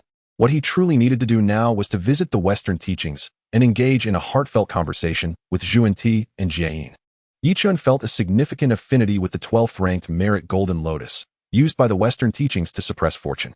After all, the Chaos Azure Lotus Dao he employed to quell the fortunes of Jie Jiao was just a step away from regaining its original form. Needing only the 12th-ranked merit Golden Lotus and the Qingping sword held by his esteemed master. Of course, the most compelling reason was that during the calamity of the gods, these two shameless figures had not refrained from fanning the flames. In the final stages of the calamity, the 3,000 worldly guests of Jie Jiao and the majority of the golden immortals from the San Xiao had been forcibly converted by them, ultimately turning towards Buddhism. These two had emerged as the final victors of the calamity. Alas, with his arrival, the script could no longer unfold as it had been originally intended. As for their scheming against Jie Jiao, Yichun was certainly not one to let it slide. Those who dared to plot against Jie Jiao must be prepared for retribution. With ample time at hand, he naturally intended to have a thorough discussion with the two saints of the Western teachings.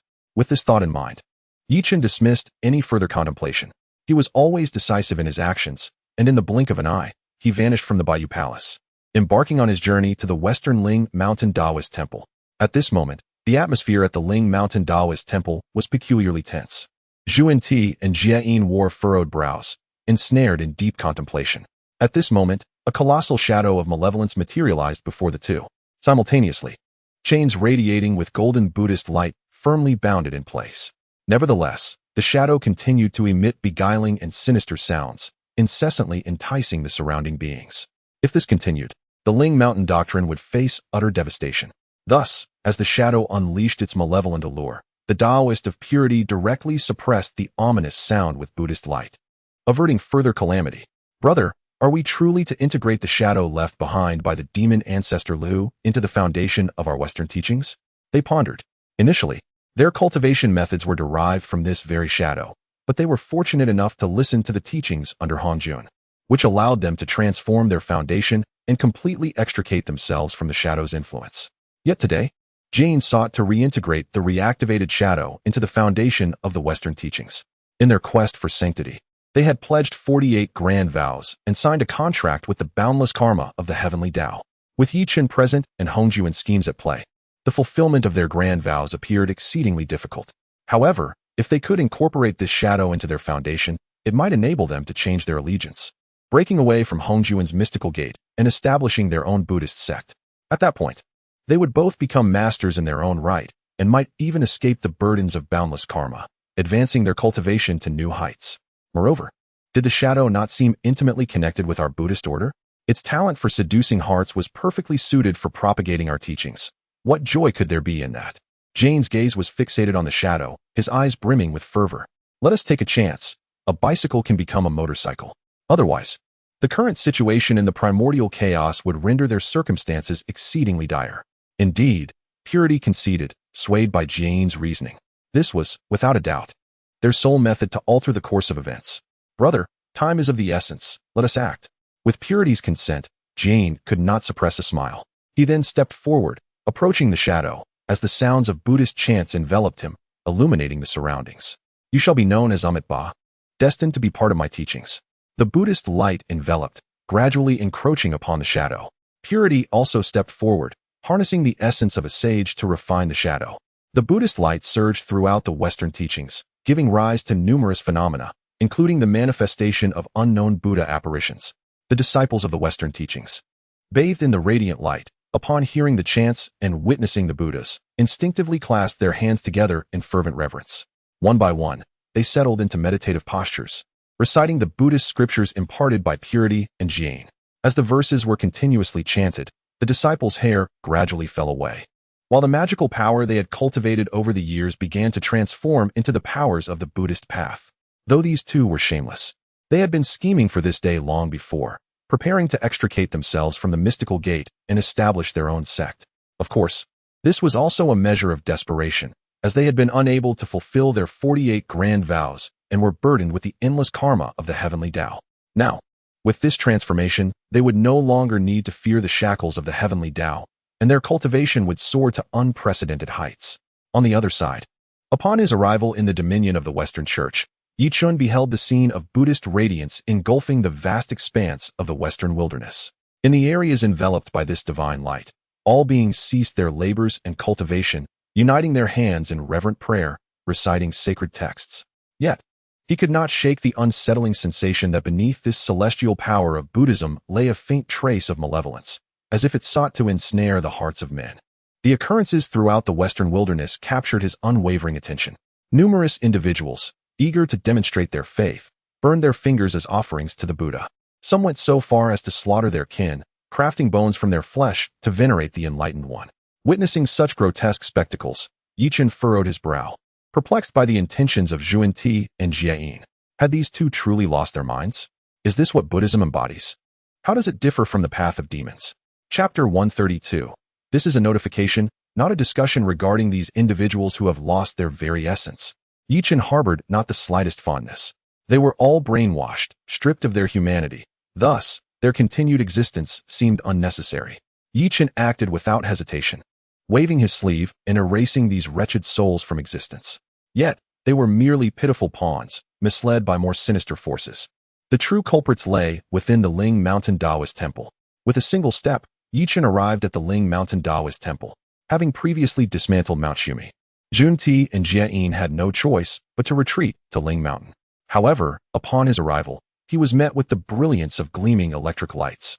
Each individual was crowned with a halo of golden light, casting the entire Ling Mountain in a resplendent hue. The sacred sounds of Buddhism reverberated, rendering the mountain seemingly divine. Yet, upon Chen's entrance, all of this magnificence dissipated. Yuan Shi and Jie were the first to react.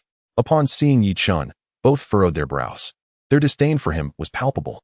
Unfortunately, they were not yet capable of confronting him, and this was a pivotal moment for their transformation. They could not allow Chen to disrupt their plans. "Brother, Chen has arrived. Let us not panic," Jie reassured Yuan Shi. "You, skilled in persuasion, should go forth and delay him. Once my brother has fully enlightened Amitabha and secured the fortunes of our Buddhist order, we shall then face Chen together. An unwelcome interruption is surely a harbinger of ill, so tread carefully." Acknowledging Jie's strategy, Yuan Shi nodded, leaving behind an avatar as he proceeded towards Chen. Regardless of their disdain for him, they had to maintain a semblance of decorum. Provoking Chen now would be unwise. Thus, when Yuan Shi appeared, he donned a facade of insincere smiles, his demeanor overly respectful. "Unaware of your esteemed presence, I beg your pardon for my lack of welcome," he said, his smile devoid of genuine warmth, which only served to repulse Chen. Nevertheless, he could not help but admire Yuan Shi's audacity. The conflict between their sect and the Western teachings was an enduring enmity. The history of the four saints besieging the Jie Sect was well known throughout the realm. Everyone understood that Chen would eventually seek retribution against the Western teachings. Previously, it had only been the likes of Yuan Shi Tianzun and Taishang Laozi standing in his way. Now, facing him directly, anyone could surmise that Chen was indeed seeking trouble. Yet, Yuan Shi maintained his disingenuous smile, showcasing remarkable fortitude. His demeanor suggested either a willingness to endure humiliation or an ulterior motive of significant magnitude. Considering the events that had transpired thus far, Chen had begun to piece together the larger picture. "Chen, my friend, may I inquire what brings you to our Western teachings? Whatever assistance we can provide, we shall endeavor to offer." "One does not strike a smiling face," he mused. With Yuan Shi extending such overtures, Chen could hardly afford to sever ties so readily. Matching Yuan Shi's feigned smile, Chen too wore a mask of cordiality. One speaks to people in a manner befitting them, and to spirits in their own tongue. Who cannot feign hypocrisy? Chen's smile was even more genuine than his own. For a moment, Yuan Shi was taken aback by Chen's expression. Such hypocrisy, even more so than the two brothers combined. Today, he had indeed encountered a formidable opponent. A sudden sense of foreboding washed over him. "I have come here for a specific matter that requires your assistance. I am currently in the process of refining a supreme treasure and wish to borrow the 12-grade merit golden lotus. I trust that you, dear friends, would not mind lending it to me. Rest assured, I will return it." Upon seeing the smile that danced in Chen's eyes, Yuan Shi internally cursed. "Return it? You think anything in your possession would ever be returned to you, Chen? Moreover, they would never lend it out. The 12-grade merit golden lotus was a treasure used to suppress the fortunes of the Western Church. It was seldom utilized, let alone lent to Chen. If anyone else had made such a request, he would have swiftly silenced them with a single strike. Yet, the one standing before him was Chen, an exceptionally ruthless individual renowned for his prowess. The two of them together would not necessarily be a match for Yi Chen. Not to mention that his senior brother was currently preoccupied with refining a demonic shadow, leaving him alone to contend with Yi Chen. Provoking Yi Chen would only bring misfortune upon himself. It was imperative to avoid angering Yi Chen for the time being. He needed to find a way to stall him. Once his senior brother had refined the demonic shadow, they could establish a Buddhist path. At that point, they would be the masters of the Tao, potentially gaining the ability to suppress Yi Chen with the support of the heavenly Tao's essence. Dear Yi Chen, your personal request for the treasure is indeed something we are willing to assist with. However, the 12-grade merit golden lotus is a crucial artifact for suppressing the fortunes of our Western Church and must not be used lightly. Any usage could result in a tumultuous shift in fortune. We must also consider the welfare of the disciples under the Western Church. Nevertheless, dear Yi Chen, please rest assured and wait a few days patiently. I will discuss this matter with my senior brother, and we shall provide you with a satisfactory response. How does that sound? The formalities were executed flawlessly, leaving others unable to find fault. Upon hearing Yuan Ti's refusal, Yi Chen's smile deepened. Though it lacked any semblance of goodwill, at least, Yuan Ti could not perceive it. Dear Yuan Ti, I believe you may have misunderstood my intentions. I merely wish to borrow the 12-grade merit golden lotus. I understand, dear Yi Chen, but this matter requires discussion with my senior brother, and yet, before Yuan Ti could finish his sentence, Yi Chen's voice cut through, slow and deliberate. This is a notification, not a discussion. Whether you agree or not is of little consequence to me. Do you understand? Simple and domineering, he completely disregarded the two sages of the West. How could Yuan Ti endure such an affront? Although their strength among saints was not particularly formidable, they were nonetheless beings of saintly caliber. How dare Yi Chen treat them with such disdain? Yi Chen, you are exceedingly arrogant. The commanding voice of Yuan Ti reverberated throughout the primordial realm, rousing the reclusive powers engaged in their meditative practices. In the wake of this disturbance, would they be incensed? No, not at all, for a grand spectacle was unfolding. A moment of intrigue that could not be missed. When has the act of seclusion ever been deemed inviolable? To forego witnessing this significant event would render future days exceedingly dull. All attention converged upon the Ling Mountain Dojo. What could have transpired to evoke such fury from Yuan Ti? Why did he chastise Yi Chen? Who is Yi Chen? Both Yuan Shi and Tai Shang had fallen before him. How could the diminutive Yuan Ti dare to confront him? Did he not fear that Yi Chen might wield his sword and obliterate Ling Mountain? The focus of all present was captivated by the confrontation between these two figures, naturally overshadowing the alterations occurring within Ling Mountain itself. Yi Chen, do not overstep your bounds. If you possess any courage, repeat your earlier words. Chapter 133. The replica of Rahu. Observing the flustered demeanor of Yuan Ti, Yi Chen merely scoffed in disdain. Despite being a sage, his inability to comprehend left him feeling sour. Yet, it seemed his hearing was equally impaired. Since you did not grasp my words, allow me to reiterate in a manner you can comprehend. The 12-petaled golden lotus of merit, I demand it now, immediately. Deliver it to me. This is a notification, not a negotiation. Do you understand? The onlookers were left astounded by Yi Chen's proclamation. Was this truly so? How domineering. Yet, it felt exhilarating. They had long harbored disdain for the two saints of the Western sect, yet their close kinship and status as sages rendered them untouchable. At last, someone had risen to rein them in. The notorious reputation of these two within the primordial realm stemmed largely from their penchant for seizing others' treasures. Their oft-repeated phrase was, "This treasure is fated for me." Countless individuals had suffered at their hands, stripped of their spiritual treasures and roots under such pretense. Each of them harbored pent-up frustration, yet they could only stifle it, for beneath the sages, all were as ants. Any dissent would jeopardize their entire clans. Ultimately, malefactors must be dealt with by their own kind. Witnessing Yuan Ti's current predicament, the onlookers could hardly suppress their laughter. It seemed Yuan Ti was now able to empathize with their former indignation. Anger simmered within Yuan Ti, a relentless tide. He yearned to eliminate Yi Chen outright, but knew such an act was beyond his reach. Now was not the time to provoke Yi Chen, especially since his senior brother, Jie, was still refining the demonic shadow in preparation for the establishment of the Buddhist path. Any confrontation at this juncture could jeopardize his brother's plans. Had it not been for their future, he would have long since clashed with Yi Chen, resulting in a bloodbath. Taking a deep breath, he forcibly suppressed his fury. Yi Chen, do not jest. The 12-petaled golden lotus of merit was bestowed upon us by the Tao ancestor. How could it possibly be granted to you? You too lack the fortune.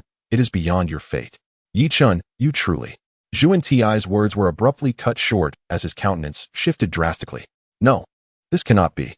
Panic gripped Yuan Ti, yet he was powerless to halt Yi Chen's actions. With a mere thought, Yi Chen subtly stirred the 36-petaled chaotic azure lotus within the Pillar of Destiny. After merging with the earthly flames banner and the coiling dragon scepter, the chaotic azure lotus revealed its true form once more. Under Yi Chen's influence, the essence of the chaotic azure lotus erupted forth in a sudden burst. A violent roar reverberated throughout the entirety of the Western sect. The 12-petaled golden lotus of merit, which served to suppress the fortunes of the Western sect, seemed to sense the call of its origin. It erupted in a brilliant golden radiance, responding to the call of its source. It longed to return to its origin, but was hindered by the imprints laid down by Yuan Ti and Jie Yin. Nonetheless, the disturbance caused by the 12-petaled golden lotus significantly impacted the fortunes of the Western sect. Originally, the fortunes of the Western teachings were rather barren, and the emergence of the 12th grade merit golden lotus had already caused considerable upheaval, resulting in a direct loss of 10% of its fortune. Perceiving the dissipating luck, Yuan Ti's countenance grew increasingly grim. He could no longer endure the situation. If this continued, even the establishment of the Buddhist path would serve no purpose. It was imperative to prevent Yi Chen from further enticing the 12th grade merit golden lotus.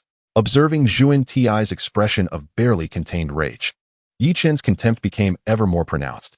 Despite having stated that this treasure bore no relation to them, they refused to heed his words. I have generously allowed you to use it for such an extended period without demanding compensation. Yet, you still wish to withhold it from its rightful owner. A dignified sage resorting to such petty thievery is indeed the height of shamelessness. It is no wonder that the tales of your disgraceful deeds circulate throughout the Honghuang continent, for they are well-deserved. Yi Chen continued to provoke Yuan Ti, employing their own words against them, leaving them utterly helpless. Listen carefully. Return the 12th grade merit golden lotus to its rightful owner, and I shall overlook past grievances. Otherwise, Yi Chen, I will slay you. At that moment, a furious roar erupted from deep within the Ling Mountain Taoist Hall. Upon hearing this roar, Yuan Ti's expression abruptly changed. It was the voice of his senior brother, the guide sage. Trouble was undoubtedly afoot. Indeed, upon glancing back, he beheld an overwhelming surge of demonic energy rising from the Ling Mountain Taoist Hall, with his senior brother engulfed in the very miasma. Observing the guide sage shrouded in dark energy, Yi Chen could not help but smirk. If only it had been this way from the start, there would have been no need for idle words. Either I would defeat you, or you would perish at my hands. This would resolve the matter seamlessly. He had no intention of engaging in trivial games with the two saints of the West today. He was acutely aware of the actions the Western saints had taken against the. He was never a magnanimous person. Anyone who provoked him would inevitably pay the price.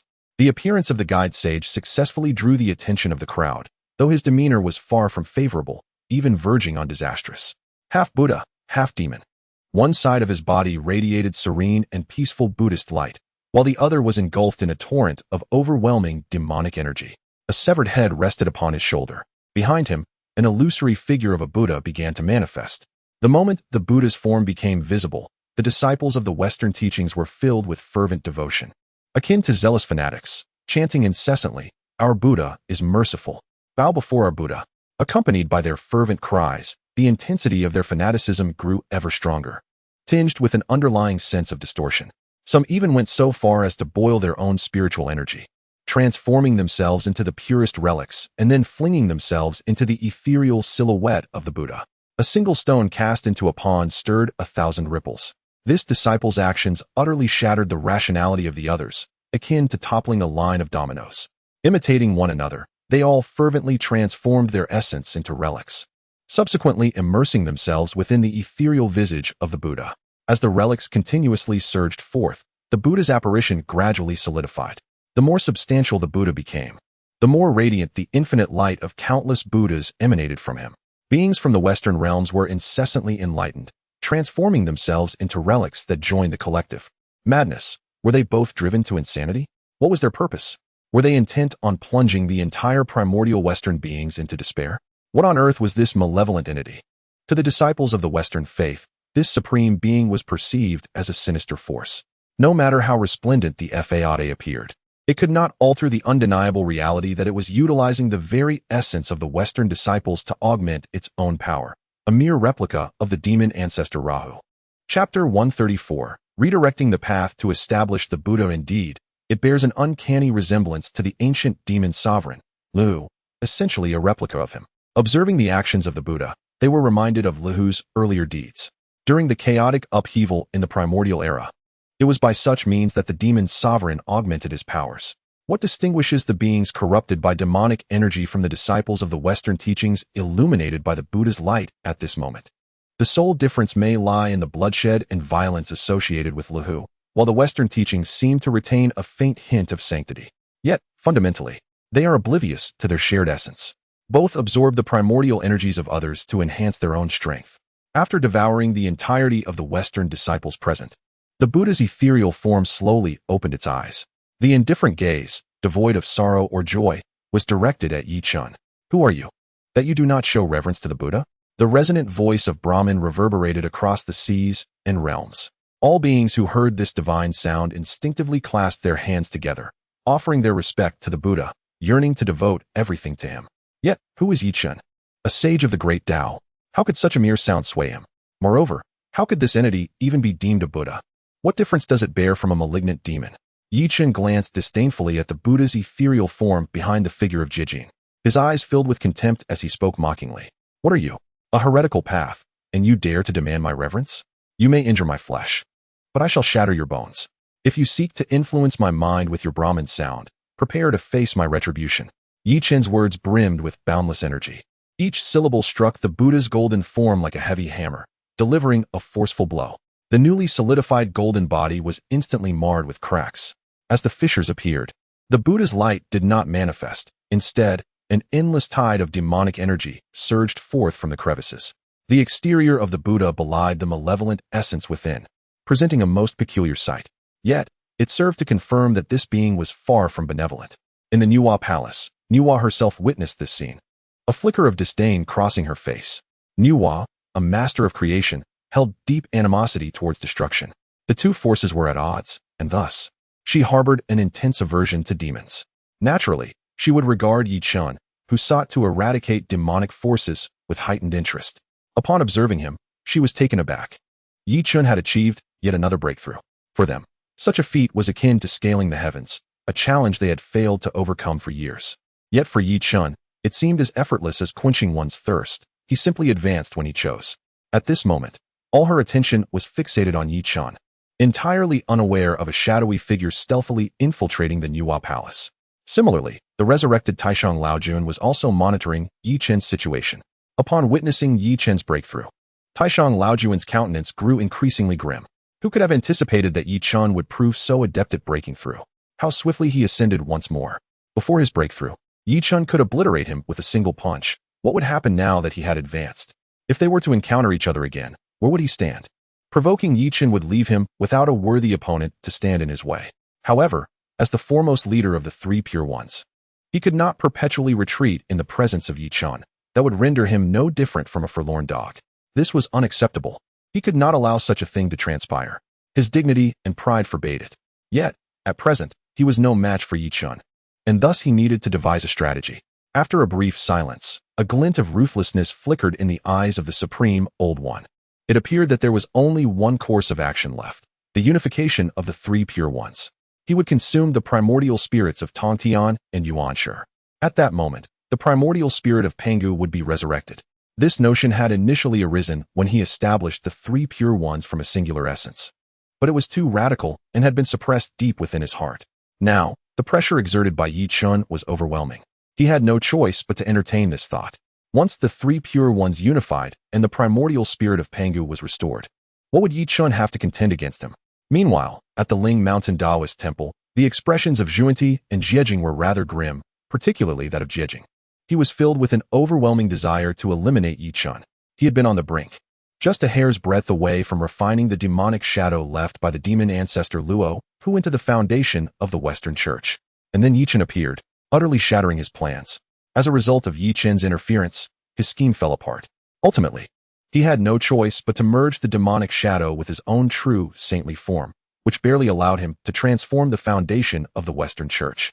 Yet this had left him with a significant flaw, rendering him in his current ghastly state, half Buddha, half demon. His transformation was inextricably linked to Yi Chen. What right did Yi Chen have to criticize him? Yi Chen, what qualifications do you possess to point fingers here? Even if you are a heretical demon, As long as I can defeat you, this path shall be deemed the foremost in the primordial realm. The Buddhist sect established by my fellow disciples embodies the righteous path of heaven and earth. Could it be that Jie had lost his mind? The myriad beings of the primordial world gazed in disbelief at Jie, utterly baffled by his audacity. Previously, both Yuan Shi, Tianzuan, and Taishang Laojun had exuded confidence. Yet what was the outcome? Did they not comprehend the consequences? Now, to brazenly speak in front of Yi Chun was a folly. These were beings who had barely attained enlightenment through scheming. How dared they utter such hubris? Those saints are immortal and indestructible. Being slain and subsequently relegated to the silence of the space of the heavenly Tao as primordial essence was hardly a comforting fate. Even now, Yuan Shi had yet to emerge from that space. Jie was indeed being irrational. Everyone watched with anticipation towards Yuan and Jie, eager for the spectacle. Should Yi Chen manage to subdue them, it would be a great fortune for the primordial realm.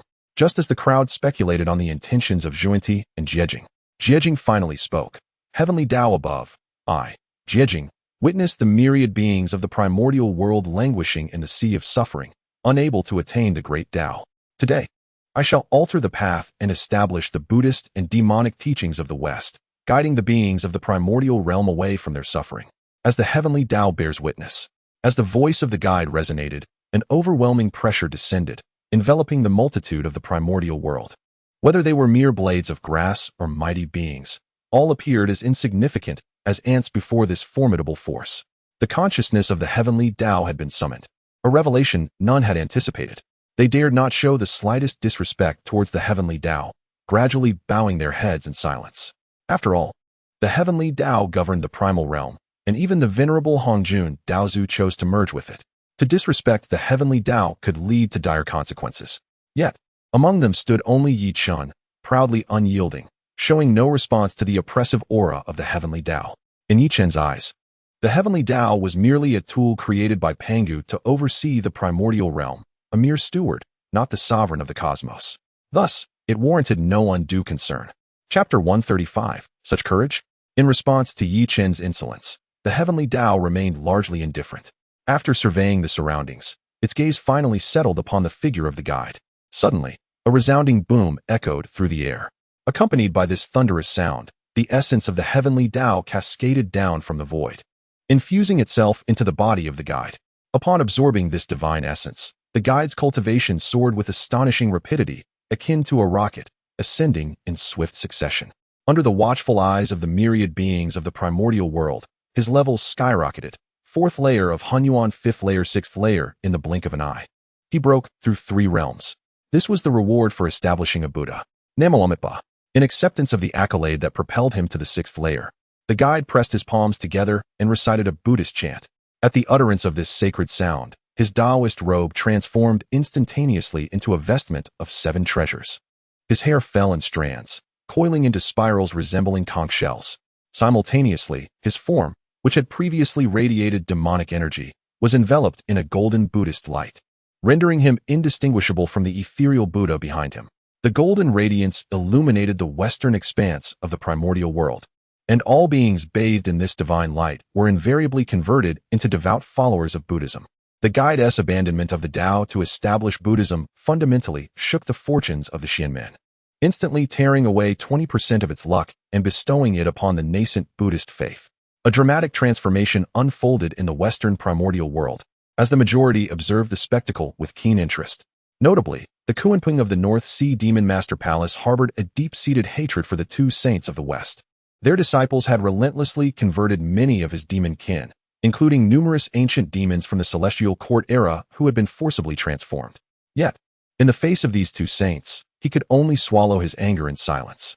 However, the circumstances had shifted. Regardless of the guide establishing Buddhism or achieving the 6th layer of Hunyuan, it paled in comparison to the fact that even the supreme Laozi of the 9th layer had fallen to Yi Chun. What then could be said of a mere guide at the 6th layer? As long as Yi Chun remained displeased, he could effortlessly extinguish him. Before he could revel in this thought for long, the figure of Zhuanti began to stir. Brother, allow me to lend you my strength. Zhuanti transformed into a beam of golden light, launching himself into the Buddha's ethereal form behind the guide. This was an unavoidable choice.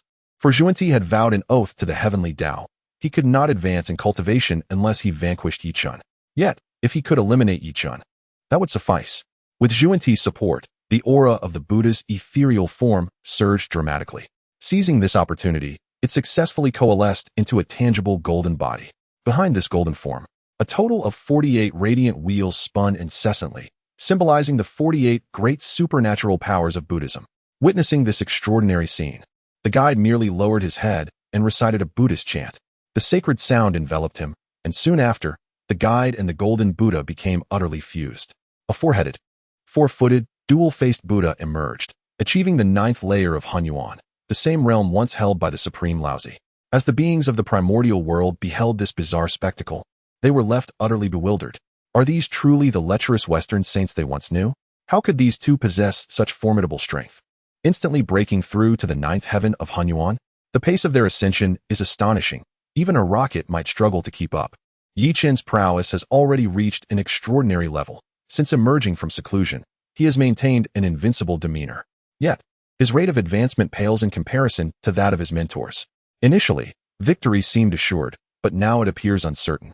One cannot tell if Chen might falter at Ling Mountain. Amitabha, Chen, the heavens favor me. How could you possibly triumph? The dual-faced Buddha regards Chen with an unwavering gaze, devoid of emotion. His confidence is understandable. After all, this Buddha's golden body is forged from the essence of countless beings from the West, symbolizing the entirety of the vast Western realm. Should this golden form suffer any damage, boundless karma would descend, a burden insufferable for an ordinary person. Moreover, this moment aligns perfectly with the emergence of the Buddhist path. The heavens, the earth, and the people all conspire in their favor, while Chen finds himself at a significant disadvantage. No one wishes to be tainted by karma, bound by karmic ties. One becomes loathed by heaven and earth, with the ever-present risk of being reduced to ashes. While the actions of his mentors may be shameless, they are undeniably effective. It remains to be seen how Chen will respond. Were they in his position, it would be wise to retreat. Yet, they are not Chen, and lacking his strength, they cannot fathom his thoughts. Faced with the threat from his mentors, a flicker of disdain crosses Chen's eyes. Do they truly believe this trivial matter could compel his departure? It is but a mere karma, insignificant in his eyes. Only shameless individuals like Jane and Yuan Shi would treat it as a treasure. Ha ha. Suddenly, Chen bursts into laughter, catching everyone off guard. Jane and Yuan Shi had anticipated that Chen would retreat, yet they were astonished by his audacity to mock them. Indeed, they felt the sting of his derision. Previously, they had endured being ridiculed as the shameless saints of the West, the weakest among them. However, that was a reality they accepted. Now, having established their own Buddhist path and attained the 9th heaven of Hunyuan, what gives Chen the right to look down upon them, to deride them? His laughter successfully incited the wrath of the Western saints. The two, merging into the dual-faced Buddha, struck forth with a colossal hand, aiming to suppress Chen with overwhelming force. As the massive palm descended, time and space seemed to freeze, and the karmic energy within was directed toward Chen. Their intent was clear: to utilize the power of the Buddha realm and the divine might of the five-fingered mountain to subdue Chen. The emergence of Buddhism in this world requires offerings. Since Chen has crossed their path, he shall serve as the offering for this manifestation. Observers from the vast wilderness fell silent at the sight of the dual-faced Buddha's strike. Though intended for Chen, it felt as if they themselves were being suppressed beneath that mighty palm. Ordinary beings trembled in fear. Even some quasi-saint powerhouses were affected, their brows furrowing in concern. Across the vast expanse of time and space, they have been profoundly affected. But what of Chen, who stands beneath the palm of fate? The pressure he bears may well be millions of times greater. Can Chen truly withstand such a monumental force? As the multitude contemplates this, a resounding sound of a sword echoes through the air. In an instant, the brilliance of the blade tears asunder the temporal stasis imposed by the gigantic hand. Without pause, it strikes once more toward the colossal palm. Chen has indeed drawn his sword. The expressions on the faces of the bodhisattvas, Itagarba and Guanyin, reveal a flicker of astonishment. They had not anticipated that Chen would dare to retaliate. The Buddha's golden form is imbued with boundless karma. Should Chen suffer even the slightest injury, he would become ensnared by this karmic burden. Does he not feel fear? Does he not worry about being forsaken by heaven and earth? Chen's audacious strike catches them both off guard. They truly did not expect him to exhibit such courage. Chapter 136. The Jade Record of Creation. This situation was rather fortuitous. Regardless of whether Chen chose to act or refrain from doing so, it aligned perfectly with their intentions. Should he refrain from action, they would suppress him. Should he choose to engage, he would become enmeshed in karmic retribution. Forsaken by heaven and earth. Now that Yi Chun had taken action and injured the golden body of the Buddha, he would undoubtedly be burdened with karma, inciting the wrath of the still simmering will of the heavenly Tao. At that juncture, there would be no need for him to intervene personally. The heavenly Tao would naturally emerge to deal with Yi Chun. In the presence of the heavenly Tao, Yi Chun possessed no means of resistance. This was their cunning stratagem. Regardless of his actions, Yi Chun was destined to err. Once the heavenly Tao intervened, his demise was inevitable. In the vast expanse of the primordial world, no being could rival the heavenly Tao, not even the venerable Hongjun. Under the watchful gaze of the assembled multitude, Yi Chun wielded the sword of extermination and struck fiercely at the golden body of the Buddha. Crack, crack, crack. Empowered by the laws of the great path of strength, how could a mere golden body withstand such might? With a single stroke, the descending hand was cleaved in twain. In that instant, the heavenly Tao sensed the transgression, pinpointing Yi Chun as the instigator of the annihilation of the beings of the West. In the next moment, an overwhelming pressure enveloped the entire primordial realm. At this moment, all beings were rendered equal, whether they were sages or mere ants. All were crushed beneath the weight of the heavenly Tao, unable to lift their heads. Only Yi Chun remained, unperturbed by the oppressive force, gripping the sword of extermination and bellowing to the heavens. Do you intend to obstruct me? Do you truly wish to impede my path? Raising his sword towards the sky, he conveyed an unmistakable sentiment of readiness to cleave the heavens should the occasion arise. The denizens of the primordial realm stood in stunned silence, bewildered by Yi Chun's audacity to threaten the heavenly Tao. Today, he would bear the weight of countless karmic debts alone. If they dared to hinder him, he would rend the heavens asunder. Clang! The sword of extermination emitted a resonant cry, seemingly echoing Yi Chun's resolve. Hearing his proclamation, the will of the heavenly Tao faltered. The heavenly Tao lacks self-awareness, instinctively opting for actions that favor its existence. Sensing the pure Panga blood coursing through Yi Chun, coupled with his willingness to shoulder immense karmic burdens, it detected a thread of threat emanating from him. Naturally, it understood the appropriate course of action between obstructing Yi Chun and relinquishing the two saints of the West. In the astonished gaze of the primordial beings, the heavenly Tao dissipated, and the oppressive force that had engulfed them vanished without a trace. Had he succeeded in his threat? Yi Chun had indeed managed to compel the heavenly Tao to retreat. The figures of Jiejing and Qingtue stood dumbfounded, disbelief etched across their faces. How could this be? As fellow saints, what gave him the power to intimidate the heavenly Tao? It was inconceivable, utterly impossible. Surely, they were still dreaming, caught in a mirage. How could the heavenly Tao be cowed by Yi Chun? Regardless of their thoughts, they bore no relevance to Yi Chun, who would not grant them any time to react. Having driven back the heavenly Tao, Yi Chun launched his assault anew, the sword of extermination once more aimed at the golden body of the Buddha. The two saints of the West. What of abandoning the path to establish the Buddha? Today, he would eliminate them. Crack, crack, crack, crack. As the sword light swept through, a deep scar marred the golden body of the Buddha, a symbol of the Buddhist fortune. It is done. The arrival of the guiding figure has concluded. They have roused a formidable demon. Who could disagree? Had they surrendered their possessions sooner, they might have at least preserved their lives. Instead, they chose to engage in this charade with Yi Chun, and now, there is no turning back. Yet, Yi Chun is truly invincible. He possesses the ability to repel the heavenly path.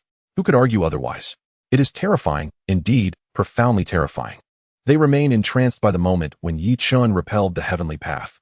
The heavenly path, the supreme existence, governs life and death with but a thought. Their very lives lie within its grasp. Even saints must acquiesce to its will.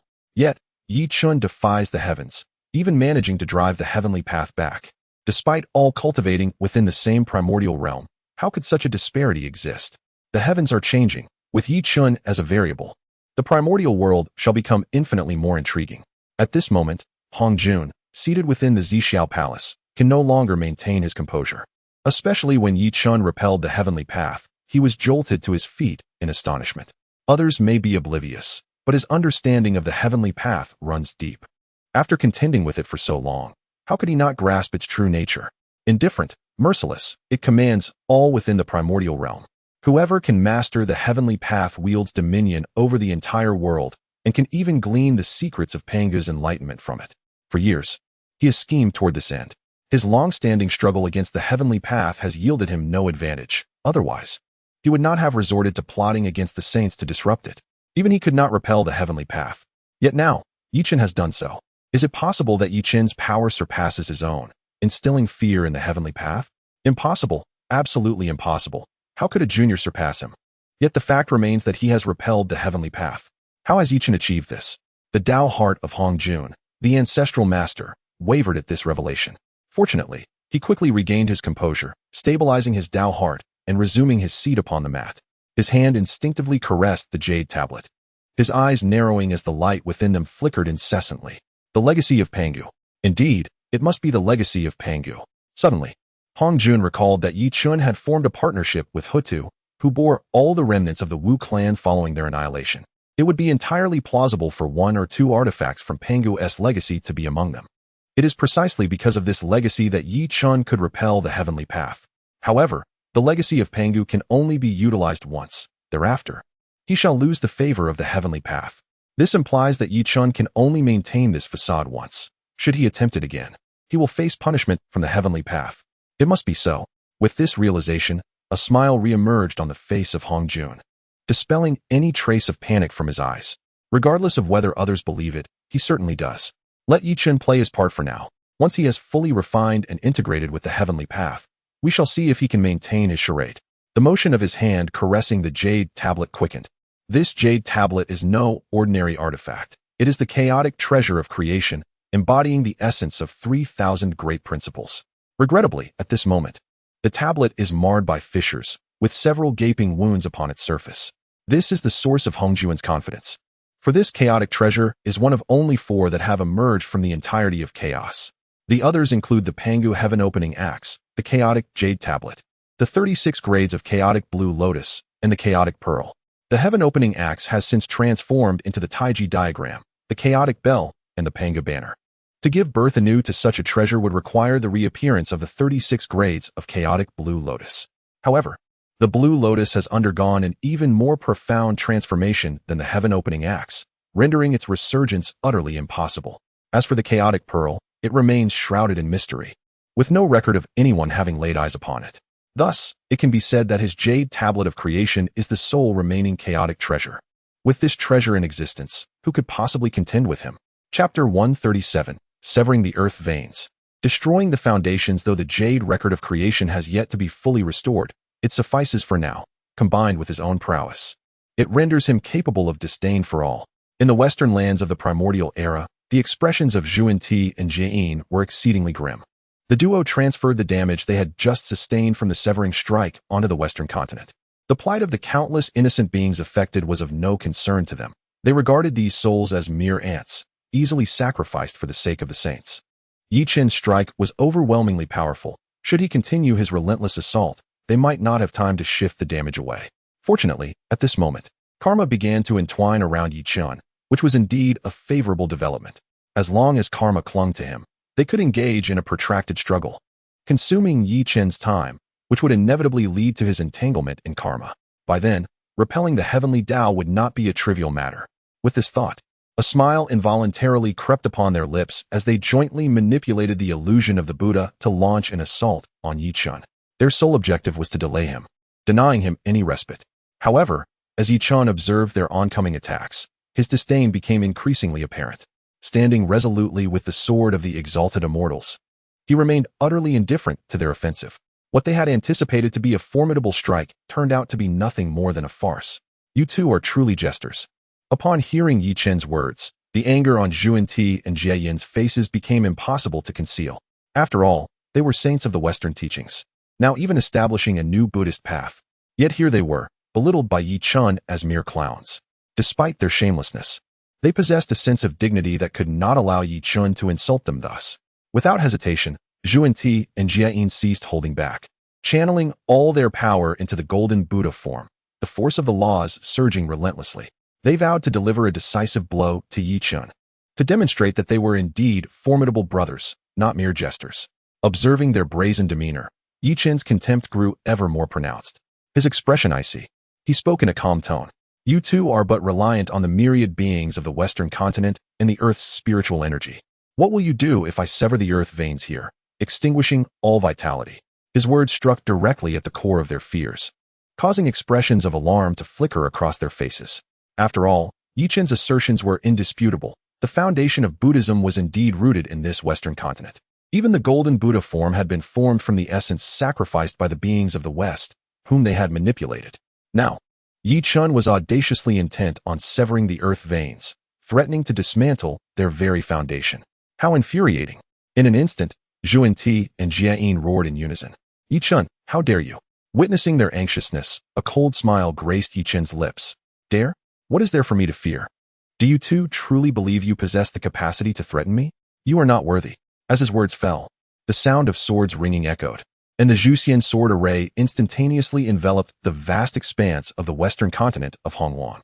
The moment the sword array descended, an overwhelming aura of slaughter surged forth, shrouding the western realms. As the formidable strike from Yuan Shi and Jie descended, it fortuitously collided with the newly established Zhuxian sword array. Regrettably, their assault proved utterly inadequate against the sword array, failing to even stir the slightest ripple. After successfully thwarting their attacks, Chen cast a provocative glance at Yuan Shi and Jie. With a single stroke, he severed the earth's veins. The two attempted to intervene, but their efforts were in vain. The sword light, obscuring the heavens and blocking the sun, cleaved toward the western earth's veins. The blade fell, accompanied by a mournful wail. In the next instant, they could distinctly sense the tremors of the Hongwan realm. This strike left the denizens of Hongwan in a state of bewilderment. So many incredible occurrences had transpired around Chen, and they had never anticipated that he would dare to act so recklessly, severing the earth's veins. This act decisively shattered the foundation of the West. Did Chen not fear the wrath of the heavenly Tao, the possible retribution that might ensue? The last individual who exhibited such recklessness had brought down Mount Xumi, resulting in the witch clan facing divine punishment and eventual annihilation. Only through the reincarnation of Hutu, who accrued immeasurable merit, were the remnants of the witch clan preserved. Was Chen now intent on following the same perilous path? He was already tainted with boundless karma, rejected and abhorred by heaven and earth. Now, having severed the roots of the western earth's veins, he was in grave danger. Chen, however, felt the rejection of the Hongwan heavens. Did this concern him? Not in the slightest. He acted solely according to his whims. Anything that displeased him was subject to his unimpeded will. If heaven sought to obstruct him, he would cleave through it. If the earth sought to hinder him, he would rend it apart. Yuan Shi and Jie, unified in purpose, observed this scene, their faces betraying unrestrained ecstasy. Although Chen had shaken the foundation of the West, he had likewise become entangled in endless karma. The earth's veins were now destroyed, and their words would bear no weight. The only recourse left was to delay until the will of the heavenly Tao descended with retribution. Chen had managed to repel the heavenly Tao for the first time. Now, burdened with karma, they could scarcely believe he would succeed again. They resolved to ensnare Chen, binding him until the infinite karma enveloped him entirely, leading to his inevitable downfall. Yet, before their fantasies could fully take shape, Chen's voice resonated once more in their ears. This sword shall sever all living beings. This was not a proposition, but a declaration. They barely had time to register the gravity of the situation before, in the next instant, the entire western continent was engulfed in boundless sword energy. The sword aura surged, rampaging across the western lands. Those beings ensnared by the allure of the Buddhist sound were utterly annihilated in that moment. This strike shattered the efforts of Yuan Shi and Jie, painstakingly built over countless years. After much toil, the western continent had finally begun to regain a semblance of vitality. All their labor was now in vain. With a single sword strike, Chen had swept it all away. Upon witnessing this scene, the two nearly expelled a mouthful of blood.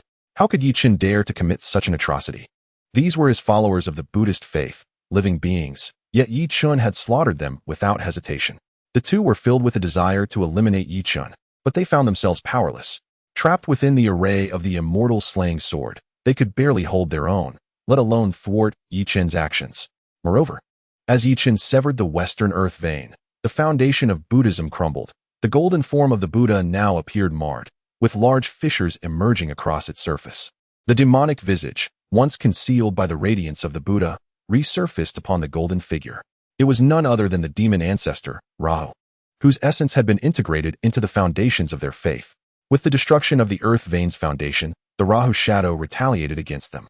Chapter 138. The annihilation of Buddhism and the decapitation of the saints. In an instant, three distinct faces emerged upon the head of the Buddha. Upon witnessing the apparition of the Raha demon, the two figures, Yuan and Jane, could not suppress their growing trepidation. Cursed be this moment, for it had chosen to disrupt their plans. Should this continue, it would be they who faced calamity before witnessing Yi Chen's divine retribution. Contemplating this, the duo resolved to fight with all their might, refusing to remain passive any longer. Yet before they could act, Yi Chen's voice resonated softly in their ears, echoing like the voice of divine judgment. This sword shall sever the Buddha and obliterate the saints. Upon hearing this proclamation, a flicker of despair crossed the faces of Yuan and Jane. No, please, no, they screamed in fury. In their desperation, they unleashed the full force of their mastery over the great Tao, the Tao of cause and effect, the Tao of the five elements, the Tao of illusion, the Tao of servitude, and the Tao of reincarnation. All the powers they had cultivated over countless eons erupted forth, desperate to withstand Yi Chen's strike and to escape with the golden form of the Buddha. As long as this golden embodiment remained intact, their established path of Buddhism would not be annihilated by Yi Chen. Hope still lingered. In that moment, the entire expanse of the primordial Western realms was suffused with the vibrations of the great Tao, seemingly on the verge of shattering the primordial chaos. An overwhelming terror brewed, leaving the myriad beings of the primordial world in a state of blankness, their thoughts consumed by a singular notion. Would the primordial realm truly shatter amidst the conflict of these three saints? As this thought surfaced, a beam of sword light, immense and magnificent, ascended skyward. Beneath this radiant light, all the various manifestations of the great Tao conjured by Yuan and Jane were effortlessly suppressed. At this juncture, Yi Chen fully unleashed the alternate aspect of the Tao of power, wielding an indomitable force that subdued myriad Taos. With the emergence of this power, all paths bowed in submission. Whether it was the Tao of cause and effect, reincarnation, or illusion, they crumbled to fragility akin to parchment beneath the might of Yi Chen's Tao of power. Crack! With a sound reminiscent of jade shattering, a terrifying sword mark appeared upon the golden form of the Buddha, a manifestation of Yuan and Jane's combined essence. In that moment, they felt with stark clarity that the path they had forged, their very creation of Buddhism, was severed by Yi Chen's sword. This signified that all their painstaking efforts had been rendered void, extinguished in an instant. Their hope of breaking free from the shackles of heavenly law dissipated beneath the weight of Yi Chen's blade. In the blink of an eye, despair surged within them. At that moment, the three faces of the golden Buddha, which had remained closed, suddenly opened their eyes. A torrent of demonic intent surged within their hearts. Yi Chen, the primordial essence of the saints within them, began to reverse. In a desperate bid to achieve mutual destruction with Yi Chen, even if it meant failing to annihilate him, they sought to splatter his visage with blood. In this moment, the once pure intentions of the now corrupted Yuan and Jie were consumed by an overwhelming sense of annihilation, manifesting the very laws of destruction around them. Those witnessing this scene were gripped by a profound trepidation, acutely aware that should this Buddha's golden body self-destruct, the entire primordial world would suffer irreparable harm. Yi Chen observed with a slight furrow of his brow. It was utterly unexpected for the shameless duo to resort to self-detonation. When had they become so resolute? Yet, he would not passively allow the Buddha's golden body to explode.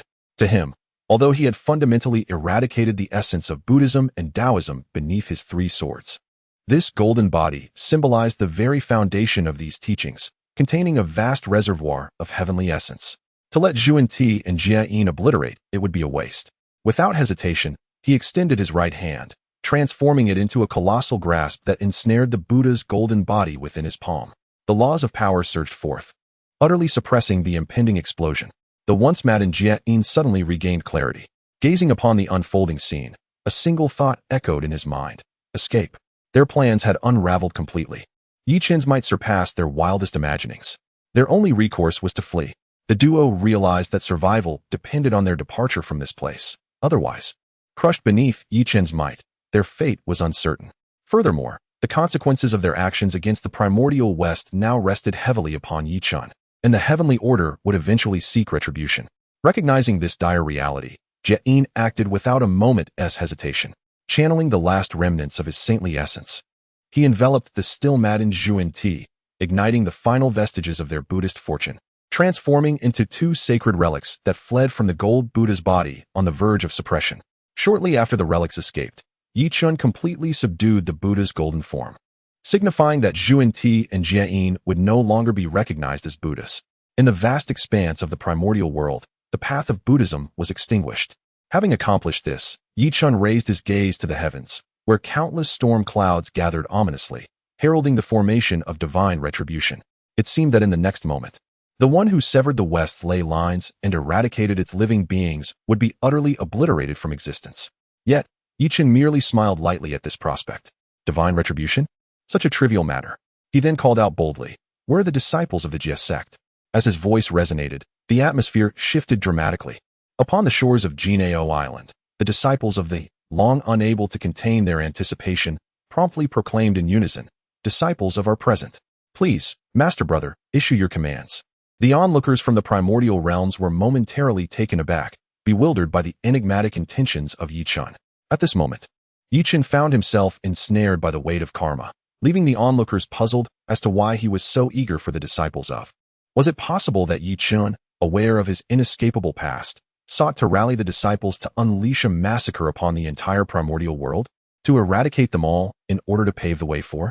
Such a notion seemed implausible. Yet, despite its absurdity, a flicker of concern lingered in their minds. Better to be cautious than to face unforeseen calamities. Throughout this period, every action taken by Chen had transcended their expectations. Who could assure them that he would not contemplate such an act? Amidst their apprehensions, the disciples of swiftly soared through the air. The first to reach Chen was the formidable Daobao Daoist, whose prowess and speed surpassed all. Following closely behind were Wudong, Guiling, Jinling, and the three sisters of the Xiaos. Chapter 139. The demon ancestor Luo who yet, when they beheld Chen entangled in a web of fate. A flicker of concern ignited in their eyes. The ancient western wilderness had been utterly annihilated by Chen. The immeasurable karma clung to him tightly. And should this continue unabated, Chen could very well face divine retribution. Despite being a sage now, he would still be unable to withstand the punishment of the heavens. However, they would not distance themselves from him due to this. On the contrary, they were determined to assist Chen at every turn. As long as they could help him endure the divine wrath, they would willingly undertake any task. Without Chen, there would be no present for the Jie Sect, and consequently, no present for themselves. Today, even if it meant risking their lives, they would protect Chen. This conviction resided in the hearts of all Jie disciples, to defend their senior brother with their very lives. "Senior brother, whatever you require, please command us. We shall fulfill the task at any cost." In the Ling Mountain Dojo, one of the disciples jested, "Senior brother, is it time for our delightful quarrels once again?" The atmosphere grew somewhat tense, yet with this light-hearted banter from San Xiao, it eased slightly, and smiles crept onto the faces of the disciples. They found themselves somewhat tempted. Having arrived at the Ling Mountain Dojo, they could not leave empty-handed. This was a cherished tradition of the Jie Sect. One must reap what they sow. Such cultural heritage must never be discarded. "I believe that is what our senior brother means," they mused. "The Ling Mountain Dojo does seem quite appealing. Perhaps we should consider relocating." Hearing their banter, Chen's lips curled into a gentle smile, his expression suffused with fondness. "You all, day by day, are preoccupied with the thought of plundering. Moreover, you must be mindful of the bigger picture. Do you understand? I have no interest in the modest Ling Mountain Dojo. If it were merely the dojo I sought, would I have gathered you all here?"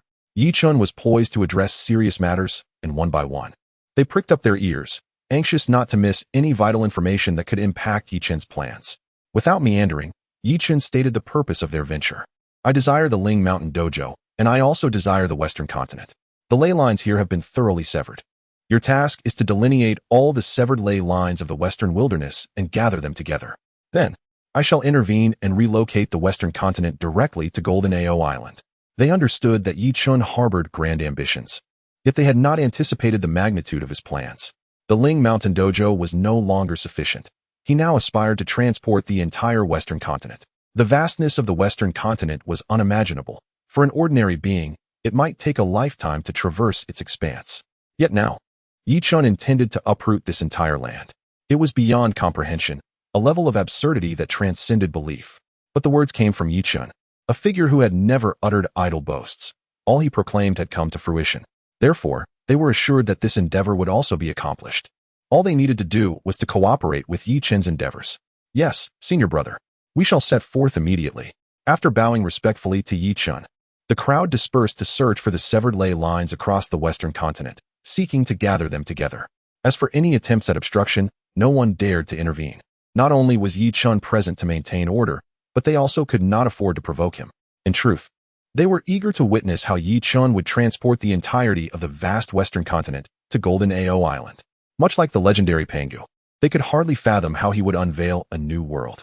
Although Yi Chen's actions may not rival those of Pangu, they were certainly comparable. One might say he was a veritable reflection of the great deity.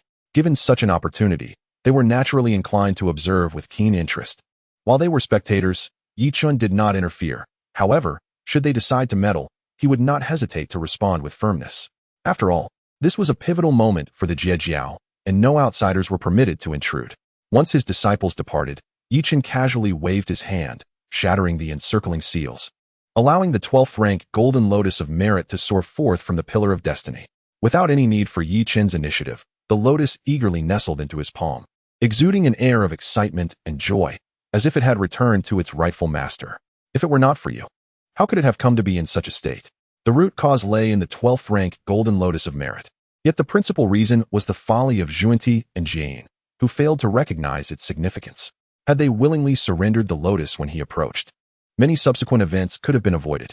The Western continent would not have suffered such turmoil, nor would they have found themselves in their current predicament. However, lamenting the past was futile. What mattered now was the acquisition of the treasure.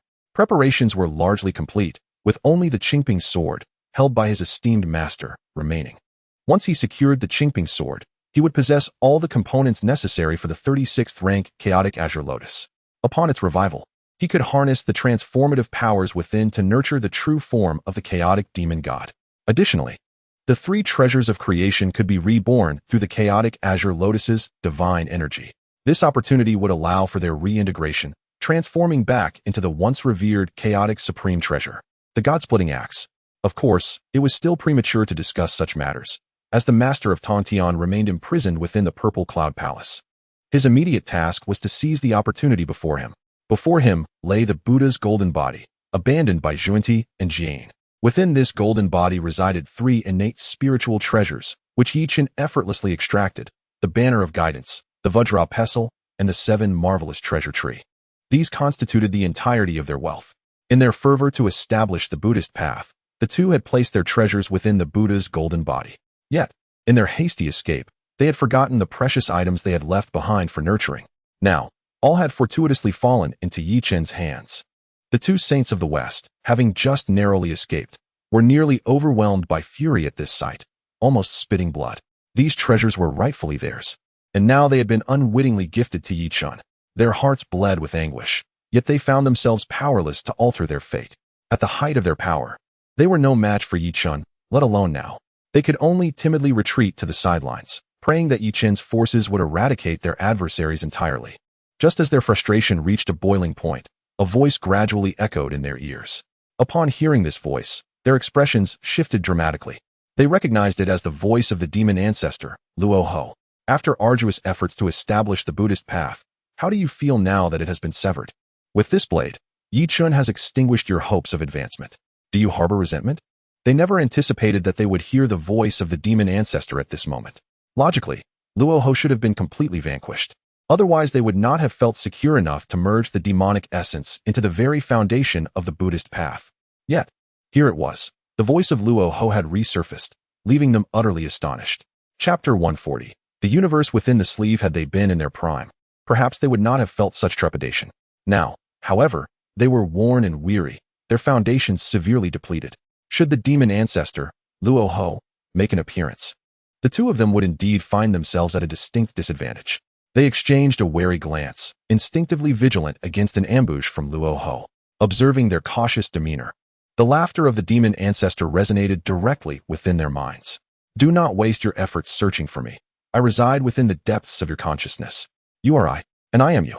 Upon hearing this, their expressions shifted dramatically, and they hastily scrutinized their own foundations. In an instant, their faces turned ashen. Unbeknownst to them, their very essence had been tainted by the demonic path, their own way irreversibly transformed into that of the demons. Nevertheless, having attained the status of sages for many years, they possessed a certain composure. Given the circumstances, panic would serve no purpose. It was better to confront the situation with steadiness. Demon ancestor Luo Ho, what is your true intention in ensnaring us, your fellow disciples? One of them queried. We are disciples of Hongjun Daozu. Should you be discovered by him, Do you truly believe you can retain even a fragment of your soul? Thus, they urged him to depart peacefully, to regard this encounter as though it had never occurred. Otherwise, should the Tao ancestors' wrath be provoked, annihilation would surely follow. They invoked the name of Hongjun Daozu, seeking to intimidate Luoho. Yet, upon hearing their words, Luoho merely scoffed, his laughter escalating into a crescendo. Hongjun Daozu, are you jesting? Do you truly believe you hold any significance in his eyes? If he truly valued you, would he not have moved from his seat in the Purple Mist Palace? Have you forgotten the fates of Yuan Shi and Taishan? Or do you consider yourselves more important than they? Luoho's words shattered their defenses, plunging them into an abyss of silence. They yearned to retort, but found themselves at a loss for words. Indeed, Luoho spoke the truth. The recent behavior of Hongjun Daozu had been rather peculiar, a fact that had left them perplexed, though the reasons eluded them. Before they could ponder further, Luoho's voice interrupted once more. Observe closely what Yi Chun intends to do. Turning their gaze towards Yi Chun, they beheld the disciples of the Jie, who had gathered all the earth veins of the western wilderness around the Ling Mountain blessed land. Even though these veins had been severed by Yi Chen's sword, their convergence still resulted in a tremendous impact. Threads of innate spiritual energy emerged from these veins, permeating the entire Ling Mountain blessed land. From a distance, the sanctity of Ling Mountain seemed indistinguishable from the top-tier blessed lands of the western wilderness. However, both Zhuan Ti and Jie Yin understood that such an effect could only arise from the amalgamation of all earth veins in the western wilderness. After the disciples of the Jie performed their duties, they all bowed respectfully to Yi Chun and then stood to the side, casting reverent gazes upon him. They eagerly anticipated witnessing how the Master Brother would transport this vast expanse of land to Jinao Island. Observing their expectant expressions, Yi Chun could not help but chuckle softly, before stepping forth and ascending into the heavens. As he gazed out, the immense Ling Mountain blessed land, once akin to a primordial star, now appeared diminutive, no larger than a mustard seed. The disciples of Jie seemed even more insignificant, akin to mere specks of dust. At this moment, the western continent of the primordial world was devoid of life, a consequence of its veins being severed and drained. If this situation were to persist, the western continent would inevitably become a desolate wasteland. Yi Chun, however, would not allow the western continent to deteriorate further. He had no desire to bear such immense karmic burdens. Thus, he resolved to transport the continent to Jinao Island, expanding its territory while simultaneously alleviating a significant portion of the karmic weight. With a gentle flick of his sleeve, it began to expand endlessly. Soon, the heavens and the earth were enveloped by Yi Chen's robe, obscuring the sun and moon, casting a shadow over all. As his sleeve enveloped the land, the entire Ling Mountain blessed land trembled. No, it was not just the Ling Mountain. The entire western continent was in upheaval. Yi Chun had indeed seized the boundless earth. The true essence of sleeve in the universe was being realized. With a mere wave of his sleeve, he reduced the entire continent to the size of a mustard seed, ultimately drawing it into his robe. Witnessing Yi Chen's mastery of the sleeve in the universe, Zhen Yuanzi was left utterly astonished. This was his divine ability? Why was there such a vast disparity in the same technique? In comparison to Yi Chun, his own abilities seemed almost laughable. Zhen Yuanzi could not help but engage in self-deprecating thoughts, nearly losing his composure, but thankfully he managed to stabilize his resolve in time. After a moment, Zhen Yuanzi regained his composure and soon made a decisive resolution. He must join Jie. He ardently wished to become a disciple under Yi Chen's tutelage. Even though he was a seasoned quasi-saint from the same era as the three pure ones, and they were both honored guests at the San Xiao Palace. In the pursuit of cultivation, the worthy must be recognized as teachers. Yi Chen now possessed the qualifications to mentor him. There was no shame in seeking to study under Yi Chun. This was merely a pursuit of the Great Way. Above the Great Way, everything else must take a back seat. With clarity in mind, Zhen Yuanzi set forth towards Jinao Island, not forgetting to bring along the ginseng fruit as a token of their first meeting. Meanwhile, the great beings of the Guanxi were entirely unaware that Zhen Yuanzi had already embarked on his journey to seek Yi Chun as his master. Their minds were clouded, each lost in a state of confusion, as if ensnared in the illusion of the path of the guide. The western continent had vanished just like that. The boundless disciples had been effortlessly drawn into Yi Chun's robe. If Yi Chun had displayed even a modicum of difficulty, they might not have been so astounded. However, Yi Chen's ease was striking. Could it be inferred that, should Yi Chun desire, he could effortlessly envelop the entirety of the Honghuang continent within his sleeve? If that were the case, they were all but pawns in Yi Chen's game, and he could manipulate them at will with the utmost simplicity. The crowd involuntarily swallowed hard. The shock they experienced today was overwhelmingly profound, so much so that it was nearly unbearable. Such terror, such dread. Not only were they affected, but even the figures of Yuan and Jane found themselves in a state of utter bewilderment. They watched as the western continent of Honghuang was claimed by Yi Chun. Gone. Indeed, vanished. The very foundation of Buddhism, utterly obliterated. The two sat there despondently, their gazes vacant. In that fleeting moment, their spirits faltered, nearly losing the very essence of their Tao hearts. Chapter 141. The Palace of Enhua and Luo Hui. At this moment, the voice of the demon ancestor Luo Hui reverberated once more in their ears. You have no path of retreat left. However, I do not wish to see you two wallow in despair. Here lies a treasure of demonic secrets that can swiftly aid you in restoring your powers. If you cultivate it to perfection, further advancements may not be out of reach. Whether you choose to believe this is entirely up to you. With that, the voice of the demon ancestor Luo Hui faded into silence. During this time, the two continued their search for Luo Hui, yet they were unable to locate any trace of him. Upon reflection, it seemed that the words of the demon ancestor were not without merit. Brother, what shall we do about this matter? The guiding figure remained silent, harboring a sense of trepidation towards Luo Hui. After all, he was a being capable of orchestrating the primordial cataclysm and had engaged in a fierce battle against the Tao ancestor Hongjun. This entity was imbued with the resentment of the 3,000 chaotic demon gods, wielding immeasurable supernatural powers, far beyond their capacity to contend. Even though they had attained the status of saints, they could not detect the whereabouts of the demon ancestor Luo Hui, and their foundations were now tainted by dark magic. Nevertheless, as the two saints of the West, they were resolute in their unwillingness to be mere pawns of Luo Hui, unless faced with utter desperation. There is no need to rush. Luo Hui's appearance must surely be part of his scheme. Let us first seek out the venerable Taoist. If we are but pieces in Luo Hui's game, I believe the venerable Taoist would be more to his liking. Thus, the two set out to find the Taoist, as they shared a common plight. As for Yi Chun, they felt powerless and could only endure for the time being. With Yi Chun causing such upheaval, I cannot believe that Tao ancestor Hongjun will remain patient forever. Just wait. Soon he will exert his power to suppress him. We need only bide our time. Indeed, Yi Chun is currently wreaking havoc throughout the primordial realm, and they cannot fathom how Tao ancestor Hongjun can continue to stand idly by. Once Hongjun takes action, Yi Chun will have no chance of survival. Of course, they were equally curious about what schemes Tao ancestor Hongjun had in mind. Each of them had suffered at the hands of Yi Chun, yet Hongjun remained unperturbed, refraining from confronting him. Tongtian was imprisoned. Yuan Shi had been slain. Taishang was gravely injured. Their foundations had been severed. Among the 6 saints of the Xianmen, only Enhua remained. Must they wait until Enhua too falls to Yi Chun before he intervenes? By then, would Tao ancestor Hongjun still be able to easily suppress Yi Chun? Yi Chun's rate of advancement was alarmingly swift. Not long ago, he was merely a quasi-saint, yet now he could easily overpower them, if given more time.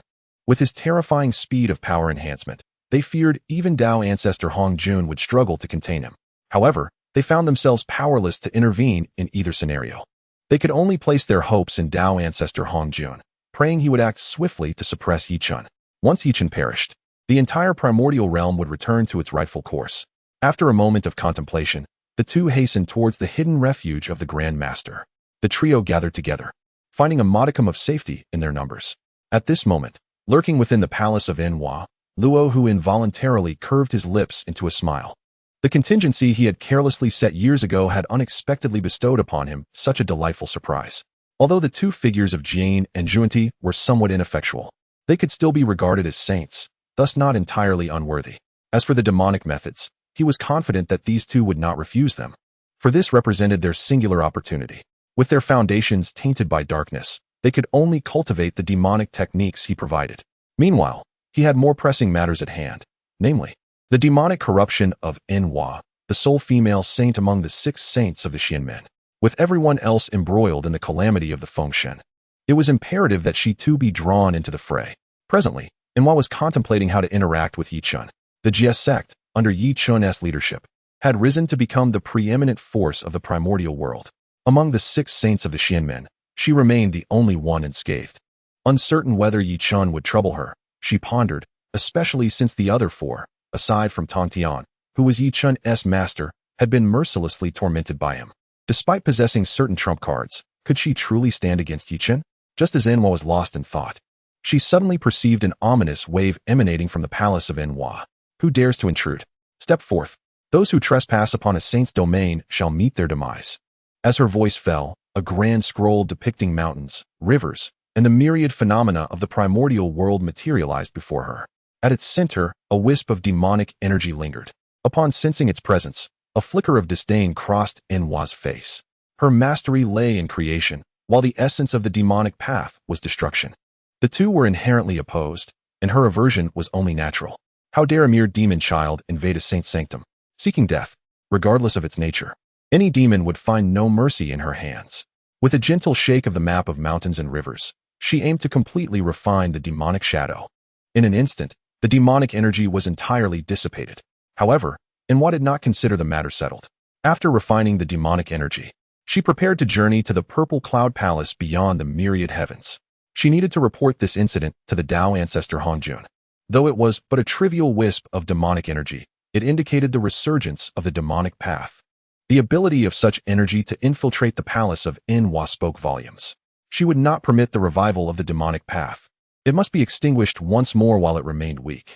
Just as Enhua was about to depart, a resounding applause echoed in her ears. Such audacious provocation caused her brow to furrow slightly, and she reacted instantly. The map of mountains and rivers, the creation cauldron, the red embroidered ball, and other innate treasures materialized around her, forming a protective barrier.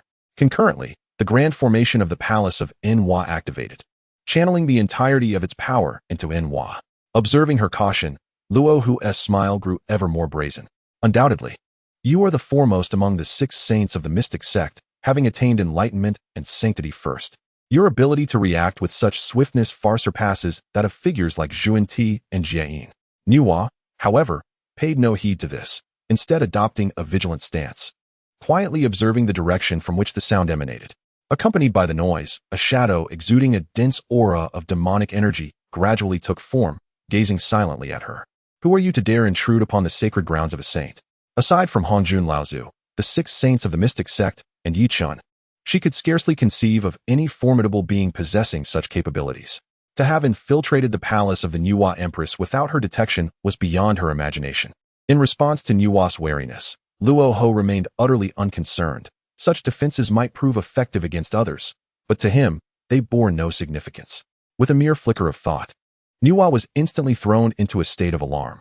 Chapter 142, The Way of Heaven, How Unjust. The primordial purple energy unexpectedly exhibited unusual fluctuations at this moment. Pure demonic energy emanated from it, tainting her foundational path. Upon realizing this, Enhua's expression drastically changed, and her mind became a blank slate.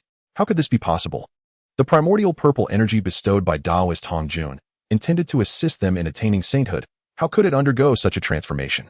Could it be that from the moment Taoist Hongjun began imparting teachings, it was all part of a grand conspiracy that has lingered through countless epochs to culminate in today's situation? Seeing the incredulous expression on Enhua's face, Luo Hu couldn't help but let out a cold snicker. Humph. Another individual misled by the old Taoist Hongjun. How could one fail to see through such a simplistic deception? What primordial purple energy, embodying the essence of the great Tao, could lead to the attainment of a saintly position? This is utter nonsense. If that were the case, how could Hongjun himself have achieved enlightenment? This is clearly a bait crafted from the essence of his own demonic form after he had vanquished himself. He deceives those who are already endowed with the potential for sainthood and possess great merit, drawing them into his own foundational path. One must admit, Hongjun's scheme is quite astute. Merely offering a few strands of the so-called primordial purple energy, he has covertly taken control of the 6 most gifted beings within the vast wilderness, while also siphoning their fortunes to fortify his own path to unity. Had it not been for Yi Chen's unexpected rise, it is likely that the old Taoist Hongjun would not have resorted to such underhanded tactics. As Luo Hu's thoughts raced, Enhua found herself enveloped in a cocoon of the demonic energy emanating from within her. She desperately struggled to suppress this anomaly. However, after years of cultivation, the primordial purple energy had long since fused with her foundation. Even as Enhua called upon all her saintly powers, she could not extricate this primordial purple energy from her essence. In fact, her true self began to succumb to the influence of this primordial purple energy. Her consciousness gradually shifted towards extremism, and baseless hatred and resentment surged forth from her. She loathed the excessive reach of the Taishang, who had seized the fortunes of humanity. She resented the schemes of Yuan, which led to the humiliation of the sage within the Nuwa temple. She envied Yi Chen's innate talent, who had attained the status of a great sage in such a brief period, exhibiting such overwhelming prowess. These negative emotions crashed against Nuwa's tranquil heart like a relentless tide. While she struggled to resist, she also began to comprehend why the primordial heavenly sovereign of the three pure ones grew increasingly extreme after attaining sainthood, ultimately coming to scorn those born of eggs and those who underwent transformation. Why did Taishang Laozi embark on the path of severing emotions and forgetting feelings? Why did the two Western saints, Yuan and Jian, abandon their original intentions and engage in increasingly despicable behavior, beyond the thoughts harbored within their own hearts? This primordial purple energy had also played a significant role in their transformations. Otherwise, how could the saints, with their untainted hearts, display such inadequacy amidst the tribulation of the canonization of gods? Upon realizing this, Nuwa commenced an all-out effort to suppress the erratic movements of the primordial purple energy. Alas, her very foundation of Tao had already been tainted by the demonic essence contained within that primordial purple energy. Even with her profound powers, Nuwa found herself powerless at this moment. Unless she was willing to sever her own Tao foundation, there remained a glimmer of hope. However, within the Nuwa palace lingered an enigmatic demonic shadow, rendering her hesitant to act rashly. In fact, the instant the primordial purple energy stirred, Nuwa had surmised the true identity of that shadow, the demon ancestor, Luo Ho. Beyond this progenitor of the demonic path, she could scarcely conceive of anyone possessing such might. Yet, even with this understanding, Nuwa found no solace in her predicament. She could do naught but watch as the demonic essence emanating from the primordial purple energy relentlessly eroded her fundamental Tao foundation. Gradually, her consciousness began to waver. Realizing this, Nuwa instantly became vigilant. She understood that she could no longer afford to remain passive. Action was imperative. Otherwise, her fate would surely be grim. Thus, she divided her remaining clarity of mind and sealed it within the laws of creation she had cultivated, ensuring that she would not be wholly consumed by the demonic energy. Preparing for what lay ahead. After completing this, the demonic essence radiating from the primordial purple energy had thoroughly tainted her Tao foundation. Her mind became flooded with myriad negative emotions, leading her to desire the annihilation of the entire primordial realm and the slaughter of all living beings. Yearning for a return to chaos. Observing the demonic intent reflected in Nuwa's gaze, Luo Ho could not help but smile in satisfaction, knowing that his mission had been accomplished. He had also noticed Nuwa's subtle attempt to save herself, but he paid it little heed. All that Hongjun desired was to ensnare Nuwa in the tribulation of canonization. Thereby influencing the operation of the heavenly Tao, he need not exert much effort. At that moment, Luo Ho suddenly sensed a profound tremor resonating throughout the primordial world. The intensity of this tremor was such that even the Nuwa heaven, established above the 33 heavens, responded. Accompanying this tremor was an unmistakable joy emanating from the heavenly Tao. Countless beings within the primordial realm were swept up in this joy, and a flicker of delight arose in their hearts. Upon perceiving this, Luo Ho's brow furrowed slightly. Born from the grievances of 3,000 chaotic demons, he harbored the deepest disdain for such sensations, for they signified that something beneficial to the primordial realm had transpired. At that moment, Luo Ho redirected his gaze towards the vast primordial land, yearning to comprehend the unfolding events. Yet, upon witnessing the scene transpiring in the wilderness, he found himself momentarily entranced. It was not only Luo Ho, even the venerable Zhen Yuanzi, hastening towards Golden Ao Island. The lurking demon master Kuanpeng within the demon master's hall, the reclusive Laozi, and the myriad beings in the primordial realm were all transfixed, their eyes fixed on Golden Ao Island, particularly on Yi Chen hovering above it. Before them, Yi Chen was employing his sleeve's miraculous power to gather the boundless lands of the vast western wilderness, returning to Golden Ao Island thereafter. With a mere flick, he effortlessly lifted the island, which had nearly transformed into the ancestral veins of the primordial world. Simultaneously, the immense western land, released from his sleeve, descended back to its rightful place on Golden Ao Island.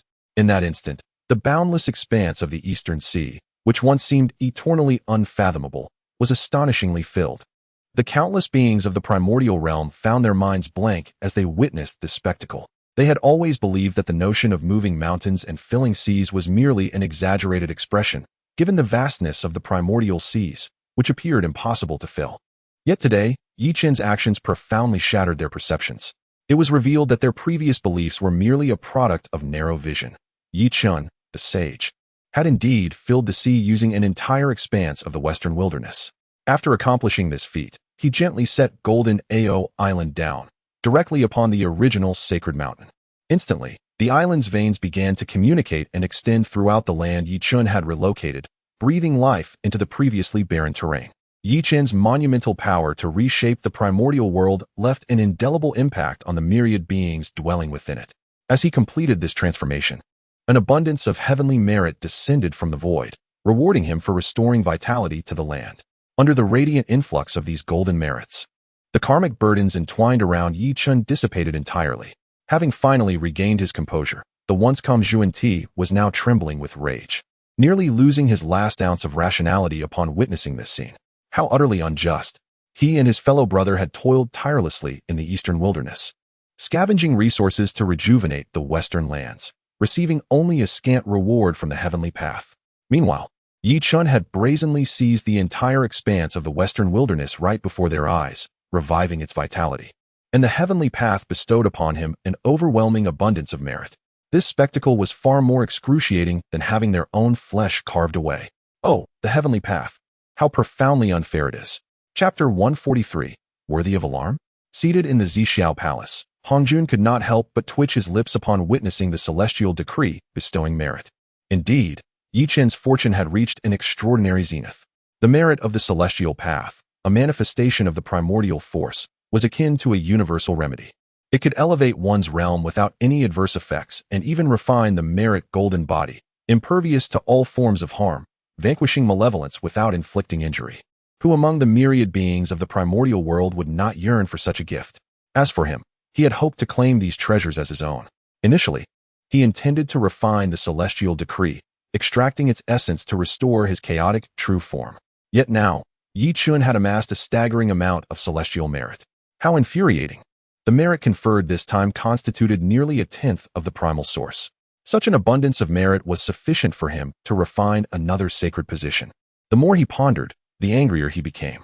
Ultimately, he attributed this predicament to the incompetence of the likes of Punny and Jean. Having lingered in the West for so long, they had failed to elicit such merit from the celestial path. Had they accomplished this sooner, how could Yi Chen have ever laid claim to it? Now, all had fallen into Yi Chen's lap. What rightfully belonged to him had been appropriated by Yi Chen. Alas, the events had transpired, and he could no longer intervene. He could only remain enmeshed in the struggle against the celestial path. With the turmoil among the 6 saints of the profound gate, he saw this as an opportune moment to break free from the shackles of the celestial decree. A perfect chance to refine it. All other matters paled in significance before this. Once he had thoroughly refined the celestial path, wielding the creation jade tablet in his possession, the vast expanse of the primordial world would merely be a game in his hands. Yi Chen, merely a small insect, allowed to scuttle for now. Like a grasshopper in autumn, it would not be long before its time was up. In stark contrast to Hongjuan's vexation, the most troubled at this moment was none other than the Candle Dragon. The Dragon clan was the sovereign of the Eastern Sea. He seldom ventured beyond its waters, usually residing in his lair to cultivate. Before he could comprehend the situation, he found himself suspended in midair. In the blink of an eye, the Eastern Sea vanished from his sight. The Eastern Sea had transformed into solid land. Had his senses deceived him? Candle Dragon blinked in disbelief. Comparing the positions of the ancient stars, indeed, this was the Eastern Sea. How had it become land? Not only Candle Dragon, but the other ancestral dragons, also engrossed in their meditative states, exchanged bewildered glances, filled with confusion. They had no inkling of what had transpired. Then, in the next instant, boundless celestial merit descended, enveloping Yi Chen entirely. It became clear. They all understood now. Yi Chen was present, thus this occurrence had undoubtedly been orchestrated by him. Yet, the specifics of the event remained shrouded in mystery. Yi Chen, what has transpired here? Why has the Eastern Sea vanished, transforming into this expanse of land? Yi Chen summoned Ao Shui to his side after gathering the celestial merit that filled the skies. Ladies and gentlemen, I have pressing matters to attend to. Allow Ao Shui to elucidate what has transpired. With that, Yi Chen turned and departed. Only Ao Shui and a few others remained at the scene. Zhu Long and his companions gazed intently at Ao Shui, hoping she would provide a reasonable explanation. Second uncle, do you truly know nothing? No. What is there to know? We have been in seclusion, diligently cultivating, and suddenly awakened to find ourselves here, with the East Sea vanished. What is it that you expect me to know? Ao Shui sighed softly. What could she do? These individuals were indeed oblivious to the world outside, wholly focused on their training. Since they were unaware, she decided to recount the tale of Yi Chen's annihilation of the Buddha and the relocation of the Western continent. Thus, Ao Shui vividly narrated the events. Defeating the dual saints, challenging the heavenly Tao, severing foundations, relocating continents. It was as though they were witnessing the events unfold, yet their reactions were rather muted. Second uncle, are you not astonished? Astonished? Why should I be? Zhulong looked at Ao Shui with confusion, unable to grasp why such events warranted surprise.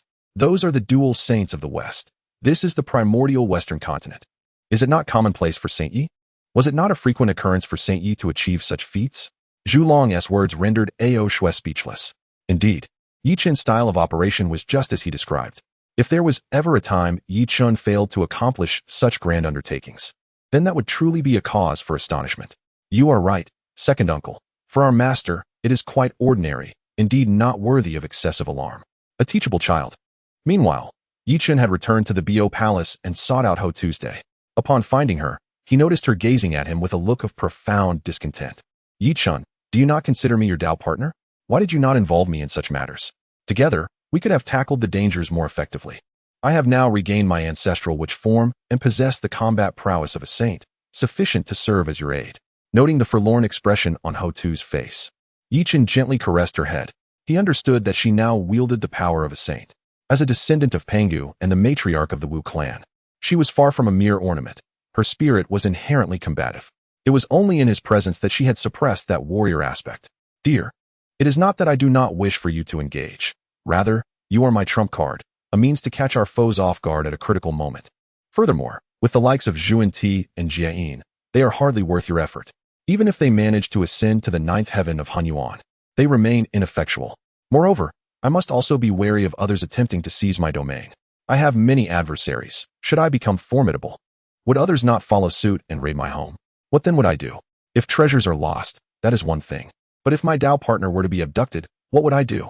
Yi Chen could not resist jesting with Ho Tu, eliciting a series of eye rolls from her. However, upon hearing these words, a sweet smile involuntarily graced her face. Yi Chen's assertion was not without merit. This was indeed their home, and it must not be usurped by others. With her presence, unless it were the grand Tao ancestor Hongjun himself intervening, no one could claim even the slightest advantage. Once she had reassured Ho Tu, Yi Chen finally broached the matter at hand. Ho Tu, I have a request for your assistance. Just moments ago, she had been eager to engage in battle, and now she was being asked to lend her aid. The warrior spirit within her surged to life, her eyes sparkling with excitement. Tell me, who are we to confront? I shall accompany you, ensuring they are left in utter disarray. Together, we are an unstoppable force. No sage can withstand us. Observing Ho Tu's fervent determination, Yi Chen could not help but feel a flicker of amusement at the corners of his mouth. Chapter 144. Shearing the wool. This must be the true essence of Ho Tu. Indeed, the warlike Wu clan is no jest. The dignified demeanor she displayed earlier was likely a facade she forced upon herself. Nonetheless, this version of Ho Tu is rather endearing. Yi Chen affectionately ruffled her hair a couple of times. How could there be so many saints for us to contend with? The matter for which I seek your assistance is exceedingly simple. Cast those primordial beings from the west, whom I have slain with my sword, into the cycle of reincarnation. Upon hearing Yi Chen's words, Ho Tu was momentarily taken aback, gazing incredulously into his eyes. The scene of Yi Chen slaying the beings of the West still lingered in her mind. Even if he had annihilated them all, no one would dare to reproach him. After all, it occurred on the battlefield, where a single misstep could lead to one's demise, and mercy has no place there. Moreover, Yi Chen's actions were ultimately for the benefit of the primordial beings, who had already been ensnared by the Buddhist doctrines propagated by Zhuan Ti and Jie. To her astonishment, Yi Chen had not merely obliterated them, but had preserved their true spirits. Now, he intended to initiate the 6 paths of reincarnation, allowing these beings' true spirits to enter the cycle. She had indeed not misjudged him. Yi Chen was worthy. We are one entity. Such matters need not be discussed with me. Feel free to utilize the 6 paths of reincarnation as you wish. Yi Chen understood her sentiment, yet he believed it best for her to handle it personally. After all, the 6 paths of reincarnation were manifestations of Ho Tu's original form. While he possessed the strength, it was more appropriate for Ho Tu to manage this. Although Ho Tu was his Tao partner, he felt compelled to offer her the respect she deserved. Regardless of her status as a saint, she was still a woman, sensitive to nuances. He could not allow her to feel belittled. It would be better for you to take charge of this matter, as you are more familiar with it, lest I inadvertently harm their true spirits. How could Yi Chen's subtle concerns escape Hota's notice? She did not elaborate further, since Yi Chen trusted her. She would execute the task well. With a swift gesture, the 6 paths of reincarnation materialized above the Bio Palace. The moment the 6 paths of reincarnation appeared, it emanated a powerful aura of purification. Anyone daring to gaze upon it would find their souls drawn into the cycle. Naturally, the most unfortunate were the malevolent spirits lurking within the primordial realm. Upon the emergence of the 6 paths of reincarnation, they were all ensnared. According to their past merits and sins, they were cast into the 6 paths of reincarnation. What is happening? How could the 6 paths of reincarnation manifest in the primordial realm? The earthly artifact, the 6 paths of reincarnation disc, was not supposed to reside within the netherworld. Why has it suddenly appeared? How peculiar, indeed. Not only the beings of the primordial realm, but even the recently meditating ancestors of the primordial world were startled by the sudden appearance of the 6 paths of reincarnation disc, their brows instinctively furrowing in concern. In the primordial realm, the 3 paths of heaven, earth, and humanity coexisted. Hong Jun sought to unify the heavenly path, striving to maximize his own interests, which led him to continually suppress the earthly and human paths. The sovereign of the earthly realm, Hutu, was sealed within the core of the 6 paths of reincarnation. The sovereign of humanity, Enhua, has now been tainted in her very essence by the demon ancestor, Luohu. It was believed that all was prepared, yet unexpectedly, the 6 paths of reincarnation has emerged upon the vast land of Honghuang, and notably, within the territory of Yichun. Everything about this situation exudes an air of enigma, compelling her to exercise utmost caution. Yichun remains oblivious to the schemes he may concoct. Just as Hong Jun was engulfed in uncertainty, Yichun suddenly materialized before the 6 paths of reincarnation. Upon witnessing his arrival, the disciples of the Jie Sect bowed in reverence. The eldest brother merely nodded in acknowledgement before sweeping his robe, unleashing countless true spirits that cascaded from his garment into the 6 paths of reincarnation. This infinite multitude of true spirits obscured the sky above the Bio Palace. Beneath the radiant sun, they resembled a vast, azure sea of true spirits, exuding an extraordinary beauty. As the 6 paths of reincarnation made contact with these true spirits, it emitted a resounding, majestic chant, commencing a rapid rotation that integrated these spirits into the cycle of reincarnation. This process allows them to reform their souls and regain their enlightenment. Following reincarnation, they might rediscover their true selves and embark anew on their path of cultivation. Such is the paramount significance of the 6 paths of reincarnation within the entire Honghuang realm, as long as it exists. The extinction of sentient beings is not a true demise. The final imprint of their true spirit endures, granting the possibility of return from countless cycles of rebirth. With the continuous influx of true spirits, a magnificent divine light began to manifest upon the 6 paths of reincarnation. Clearly, during the process of reincarnation, this terrestrial artifact garnered substantial benefits. Observing this spectacle, the myriad beings of Honghuang felt a deep-seated admiration for the figure hovering in midair.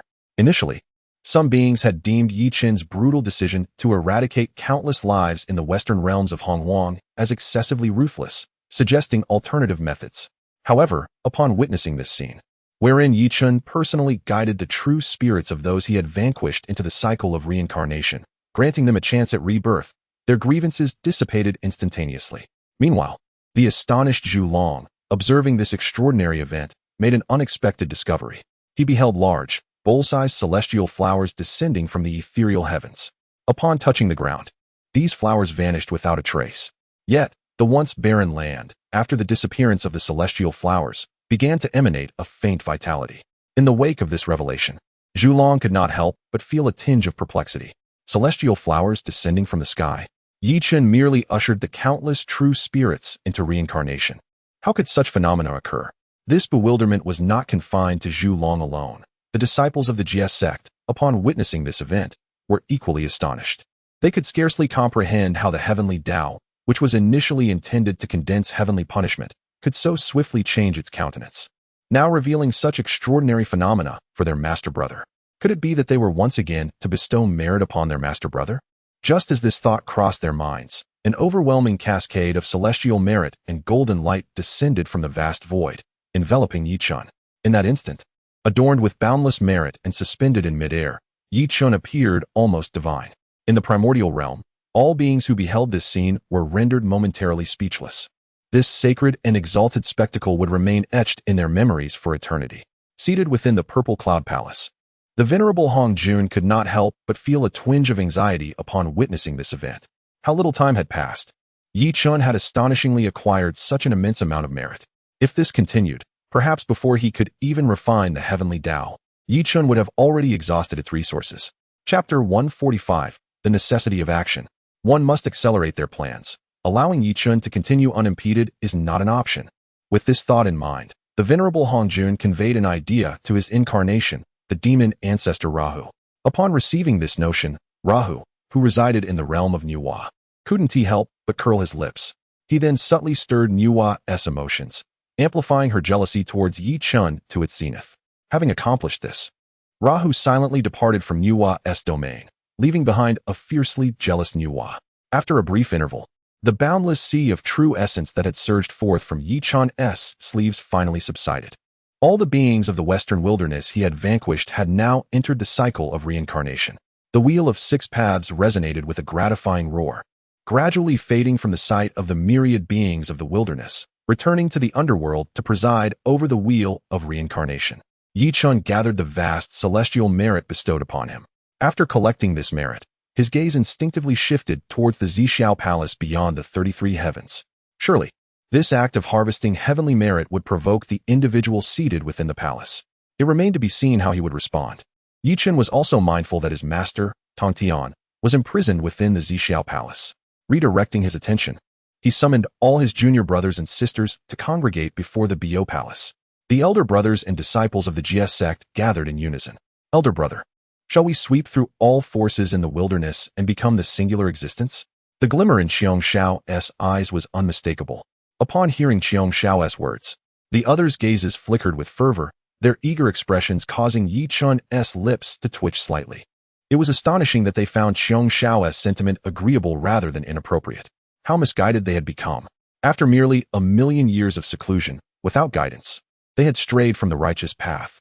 They professed the virtue of benevolence. How could they resort to such violence? It was perplexing to discern who had influenced them in this manner. Surely, it must be their overly indulgent master, Tongtian. A person of such kindness and love for peace could never endorse such actions. It appeared that he must diligently instruct his fellow disciples henceforth. You all, do not engage in frivolity with Chen Xiao. Have you forgotten the foundational tenet of our Jie Sect? It is to seize a thread of life for all of heaven and earth. How could we claim dominion over the wilderness? While Yi Chen's explanation left Chen Xiao dissatisfied, she could only pout in resignation, murmuring to herself, why must we seize a thread of life? If you were to dominate the wilderness, would that not encompass all life? How could one speak of seizing? Though Yi Chen remained silent, he found her logic compelling. How profoundly reasonable indeed. However, he could not voice such thoughts and was compelled to redirect the conversation. Today, I have summoned you all for a particular task that requires your attention. It is neither a raid nor an extermination. It is a rather simple matter. The glimmer of anticipation in their eyes was unmistakable. They were all contemplating the same thing, and Yi Chen understood their thoughts all too well. Each one of them was eager for a raid, particularly on the homes of the saints, which piqued their interest immensely. Yet, there are only a handful of saints, hardly sufficient for their daily plundering. Nevertheless, Yi Chen was aware that they merely sought to assist themselves. Upon hearing that Yi Chen did not intend to target the homes of the saints, their anxious hearts finally found solace. Even so, despite the absence of such intentions, they were more than willing to lend their support to Yi Chen. Master brother, what precisely do you need us to do? It is a straightforward task. You are to organize the ley lines, thoroughly clearing the pathways between Jinao Island and the relocated western continent, allowing them to rejuvenate. As you command, Master brother. This was indeed the duty of the disciples of the Jie Jiao, and none of them hesitated to comply. After departing, they swiftly set about their tasks. Such trivial matters were not a concern for Yi Chen. With Duo Bao and the others present, they quickly discerned the specific procedures after a brief discussion. Observing their industrious figures, a faint smile crept onto Yi Chen's lips as he turned to face the bashful Zhu Long, noticing his hesitance. Yi Chen understood he had something to inquire, but felt too shy to speak up. Zhu Long, my friend, we are family now. Speak freely if you wish to convey something. Though somewhat bashful, Zhu Long eventually mustered the courage to voice his concerns. Yi Sheng, My dragon clan has an affinity for water, and both the ancestral dragon point and the dragon tomb lie beneath this boundless sea. Now that the eastern sea has been filled in to become land, my dragon clan. Yisheng, please do not misunderstand. We harbor no grievances. It is simply that I must provide my kin with clarity regarding our future. Zhu Long averted his gaze, fearful of offending Yi Chun and inciting his displeasure. If anything were to go awry, it would be his clan that would suffer. Despite Zhu Long's strength, he was but a mere shadow compared to Yi Chun. Ha! My dear friend Zhu Long, you worry too much. There is no need for concern regarding this matter. Upon hearing Zhu Long's words, Yi Chun could not suppress a chuckle. The dragon clan had chosen to ally with him, and he would not neglect them. Although the eastern sea territory had been filled in, I have already established a new marine domain for the dragon clan beyond the boundless land. Moreover, the ancestral dragon hall and the dragon tomb have been relocated to this new maritime expanse. All you need to do is thrive and multiply there. Zhu Long was left in stunned silence. He had never anticipated that Yi Chun would consider the dragon clan's welfare so deeply, creating a new habitat for them during the land reclamation. Yi Chun's strength was indeed formidable. He had opened up new seas without anyone noticing. If Yi Chun had intended to act against them, he could have effortlessly obliterated them without a trace. Yet, thankfully, that was not the case. In the beginning, they discerned the extraordinary potential of Yi Chun, wagering on their own foundation.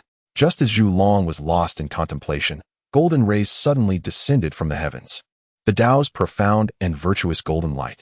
How could it be that the Tao has bestowed its power of virtue so unexpectedly? Yi Chun has not. Wait. The Earth's meridians are being aligned? It must be so. He pondered how Yi Chun could possibly engage in actions devoid of significance. This was an opportunity for virtue presented on a silver platter. What was he thinking? Why had he not accompanied the disciples of the Jie Sect to align the meridians and seize the power of virtue? Instead, he was preoccupied with the survival of the dragon clan. Could he truly question Yi Chun's character? How could he harbor doubts about him? Now, alas, it is too late. The chance has slipped away, and with it, the opportunity to attain virtue. Chapter 146. The anomaly of Nuwa. The opportunities for them to accrue merit were already scarce. And now they had inadvertently missed yet another chance. The pain was so intense that it rendered him breathless. He wished he could slap himself twice in frustration. Upon noticing the conflicted expression on the face of the candle dragon, Yi Chun couldn't help but smile faintly. He was well aware of the source of the candle dragon's anguish. Thus, he spoke directly. Candle dragon, if there are no further uncertainties, I would appreciate your assistance with my fellow disciples. He continued, I believe that with your help, my brothers and sisters will be able to more swiftly and effectively channel the Earth's veins. Upon hearing Yi Chun's words, a radiant light flickered in the candle dragon's eyes. He knelt on one knee and clasped his fists in respect, saying, I shall faithfully obey the Master's command.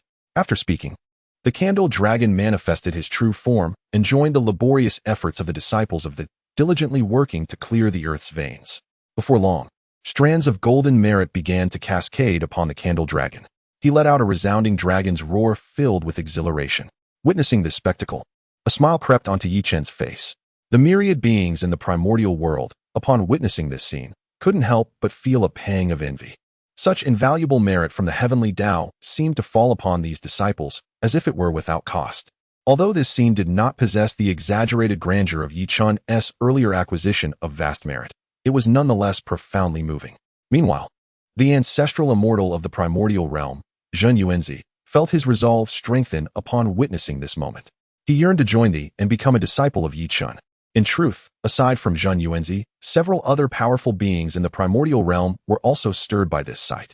As for the venerable Hongjun, he simply closed his eyes, choosing not to dwell on Yi Chun and the disciples reaping the rewards of the heavenly Tao. Each time he witnessed the merit raining down like a deluge, his expression twitched with discomfort, for every fragment of merit that fell was a stepping stone for his future advancement. Now, he could only watch helplessly as it landed upon the disciples. Thus, Hongjun chose to disregard the scene, while Yi Chun, observing his fellow disciples immersed in restoring the life force of this immeasurable land, informed Hutu and then retreated to his quiet chamber. He resolved to engage in earnest cultivation.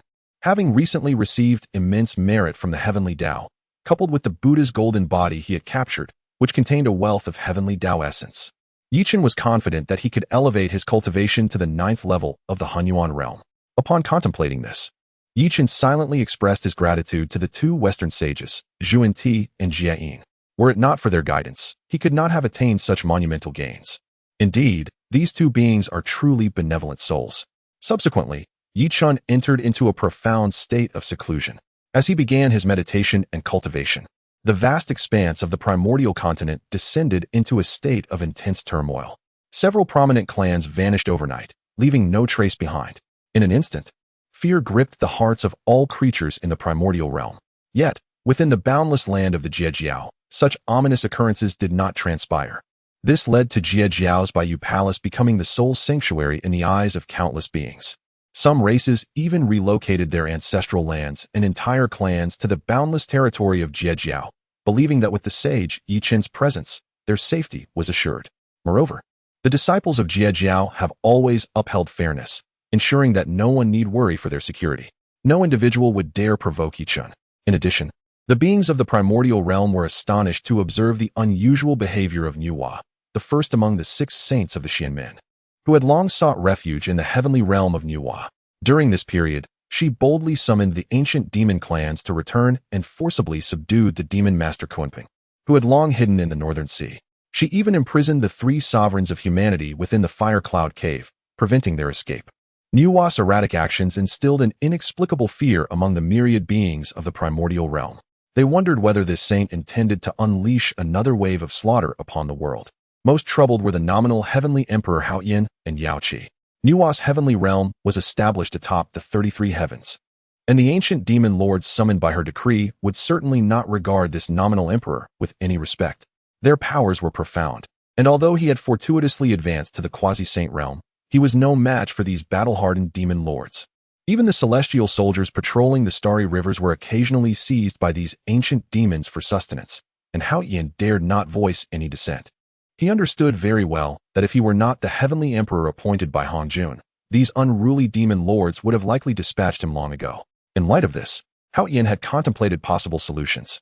He once invoked Hongjuan's name to request an audience with Nuwa. However, the outcome was that he could not even enter the gates of the heavenly realm, enduring scorn from the demon lords that left his face flushed with humiliation.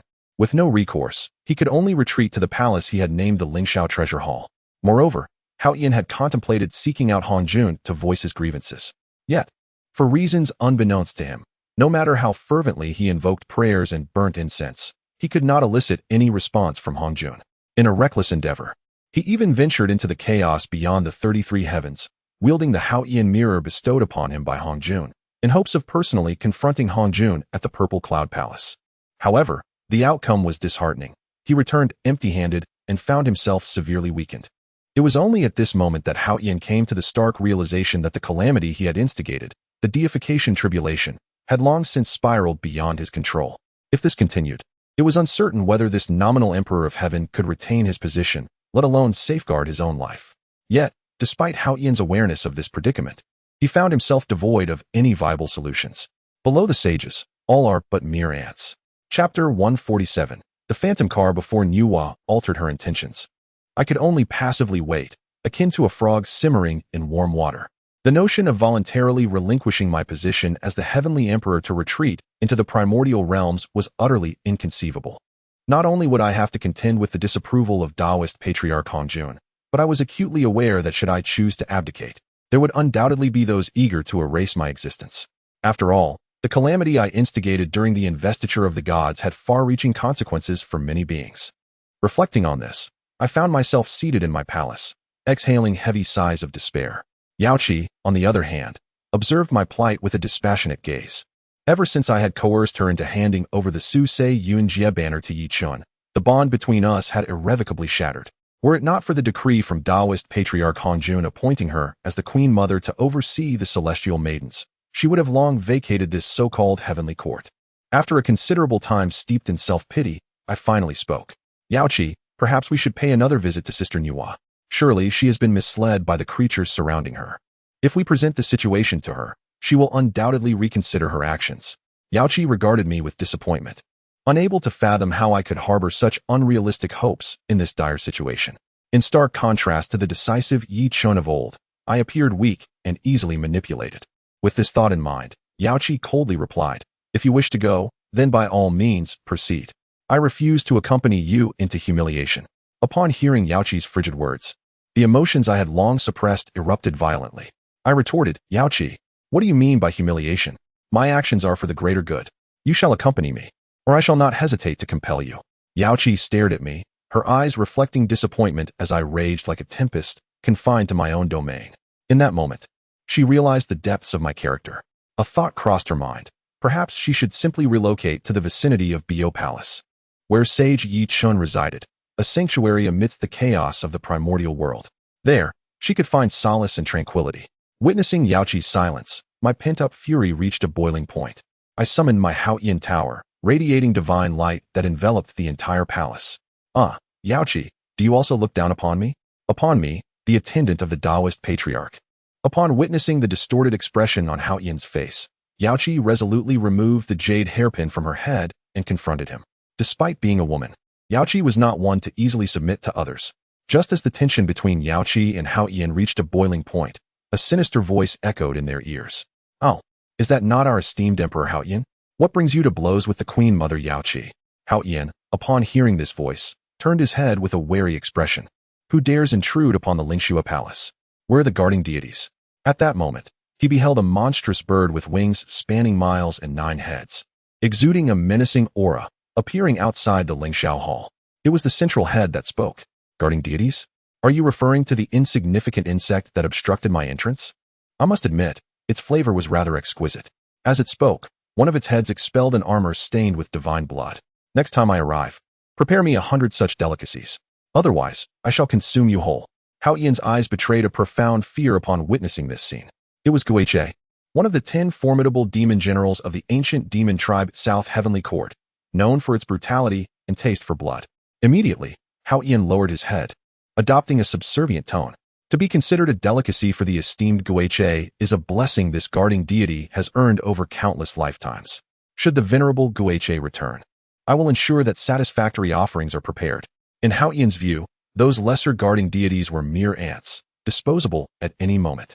If their lives could procure the favor of a powerful demon like Guiche, he would not hesitate to sacrifice even 1,000 of them. Then Haoyan inquired, might I ask, esteemed Guiche, what brings you to my domain this time?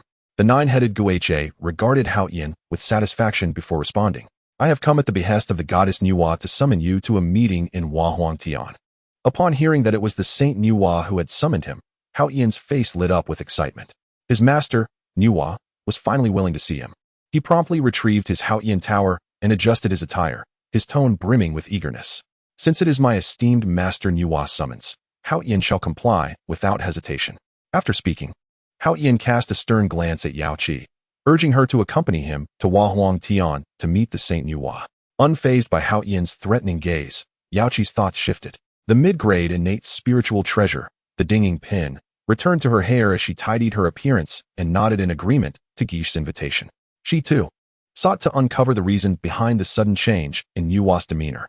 Previously, when she served as a handmaiden beside the Taoist ancestor Hanjun, she had some interactions with Nuwa. At that time, Nuwa was nothing like her current self. What transformations have transpired within the sage Nuwa during this period? Upon witnessing Haoyan and Yao Qi's agreement, Guiche nodded and then turned, unfurling his wings to depart.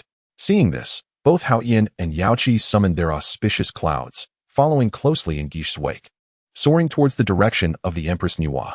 Throughout the journey, Guiche displayed an unrestrained demeanor. Any celestial beings that belonged to Haoyan's heavenly court encountered him were regarded as mere sustenance, devoured in one swift motion. In response to this, while Yao Qi displayed a look of compassion, Haoyan remained entirely indifferent. To him, these beings were merely insignificant, akin to ants. Their consumption by Guiche was of little consequence. He felt a flicker of annoyance, for he, after all, was the heavenly emperor appointed by the Taoist ancestor and deserved a modicum of respect. Chapter 148, Haoyan's Demise. Soon, under the guidance of the ghostly figure, Haoyan and Yao Qi arrived at the realm of Nuwa. However, the once serene Nuwa heaven had transformed drastically. Malevolent energy surged throughout the realm, and ancient demons clashed ferociously. As for the lesser demons, those unfortunate enough encountered the might of the greater ones were brutally torn apart and devoured. In the demon race, the principle of survival of the fittest prevailed. Only the strong could trample upon the weak, and to slay them was considered an honor. Witnessing this scene, Haoyan's eyes brimmed with disdain. They were merely a horde of uncouth beasts. At that moment, the voice of the ghostly figure reached Haoyan's ears. Please wait here.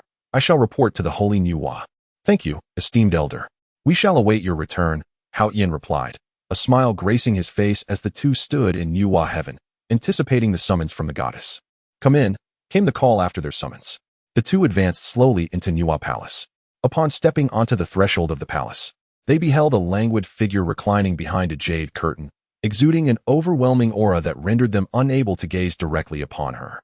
Hao Yin composed himself and, with utmost reverence, paid his respects to the holy Nuwa. I have come to see the holy Nuwa. However, before he could finish, a sharp reprimand echoed in his ears. How dare you, to stand before the Holy One without kneeling in proper reverence? Do you not hold her in esteem? This rebuke did not come from Nuwa herself, but rather from a minor attendant nearby. Had it been the goddess who spoke, he might have felt less discomfort. Yet, a mere servant of the Nuwa Palace now dared to insult him. As the appointed emperor by Hongjun, he could not allow himself to be humiliated by such a lowly maid. He was about to teach her a lesson when, without warning, Nuwa's immense aura bore down upon him. The intent to kill, a terrifying malevolence, surged toward him. This was no jest, it was a palpable threat. Any sign of disobedience would result in his swift annihilation at her hands, and even Hongjun would be powerless to intervene. Alarm bells rang in his mind. He wished to flee, yet his feet remained firmly planted, paralyzed by the oppressive pressure accumulating around him. With no recourse, he succumbed to the situation and knelt, paying his respects.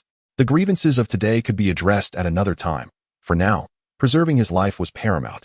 Hao Yin knelt and performed a grand bow to Nuwa, subtly urging Yao Qi to join him in this act of reverence. Unfazed by the threat of death, Yao Qi held her ground, looking down upon Hao Yin's spinelessness. With great fortitude, she slightly bent at the waist, offering her own respectful salute. Having previously encountered the holy Nuwa, she maintained her dignity. After a prolonged moment, the pressure on both of them gradually dissipated. They had preserved their lives, granting them a chance for the future. Rise. Nuwa's light words instilled a profound sense of relief in Hao Yin. He resolved to regard this act of kneeling as an homage to his esteemed elder sister and master. Casting aside the lingering embarrassment within, Hao Yin rose to his feet, his countenance radiating warmth and familiarity. It seemed he had forgotten that it was Nuwa who had previously made things difficult for them. Nuwa, the embodiment of this realm. I wonder what urgent matter has summoned us here today. We are all one family, and whatever my senior sister commands, I shall devote myself to it wholeheartedly. Listening to Hao Yin's fervent declaration, Yao Qi could not help but harbor a deep disdain in her heart, though her exterior remained composed. After all, with Nuwa present, she had no desire to invite trouble upon herself. As for Nuwa, she couldn't help but chuckle lightly upon hearing his words. Indeed, I have a significant task to entrust to you. Hao Yin, upon learning that Nuwa had a matter of importance, felt a surge of joy, as it implied a strengthening of their relationship. Please, senior sister, do not hesitate to state your request. As long as it is within my capabilities, I shall comply without question. Hao Yin, your willingness brings me great joy. Since that is the case, I shall be straightforward. I require a certain item from you today. I trust you would not be unwilling to part with it? Under Nuwa's unwavering gaze, Hao Yin felt an unsettling shiver run down his spine. The item that warranted such a personal summons from her could not possibly be trivial. It must hold significant importance to him. Yet, having made a bold promise, he knew he could not retract his words, for Nuwa would not acquiesce to such a withdrawal. Senior sister, please do not hesitate. Hao Yin shall do his utmost. Nuwa appeared unfazed by Hao Yin's shifting demeanor, casually articulating her request. Hao Yin, would you kindly relinquish your position as the Heavenly Emperor to me? I believe you would not wish to deny me this, would you? Hao Yin was rendered speechless, his mind racing in disbelief. He had anticipated that Nuwa would demand something of great significance, and he had even prepared himself for considerable sacrifice. After all, establishing a good rapport with her was worth a slight loss of treasure. However, he could never have anticipated that Nuwa sought his throne as the Heavenly Emperor. This is inconceivable. That position was bestowed upon me by the ancestor Hongjun. How could I possibly surrender it? Senior sister, I fear I cannot comply, he stammered. Although Hao Yin was inclined to yield, the title of Heavenly Emperor was a divine appointment, and he truly could not consider relinquishing it. Moreover, I still hold the position of the 6 sovereigns within the Heavenly Court, which carries authority comparable to that of the Heavenly Emperor. If you desire, I can petition the ancestor to confer upon you the title of sovereign. Seemingly in an effort to appease Nuwa, Hao Yin swiftly devised a counter-proposal. Yet, Nuwa appeared unimpressed by the prospect of the 6 sovereigns. With a languid movement, she adopted a nonchalant demeanor. In that case, I shall not press the matter further. Nuwa's understanding of his predicament allowed Shouyang to exhale a sigh of relief. However, before he could fully relax, Nuwa's next utterance plunged him into silence, sending a chill through his very being. Since you are unable to relinquish the title of Heavenly Emperor, I completely understand. Therefore, I have decided to erase your existence entirely. This would vacate the position without causing you any distress, would it not? Shouyang was left utterly bewildered, his eyes wide in disbelief as he gazed at Nuwa. He never anticipated that Nuwa would conceive such a brilliant idea. He merely spoke the truth, and as a consequence, Nuwa sought to obliterate him entirely. How could Shouyang tolerate such an occurrence? He wished to plead for mercy, yet found himself unable to utter a word. A formidable pressure enveloped his body, binding him in place, rendering him immobile. As for the Shouyang mirror and Shouyang tower within him, they remained utterly unresponsive. The might of a sage is indeed terrifying. He must devise a means of self-rescue. He could not simply perish in such a manner. Raising his gaze towards Nuwa, he intended to implore her for mercy. However, the moment he lifted his eyes, Nuwa had already acted. With merely a thought, Shouyang was reduced to mere ashes. His demise was shrouded in ambiguity and occurred with alarming haste. Chapter 149. Escalating conflict. Tongtian, until his last breath, could not fathom the manner of his demise. Although he was the celestial emperor appointed by the venerable Hongjun, did he ever truly wield the powers of an emperor? Not for a single day. Now, he had met his end at the hands of Nuwa, a fate that was utterly suffocating. Within the Nuwa palace, an eerie silence prevailed, as none dared utter a sound. At this moment, Nuwa's demeanor was unsettlingly different from her former self. After all, who could question a being capable of imprisoning her own brother, Fushi? Within the fiery cloud cave, none wished to follow in Tongtian's unfortunate footsteps. Moreover, even if Nuwa had changed, what of it? As long as she could rally the ancient demon race and restore the glory of primordial times, they would eagerly rally to her side. Their concerns regarding her actions were utterly inconsequential. Besides, a fragment of their souls remained ensnared within the summoning banner, which was currently in Nuwa's possession. At this moment, the most tumultuous heart in the Nuwa palace belonged to Yuan Shi. Despite having severed all ties with Tongtian, it did not signify her complete detachment from emotion. Witnessing Tongtian's effortless demise at Nuwa's hands stirred a ripple of unease within her. They had once arrived together, companions of fate. If Nuwa had extinguished Tongtian, she was certainly not exempt from a similar fate. The notion of pleading for mercy was utterly out of the question. Death was her only certainty. With a newfound resolve gleaming in her eyes, Yuan Shi lifted her gaze to Nuwa. With Tongtian's death, one could not help but wonder if the Saint Nuwa would also choose to extinguish her life. Observing the determination in Yuan Shi's eyes, Nuwa could not help but chuckle softly, reclining languidly as she regarded Yuan Shi. Why would I wish to slay you? My actions against Tongtian were merely a response to his obstinacy in obstructing my path. Had he relinquished the title of Celestial Emperor, there would have been no complications. Perhaps, in a better mood, I might have even granted him a position among the 6 sovereigns of heaven. However, his arrogance and the pressure from his master led to his unfortunate demise. As for you, simply continue in your role as the Queen Mother. Does it not sound delightful for us to jointly govern the heavenly court? To continue allowing her to be the Queen Mother? Nuwa aspired to be the Celestial Emperor, while Yuan Shi remained in that subordinate role. Such a notion was utterly absurd. It defied the natural order, and she would never consent to such an arrangement. Yet, how could she easily alter Nuwa's decree? Without granting Yuan Shi a chance to voice her thoughts, Nuwa forcefully sealed her fate. Having completed her actions, Nuwa conveyed a message to the powerful entities of the demon race, proclaiming her ascension to the throne of Celestial Emperor. Thus, the ancient demon race's heavenly court was reborn, echoing the grandeur of primordial times. As this news spread, the demon race erupted in uncontainable excitement. Aligning with Saint Nuwa was their most astute decision, swiftly restoring their ancient heavenly court. This time, under the protection of a saint, they could roam freely across the primordial realms once more.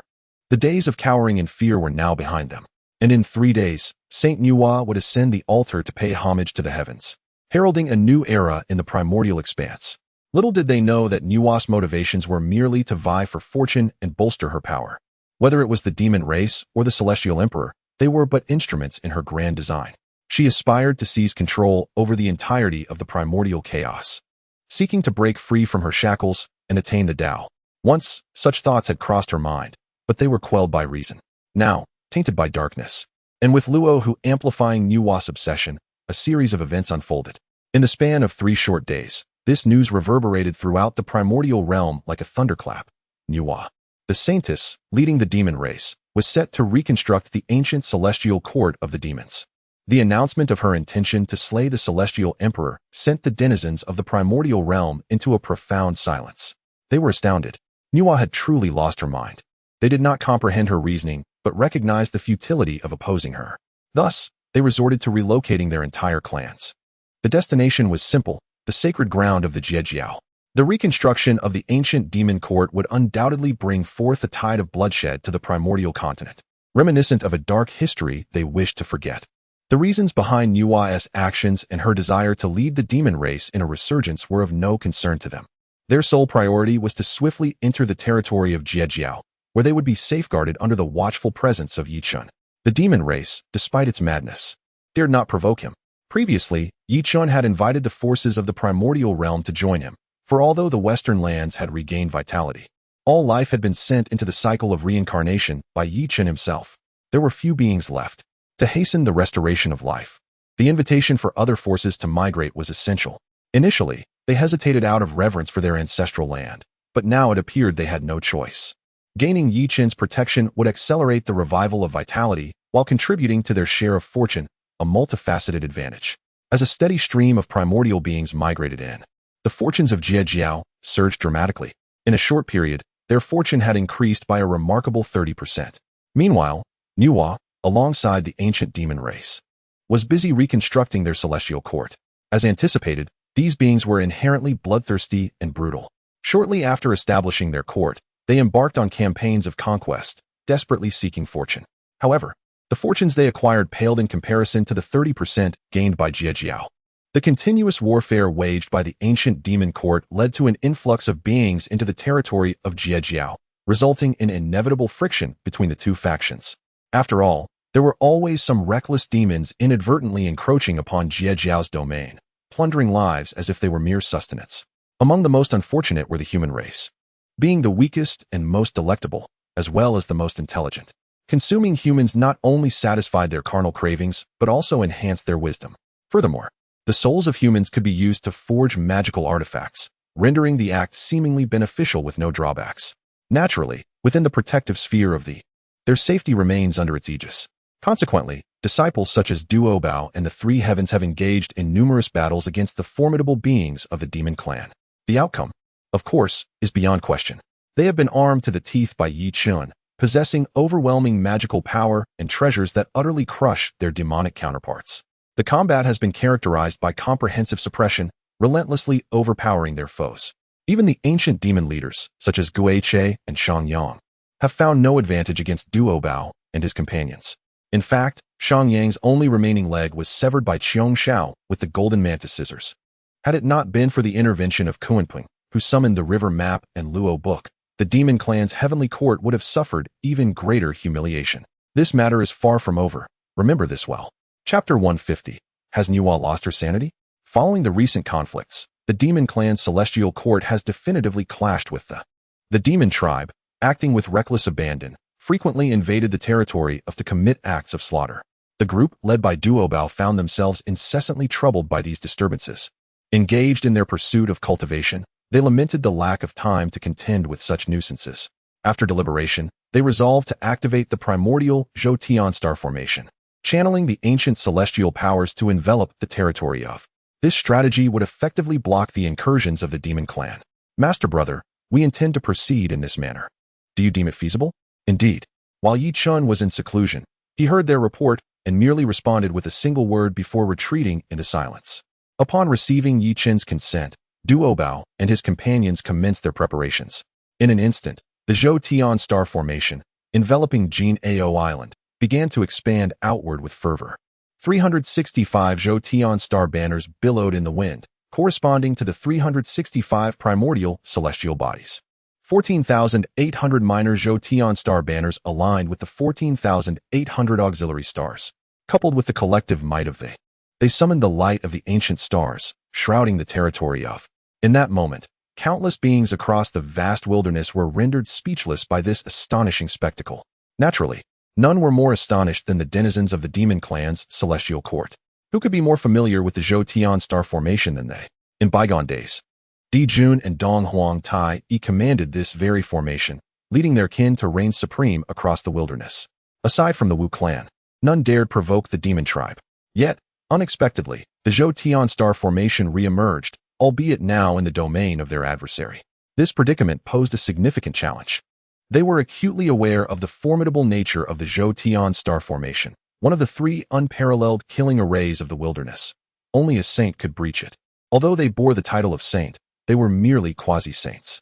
The prospect of shaking the foundations of the Zhou star formation was utterly unattainable.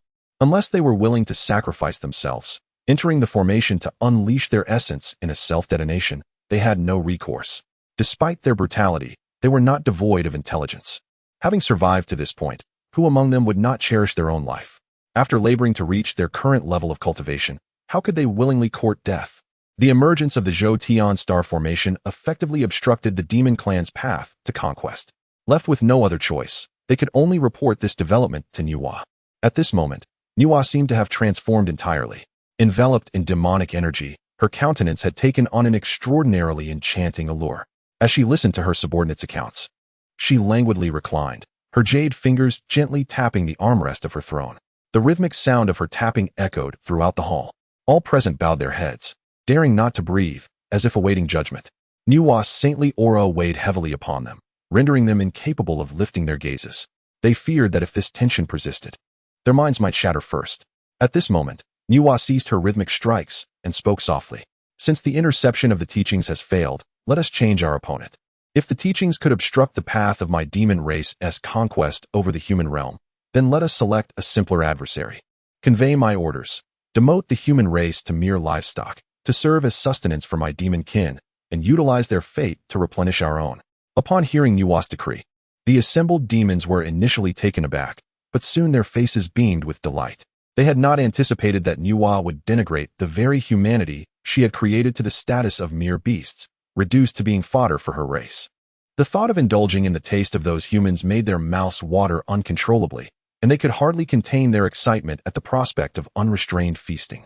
Yet, Nuwa felt that such a decision was insufficient. After all, the Kantong seal still resided within Yi Chen's grasp, granting him the authority to oversee the fate of humanity. It was clear that Yi Chen would never consent to Nuwa compensating the demon race's fortunes with those of humanity. But how could she permit Yi Chen to interfere with her resolutions? Without hesitation, she revealed her true form and summoned the torrent of human fate. Nuwa's voice then resonated throughout the vast wilderness. I, Nuwa, the Saint of Heaven, by the authority of the Lord of Humanity, decree, strip the Kongtong seal of its status as a treasure of humanity, revoke Yi Chen's authority over the monitoring of human affairs, and eradicate the teachings of the interception from the human race, obliterating their faith in Yi Chen the Saint. Her pronouncement echoed across the wilderness, leaving its inhabitants in a state of utter bewilderment, their faces etched with horror. She has gone mad. How dare she issue such a command? Is she not aware of the consequences? This could jeopardize her very foundation and provoke Yi Chen's ire. Did she not witness the fate of the previous four saints? Only a lunatic would dare to offend Yi Chen. Yet, Nuwa, now completely engulfed in demonic energy, paid no heed to such concerns. Her sole ambition was to seize fate and continually elevate her own cultivation. The destruction of humanity was merely a means to an end. If annihilating the wilderness would facilitate her advancement, she would not hesitate to obliterate it. The human race was but her creation. Their demise would strengthen the demon race and enhance her own prowess. If her ascendance could be aided by the destruction of humanity, then it would indeed be their honor. Though Nuwa had succumbed to madness, she was still aware of Yi Chen's formidable nature. Otherwise, she would have already stormed the Interception Cathedral and seized all its fortunes. Meanwhile, Yi Chen, who was in seclusion at the Azure Pool Palace, sensed the shift in the fate of humanity. His brow furrowed, and his eyes sparkled with understanding. Nuwa's current state was profoundly abnormal, a stark contrast to the Nuwa he was familiar with. Why had she become so erratic as to risk offending him? Abolishing his authority over human oversight and erasing his faith among the human race. Enough, he thought. I shall not dwell on her transformation. What matters now is that Nuwa has slapped my face. If I do not reclaim my dignity, how will others perceive me?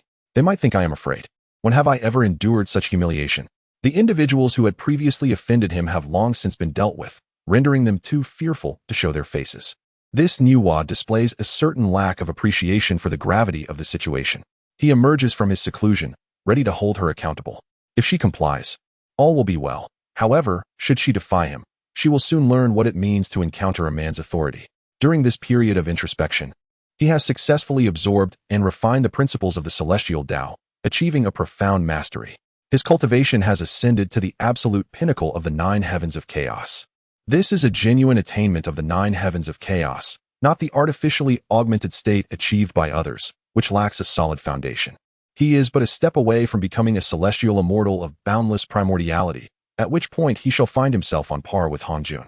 It is worth mentioning that he could indeed push for a breakthrough, yet he has chosen to deliberately restrain himself, as a solid foundation remains paramount. Chapter 151. Yisheng's compassion. With a more solid foundation established, he could naturally achieve a breakthrough, thus enhancing himself more effectively. He could distinctly sense that this breakthrough would bring about a qualitative transformation. He did not wish to squander such an opportunity due to his own recklessness. Having successfully paused his advance, Chen began to refine the Chaos Pearl in his possession. The Chaos Pearl was the first of the Chaos treasures to come into his hands and had proven to be the most beneficial artifact for him. Without the Chaos Pearl, he could never have accomplished so many remarkable feats. The notion of outsmarting the 4 saints was utterly impossible without it. Moreover, as his strength grew, he gradually uncovered the profound uses of the Chaos Pearl. Concealing the heavenly secrets was merely its most rudimentary application. Its true might had yet to be revealed. One could only imagine. The Chaos Pearl was indeed the most enigmatic of the 4 great Chaos treasures, and it was the only one that had not fallen into the hands of Pangu. Had Pangu possessed the Chaos Pearl during the creation of the world, it was likely he would not have succumbed to exhaustion. Alas, now, with the Chaos Pearl in his possession, successfully refined to the 3rd restriction, it was bound to unleash its true brilliance. After stowing the Chaos Pearl away, Chen exited the secluded chamber. The moment he stepped out, the entire Golden Ao Island expressed its affectionate sentiments towards him. Life blossomed in abundance, flowers blooming in vibrant splendor. Witnessing this phenomenon, a faint smile tugged at the corners of Chen's lips. He had not anticipated that Golden Ao Island possessed consciousness, even capable of conveying its fondness towards him. Meanwhile, those who were in seclusion on the island sensed Chen's aura and emerged from their chambers, converging towards the Bio Palace. The first to arrive were Duobao and several others, who could not conceal their smiles upon seeing Chen. Master brother, you have emerged. Your aura is even more profound, and your cultivation has progressed further. With you here, we finally have a pillar of support. Master brother, you must take charge for us. Even though Chen had reached the 9th level of the Hunyuan realm, in their eyes, he remained their beloved master brother. Chen affectionately ruffled Xiao's hair. Now, tell me, what grievances have you suffered recently? You all seem quite distressed. Once Chen granted his consent, Xiao hurriedly recounted the recent events to him. The demon clan had been excessively overbearing, continually harassing them. Were it not for the protective array they had set up, they would not know how long they would have been entangled by them.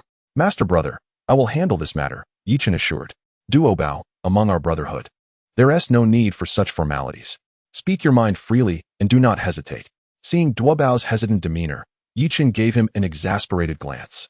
Since Chen had discerned his thoughts, Duobao decided to speak plainly. Master brother, please do not blame me. I took the liberty of sheltering the 3 ancestors of humanity without your consent. Please punish me as you see fit. Duobao was acutely aware that protecting the 3 ancestors of humanity would bring unnecessary trouble to the sect of interception, especially as the conflict between the human and demon clans intensified. The 3 ancestors of humanity are viewed as thorns in the eyes of the demon race. Coupled with the decree from Nuwa, the human race is on the brink of becoming mere prey for the demons. Should the 3 ancestors be annihilated by the demon race, the backbone of humanity would be irrevocably shattered. He could not bear to witness such a scene, and given his deep connections with the 3 ancestors, particularly his close friendship with Shouyang, he intervened to protect them. However, this act of protection inadvertently drew the ire of the Jie Sect, which could hinder their development, and it was done without Chen's consent. Thus, he felt he had committed a grave error and sought punishment from Chen. Observing the worry etched on Duobao's face, Chen stepped forward and patted his shoulder. What wrong have you committed? As disciples of the Jie Sect, we repay kindness and seek vengeance tenfold. Your protection of the 3 ancestors of humanity is merely an act of gratitude. Moreover, as my junior brother, not only can you shield the 3 ancestors, but even if you were to confront the demon celestial court, you would have your senior brothers standing by you. Rest assured, I will take care of everything. The Jie Sect does not instigate trouble, but we are not afraid of it either. Chen's words provided them with a sense of security. The purpose of his arduous cultivation was to safeguard his junior brothers and sisters. As long as they did not commit any fundamentally grave mistakes, he would be accommodating, even in the event of a major error. It was only he who had the authority to mete out punishment. No one else could interfere. It was a display of dominance, seemingly devoid of reason. With his heart finally at ease, Duo Bao knew that his senior brother would not hold him accountable. Senior brother, the three ancestors of humanity wish to meet with you. Might you grant them an audience? Chen pondered for a moment, adjusting his demeanor. For the sake of my junior brother, I shall reluctantly meet with them. After exchanging a light-hearted jest, the atmosphere in the room significantly lightened. Duo Bao then sent a telepathic message to summon the three ancestors of humanity. Hasten to Bo Palace to meet with my senior brother. Moments later, three figures appeared before Bo Palace. Upon seeing Chen, the trio bowed respectfully. There stood Chao Shi, Shouyang, and Ziyi Shi. We pay our respects to Saint Yi. We wish you eternal longevity and everlasting Tao. Observing the three figures, Chen could not help but feel a pang of sentiment. Once, he too was merely a member of the human race. By mere chance, he had attained such accomplishments. His connection with humanity was an indelible bond, and this lineage of incense and devotion was destined to be repaid. After dismissing such thoughts, Chen raised his gaze towards the three. You three wish to meet me for what purpose? As his voice echoed, the three gradually straightened their postures, standing upright involuntarily. Saint Yi, you are indeed formidable. Regaining their composure, they fixed their gazes upon Chen. Shouyang stepped forward and bowed deeply. We have come before Saint Yi to beseech your assistance in upholding justice for humanity. The Lady Nuwa has severed the human path and established the demon path, leaving us utterly powerless.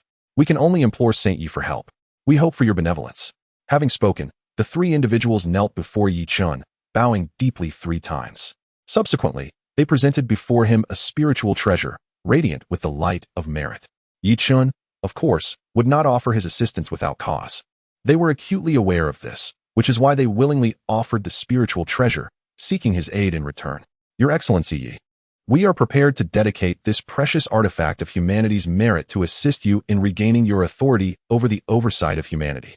Your Excellency, in your benevolence, we pledge that our lineage will honor you for generations, never forsaking you. This time, they truly displayed their utmost sincerity, presenting the Shouyang clan's Shouyang diamond, the Wuchao clan's wooden dwelling, the Ziyi clan's animal skin garments, and even the creation whip used by Nuwa during the crafting of humanity. Chapter 152. The whip of Nuwa in comparison to the Kongtong seal. He deemed these 4 treasures to be the most worthy to be considered as the supreme treasures of humanity. After all, these treasures symbolize the indelible contributions made by the ancestors of the human race. Now, the 3 ancestral figures of humanity were willing to entrust these 4 postnatal treasures of virtue to him. It was evident that humanity was indeed at a critical juncture between life and death. However, this presented a fortuitous opportunity. He had intended to confront Nuwa, and now he had a valid reason to do so. With their plea for assistance, he could assert a legitimate cause for his actions. With a gentle wave of his hand, Chen collected the treasures from the others.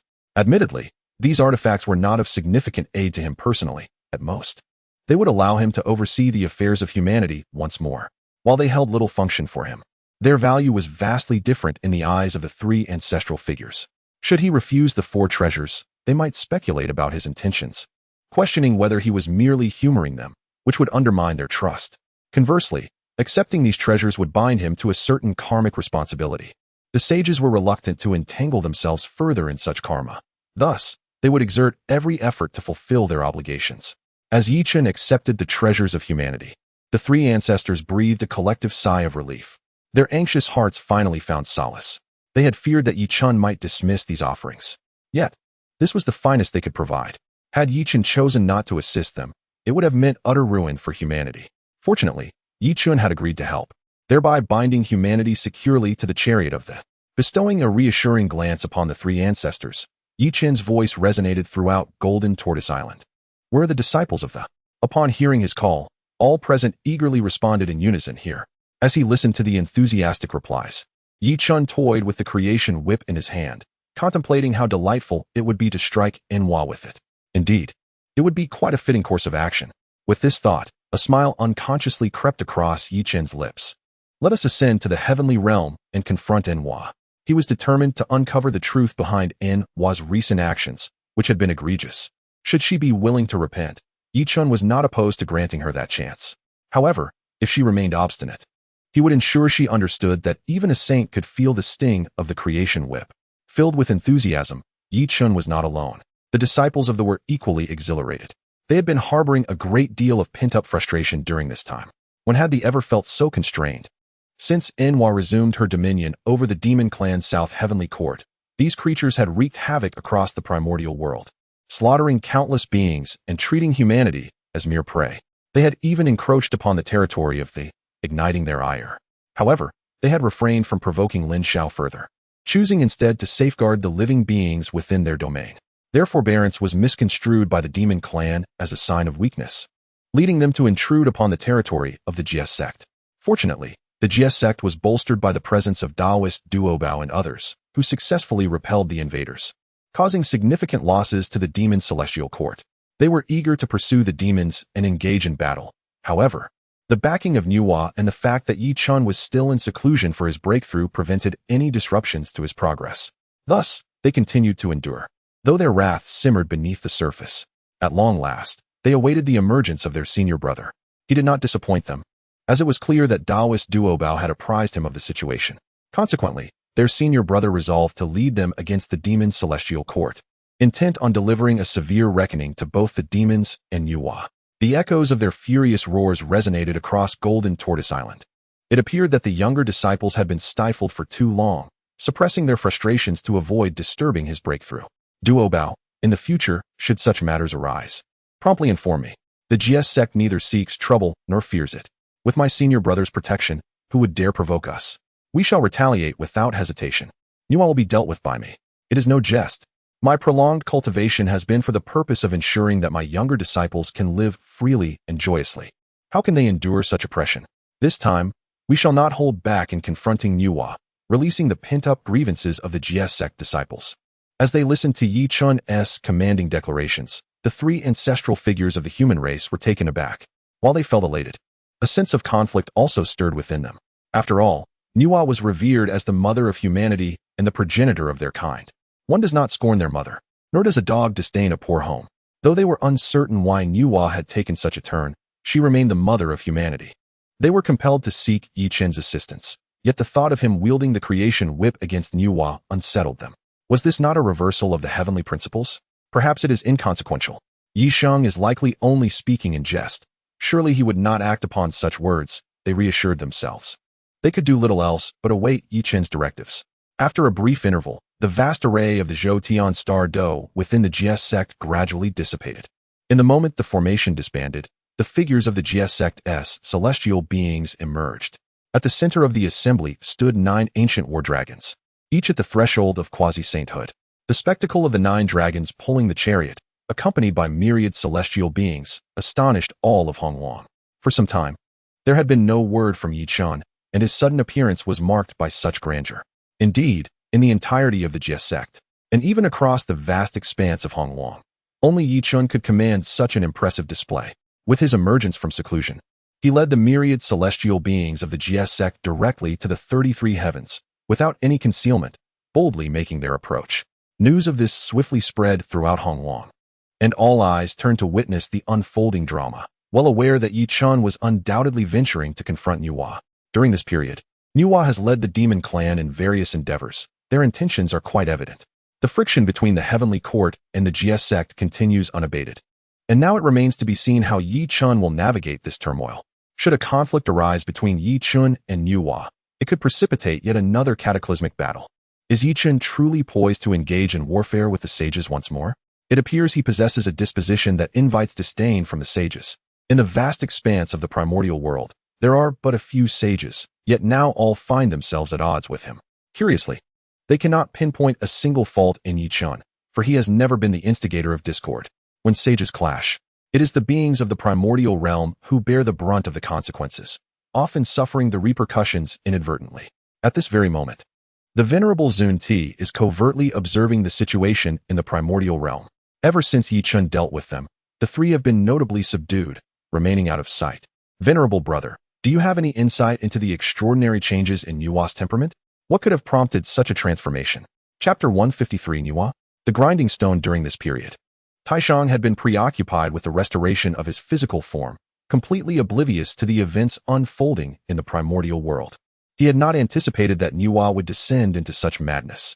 Yet, this aligned perfectly with his intentions. If he could eliminate Yi Chun, it would yield the most favorable outcome. However, could Nuwa truly eradicate Yi Chun with her powers? Gathering his thoughts, Taishang shook his head in response to Zhuanti. I am also unaware of why Sister Nuwa has transformed in this manner, but her actions must be driven by her own considerations. We need only wait in the shadows. The discord between them presented an advantageous situation for both of us, and the two Dao brothers could seize this opportunity to consume the ancient demon race, thereby restoring their true forms. Taishang was indeed correct. The conflict between Yi Chun and Nuwa was highly beneficial for them. The foundations of Buddhism and Taoism had been utterly shattered by Yi Chun, leaving them with no choice but to cultivate the secret techniques of Luo Hu. Only in this way could they swiftly regain their corporeal forms. The source of power for their restoration lay in the myriad beings of the primordial realm, which they intended to devour to absorb their primal energy. For an extended time, they had refrained from taking action, fearing that their consumption of the primordial being's essence would be detected by Yi Chun and his allies. With their current strength, facing Yi Chun would lead to an instant demise. Thus, they had been biding their time. Nevertheless, they had not expected Nuwa to suddenly re-establish the ancient demon race's heavenly court, plunging the primordial realm into chaos. This, in turn, had incurred the wrath of the Jie Sect and Yi Chun. Should a conflict arise between the two, it would present them with an opportunity. Amidst the turmoil, they could consume the primordial beings, aiding their return to peak condition. The two harbored a vague anticipation, hoping that the discord between Yi Chun and Nuwa would escalate. And the greater the turmoil, the better. The mantis stalks the cicada, unaware of the oriole behind. The three figures concealed themselves in the shadows, awaiting the clash between Yi Chun and Nuwa. Meanwhile, in the San Xiao Palace, Hongjun Ancestor orchestrated the entire situation, with everything under his control. Nuwa had now been drawn into the fray. All that remained was for him to await the culmination of his plans, at which point these pawns could be discarded. Tongtian watched quietly, increasingly perplexed by Hongjun's intentions.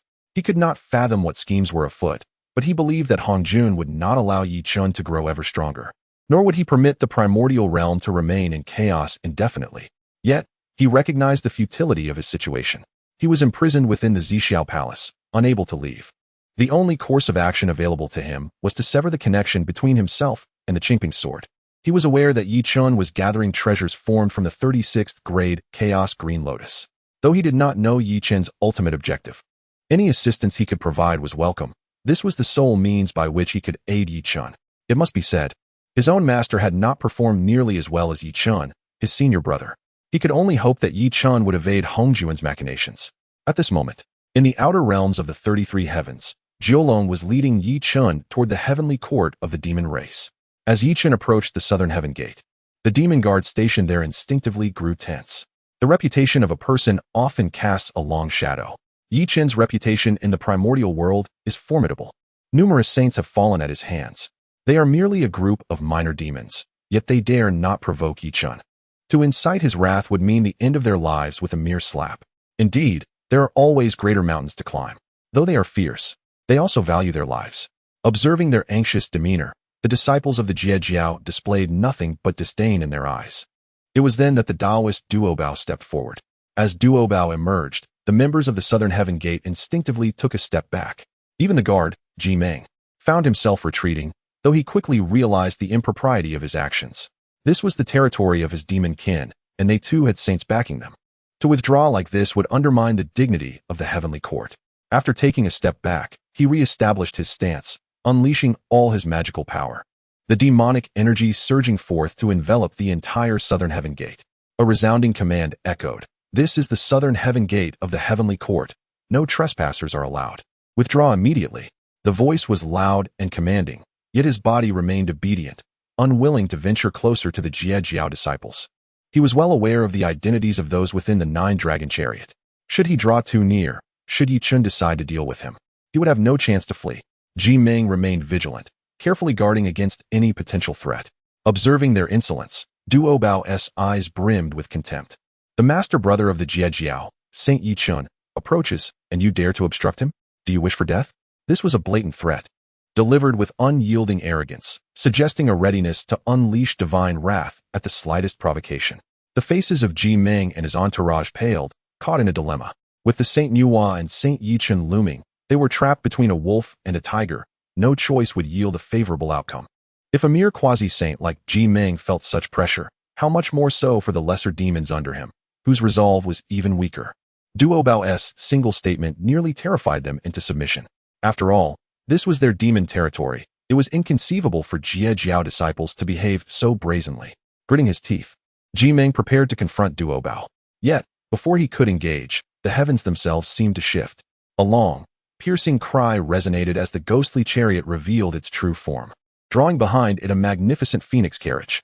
There lay Nuwa, reclining gracefully upon the carriage, one hand supporting her chin, while the other idly tapped on the armrest beside her. Her elongated serpent tail shimmered in iridescent hues under the sun's rays. Should one's gaze be captivated by Nuwa, they would be overwhelmed by the profound runes adorning her tail, leading to a collapse of spirit and eventual demise. The ghostly chariot swiftly transported Nuwa to the southern heaven gate. As the phoenix carriage descended, Nuwa's immense aura swept over the gate, compelling the demons stationed there to kneel and pay their respects involuntarily. Naturally, the Jie Jiao disciples could not escape this fate either, as they too felt the weight of Nuwa's formidable presence.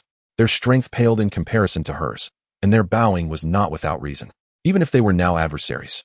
To kneel and pay homage to one's adversaries would be to tarnish one's own reputation. Moreover, they harbor their own pride. Apart from Yi Chun, none of the others are deemed worthy of such reverence. Thus, they are all exerting their utmost to withstand this formidable pressure. As for Yi Chun, he remains seated within his palanquin, observing quietly. He perceives the arduous struggle of his junior disciples, but refrains from intervening. As long as their lives are not in jeopardy, Yi Chun shall not extend his aid. This is a rare opportunity. The oppressive aura of the sage serves as a crucible for their growth. If they can endure it, the benefits for their future will be substantial. Let Nuwa serve as a whetstone for a time. Consider it her contribution, and when the moment comes to draw upon her, I shall temper my strength just a little. Chapter 154. Extracting the creation whip. At this moment, Nuwa was reveling in the adoration of the demon race. However, upon turning her gaze, she was incensed to discover that the disciples of the Jie Sect were not prostrating themselves like the demons. This blatant disregard for her authority as a sage infuriated her. Beneath the sage, all are but ants. How dare these ants show such insolence towards her? A being of divine stature? It appeared that the Jie Sect disciples had grown excessively arrogant. If they were not given a taste of pressure, they would remain oblivious to the heights of heaven and depths of earth. Without hesitation, Nuwa gently lifted her eyelids, her aura of sanctity intensifying imperceptibly, gradually encroaching upon the Jie Sect disciples.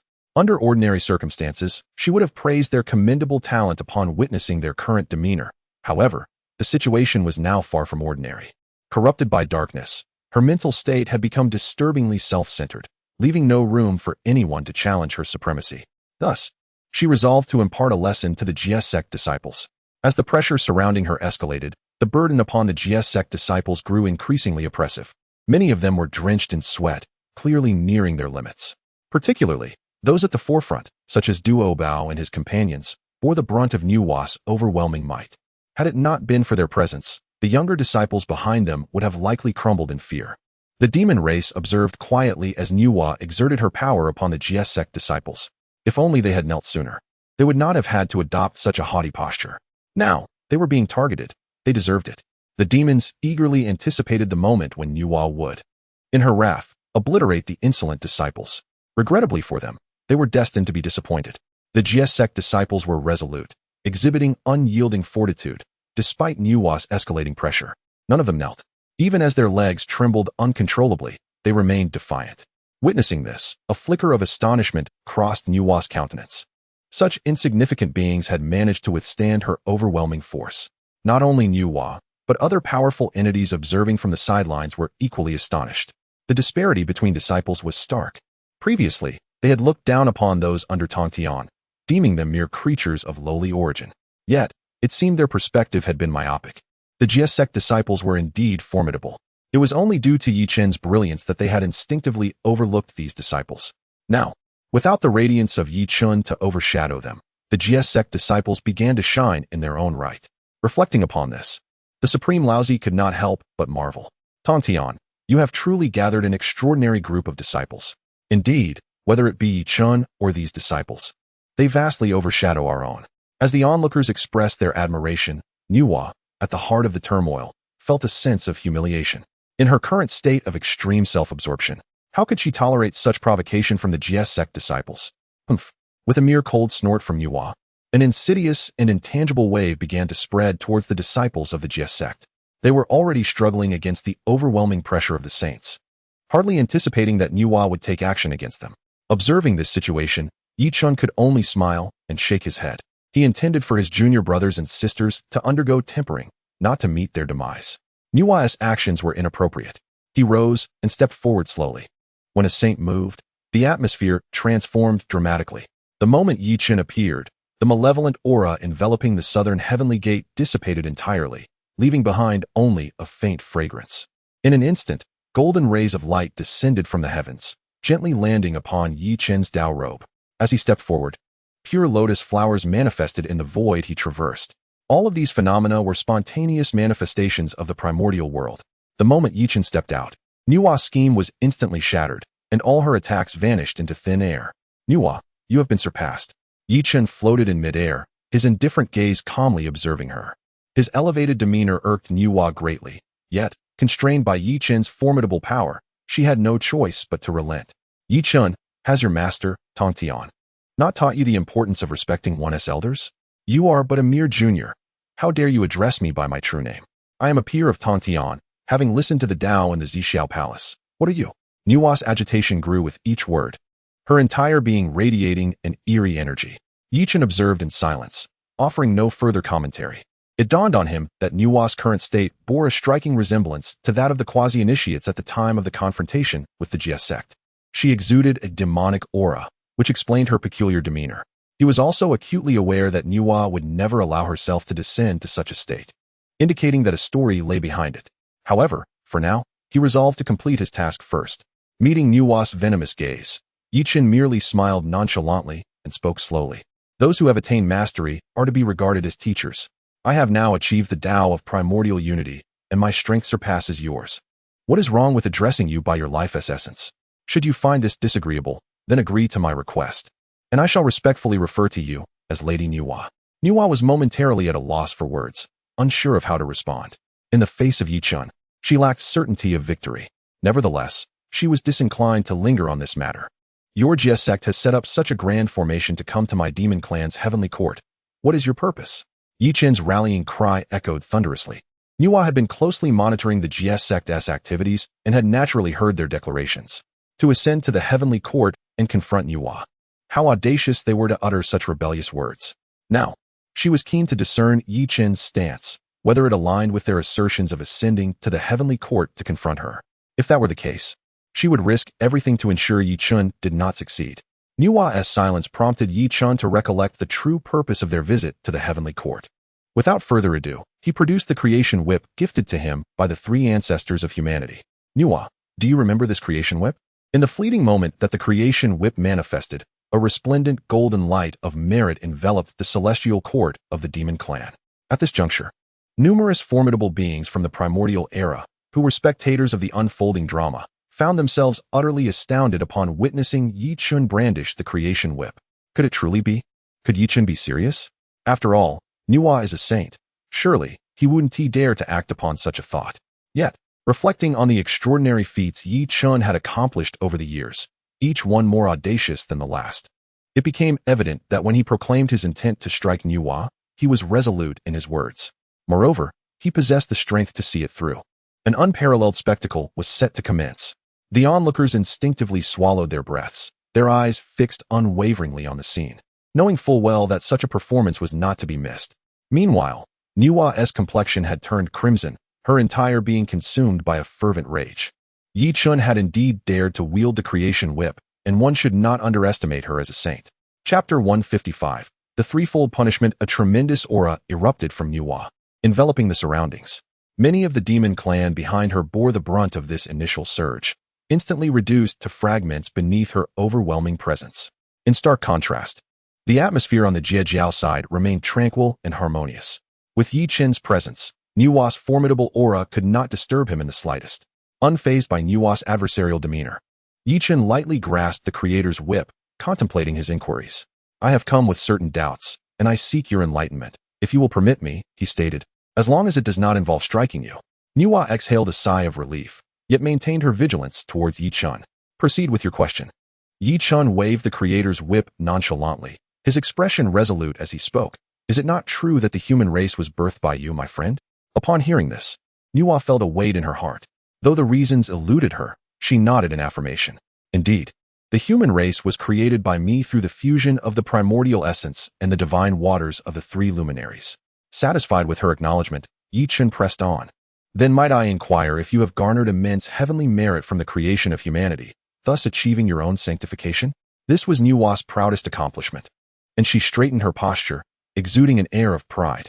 Naturally, the creation of humanity is a work of great providence, for the heavenly Tao has bestowed upon me merit as a reward. It is through this merit that I attained the title of the foremost saint of the Xianmen.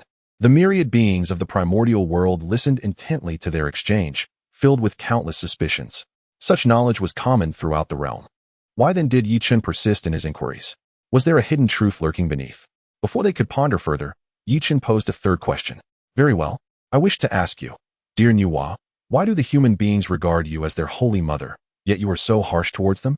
Have they committed any grave misdeed warranting your treatment of them as mere fodder for the demon race, sacrificing their vitality to sustain the demons? Is this not an act of betrayal? Such behavior is hardly distinguishable from that of beasts. No, that may be an unfair comparison, for even a tiger does not consume its own cubs. Truly, my dear friend, this is an act that is beneath contempt. Though framed as a question, his words rang with condemnation and reproach. Yet, despite the harshness of his critique, the onlookers found a sense of exhilaration in Yi Chun's words. After all, there was no fault in his accusations. Nuwa's sanctification through the creation of humanity had long been their focus, overshadowing the significance of the human race itself.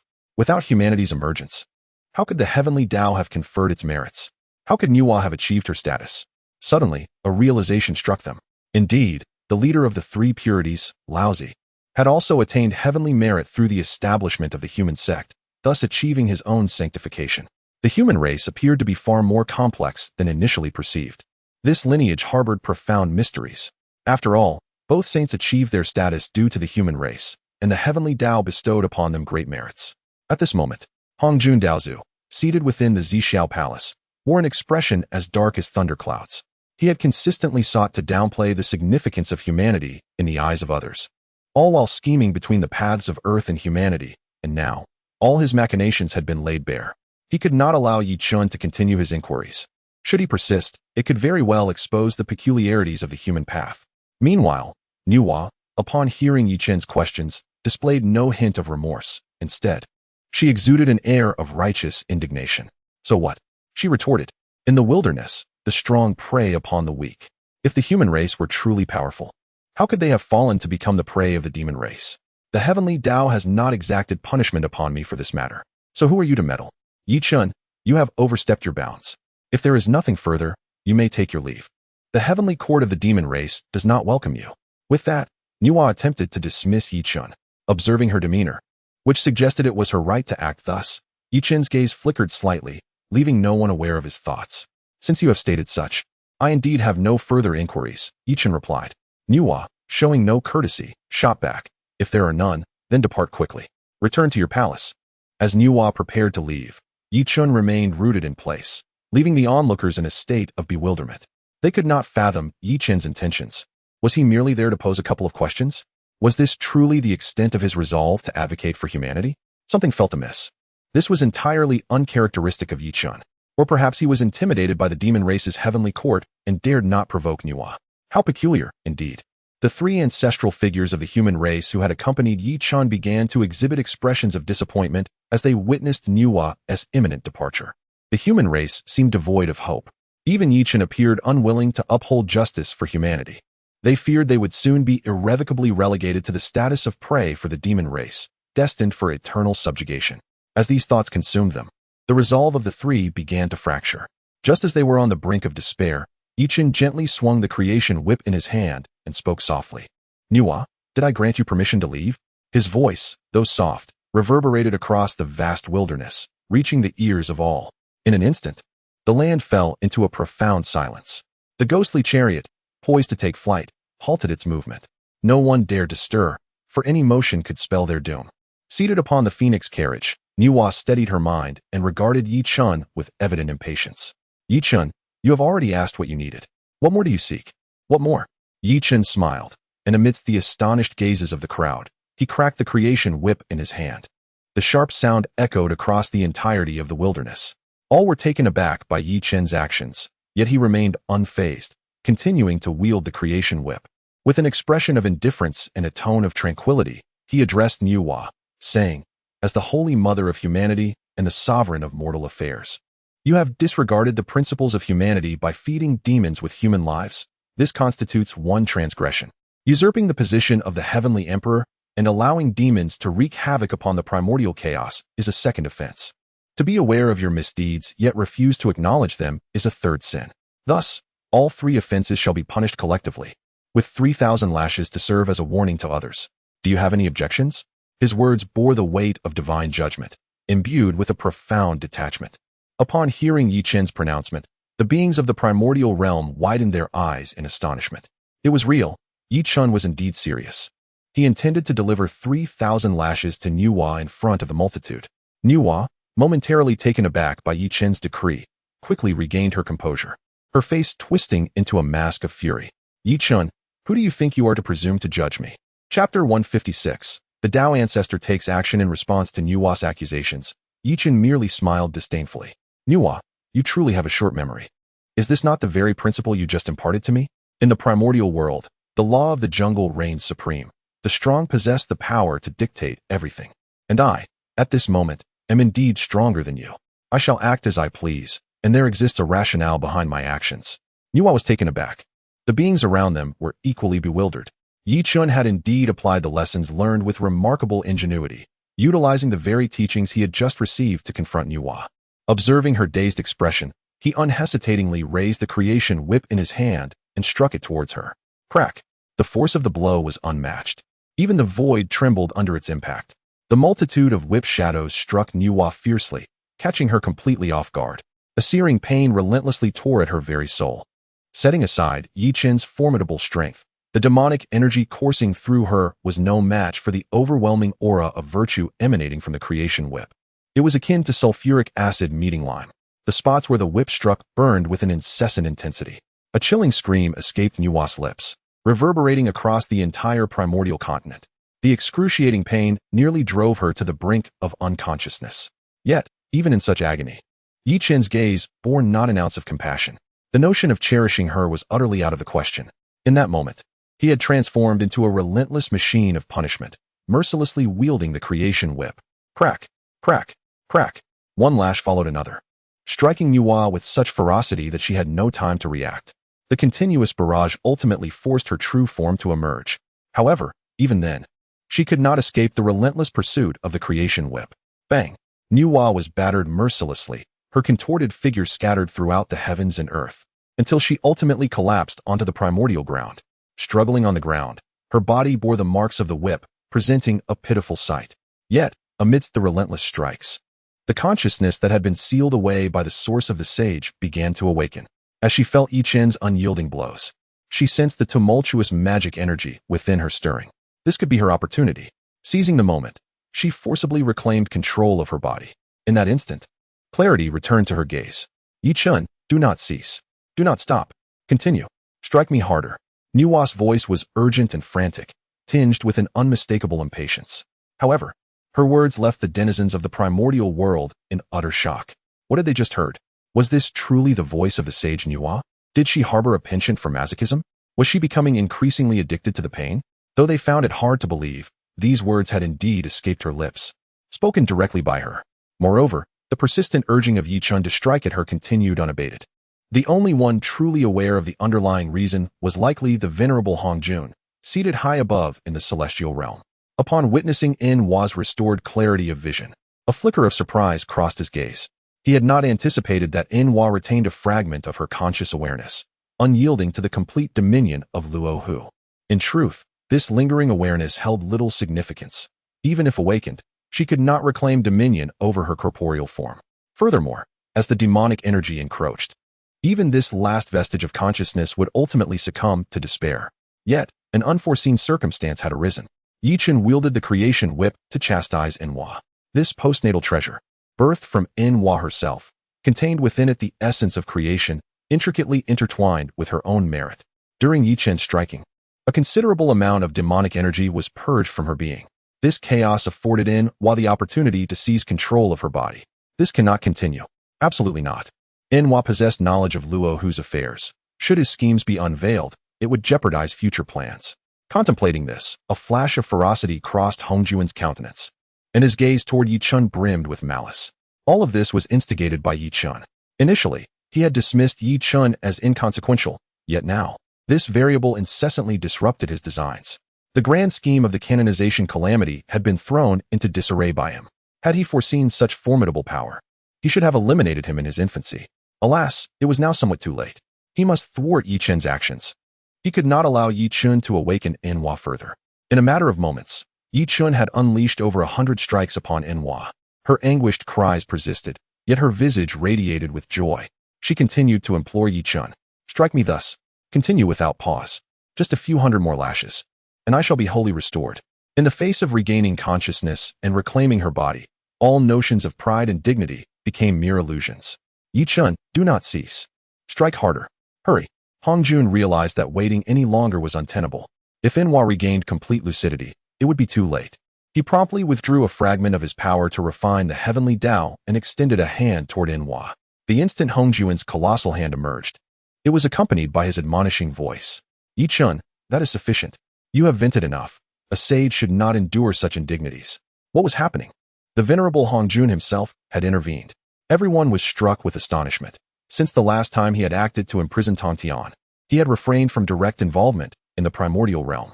Little did they expect that he would personally intervene to rescue Enhua, even chiding Chen in the process.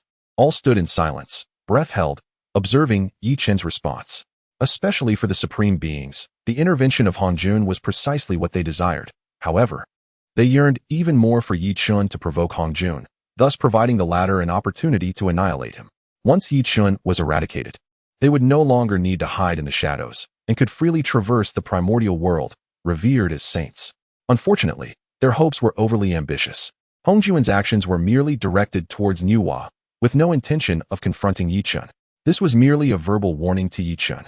Witnessing this scene, the myriad beings of the primordial realm breathed a sigh of relief. After all, their perception of Chen was rather favorable. Though Chen was somewhat arrogant, he never instigated trouble nor oppressed the myriad races. In fact, during the rampant chaos caused by the demon race, he even provided them with protection. Such a saint is a rare find, and it would be a great loss if he were to be eliminated by Hongjun. Their relief was palpable, yet not entirely complete. For in the next moment, Chen spoke. Chapter 157. The rescue of Enhua. Emotionless and devoid of any tumult, the atmosphere was thick with silence. "Hongjun, did you think it was merely a matter of words to take Enhua away? Surely, one must leave something behind." The primordial world fell into a state of stunned silence. At the utterance of Chen's words, all were rendered speechless in astonishment. What had they just heard? Chen threatening the Taoist Hongjun? Had the primordial realm become so distorted? The speaker was none other than Hongjun, the Taoist who had opened the most sacred path and imparted teachings to the primordial world. Who in the realm would dare to disregard the authority of Hongjun? Yet, Chen had the audacity to threaten him. Should he provoke Hongjun's wrath, he could easily be annihilated. Such audacity was unparalleled. The celestial elders had thought the matter would conclude there, harboring a tinge of disappointment. Little did they expect Chen to court death by openly challenging Taoist Hongjun. Was he not digging his own grave? Marvelous. Surely, the master would intervene and obliterate him. This young man's boldness was truly remarkable. He dared to provoke the master. Just as they reveled in their excitement, Chen's subsequent action left them utterly dumbfounded. The four swords of annihilation converged into one. Indeed, Chen chose to strike first. He summoned the four swords of annihilation, with the sword laws swirling within them. Then, before the myriad beings of the primordial realm, he swung a sword fiercely towards the colossal hand that reached from the heavens. This sword was dazzlingly brilliant. They could hardly bear to behold it. The sword laws within were unrestrained, overwhelming their senses, rendering them incapable of merely watching. As the sword light swept through, it pierced the spatial barrier, revealing the chaos beyond. The chaotic essence surged forth through the fissures into the primordial continent, yet it did not scatter wildly. All was stirred by the sword light wielded by Chen. Following the trajectory of the sword light, it struck towards the hand of Hongjun that spanned across eons. Not only the beings of the primordial realm, but even Hongjun himself momentarily stood in bewilderment. Yi Chun, was he truly making a move against him? He could hardly fathom it. After the reign of the Tao and Demon, he had suppressed the primordial continent for countless epochs. The 6 saints of the mysterious gate, the 3,000 guests of the Purple Cloud Palace, who among them was not a formidable presence. Yet, all had to bow before him, respectfully addressing him as master. He had been invincible for an extended period, with no one daring to challenge him, let alone strike against him. But now, Yi Chun had indeed drawn his sword against him. He was merely a disciple under the heavenly gate, in essence, a pupil of his own. Not only had he repeatedly thwarted his plans, but he had also now obstructed him with force. How intriguing, how very intriguing. A nameless fury ignited within Hongjun. To those who provoked him, his intent was to extinguish them completely. Yet, just as Hongjun prepared to act, he was met with a backlash from the heavenly Tao in his harmonious state. A faint aura of a celestial being emerged from his body. Simultaneously, an expression devoid of joy or sorrow manifested on half of his face, as if the myriad affairs of the universe held no relevance to him. Confronted with the inevitabilities of the heavenly path, he could only respond with utmost effort, striving to avoid complete alignment with the Tao, thereby preventing himself from becoming an eternal embodiment of it. At that very moment, the sword light unleashed by Yi Chun collided fiercely with the colossal hand extended by Hongjun. The clash resounded with a resounding clang. Naturally, Hongjun, who was currently vowing to suppress the heavenly path, sensed Yi Chun's assault. The anger that flickered across Hongjun's face was not born from a challenge to his authority, but rather from the disruption caused by the sword Tao principles contained within Yi Chun's sword light. This interference further weighed down the heavenly path on him, intensifying its encroachment by threefold in that fleeting instant. He realized that he could not afford to remain entangled with Yi Chun any longer. For now, he would bypass Yi Chun, waiting until the latter was rendered ineffective before methodically addressing him. He promptly withdrew his colossal hand, intending to take Nuwa with him. Nuwa must not retain her clarity. She needed to be completely tainted by darkness, for his plans could not be thwarted by anyone. Witnessing Hongjun's hasty retreat, the onlookers were left in a state of bewilderment. Was this truly the venerable ancestor Hongjun? After being struck by Yi Chun's sword, he exhibited no further reaction, even appearing to flee in disarray. The invincible Tao ancestor had vanished. In their minds, the ancestor was an omnipotent entity. Yet now, that illusion of invincibility lay shattered before them. Even though only a hand had been sent forth, it should have easily subdued Yi Chun. But what was the outcome? In the face of Yi Chun's provocation, Hongjun chose to flee, an ignoble retreat. This outcome thoroughly dismantled their deeply entrenched beliefs. Observing this scene, Yi Chun's expression remained largely unchanged. He swung his sword once more, striking anew. The myriad beings of the primordial realm were left with a multitude of questions. Yi Chun had unleashed a second strike. At this moment, the only one who could maintain clarity was likely Nuwa. She could distinctly sense that after being grasped by the venerable ancestor Hongjun, a terrifying force was incessantly eroding her consciousness. Were it not for Yi Chun's timely intervention with that sword, her awareness would have been obliterated entirely. She could not simply resign herself to fate. She must take action to save herself. If taken by Hongjun, her consciousness would ultimately succumb to complete corruption. Thus, Nuwa made a resolute decision to forsake her sacred body entirely and preserve only this flicker of awareness to escape. After all, this consciousness scarcely amounted to a true spirit. Yet, she found herself with no alternative. She would live as long as she could. There remained a glimmer of hope in fleeing, but if captured, she would become nothing more than a puppet of Hongjun. Without a moment's hesitation, she set her plan into motion. Moments later, a luminous orb of consciousness emerged upon the surface of her sacred body. In the fleeting moment when the consciousness of the light cluster emerged, it was immediately perceived by Hongjun. Seeking to escape, it shall be utterly obliterated. Without hesitation, Hongjun aimed to sweep away the residual consciousness of Nuwa, extinguishing it completely. Hongjun's intentions did not go unnoticed. Yi Chun was equally aware of this peril. The cunning old Taoist regarded them merely as pawns in his grand scheme. Yet Yi Chun would not allow him to prevail. Thus, whatever Hongjun aspired to accomplish, Yi Chun resolutely intended to thwart. The sword light surged forth towards the lingering consciousness of Nuwa. Having anticipated the move, Yi Chun struck with his sword light first, his speed surpassing that of the belatedly aware Hongjun. By the time Hongjun attempted to act, Yi Chun had already reclaimed Nuwa's consciousness. The fragment of Nuwa's essence that fell into Yi Chun's hand sighed in profound relief. Thank you, Taoist friend Yi Chun, for your life-saving grace. Nuwa expressed her heartfelt gratitude. Chapter 158. An Alliance for Annihilation, is it feasible? Yi Chun was taken aback to discover that Inwa still possessed a fragment of consciousness. Previously, he had mistakenly believed that Inwa harbored some masochistic tendencies, madly urging him to strike her. However, it now appeared that her actions were merely a desperate attempt to preserve her last shred of lucidity.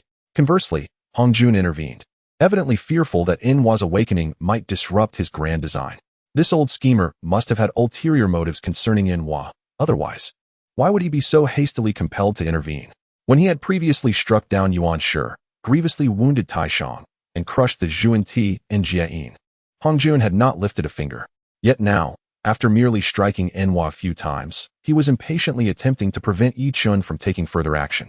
Although Yi Chun remained oblivious to the specifics of the situation, he was resolute in his intention to thwart Hongjun, believing it to be the right course of action.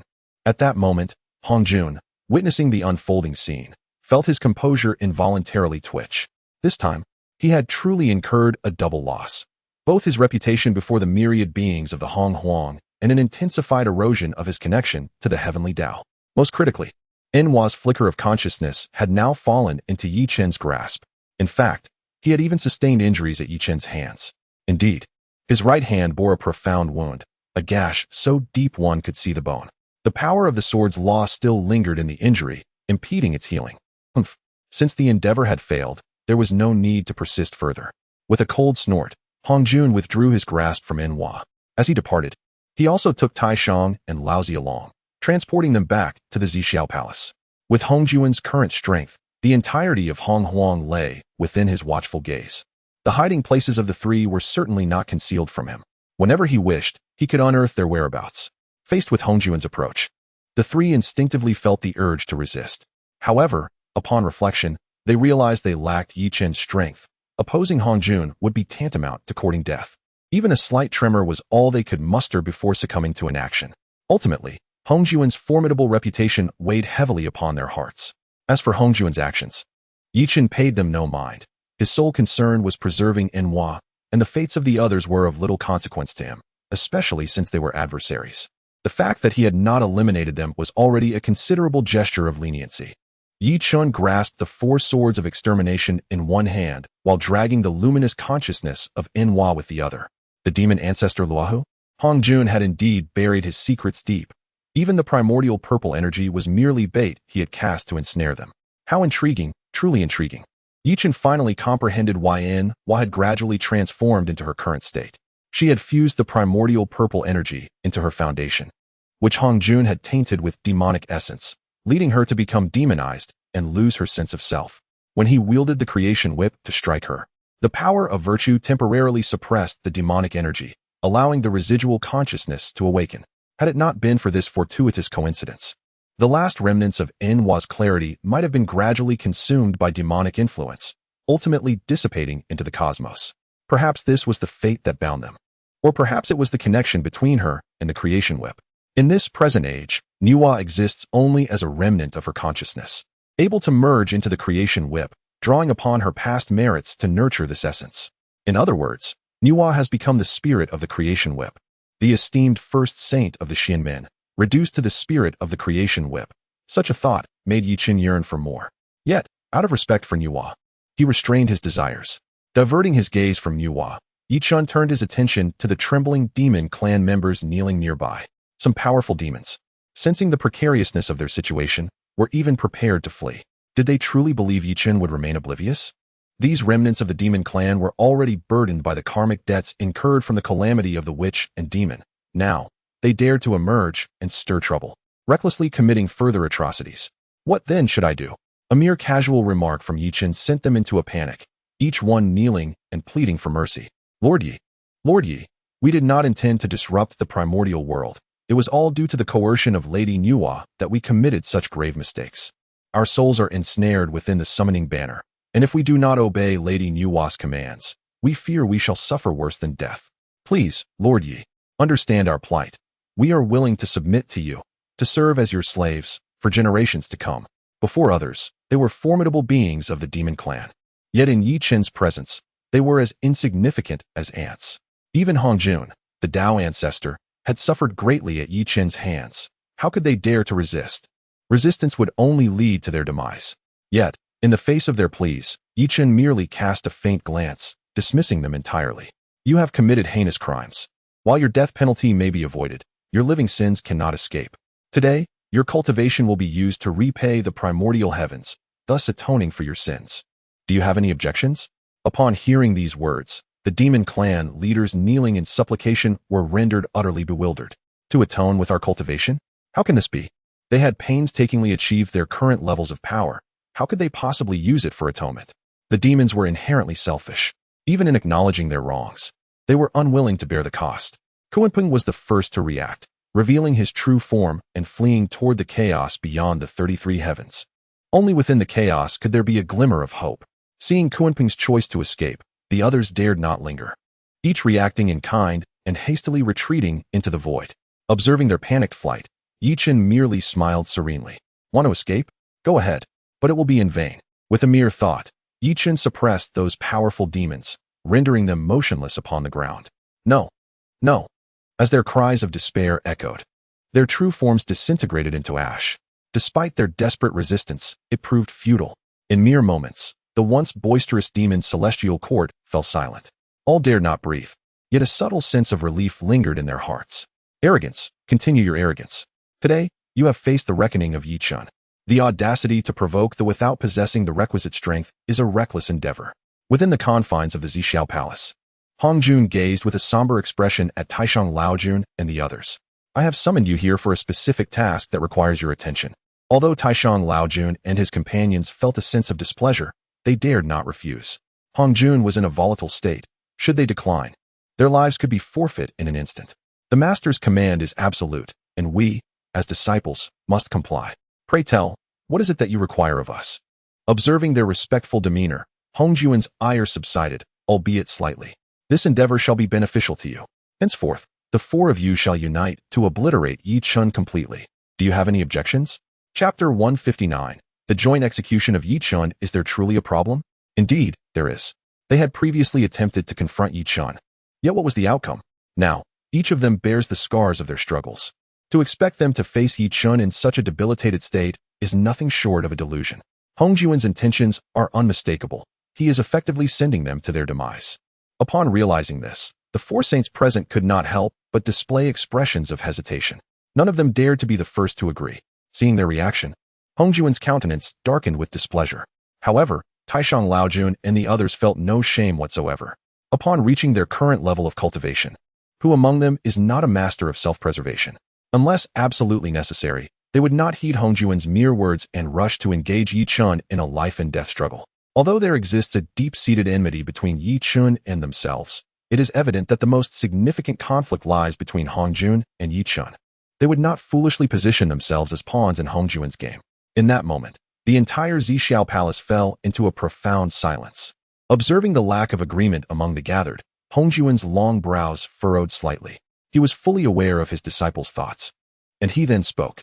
Yi Chen is an anomaly of the heavenly Tao, disrupting the order of heaven and earth, causing the Tao's flow to falter, leading to the stagnation of calamities and resulting in endless slaughter. Within the wilderness, countless beings are filled with grievances. Therefore, for the sake of celestial principles, I hope you, the saints, can stand as paragons of the wilderness and join forces to eliminate Yi Chen, ridding the world of this menace. Upon hearing this, Taishang Laojun and the others wore expressions of utmost respect, yet remained silent. Without tangible benefits presented before them, they would not engage in such unwise endeavors. At that moment, they heard Hongjun's tone shift as he continued. I am well aware of your concerns. Should you choose to act, I shall lend you the Chaos Jade Plate for your comprehension for a period and restore you to your full strength. Furthermore, I will dispatch a fellow Taoist to assist you. Upon hearing Hongjun's words, the breaths of Taishang Laojun and the others quickened slightly. The Chaos Jade Plate, a renowned treasure, who among them was not familiar with its legendary status? It is said that this treasure once contained the essence of 3,000 chaotic paths, imbued with supreme Tao rhythms. Mastery of this artifact would lead to a qualitative breakthrough in their understanding of the Tao. Additionally, it was through this very treasure that the Tao ancestor Hongjun achieved the harmony of the Tao, becoming the first harmonized saint in the wilderness. This alone attests to the remarkable power of the Chaos Jade Plate. The fact that Dao ancestor Hongjun is willing to offer this treasure for their enlightenment, while also restoring their injuries, is indeed extraordinary. Moreover, there exists another entity, worthy of being regarded as a companion by Hongjun, who has come to lend their strength. At that juncture, the 5 individuals, all of whom are at least of the sage level, might very well join forces and directly slay Yi Chun on the spot. As this thought crossed their minds, the hearts of the 4 sages present surged with both old grievances and new animosities towards Yi Chun. Each sage in attendance had, at some point, incurred enmity with Yi Chun. Now, with an opportunity to eliminate him, they would undoubtedly seize it. Furthermore, there lay the prospect of comprehending the creation jade disc, thus allowing them to elevate their own cultivation to unprecedented heights. Consequently, after weighing the pros and cons, Laozi took the initiative to perform a gesture of respect towards the Dao ancestor Hongjun, and then spoke. Master Hongjun, may I inquire which esteemed friend will accompany us in the endeavor to vanquish Yi Chun? Upon hearing this, Hongjun could not help but smile faintly, and replied, Friend Lu, please step forward for a meeting. As Hongjun's words echoed, a figure clad in a black Daoist robe materialized within the San Xiao palace. Upon seeing this figure, both Kunti and Jiejing displayed unmistakable expressions of vigilance. They had not anticipated that the demon ancestor Lihu would dare to appear so openly within San Xiao palace. Although Nuwa was filled with trepidation, her surprise was minimal. This was because she had previously been enchanted by the demon ancestor Liu. Now, having completely cast aside the interference of her awakened consciousness, her apprehension towards Liu was far less intense than it had once been. In fact, at this moment, the demonized Nuwa felt a sense of gratitude towards Liu for enabling her to awaken to her true self. Upon witnessing the emergence of the demon ancestor Liu, a look of astonishment crossed Laozi's face. He had initially expected that Hongjun would summon the long-vanished sage, Yangmei Laozu, to take action. To his surprise, it was Luohu who ultimately appeared in San Xiao Palace. After carefully sensing the aura emanating from Liu, Laozi was taken aback to discover that Liu had attained the realm of the Hunyuan ninth heaven. How could this be possible? When he fell at the hands of the Dao ancestor, he had only reached the pinnacle of the quasi-saint level. Now, he had somehow achieved such a formidable level of cultivation. When had Luohu attained the status of a sage? Why had there been no signs of this transformation within the vast wilderness? Contemplating these matters, Laozi felt an overwhelming sense of dread, as if the supreme and mysterious San Xiao Palace was suffused with boundless demonic intent. Observing the reactions of the sages, a slight smile emerged on Lu's face. And he then spoke. It is a great honor to collaborate with all esteemed sages in the endeavor to eradicate the rebellious Yi Chun, whose actions have thrown the heavenly Tao of the wilderness into disarray. I trust that each of you has a well-formed strategy for his elimination, and I shall refrain from interfering. Simply inform me when you are prepared to make your move. Upon concluding his words, the figure of the demon ancestor Luo Ho vanished within the confines of the Purple Cloud Palace. In response to this occurrence, Daoist ancestor Hongjun exhibited no signs of anger. Instead, he spoke in a tone of serene indifference, inquiring, What are your intentions? Upon hearing this, the Supreme Old One, along with the sages Zhuan Ti, Jie Yin, and Nu Hua, exchanged glances before collectively declaring, We are willing to serve our master. Let us unite to eradicate the vile Yi Chun for the sake of the Hong Huang heavenly way. Observing the demeanor of these sages, a faint smile graced Hongjun's countenance, and he nodded in approval, saying, Excellent. Subsequently, a jade tablet radiating profound and enigmatic Tao rhythms soared from Hongjun's hand. When the Supreme Old One and the other sages beheld this jade tablet, it was as if they stood face to face with the essence of the Tao itself. In that fleeting moment, they felt an imperceptible enhancement in their comprehension of the Tao. It was the primordial treasure, the creation jade disc. Chapter 160, Master Brother. Praise me. The moment their names emerged in their minds, the breaths of the several saints became rapid, particularly the one with the most intense obsession, Nuwa. Upon her first glance at the creation jade plate, felt an overwhelming desire to claim it for herself, ensuring that no one else could lay hands on it. Seeing this, the venerable Hongjun spoke softly. This is the chaotic supreme treasure, the creation jade plate, which contains the traces of the 3,000 great Tao. You may comprehend this treasure to remedy your own deficiencies in the Tao and advance in your cultivation. After finishing his words, Hongjun waved his hand casually, and suddenly, a meditation chamber within the Purple Cloud Palace, which had been tightly closed, swung open. Upon witnessing this, Laozi and the others immediately performed a respectful gesture towards Hongjun, exclaiming in unison, We express our gratitude to our master. With that, the four saints eagerly brought the creation jade plate into the meditation chamber. They then entered a profound state of enlightenment. Observing this scene, a glimmer of delight appeared in Hongjuan's eyes. Hurry and comprehend it. Once your strengths are fully restored, you may surround and eliminate Yi Chen. In truth, Hongjun did not harbor great expectations for his disciples. After their recent distant confrontation with Yi Chen, he had already discerned Yi Chen's current realm, the 9th layer of Hunyuan. Unlike Laozi or the others who had relied on external forces to forcibly elevate their cultivation, Yi Chen's foundational strength was remarkably solid. He stood but a step away from entering the Hunyuan Woods. However, this step-s crossing was uncertain in its timeline. Hongjun was acutely aware of the immense difficulty in breaking through from the Hunyuan realm to the Hunyuan Woods. In his own past, he had relied on the legacy of the chaotic demon god and the assistance of the chaotic supreme treasure, the creation jade plate, to painstakingly overcome that barrier. He did not believe that Yi Chen could easily surmount this step. It was evident that Yi Chen, with his formidable combat prowess, could defeat or even slay these disciples of his. In all of existence, only Yi Chen possessed a blade sharp enough to fell a saint. Should a saint fall, the heavenly Tao would inevitably be affected. At that time, he could entirely turn the tables and break free from the shackles of the heavenly Tao as consciousness. There was even the prospect of directly refining the heavenly Tao, seizing the fruits of the Tao in the Honghuang world, and achieving his own enlightenment. Upon contemplating this, a chilling smile crept on Hongjuan's face.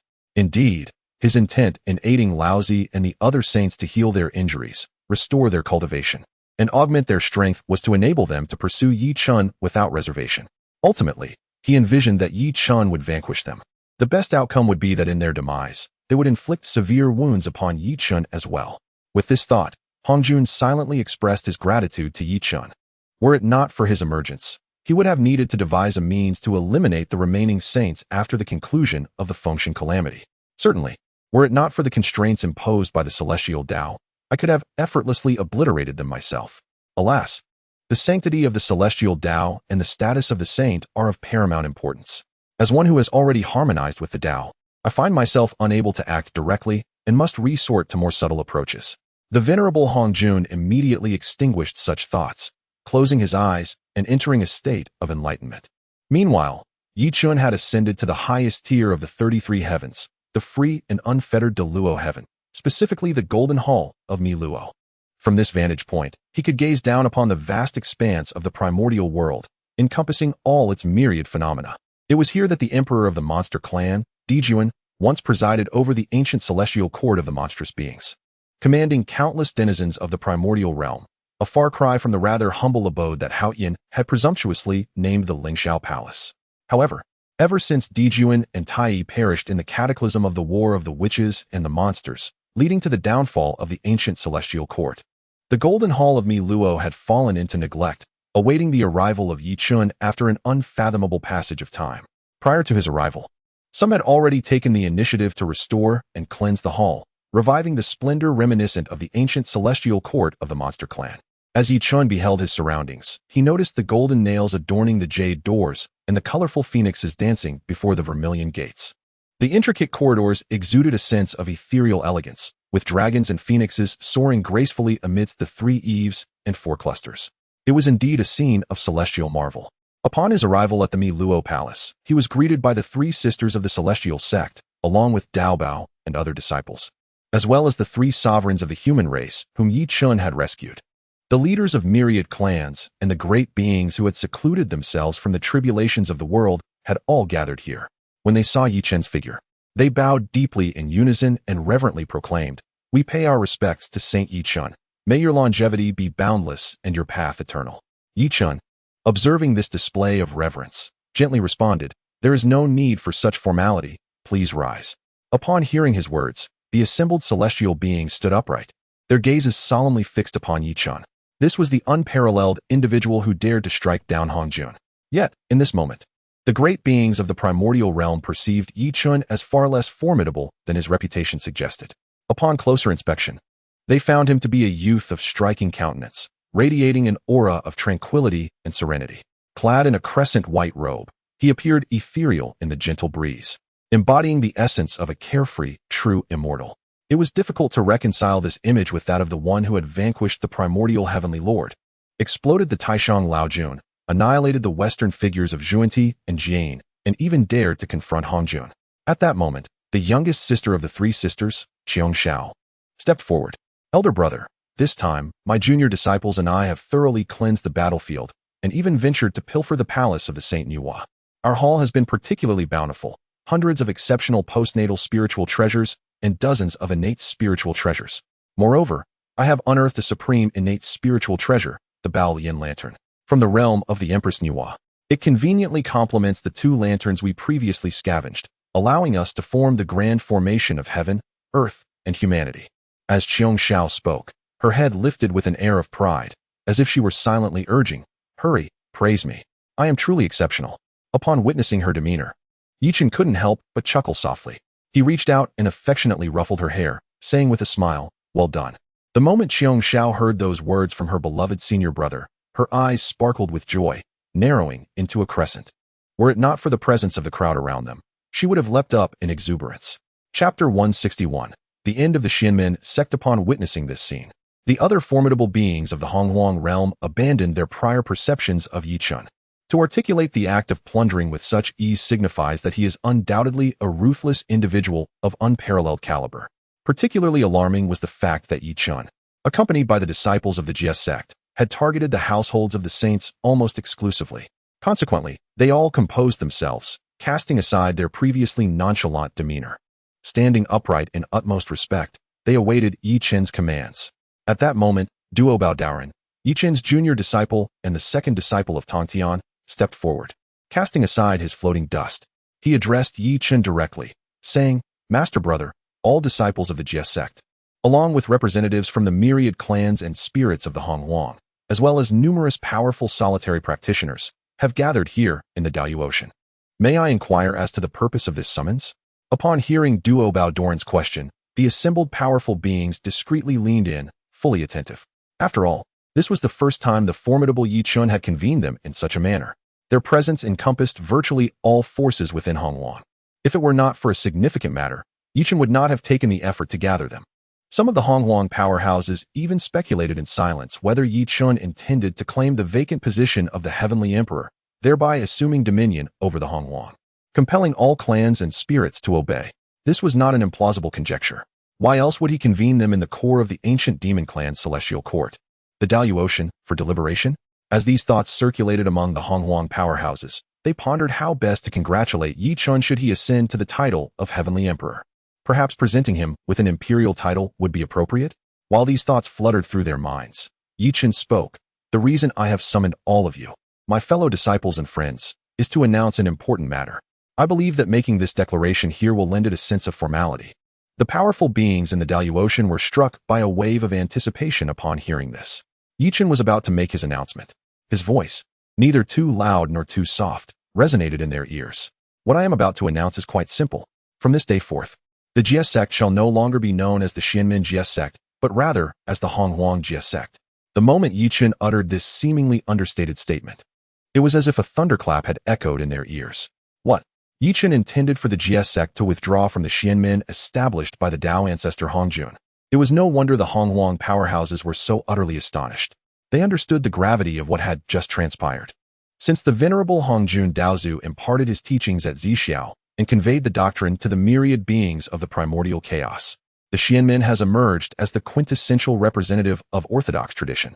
Countless beings of the primordial realm have aspired, throughout their lives, to be accepted into the Daoist fold. Setting aside other matters, among the formidable powers present, aside from the ancient three clans of dragons, phoenixes, and Shilans, almost every individual shares a profound connection with the Xianmen. In the early days, when the three pure ones and the two saints, disciples of Daozu, established the four great sects within the primordial expanse, all beings revered them. Yet now, they hear from Yi Chen's lips a startling declaration. He has resolved to sever the Jie Sect from the Xianmen. It is no longer the Xianmen Jie Sect, but rather the primordial Jie Sect. This is tantamount to rendering the Xianmen obsolete. At present, the three principal sects of the Xianmen, Western teaching, Chan teaching, and Ren teaching, have all been vanquished by Yi Chen, leaving only the Jie Sect. With the Jie Sect now withdrawing from the Xianmen, no teachings remain under the auspices of the Xianmen, effectively signifying its dissolution. Such a pivotal matter should have warranted the construction of a heavenly altar, a formal offering to the heavens, and a declaration to the Tao before making a decision. How could it be expressed so casually, gathered here and stated with such nonchalance? Yet, the disciples of the Jie Sect, upon hearing Yi Chen's pronouncement, were not taken aback. To them, the decision of their elder brother to extricate the Jie Sect from the Xianmin seemed entirely reasonable. Throughout their existence, the Xianmin had treated the Jie Sect with injustice. The disdainful remarks of their fellow sect members, referring to them as egg-born, wet, and horned creatures, were but a trivial affront. What truly incensed them was the fact that their revered leader, Tongtian Jiaozhu, had sought justice for his disciples.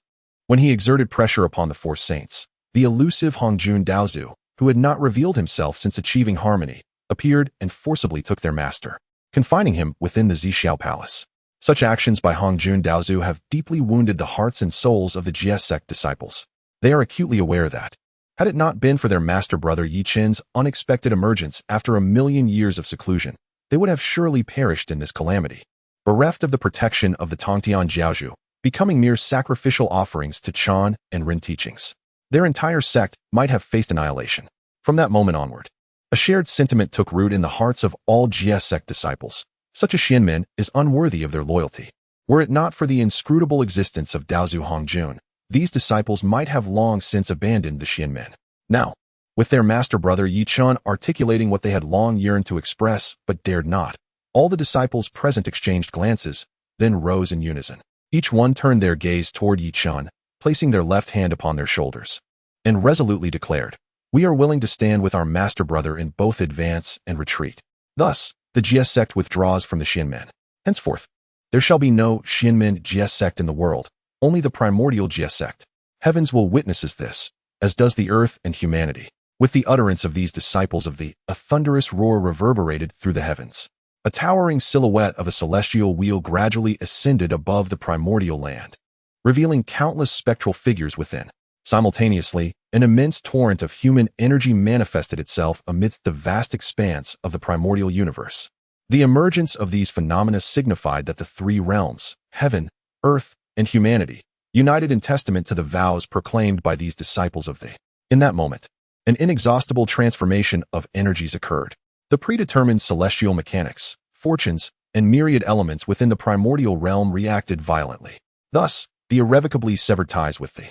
Within the ocean of primordial fortunes, the pillar of destiny representing the came crashing down, leaving only remnants in a desperate struggle for survival. In stark contrast, the pillar of destiny belonging to the seemed to have shed its shackles, radiating a soft azure luminescence. The will of heaven favors them. Chapter 162.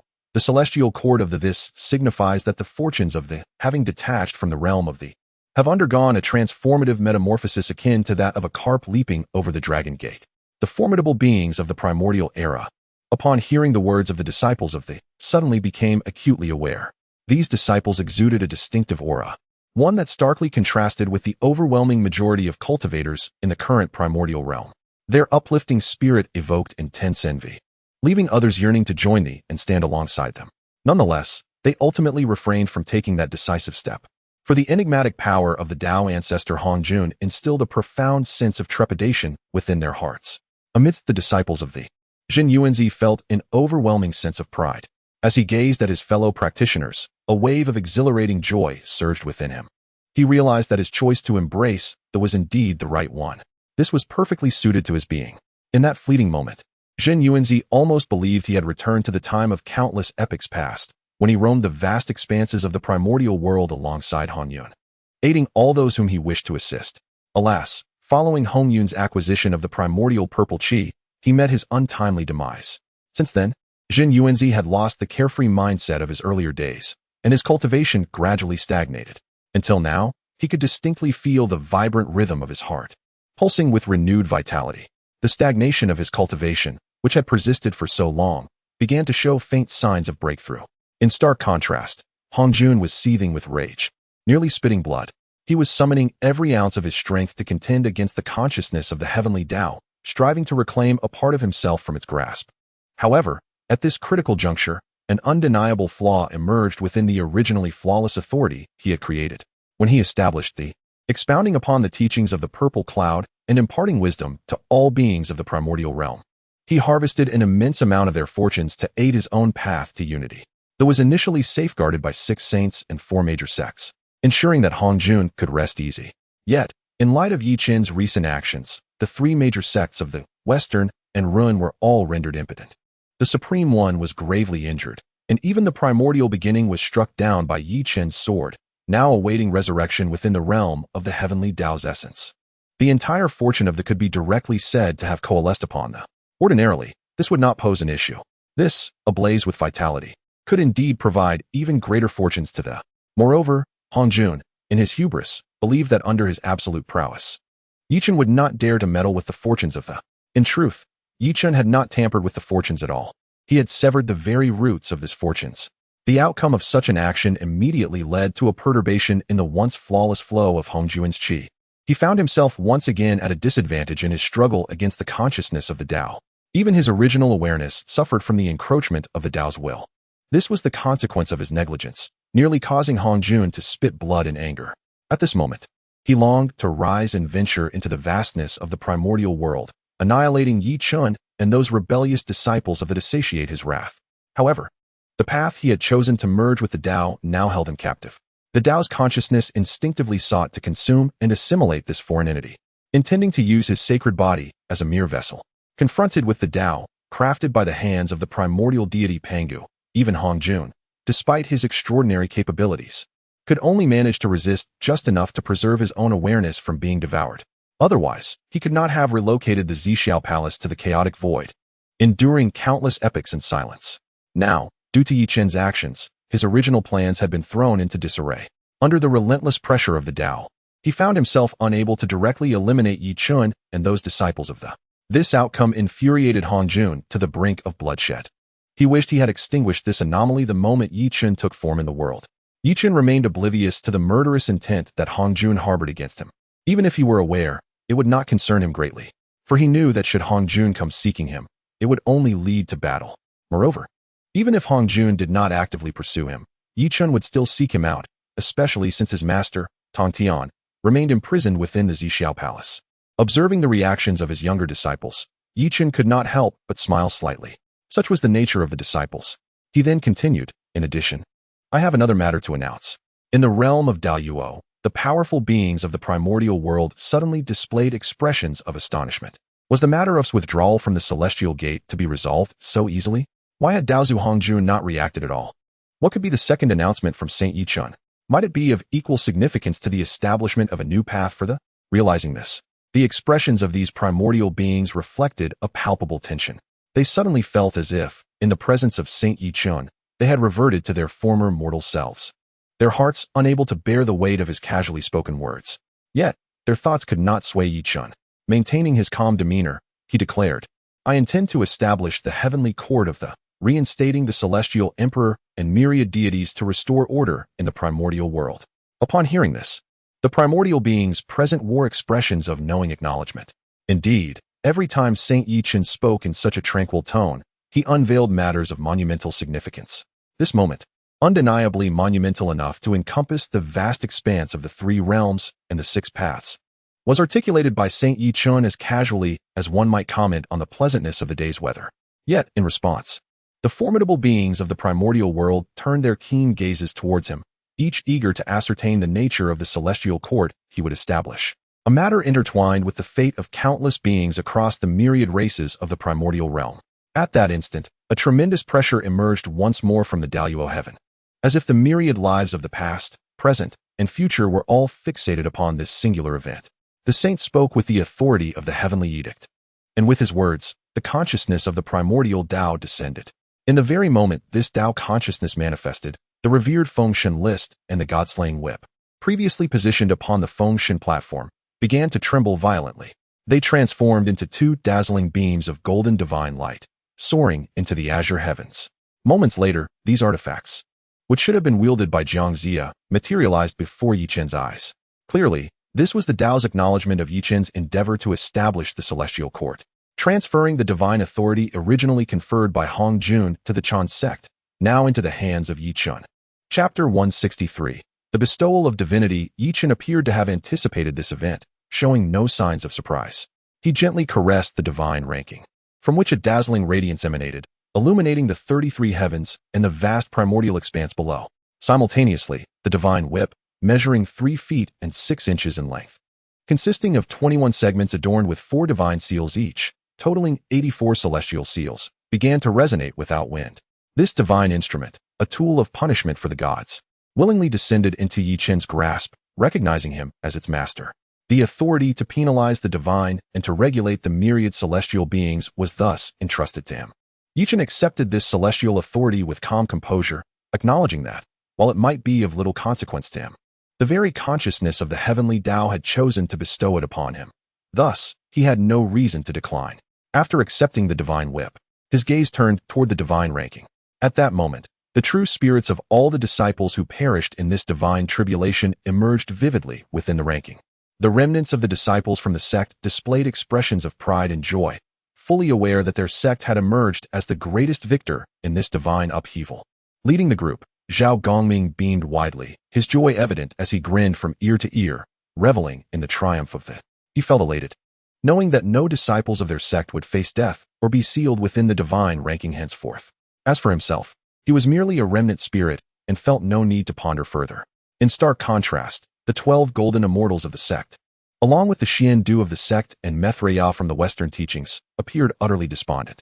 They could not have foreseen a day when they would find themselves subservient to these lesser beings, born of egg and moisture, adorned with fur and horns. They had contemplated rebellion, yet the divine ranking, a product of the heavenly Tao, rendered any such resistance futile. Yi Chen's attention disregarded the presence of the other disciples from the 3 sects, as he quietly focused on Zhao Gongming, addressing him in a calm tone. "Junior brother Gongming, it has been 1,000,000 years. How fare you?" Zhao Gongming's face brightened with a hearty smile upon hearing this. "Ha ha ha. Master brother, I am indeed well." Yi Chen nodded in acknowledgement. "Since you are well, you shall assume the esteemed position of the Jade Emperor, overseeing the 33 heavens above and managing the affairs of the 72 realms below. After 18,000 tribulations, you shall achieve complete merit and attain the status of a saint within the heavenly Tao. Do you accept this responsibility?" Zhao Gongming was momentarily taken aback by Yi Chen's words, not expecting such a grand surprise upon their reunion after 1,000,000 years.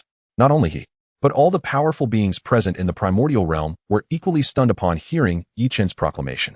To ascend to the position of the heavenly emperor for 18,000 tribulations and achieve enlightenment with merely a remnant spirit was indeed a remarkable boon.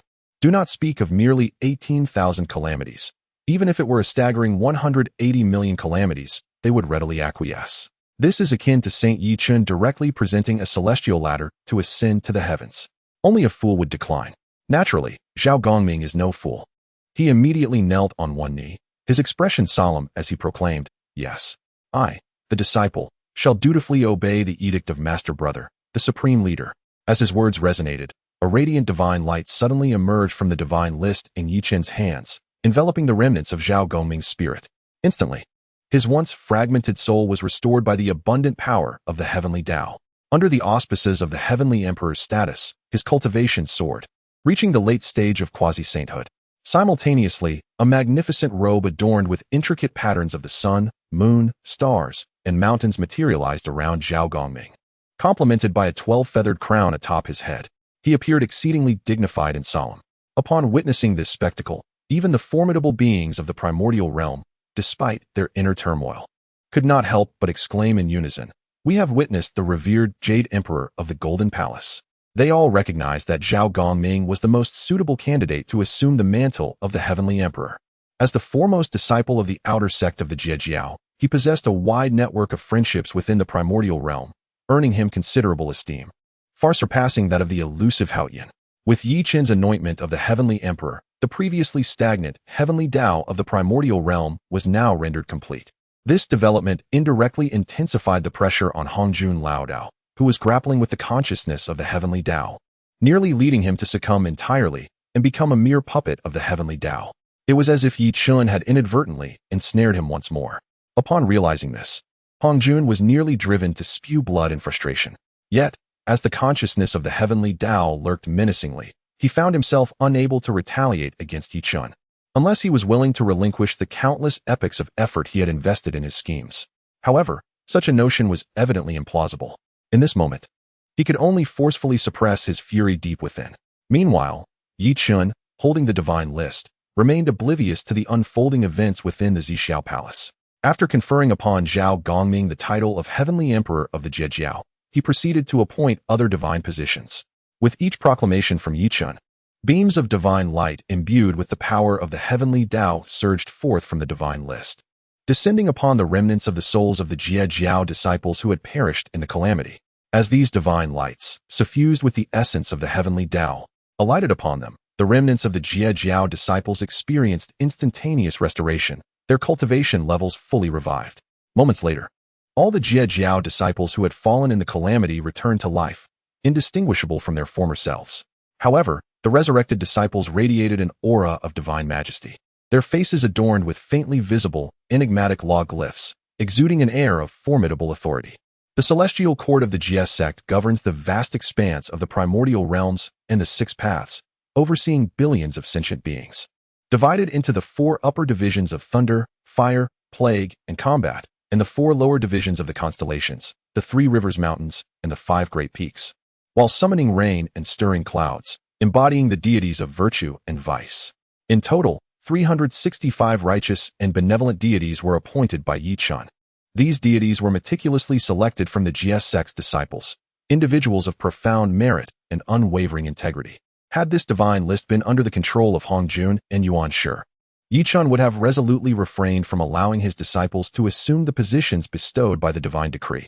However, with the divine artifact of the list now recognizing him as its master, Yichun felt no hesitation. He understood that, in the previous trajectory, the so-called celestial court of the primordial was merely a farce, a tool wielded by Hongjun to extract the merits and fortunes of the primordial realms. The so-called divine beings of the celestial court were nothing but puppets manipulated by the divine list, devoid of freedom, compelled to adhere to the edicts of the heavenly sovereign, maintaining the operation of the court at the risk of being cast aside to another divine platform. The merits accrued from the primordial world were entirely siphoned off by Hongjun. As for the heavenly sovereign, at his core, he was merely a foreman dispatched by Hongjun otherwise. How could such a grand figure as the Emperor of Heaven allow himself to be humiliated by a mere monkey in later times, hiding beneath a table? A being of such stature hardly merits the title of Emperor of Heaven. Now, with the divine list capable of conferring the ranks of deities within the celestial court, along with the divine whip in his possession, Yichun was more than willing to use these celestial artifacts to appoint his disciples as deities of the celestial court. This not only enabled his fellow disciples to grasp the principles of the primordial heavenly path through their divine authority, deepening their cultivation, but also allowed them to accrue heavenly merits while maintaining the operations of the Jie Sect's celestial court, clarifying the karmic ties generated by the myriad sentient beings across the 3 realms and 6 paths. These Jie Sect disciples could leverage the heavenly merits to enhance their own cultivation and foundations. It can be said that Yichun's establishment of the Jie Sect's celestial court would yield continuous benefits for both his disciples and himself. Witnessing this scene, the remnants of the 12 golden immortals could not help but feel a surge of anticipation within.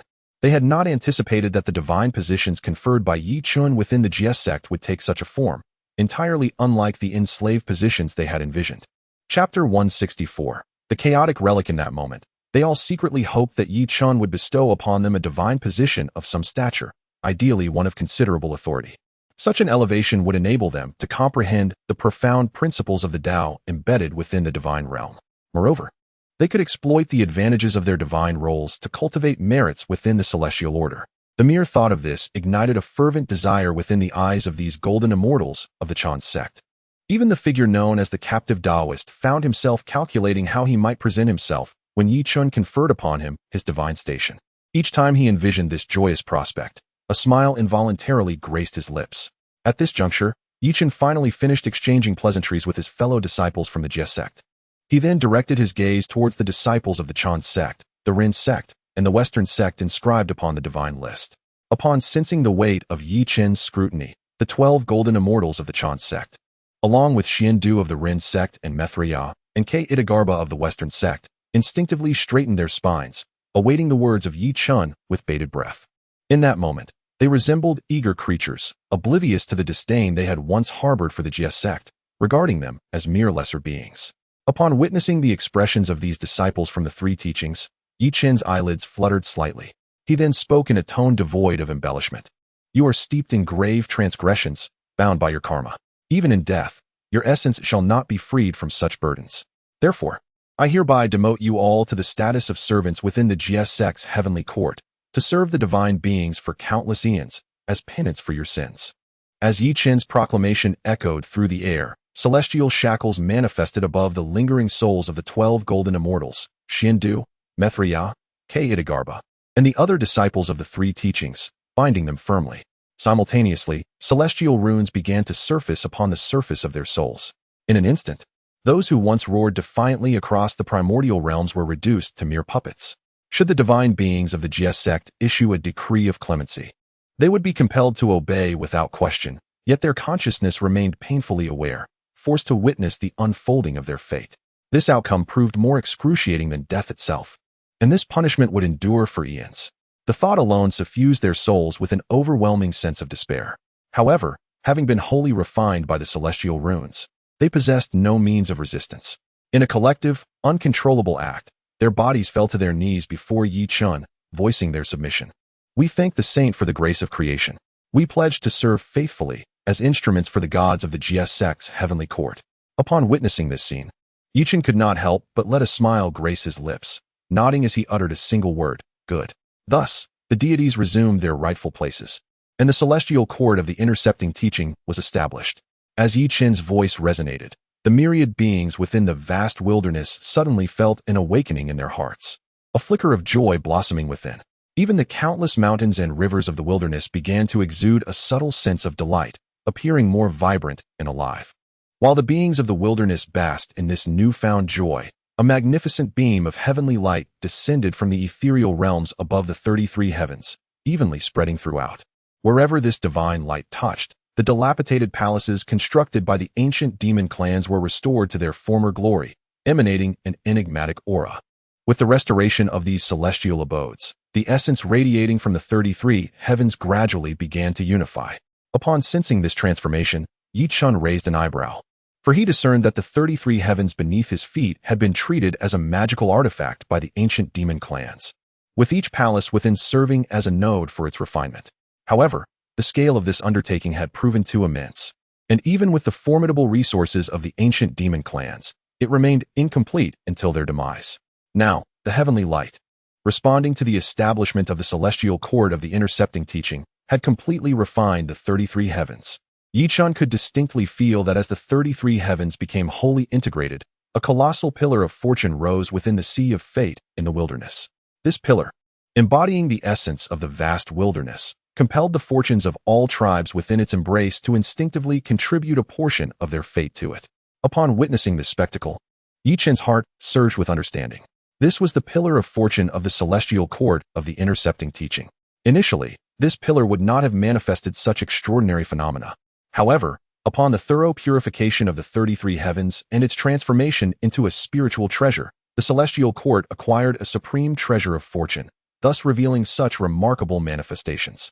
Realizing this, Yi Chen instinctively directed his gaze toward the pillar of fortune of the intercepting teaching.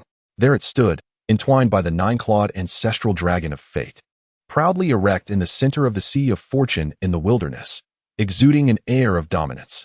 At the core of this pillar, the recently restored 36-grade chaotic azure lotus floated gracefully, radiating boundless chaotic and transformative azure energy. Even the pillar of fortune itself seemed to be subtly influenced by this chaotic essence, shifting toward a deeper azure hue. Noticing this, Yi Chen could not help but raise an eyebrow in surprise. He had not anticipated that the power of this chaotic treasure would be so immense, capable of exhibiting such might even before its complete restoration. Even so, it has paradoxically elevated the status and fortune of the itself. Now, only the Qingping sword from my humble master remains to completely restore this primordial treasure. Alas, that very sword, along with my master, has been imprisoned by the venerable Hongjun in the San Xiao Palace. Unless I can break through the San Xiao Palace or seize it, reclaiming this innate spiritual treasure, transformed from the 12th grade chaotic Qinglian, will be exceedingly challenging. If only my humble master had been a touch more astute upon encountering that innate treasure, the 12th grade chaotic Qinglian, and had claimed it for himself at the outset. In that case, there would have been no need to share this innate treasure with the supreme Laozi and the primordial heavenly sovereign. Instead, the wilderness would not have been left with the farcical saying that the three teachings are united as one. The disciples of thee indeed regard the disciples of thee, and as their kindred. Yet, these two sects pride themselves on their superiority. viewing the disciples of as mere creatures of inferior birth, even shaming themselves by associating with them. Subsequently, Yichun resolutely extinguished this thought from his mind and withdrew his gaze. The past is behind us. Now, the doctrines of thee and have perished at my hands. Even that second uncle, the primordial heavenly sovereign, has been vanquished by my sword, his essence now concealed within the core of the heavenly Tao, awaiting resurrection. At present, only the stands supreme in the wilderness. Upon witnessing Yichun distributing the celestial gods and the manifestations of the heavenly Tao, the great powers of the wilderness instinctively bowed their heads, casting awe-filled gazes upon him. They understood that, from this moment forward, a colossal entity known as the would loom above the myriad races and spirits, governing the fates of countless beings in the wilderness. In that instant of reverence, an intangible aura emerged from within them, soaring forth like fledglings returning to their nests, and merged into the divine list. Instantly, the list radiated with divine brilliance. Observing this scene, Yichun gently caressed the divine list with his fingers, his thoughts momentarily drifting. Now within the 365 deities of fortune and virtue have all taken their places. The 12,800 stars of malice have been entrusted to the disciples of. They shall partake in the merits of the cosmic operation of the wilderness. All the menial tasks and burdens, as well as punishments, will be imposed upon the disciples of the Western teachings. Reflecting on this, a peculiar smile appeared on Yichun's face. It seems that initially, I sought to prevent my fellow disciples from treading the same path as before, falling into the calamity of the divine list and becoming mere puppets of the celestial court, leaving the great to be swept away by the storms. Yet now it seems, he personally established the celestial court of the, elevating all his fellow disciples to the esteemed ranks of the divine list, thereby allowing them to partake in the merits and fortunes belonging to the celestial court. One can only wonder what expression would grace the countenance of his esteemed master, Tongtian, upon learning of this development. Meanwhile, beyond the 33 heavens of the primordial chaos, within the chaotic purple cloud palace, for revered saints of the heavenly Tao, Laozi, Zhuanti, Jin, and Yuhua, simultaneously opened their eyes, having emerged from their meditative retreat. The air around them pulsed with an overwhelming aura, and the mere remnants of their energy sent ripples through the surrounding chaotic void. It was evident that their injuries had fully healed, and each was on the verge of a breakthrough. Laozi cast a covetous glance at the chaos supreme treasure, the creation jade plate, which floated in midair, radiating profound and unfathomable principles. After experiencing the power of this treasure, even Laozi, who practiced the path of forgetting emotions, could not suppress the desire to claim it for himself.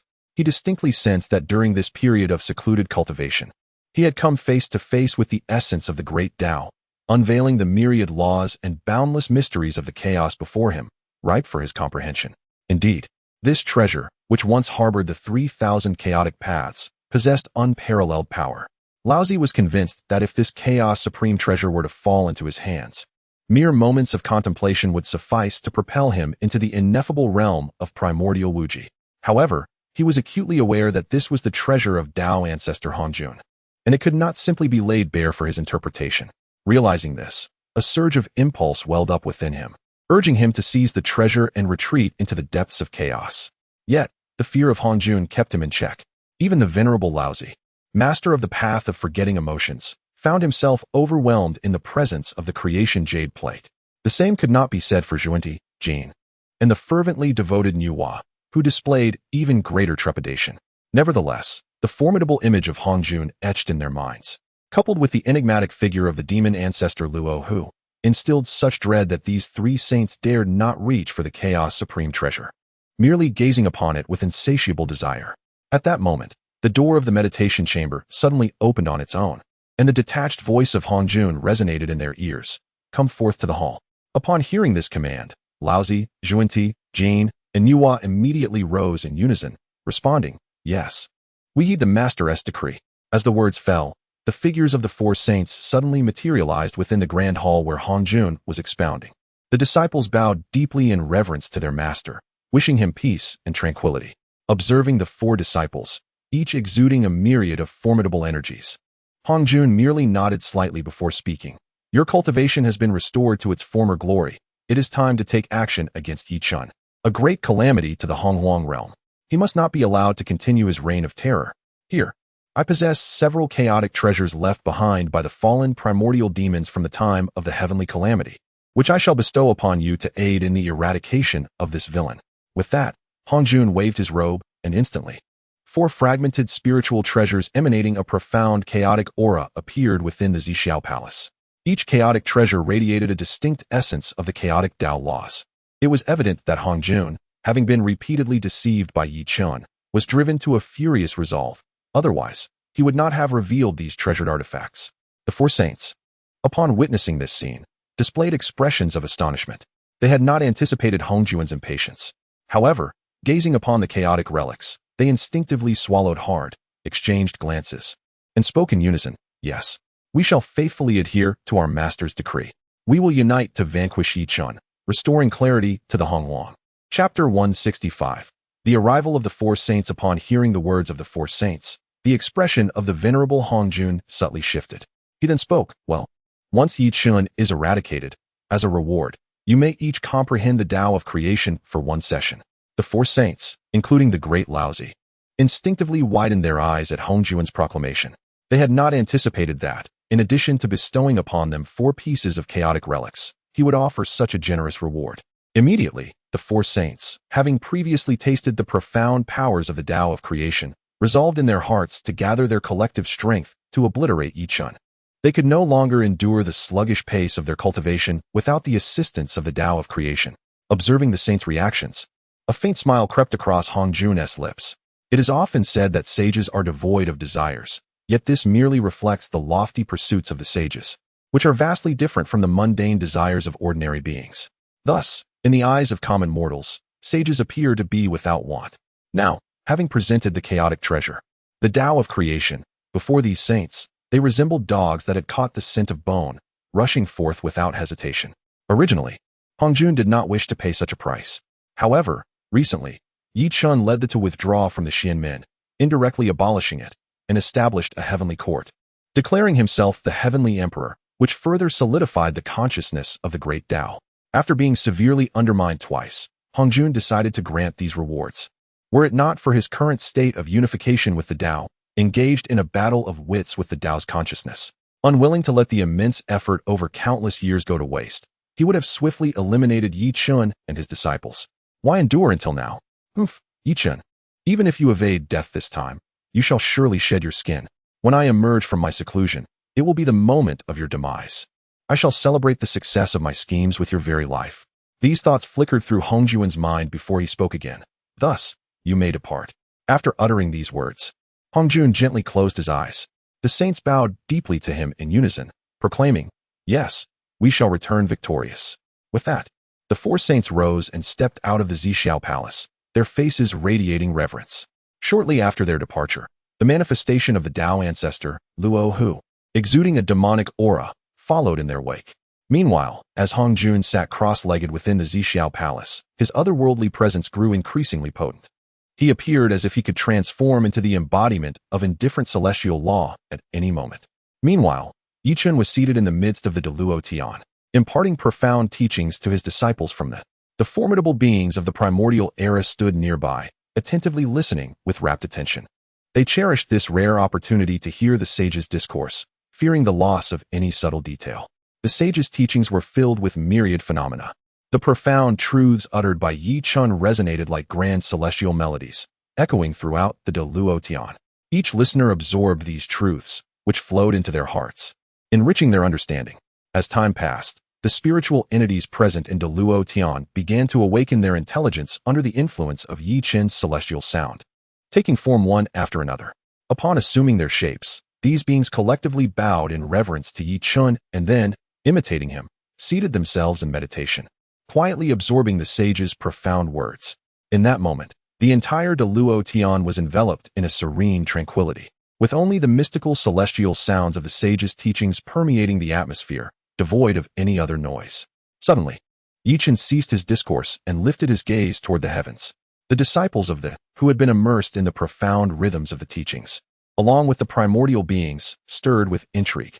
They turned their curious eyes toward Yi Chun, puzzled as to why he had abruptly halted his teachings. The close-knit Xiao, unable to contain her curiosity, directly inquired, "Elder brother, why have you suddenly stopped? Has something occurred?" Upon hearing her question, a gentle smile graced Yi Chun's lips as he replied, An uninvited guest has arrived, making it inappropriate to continue the teachings. Instantly, a wave of commotion rippled through all present into Luo Tian. An uninvited guest? Among the countless beings of the primordial world, who could possibly be deemed an uninvited guest by the sage Yi Chun? Did they not fear being eradicated by his mere gesture? Furthermore, this disturbance threatened their precious chance to hear the supreme teachings. At that moment, Lin Jia, the current leader of the Qilan clan, stood up respectfully and bowed to Yi Chun, his voice resonating with authority. Since an uninvited guest dares to disrupt the sage's teachings, allow me to send them away, lest they tarnish your hands. His words revealed the formidable cultivation of a late-stage quasi-saint. He was confident that, apart from Yi Chun and the disciples of the, no one else in the primordial realm could instill any sense of caution in him. Moreover, he carried with him the clan's treasured artifact, the supreme innate spiritual treasure, the Qilan staff. With this treasure at his side, Lin Jia was certain that he could bring great honor to Sage Yi Chun, and perhaps even strengthen the ties between the Qilan clan and the sage. Only the cunning and astute Candle Dragon could possess such foresight. He had long since rallied all the dragon clans to collectively pledge their allegiance to the Saint Yi Chun. Meanwhile, our Qilan clan found itself a step behind. Nevertheless, it was not too late to offer our loyalty to the saint, provided we could do so before those arrogant phoenixes. As this thought crossed his mind, Lin Jia cast a sidelong glance at the current leader of the Phoenix clan, awaiting the Saint Yi Chen's response so that he might take action and dismiss those so-called uninvited guests. Just as Lin Jia was lost in contemplation, the voice of Yi Chun reached his ears. Dear friend Lin Jia, please remain calm. The visitors this time are not easily dealt with. It would be best if I were to handle them personally. Upon hearing this, Lin Jia's eyes widened in disbelief. He was instantly compelled to inquire about the nature of these visitors who could not be easily dismissed, even by his own formidable strength at the late stage of semi-saint. However, before he could voice his question, he sensed an overwhelming pressure emanating from beyond the Daluo heaven. For formidable presences loomed above, exuding an aura as vast and imposing as the heavens themselves. When this pressure fell upon the disciples of the Jie Sect and the mighty beings of the Honghuang, it felt as though their very souls were burdened by a colossal mountain, rendering their breaths labored. Saints, for heavenly Tao saints, completely intimidated by this palpable force, Lin Jia's face twitched uncontrollably.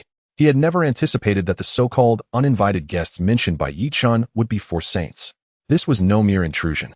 These were 4 unparalleled powerhouses capable of annihilating the Honghuang. In that moment, Lin Jia felt an immense sense of relief, grateful that Yi Chun had intervened. Otherwise, he might have met a grim fate as a lifeless Qilan. Wiping the sweat from his brow, he reflected on how this semi-saint had been so thoroughly frightened that he had broken into a cold sweat. At that moment, Yi Chun spoke again. Esteemed friends, please remain here for a moment. I shall attend to these 4 uninvited guests and return to continue our discourse. As Yi Chun's words fell, the 4 oppressive forces that had enveloped the Daluo heaven dissipated in an instant. Yi Chun rose from his cushion, stepping into the void, and made his way towards the outer realms of the 33 heavens. At this juncture, the 4 saints, Taishang Laozi, Junti, Jieyin, and Nu Hua, watched Yi Chun approach with keen eyes. Their initial confidence began to wane as they sensed the intangible pressure emanating from him. Each step Yi Chun took felt as though he were treading upon their very hearts, igniting an unspoken fear within them. They instinctively recalled their past defeats at the hands of Yi Chun. In that moment, the 4 sages were suddenly struck by an astonishing realization. Yi Chun, this prodigy, had grown even stronger. While he had yet to transcend to the realm of the primordial chaos, the presence of the great Taoist and the 2 sages, Junti and Jieyin, allowed them to perceive his evident advancement. Compared to the past, Yi Chun's strength had significantly progressed, particularly the overwhelming aura he exuded, which instinctively instilled a sense of trepidation in the hearts of the 4 sages, making them contemplate a hasty retreat. At that moment, the voice of Luo Hua, imbued with a sinister intent, reached their ears. Dear friends, simply draw Yi Chun's attention, and I shall strike from the shadows at the opportune moment, ensuring that he is utterly obliterated. Once the deed is accomplished, we shall share the bountiful rewards of the creation Jade Tablet for an entire epoch. Upon hearing Luo Hua's diabolical words, the hearts of the 4 sages, including the great Taoist, involuntarily stirred. Indeed, they possessed 5 sages in their ranks, with Luo Hua being a formidable figure who had once contended with the Tao ancestor. With such a formidable coalition, how could they possibly fail to vanquish Yi Chun? Not to mention the prospect of collectively comprehending the creation Jade Tablet for an entire epoch afterward. Thus, the fear that Yi Chen had instilled in them began to dissipate. Upon sensing the condition of the four sages, Yi Chen couldn't help but raise an eyebrow.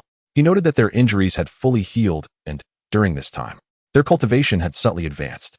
It seemed that the Taoist Hongjun had invested considerable resources in them. But why would he send these four sages to seek their demise? Indeed, it was a venture toward death. Throughout this period, Yi Chen had restrained his own cultivation, refraining from breaking through to the realm of the primordial chaos. He believed that the Taoist Hongjun, having been wounded by his sword, was well aware that these four sages were not his match. Yet, he still chose to send them to trouble him, indicating that he harbored some ulterior motive. Immediately, a series of thoughts flashed through Yi Chen's mind. Hongjun, the four heavenly sages, the three teachings at the Purple Cloud Palace, and the 6 disciples who had attained sainthood in succession. After Hongjun achieved the Tao, he seldom appeared in the primordial realm, with only a few exceptions during the Fengshen calamity and when he detained his master, Tongtian, at the Purple Cloud Palace. The last time Hongjun intervened was to rescue Nuwa from his grasp. These fragmented clues flitted through Yi Chen's mind like fleeting shadows, leaving behind 2 lasting impressions that continued to resonate. When Hongjun merges with the Tao, the way remains unchanged. When Hongjun remains hidden, the celestial order endures. Upon the demise of the primordial supreme, the heavens wept blood, and all beings mourned. In that fleeting moment, Yi Chen comprehended the entirety of the situation.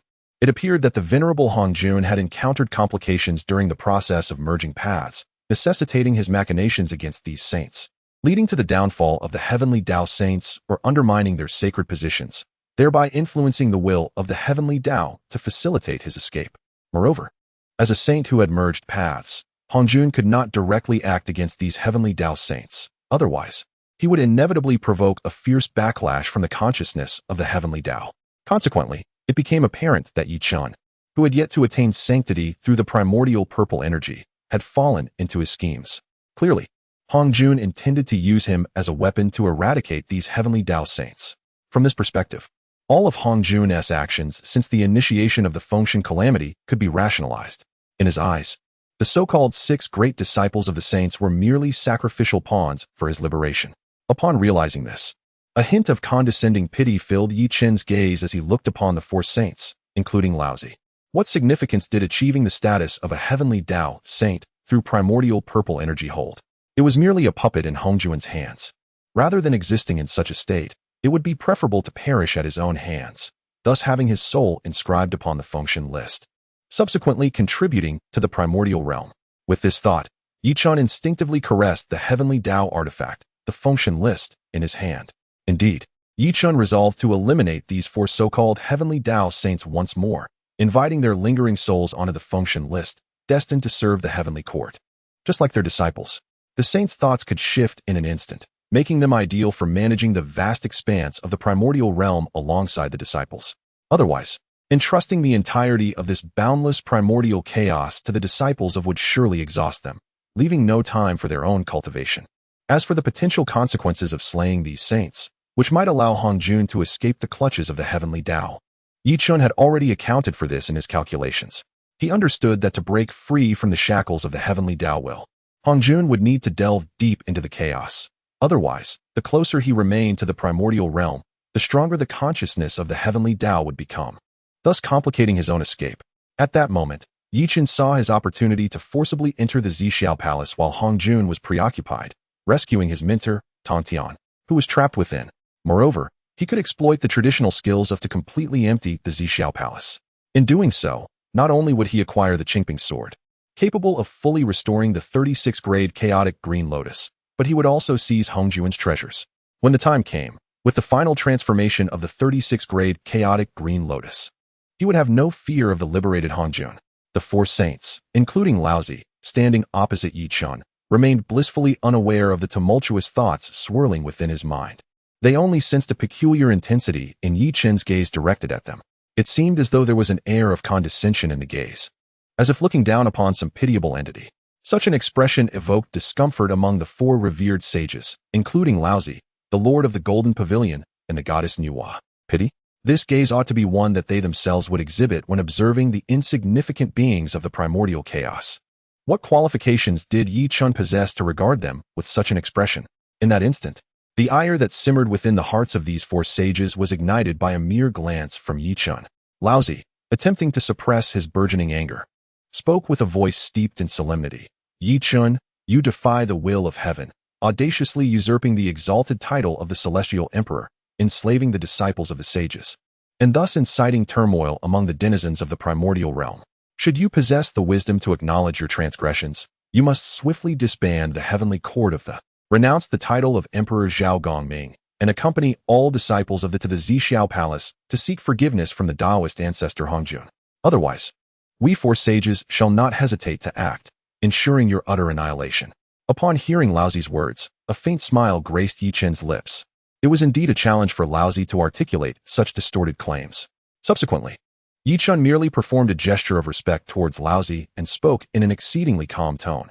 I have come forth to request that the esteemed sages accompany me to the matter of the Fengshen Bang. As his words echoed through the air, a profound silence enveloped the scene. The 4 sages, gazing at Yi Chen with incredulity, were left to wonder if they had misheard. Chapter 166. The Master and his son. Upon hearing Yi Chen's audacious proclamation, the illustrious beings residing in the great Luo heaven were momentarily taken aback, their expressions betraying a profound sense of bewilderment.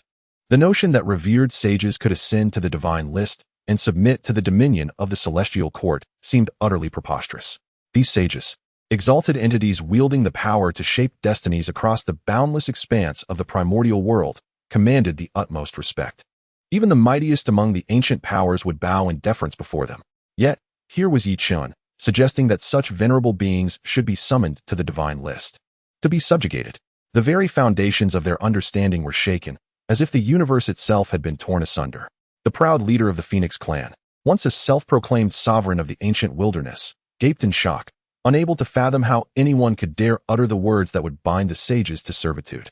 This was tantamount to a declaration of intent to not only vanquish them, but to enslave their very essences, condemning them to perpetual servitude. Did Yi Chen not fear inciting the wrath of these sages, provoking a united assault upon himself? Though these sages had previously faced defeat at his hands, the prospect of confronting 4 of them simultaneously loomed ominously. The leader of the Phoenix clan felt an inexplicable dread creeping into her heart at this realization. Conversely, the disciples have reacted in stark contrast to their counterparts among the primordial beings. Pride illuminated their faces as they considered Yi Chen's audacity to summon the 4 great sages to the divine list. In the entirety of the primordial realm, only their invincible master, the supreme brother, would dare utter such words. These disciples had never entertained the possibility of their master as failure. He was invincible. Since his emergence, he had swept through the contemporary world, leaving no trace of defeat in his wake. If he declared that he could indeed summon the 4 great sages to the divine list, then there was no doubt in their minds that he would accomplish it. Had they not feared interfering with their master's endeavors, they would have eagerly formed the grand array of 10,000 immortals, soaring into the chaotic void beyond the 33 heavens to aid their master in vanquishing the sages and consigning them to the divine list. Regrettably, their insufficient cultivation rendered them powerless to partake in battles of such magnitude. Yet, upon recognizing this, a fierce determination ignited within the eyes of the disciples. They resolved to devote themselves to rigorous training from that moment forth. Meanwhile, in the chaotic expanse beyond the 33 heavens, the 4 venerable sages, including Laozi, were completely incensed by Yi Chen's words. Their eyes blazed with crimson fury as their formidable presence surged tumultuously. An ominous shift in the chaotic tides seemed to be brewing, heralding an intangible dread.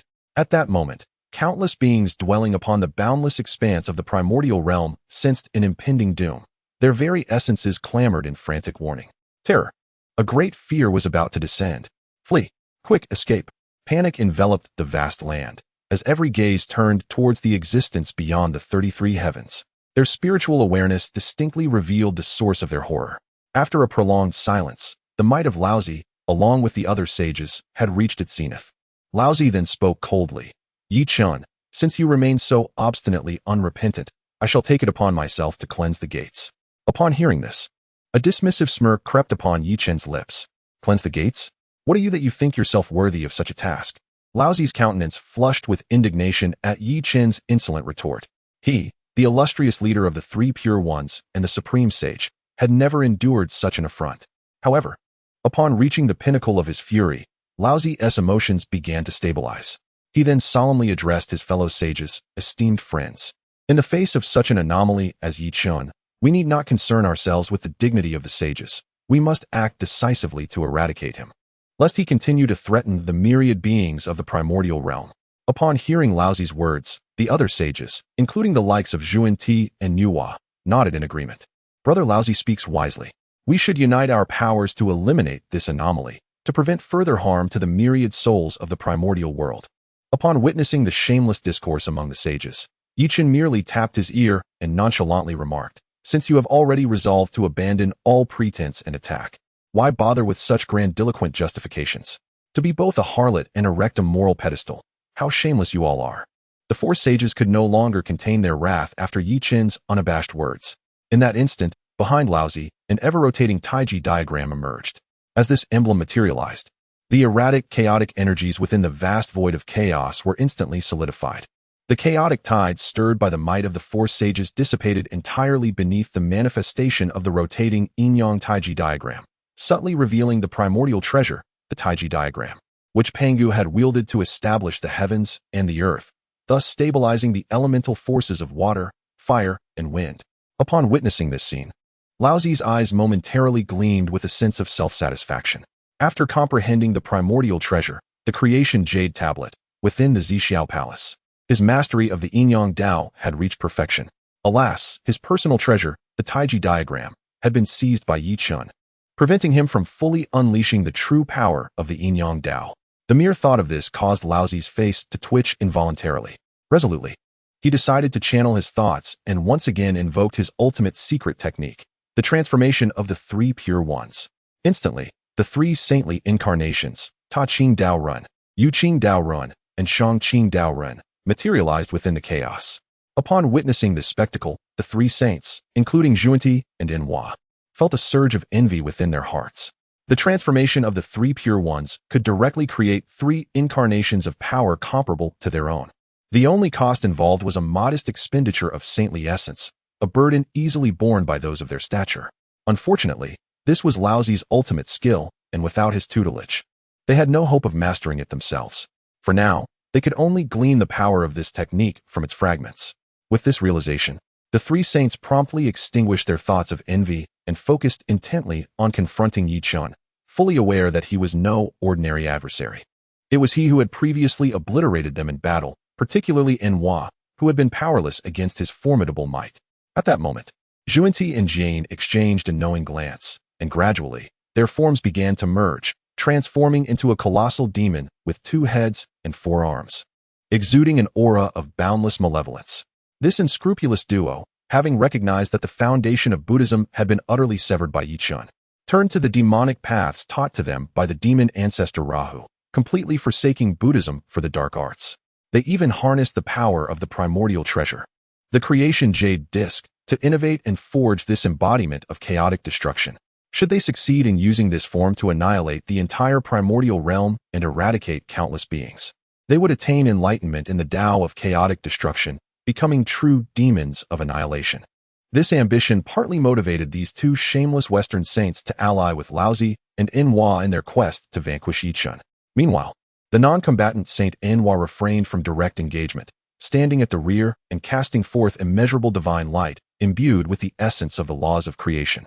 This divine light enveloped Laozi and the 2 Western saints, bestowing upon them abundant vitality and safeguarding their true forms. Although Nuwa has succumbed to darkness, her obsessions have been warped and magnified to their utmost extent. Yet, her combat instincts remain intact, allowing her to discern how to capitalize on her strengths while avoiding her weaknesses. At this moment, the combined might of the Supreme Laozi and his 3 purities avatars, along with the 2 Western saints, Zhuan Ti and Jie Yin, has coalesced into a formidable manifestation of a destructive demon deity, equivalent to the combined power of 5 supreme beings at the pinnacle of the 9 heavens. Together, they seek to obliterate Yi Chun. Moreover, Nuwa lurks in the shadows, poised to strike at any moment. The entire chaotic realm they inhabit has been shattered by the residual waves emanating from the Holy Ones, fracturing into elements of earth, fire, wind, and water, giving rise to countless small worlds that are born and destroyed in the blink of an eye. The cataclysmic force unleashed during the demise of these worlds is absorbed by the manifestation of the destructive demon, enhancing its own power. Upon witnessing this scene, a faint smile graced Yi Chen's lips. Now, this felt like a worthy confrontation. The combined assault of the four saints finally warranted his full attention. Immediately, he waved his hand, and 12 enormous banners, radiating boundless malevolence, soared from his being, flapping against the erratic currents of chaos. As the banners billowed, the embroidered images of the 12 ancestor witches seemed to revive from the annals of ancient calamity, ready to battle once more against the heavens and the earth. The mighty beings within the great Luo heaven, upon witnessing these 12 ominous banners, experienced an explosive shock that resonated within their minds. An indescribable awe enveloped them, as they gazed in astonishment at the banners, whose very presence seemed capable of shattering the stars. A name long forgotten resurfaced from the depths of their memories: the 12 capital heavenly god-slaying banners. Accompanying this name was the recollection of a nearly extinct race, the witches. In this moment, they were reminded of the terror once wielded by the witches. Even the supreme Laozi found himself momentarily lost in thought. In the past, when the witch race dominated the wilderness under the leadership of the 12 ancestor witches, the yet-to-become saints of the three purities dared not show their faces, preferring to hide in Kunlun Mountain for introspective cultivation. It was only after each of the three purities attained sainthood that they felt emboldened to open their gates and preach across the wilderness. The reason for this caution lay in the formidable 12 capital heavenly god-slaying formation before them. The trepidation it instilled in the mighty beings of the wilderness, even the saints themselves, was not solely due to the terrifying power of the formation. Rather, it was because this formation could summon the true essence of Pangu, the deity who once vanquished 3,000 chaotic demons and forged boundless realms of the wilderness. Pangu. The existence behind this name represents the pinnacle of power in the wilderness. Even if the 12 capital heavenly god-slaying formation could only conjure the shadow of Pangu's true form, it still signified boundless dread. Thus, upon witnessing the 12 heavenly divine banners, the supreme Laozi momentarily lost himself in contemplation. Yet, he quickly regained his composure, realizing that he was no longer the person he once was. His cultivation had ascended to the 9th heaven of the primordial chaos, gazing towards the unfathomable realm of the primordial infinite. What significance did the mere 12 heavenly divine banners, crafted by the 12 ancestor witches, hold? Even if they could summon the true form of Pangu, what of it? Surely, Yi Chen must have been bewildered to employ such an array as his trump card. Even should all 12 ancestor witches return and jointly establish the 12 heavenly divine array, they would be unable to contend with him. Once I unleash my strike, this formation shall be utterly shattered. I shall relish the terror that will surely adorn Yi Chen's visage. With this thought, a glint of ferocity flickered in the eyes of the supreme Laozi. The profound rhythm emanating from the unrefined yin-yang taiji diagram behind him intensified, enveloping him with the formidable might of the three pure ones, Taqing, Yuqing, and Shangqing, who manifested with unprecedented power, vowing to obliterate Yi Chen. However, what the overconfident supreme Laozi was unaware of was that the 12 heavenly divine banners, nurtured by the blood essence of Yi Chen's chaos demon god form, had undergone a transformation in potency. Moreover, due to Yi Chen's prior alchemical fusion with Pangu's blood essence, remnants of Pangu's primordial spirit and divine marrow, the nurturing process had instigated a subtle yet profound change in the 12 heavenly divine banners, resulting in a fundamental qualitative shift. Then, with a gentle gesture, Yi Chen pointed at the 12 heavenly divine banners. Array. As his voice resonated, the once renowned 12 heavenly divine banners erupted with divine radiance. The images of the 12 ancestor witches, Emperor Jiang of space, Zhu Jiuyin of time, and the ancestral fire witch Yurong, began to animate vividly. Even Hutu, residing in the Bayou Palace, felt a surge of ancestral pulse stirring within her, beckoning her to once again battle the heavens and earth. At that moment, the 12 heavenly divine banners, radiating boundless divine light, suddenly merged into one. A roar resounded, as if echoing from the ancient epic, reverberating throughout the primordial wilderness, leaving all beings within the realm momentarily stunned. The sacred sound of creation. According to legend, this was the first sound uttered by the great Pangu when he initiated the creation of the world eons ago. But why did the 12 heavenly divine array established by Yi Chen resonate with the sacred sound of creation? The original 12 ancestor witches had never witnessed such an occurrence. They merely summoned the phantom of Pangu. Just then, a rhythmic sound, akin to war drums, echoed throughout the vast wilderness, even penetrating into the depths of chaos.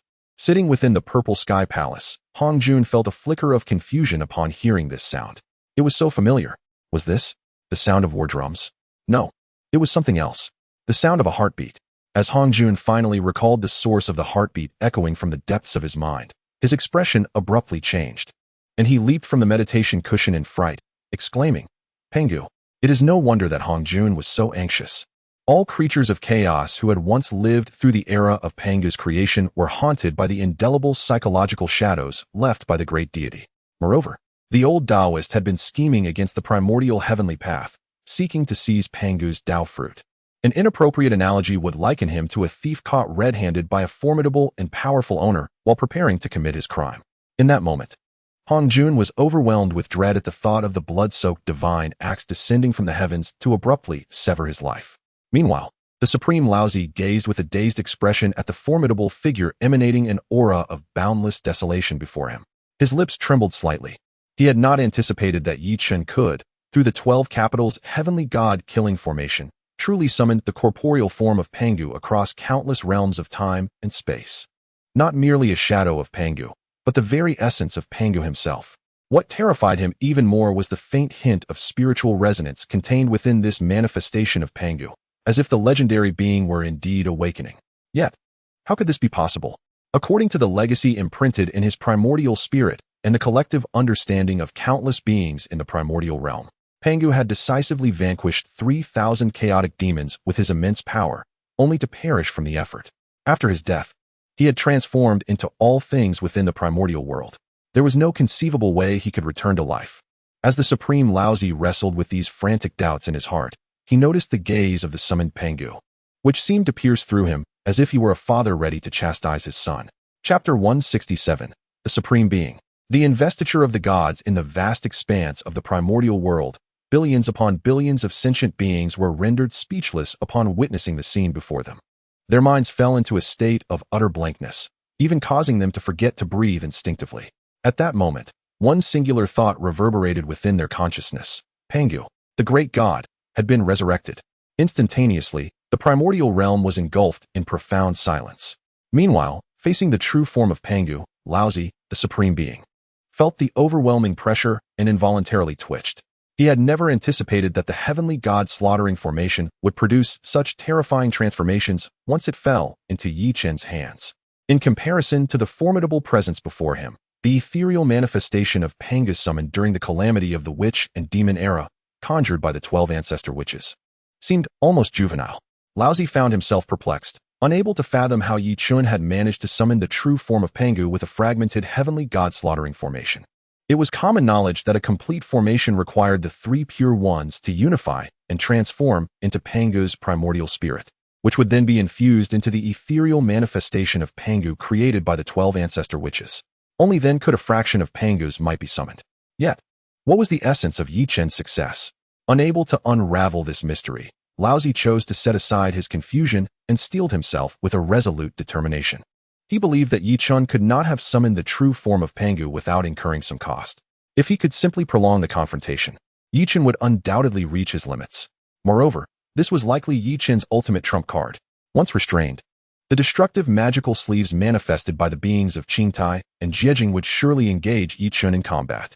In that moment, the untested demon ancestor, Luo Hu, would undoubtedly seize the opportunity to deliver a fatal blow to Chen. However, just as Laozi's thoughts raced, a voice, utterly unremarkable, suddenly echoed in his ear. Supreme Being, has no one ever told you that one must never become distracted during battle? Upon hearing this voice, Laozi's expression changed dramatically, and his pupils widened in shock. He beheld the true form of Pengu, which had been standing not far from him, raising its colossal hand and, in a simplistic yet brutal manner, striking towards him. The chaos of the void shattered in its wake, engulfing Laozi in an indescribable terror that threatened to overwhelm his senses. Under the weight of this oppressive aura, the 3 incarnations created through the Yuan Shi transforming 3 purities technique began to waver, as if they were on the verge of dissipating into nothingness. Witnessing this scene, a wave of horror washed over Laozi's heart. He realized that he could no longer afford to delay. Without hesitation, he reversed the Yuan Shi transforming 3 purities technique, allowing the 3 incarnations to return to their source, transforming into 3 beams of pure light that merged back into his being. At this moment, the energy of the Supreme Laozi began to surge boundlessly. Moreover, it did not stop there. The Supreme Laozi once again summoned the chaotic treasure bestowed by the venerable Hongjun. Although he had previously harbored concerns that Hongjun might have left some hidden traps within it, at this juncture, such worries were cast aside. As the thought of the supreme Laozi descended, a fragment of the chaotic essence, emerged from his sea of consciousness, radiating an infinite aura of chaos. Upon its appearance, it immediately stirred the very fabric of chaos, and a roar, seemingly echoing from the primordial era, resonated in the ears of countless beings. Pengu. This roar seemed to encapsulate boundless resentment and hatred. Every creature that heard this roar suddenly felt a surge of animosity rising within, rushing towards their primordial spirit, driven by an insatiable urge to annihilate everything. Even the supreme Laozi himself felt subtly tainted by the lingering resentment of the chaotic demonic god. A hint of crimson flickering in his eyes as he murmured, "Pengu, I shall see you dead." However, as this chaotic essence, which belonged to a bygone era, erupted, it immediately provoked the true form of Pengu. The force behind his palm strike intensified by threefold. Boom! A tremendous sound reverberated throughout the vast wilderness. All beings witnessing this spectacle were left dumbfounded, staring at the unfolding scene. They beheld that colossal palm, capable of grasping the stars and moon, descending directly upon the supreme Laozi. In the course of this event, even though the exuding endless chaotic energy ascended to its ultimate realm, it could not withstand the force of Pengu's palm strike. It was effortlessly shattered in two by sheer brute force. Subsequently, the supreme Laozi watched helplessly as this enormous palm descended upon him. Impossible. This cannot be true. How could the chaotic treasure bestowed by the Tao ancestor Hongjun be so easily broken? I refuse to believe this is real. Even as the palm approached, the supreme Laozi remained engulfed in disbelief, unwilling to accept the reality of the situation. Originally, he had not only restored his injuries and cultivation through the Tao ancestor Hongjun, but he had also gained an opportunity to comprehend the 3,000 paths inscribed within the chaotic treasure, the Book of Creation. His cultivation had advanced significantly compared to before. Moreover, he had received the chaotic treasure granted by the Tao ancestor. With such dual enhancements, he had thought that in collaboration with the likes of Yuan Shi and Enhua, he could effortlessly fulfill the task assigned by the Tao ancestor, extinguishing Chen entirely. This would grant him a whole session of time to comprehend the Book of Creation. Not to mention, the demon ancestor Luo Ho was lurking in the shadows, waiting for the opportune moment to strike. It seemed to be a foolproof endeavor.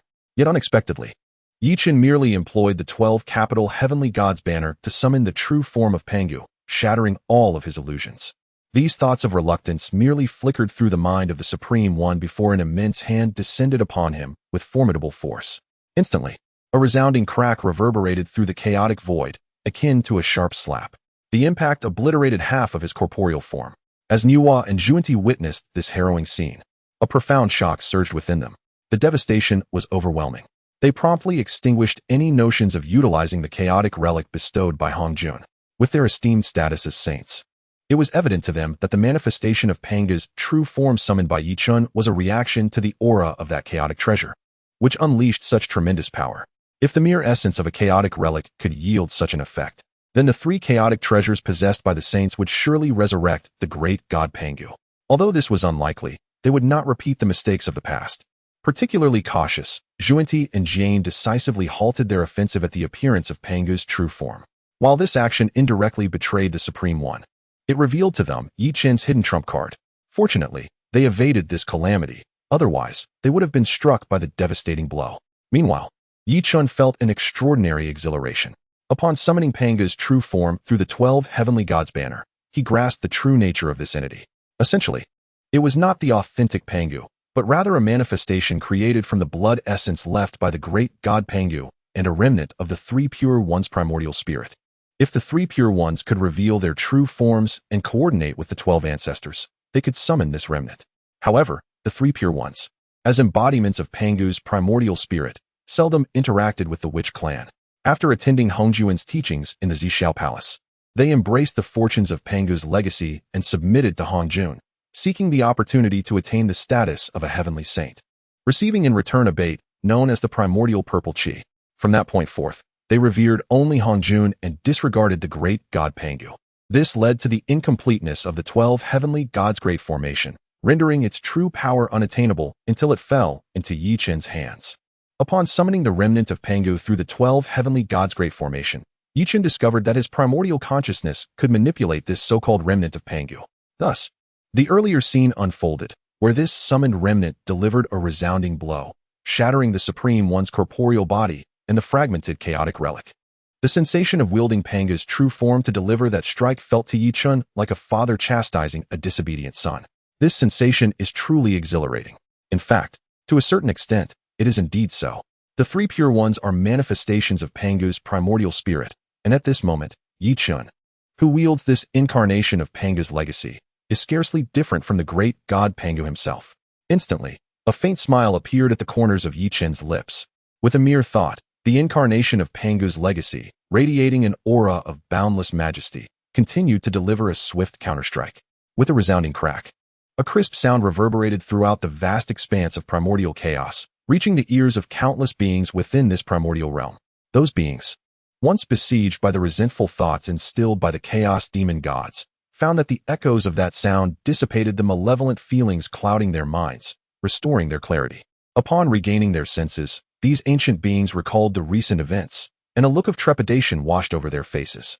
Simultaneously, they regarded the scene unfolding amidst the chaos with peculiar expressions.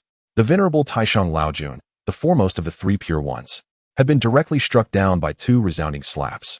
Indeed, beneath Yi Chen's counterstrike, Taishang Laojun's physical form was utterly obliterated. At this moment, not only were the myriad beings of the primordial realm astonished, but even Taishang Laojun's saintly soul, exposed to the chaotic energies, bore an expression of shock. A terror, ineffable and profound, enveloped Taishang Laojun's heart. Despite his cultivation having reached new heights, with the ability to gaze upon the unfathomable realm of the primordial Tai Chi, and possessing the chaotic treasures left by the 3,000 chaos demon gods, he found himself facing a fate akin to his previous encounter, his corporeal form shattered without a trace, leaving only his indestructible saintly soul to drift amidst the chaos. At this juncture, chaotic airstreams caressed his undying soul, as if countless blades were slicing through him. Although these chaotic energies could not harm Taishang Laojun's indestructible essence, they still inflicted excruciating pain, far surpassing the agony of searing hot iron against nerve endings by hundreds or thousands of times. This overwhelming torment jolted the astonished Taishang Laojun back to reality, confronting him with the stark truth of his precarious situation. Unlike before, his benevolent incarnation, the Taishang Laojun, had been subdued by Yi Chun through the power of grand runes, tirelessly crafting elixirs for those of the Jie Sect within the Bio Palace. Meanwhile, his malevolent incarnation, the Taishang Tianma, had been obliterated by Yi Chen's previous strike. This time, he had no chance of escape. Was he truly destined to be imprisoned within the divine ranking, subjected to the servitude of Yi Chun and the myriad celestial beings of the Jie Sect until the arrival of the immeasurable calamity? No, that cannot be right. There remains a glimmer of hope for escape. If only one of the three saints, Zhuanti, Jane, or Nuwa, could intervene, he might yet seize a fleeting chance at survival. Upon realizing this, a glimmer of hope emerged within the consciousness of the Supreme Laozi. Instinctively, he cast his gaze into the distance. In an instant, the hope reflected in his eyes became frozen. He beheld that the two despicable individuals, Jun Ti and Jie, along with Nuwa, had retreated far away, showing no intention of intervening. At that moment, Supreme Laozi's spirit plummeted into the depths of despair. Although he had long been prepared, knowing that these three saints were not particularly reliable, he had not anticipated their utter willingness to abandon him without hesitation. In that fleeting moment, Supreme Laozi profoundly missed his third brother, Tongtian. Had Tongtian been present, he would have unreservedly entrusted his back to him.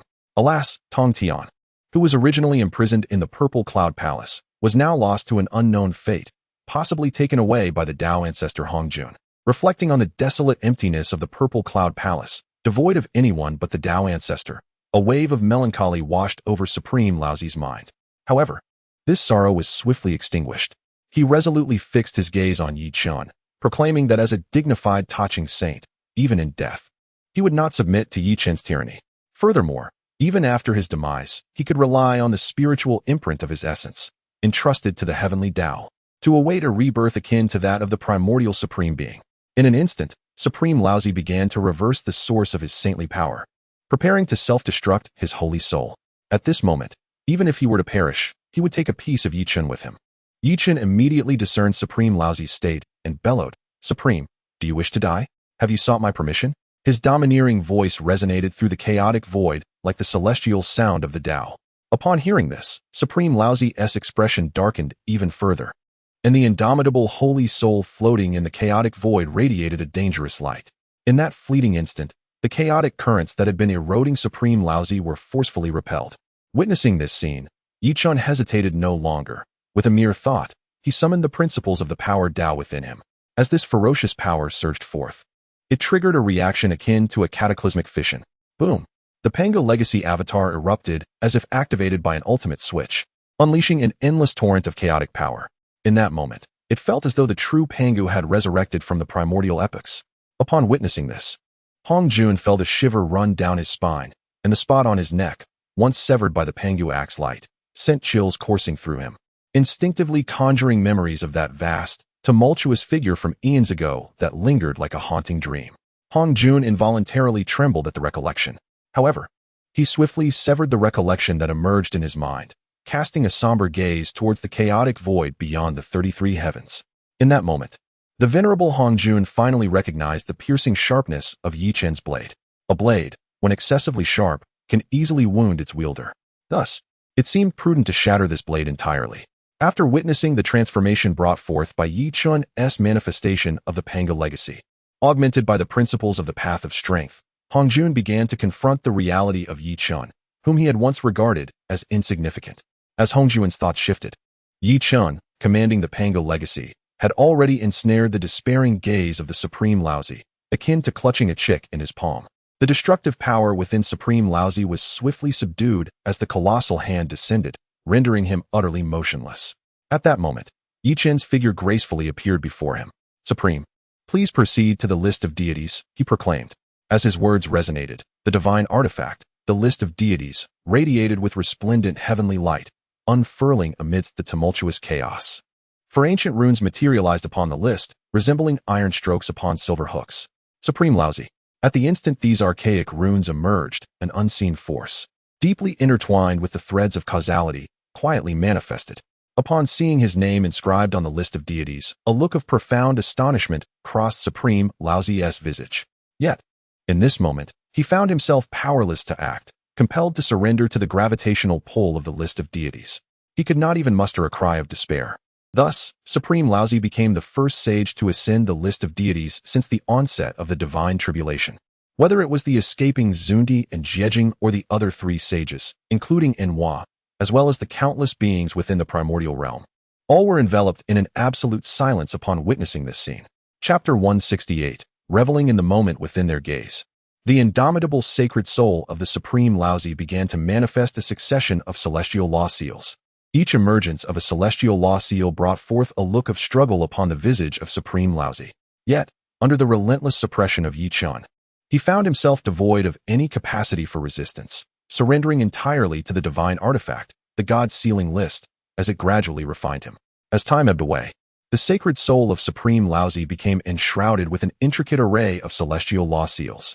The expression of struggle upon his face gradually subsided. Ultimately, the four Tao patterns representing Supreme Laozi upon the God sealing list erupted into a profound radiance, signifying the complete suppression and sealing of Supreme Laozi. Simultaneously, the celestial sage fruit position, nestled within the indomitable sacred soul of Supreme Laozi, began to tremble violently. In the unseen realm, the sage fruit of Supreme Laozi subtly diminished by half a notch. Boom! The primordial celestial path immediately resonated, and boundless thunderclouds began to gather in the primordial realm, seemingly enraged by the impending fall of a sage's fruit position. Observing this scene from within the purple cloud's palace, the expression on Hong Jun's face darkened considerably. Although his scheming had borne fruit, causing a tremor in the sage fruit position of Supreme Laozi, which alleviated some of the pressure he bore. Another outcome of this scheme left him deeply dissatisfied. Indeed, if given the choice, he would have preferred to personally eliminate these saints under his tutelage rather than allow Yi Chen to consign Supreme Laozi to the God-sealing list. Hong Jun acutely sensed that once Supreme Laozi was fully refined by the God-sealing list, the essence of the celestial path's consciousness would voluntarily allocate a portion of its awareness into the artifact.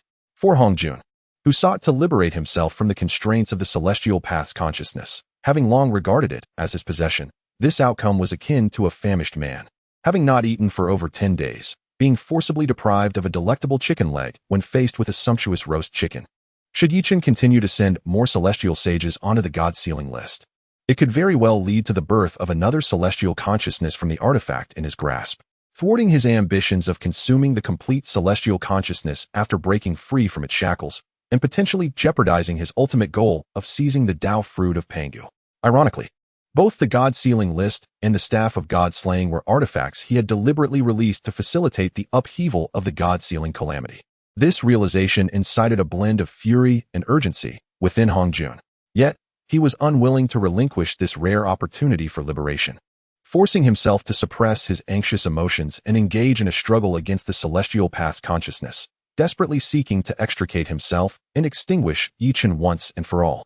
Hongjun, the venerable Taoist, was somewhat flustered as he conjectured that Chen was indeed an anomaly of the heavenly Tao. He was certain that Chen was a unique being born in response to the fluctuations of the heavenly Tao itself. Otherwise, how could the entire calamity of the function be so disturbed during the time Chen emerged from seclusion, inadvertently thwarting his own schemes? Had it not been for Chen's emergence, this calamity would likely have concluded long ago, and he would not have had to orchestrate so many intricate plans. Merely awaiting the outcome of the function, there would be no need for the incessant, covert actions he was now compelled to undertake, only to find himself in a losing position. The more Hongjun pondered, the more he felt he had grasped the essence of the truth. He subsequently buried this suspicion deep within his heart. Seizing the opportunity presented by the instability of the heavenly Tao consciousness and the upheaval of the saint position of Taishang Laojun to continue his cultivation, aiming to liberate himself from the shackles that accompanied his integration with the heavenly Tao. He had already glimpsed hope. At this moment, the three heavenly Tao saints, Zhuanti, Jin, and Nuwa, could not help but shudder upon witnessing the unfolding scene.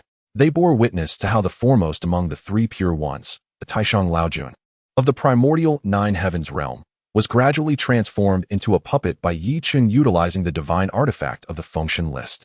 Indeed, in the eyes of these three saints, the current Taishang Laojun was nothing more than a marionette under Chen's control. At that moment, a singular thought resonated within their minds. Escape. Flee immediately. Flee from Chen. Flee from the boundless wilderness. They would rather hide in the depths of chaos and establish a small world than face Chen again. As for the task entrusted to them by Tao ancestor Hongjun, whoever desired to fulfill it could do so. They would not serve any longer. Even Nuwa, who had succumbed to madness and undergone a complete transformation in temperament, recognized at this moment that opposing Chen was no longer an option, for it would only lead to their own suffering. Though Nuwa had fallen into madness, she was not foolish. She would not willingly walk into a situation that was clearly a path to servitude. Moreover, Hongjun had instructed the demon ancestor Rahu to follow in secret, which meant he could take action. They were not capable of shouldering such a heavy responsibility.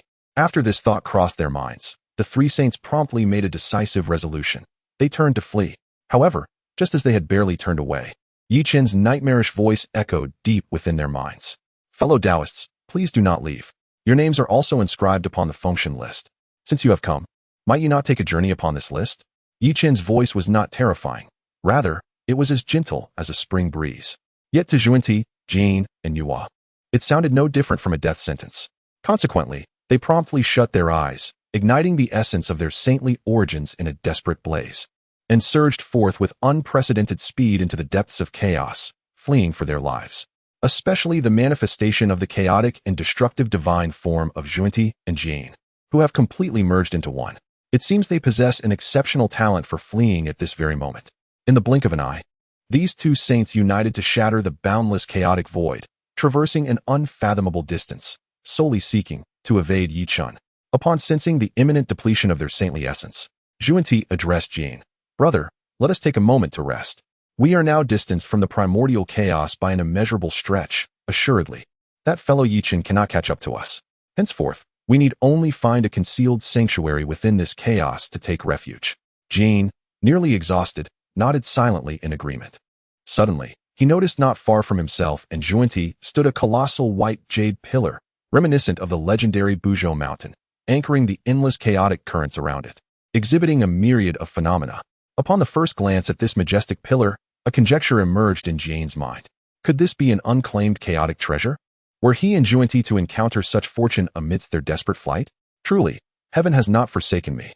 Without hesitation, Jin grasped Zhuanti's hand, drawing closer to the immense white jade pillar, preparing to refine it. However, Just as they were about to make their move, they were met with Yi Chen's nightmarish voice. What do you intend to do with my fingertip? Upon hearing this voice, Yuan and Jie were instantly stunned, their faces betraying incredulity. A fingertip? How could this be? This towering white jade pillar, which seemingly subdued much of the chaos, could not possibly be Yi Chen's fingertip. At that moment, Yi Chen's calm voice resonated once more. Are you enjoying your plaything in my palm? Chapter 169. The complete puppetry. Upon hearing Yi Chen's words, both Yuan and Jie were momentarily struck with astonishment. The notion that they, two brothers who had exerted immense effort to escape a considerable distance within the chaos, were merely cradled in Yi Chen's palm was utterly preposterous. The first thought that emerged in their minds was one of absurdity. Such a notion was inconceivable. They even suspected Yi Chen of boasting, believing he had merely employed transcendent evasion techniques to catch up with them, and was now deliberately presenting this ostentatious demeanor. What did he mean by saying they were having fun in his palm? Why didn't he claim that the towering white jade pillar, akin to the mythical Mount Xumi, was merely a transformation of his finger? His audacity was truly boundless. Upon sharing this realization, Yuan and Jie harmoniously summoned the chaotic destruction principles they had comprehended within themselves. The manifestation of their chaotic destruction demon immediately let out a thunderous roar towards the heavens. Simultaneously, the four arms of this avatar revealed a fragmented and a fractured. The moment these artifacts emerged, they exuded a potent aura of chaotic principles, subtly resonating with the very essence of chaos. Endless tides of chaos were set in motion, producing a deafening cacophony. The chaotic destruction demon, seemingly returning to its familiar realm, tilted its head back and unleashed a silent roar, as if the deity presiding over grand annihilation and the arrival of the end was stepping forth from the annals of time, previously severed from the timeline of antiquity. It aimed to use this avatar to re-emerge amidst the present chaos. Witnessing this scene, Yi Chen's eyelids involuntarily fluttered, and he murmured, ignorant of death. As his words echoed, the colossal and paradoxical embodiment of Pangu behind him stirred. The sound erupted like a hurricane, reverberating throughout the entire chaotic domain. Concurrently, the chaotic currents that pervaded the chaos began to churn violently, resembling boiling water. In the next moment, countless beings within the primordial wilderness beheld a sight they would never forget. Amidst the roiling chaotic currents, a colossal hand, so immense that words could scarcely describe it, emerged from the chaos, dominating their entire field of vision. No, to be precise, the entirety of chaos seemed to be adrift within this gigantic hand. In comparison, the chaotic destruction demon manifested by Yuan and Jie appeared as insignificant as a speck of dust, positioned at the center of this vast hand. Yuan and Jie were left breathless, utterly stunned by the spectacle before them. Their field of vision was completely overtaken by a colossal wall resembling primordial white jade, rendering them speechless. Beyond countless epochs, there exists a primordial wall, as pure as white jade, enveloping the chaos-destroying deity that the two had transformed into. In that moment, the manifestation of the destruction deity, wielding two chaotic relics, appeared extraordinarily feeble, pitiful, and utterly helpless. This unfathomable, colossal power, beyond the capacity of words to convey, had left Yuan and Jie in a state of shock and bewilderment. After a prolonged silence, Yuan, with a bittersweet thought, conveyed silently to Jie, "Brother Jie, I fear this time we are truly doomed. From this point onward, we shall be reduced to mere puppets under the control of the Tongtian Bang." As a sage of the heavenly Tao, Yuan was acutely aware of the intricacies surrounding this celestial artifact. He understood that once bound to the Tongtian Bang, they would be eternally subjected to its dominion, constrained by the whip of the divine. Only with the arrival of the ultimate calamity would there be a glimmer of hope for escape. Thus, when the 6 saints of the Xianmen of the Purple Cloud Palace conferred the Tongtian title, they vehemently resisted allowing their disciples to be bound by the Tongtian Bang. They even conspired in secret to coerce the Tongtian into having the disciples of the Jie sign the Tongtian Bang, to serve as substitutes for the tribulation. After all, Tongtian advocated for inclusivity. His disciples, a motley crew, were indeed a blend of various origins and forms. It would sully the dignity of the saints to have them serve as substitutes for the tribulation, bound to the Tongtian Bang and subject to the whims of that young heavenly sovereign. However, little did they anticipate that the Tongtian calamity would evolve to the point where even they, the exalted saints, would be compelled to submit to this celestial artifact. Even the instigator of the Tongtian calamity, that young heavenly sovereign, had met his demise. The position of the heavenly emperor had now fallen to Zhao Gongming, a disciple of the Jie. The thought of being governed by Zhao Gongming and the others of his ilk, whom they had once offended, ignited a flare of indignation within Yuan. Yet, he found himself powerless to alter their fate. At that moment, Jie Yin's voice resonated within his consciousness. Dear brother, please remain calm. There may yet be a turning point. Are you aware that the Fengshen Bang offers an alternative path, one of physical embodiment? We could capitulate to Yi Chun and opt for physical sanctification. This way, our foundations would remain unshaken, preserving our prospects for future advancements. Moreover, Daozu Hongjun would not allow Yi Chun to continue his unchecked arrogance. We must retain our corporeal forms for the future. Upon hearing Jie Yin's words, Yuan Ti's expression shifted dramatically, and he acquiesced to Jie Yin's proposal. In fact, he suggested a more thorough approach. For the two sages of the West had previously grievously offended and plotted against Yi Chun. Without a more comprehensive submission, Yi Chun would not easily accept their surrender. Moments later, a peculiar expression suddenly appeared on the face of Yi Chun, who was prepared to crush Yuan Ti and Jie Yin with the remnants of Panga's legacy. Subsequently, he gradually released the enormous hand that seemed capable of cradling chaos itself. Before him, the two revered saints of the West, Yuan Ti and Jie Yin, knelt in unison, pressing their foreheads against the palm that appeared to be akin to primordial jade. Yi Chun was taken aback. He never anticipated that these shameless saints could descend to such depths. To witness beings of their exalted status surrendering in the face of battle was almost enough to shatter his worldview. Not only Yi Chun, but countless beings in the vastness of Hong Huang also questioned whether they were experiencing an illusion or had fallen under a spell upon witnessing this scene. The two saints of the Western teachings, Yuan Ti and Jie Yin, were directly kneeling in submission before Yi Chun. They were saints. Within the confines of the San Xiao Palace, the venerable Hong Jun could not help but twitch at the sight. He had not expected Yuan Ti and Jie Yin to capitulate so readily. All the effort he had expended to guide them in comprehending the chaotic treasure, the creation jade dish, and aiding them in restoring their cultivation, only to be met with this unforeseen outcome. Had it not been for the conflict with Luo Hu, which led to the shattering of the Western ancestral lineage's claim, he would have never envisioned such a result. This thought led Hong Jun to recall Yi Chun's audacious act of relocating the boundless lands of the Western region to the shores of the Eastern Sea, utilizing the now primordial golden Ao Island to rejuvenate the barren expanse, thereby garnering immeasurable merits from the heavenly Tao. In stark contrast, the underhanded tactics employed by Yuan Ti and Jie Yin to accumulate treasures and opportunities from the eastern lands appeared trivial and petty.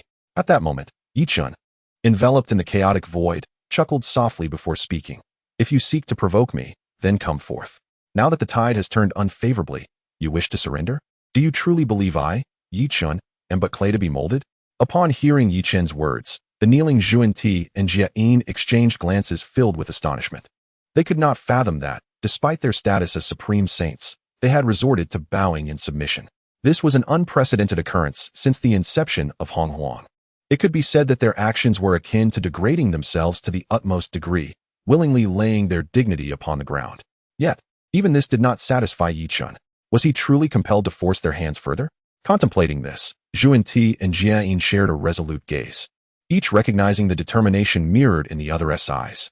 In that instant, the chaotic and destructive manifestations of their saintly forms erupted with terrifying might. Sensing the precariousness of their situation, they resolved to mount a desperate counterattack against Yi Chun. However, to Yi Chun, their posturing resembled that of mere buffoons. He merely lowered his eyelids and murmured softly, "A cornered dog, indeed. With that, I shall directly sever your connections, leaving you with no means to continue." As Yi Chun's words echoed, a colossal hand, seemingly capable of grasping the chaos itself, stirred to life. Boom! Accompanied by a resounding roar that reverberated throughout the chaos. The manifestation of the chaos destruction demon god, conjured by Yuan Ti and Jie Yin, was effortlessly crushed to oblivion. Even the saintly bodies of the two sages, which they had painstakingly repaired, were reduced to mere ashes in the wake of that strike. All that remained were two cracked relics, teetering on the brink of shattering, drifting silently. At that moment, the indomitable souls of Yuan Ti and Jie Yin were fixated upon those relics, their gazes vacant, still entranced by the spectacle they had just witnessed. The memory of Yi Chun's strike lingered, etched with expressions of terror upon their faces. Unbearable. The principles of chaos destruction, cause and effect, enslavement, and the path of power were all unleashed in their desperate attempt. Yet, all proved futile.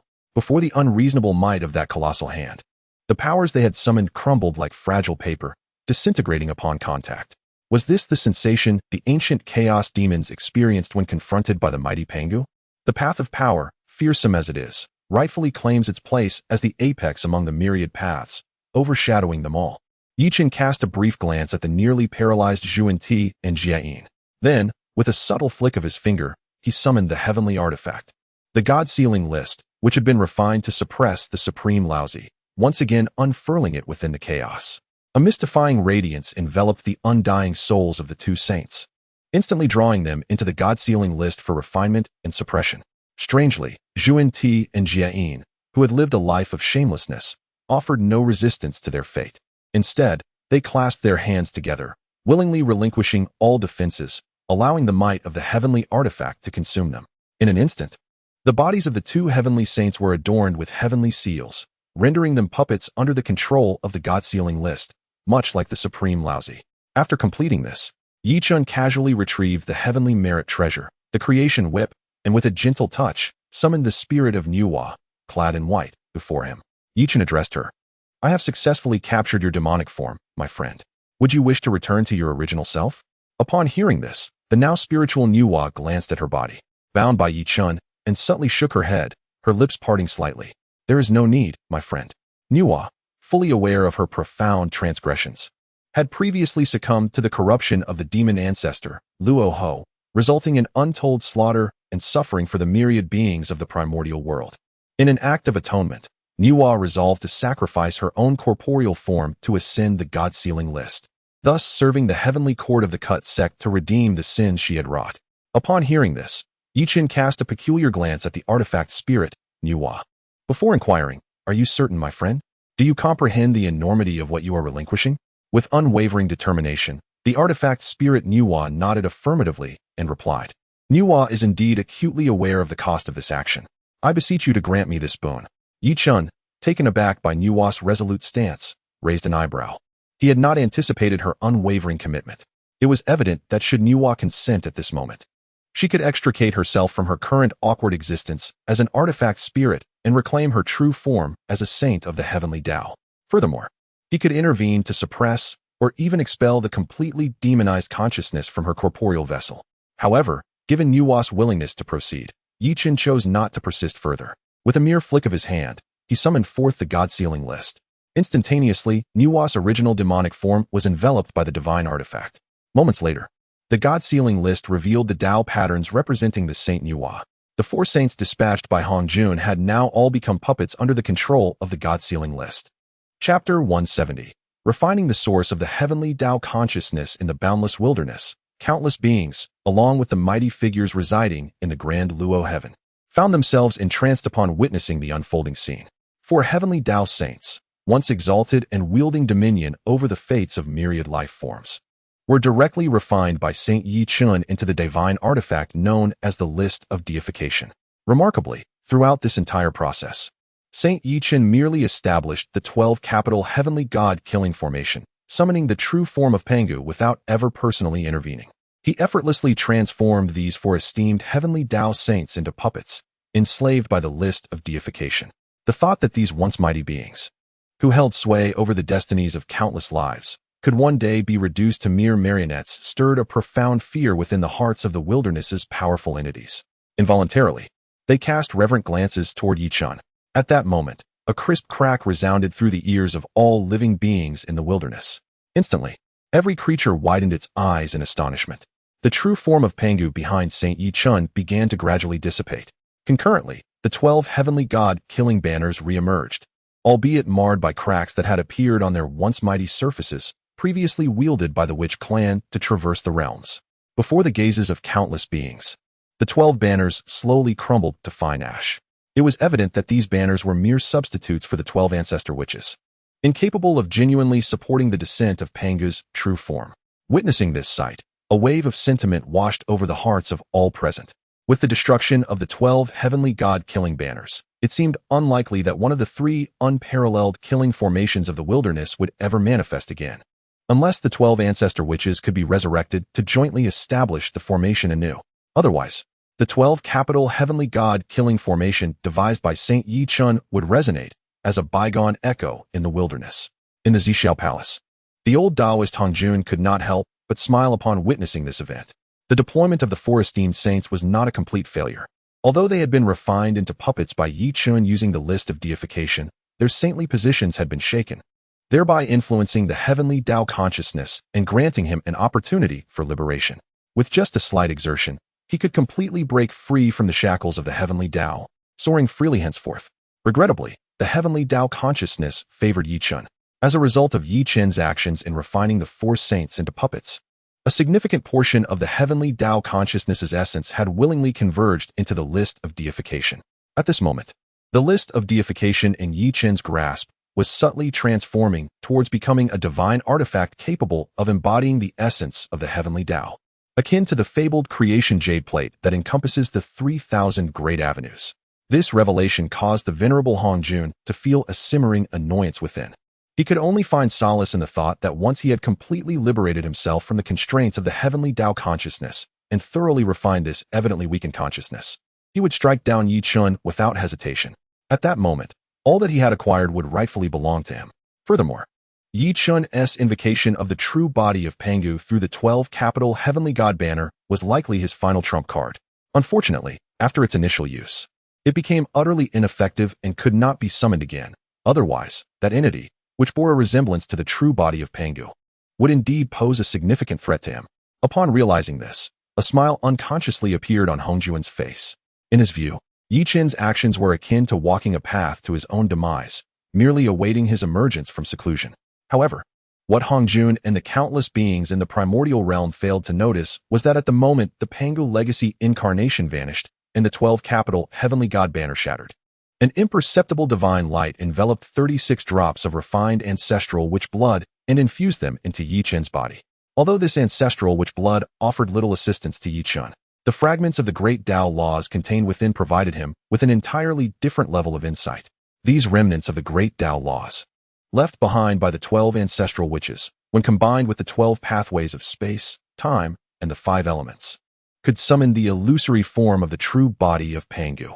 Moreover, after investing his primordial spirit into it, he could directly summon the Pangu legacy incarnation. This incarnation, while not the true body of Pangu, was still quite formidable. As Chen manipulated the Pangu legacy incarnation with his consciousness, he gained a profound understanding of his fundamental great Tao, the Tao of power. At this moment, having acquired the ancestral witch blood and the accompanying fragments of the great Tao laws, Chen could clearly discern that he could utilize the information contained within these fragments. He could arrange them to recreate the 12 capital heavenly god array and even merge with the Pangu legacy incarnation summoned by the array, thereby acquiring unparalleled combat prowess. However, Chen chose not to pursue this path. Instead, he opted to comprehend these fragments of the great Tao laws and fully assimilate them into his own being. For he understood that such borrowed power was ultimately external. Only through his own enlightenment could it truly become his. Just then, Chen suddenly sensed a tremor from the heavenly Tao artifact, the function list, which floated in his palm. As its master, he faintly heard a sound akin to a crack, reminiscent of jade shattering or wood striking stone. Strangely, amidst the vast primordial realm, no one but him perceived this sound.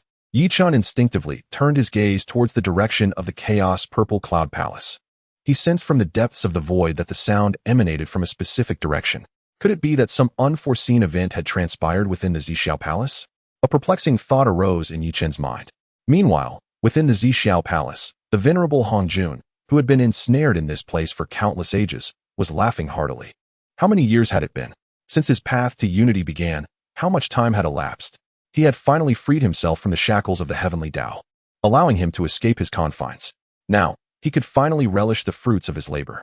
As his thoughts wandered in this direction, Hongjun seized a pulsating orb of light, ensnared within the cosmic jade disk.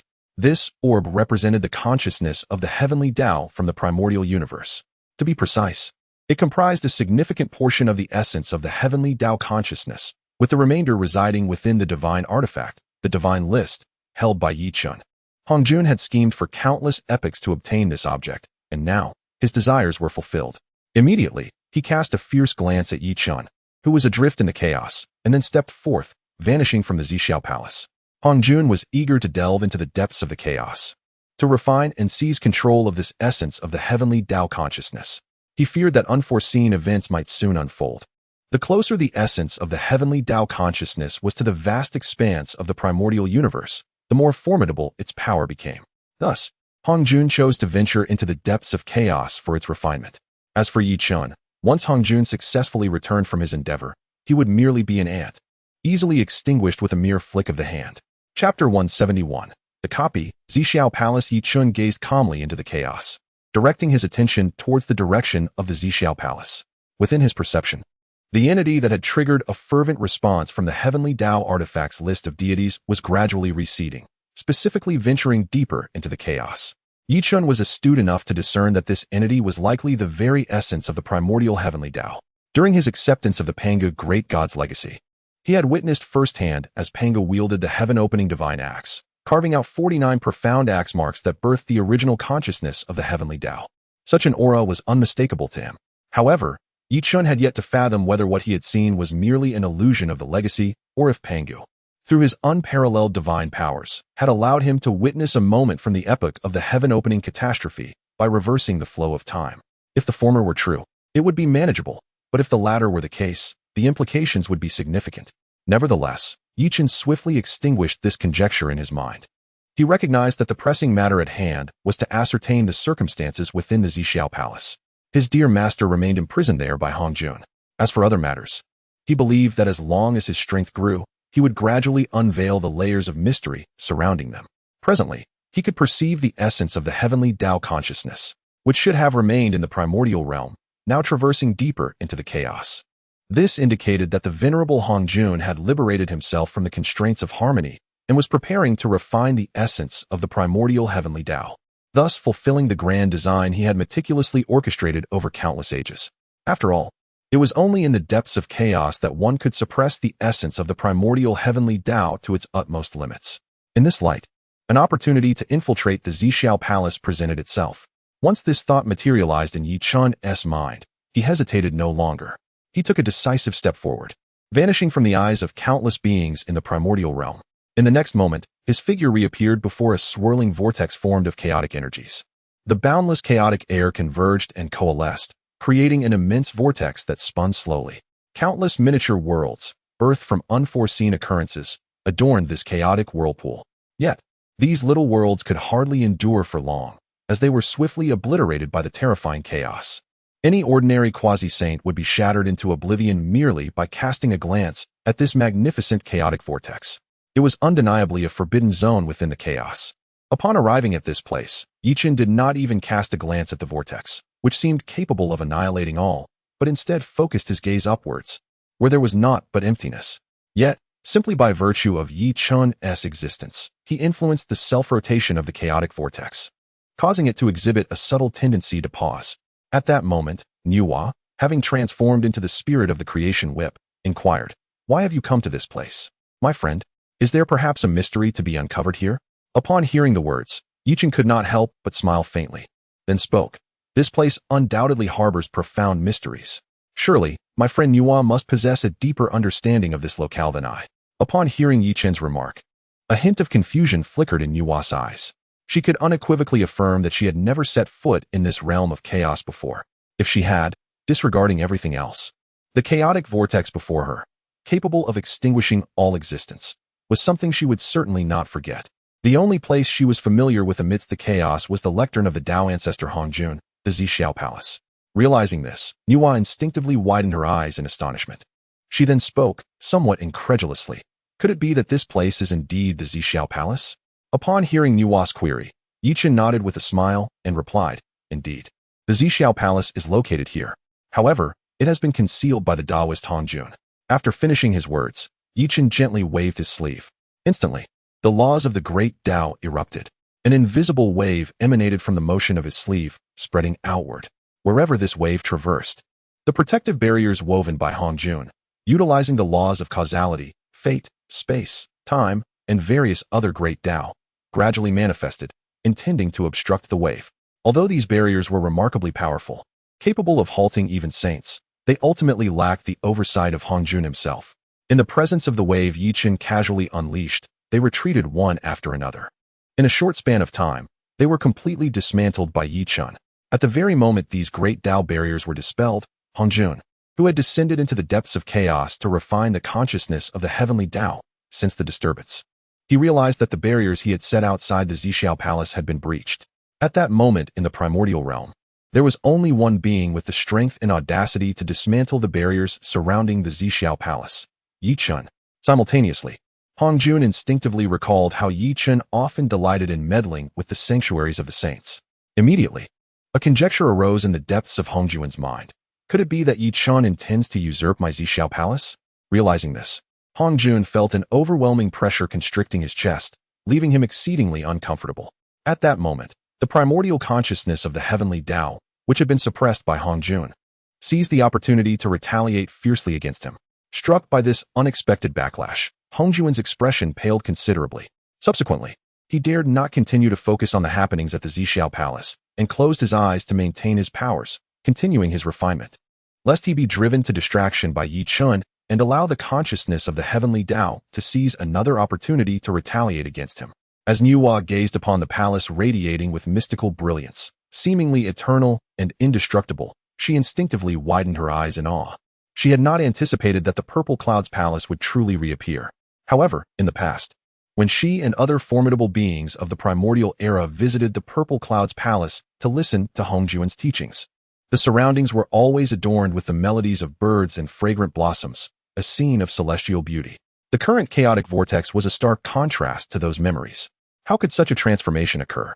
Yet, Chen paid no heed to Nuwa's bewilderment. He merely waved his hand nonchalantly.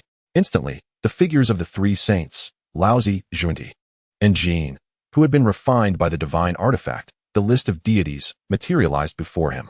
Chen softly commanded, "Go and thoroughly inspect the Purple Cloud's palace." Chapter 172. The Master-S Contingency. The Supreme Laozi and Junti, their consciousness still lucid, instinctively recoiled at the news they had just received. The audacious Chen, of all people, dared to compel them to replicate the Xiao Palace of the Tao ancestor Hongjun. Was he not essentially pushing them towards their demise? Although the Tao ancestor Hongjun was inexplicably absent from the Xiao Palace at this moment, his essence was such that with a mere thought, he could grasp the entirety of the situation's context. Thus, those who dared to encroach upon the Xiao Palace would likely face annihilation at the hands of the wrathful Tao ancestor. These sages harbored doubts.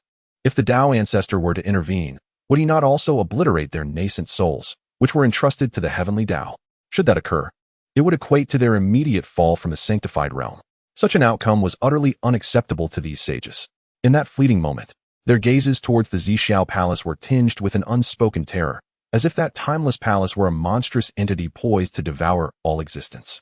Nevertheless, despite the deep-seated resistance within the minds of Laozi and Junti, their bodies, now fully subjugated by the divine list, moved towards the Xiao Palace, as if they were mere puppets on strings. Observing this spectacle from the Daluo heaven, the mighty beings of the primordial era were overtaken by astonishment, although they remained oblivious to the events transpiring in the depths of chaos. Anyone who had lived through that epoch understood that this was the Xiao Palace of the Tao ancestor Hongjun. Among these beings, many had once been among the 3,000 guests of the Xiao Palace. Now, witnessing this eternal edifice once more, they were filled with an awe that stirred within them. This sacred site, once the focal point of their reverence and pilgrimage, had now been so brazenly unveiled by the sage Chen, exposing its true nature before the myriad beings of the primordial era. Simultaneously, a sense of perplexity arose within them. Why, in the face of Chen's brazen affront, did the Tao ancestor Hongjun not take action to deliver retribution? Could it be that the Tao ancestor was choosing to momentarily evade the brilliance of Chen? Such a notion seemed implausible. After all, this was the Tao ancestor Hongjun, the very being who had opened the path for countless creatures in the primordial era. Even the exalted sages, who wielded dominion over the fates of the beings of the primordial era, were but disciples beneath the Tao ancestor's tutelage, having achieved their sanctification through the primordial purple energy bestowed by him. How could such a formidable existence possibly shy away from the radiance of Chen? While Chen had indeed emerged from his seclusion and vanquished 5 sages, subjecting 4 of them to the divine list for enslavement, the impression left by the Tao ancestor Hongjun in the minds of the beings of the primordial era was far too entrenched to be easily overshadowed. If not for Chen's emergence, I fear that in the future, the myriad beings in the vast wilderness will only remember the Tao ancestor Hongjun, forgetting the mighty Pangu, who once forged the entire world of the wilderness. At this moment, The sage Yi Chun dares to boldly enter the San Xiao Palace. Yet the Tao ancestor Hongjun remains unperturbed. Unbeknownst to Yi Chun, who has already stepped into the San Xiao Palace, the great powers of the wilderness are reacting in their hearts. However, even if he were aware, he would merely chuckle lightly. What of the San Xiao Palace? He would venture forth regardless, even contemplating emptying the palace itself. Casting aside this thought, Yi Chun began to survey the revered site of Hongjun's teachings before him. A casual glance revealed rare and exquisite treasures scattered throughout this San Xiao Palace. Even the potted plants serving as bonsai were of the highest quality innate spiritual roots. Closing his eyes to deeply comprehend, he could faintly perceive the celestial melodies left behind from the Tao ancestors' 3 teachings in the San Xiao. Even an ordinary stubborn stone, after lingering here for a while, would gradually awaken its intelligence under the influence of these celestial tones, embarking on the path of cultivation and enlightenment. Upon witnessing this scene, a decision formed in Yi Chen's mind. After transcribing the San Xiao Palace, he would transport the entire structure back to the Bo Palace to serve as an auxiliary hall, thereby enriching the foundation of the Jiejiao. However, he soon suppressed this notion deep within his heart and proceeded towards the site where the Tao ancestor once taught. Yi Chun was aware that his esteemed master was most likely detained there by the venerable Hongjun. Following closely behind him were the 3 sages, including Laozi and the duo of Jin and Zhuanti, who acted like devoted servants, diligently collecting all valuable items along the way as per Yi Chen's instructions. The effect of a sage's intervention is indeed remarkable. The entire process of looting bore no trace of mundane clamor. They merely cast their gazes lightly over the valuable items within the San Xiao Palace, and with a mere thought, these treasures vanished into their grasp, without leaving a single item behind. Moments later, Yi Chun, accompanied by the 3 sages, arrived at the very spot where Hongjun had once imparted his teachings. The setting was remarkably simple. In the grand hall, vast as the boundless starry sky, there lay only a single lotus seat atop a high platform, exuding ethereal Tao rhythms. A casual sweep of the eyes revealed a row of 6 lotus seats on the ground. Aside from this, there was nothing else. Yet, Yi Chun's gaze was immediately drawn to the 3rd lotus seat.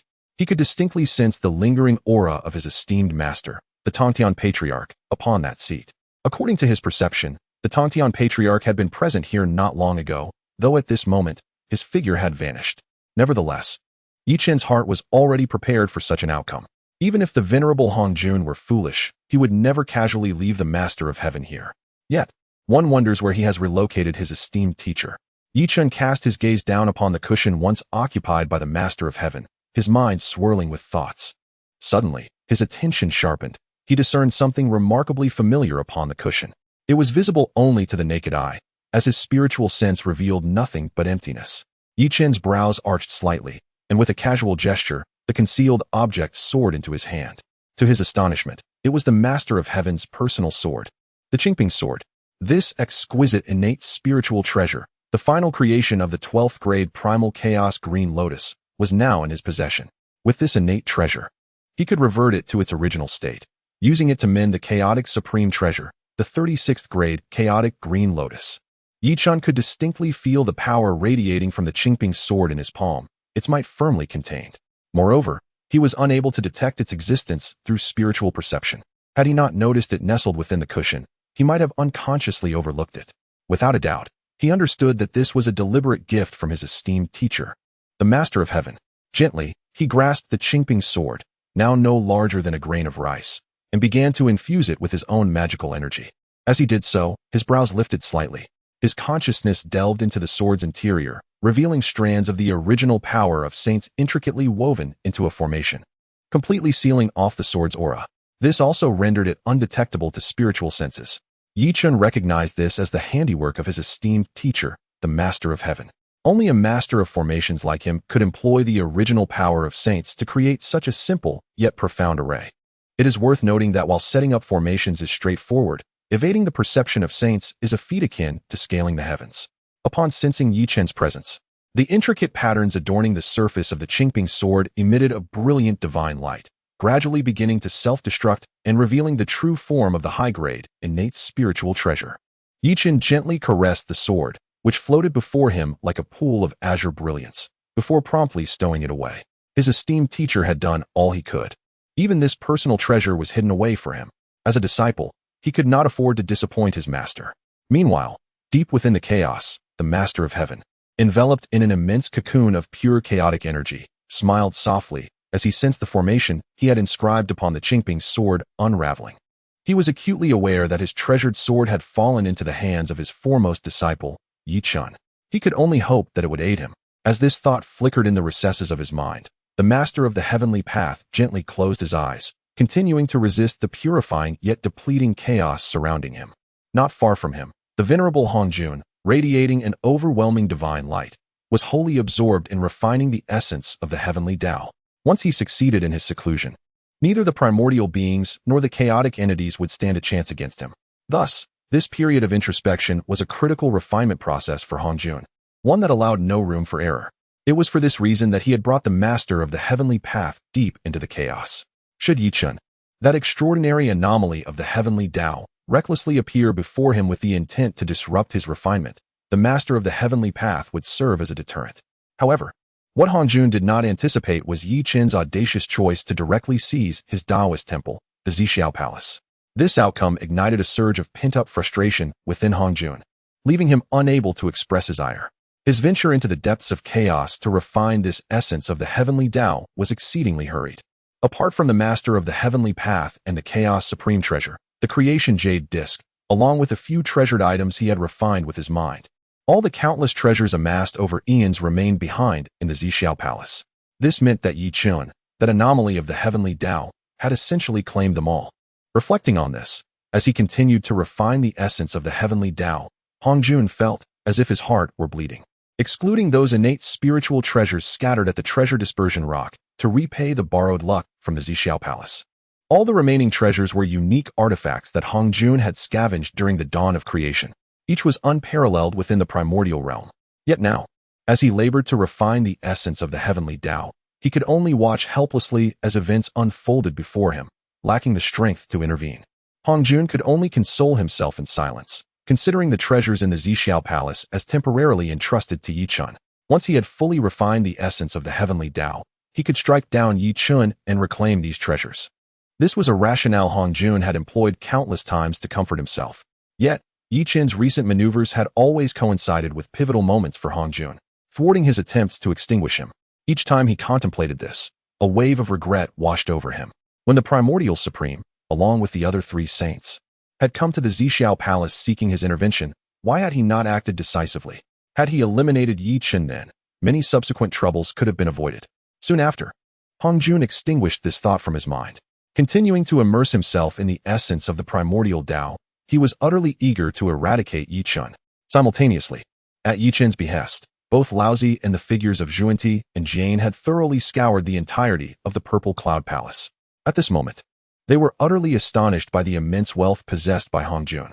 Had they not been bound and controlled by the refining of the God list, they likely would have swept away these treasures and vanished into the depths of chaos. Regardless of who Hongjun was or the nature of the Tao consciousness, Yi Chen maintained an astonishing calmness in the face of these treasures emanating the profound aura of the great Tao, as if they were merely rubble and stones. Subsequently, with a casual wave of his hand, he collected these treasures into his personal space. After completing this act, Yi Chen projected his consciousness, enveloping the revered sanctuary, the Purple Cloud Palace, in a wave of energy, refining. Moments later, this ancient sanctuary of cultivation transformed into a radiant speck, no larger than a button, resting in Yi Chen's palm, slowly revolving. Boom. At the moment the Purple Cloud Palace vanished, the once spiraling chaos vortex erupted with a resounding roar that echoed throughout the chaos. Subsequently, having lost the suppression and binding of the Purple Cloud Palace, the chaos vortex began to collapse and disintegrate. The ensuing disturbance stirred an endless flow of chaotic energy, engendering chaotic tides that surged outward. In an instant, countless ancient beings dormant within the chaos were awakened. The colossal chaotic beasts, which feasted upon the world, were drawn by this tide, migrating toward the realm of the primordial. At that moment, Yi Chen's figure faded into the chaos. Chapter 173. The Birth of the Celestial Axe. Yi Chen returned to the primordial world, casually drawing forth the Qingping sword. The sword emanated a radiant glow, surrounded by a veil of innate spiritual energy. He directed his gaze towards the Sea of Fortune, where, deep within, he beheld a chaotic blue lotus, exuding an aura of profound Tao. The lotus bloomed with 35 azure leaves, causing the tides of fortune to surge and churn, akin to boiling water. Buzz. The Qingping sword resonated with the chaotic blue lotus, emitting a subtle tremor. Observing this, Chen nodded slightly. It was time to imbue the sword into the 36th grade chaotic blue lotus. At that moment, the chaotic blue lotus only awaited the Qingping sword to achieve its complete restoration. With a gentle throw, Chen sent the Qingping sword forward. Whoosh! The sword transformed into a streak of light, swiftly penetrating the chaotic blue lotus. Upon absorbing the sword, the chaotic blue lotus radiated an even more dazzling brilliance. Resembling a resplendent sun, nearly blinding in its intensity. Chen felt an overwhelming aura emanating from the lotus's location, causing a myriad of colorful orbs of light to appear in the heavens, while golden flowers bloomed upon the earth. An extraordinary phenomenon. A treasure must surely emerge. Boom. Just then, the final azure leaf of the chaotic blue lotus sprouted, its surface fissures healing completely. It was now fully restored as the 36th grade chaotic blue lotus, a primordial relic birthed from the chaos during the Tai Chi era, heralding a resurgence of the primordial world. In an instant, boundless yellow merit descended from the heavens, cascading upon Chen like scattered stars. With a wave of his hand, he gathered all the celestial merits into his sleeve. Subsequently, he cast his gaze upon the chaotic blue lotus floating in the sea of fortune, a smile gracing his lips. After expending so much effort, he had finally restored the chaotic blue lotus. Summoning it with a gesture, the chaotic blue lotus drifted gracefully through the air and landed in his hands. Its pale yellow core and the 36 leaves, imbued with infinite mysteries, emanated a captivating fragrance. This aroma had the power to enhance one's understanding of the great Tao. Even an ordinary person, with just a whiff, could attain enlightenment and become a deluo golden immortal. Such was the profound essence of the innate treasure, the chaotic blue lotus, whose might surpassed the imagination of the beings in the primordial world. Chen cradled the chaotic blue lotus and vanished from the sea of fortune. In the next moment, he reappeared in the 33 heavens. The assembled members of the Jie Sect, the leaders of countless primordial clans, as well as renowned quasi-saints like Zheng Yuanzi and Zhu Long, felt an overwhelming sense of reverence upon his arrival. They had just witnessed Chen plundering the abode of the Tao ancestor, Hongjun, uprooting the San Xiao palace. Such earth-shattering deeds could only be dared by Chen himself. We welcome the return of Saint Chen. May the saint's longevity be boundless, eternally affirming the great Tao. All the disciples of the intercepting teachings, along with countless leaders of sentient beings, knelt on the ground, their hearts swelling with genuine admiration. There is no need for such formality. Please rise. Chen gently waved his hand. In the next moment, the myriad beings who had bowed down felt a refreshing breeze caress their faces and unknowingly stood up.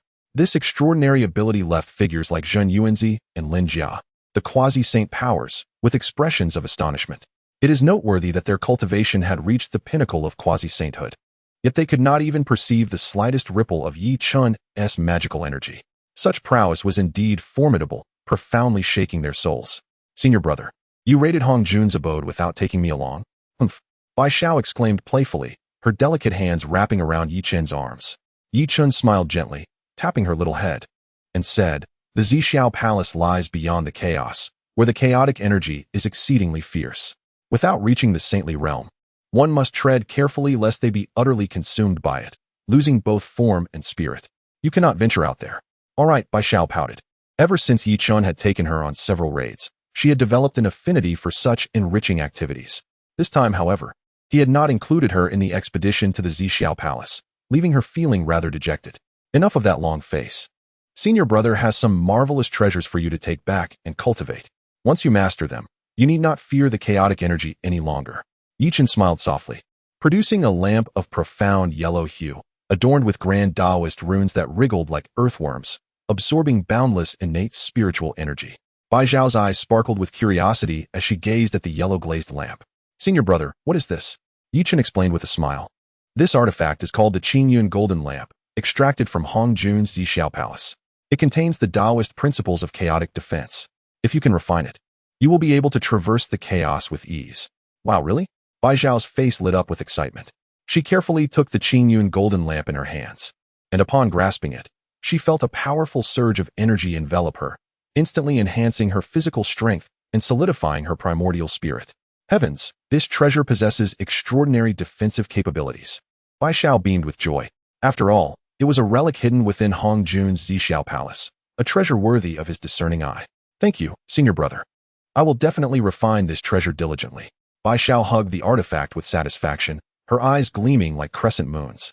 Seeing Bai Xiao receive such an extraordinary treasure. Figures like Daobao Daoist, the Turtle Spirit Saint Mother, and the Golden Spirit Saint Mother, all disciples of the intercepting teachings, exhibited envy in their gazes. The Qingyun Golden Lamp, a treasure from the chaotic era, contained fragments of Taoist principles. It was indeed a rare gem in the vast wilderness. I truly envy our junior sister for acquiring such a treasure. As they were consumed by envy, Yi Chen's calm gaze swept over them. He then spoke. Dear junior brothers and sisters, I have acquired many treasures within the Xiao Palace, which I shall bestow upon you for your cultivation. With a gentle wave of his hand, a multitude of resplendent innate spiritual treasures, medium-grade innate treasures, and countless exquisite spiritual roots floated gracefully in the air. The emergence of these treasures caused the spiritual energy of the heavens and earth to surge, and golden clouds appeared in the sky. The onlookers were filled with astonishment at the sight of these celestial materials and earthly treasures. They recognized these artifacts as predominantly innate treasures, especially the spiritual roots. Mere mortals who could taste even a morsel would instantly ascend to immortality. Yet, Yi Chen so casually gifted them to his companions. The myriad beings of the primordial wilderness and powerful hermits were left speechless by this spectacle. Yi Chen's generosity was unparalleled. It was even more grand than the scene of Hong Jun distributing immeasurable treasures to the 3,000 worldly guests at the treasure distribution rock. The disciples of the Jie Sect wore expressions of joy and pride, for this was their esteemed master brother.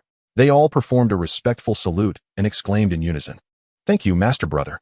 Subsequently, the disciples of the Jie Sect accepted the treasures, feeling immensely satisfied. Observing their jubilant demeanor, Yi Chen smiled gently and addressed them. Disciples of Jie Sect, heed my command. For a period, I shall enter seclusion to cultivate. Matters concerning the primordial wilderness and the heavenly court shall be managed by Hutu, Zhao Gongming, and the three heavens among others. You are to diligently refine these treasures to enhance your strength. Do you understand? Upon hearing Yi Chen's words, the disciples of the Jie Sect were invigorated. Was their master brother about to enter seclusion once more?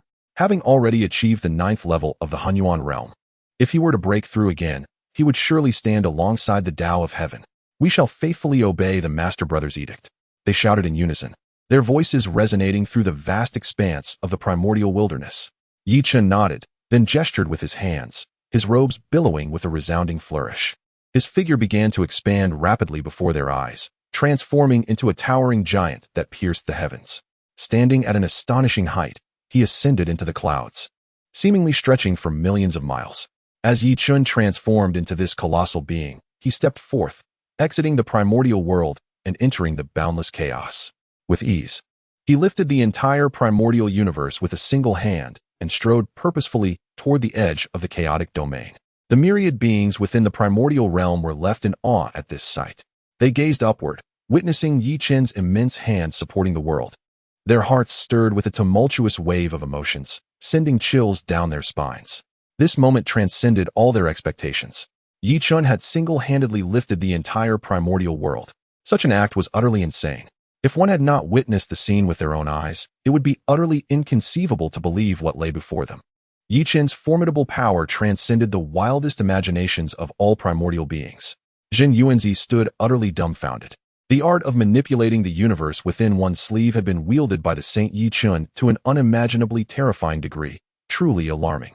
In that moment, Zhen Yuanzi felt an overwhelming impulse to kneel before Yi Chen in reverent worship, a profound admiration surging from the depths of his being. This was a veneration for an absolute powerhouse.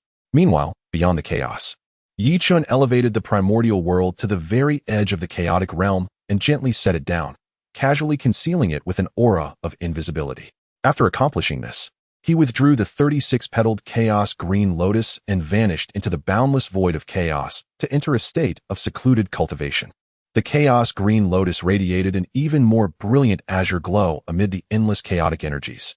The heart of the lotus shimmered with boundless laws of creation, causing the chaos to ripple and surge as if responding to an unseen tide, crashing into the infinite void.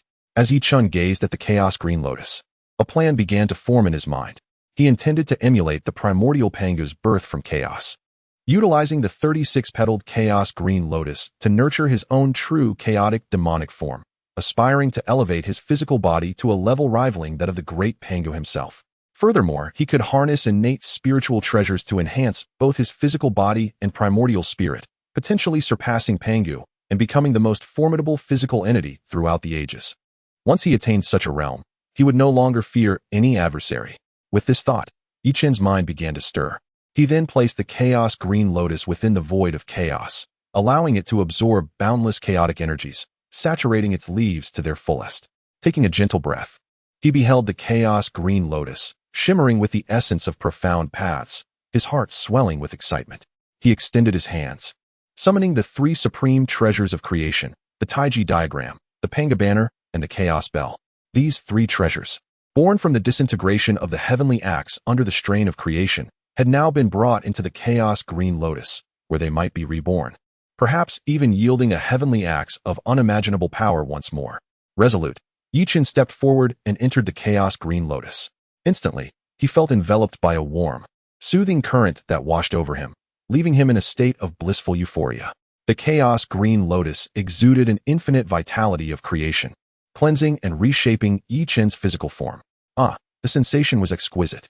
With his eyes gently closed, Yi Chen reveled in the feeling of rebirth, a sensation that captivated him. Just then, he discovered something even more astonishing. As the Chaos bell, the Taiji diagram, and the Panga banner entered the Chaos Green Lotus, they began to dissolve, transforming into three radiant orbs of scintillating particles. The Chaos Qinglian released a surge of azure warmth, gently enveloping the three clusters of particles, reminiscent of a mother's tender hands gently kneading. As time passed, these clusters gradually evolved into an object resembling an axe. Within this axe resided immense power capable of devastating the heavens and the earth.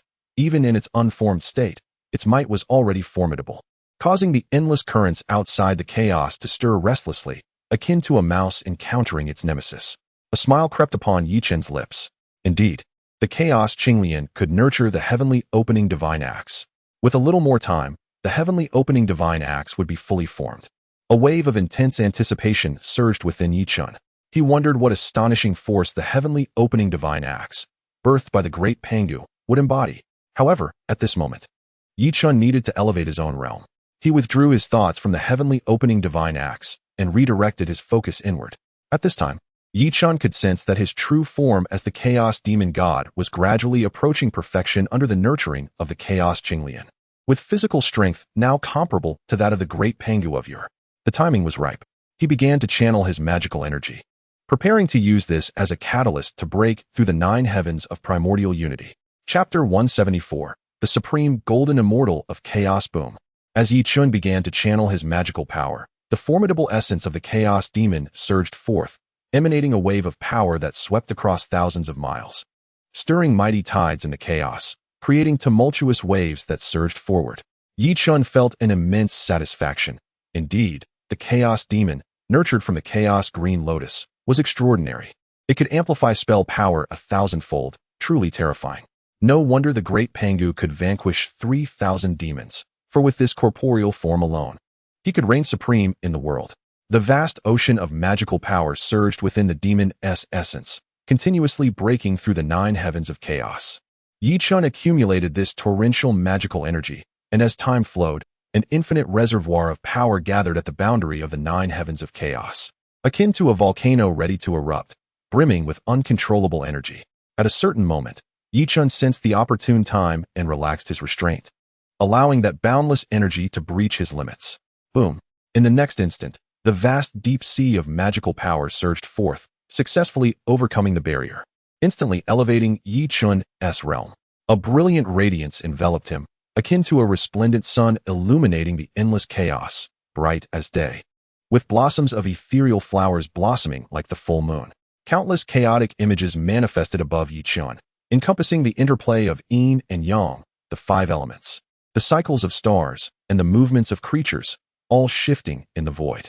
In the chaotic expanse spanning millions of miles, a torrent of pure chaotic energy surged towards Yi Chen.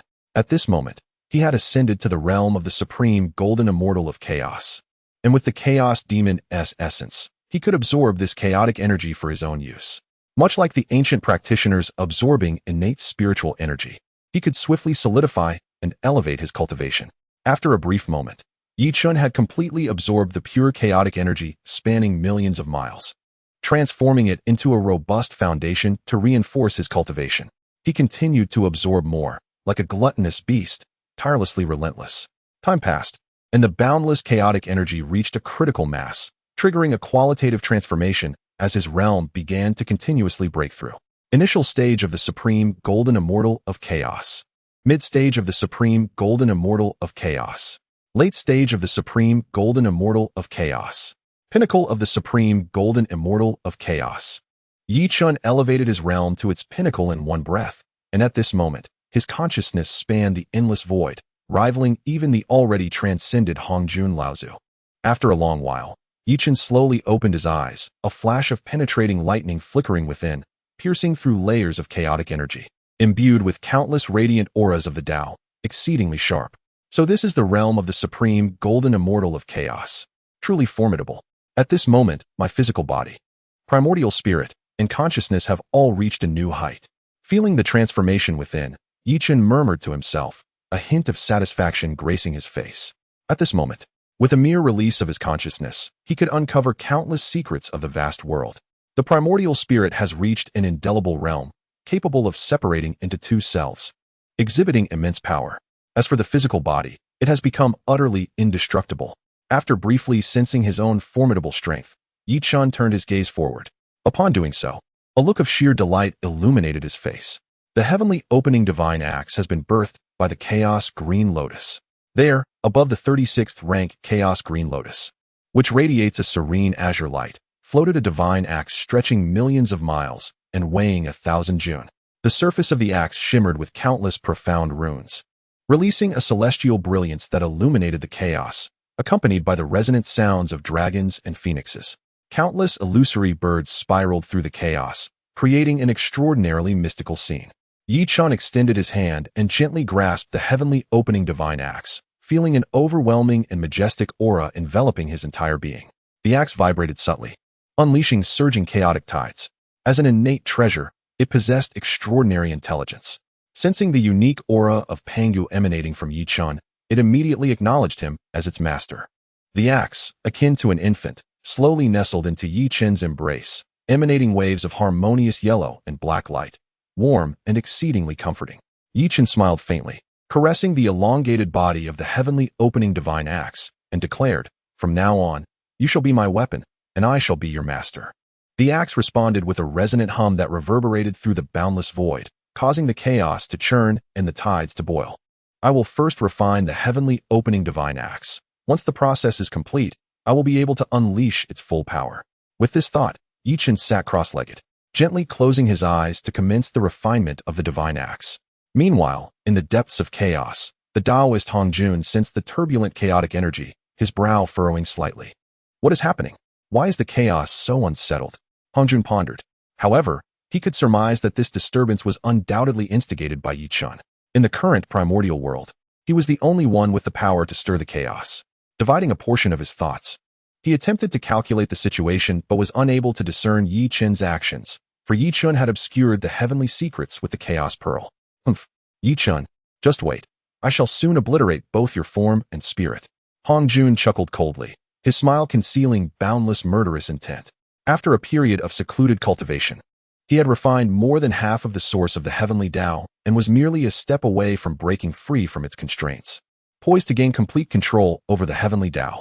Just as Hongjun reveled in his anticipation, a resounding hum that reverberated through the heavens, and the earth suddenly echoed throughout the chaos. Upon hearing this sound, Hongjun's expression changed dramatically. This is the voice of the heavenly opening divine axe. He immediately recognized the source of the sound. He would forever remember the terrifying scene of Pangu wielding the invincible, sharp axe of creation, striking fiercely towards his own body. The axe, radiating an overwhelming divine light, shattered the boundless chaos and resonated with the sharp sound of breaking spatial barriers as it descended upon his tail. The excruciating pain, whenever recalled, would contort the face of the venerable Hongjun like a cat whose tail had been stepped on. "Chen, I shall obliterate you, body and soul." Hongjun cast a glance at the dimming mass of heavenly Tao light he was about to refine. This orb of brilliance had already weakened significantly, incapable of inflicting any backlash upon him. Thus, there was no need to hasten its refinement. At this moment, he was consumed with an overwhelming desire to emerge from his seclusion and utterly eradicate this damned anomaly of the heavenly Tao, Chen. He envisioned separating his primordial spirit and corporeal form, placing them in the true fire of the blazing flame within the San Xiao palace, allowing them to be scorched for countless millennia, ensuring that he would perish amidst infinite humiliation and suffering. Chapter 175. Interrogating the location initially. The venerable Taoist Hongjun intended to completely refine the essence of the heavenly Tao before taking action against Chen. However, unbeknownst to him, Chen employed some mysterious means to awaken the resonance of the open sky divine axe, igniting an uncontrollable fury within Hongjun. He resolved to emerge from his seclusion and return to the primordial realm to eradicate Chen. As Hongjun arose, he cast a fleeting glance at the Tongtian, a cold smile curling at the corners of his lips. Tongtian, I shall now go and slay your cherished disciple. Await here and witness how I sever his head. With that, Hongjun swept his robe and vanished into the chaos. Upon witnessing Hongjun's departure, a trace of concern etched itself upon Tongtian's face. This old fellow had refined the heavenly Tao, achieving an unparalleled level of power, the likes of which had never been seen before or would be seen again. If he were to confront Chen, it would surely spell disaster for the latter. Pondering this, Tongtian was engulfed in melancholy, yet he was trapped in this place. Unable to warn Chen, he could only hope that fortune favored the brave and that Chen would somehow evade this impending calamity. Tongtian murmured to himself, placing his trust in the void of the grand Tao. Meanwhile, Hongjun emerged from the depths of chaos, heading towards the primordial world. However, upon his arrival in the primordial territory, he was momentarily taken aback. The once unchanging vastness of the primordial world, which had existed at the heart of chaos, had vanished, leaving only a deep, dark whirlpool of chaos in its wake. What has transpired? Where has the primordial realm gone? A wave of confusion surged within Hongjun's heart. He suspected that Chen had set up a concealment array, prompting him to venture into this realm of chaos. As he stepped into this region, Hongjun was immediately enveloped by an overwhelming aura of slaughter emanating from all directions, akin to a boundless ocean crashing upon him.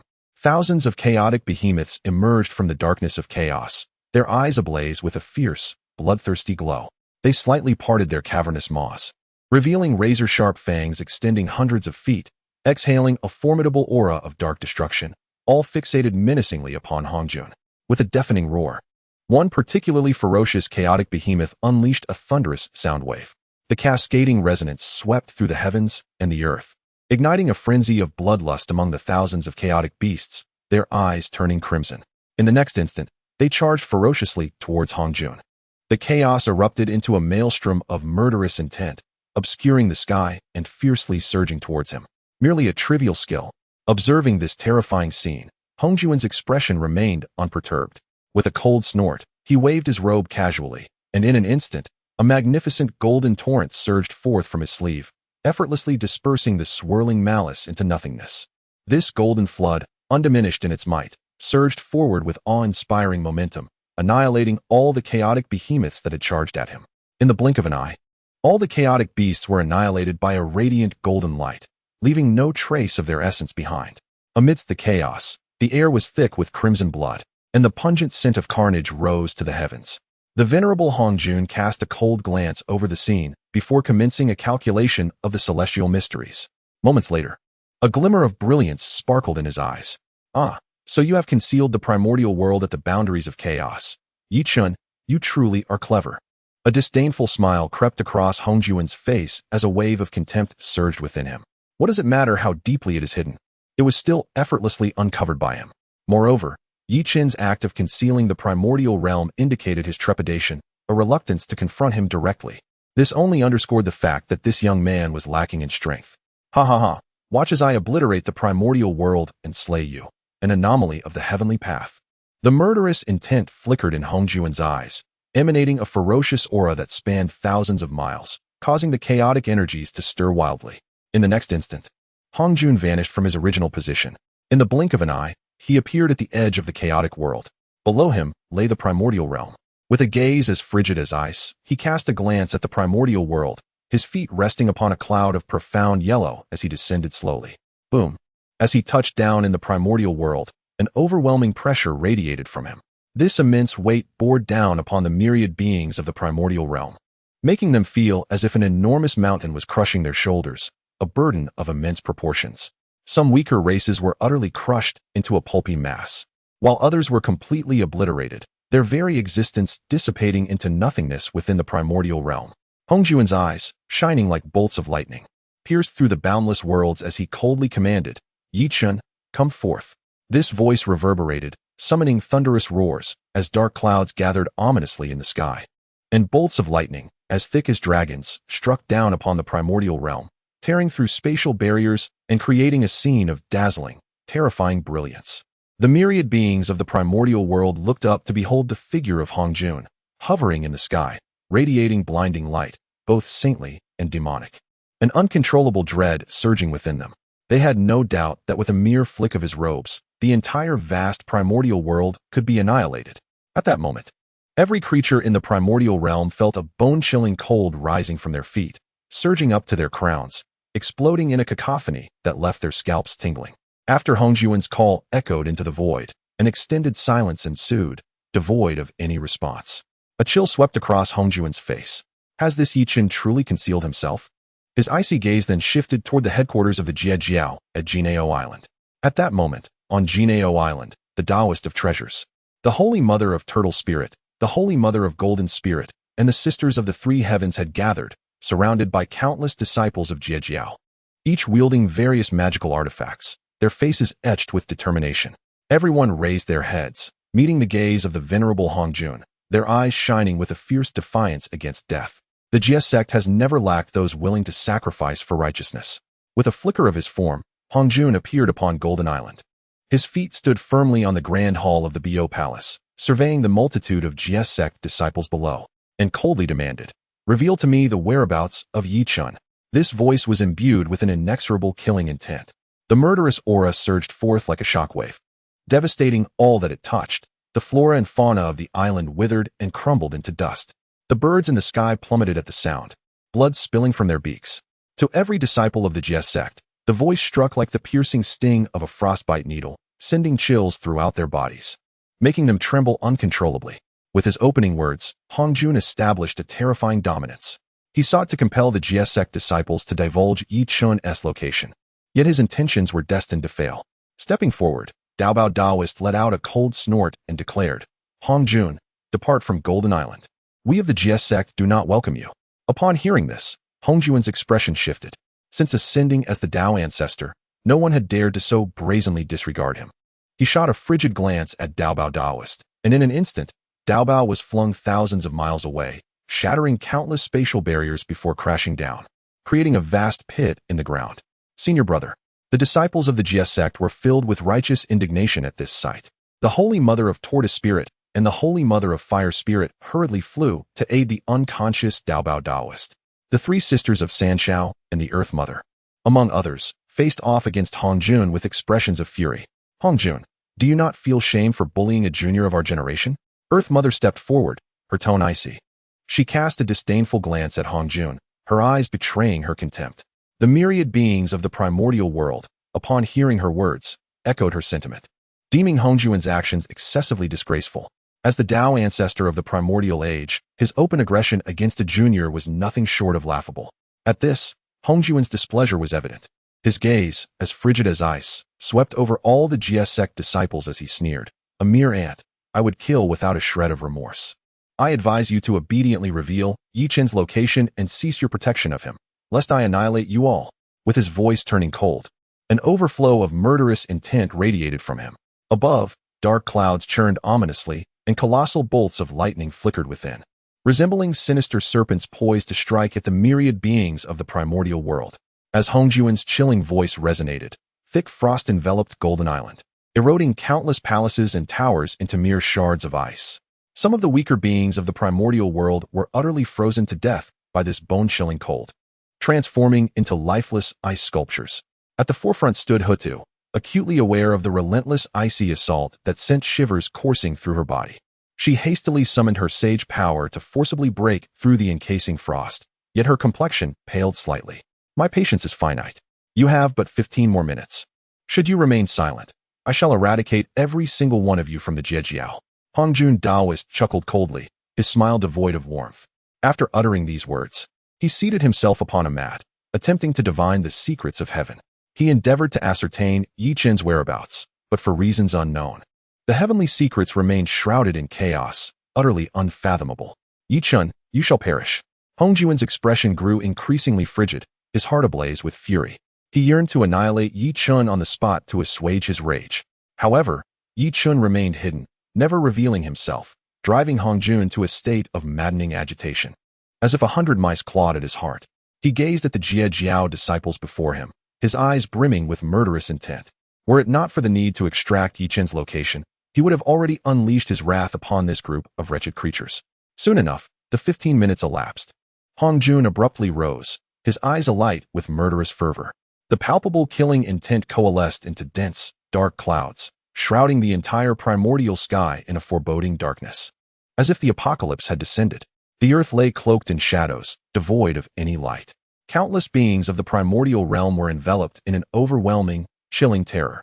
Their very breath stilled. Hongjun Daoist looked down coldly upon the Jie disciples, his voice echoing across the heavens and the earth. The time has come. Reveal the whereabouts of Yi Chen. Should you conceal this, I shall slaughter you all. Hongjun Daoist threatened icily.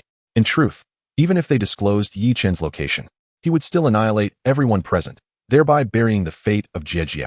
Upon hearing Hongjun Daoist's blatant threat, the Jie disciples showed no sign of fear. They stood tall, resolute expressions adorning their faces, each gaze radiating righteousness.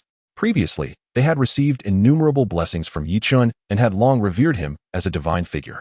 At that moment, among the thousands of celestial beings of Jie, not a single soul was willing to submit. The San Xiao sisters exchanged knowing glances, and in perfect harmony, they stepped forward. Hongjun, do not think you can coerce us into revealing our elder brother's whereabouts. If you dare, then kill us. Bi Xiao, known for her impulsive nature, impulsively spoke these words. Though she sensed a hint of extremity in her statement, she felt no regret. She was willing to sacrifice herself for her elder brother. Beside them, the sisters Chen Xiao and Yuan Xiao were profoundly moved by their junior sister's fearless resolve in the face of death. An overwhelming sense of righteousness surged within them. In unison, they declared, "Indeed, Hongjun, if you possess the courage, then strike us down. What fear is there in death? We of the Jie Sect have never shied away from mortality." The valiant spirit of the three sisters captivated the hearts of tens of thousands of Jie Sect disciples. These women, despite being of delicate stature, stood resolute against the seemingly invincible figure of Hongjun the Elder. In that moment, a fervent flame ignited within every disciple's heart. Their eyes glistened with emotion as they stepped forward, united in a thunderous chant. The Jie Sect never fears death. The Jie Sect never fears death. The Jie Sect never fears death. The collective voice of the myriad celestial disciples resonated like a grand celestial symphony, soaring towards the heavens and echoing throughout the vastness of the primordial world. The immense sound waves struck the firmament, dimming the oppressive dark clouds and revealing glimmers of light. Countless beings of the primordial realm heard this resounding declaration of valor and indifference to death, stirring a deep-seated admiration within their souls. Truly, the followers of the Jie Sect were noble heroes. However, upon witnessing the unwavering determination of the Jie Sect disciples, Hongjuan's expression darkened significantly. Chapter 176, Old Dog. Halt very well. The old Taoist Hongjun sneered. Since you are so eager for death, I shall oblige. Slowly he raised his palm, from which an endless rhythm of life and death emerged, casting a shadow over the entire sky. Boom! A massive lightning bolt, resembling a dragon, descended from the heavens, emanating a chilling white glow. Hongjuan's eyes, devoid of emotion, gazed coldly upon the disciples of the, radiating an icy murderous intent. He then prepared to unleash his hand, intending to annihilate all the disciples. The fierce, cutting winds blew fiercely, freezing the vast expanse of the primordial land. The disciples of wore resolute expressions, their eyes reflecting an unwavering determination to face death. They fixed their gaze upon Hongjun, devoid of any trace of fear. In the primordial realm, countless beings were moved by this scene. May you all perish. Hongjun suddenly waved his hand, unleashing an overwhelming aura of killing intent. However, at that moment, a voice reverberated through the heavens, echoing like thunder. Old dog Hongjun, cease your actions. This voice, as loud as a thunderclap, was terrifying. The boundless sound waves reverberated, resounding throughout the heavens and earth, capturing the attention of all in the primordial realm. The massive shockwave instantly dissolved the layers of frost, while simultaneously, the sound waves took on a tangible, primordial hue, abruptly halting Hongjuan's attack. Boom, boom, boom. Yet, the might of the sound waves remained undiminished, launching a fierce counterattack toward Hongjuan. Hongjuan's brow furrowed slightly. He snorted coldly and waved his hand, nullifying the sharp sound wave attack. He then looked up to see a figure clad in white, gracefully descending from beyond the chaos. Chen stood upon the 36th rank of the primal creation Azure Lotus, wielding the heavenly axe, with a chaotic pearl radiating a golden brilliance atop his head. He exuded an aura of majesty and divinity, reminiscent of a celestial being's arrival. As he appeared, golden ethereal flowers began to bloom in the sky, and the overwhelming black clouds swiftly dissipated, restoring light to the entire primordial land. The disciples of and the myriad beings of the primordial realm felt a surge of joy at Chen's arrival. It is Saint Chen. The saint has manifested. It is the senior brother. He has emerged from seclusion. Under the watchful eyes of all, Chen arrived at Golden Ao Island. He cast a calm glance at the disciples and remarked, "I appreciate your hard work during my absence." Upon hearing Chen's words, the disciples spoke in unison. "Senior brother, we did not suffer. Senior brother, this is what we ought to do." Chen smiled and nodded, then turned his gaze toward the opposing Hongjuan. The old Taoist Hongjuan fixed his cold stare on Chen, his eyes concealing boundless murderous intent as he coldly declared, "Chen, you have finally appeared." Chen gently lifted the divine axe of opening heaven, pointing it at the venerable Hongjuan, and inquired, "Hongjuan, have you successfully refined the heavenly Tao? Otherwise, you would not have dared to emerge." A frosty expression crossed Hongjuan's face as he replied, "Indeed, I have successfully refined the heavenly Tao. I am now the embodiment of it.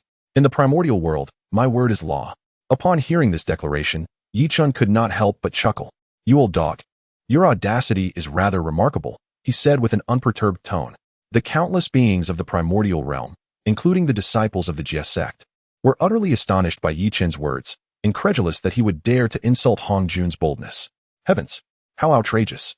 Hongjuan, the Tao ancestor of the primordial world, had indeed refined the heavenly Tao, his power now reaching unfathomable depths. Yet, Chen showed no sign of reverence. Hongjuan's face flushed crimson, his eyes ablaze with wrath as he glared fiercely at Chen.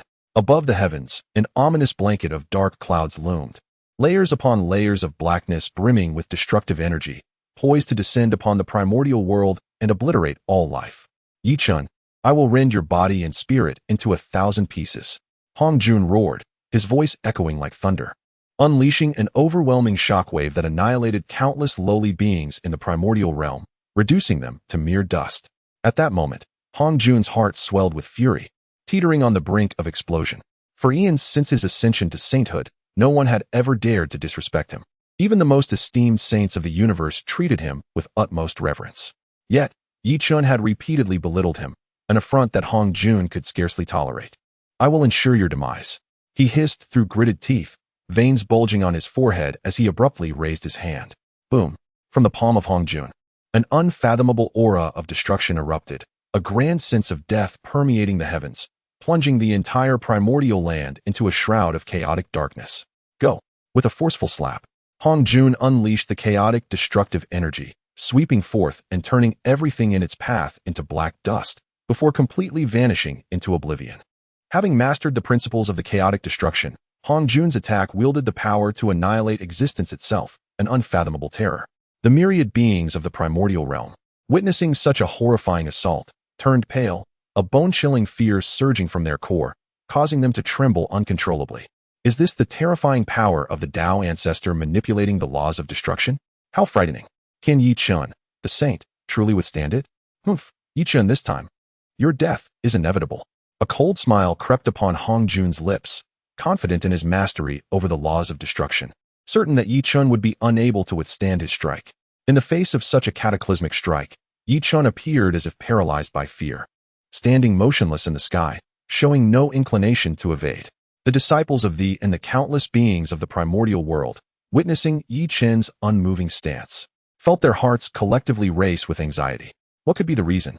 Why did the Saint Chen show no intent to dodge? All living beings were left utterly bewildered. The disciples of the were equally perplexed. With the prowess of their senior brother, Evasion was entirely within his capabilities, yet he remained there, steadfast. Chapter 177. A single strike shatters as a sense of bewilderment enveloped the crowd. A formidable and devastating attack bore down upon Yichun. The earth trembled with a resounding roar, reverberating like a cataclysmic explosion. The entire primordial land quaked, even causing the heavens to shudder slightly as countless dark clouds dispersed in fright, as if they had been touched by an unfathomable terror. The principles of destruction flickered in the air, casting a shadow over the realm and rendering the countenances of all living beings pale with dread. In that moment, every creature raised their gaze to the heavens, their hearts collectively constricting. Would the mighty sage Yichun succumb to such a formidable onslaught? Master brother, the disciples of the Jie were awash with concern, their faces etched with anxiety. They had witnessed the full force of Hongjun Lao Dao's strike, a truly terrifying assault of the principle of annihilation. Even though Master brother possessed immense strength, having attained the sage realm, survival was not guaranteed. Yichun, this is the fate that awaits you for crossing me, Hongjun Lao Dao sneered, his eyes gleaming with unbounded pride as he beheld the enveloping darkness. He had not anticipated that this anomaly of the heavenly Dao, Yichun, could be so effortlessly erased by his hand. Elated, Hongjun thought to himself that it was indeed fortuitous to dispatch this adversary so easily, thus conserving his own energy for the next phase, total annihilation of the Jie. With a fierce glint in his eyes, Hongjun turned his gaze towards the Jie disciples, his face radiating a chilling aura of menace. He slowly raised his hand, preparing to unleash the principle of destruction once more, intent on obliterating all within the Jie. However, just at that moment, a figure clad in white emerged from the billowing black clouds. Hongjun, your attack was rather mundane. It didn't even tear my garments. Yichun's voice drifted forth, calm and devoid of any emotional fluctuation, as if he were merely discussing the trivialities of daily life, laced with a hint of nonchalance. Hongjun turned in disbelief, his expression transforming drastically. What? You're not dead? He exclaimed, shock rendering his eyes wide and filled with incredulity. He could scarcely believe the scene before him. Simultaneously, millions of beings in the primordial realm were equally stunned by the sight. How could this be? They had just witnessed Hongjun Lao Dao unleash his full power, causing the very heavens to alter in hue, saturating the land with an aura of destruction. Yet now, Yichun stood unscathed, as if nothing had transpired. This was utterly astounding. Had they not seen it with their own eyes, none in the primordial realm would have dared to accept such a reality. The disciples of Jie were left speechless, their astonishment palpable. Heavens! Master brother is unharmed. He is completely unscathed.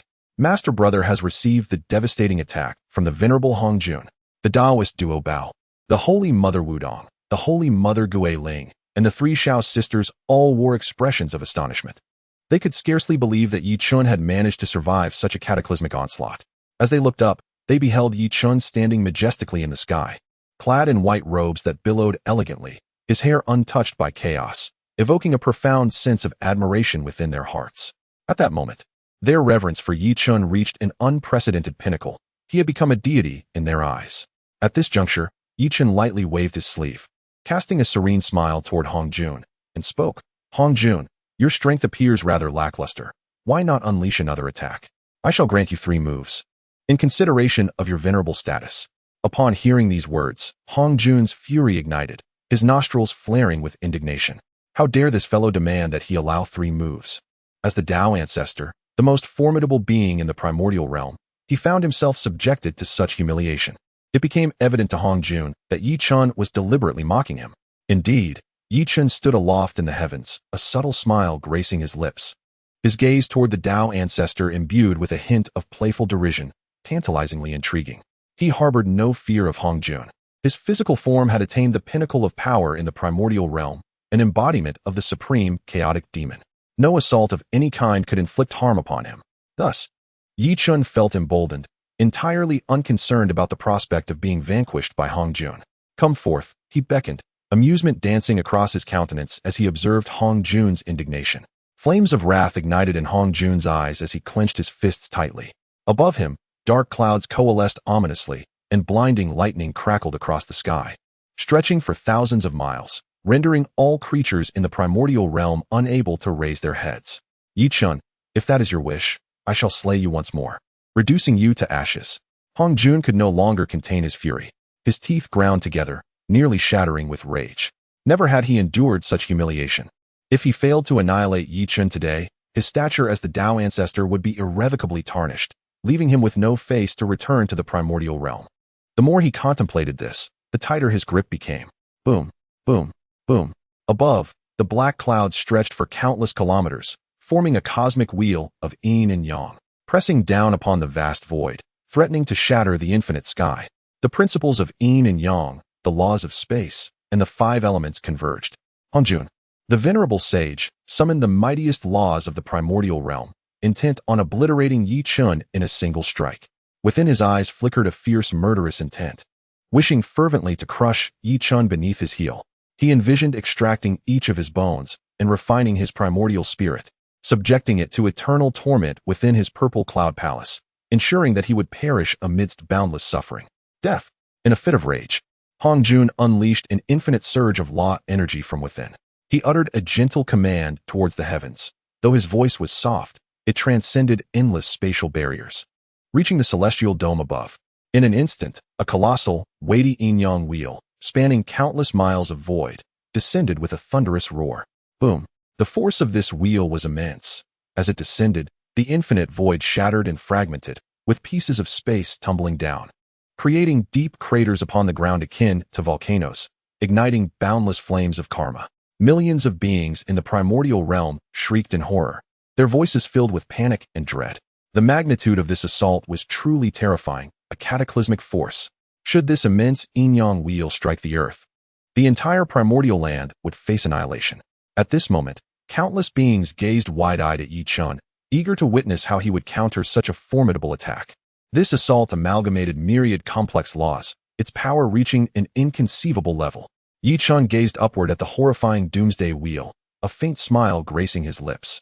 Hongjun, is that all? He stated calmly, looking towards the sage. Hongjun's countenance darkened instantly. What did he mean by is that all? Did this young man not perceive the sheer terror of this attack? When it struck, he would ensure Yi Chen's complete and utter annihilation. Hongjun seethed inwardly. Yet Yi Chen spoke forth, "Your law attack, I shall easily dismantle." With that, he raised his head, slowly lifting his right hand, gesturing towards the heavens. This motion appeared languid and unassuming, seemingly devoid of any power. However, the moment his hand swung forth, a colossal, mysterious yellow phantom erupted forth. This phantom rapidly expanded, soon overshadowing the sky and radiating a blinding golden light. The intense golden brilliance pierced through countless miles of void, illuminating the entire primordial world, glimmering resplendently. The golden hand grew ever larger, ascending at an accelerated pace, its accumulated power compounding, becoming overwhelmingly massive, completely obscuring the primordial realm beneath. The myriad beings below gazed up in awe, their eyes filled with the sight of this hand that blotted out the sun. In that moment, the hearts of all primordial beings were filled with profound astonishment. This hand was indeed colossal, far exceeding anyone's imagination. Even a single, delicate hair on the palm surpasses the grandeur of 100,000 mountain ranges. This astonishing spectacle is nothing short of shocking. Just as the myriad beings of the primordial world were engulfed in disbelief, an enormous hand overshadowed the heavens and forcefully struck the descending celestial dome of yin, yang, and the five elements. Boom! In an instant, a blinding radiance erupted from the heavens, painting the sky in hues of gold. The clouds above were instantly reduced to nothingness. The very earth trembled violently. The golden hand shattered the celestial dome, dismantling the destructive wheel of yin, yang, and the five elements unleashed by the venerable Hongjun, reducing it to mere fragments that vanished into thin air. The golden hand surged forth from the chaos, propelling countless chaotic energies that roiled and boiled, forming layers of tumultuous chaos. In the primordial realm, Yi Chen slowly retracted his hand, a gentle smile gracing his lips. His expression was remarkably calm, as if he had merely swatted a mosquito. Yet, in the eyes of the venerable Hongjun, this smile was laced with mockery. His elaborate effort to unleash a cataclysmic strike was effortlessly neutralized by Yi Chen's casual movement. It was as if Yi Chen were ruthlessly rubbing his face into the ground. In that moment, Hongjun's countenance turned an ashen hue, alternating between crimson and pallid, as though he had been soundly slapped, his anger and embarrassment palpable. He could hardly fathom the strength Yi Chen possessed. What manner of being was he, capable of dispelling such a formidable attack with a mere slap? Could it be that he was indeed born of the heavenly way, specifically to contend against him? Hongjun's expression fluctuated, and his eyes shimmered with unfathomable brilliance. The myriad beings in the primordial world, witnessing Yi Chun so effortlessly dismantle Hongjuan's attack, felt the immense pressure weighing upon them dissipate in an instant. They collectively exhaled in relief. Hongjuan's assault had been overwhelmingly powerful, nearly obliterating the entire primordial realm. Had it not been for Yi Chen's counterstrike, the world would have been annihilated. The beings of the primordial realm were filled with profound gratitude towards Yi Chun, regarding him as their savior. "Thank you, Saint Yi Chun. May the saint's life be boundless." They bowed in reverence, their eyes brimming with appreciation. The disciples of the Jie Sect gazed up at Yi Chun, clad in flowing white robes, with admiration etched upon their faces.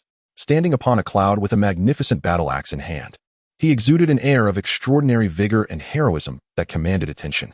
"Our senior brother is incredible. My goodness, our senior brother is truly formidable." Effortlessly countering Hongjuan's attack with a single slap.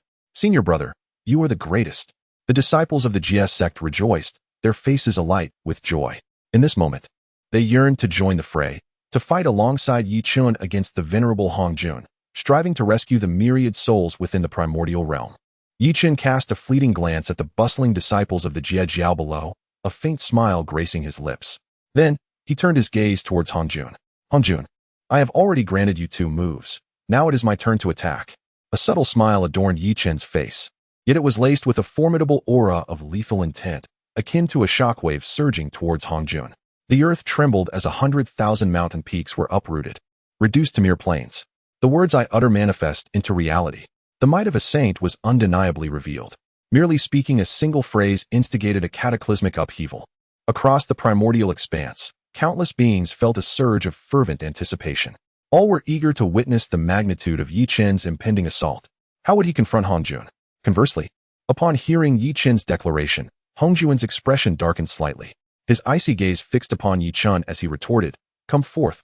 What fear do I have of you?" Chapter 178. This treasure is fated for me. Upon uttering these words, the venerable Hongjun casually waved his hand, the sleeves of his robe billowing with a resonant sound.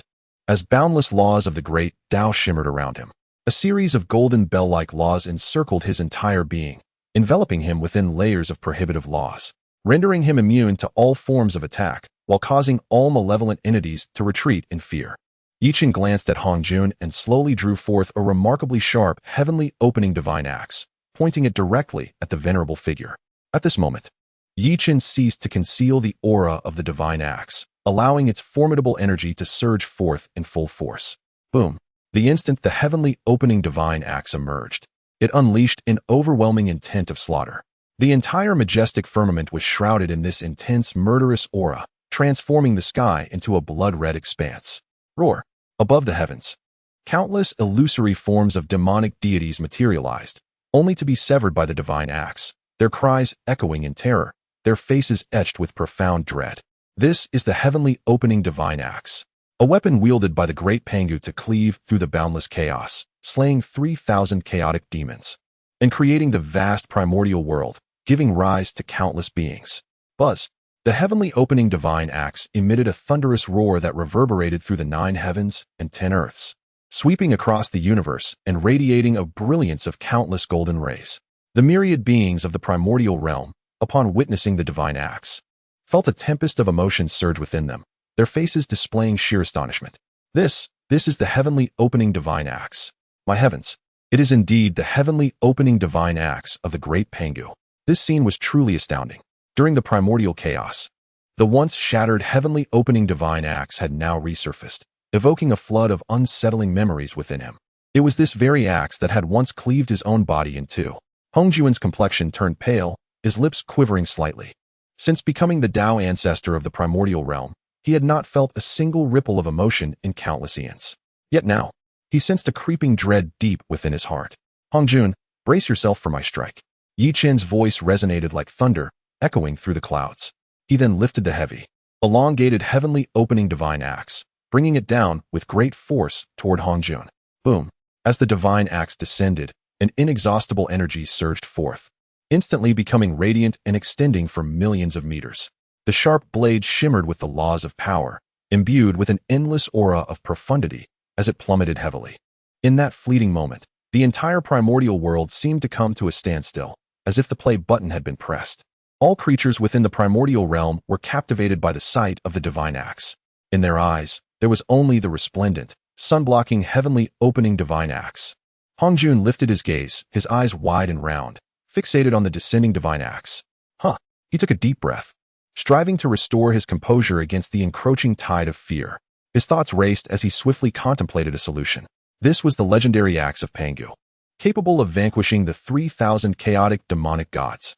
How could one possibly withstand such a force? The venerable Hongjun gritted his teeth, seemingly resolved to take decisive action. With a low exclamation, he retrieved from the depths of his mind a radiant jade disc, shimmering with a luminous white glow. This was indeed the Chaos Supreme Treasure. The Creation Jade Disc. It encompassed the essence of 3,000 great paths, harboring boundless mysteries. Moreover, the Creation Jade Disc served as an exceptionally formidable defensive artifact. In days of yore, it had successfully escaped the cataclysm of the primordial chaos, safeguarding the 3,000 paths. At that moment, the fearsome axe of creation was poised to descend. An overwhelming aura of annihilation surged and roared through the skies, creating a scene of sheer terror. Though reluctant to part with the Creation Jade Disc, Hongjun realized there was no other recourse. Gritting his teeth, he steeled himself and hurled the disc skyward with great force. "Open," he intoned, unleashing an unfathomable surge of power. In an instant, the Creation Jade Disc erupted with blinding radiance, transforming into a supreme artifact that shielded Hongjun. The next moment, the axe of creation struck down heavily upon the Creation Jade Disc. With a thunderous crash, a violent collision erupted between the two, unleashing boundless waves that tore through the layered primordial space, flooding the area with chaotic energy and darkening the heavens to a murky hue. Soon after, a sound reminiscent of cracking glass echoed through the air. The floating Creation Jade Disc had fissured. A fine crack extended from its center, causing the entire disc to resemble a spider's web, riddled with intricate fractures. "My Creation Jade Disc," Hongjun gasped, his pupils constricting in shock, feeling a profound ache in his heart. This was his treasured artifact of enlightenment, the very cornerstone of his power. Now it lay damaged. Hongjun felt as though his heart was fracturing alongside it, a pain that was unbearable. Fortunately, the Creation Jade Disc, being a supreme treasure of chaos, had withstood the axe's onslaught. Yichun gradually retrieved the axe of creation, his gaze fixed upon the floating Creation Jade Disc, a spark of intrigue flickering in his eyes. "Is this the Chaos Supreme Treasure, the Creation Jade Disc? I have heard it embodies the essence of 3,000 paths. Its might is limitless." A peculiar thought began to form in Yichun's mind. "Hongjun, it seems this item is fated to be with me. Would you consider bestowing it upon me?" Yichun inquired with a smile. Hongjun summoned the Creation Jade Disc back to him, gently caressing the artifact that had accompanied him through countless epochs. To his dismay, he noticed cracks appearing on its surface. Fortunately, the 3,000 paths within remained intact. Hongjun felt a pang of heartache. Just a moment later, upon hearing Yichun's request, his face darkened, turning ashen with fury. His eyes were ablaze with boundless fury as he coldly fixed his gaze upon Yichun, exclaiming, "If you wish to possess my Creation Jade Plate, abandon all delusions. It is utterly impossible. Even if you were to transform into a mere dog and beg before me, it would never come to pass." The old Taoist Hongjun wore a smile tinged with mockery, deliberately showcasing the Creation Jade Plate in his hand, a smirk of pride gracing his face as if he were intentionally flaunting it. Chapter 179. Split in half, Yichun observed the smug demeanor of the Grandmaster Hongjun, unfazed by his arrogance, and declared, "Very well. In that case, I shall fight until you willingly offer the Creation Jade Disc." The myriad beings in the primordial world were filled with astonishment upon hearing Yichun's proclamation. They could scarcely believe the audacity of his words, asserting his intent to compel the Grandmaster Hongjun to surrender the Creation Jade Disc. Such a notion seemed utterly implausible. All creatures in the primordial realm understood that the Creation Jade Disc was a treasure of enlightenment for the Grandmaster Hongjun, essentially his lifeblood. How could he possibly relinquish it? At that moment, Yichun stepped forward into the heavens. With a thunderous sound, he grew exponentially with each stride, expanding in stature to an enormous figure. With every 10 steps, he transformed into a towering giant. 3,000 demons, today I shall eradicate you all." The voice of this colossal form reverberated throughout the primordial expanse, shaking the very ground beneath. The chaotic tides surged violently, creating an awe-inspiring spectacle. The Grandmaster Hongjun, witnessing this scene, was engulfed by an overwhelming sense of dread. "What is this? Is this Pangu? How can this be?" His eyes brimmed with disbelief. yet he could distinctly perceive the embodiment of Pangu before him, exuding an unmistakable aura of power that filled him with terror. His face drained of color, turning a shade akin to that of a pig's liver, while his hands trembled slightly and his lips turned pale. At that moment, Pangu drew forth a divine axe, stretching 1,000,000 feet in length. In Pangu's grasp, the axe radiated an even greater force, surrounded by an aura of destruction. Its sharp blade gleamed brilliantly, akin to the sun's rays, rendering it nearly blinding. "Today, I shall slay you." With a mighty swing of the axe, Pangu struck down as if cleaving the very heavens and earth apart. Divine axe of creation, second strike. Pangu's thunderous voice resonated with the essence of the great Tao. The Grandmaster Hongjun felt his legs tremble violently, as if reduced to a mere mortal, engulfed by an unprecedented fear that made beads of sweat form upon his brow. It was at that moment he discerned that the true form of this Pangu was a transformation of the 12 heavenly divine banners. Yet, Chen had completely refined these banners, allowing him to summon the ethereal essence of Pangu. Although it bore only 1% of Pangu's true might, it was sufficient to instill fear throughout the primordial realm. How terrifying! The mighty Pangu, wielding the divine axe of creation, suddenly brought it down with unparalleled force, compelling countless beings of the primordial world to kneel in reverence and awe, utterly devoid of any inclination to resist. No. The venerable Hongjun gazed at the cataclysmic axe descending upon him, feeling his entire being stiffen, paralyzed, and unable to move. It was as if the very fabric of space in the primordial realm had been ensnared, and a tide of inexorable fear surged within him. In the next instant, the axe struck down upon Hongjun's head. At that moment, a terrified scream escaped him, filled with dread. Bang! In an instant, Hongjun was cleaved in two by the divine axe, his form split apart, his white robe torn into ragged pieces, blood splattering across the primordial earth. Silence. An absolute stillness enveloped the primordial realm. The myriad beings, including the disciples of the Jie Sect, were left in a state of shock. What had they witnessed? The Tao ancestor Hongjun, an exalted entity, had been directly severed by Yi Chen's axe. He was slain. The searing crimson blood flowed freely upon the ground. Good heavens! It was utterly inconceivable. At this moment, the faces of the powerful beings in the primordial realm were painted with astonishment. This scene had far surpassed their wildest imaginations. The Tao ancestor Hongjun had been slain by Yi Chen. Buzz. Just then, from the heavens, a jade butterfly radiating a soft white light emerged. Yi Chen, embodying Pangu, extended a colossal hand to effortlessly grasp the chaotic treasure, the creation jade tome, drawing it into his possession. Subsequently, the immense figure of Pangu gradually diminished, ultimately transforming into Yi Chen's form. Standing upon the 36th grade azure lotus, Yi Chen gazed at the creation jade tome in his hand, a satisfied smile gracing his features. At this moment, he felt the tome emanating a gentle warmth that washed over his palms, a sensation of exquisite comfort. With his eyes gently closed in contemplation, he perceived the boundless pathways of the Tao. The laws manifested clearly before him, and with his current aptitude, a brief period of meditation would enable him to swiftly comprehend the myriad principles of the Tao. This treasure was an invaluable boon for him. Yi Chen's heart brimmed with elation at acquiring this chaotic treasure, marking a significant triumph. He then turned his gaze towards the site of Hongjun's demise, where an ethereal aura began to swirl, gradually coalescing into a human form. Hongjun was not so easily vanquished.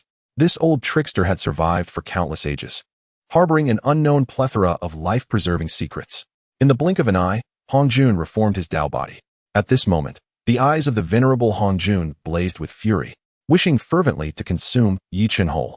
Yi Chen, how dare you steal my chaos jade disc? You shall pay dearly for this. His voice, hoarse and laden with murderous intent, bore a hint of crimson, veins pulsating ominously, rendering his visage terrifying. The chaos jade disc was his ultimate treasure for enlightenment, now wrenched from his grasp by Yi Chen. This was akin to having his dignity ground into the earth 100 times over. Overwhelmed with indignation, the anger within Hongjun erupted violently. With a thunderous roar, Hongjun's figure began to swell rapidly. 10 zhong, 100 zhong, 1,000 zhong, 10,000 zhong. Under the watchful eyes of countless beings in the primordial world, he grew increasingly colossal. In the blink of an eye, he transformed into a titanic figure, soaring to heights of billions of zhong, enveloped in a myriad of terrifying laws of the universe. With a mere gesture, he obscured the heavens, shrouding even the sun and moon above. As his upper body extended, he gazed down upon the primordial realm from the chaos. his eyes radiating with a golden brilliance that could rival the sun itself, emanating immense power. Wherever his gaze fell, hundreds of races were obliterated, reduced to mere dust. The denizens of the primordial world beheld this spectacle, their hearts gripped by profound terror.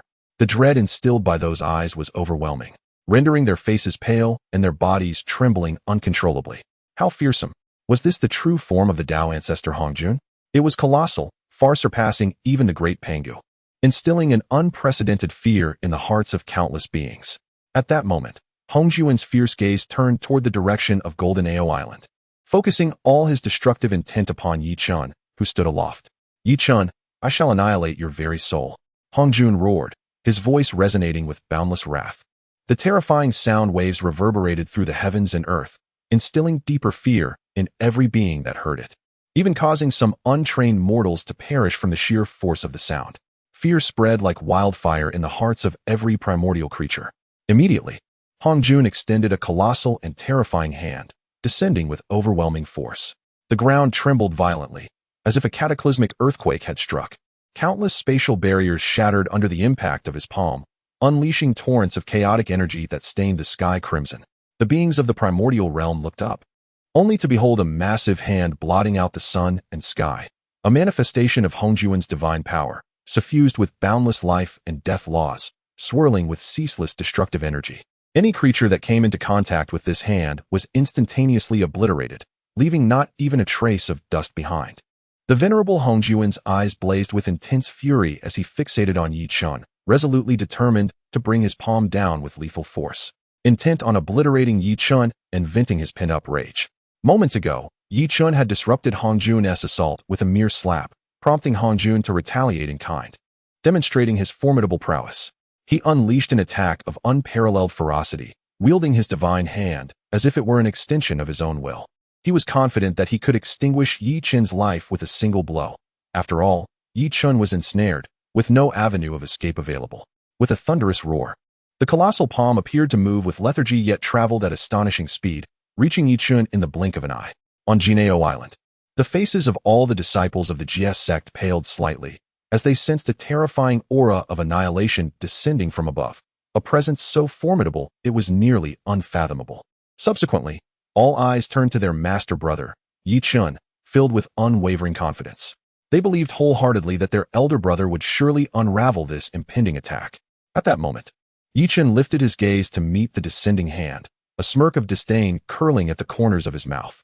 Hongjun, your attack is nothing but a facade. Lacking substance, he remarked, shaking his head with a cool smile. With a graceful wave of his hand, 4 radiant swords materialized around him, each gleaming with a brilliant light.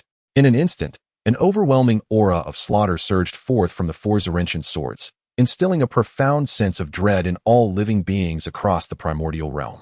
This chilling presence enveloped the heavens and the earth, sending shivers down the spines of every creature. Upon summoning the 4 swords, Yi Chun raised his eyes to the massive palm looming above him. With a mere thought, the Zerentian swords erupted in a spectacular display of light, their brilliance igniting with the ferocity of hellfire, incinerating the spiritual energy that permeated the cosmos, turning the entire sky into a vivid crimson. Hongjun's brow furrowed slightly, a wave of coldness washing over him. The power of the Zerentian swords felt different, extraordinarily potent. The sword's aura was searing enough to singe his palm, and at that moment, Hongjun felt a faint sting in his hand, akin to a swarm of ants gnawing away, an ominous sensation indeed. Nevertheless, he remained undeterred in his pursuit to annihilate Yi Chun. This time, with his divine form engaged, he was resolute in eradicating this wretched foe once and for all, believing that only through this act could he quell his inner turmoil. Resolving himself, Hongjun intensified his suppression, unleashing an even more ferocious aura of destruction from his palm, breaking through layers of spatial barriers, and in an instant, it descended upon Yi Chun's head. Zerentian swords, kill. At that moment, Yi Chun let out a chilling smile, and with a sudden flourish of his hands, the 4 Excalibur swords converged, emanating a magnificent aura. An overwhelming wave of murderous intent surged skyward, manifesting as a towering beam of light. Boom, boom, boom. The Excalibur sword, the slaughtering sword, the trapping sword, and the absolute sword united as one, fiercely propelling upward along this celestial pillar of light. As they ascended, the brilliance of the 4 swords intensified, unleashing a radiance that illuminated the heavens and the earth. In the vast primordial world, countless beings beheld the terrifying Excalibur sword, akin to a comet striking the moon, hurtling towards the colossal hand that obscured the sky. In the next instant, under the gaze of myriad primordial beings, these four swords, exuding an overwhelming presence, suddenly collided with the palm of the ancient sage Hongjun. Boom! In an instant, the entire realm trembled violently, as if a powerful earthquake had struck.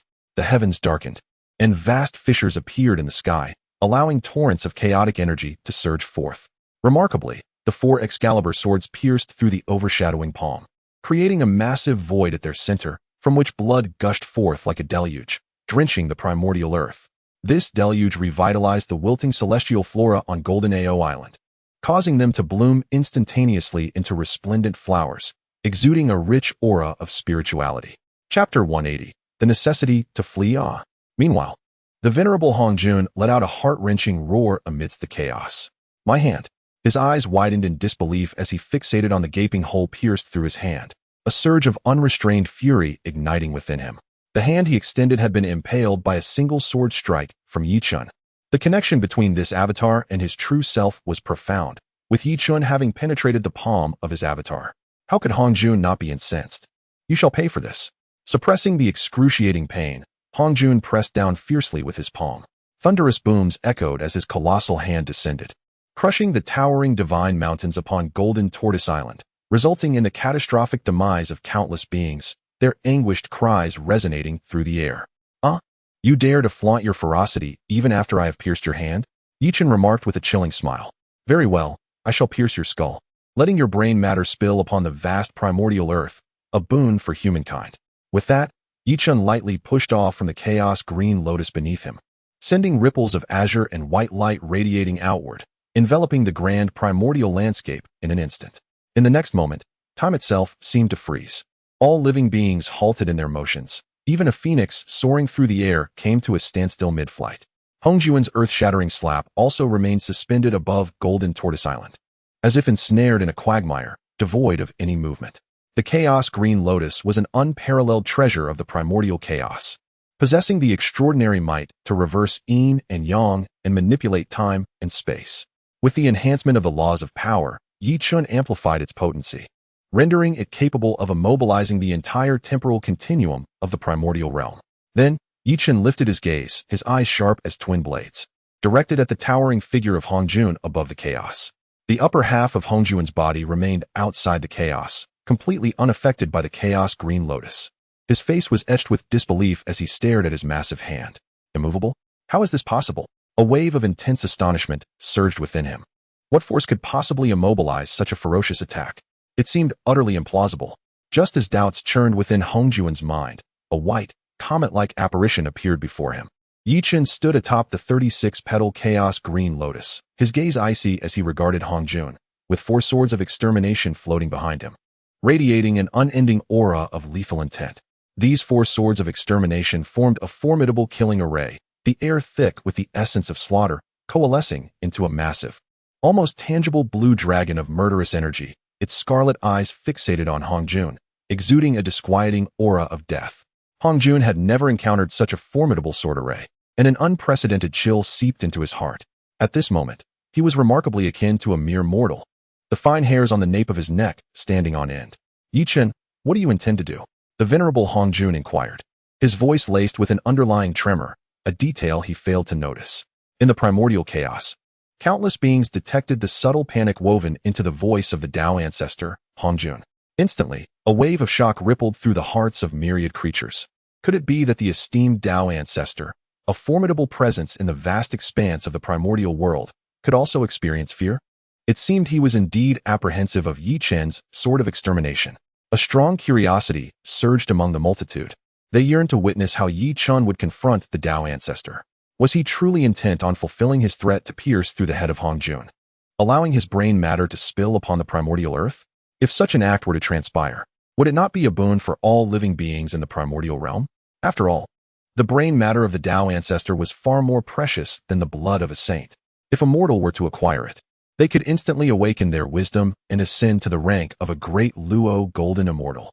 At this moment, All the beings of the primordial realm were filled with eager anticipation, their gazes fixed skyward, eyes unblinking as they beheld Yi Chun, standing atop the 36 transformational azure lotuses, confronting the Tao ancestor, Hongjun. Upon hearing Hongjuan's inquiry, a cold, sinister smile curled at the corners of Yi Chen's lips. He then spoke, "What do I intend to do? Why? To pierce through your head, and let your brain matter scatter across the primordial earth." At these words, Hongjuan's fury erupted. His countenance turned a deep shade of iron gray, veins bulging like serpents beneath his skin, and his neck flushed crimson. "How dare you? I am the Tao ancestor," Hongjun bellowed, his finger trembling as he pointed at Yi Chun. Should Yi Chen dare to act upon his words, it would be akin to tearing off his own face and trampling it mercilessly into the ground, a notion utterly intolerable to Hongjun, who longed to sink his teeth into Yi Chen's flesh in retribution. "Whether it is truth or falsehood, you shall see for yourself." Yi Chen scoffed disdainfully, his smile imbued with a chilling resolve. He then raised his hands and made a swift, forceful motion forward. In an instant, the sky darkened, tempestuous winds howled, and boundless black clouds coalesced into a formidable aura of death. "Sword of extermination, pierce," Yi Chen commanded, pointing decisively forward. In that moment, the 4 extermination swords transformed into 4 massive, elongated, and fearsome black fire dragons, charging viciously toward the head of the venerable Hongjun. Terror filled Hongjuan's eyes as he raised his head, poised to defend himself. Yet, Yi Chen seemed to have anticipated his reaction. With a subtle step upon the chaos azure lotus beneath him, an endless array of azure rings radiated outward, ensnaring the very fabric of space. Countless forbidden energies erupted from the chaos azure lotus, directly binding the immense form of Hongjuan's avatar. In an instant, the venerable Hongjun found himself utterly immobilized, a surge of indignation igniting within him as he desperately endeavored to break free, yet to no avail. This was the Chaos Green Lotus, a treasure that once cradled the great Pangu. Hongjun, merely a primordial demon god, was in no position to contend with the might of Pangu. He could only watch in horror as the 4 terrifying sword of immortality hurtled toward his forehead. At that moment, his eyes were entirely consumed by the sight of these formidable swords, his pupils filled with sheer panic. "This is dire. I must flee." The thought surged within Hongjun's mind. Chapter 181. Escape with a severed tail. A premonition surged within him. Had he failed to evade the oncoming threat, the devastating sword of annihilation would surely obliterate his very essence. In such a scenario, his hopes of resurrection would be utterly dashed. Just as the venerable Hongjun contemplated fleeing, an overwhelming sense of reluctance and sorrow enveloped him. After all, the manifestation of this was no trivial feat. He had expended countless celestial materials and treasures to forge this body, dedicating over 10,000 yuan hui to the entire process. Thus, the thought of relinquishing such a crucial aspect of himself felt akin to having his heart cleaved by a blade, leaving him profoundly distressed. Accursed Yi Chen, given time, I shall ensure this wretch suffers to his demise. Whoosh, whoosh. At that moment, the 4 swords imbued with destructive energy hurtled towards him with terrifying velocity. The power they wielded was formidable. Without prompt evasion, death was inevitable. Hongjun understood that as long as the Green Mountains remained, he need not worry about firewood. In an instant, he swiftly fled from the vast. There was no time to ponder further. Survival was paramount. Just as Hongjun escaped from his colossal form, he beheld the razor-sharp sword piercing through the crown of his. Uft! A resounding sound echoed through the heavens. In the primordial world, countless beings witnessed Yi Chun wielding the sword of annihilation, which penetrated Hongjuan's forehead and emerged from the back, spilling forth a torrent of crimson blood and white brain matter. The enormity of this was staggering, and the splattered blood and brain matter cascaded like a torrential downpour from the heavens. Splash! Beneath the heavens, innumerable beings were drenched in this sanguine rain, each drop infused with the essence of the sage, brimming with profound principles of the great Tao, even possessing the miraculous ability to resurrect the fallen. The sight of stones and blades of grass soaking in this blood awakened their inherent consciousness, prompting them to absorb the spirit of the world. Some stones and flora, having absorbed an abundance of blood, transformed into ethereal beings capable of soaring on the winds.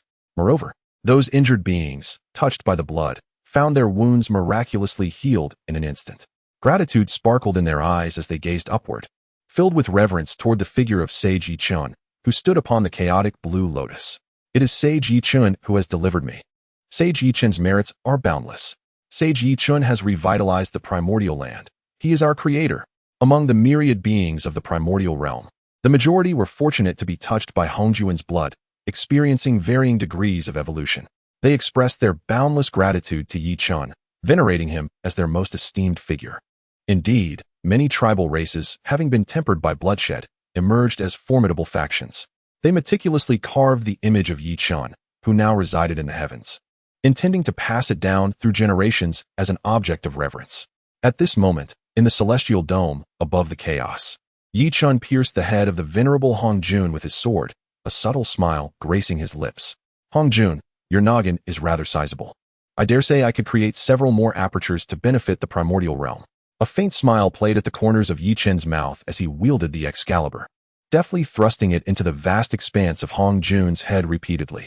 With each piercing, a series of crisp sounds echoed through the air as the Excalibur, under Yi Chen's command, penetrated the forehead of Hongjun's corporeal form with the swiftness of threading a needle. Blood gushed forth in torrents, transforming Hongjun's once magnificent head into a veritable honeycomb of holes. Witnessing this spectacle, Hongjun's primordial spirit nearly succumbed to fury. The embodiment he had labored tirelessly to forge was publicly humiliated by Yi Chen, who treated his head as if it were a beehive to be recklessly prodded. Such an affront was akin to trampling his dignity in a fetid mire. A fierce fire ignited within Hongjun's chest, threatening to consume him entirely. Gazing upon the grotesquely disfigured head of his corporeal form, his countenance turned ashen, his body trembled uncontrollably, and his lips paled. Countless streams of red and white viscous liquid splattered upon his primordial spirit, transforming him into a grotesque canvas. Hongjun staggered, nearly losing his footing, tears glistening in his eyes. Suddenly, a thunderous roar reverberated. The immense head of his corporeal form was cleaved by the Excalibur, severed at the neck and plummeting to the ground. My head. Hongjun's eyes widened in disbelief, filled with indignation and despair. The sight of his severed head drove him to madness. With every fiber of his being, he longed to seize Yi Chen, to crush him beneath his feet and devour his very flesh, believing such an act would quell his burning rage. With a resounding thud, the colossal head struck the primordial earth, forming a majestic mountain range that birthed countless ethereal plants. Simultaneously, the once mighty body, obscuring the sun, was obliterated by Yi Chen's unleashed principle of destruction, reduced to swirling dust. This dust settled atop the head, creating a thick layer of fertile soil, nourishing the ethereal plants until they transformed into sentient beings of primordial essence. Yi Chen observed the unfolding scene below, nodding with a faint smile, his gaze imbued with a hint of mockery directed at Hongjun. Hongjun, you have indeed made a contribution to the primordial realm. Yi Chen spoke with a smile that was both mocking and enigmatic. The venerable Hongjun was flushed with rage, nearly beside himself with fury. This insufferable Yi Chen was truly testing his limits. Hongjun, what other abilities do you possess? Feel free to demonstrate. Yi Chen taunted, curling his fingers disdainfully. He added, if you have no further tricks up your sleeve, I shall take it upon myself to obliterate you completely. As these words left his lips, four swords of extermination soared into the sky, swirling ominously and emanating a terrifying aura that turned the heavens into a pallid gray. The atmosphere was thick with malevolence. Witnessing this, Hongjun's expression grew grave. At that moment, his treasured creation Jade Plate had been seized. The potency of his Grand Dao laws had diminished significantly, and all the artifacts within the San Xiao palace had been appropriated by Yi Chen. Truth be told, he no longer possessed any formidable trump cards to vanquish Yi Chen. However, this was merely a temporary setback. Hongjun still harbored a powerful ace up his sleeve, though he was unable to utilize it at present. It appears you are at an impasse, Hongjun. Thus, I shall proceed to eliminate you, Yi Chen remarked, a cold smile curling at the corners of his mouth as he noted Hongjun's silence. Without hesitation, he produced a radiant orb exuding boundless chaotic energy. This orb was blindingly luminous, and under the enhancement of Yi Chen's forceful Dao laws, its brilliance illuminated the realms, allowing every being in the primordial world to witness its magnificent splendor. In an instant, countless beings across the primordial expanse were left astounded. What treasure is this that possesses such formidable power? Some powerful entities quickly recognized the orb, their shock palpable. It is the Chaos Pearl, they exclaimed. The Tao is 50, the heavens 39, and one must escape from the rest. This singular one referred to the Chaos Pearl. It was said to encapsulate an entire primordial world, and if one could cultivate within it, they could attain the strength to substantiate their path and become a supreme Tao sage. Hongjun's gaze fixated on the Chaos Pearl. his eyes glinting with a chilling intensity. No wonder Yi Chun could so easily veil the heavenly mysteries. He bore a chaos pearl. How infuriating. Had he known this treasure was in Yi Chun's possession, he would have eliminated him long ago, preventing this arrogance from festering for such an extended period. Regret consumed Hong Jun, wishing he could turn back time. Just as his remorse deepened, Yi Chun hurled the chaos pearl towards him. With a whoosh, the pearl transformed into an immense and weighty chaotic realm, its boundless power pressing down with inexorable force. It seemed capable of absorbing all matter, whether corporeal or ethereal. Anything drawn into the chaos pearl would undoubtedly be utterly crushed, reduced to mere ashes. As Hong Jun beheld this scene, his pupils constricted in shock. He felt an overwhelming force of attraction sweeping towards him. If unable to escape in a timely manner, he would undoubtedly be engulfed by the chaos pearl, leaving not a trace behind. Cursed be it. Hong Jun gritted his teeth and suddenly leapt forward. In the next instant, his form began to elongate, stretching to an unimaginable length. And in the blink of an eye, he spanned billions of miles, coiling within the boundless void of chaos. This elongated, seemingly endless entity resembled a giant eel. In reality, it was a chaos Tsuitsan, and Hong Jun's true form was that of a primordial demon god, a chaos Tsuitsan. You old dog. Have you shown your true form out of fear? Yi Chun gazed at the infinitely long chaos Tsuitsan, a smirk gracing his lips. In the primordial realm, billions of beings witnessed the manifestation of Hong Jun's true form, a chaos Tsuitsan stretching across the starry sky. This marked the first time the denizens of the primordial world beheld the true shape of the Tao ancestor, Hong Jun. Instantly, all mighty beings and mortals displayed expressions of curiosity. So this is what the Tao ancestor looks like in his true form. One must admit, it is somewhat unattractive. Yi Chun shook his head slightly. Indeed, Hong Jun's true form left much to be desired. From a distance, it resembled a pile of excrement, a most unpleasant sight. Yi Chun coldly chuckled, offering a blunt assessment. Roar. Hong Jun unleashed a thunderous roar that reverberated for thousands of miles, stirring a tremendous chaotic tide. Yi Chun, you wretched thief, deserving of 1,000 deaths.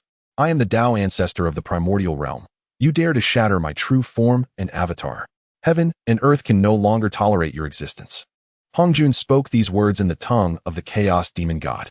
His resonant voice shook the hearts of the primordial beings, akin to explosions echoing within, stirring a wave of panic. Though the billions of beings in the primordial realm could not comprehend Hong Jun's words, they sensed the overwhelming fury embedded within.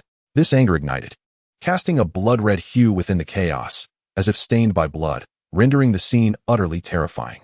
Yi Chun coldly laughed and spoke. Hong Jun, how dare you still call yourself the Tao ancestor? I see you more as the demon ancestor. For your selfish desires, you manipulate the myriad beings of the primordial realm. Toy with the saints as if they were mere pawns, and even the bestowed Hongmeng purple is a venomous substance.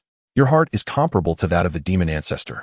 Luohu, today, I shall confine you within the chaos pearl, ensuring you never emerge to threaten the primordial realm again.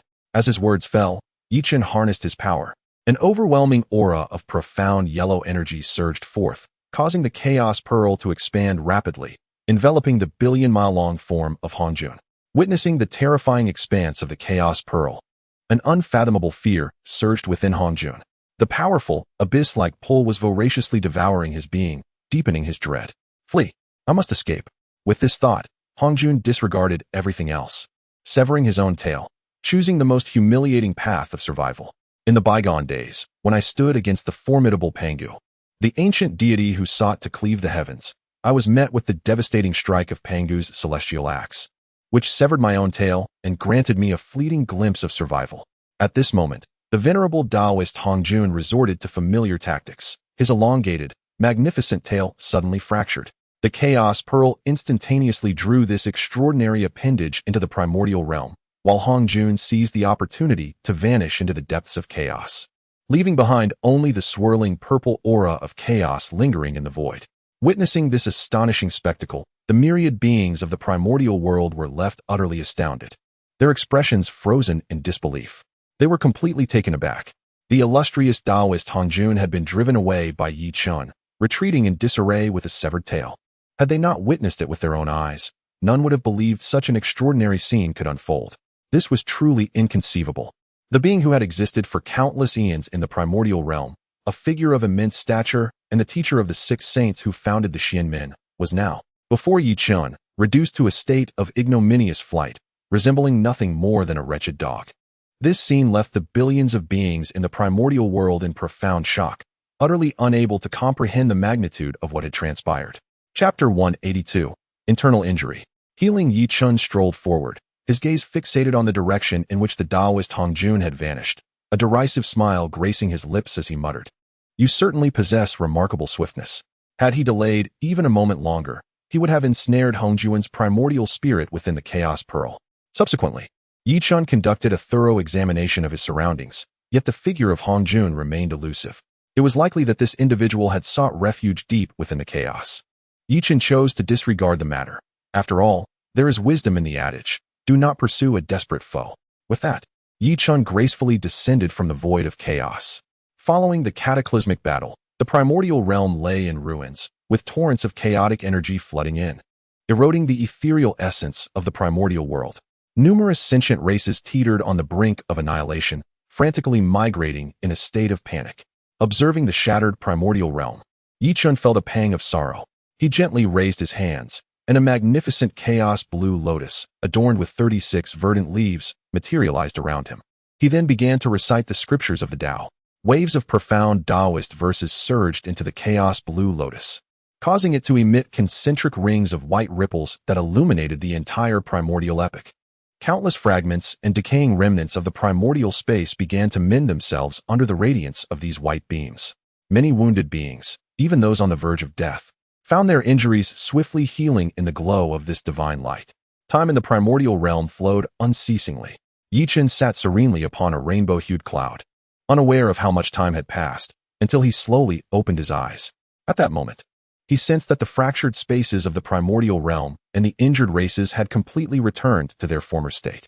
With a thunderous rumble, a vast expanse of mysterious yellow spiritual energy coalesced above the heavens, cascading down upon Yi Chen, enveloping him in a sea of fortune, rendering him divine and extraordinary.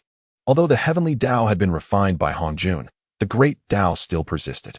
This was a manifestation of the great Tao's acknowledgement of Yi Chen's significant contributions to the primordial world, bestowing upon him a substantial share of its merits. The merits of the great Tao are treasures that are both rare and invaluable, capable of transcending any barriers and facilitating rapid breakthroughs in cultivation without any adverse effects. For Yi Chen, such treasures held immense significance. His eyes gleamed with excitement as he beheld the descending merits of the great Tao, and with a gentle wave of his hand, he collected them all into his sleeves. The myriad beings of the primordial realm witnessed this scene with astonishment.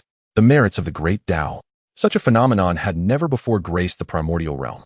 This form of merit was even more precious than that of the heavenly Tao itself.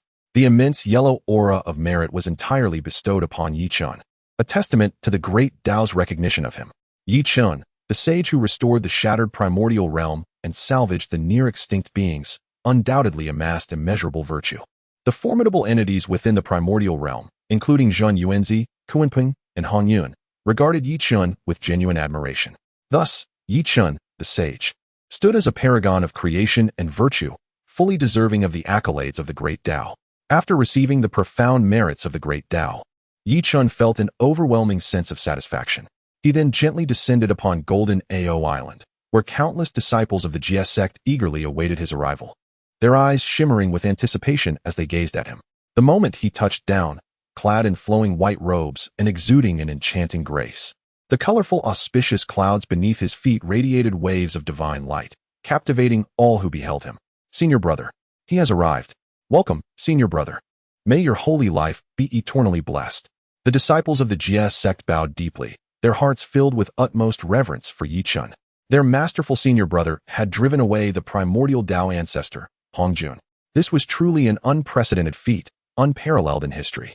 As Yi Chen stood upon the ground, he smiled gently and inquired, "Is anyone among my junior sisters and brothers injured?" During the fierce battle, Hongjun's hand did bear down heavily upon Golden Ao Island. Upon hearing his words, the disciples shook their heads in unison, indicating that none had sustained injuries. Even those who might have been harmed had been thoroughly healed under the shimmering light of the chaos green lotus.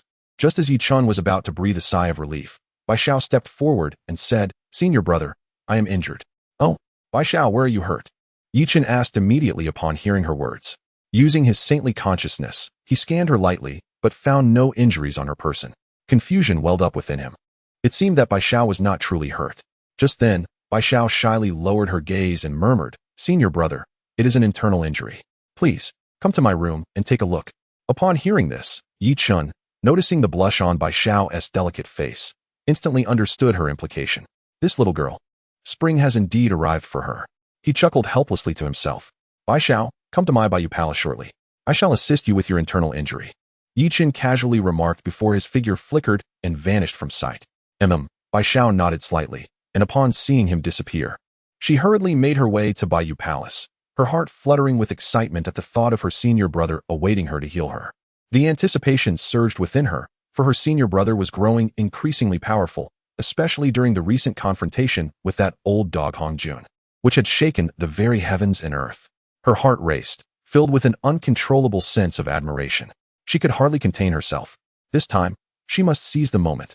With this fervent sentiment, Bai Xiao dashed into Bayou Palace. That night, Yi Chun diligently treated her injuries until the dawn of the next day. As the morning sun ascended in the sky, illuminating the vast wilderness, Bai Xiao finally emerged from Bayou Palace, her expression one of contentment and pride, joy radiating from her features. Humming a tune, she skipped out of the palace only to be halted by two beautiful figures. "Oh dear," Bai Shui exclaimed in surprise. She lifted her head and was met by the sight of her two elder sisters, Chen Xiao and Yuan Xiao, the senior sister and the second sister. Blushing, Bai Xiao greeted them. "What brings you here so suddenly?" Chen Xiao, with her delicate hand, playfully tugged at Bai Xiao's crystalline ear and inquired, "How did the senior brother assist you in treating your internal injuries last night?"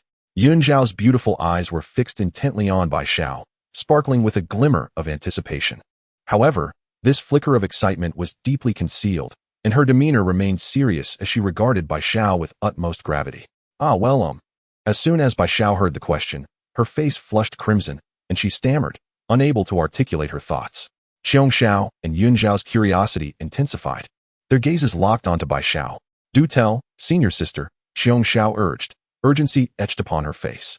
Chapter 183. The Divine Wheel of Heaven. Bai Xiao lowered her head slightly. Her voice laced with an overwhelming shyness, her delicate visage as red as a ripe tomato.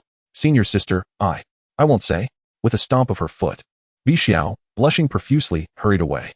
Chen Xiao and Yuan Xiao exchanged glances, unable to conceal their curiosity. "This girl humph." Chen Shui stamped her foot, anxiety etched upon her face, clearly eager to uncover the situation at hand. However, the fact that Bai Xiao remained silent left her feeling restless, akin to being tickled by a mouse. Yuan Xiao gently bit her lip and suggested, "Junior sister, shall we venture into the Bayou Palace?" "Yes." Chen Xiao nodded, her cheeks tinged with crimson. After a shared glance, they simultaneously stepped into the Bayou Palace. "Senior brother?" Upon entering the palace, Chen Shui scanned the surroundings but found no trace of Yi Chun. A wave of confusion washing over her. Is senior brother not within the palace? Yuan Xiao too felt a sense of uncertainty, her eyes darting around in search of him.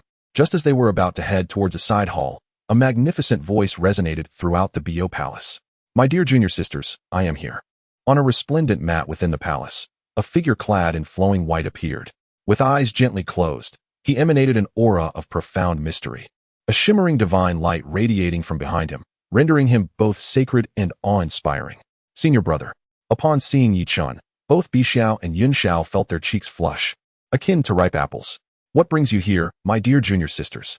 Yi Chun slowly opened his eyes, a brilliant light sparkling within them. "Senior brother, it appears you are in the midst of a secluded cultivation," Yuan Xiao quickly deduced, a hint of embarrassment creeping onto her face. They had intruded upon his training. "Not at all." Yi Chun smiled gently and inquired, "Have you come to seek me for something of importance?" Chen Xiao's face turned slightly red.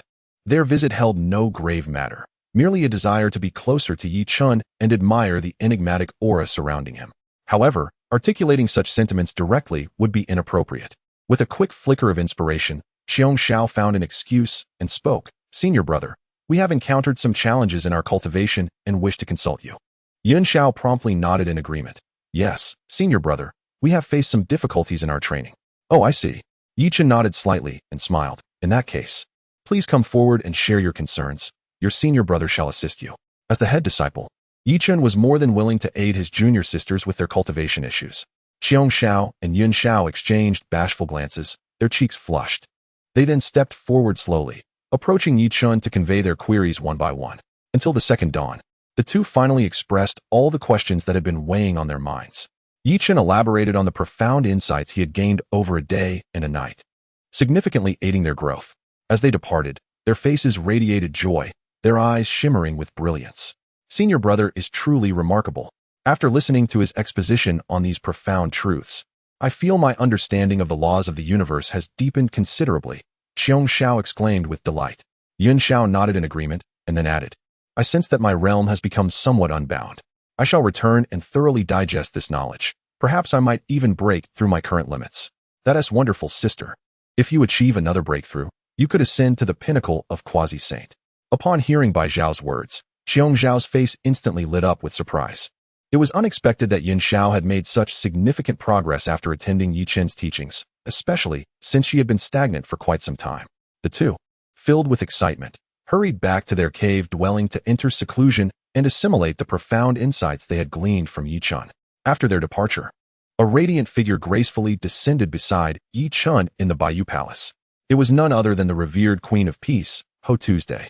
Draped in a moon-white robe that accentuated her exquisite figure, her stunning visage emanated an aura of divine sanctity that commanded reverence. Peaceful heart, Yi Chen said, extending his hand to gently clasp Ho Tu's slender waist, a smile gracing his lips.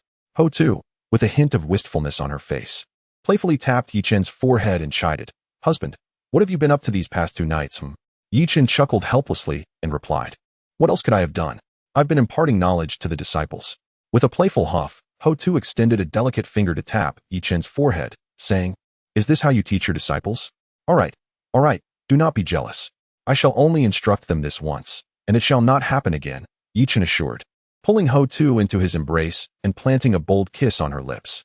A blush instantly colored her cheeks, though a trace of jealousy lingered in her heart. It was no longer a matter of great concern. Peaceful heart, I intend to enter seclusion for a while to further enhance my strength. Please guard my retreat, Yi Chen requested. He believed that Hong Jun, that rascal, was likely making moves deep within the chaos, and perhaps in desperation, he would resort to some self-destructive tactics. Thus, Yi Chen sought to bolster his own power so that if he were to encounter Hong Jun again, he could decisively vanquish him, ensuring he could stir no further trouble. Yes, my dear, enter your retreat. I will stand guard outside with the disciples, Ho Tu affirmed, her face reflecting determination. After exchanging a few more words, Ho Tu exited the Bayou Palace to prepare for Yi Chen's protection. Meanwhile, Yi Chen settled onto the meditation cushion, gently closing his eyes. He gently waved his sleeve, and an abundance of deep yellow virtuous energy emerged from within. This energy was that of the great Tao, capable of transcending any realm without encountering the slightest cultivation bottleneck, thus facilitating direct breakthroughs. Truly remarkable. Yi Chen absorbed this virtue entirely, feeling his realm begin to ascend once more.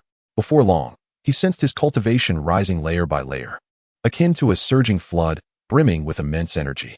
Primordial Infinite Great Luo Golden Immortal, first layer. Primordial Infinite Great Luo Golden Immortal, second layer.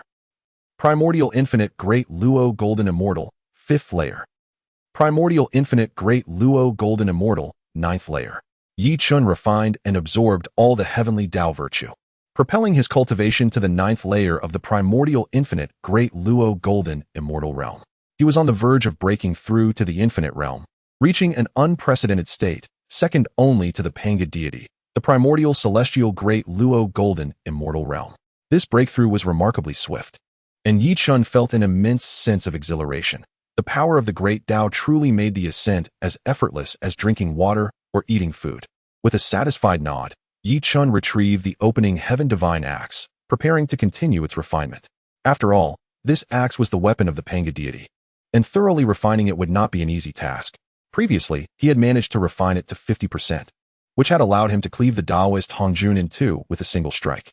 If he could fully refine it, Yi Chen believed that a single blow could sever Hong Jun's primordial spirit, rendering the old man incapable of resurrection. Taking a deep breath, Yi Chen commenced the refining process. The primordial era was timeless, and moments slipped by slowly. After an indeterminate period, Yi Chen gradually opened his eyes. Before him hovered the opening Heaven Divine Axe, radiating tremendous power, shimmering with layers of Tao rhythm, and bursts of divine light captivated the eye. At last, he had refined the opening Heaven Divine Axe to 80%. Grasping the axe, Yi Chun felt a vast and formidable energy rising within it. This power was more than double its previous strength, causing even Yi Chun, despite his own realm, to feel a twinge of trepidation. This was indeed Pangu's opening Heaven Divine Axe, renowned for its capability to cleave chaos. Its might was undeniable. Yi Chun nodded slightly, feeling deeply satisfied. He pondered whether wielding this axe against Hong Jun could truly obliterate him. A glimmer of anticipation sparkled in his eyes as he envisioned the encounter, where he would unleash the axe's full potential against Hong Jun, undoubtedly resulting in a spectacular scene. However, Hong Jun had completely retreated into the depths of chaos, and it remained uncertain what schemes he was concocting. Thus, Yi Chun continued to immerse himself in the refinement of the opening Heaven Divine Axe. He was determined to achieve its complete mastery. As Yi Chun immersed himself in the refinement of the Divine Axe, deep within the chaos, the venerable Hong Jun Taoist, clad in a flowing white robe, squatted atop a mass of chaotic black clouds, a sinister expression etched upon his face. He clasped his hands in a mystical gesture, emanating radiant beams of profound light that surged skyward, illuminating the entire chaos with brilliance. Reciting incantations, each word he uttered resonated with the tumultuous tides of chaos. And as a series of phrases concluded, a vast whirlpool of chaos formed around him. Celestial Wheel of the Tao, manifest. Hong Jun Taoist bellowed, his voice echoing through the void, causing the fabric of reality to tremble and the tides to surge uncontrollably. Suddenly, from within the terrifying whirlpool of chaos, a colossal, resplendent wheel emerged. The moment this wheel appeared, it radiated countless shimmering lights, resembling a multitude of blades unsheathed, casting the entire chaos into a blinding white haze. The tides roiled uneasily, and the hidden chaotic beasts emitted fearful cries. In the depths of chaos, a colossal willow tree stood, its infinitely extending branches reaching into the void. Each leaf imbued with the essence of myriad worlds, their twinkling lights refracting the profound principles of the Tao. This willow tree had slumbered for countless eons, reigning as an absolute sovereign within the chaos. Countless ferocious chaotic beasts would circumvent its presence out of fear. At that moment, the dormant willow tree suddenly retracted its branches, as if confronted by its most terrifying nemesis. Is it the celestial wheel of the Tao? The willow quivered in trepidation. In the next instant, it transformed into a gray-clad elder with flowing white hair, none other than the renowned Yang Mei Daxian, a legendary figure from the Primordial era. He had once allied with Hong Jun Taoist to vanquish the Western demon ancestor, Rahu, earning significant renown in the primordial realm. After sustaining injuries, he had concealed himself within the chaos, never to re-emerge in the primordial world. Yang Mei Daxian's gaze pierced through the blinding light, a hint of astonishment flickering in his eyes. Why would such a divine artifact as the celestial wheel of the Tao manifest within the chaos? Could it be? He pondered, curiosity blooming within him. Swiftly, he darted towards the source of the radiant emergence. Meanwhile, Hong Jun Taoist fixed his fervent gaze upon the immense wheel rising from the depths of the chaotic whirlpool, his face alight with overwhelming joy. The celestial wheel of the Tao. At last, I have summoned it. His eyes sparkled with fierce intensity, his hands trembling in excitement. With a mere thought, the vast, boundless celestial wheel slowly floated to his side. Gently caressing the magnificent wheel, he reveled in the chilling aura it emitted, his heart swelling with satisfaction. On that day, the wheel of heaven emanated an overwhelming aura. If wielded as a weapon against the young Yi Chun, I am certain I could annihilate him utterly, consigning him to eternal despair. The old Taoist Hong Juan's face twisted into a menacing grin, his laughter resonating for thousands of miles, causing the clouds to roil as if boiling water, a truly terrifying spectacle. Subsequently, with his right hand extended, a faintly luminous orb materialized above his palm, the very essence of the Tao that he was on the verge of refining. With a gentle sweep of his hand, he extracted 5 primordial soul imprints from the realm of the Tao's essence, the figures of Zhuanti, Jane, the Grand Master Laozi, and Enhua. The 5 saints, upon emerging from the essence realm, were immediately struck by intense waves of pain, as the chaotic energy sliced through their souls like a blade, causing them to gasp in shock. Yet, they paid little heed to the agony, their faces alight with astonishment. Master, we pay our respects to you, Master. Chapter 184. The creation of puppets. Yuan Shi Tianzun, Taishang Laozi, and the others, including Zhuanti and Jie, hurriedly bowed to Hong Jun Lao Dao.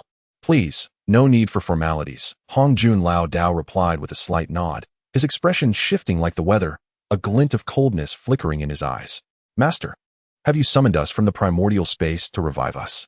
Zhuan asked eagerly, his face brimming with joy. Yuan Shi Tianzun, equally anxious, chimed in, Master, please hasten our revival. I wish to eliminate that wretch. The saints, filled with elation, believed that Hongjun Lao Dao had called them forth to resurrect them, sparing them from prolonged slumber. However, Hongjun Lao Dao shook his head slightly, a chilling smile curling at his lips. I did not summon you to revive you. Not to revive us. Zhuan was momentarily taken aback. Master, if not for revival, then what is the purpose of our summoning? Yuan Shi Tianzun inquired, perplexed. Indeed. Master, if we are revived, we can assist you in vanquishing Yichen. Jie added hastily. With a frosty smile, Hongjun remarked, you lot are but mere waste. You couldn't even contend with a single finger of Yichen. Sending you is nothing short of a death sentence. Humph.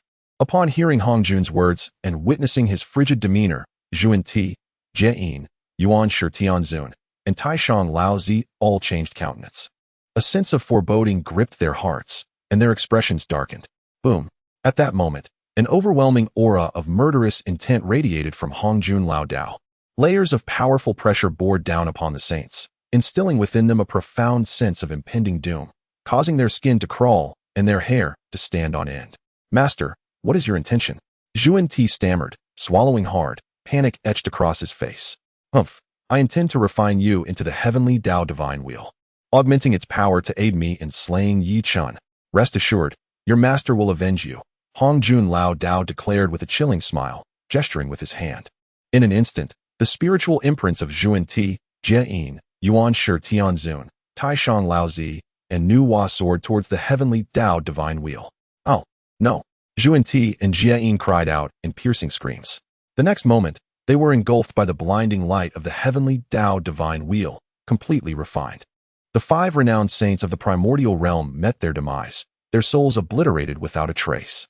Boom, boom, boom. The heavenly Dao divine wheel, having absorbed the essences of the 5 saints, emitted an even more dazzling brilliance. The entire chaos erupted, unleashing an unending tide of chaotic waves. As countless chaotic beasts were swept away by the terrifying force, reduced to mere dust. Perish. Let my heavenly Dao divine wheel grow even stronger. The venerable Hongjun observed as his 5 saintly disciples dissipated into nothingness, and rather than feeling any sorrow, he wore a grotesque smile, illuminated by the chaotic light.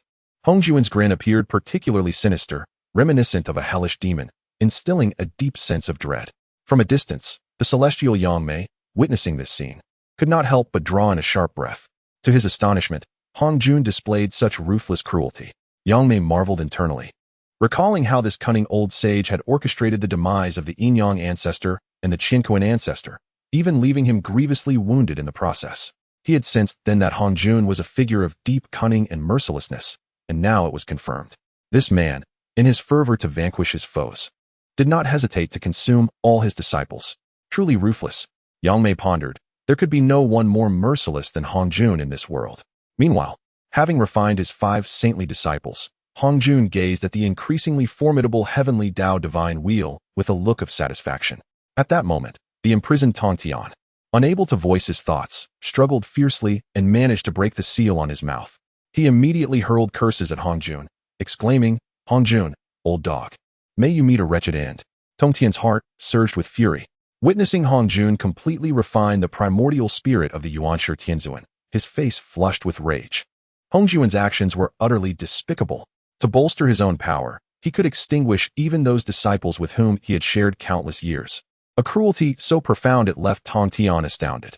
Hongjun, seemingly unfazed by Tongtian's vitriol, cast a cold glance in his direction and scoffed disdainfully, noisy. With a mere flick of his finger, Tongtian's mouth was sealed once more. Not only will I refine these few, but I shall also transform you into a puppet. Hongjun's gaze was icy as he regarded Tongtian, radiating a frigid aura. With a gentle clap of his hands, Tongtian felt his body gradually stiffening. What do you intend to do to me? Tongtian's eyes widened with rage, flames of fury erupting within them. Humph. Hongjun extended his hand towards the heavenly Dao divine wheel, revealing 2 faint glimmers of light within his palm. Upon closer inspection, Tongtian realized these were the remnants of the primordial spirits of Yuan Shi Tianzun and Taishang Laojun, nearly extinguished. had Hongjun not shielded them with his hand. A mere breath of chaotic energy would have reduced them to ashes. Pangu's primordial spirit, a unity of the three pure ones, Hongjun declared, his eyes sweeping over Tongtian, Yuan Shi, and Laojun. If I concentrate your three primordial spirits together, I shall be able to wholly form Panga's essence, using you as a vessel to forge a puppet, allowing the true Panga spirit to confront Yichun. Upon hearing the malevolent scheme of the Taoist Hongjun, the lord of the heavenly sect shuddered with a chill. He never anticipated that Hongjun's intentions could be so insidious. You shall not proceed with this. The lord of the heavenly sect was ablaze with fury, poised to self-detonate in an effort to thwart Hongjun's plan entirely. However, at that moment, Hongjun merely flicked his finger, unleashing a terrifying surge of energy that enveloped the entirety of the heavenly sect lord, rendering him incapable of channeling his saintly essence. Humph, wish to perish? There is no chance of that. I shall make your existence a living hell, Hongjun remarked with a frigid smile, his expression rife with boundless malice. Chapter 185. Alliance. The mere thought of the confrontation between the Tongtian cult master and Yichun, where master and disciple clashed in fierce combat, left him with a sense of exhilaration. Ha ha ha. Witnessing the tragic fate of their mutual destruction will undoubtedly be a spectacle. The old Taoist Hongjun wore a broad smile, radiating an air of smug satisfaction. Subsequently, with a flourish of his hands, an infinite black aura emanated from his palms, enveloping the Tongtian cult master entirely. This dark mist, akin to a malevolent demon, gradually invaded the cult master's being. It began to corrode his primordial spirit and consciousness, ultimately seizing control of his mind and rendering him a complete puppet. As the Tongtian cult master felt the terrifying black energy gnawing away at him, his eyes blazed with immense fury. Hongjun, you vile and shameless fiend. You deserve to die 1,000 deaths, he shouted defiantly, struggling against the invasive darkness. Yet, despite his fervent resistance, he found himself powerless against the nefarious methods of Hongjun. After all, Hongjun was the Tao ancestor, wielding formidable power that even the combined might of the six saints could not vanquish. The Tongtian cult master sensed his primordial consciousness dissipating, realizing that he was on the brink of being entirely consumed by Hongjun's influence. In this moment of crisis, he managed to seal a fragment of his awakened consciousness within the heart-piercing lock, while another, more subtle fragment was hidden within a single strand of hair. Having accomplished this, the Tongtian cult master's body and consciousness fell completely under the black invasion, transforming him into Hongjun's marionette. Oomph, you think you can play petty tricks with me? You're still too inexperienced. Hongjun scoffed coldly, striking the heart-piercing lock that hung around the cult master's neck. Instantly, it disintegrated into nothingness, along with the consciousness it concealed. However, the small fragment of awakened consciousness, safeguarded deep within the hair using myriad concealment formations, had successfully evaded Hongjun's detection. Subsequently, Hongjun extracted the primordial spirits of Yuan Shi Tianzun, Taishang Laozi, and the Tongtian cult master, refining them with a mass of black energy. Within this dark energy, waves of obscure laws emerged, resonating with an overwhelming aura of creation. After a prolonged period, a glimmer ignited in Hongjun's eyes. It is done. The primordial spirits of the three purities coalesced into a vast and boundless Pangu primordial spirit. With a resounding boom, the Pangu primordial spirit manifested within the chaos, towering and infinite, conjuring terrifying cosmic phenomena. Yin and Yang, the five elements, cycles of life and death, and celestial bodies unfurled in the void of chaos. The immense, dark-hued Pangu primordial spirit radiated an intensity of pressure so formidable that it elicited fearful cries from the colossal beasts lurking within the chaos. Ha ha ha, Pangu primordial spirit. I have finally refined you. Upon witnessing this, a sinister joy spread across Hongjun's face.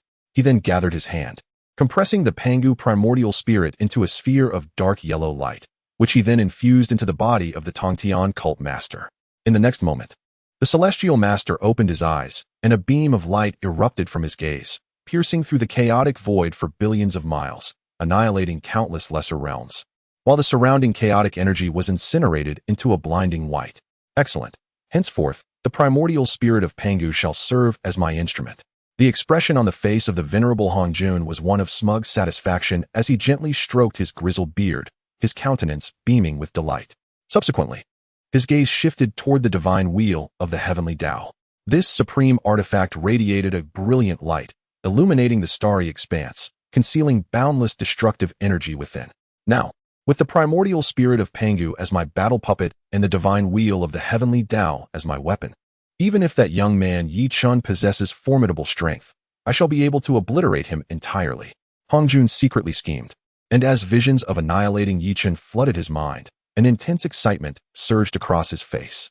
Tomorrow, I shall venture into the primordial realm to extinguish Yi Chun. With resolve solidified, a fierce glint shone in Hongjuan's eyes as he clenched his fists tightly. Come forth, fellow Taoist. You have been watching for quite some time. At that moment, Hongjuan's gaze shifted to an exceedingly dim corner within the chaos, his eyes sparkling with brilliance.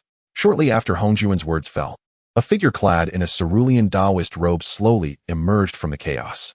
Upon seeing this figure, Hongjun narrowed his eyes slightly and spoke. Yang Mei, is it you? Indeed. It is I, the old man, replied the ancestor Yang Mei with a slight nod, before adding, Hongjun, it has been quite a while since we last met. Hongjun contemplated briefly and nodded, saying, Indeed, since the initial calamity of the dragon and Han, it has been billions of years since our last encounter. Now that we meet again, your strength appears to have grown. The ancestor Yang Mei shook his head with a smile, responding, Not at all. No matter how formidable my strength may be, it cannot compare to you, the Tao ancestor Hongjun. With the divine wheel of the heavenly Tao and the primordial spirit of Pangu at your disposal, even 10 of me would be no match for you. Hongjun scrutinized the ancestor Yang Mei's cultivation. However, he found that Yang Mei's strength was as unfathomable as an abyss, utterly inscrutable. This old fellow may speak humbly, but in truth, he is indeed extraordinarily powerful. His true form is that of a hollow willow, and his comprehension of the laws of space has reached an extraordinarily terrifying level. Furthermore, as the true body of a chaos demon god, he was born with the strength of a saint. In the primordial realm, there is a saying that time reigns supreme while space holds respect. The ancestor Yang Mei, mastering the enigmatic laws of space, is undeniably a force to be reckoned with. His presence here is shrouded in uncertainty. Hongjun inquired, Yang Mei, what brings you to my domain? Yang Mei glanced at the divine wheel of the heavenly Tao and then at the celestial master, pondering before speaking. Hongjun, you have created quite the spectacle. What is your intention? Upon hearing Yang Mei's inquiry, Hongjuan's expression darkened slightly. He took a breath before responding. I intend to kill a person named Yi Chun. Yang Mei's face revealed a look of surprise at these words. What? Do you intend to take a life? The ancestor Yang Mei felt an incredulous disbelief. Hongjun is, after all, the Taoist ancestor of the primordial world, the most exalted being across the 3 realms and 6 paths. To extinguish a life is not merely a trivial thought for him. Why resort to the elaborate summoning of the divine wheel of the heavenly Tao? Furthermore, why must he sacrifice all of his saintly disciples into the wheel for refinement? Hiss. Ancestor Yang Mei inhaled sharply, his incredulity prompting him to inquire, Hongjun, who exactly is this Yi Chun? His heart brimmed with curiosity. What manner of person could compel the Taoist ancestor Hongjun to act in such a way? What virtues and capabilities does Yi Chun possess? Yi Chun is an anomaly of the heavenly Tao, possessing formidable strength and an exceptionally cunning disposition. I have exerted considerable effort, yet have been unable to bring about his demise. Hongjun succinctly recounted his encounters to ancestor Yang Mei. Naturally, he omitted the details of his defeat at the hands of Yi Chun, as well as the incident of losing his tail and narrowly escaping the suppression of the Chaos Pearl. Upon concluding Hongjuan's narrative, a look of profound astonishment spread across ancestor Yang Mei's face. Hiss, to think that Yi Chun is so terrifying. Ancestor Yang Mei gasped, his heart stirred by tumultuous waves of astonishment. He had believed Hongjun to be the most formidable entity in the primordial realm, yet at this moment, a figure named Yi Chun had emerged, defeating even Hongjun. Truly fearsome. As ancestor Yang Mei marveled inwardly, Hongjun spoke again. Yang Mei, this Yi Chun is narrow-minded, harboring ambitions of world domination. He cannot tolerate anyone more powerful than himself and seeks to annihilate all formidable beings in existence. Now, he intends to penetrate the chaos. Otherwise, I would not have retreated into the depths of chaos. Should you encounter him, it would be prudent to flee swiftly. Otherwise, you shall be utterly obliterated into a cloud of ash. Hongjun earnestly cautioned, sighing deeply, his demeanor one of profound despondency. The uninformed might easily be deceived by Hongjun, believing him to be a victim persecuted by Yi Chun. However, ancestor Yang Mei, who had existed since the dawn of creation, possessed a mind as dark as it is astute. How could he be misled by mere words from Hongjun? He silently chuckled, suspecting that it is Hongjun who is the true harbinger of annihilation. Without hesitation, He had completely slain and refined his 6 disciples into the divine wheel of the heavenly Tao. His methods are even more brutal than those of the former demon ancestor, Luohu. When Luohu met his end, he did not turn against his disciples. Nonetheless, Ancestor Yang Mei did not intend to unmask Hongjuan's facade. He nodded and feigned sincerity, saying, "Very well, I appreciate your warning, Hongjun." Hongjun, recognizing the skepticism in Ancestor Yang Mei's gaze, remained unfazed and offered a slight smile, proposing, "How about we join forces to confront that demon, Yichun? As long as one can extinguish him, it would be a tremendous boon to the primordial realm, ridding it of a great calamity and bestowing countless merits upon the beings of the world, thus elevating one's own cultivation." Upon hearing the words of the venerable Hongjun, the ancestor of Yang Mei could not help but smile, thinking to himself how formidable Yichun was, and that even a genius like you would be challenged in confronting him. However, Ancestor Yang Mei, possessing a clear mind, promptly declined, stating, "Dear Taoist Hongjun, I regret to inform you that my capabilities are quite limited, and I am currently unable to contend with Yichun." Hongjun, seemingly having anticipated this response, showed no signs of disappointment.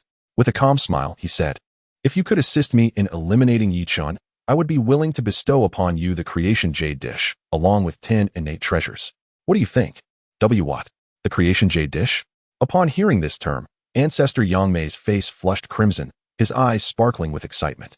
The creation jade dish was a companion treasure of the great Pangu, belonging to the realm of chaos. It contained the essence of 3,000 great paths, including the path of spatial laws. Should he acquire the creation jade dish, he might refine his mastery of spatial laws to the utmost, potentially becoming a supreme sage of the great path, and even proving his worth through power was not beyond the realm of possibility. At this thought, Ancestor Yang Mei's heart surged with emotion, his hands trembling with exhilaration. At this moment, he felt a stirring desire. The creation jade dish, indeed, warranted the risk.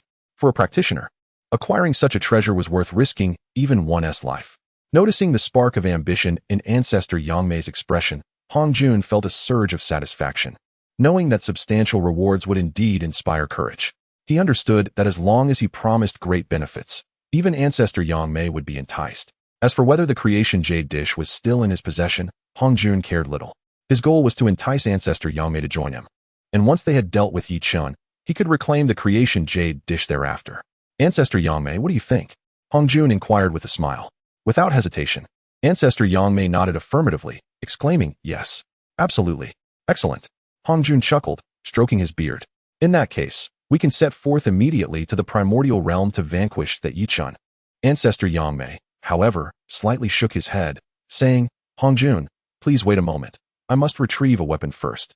"Oh, what weapon do you intend to fetch?" Hongjun was quite curious, for Ancestor Yang Mei practiced the laws of space and had never relied on weaponry. With a subtle smile, and without further explanation, Ancestor Yang Mei vanished in an instant. Moments later, he returned, holding a black box that radiated myriad rays of light. This item was known as the Infinite Qiankuan Pavilion, a relic of a chaotic demon god who had fallen in the primeval times, which he had unearthed from the depths of chaos. Having refined it to a significant degree, it could unleash 80% of its power. The esteemed Elder Yang Mei gently swayed the Infinite Qiankuan Pavilion in his hand and took the initiative to introduce it. Upon hearing this, the Taoist Hongjun revealed a hint of astonishment in his eyes. The chaos demon god of space is indeed one of the most formidable entities among the 10 great demons of the primordial era. The fact that Yang Mei could acquire his treasure and refine it to such an extent undoubtedly signifies his terrifying strength. "My dear friend Yang Mei, I had no idea your fortuitous encounters were so profound, enabling you to obtain such a treasure," remarked Taoist Hongjun, his gaze appraising the Infinite Qiankuan Pavilion, his face reflecting a shade of envy. Elder Yang Mei smiled slightly and replied, "You possess the heavenly Tao divine wheel and the primordial spirit of Pangu, while I have this Qiankuan Pavilion. With our combined might, we should be more than capable of vanquishing that Yichun, don't you think?" "Ha ha." Taoist Hongjun laughed heartily, filled with confidence as he declared, "Rest assured, my friend Yang Mei, with our current strength united, we will undoubtedly be able to easily annihilate Yichun." "That is splendid news," Elder Yang Mei said, his eyes shimmering with anticipation. He felt a growing eagerness within. Once Yichun was defeated, he would acquire the creation jade disc, enabling him to swiftly elevate his cultivation. "Then, dear Taoist Hongjun, let us set off at once," Elder Yang Mei urged with impatience.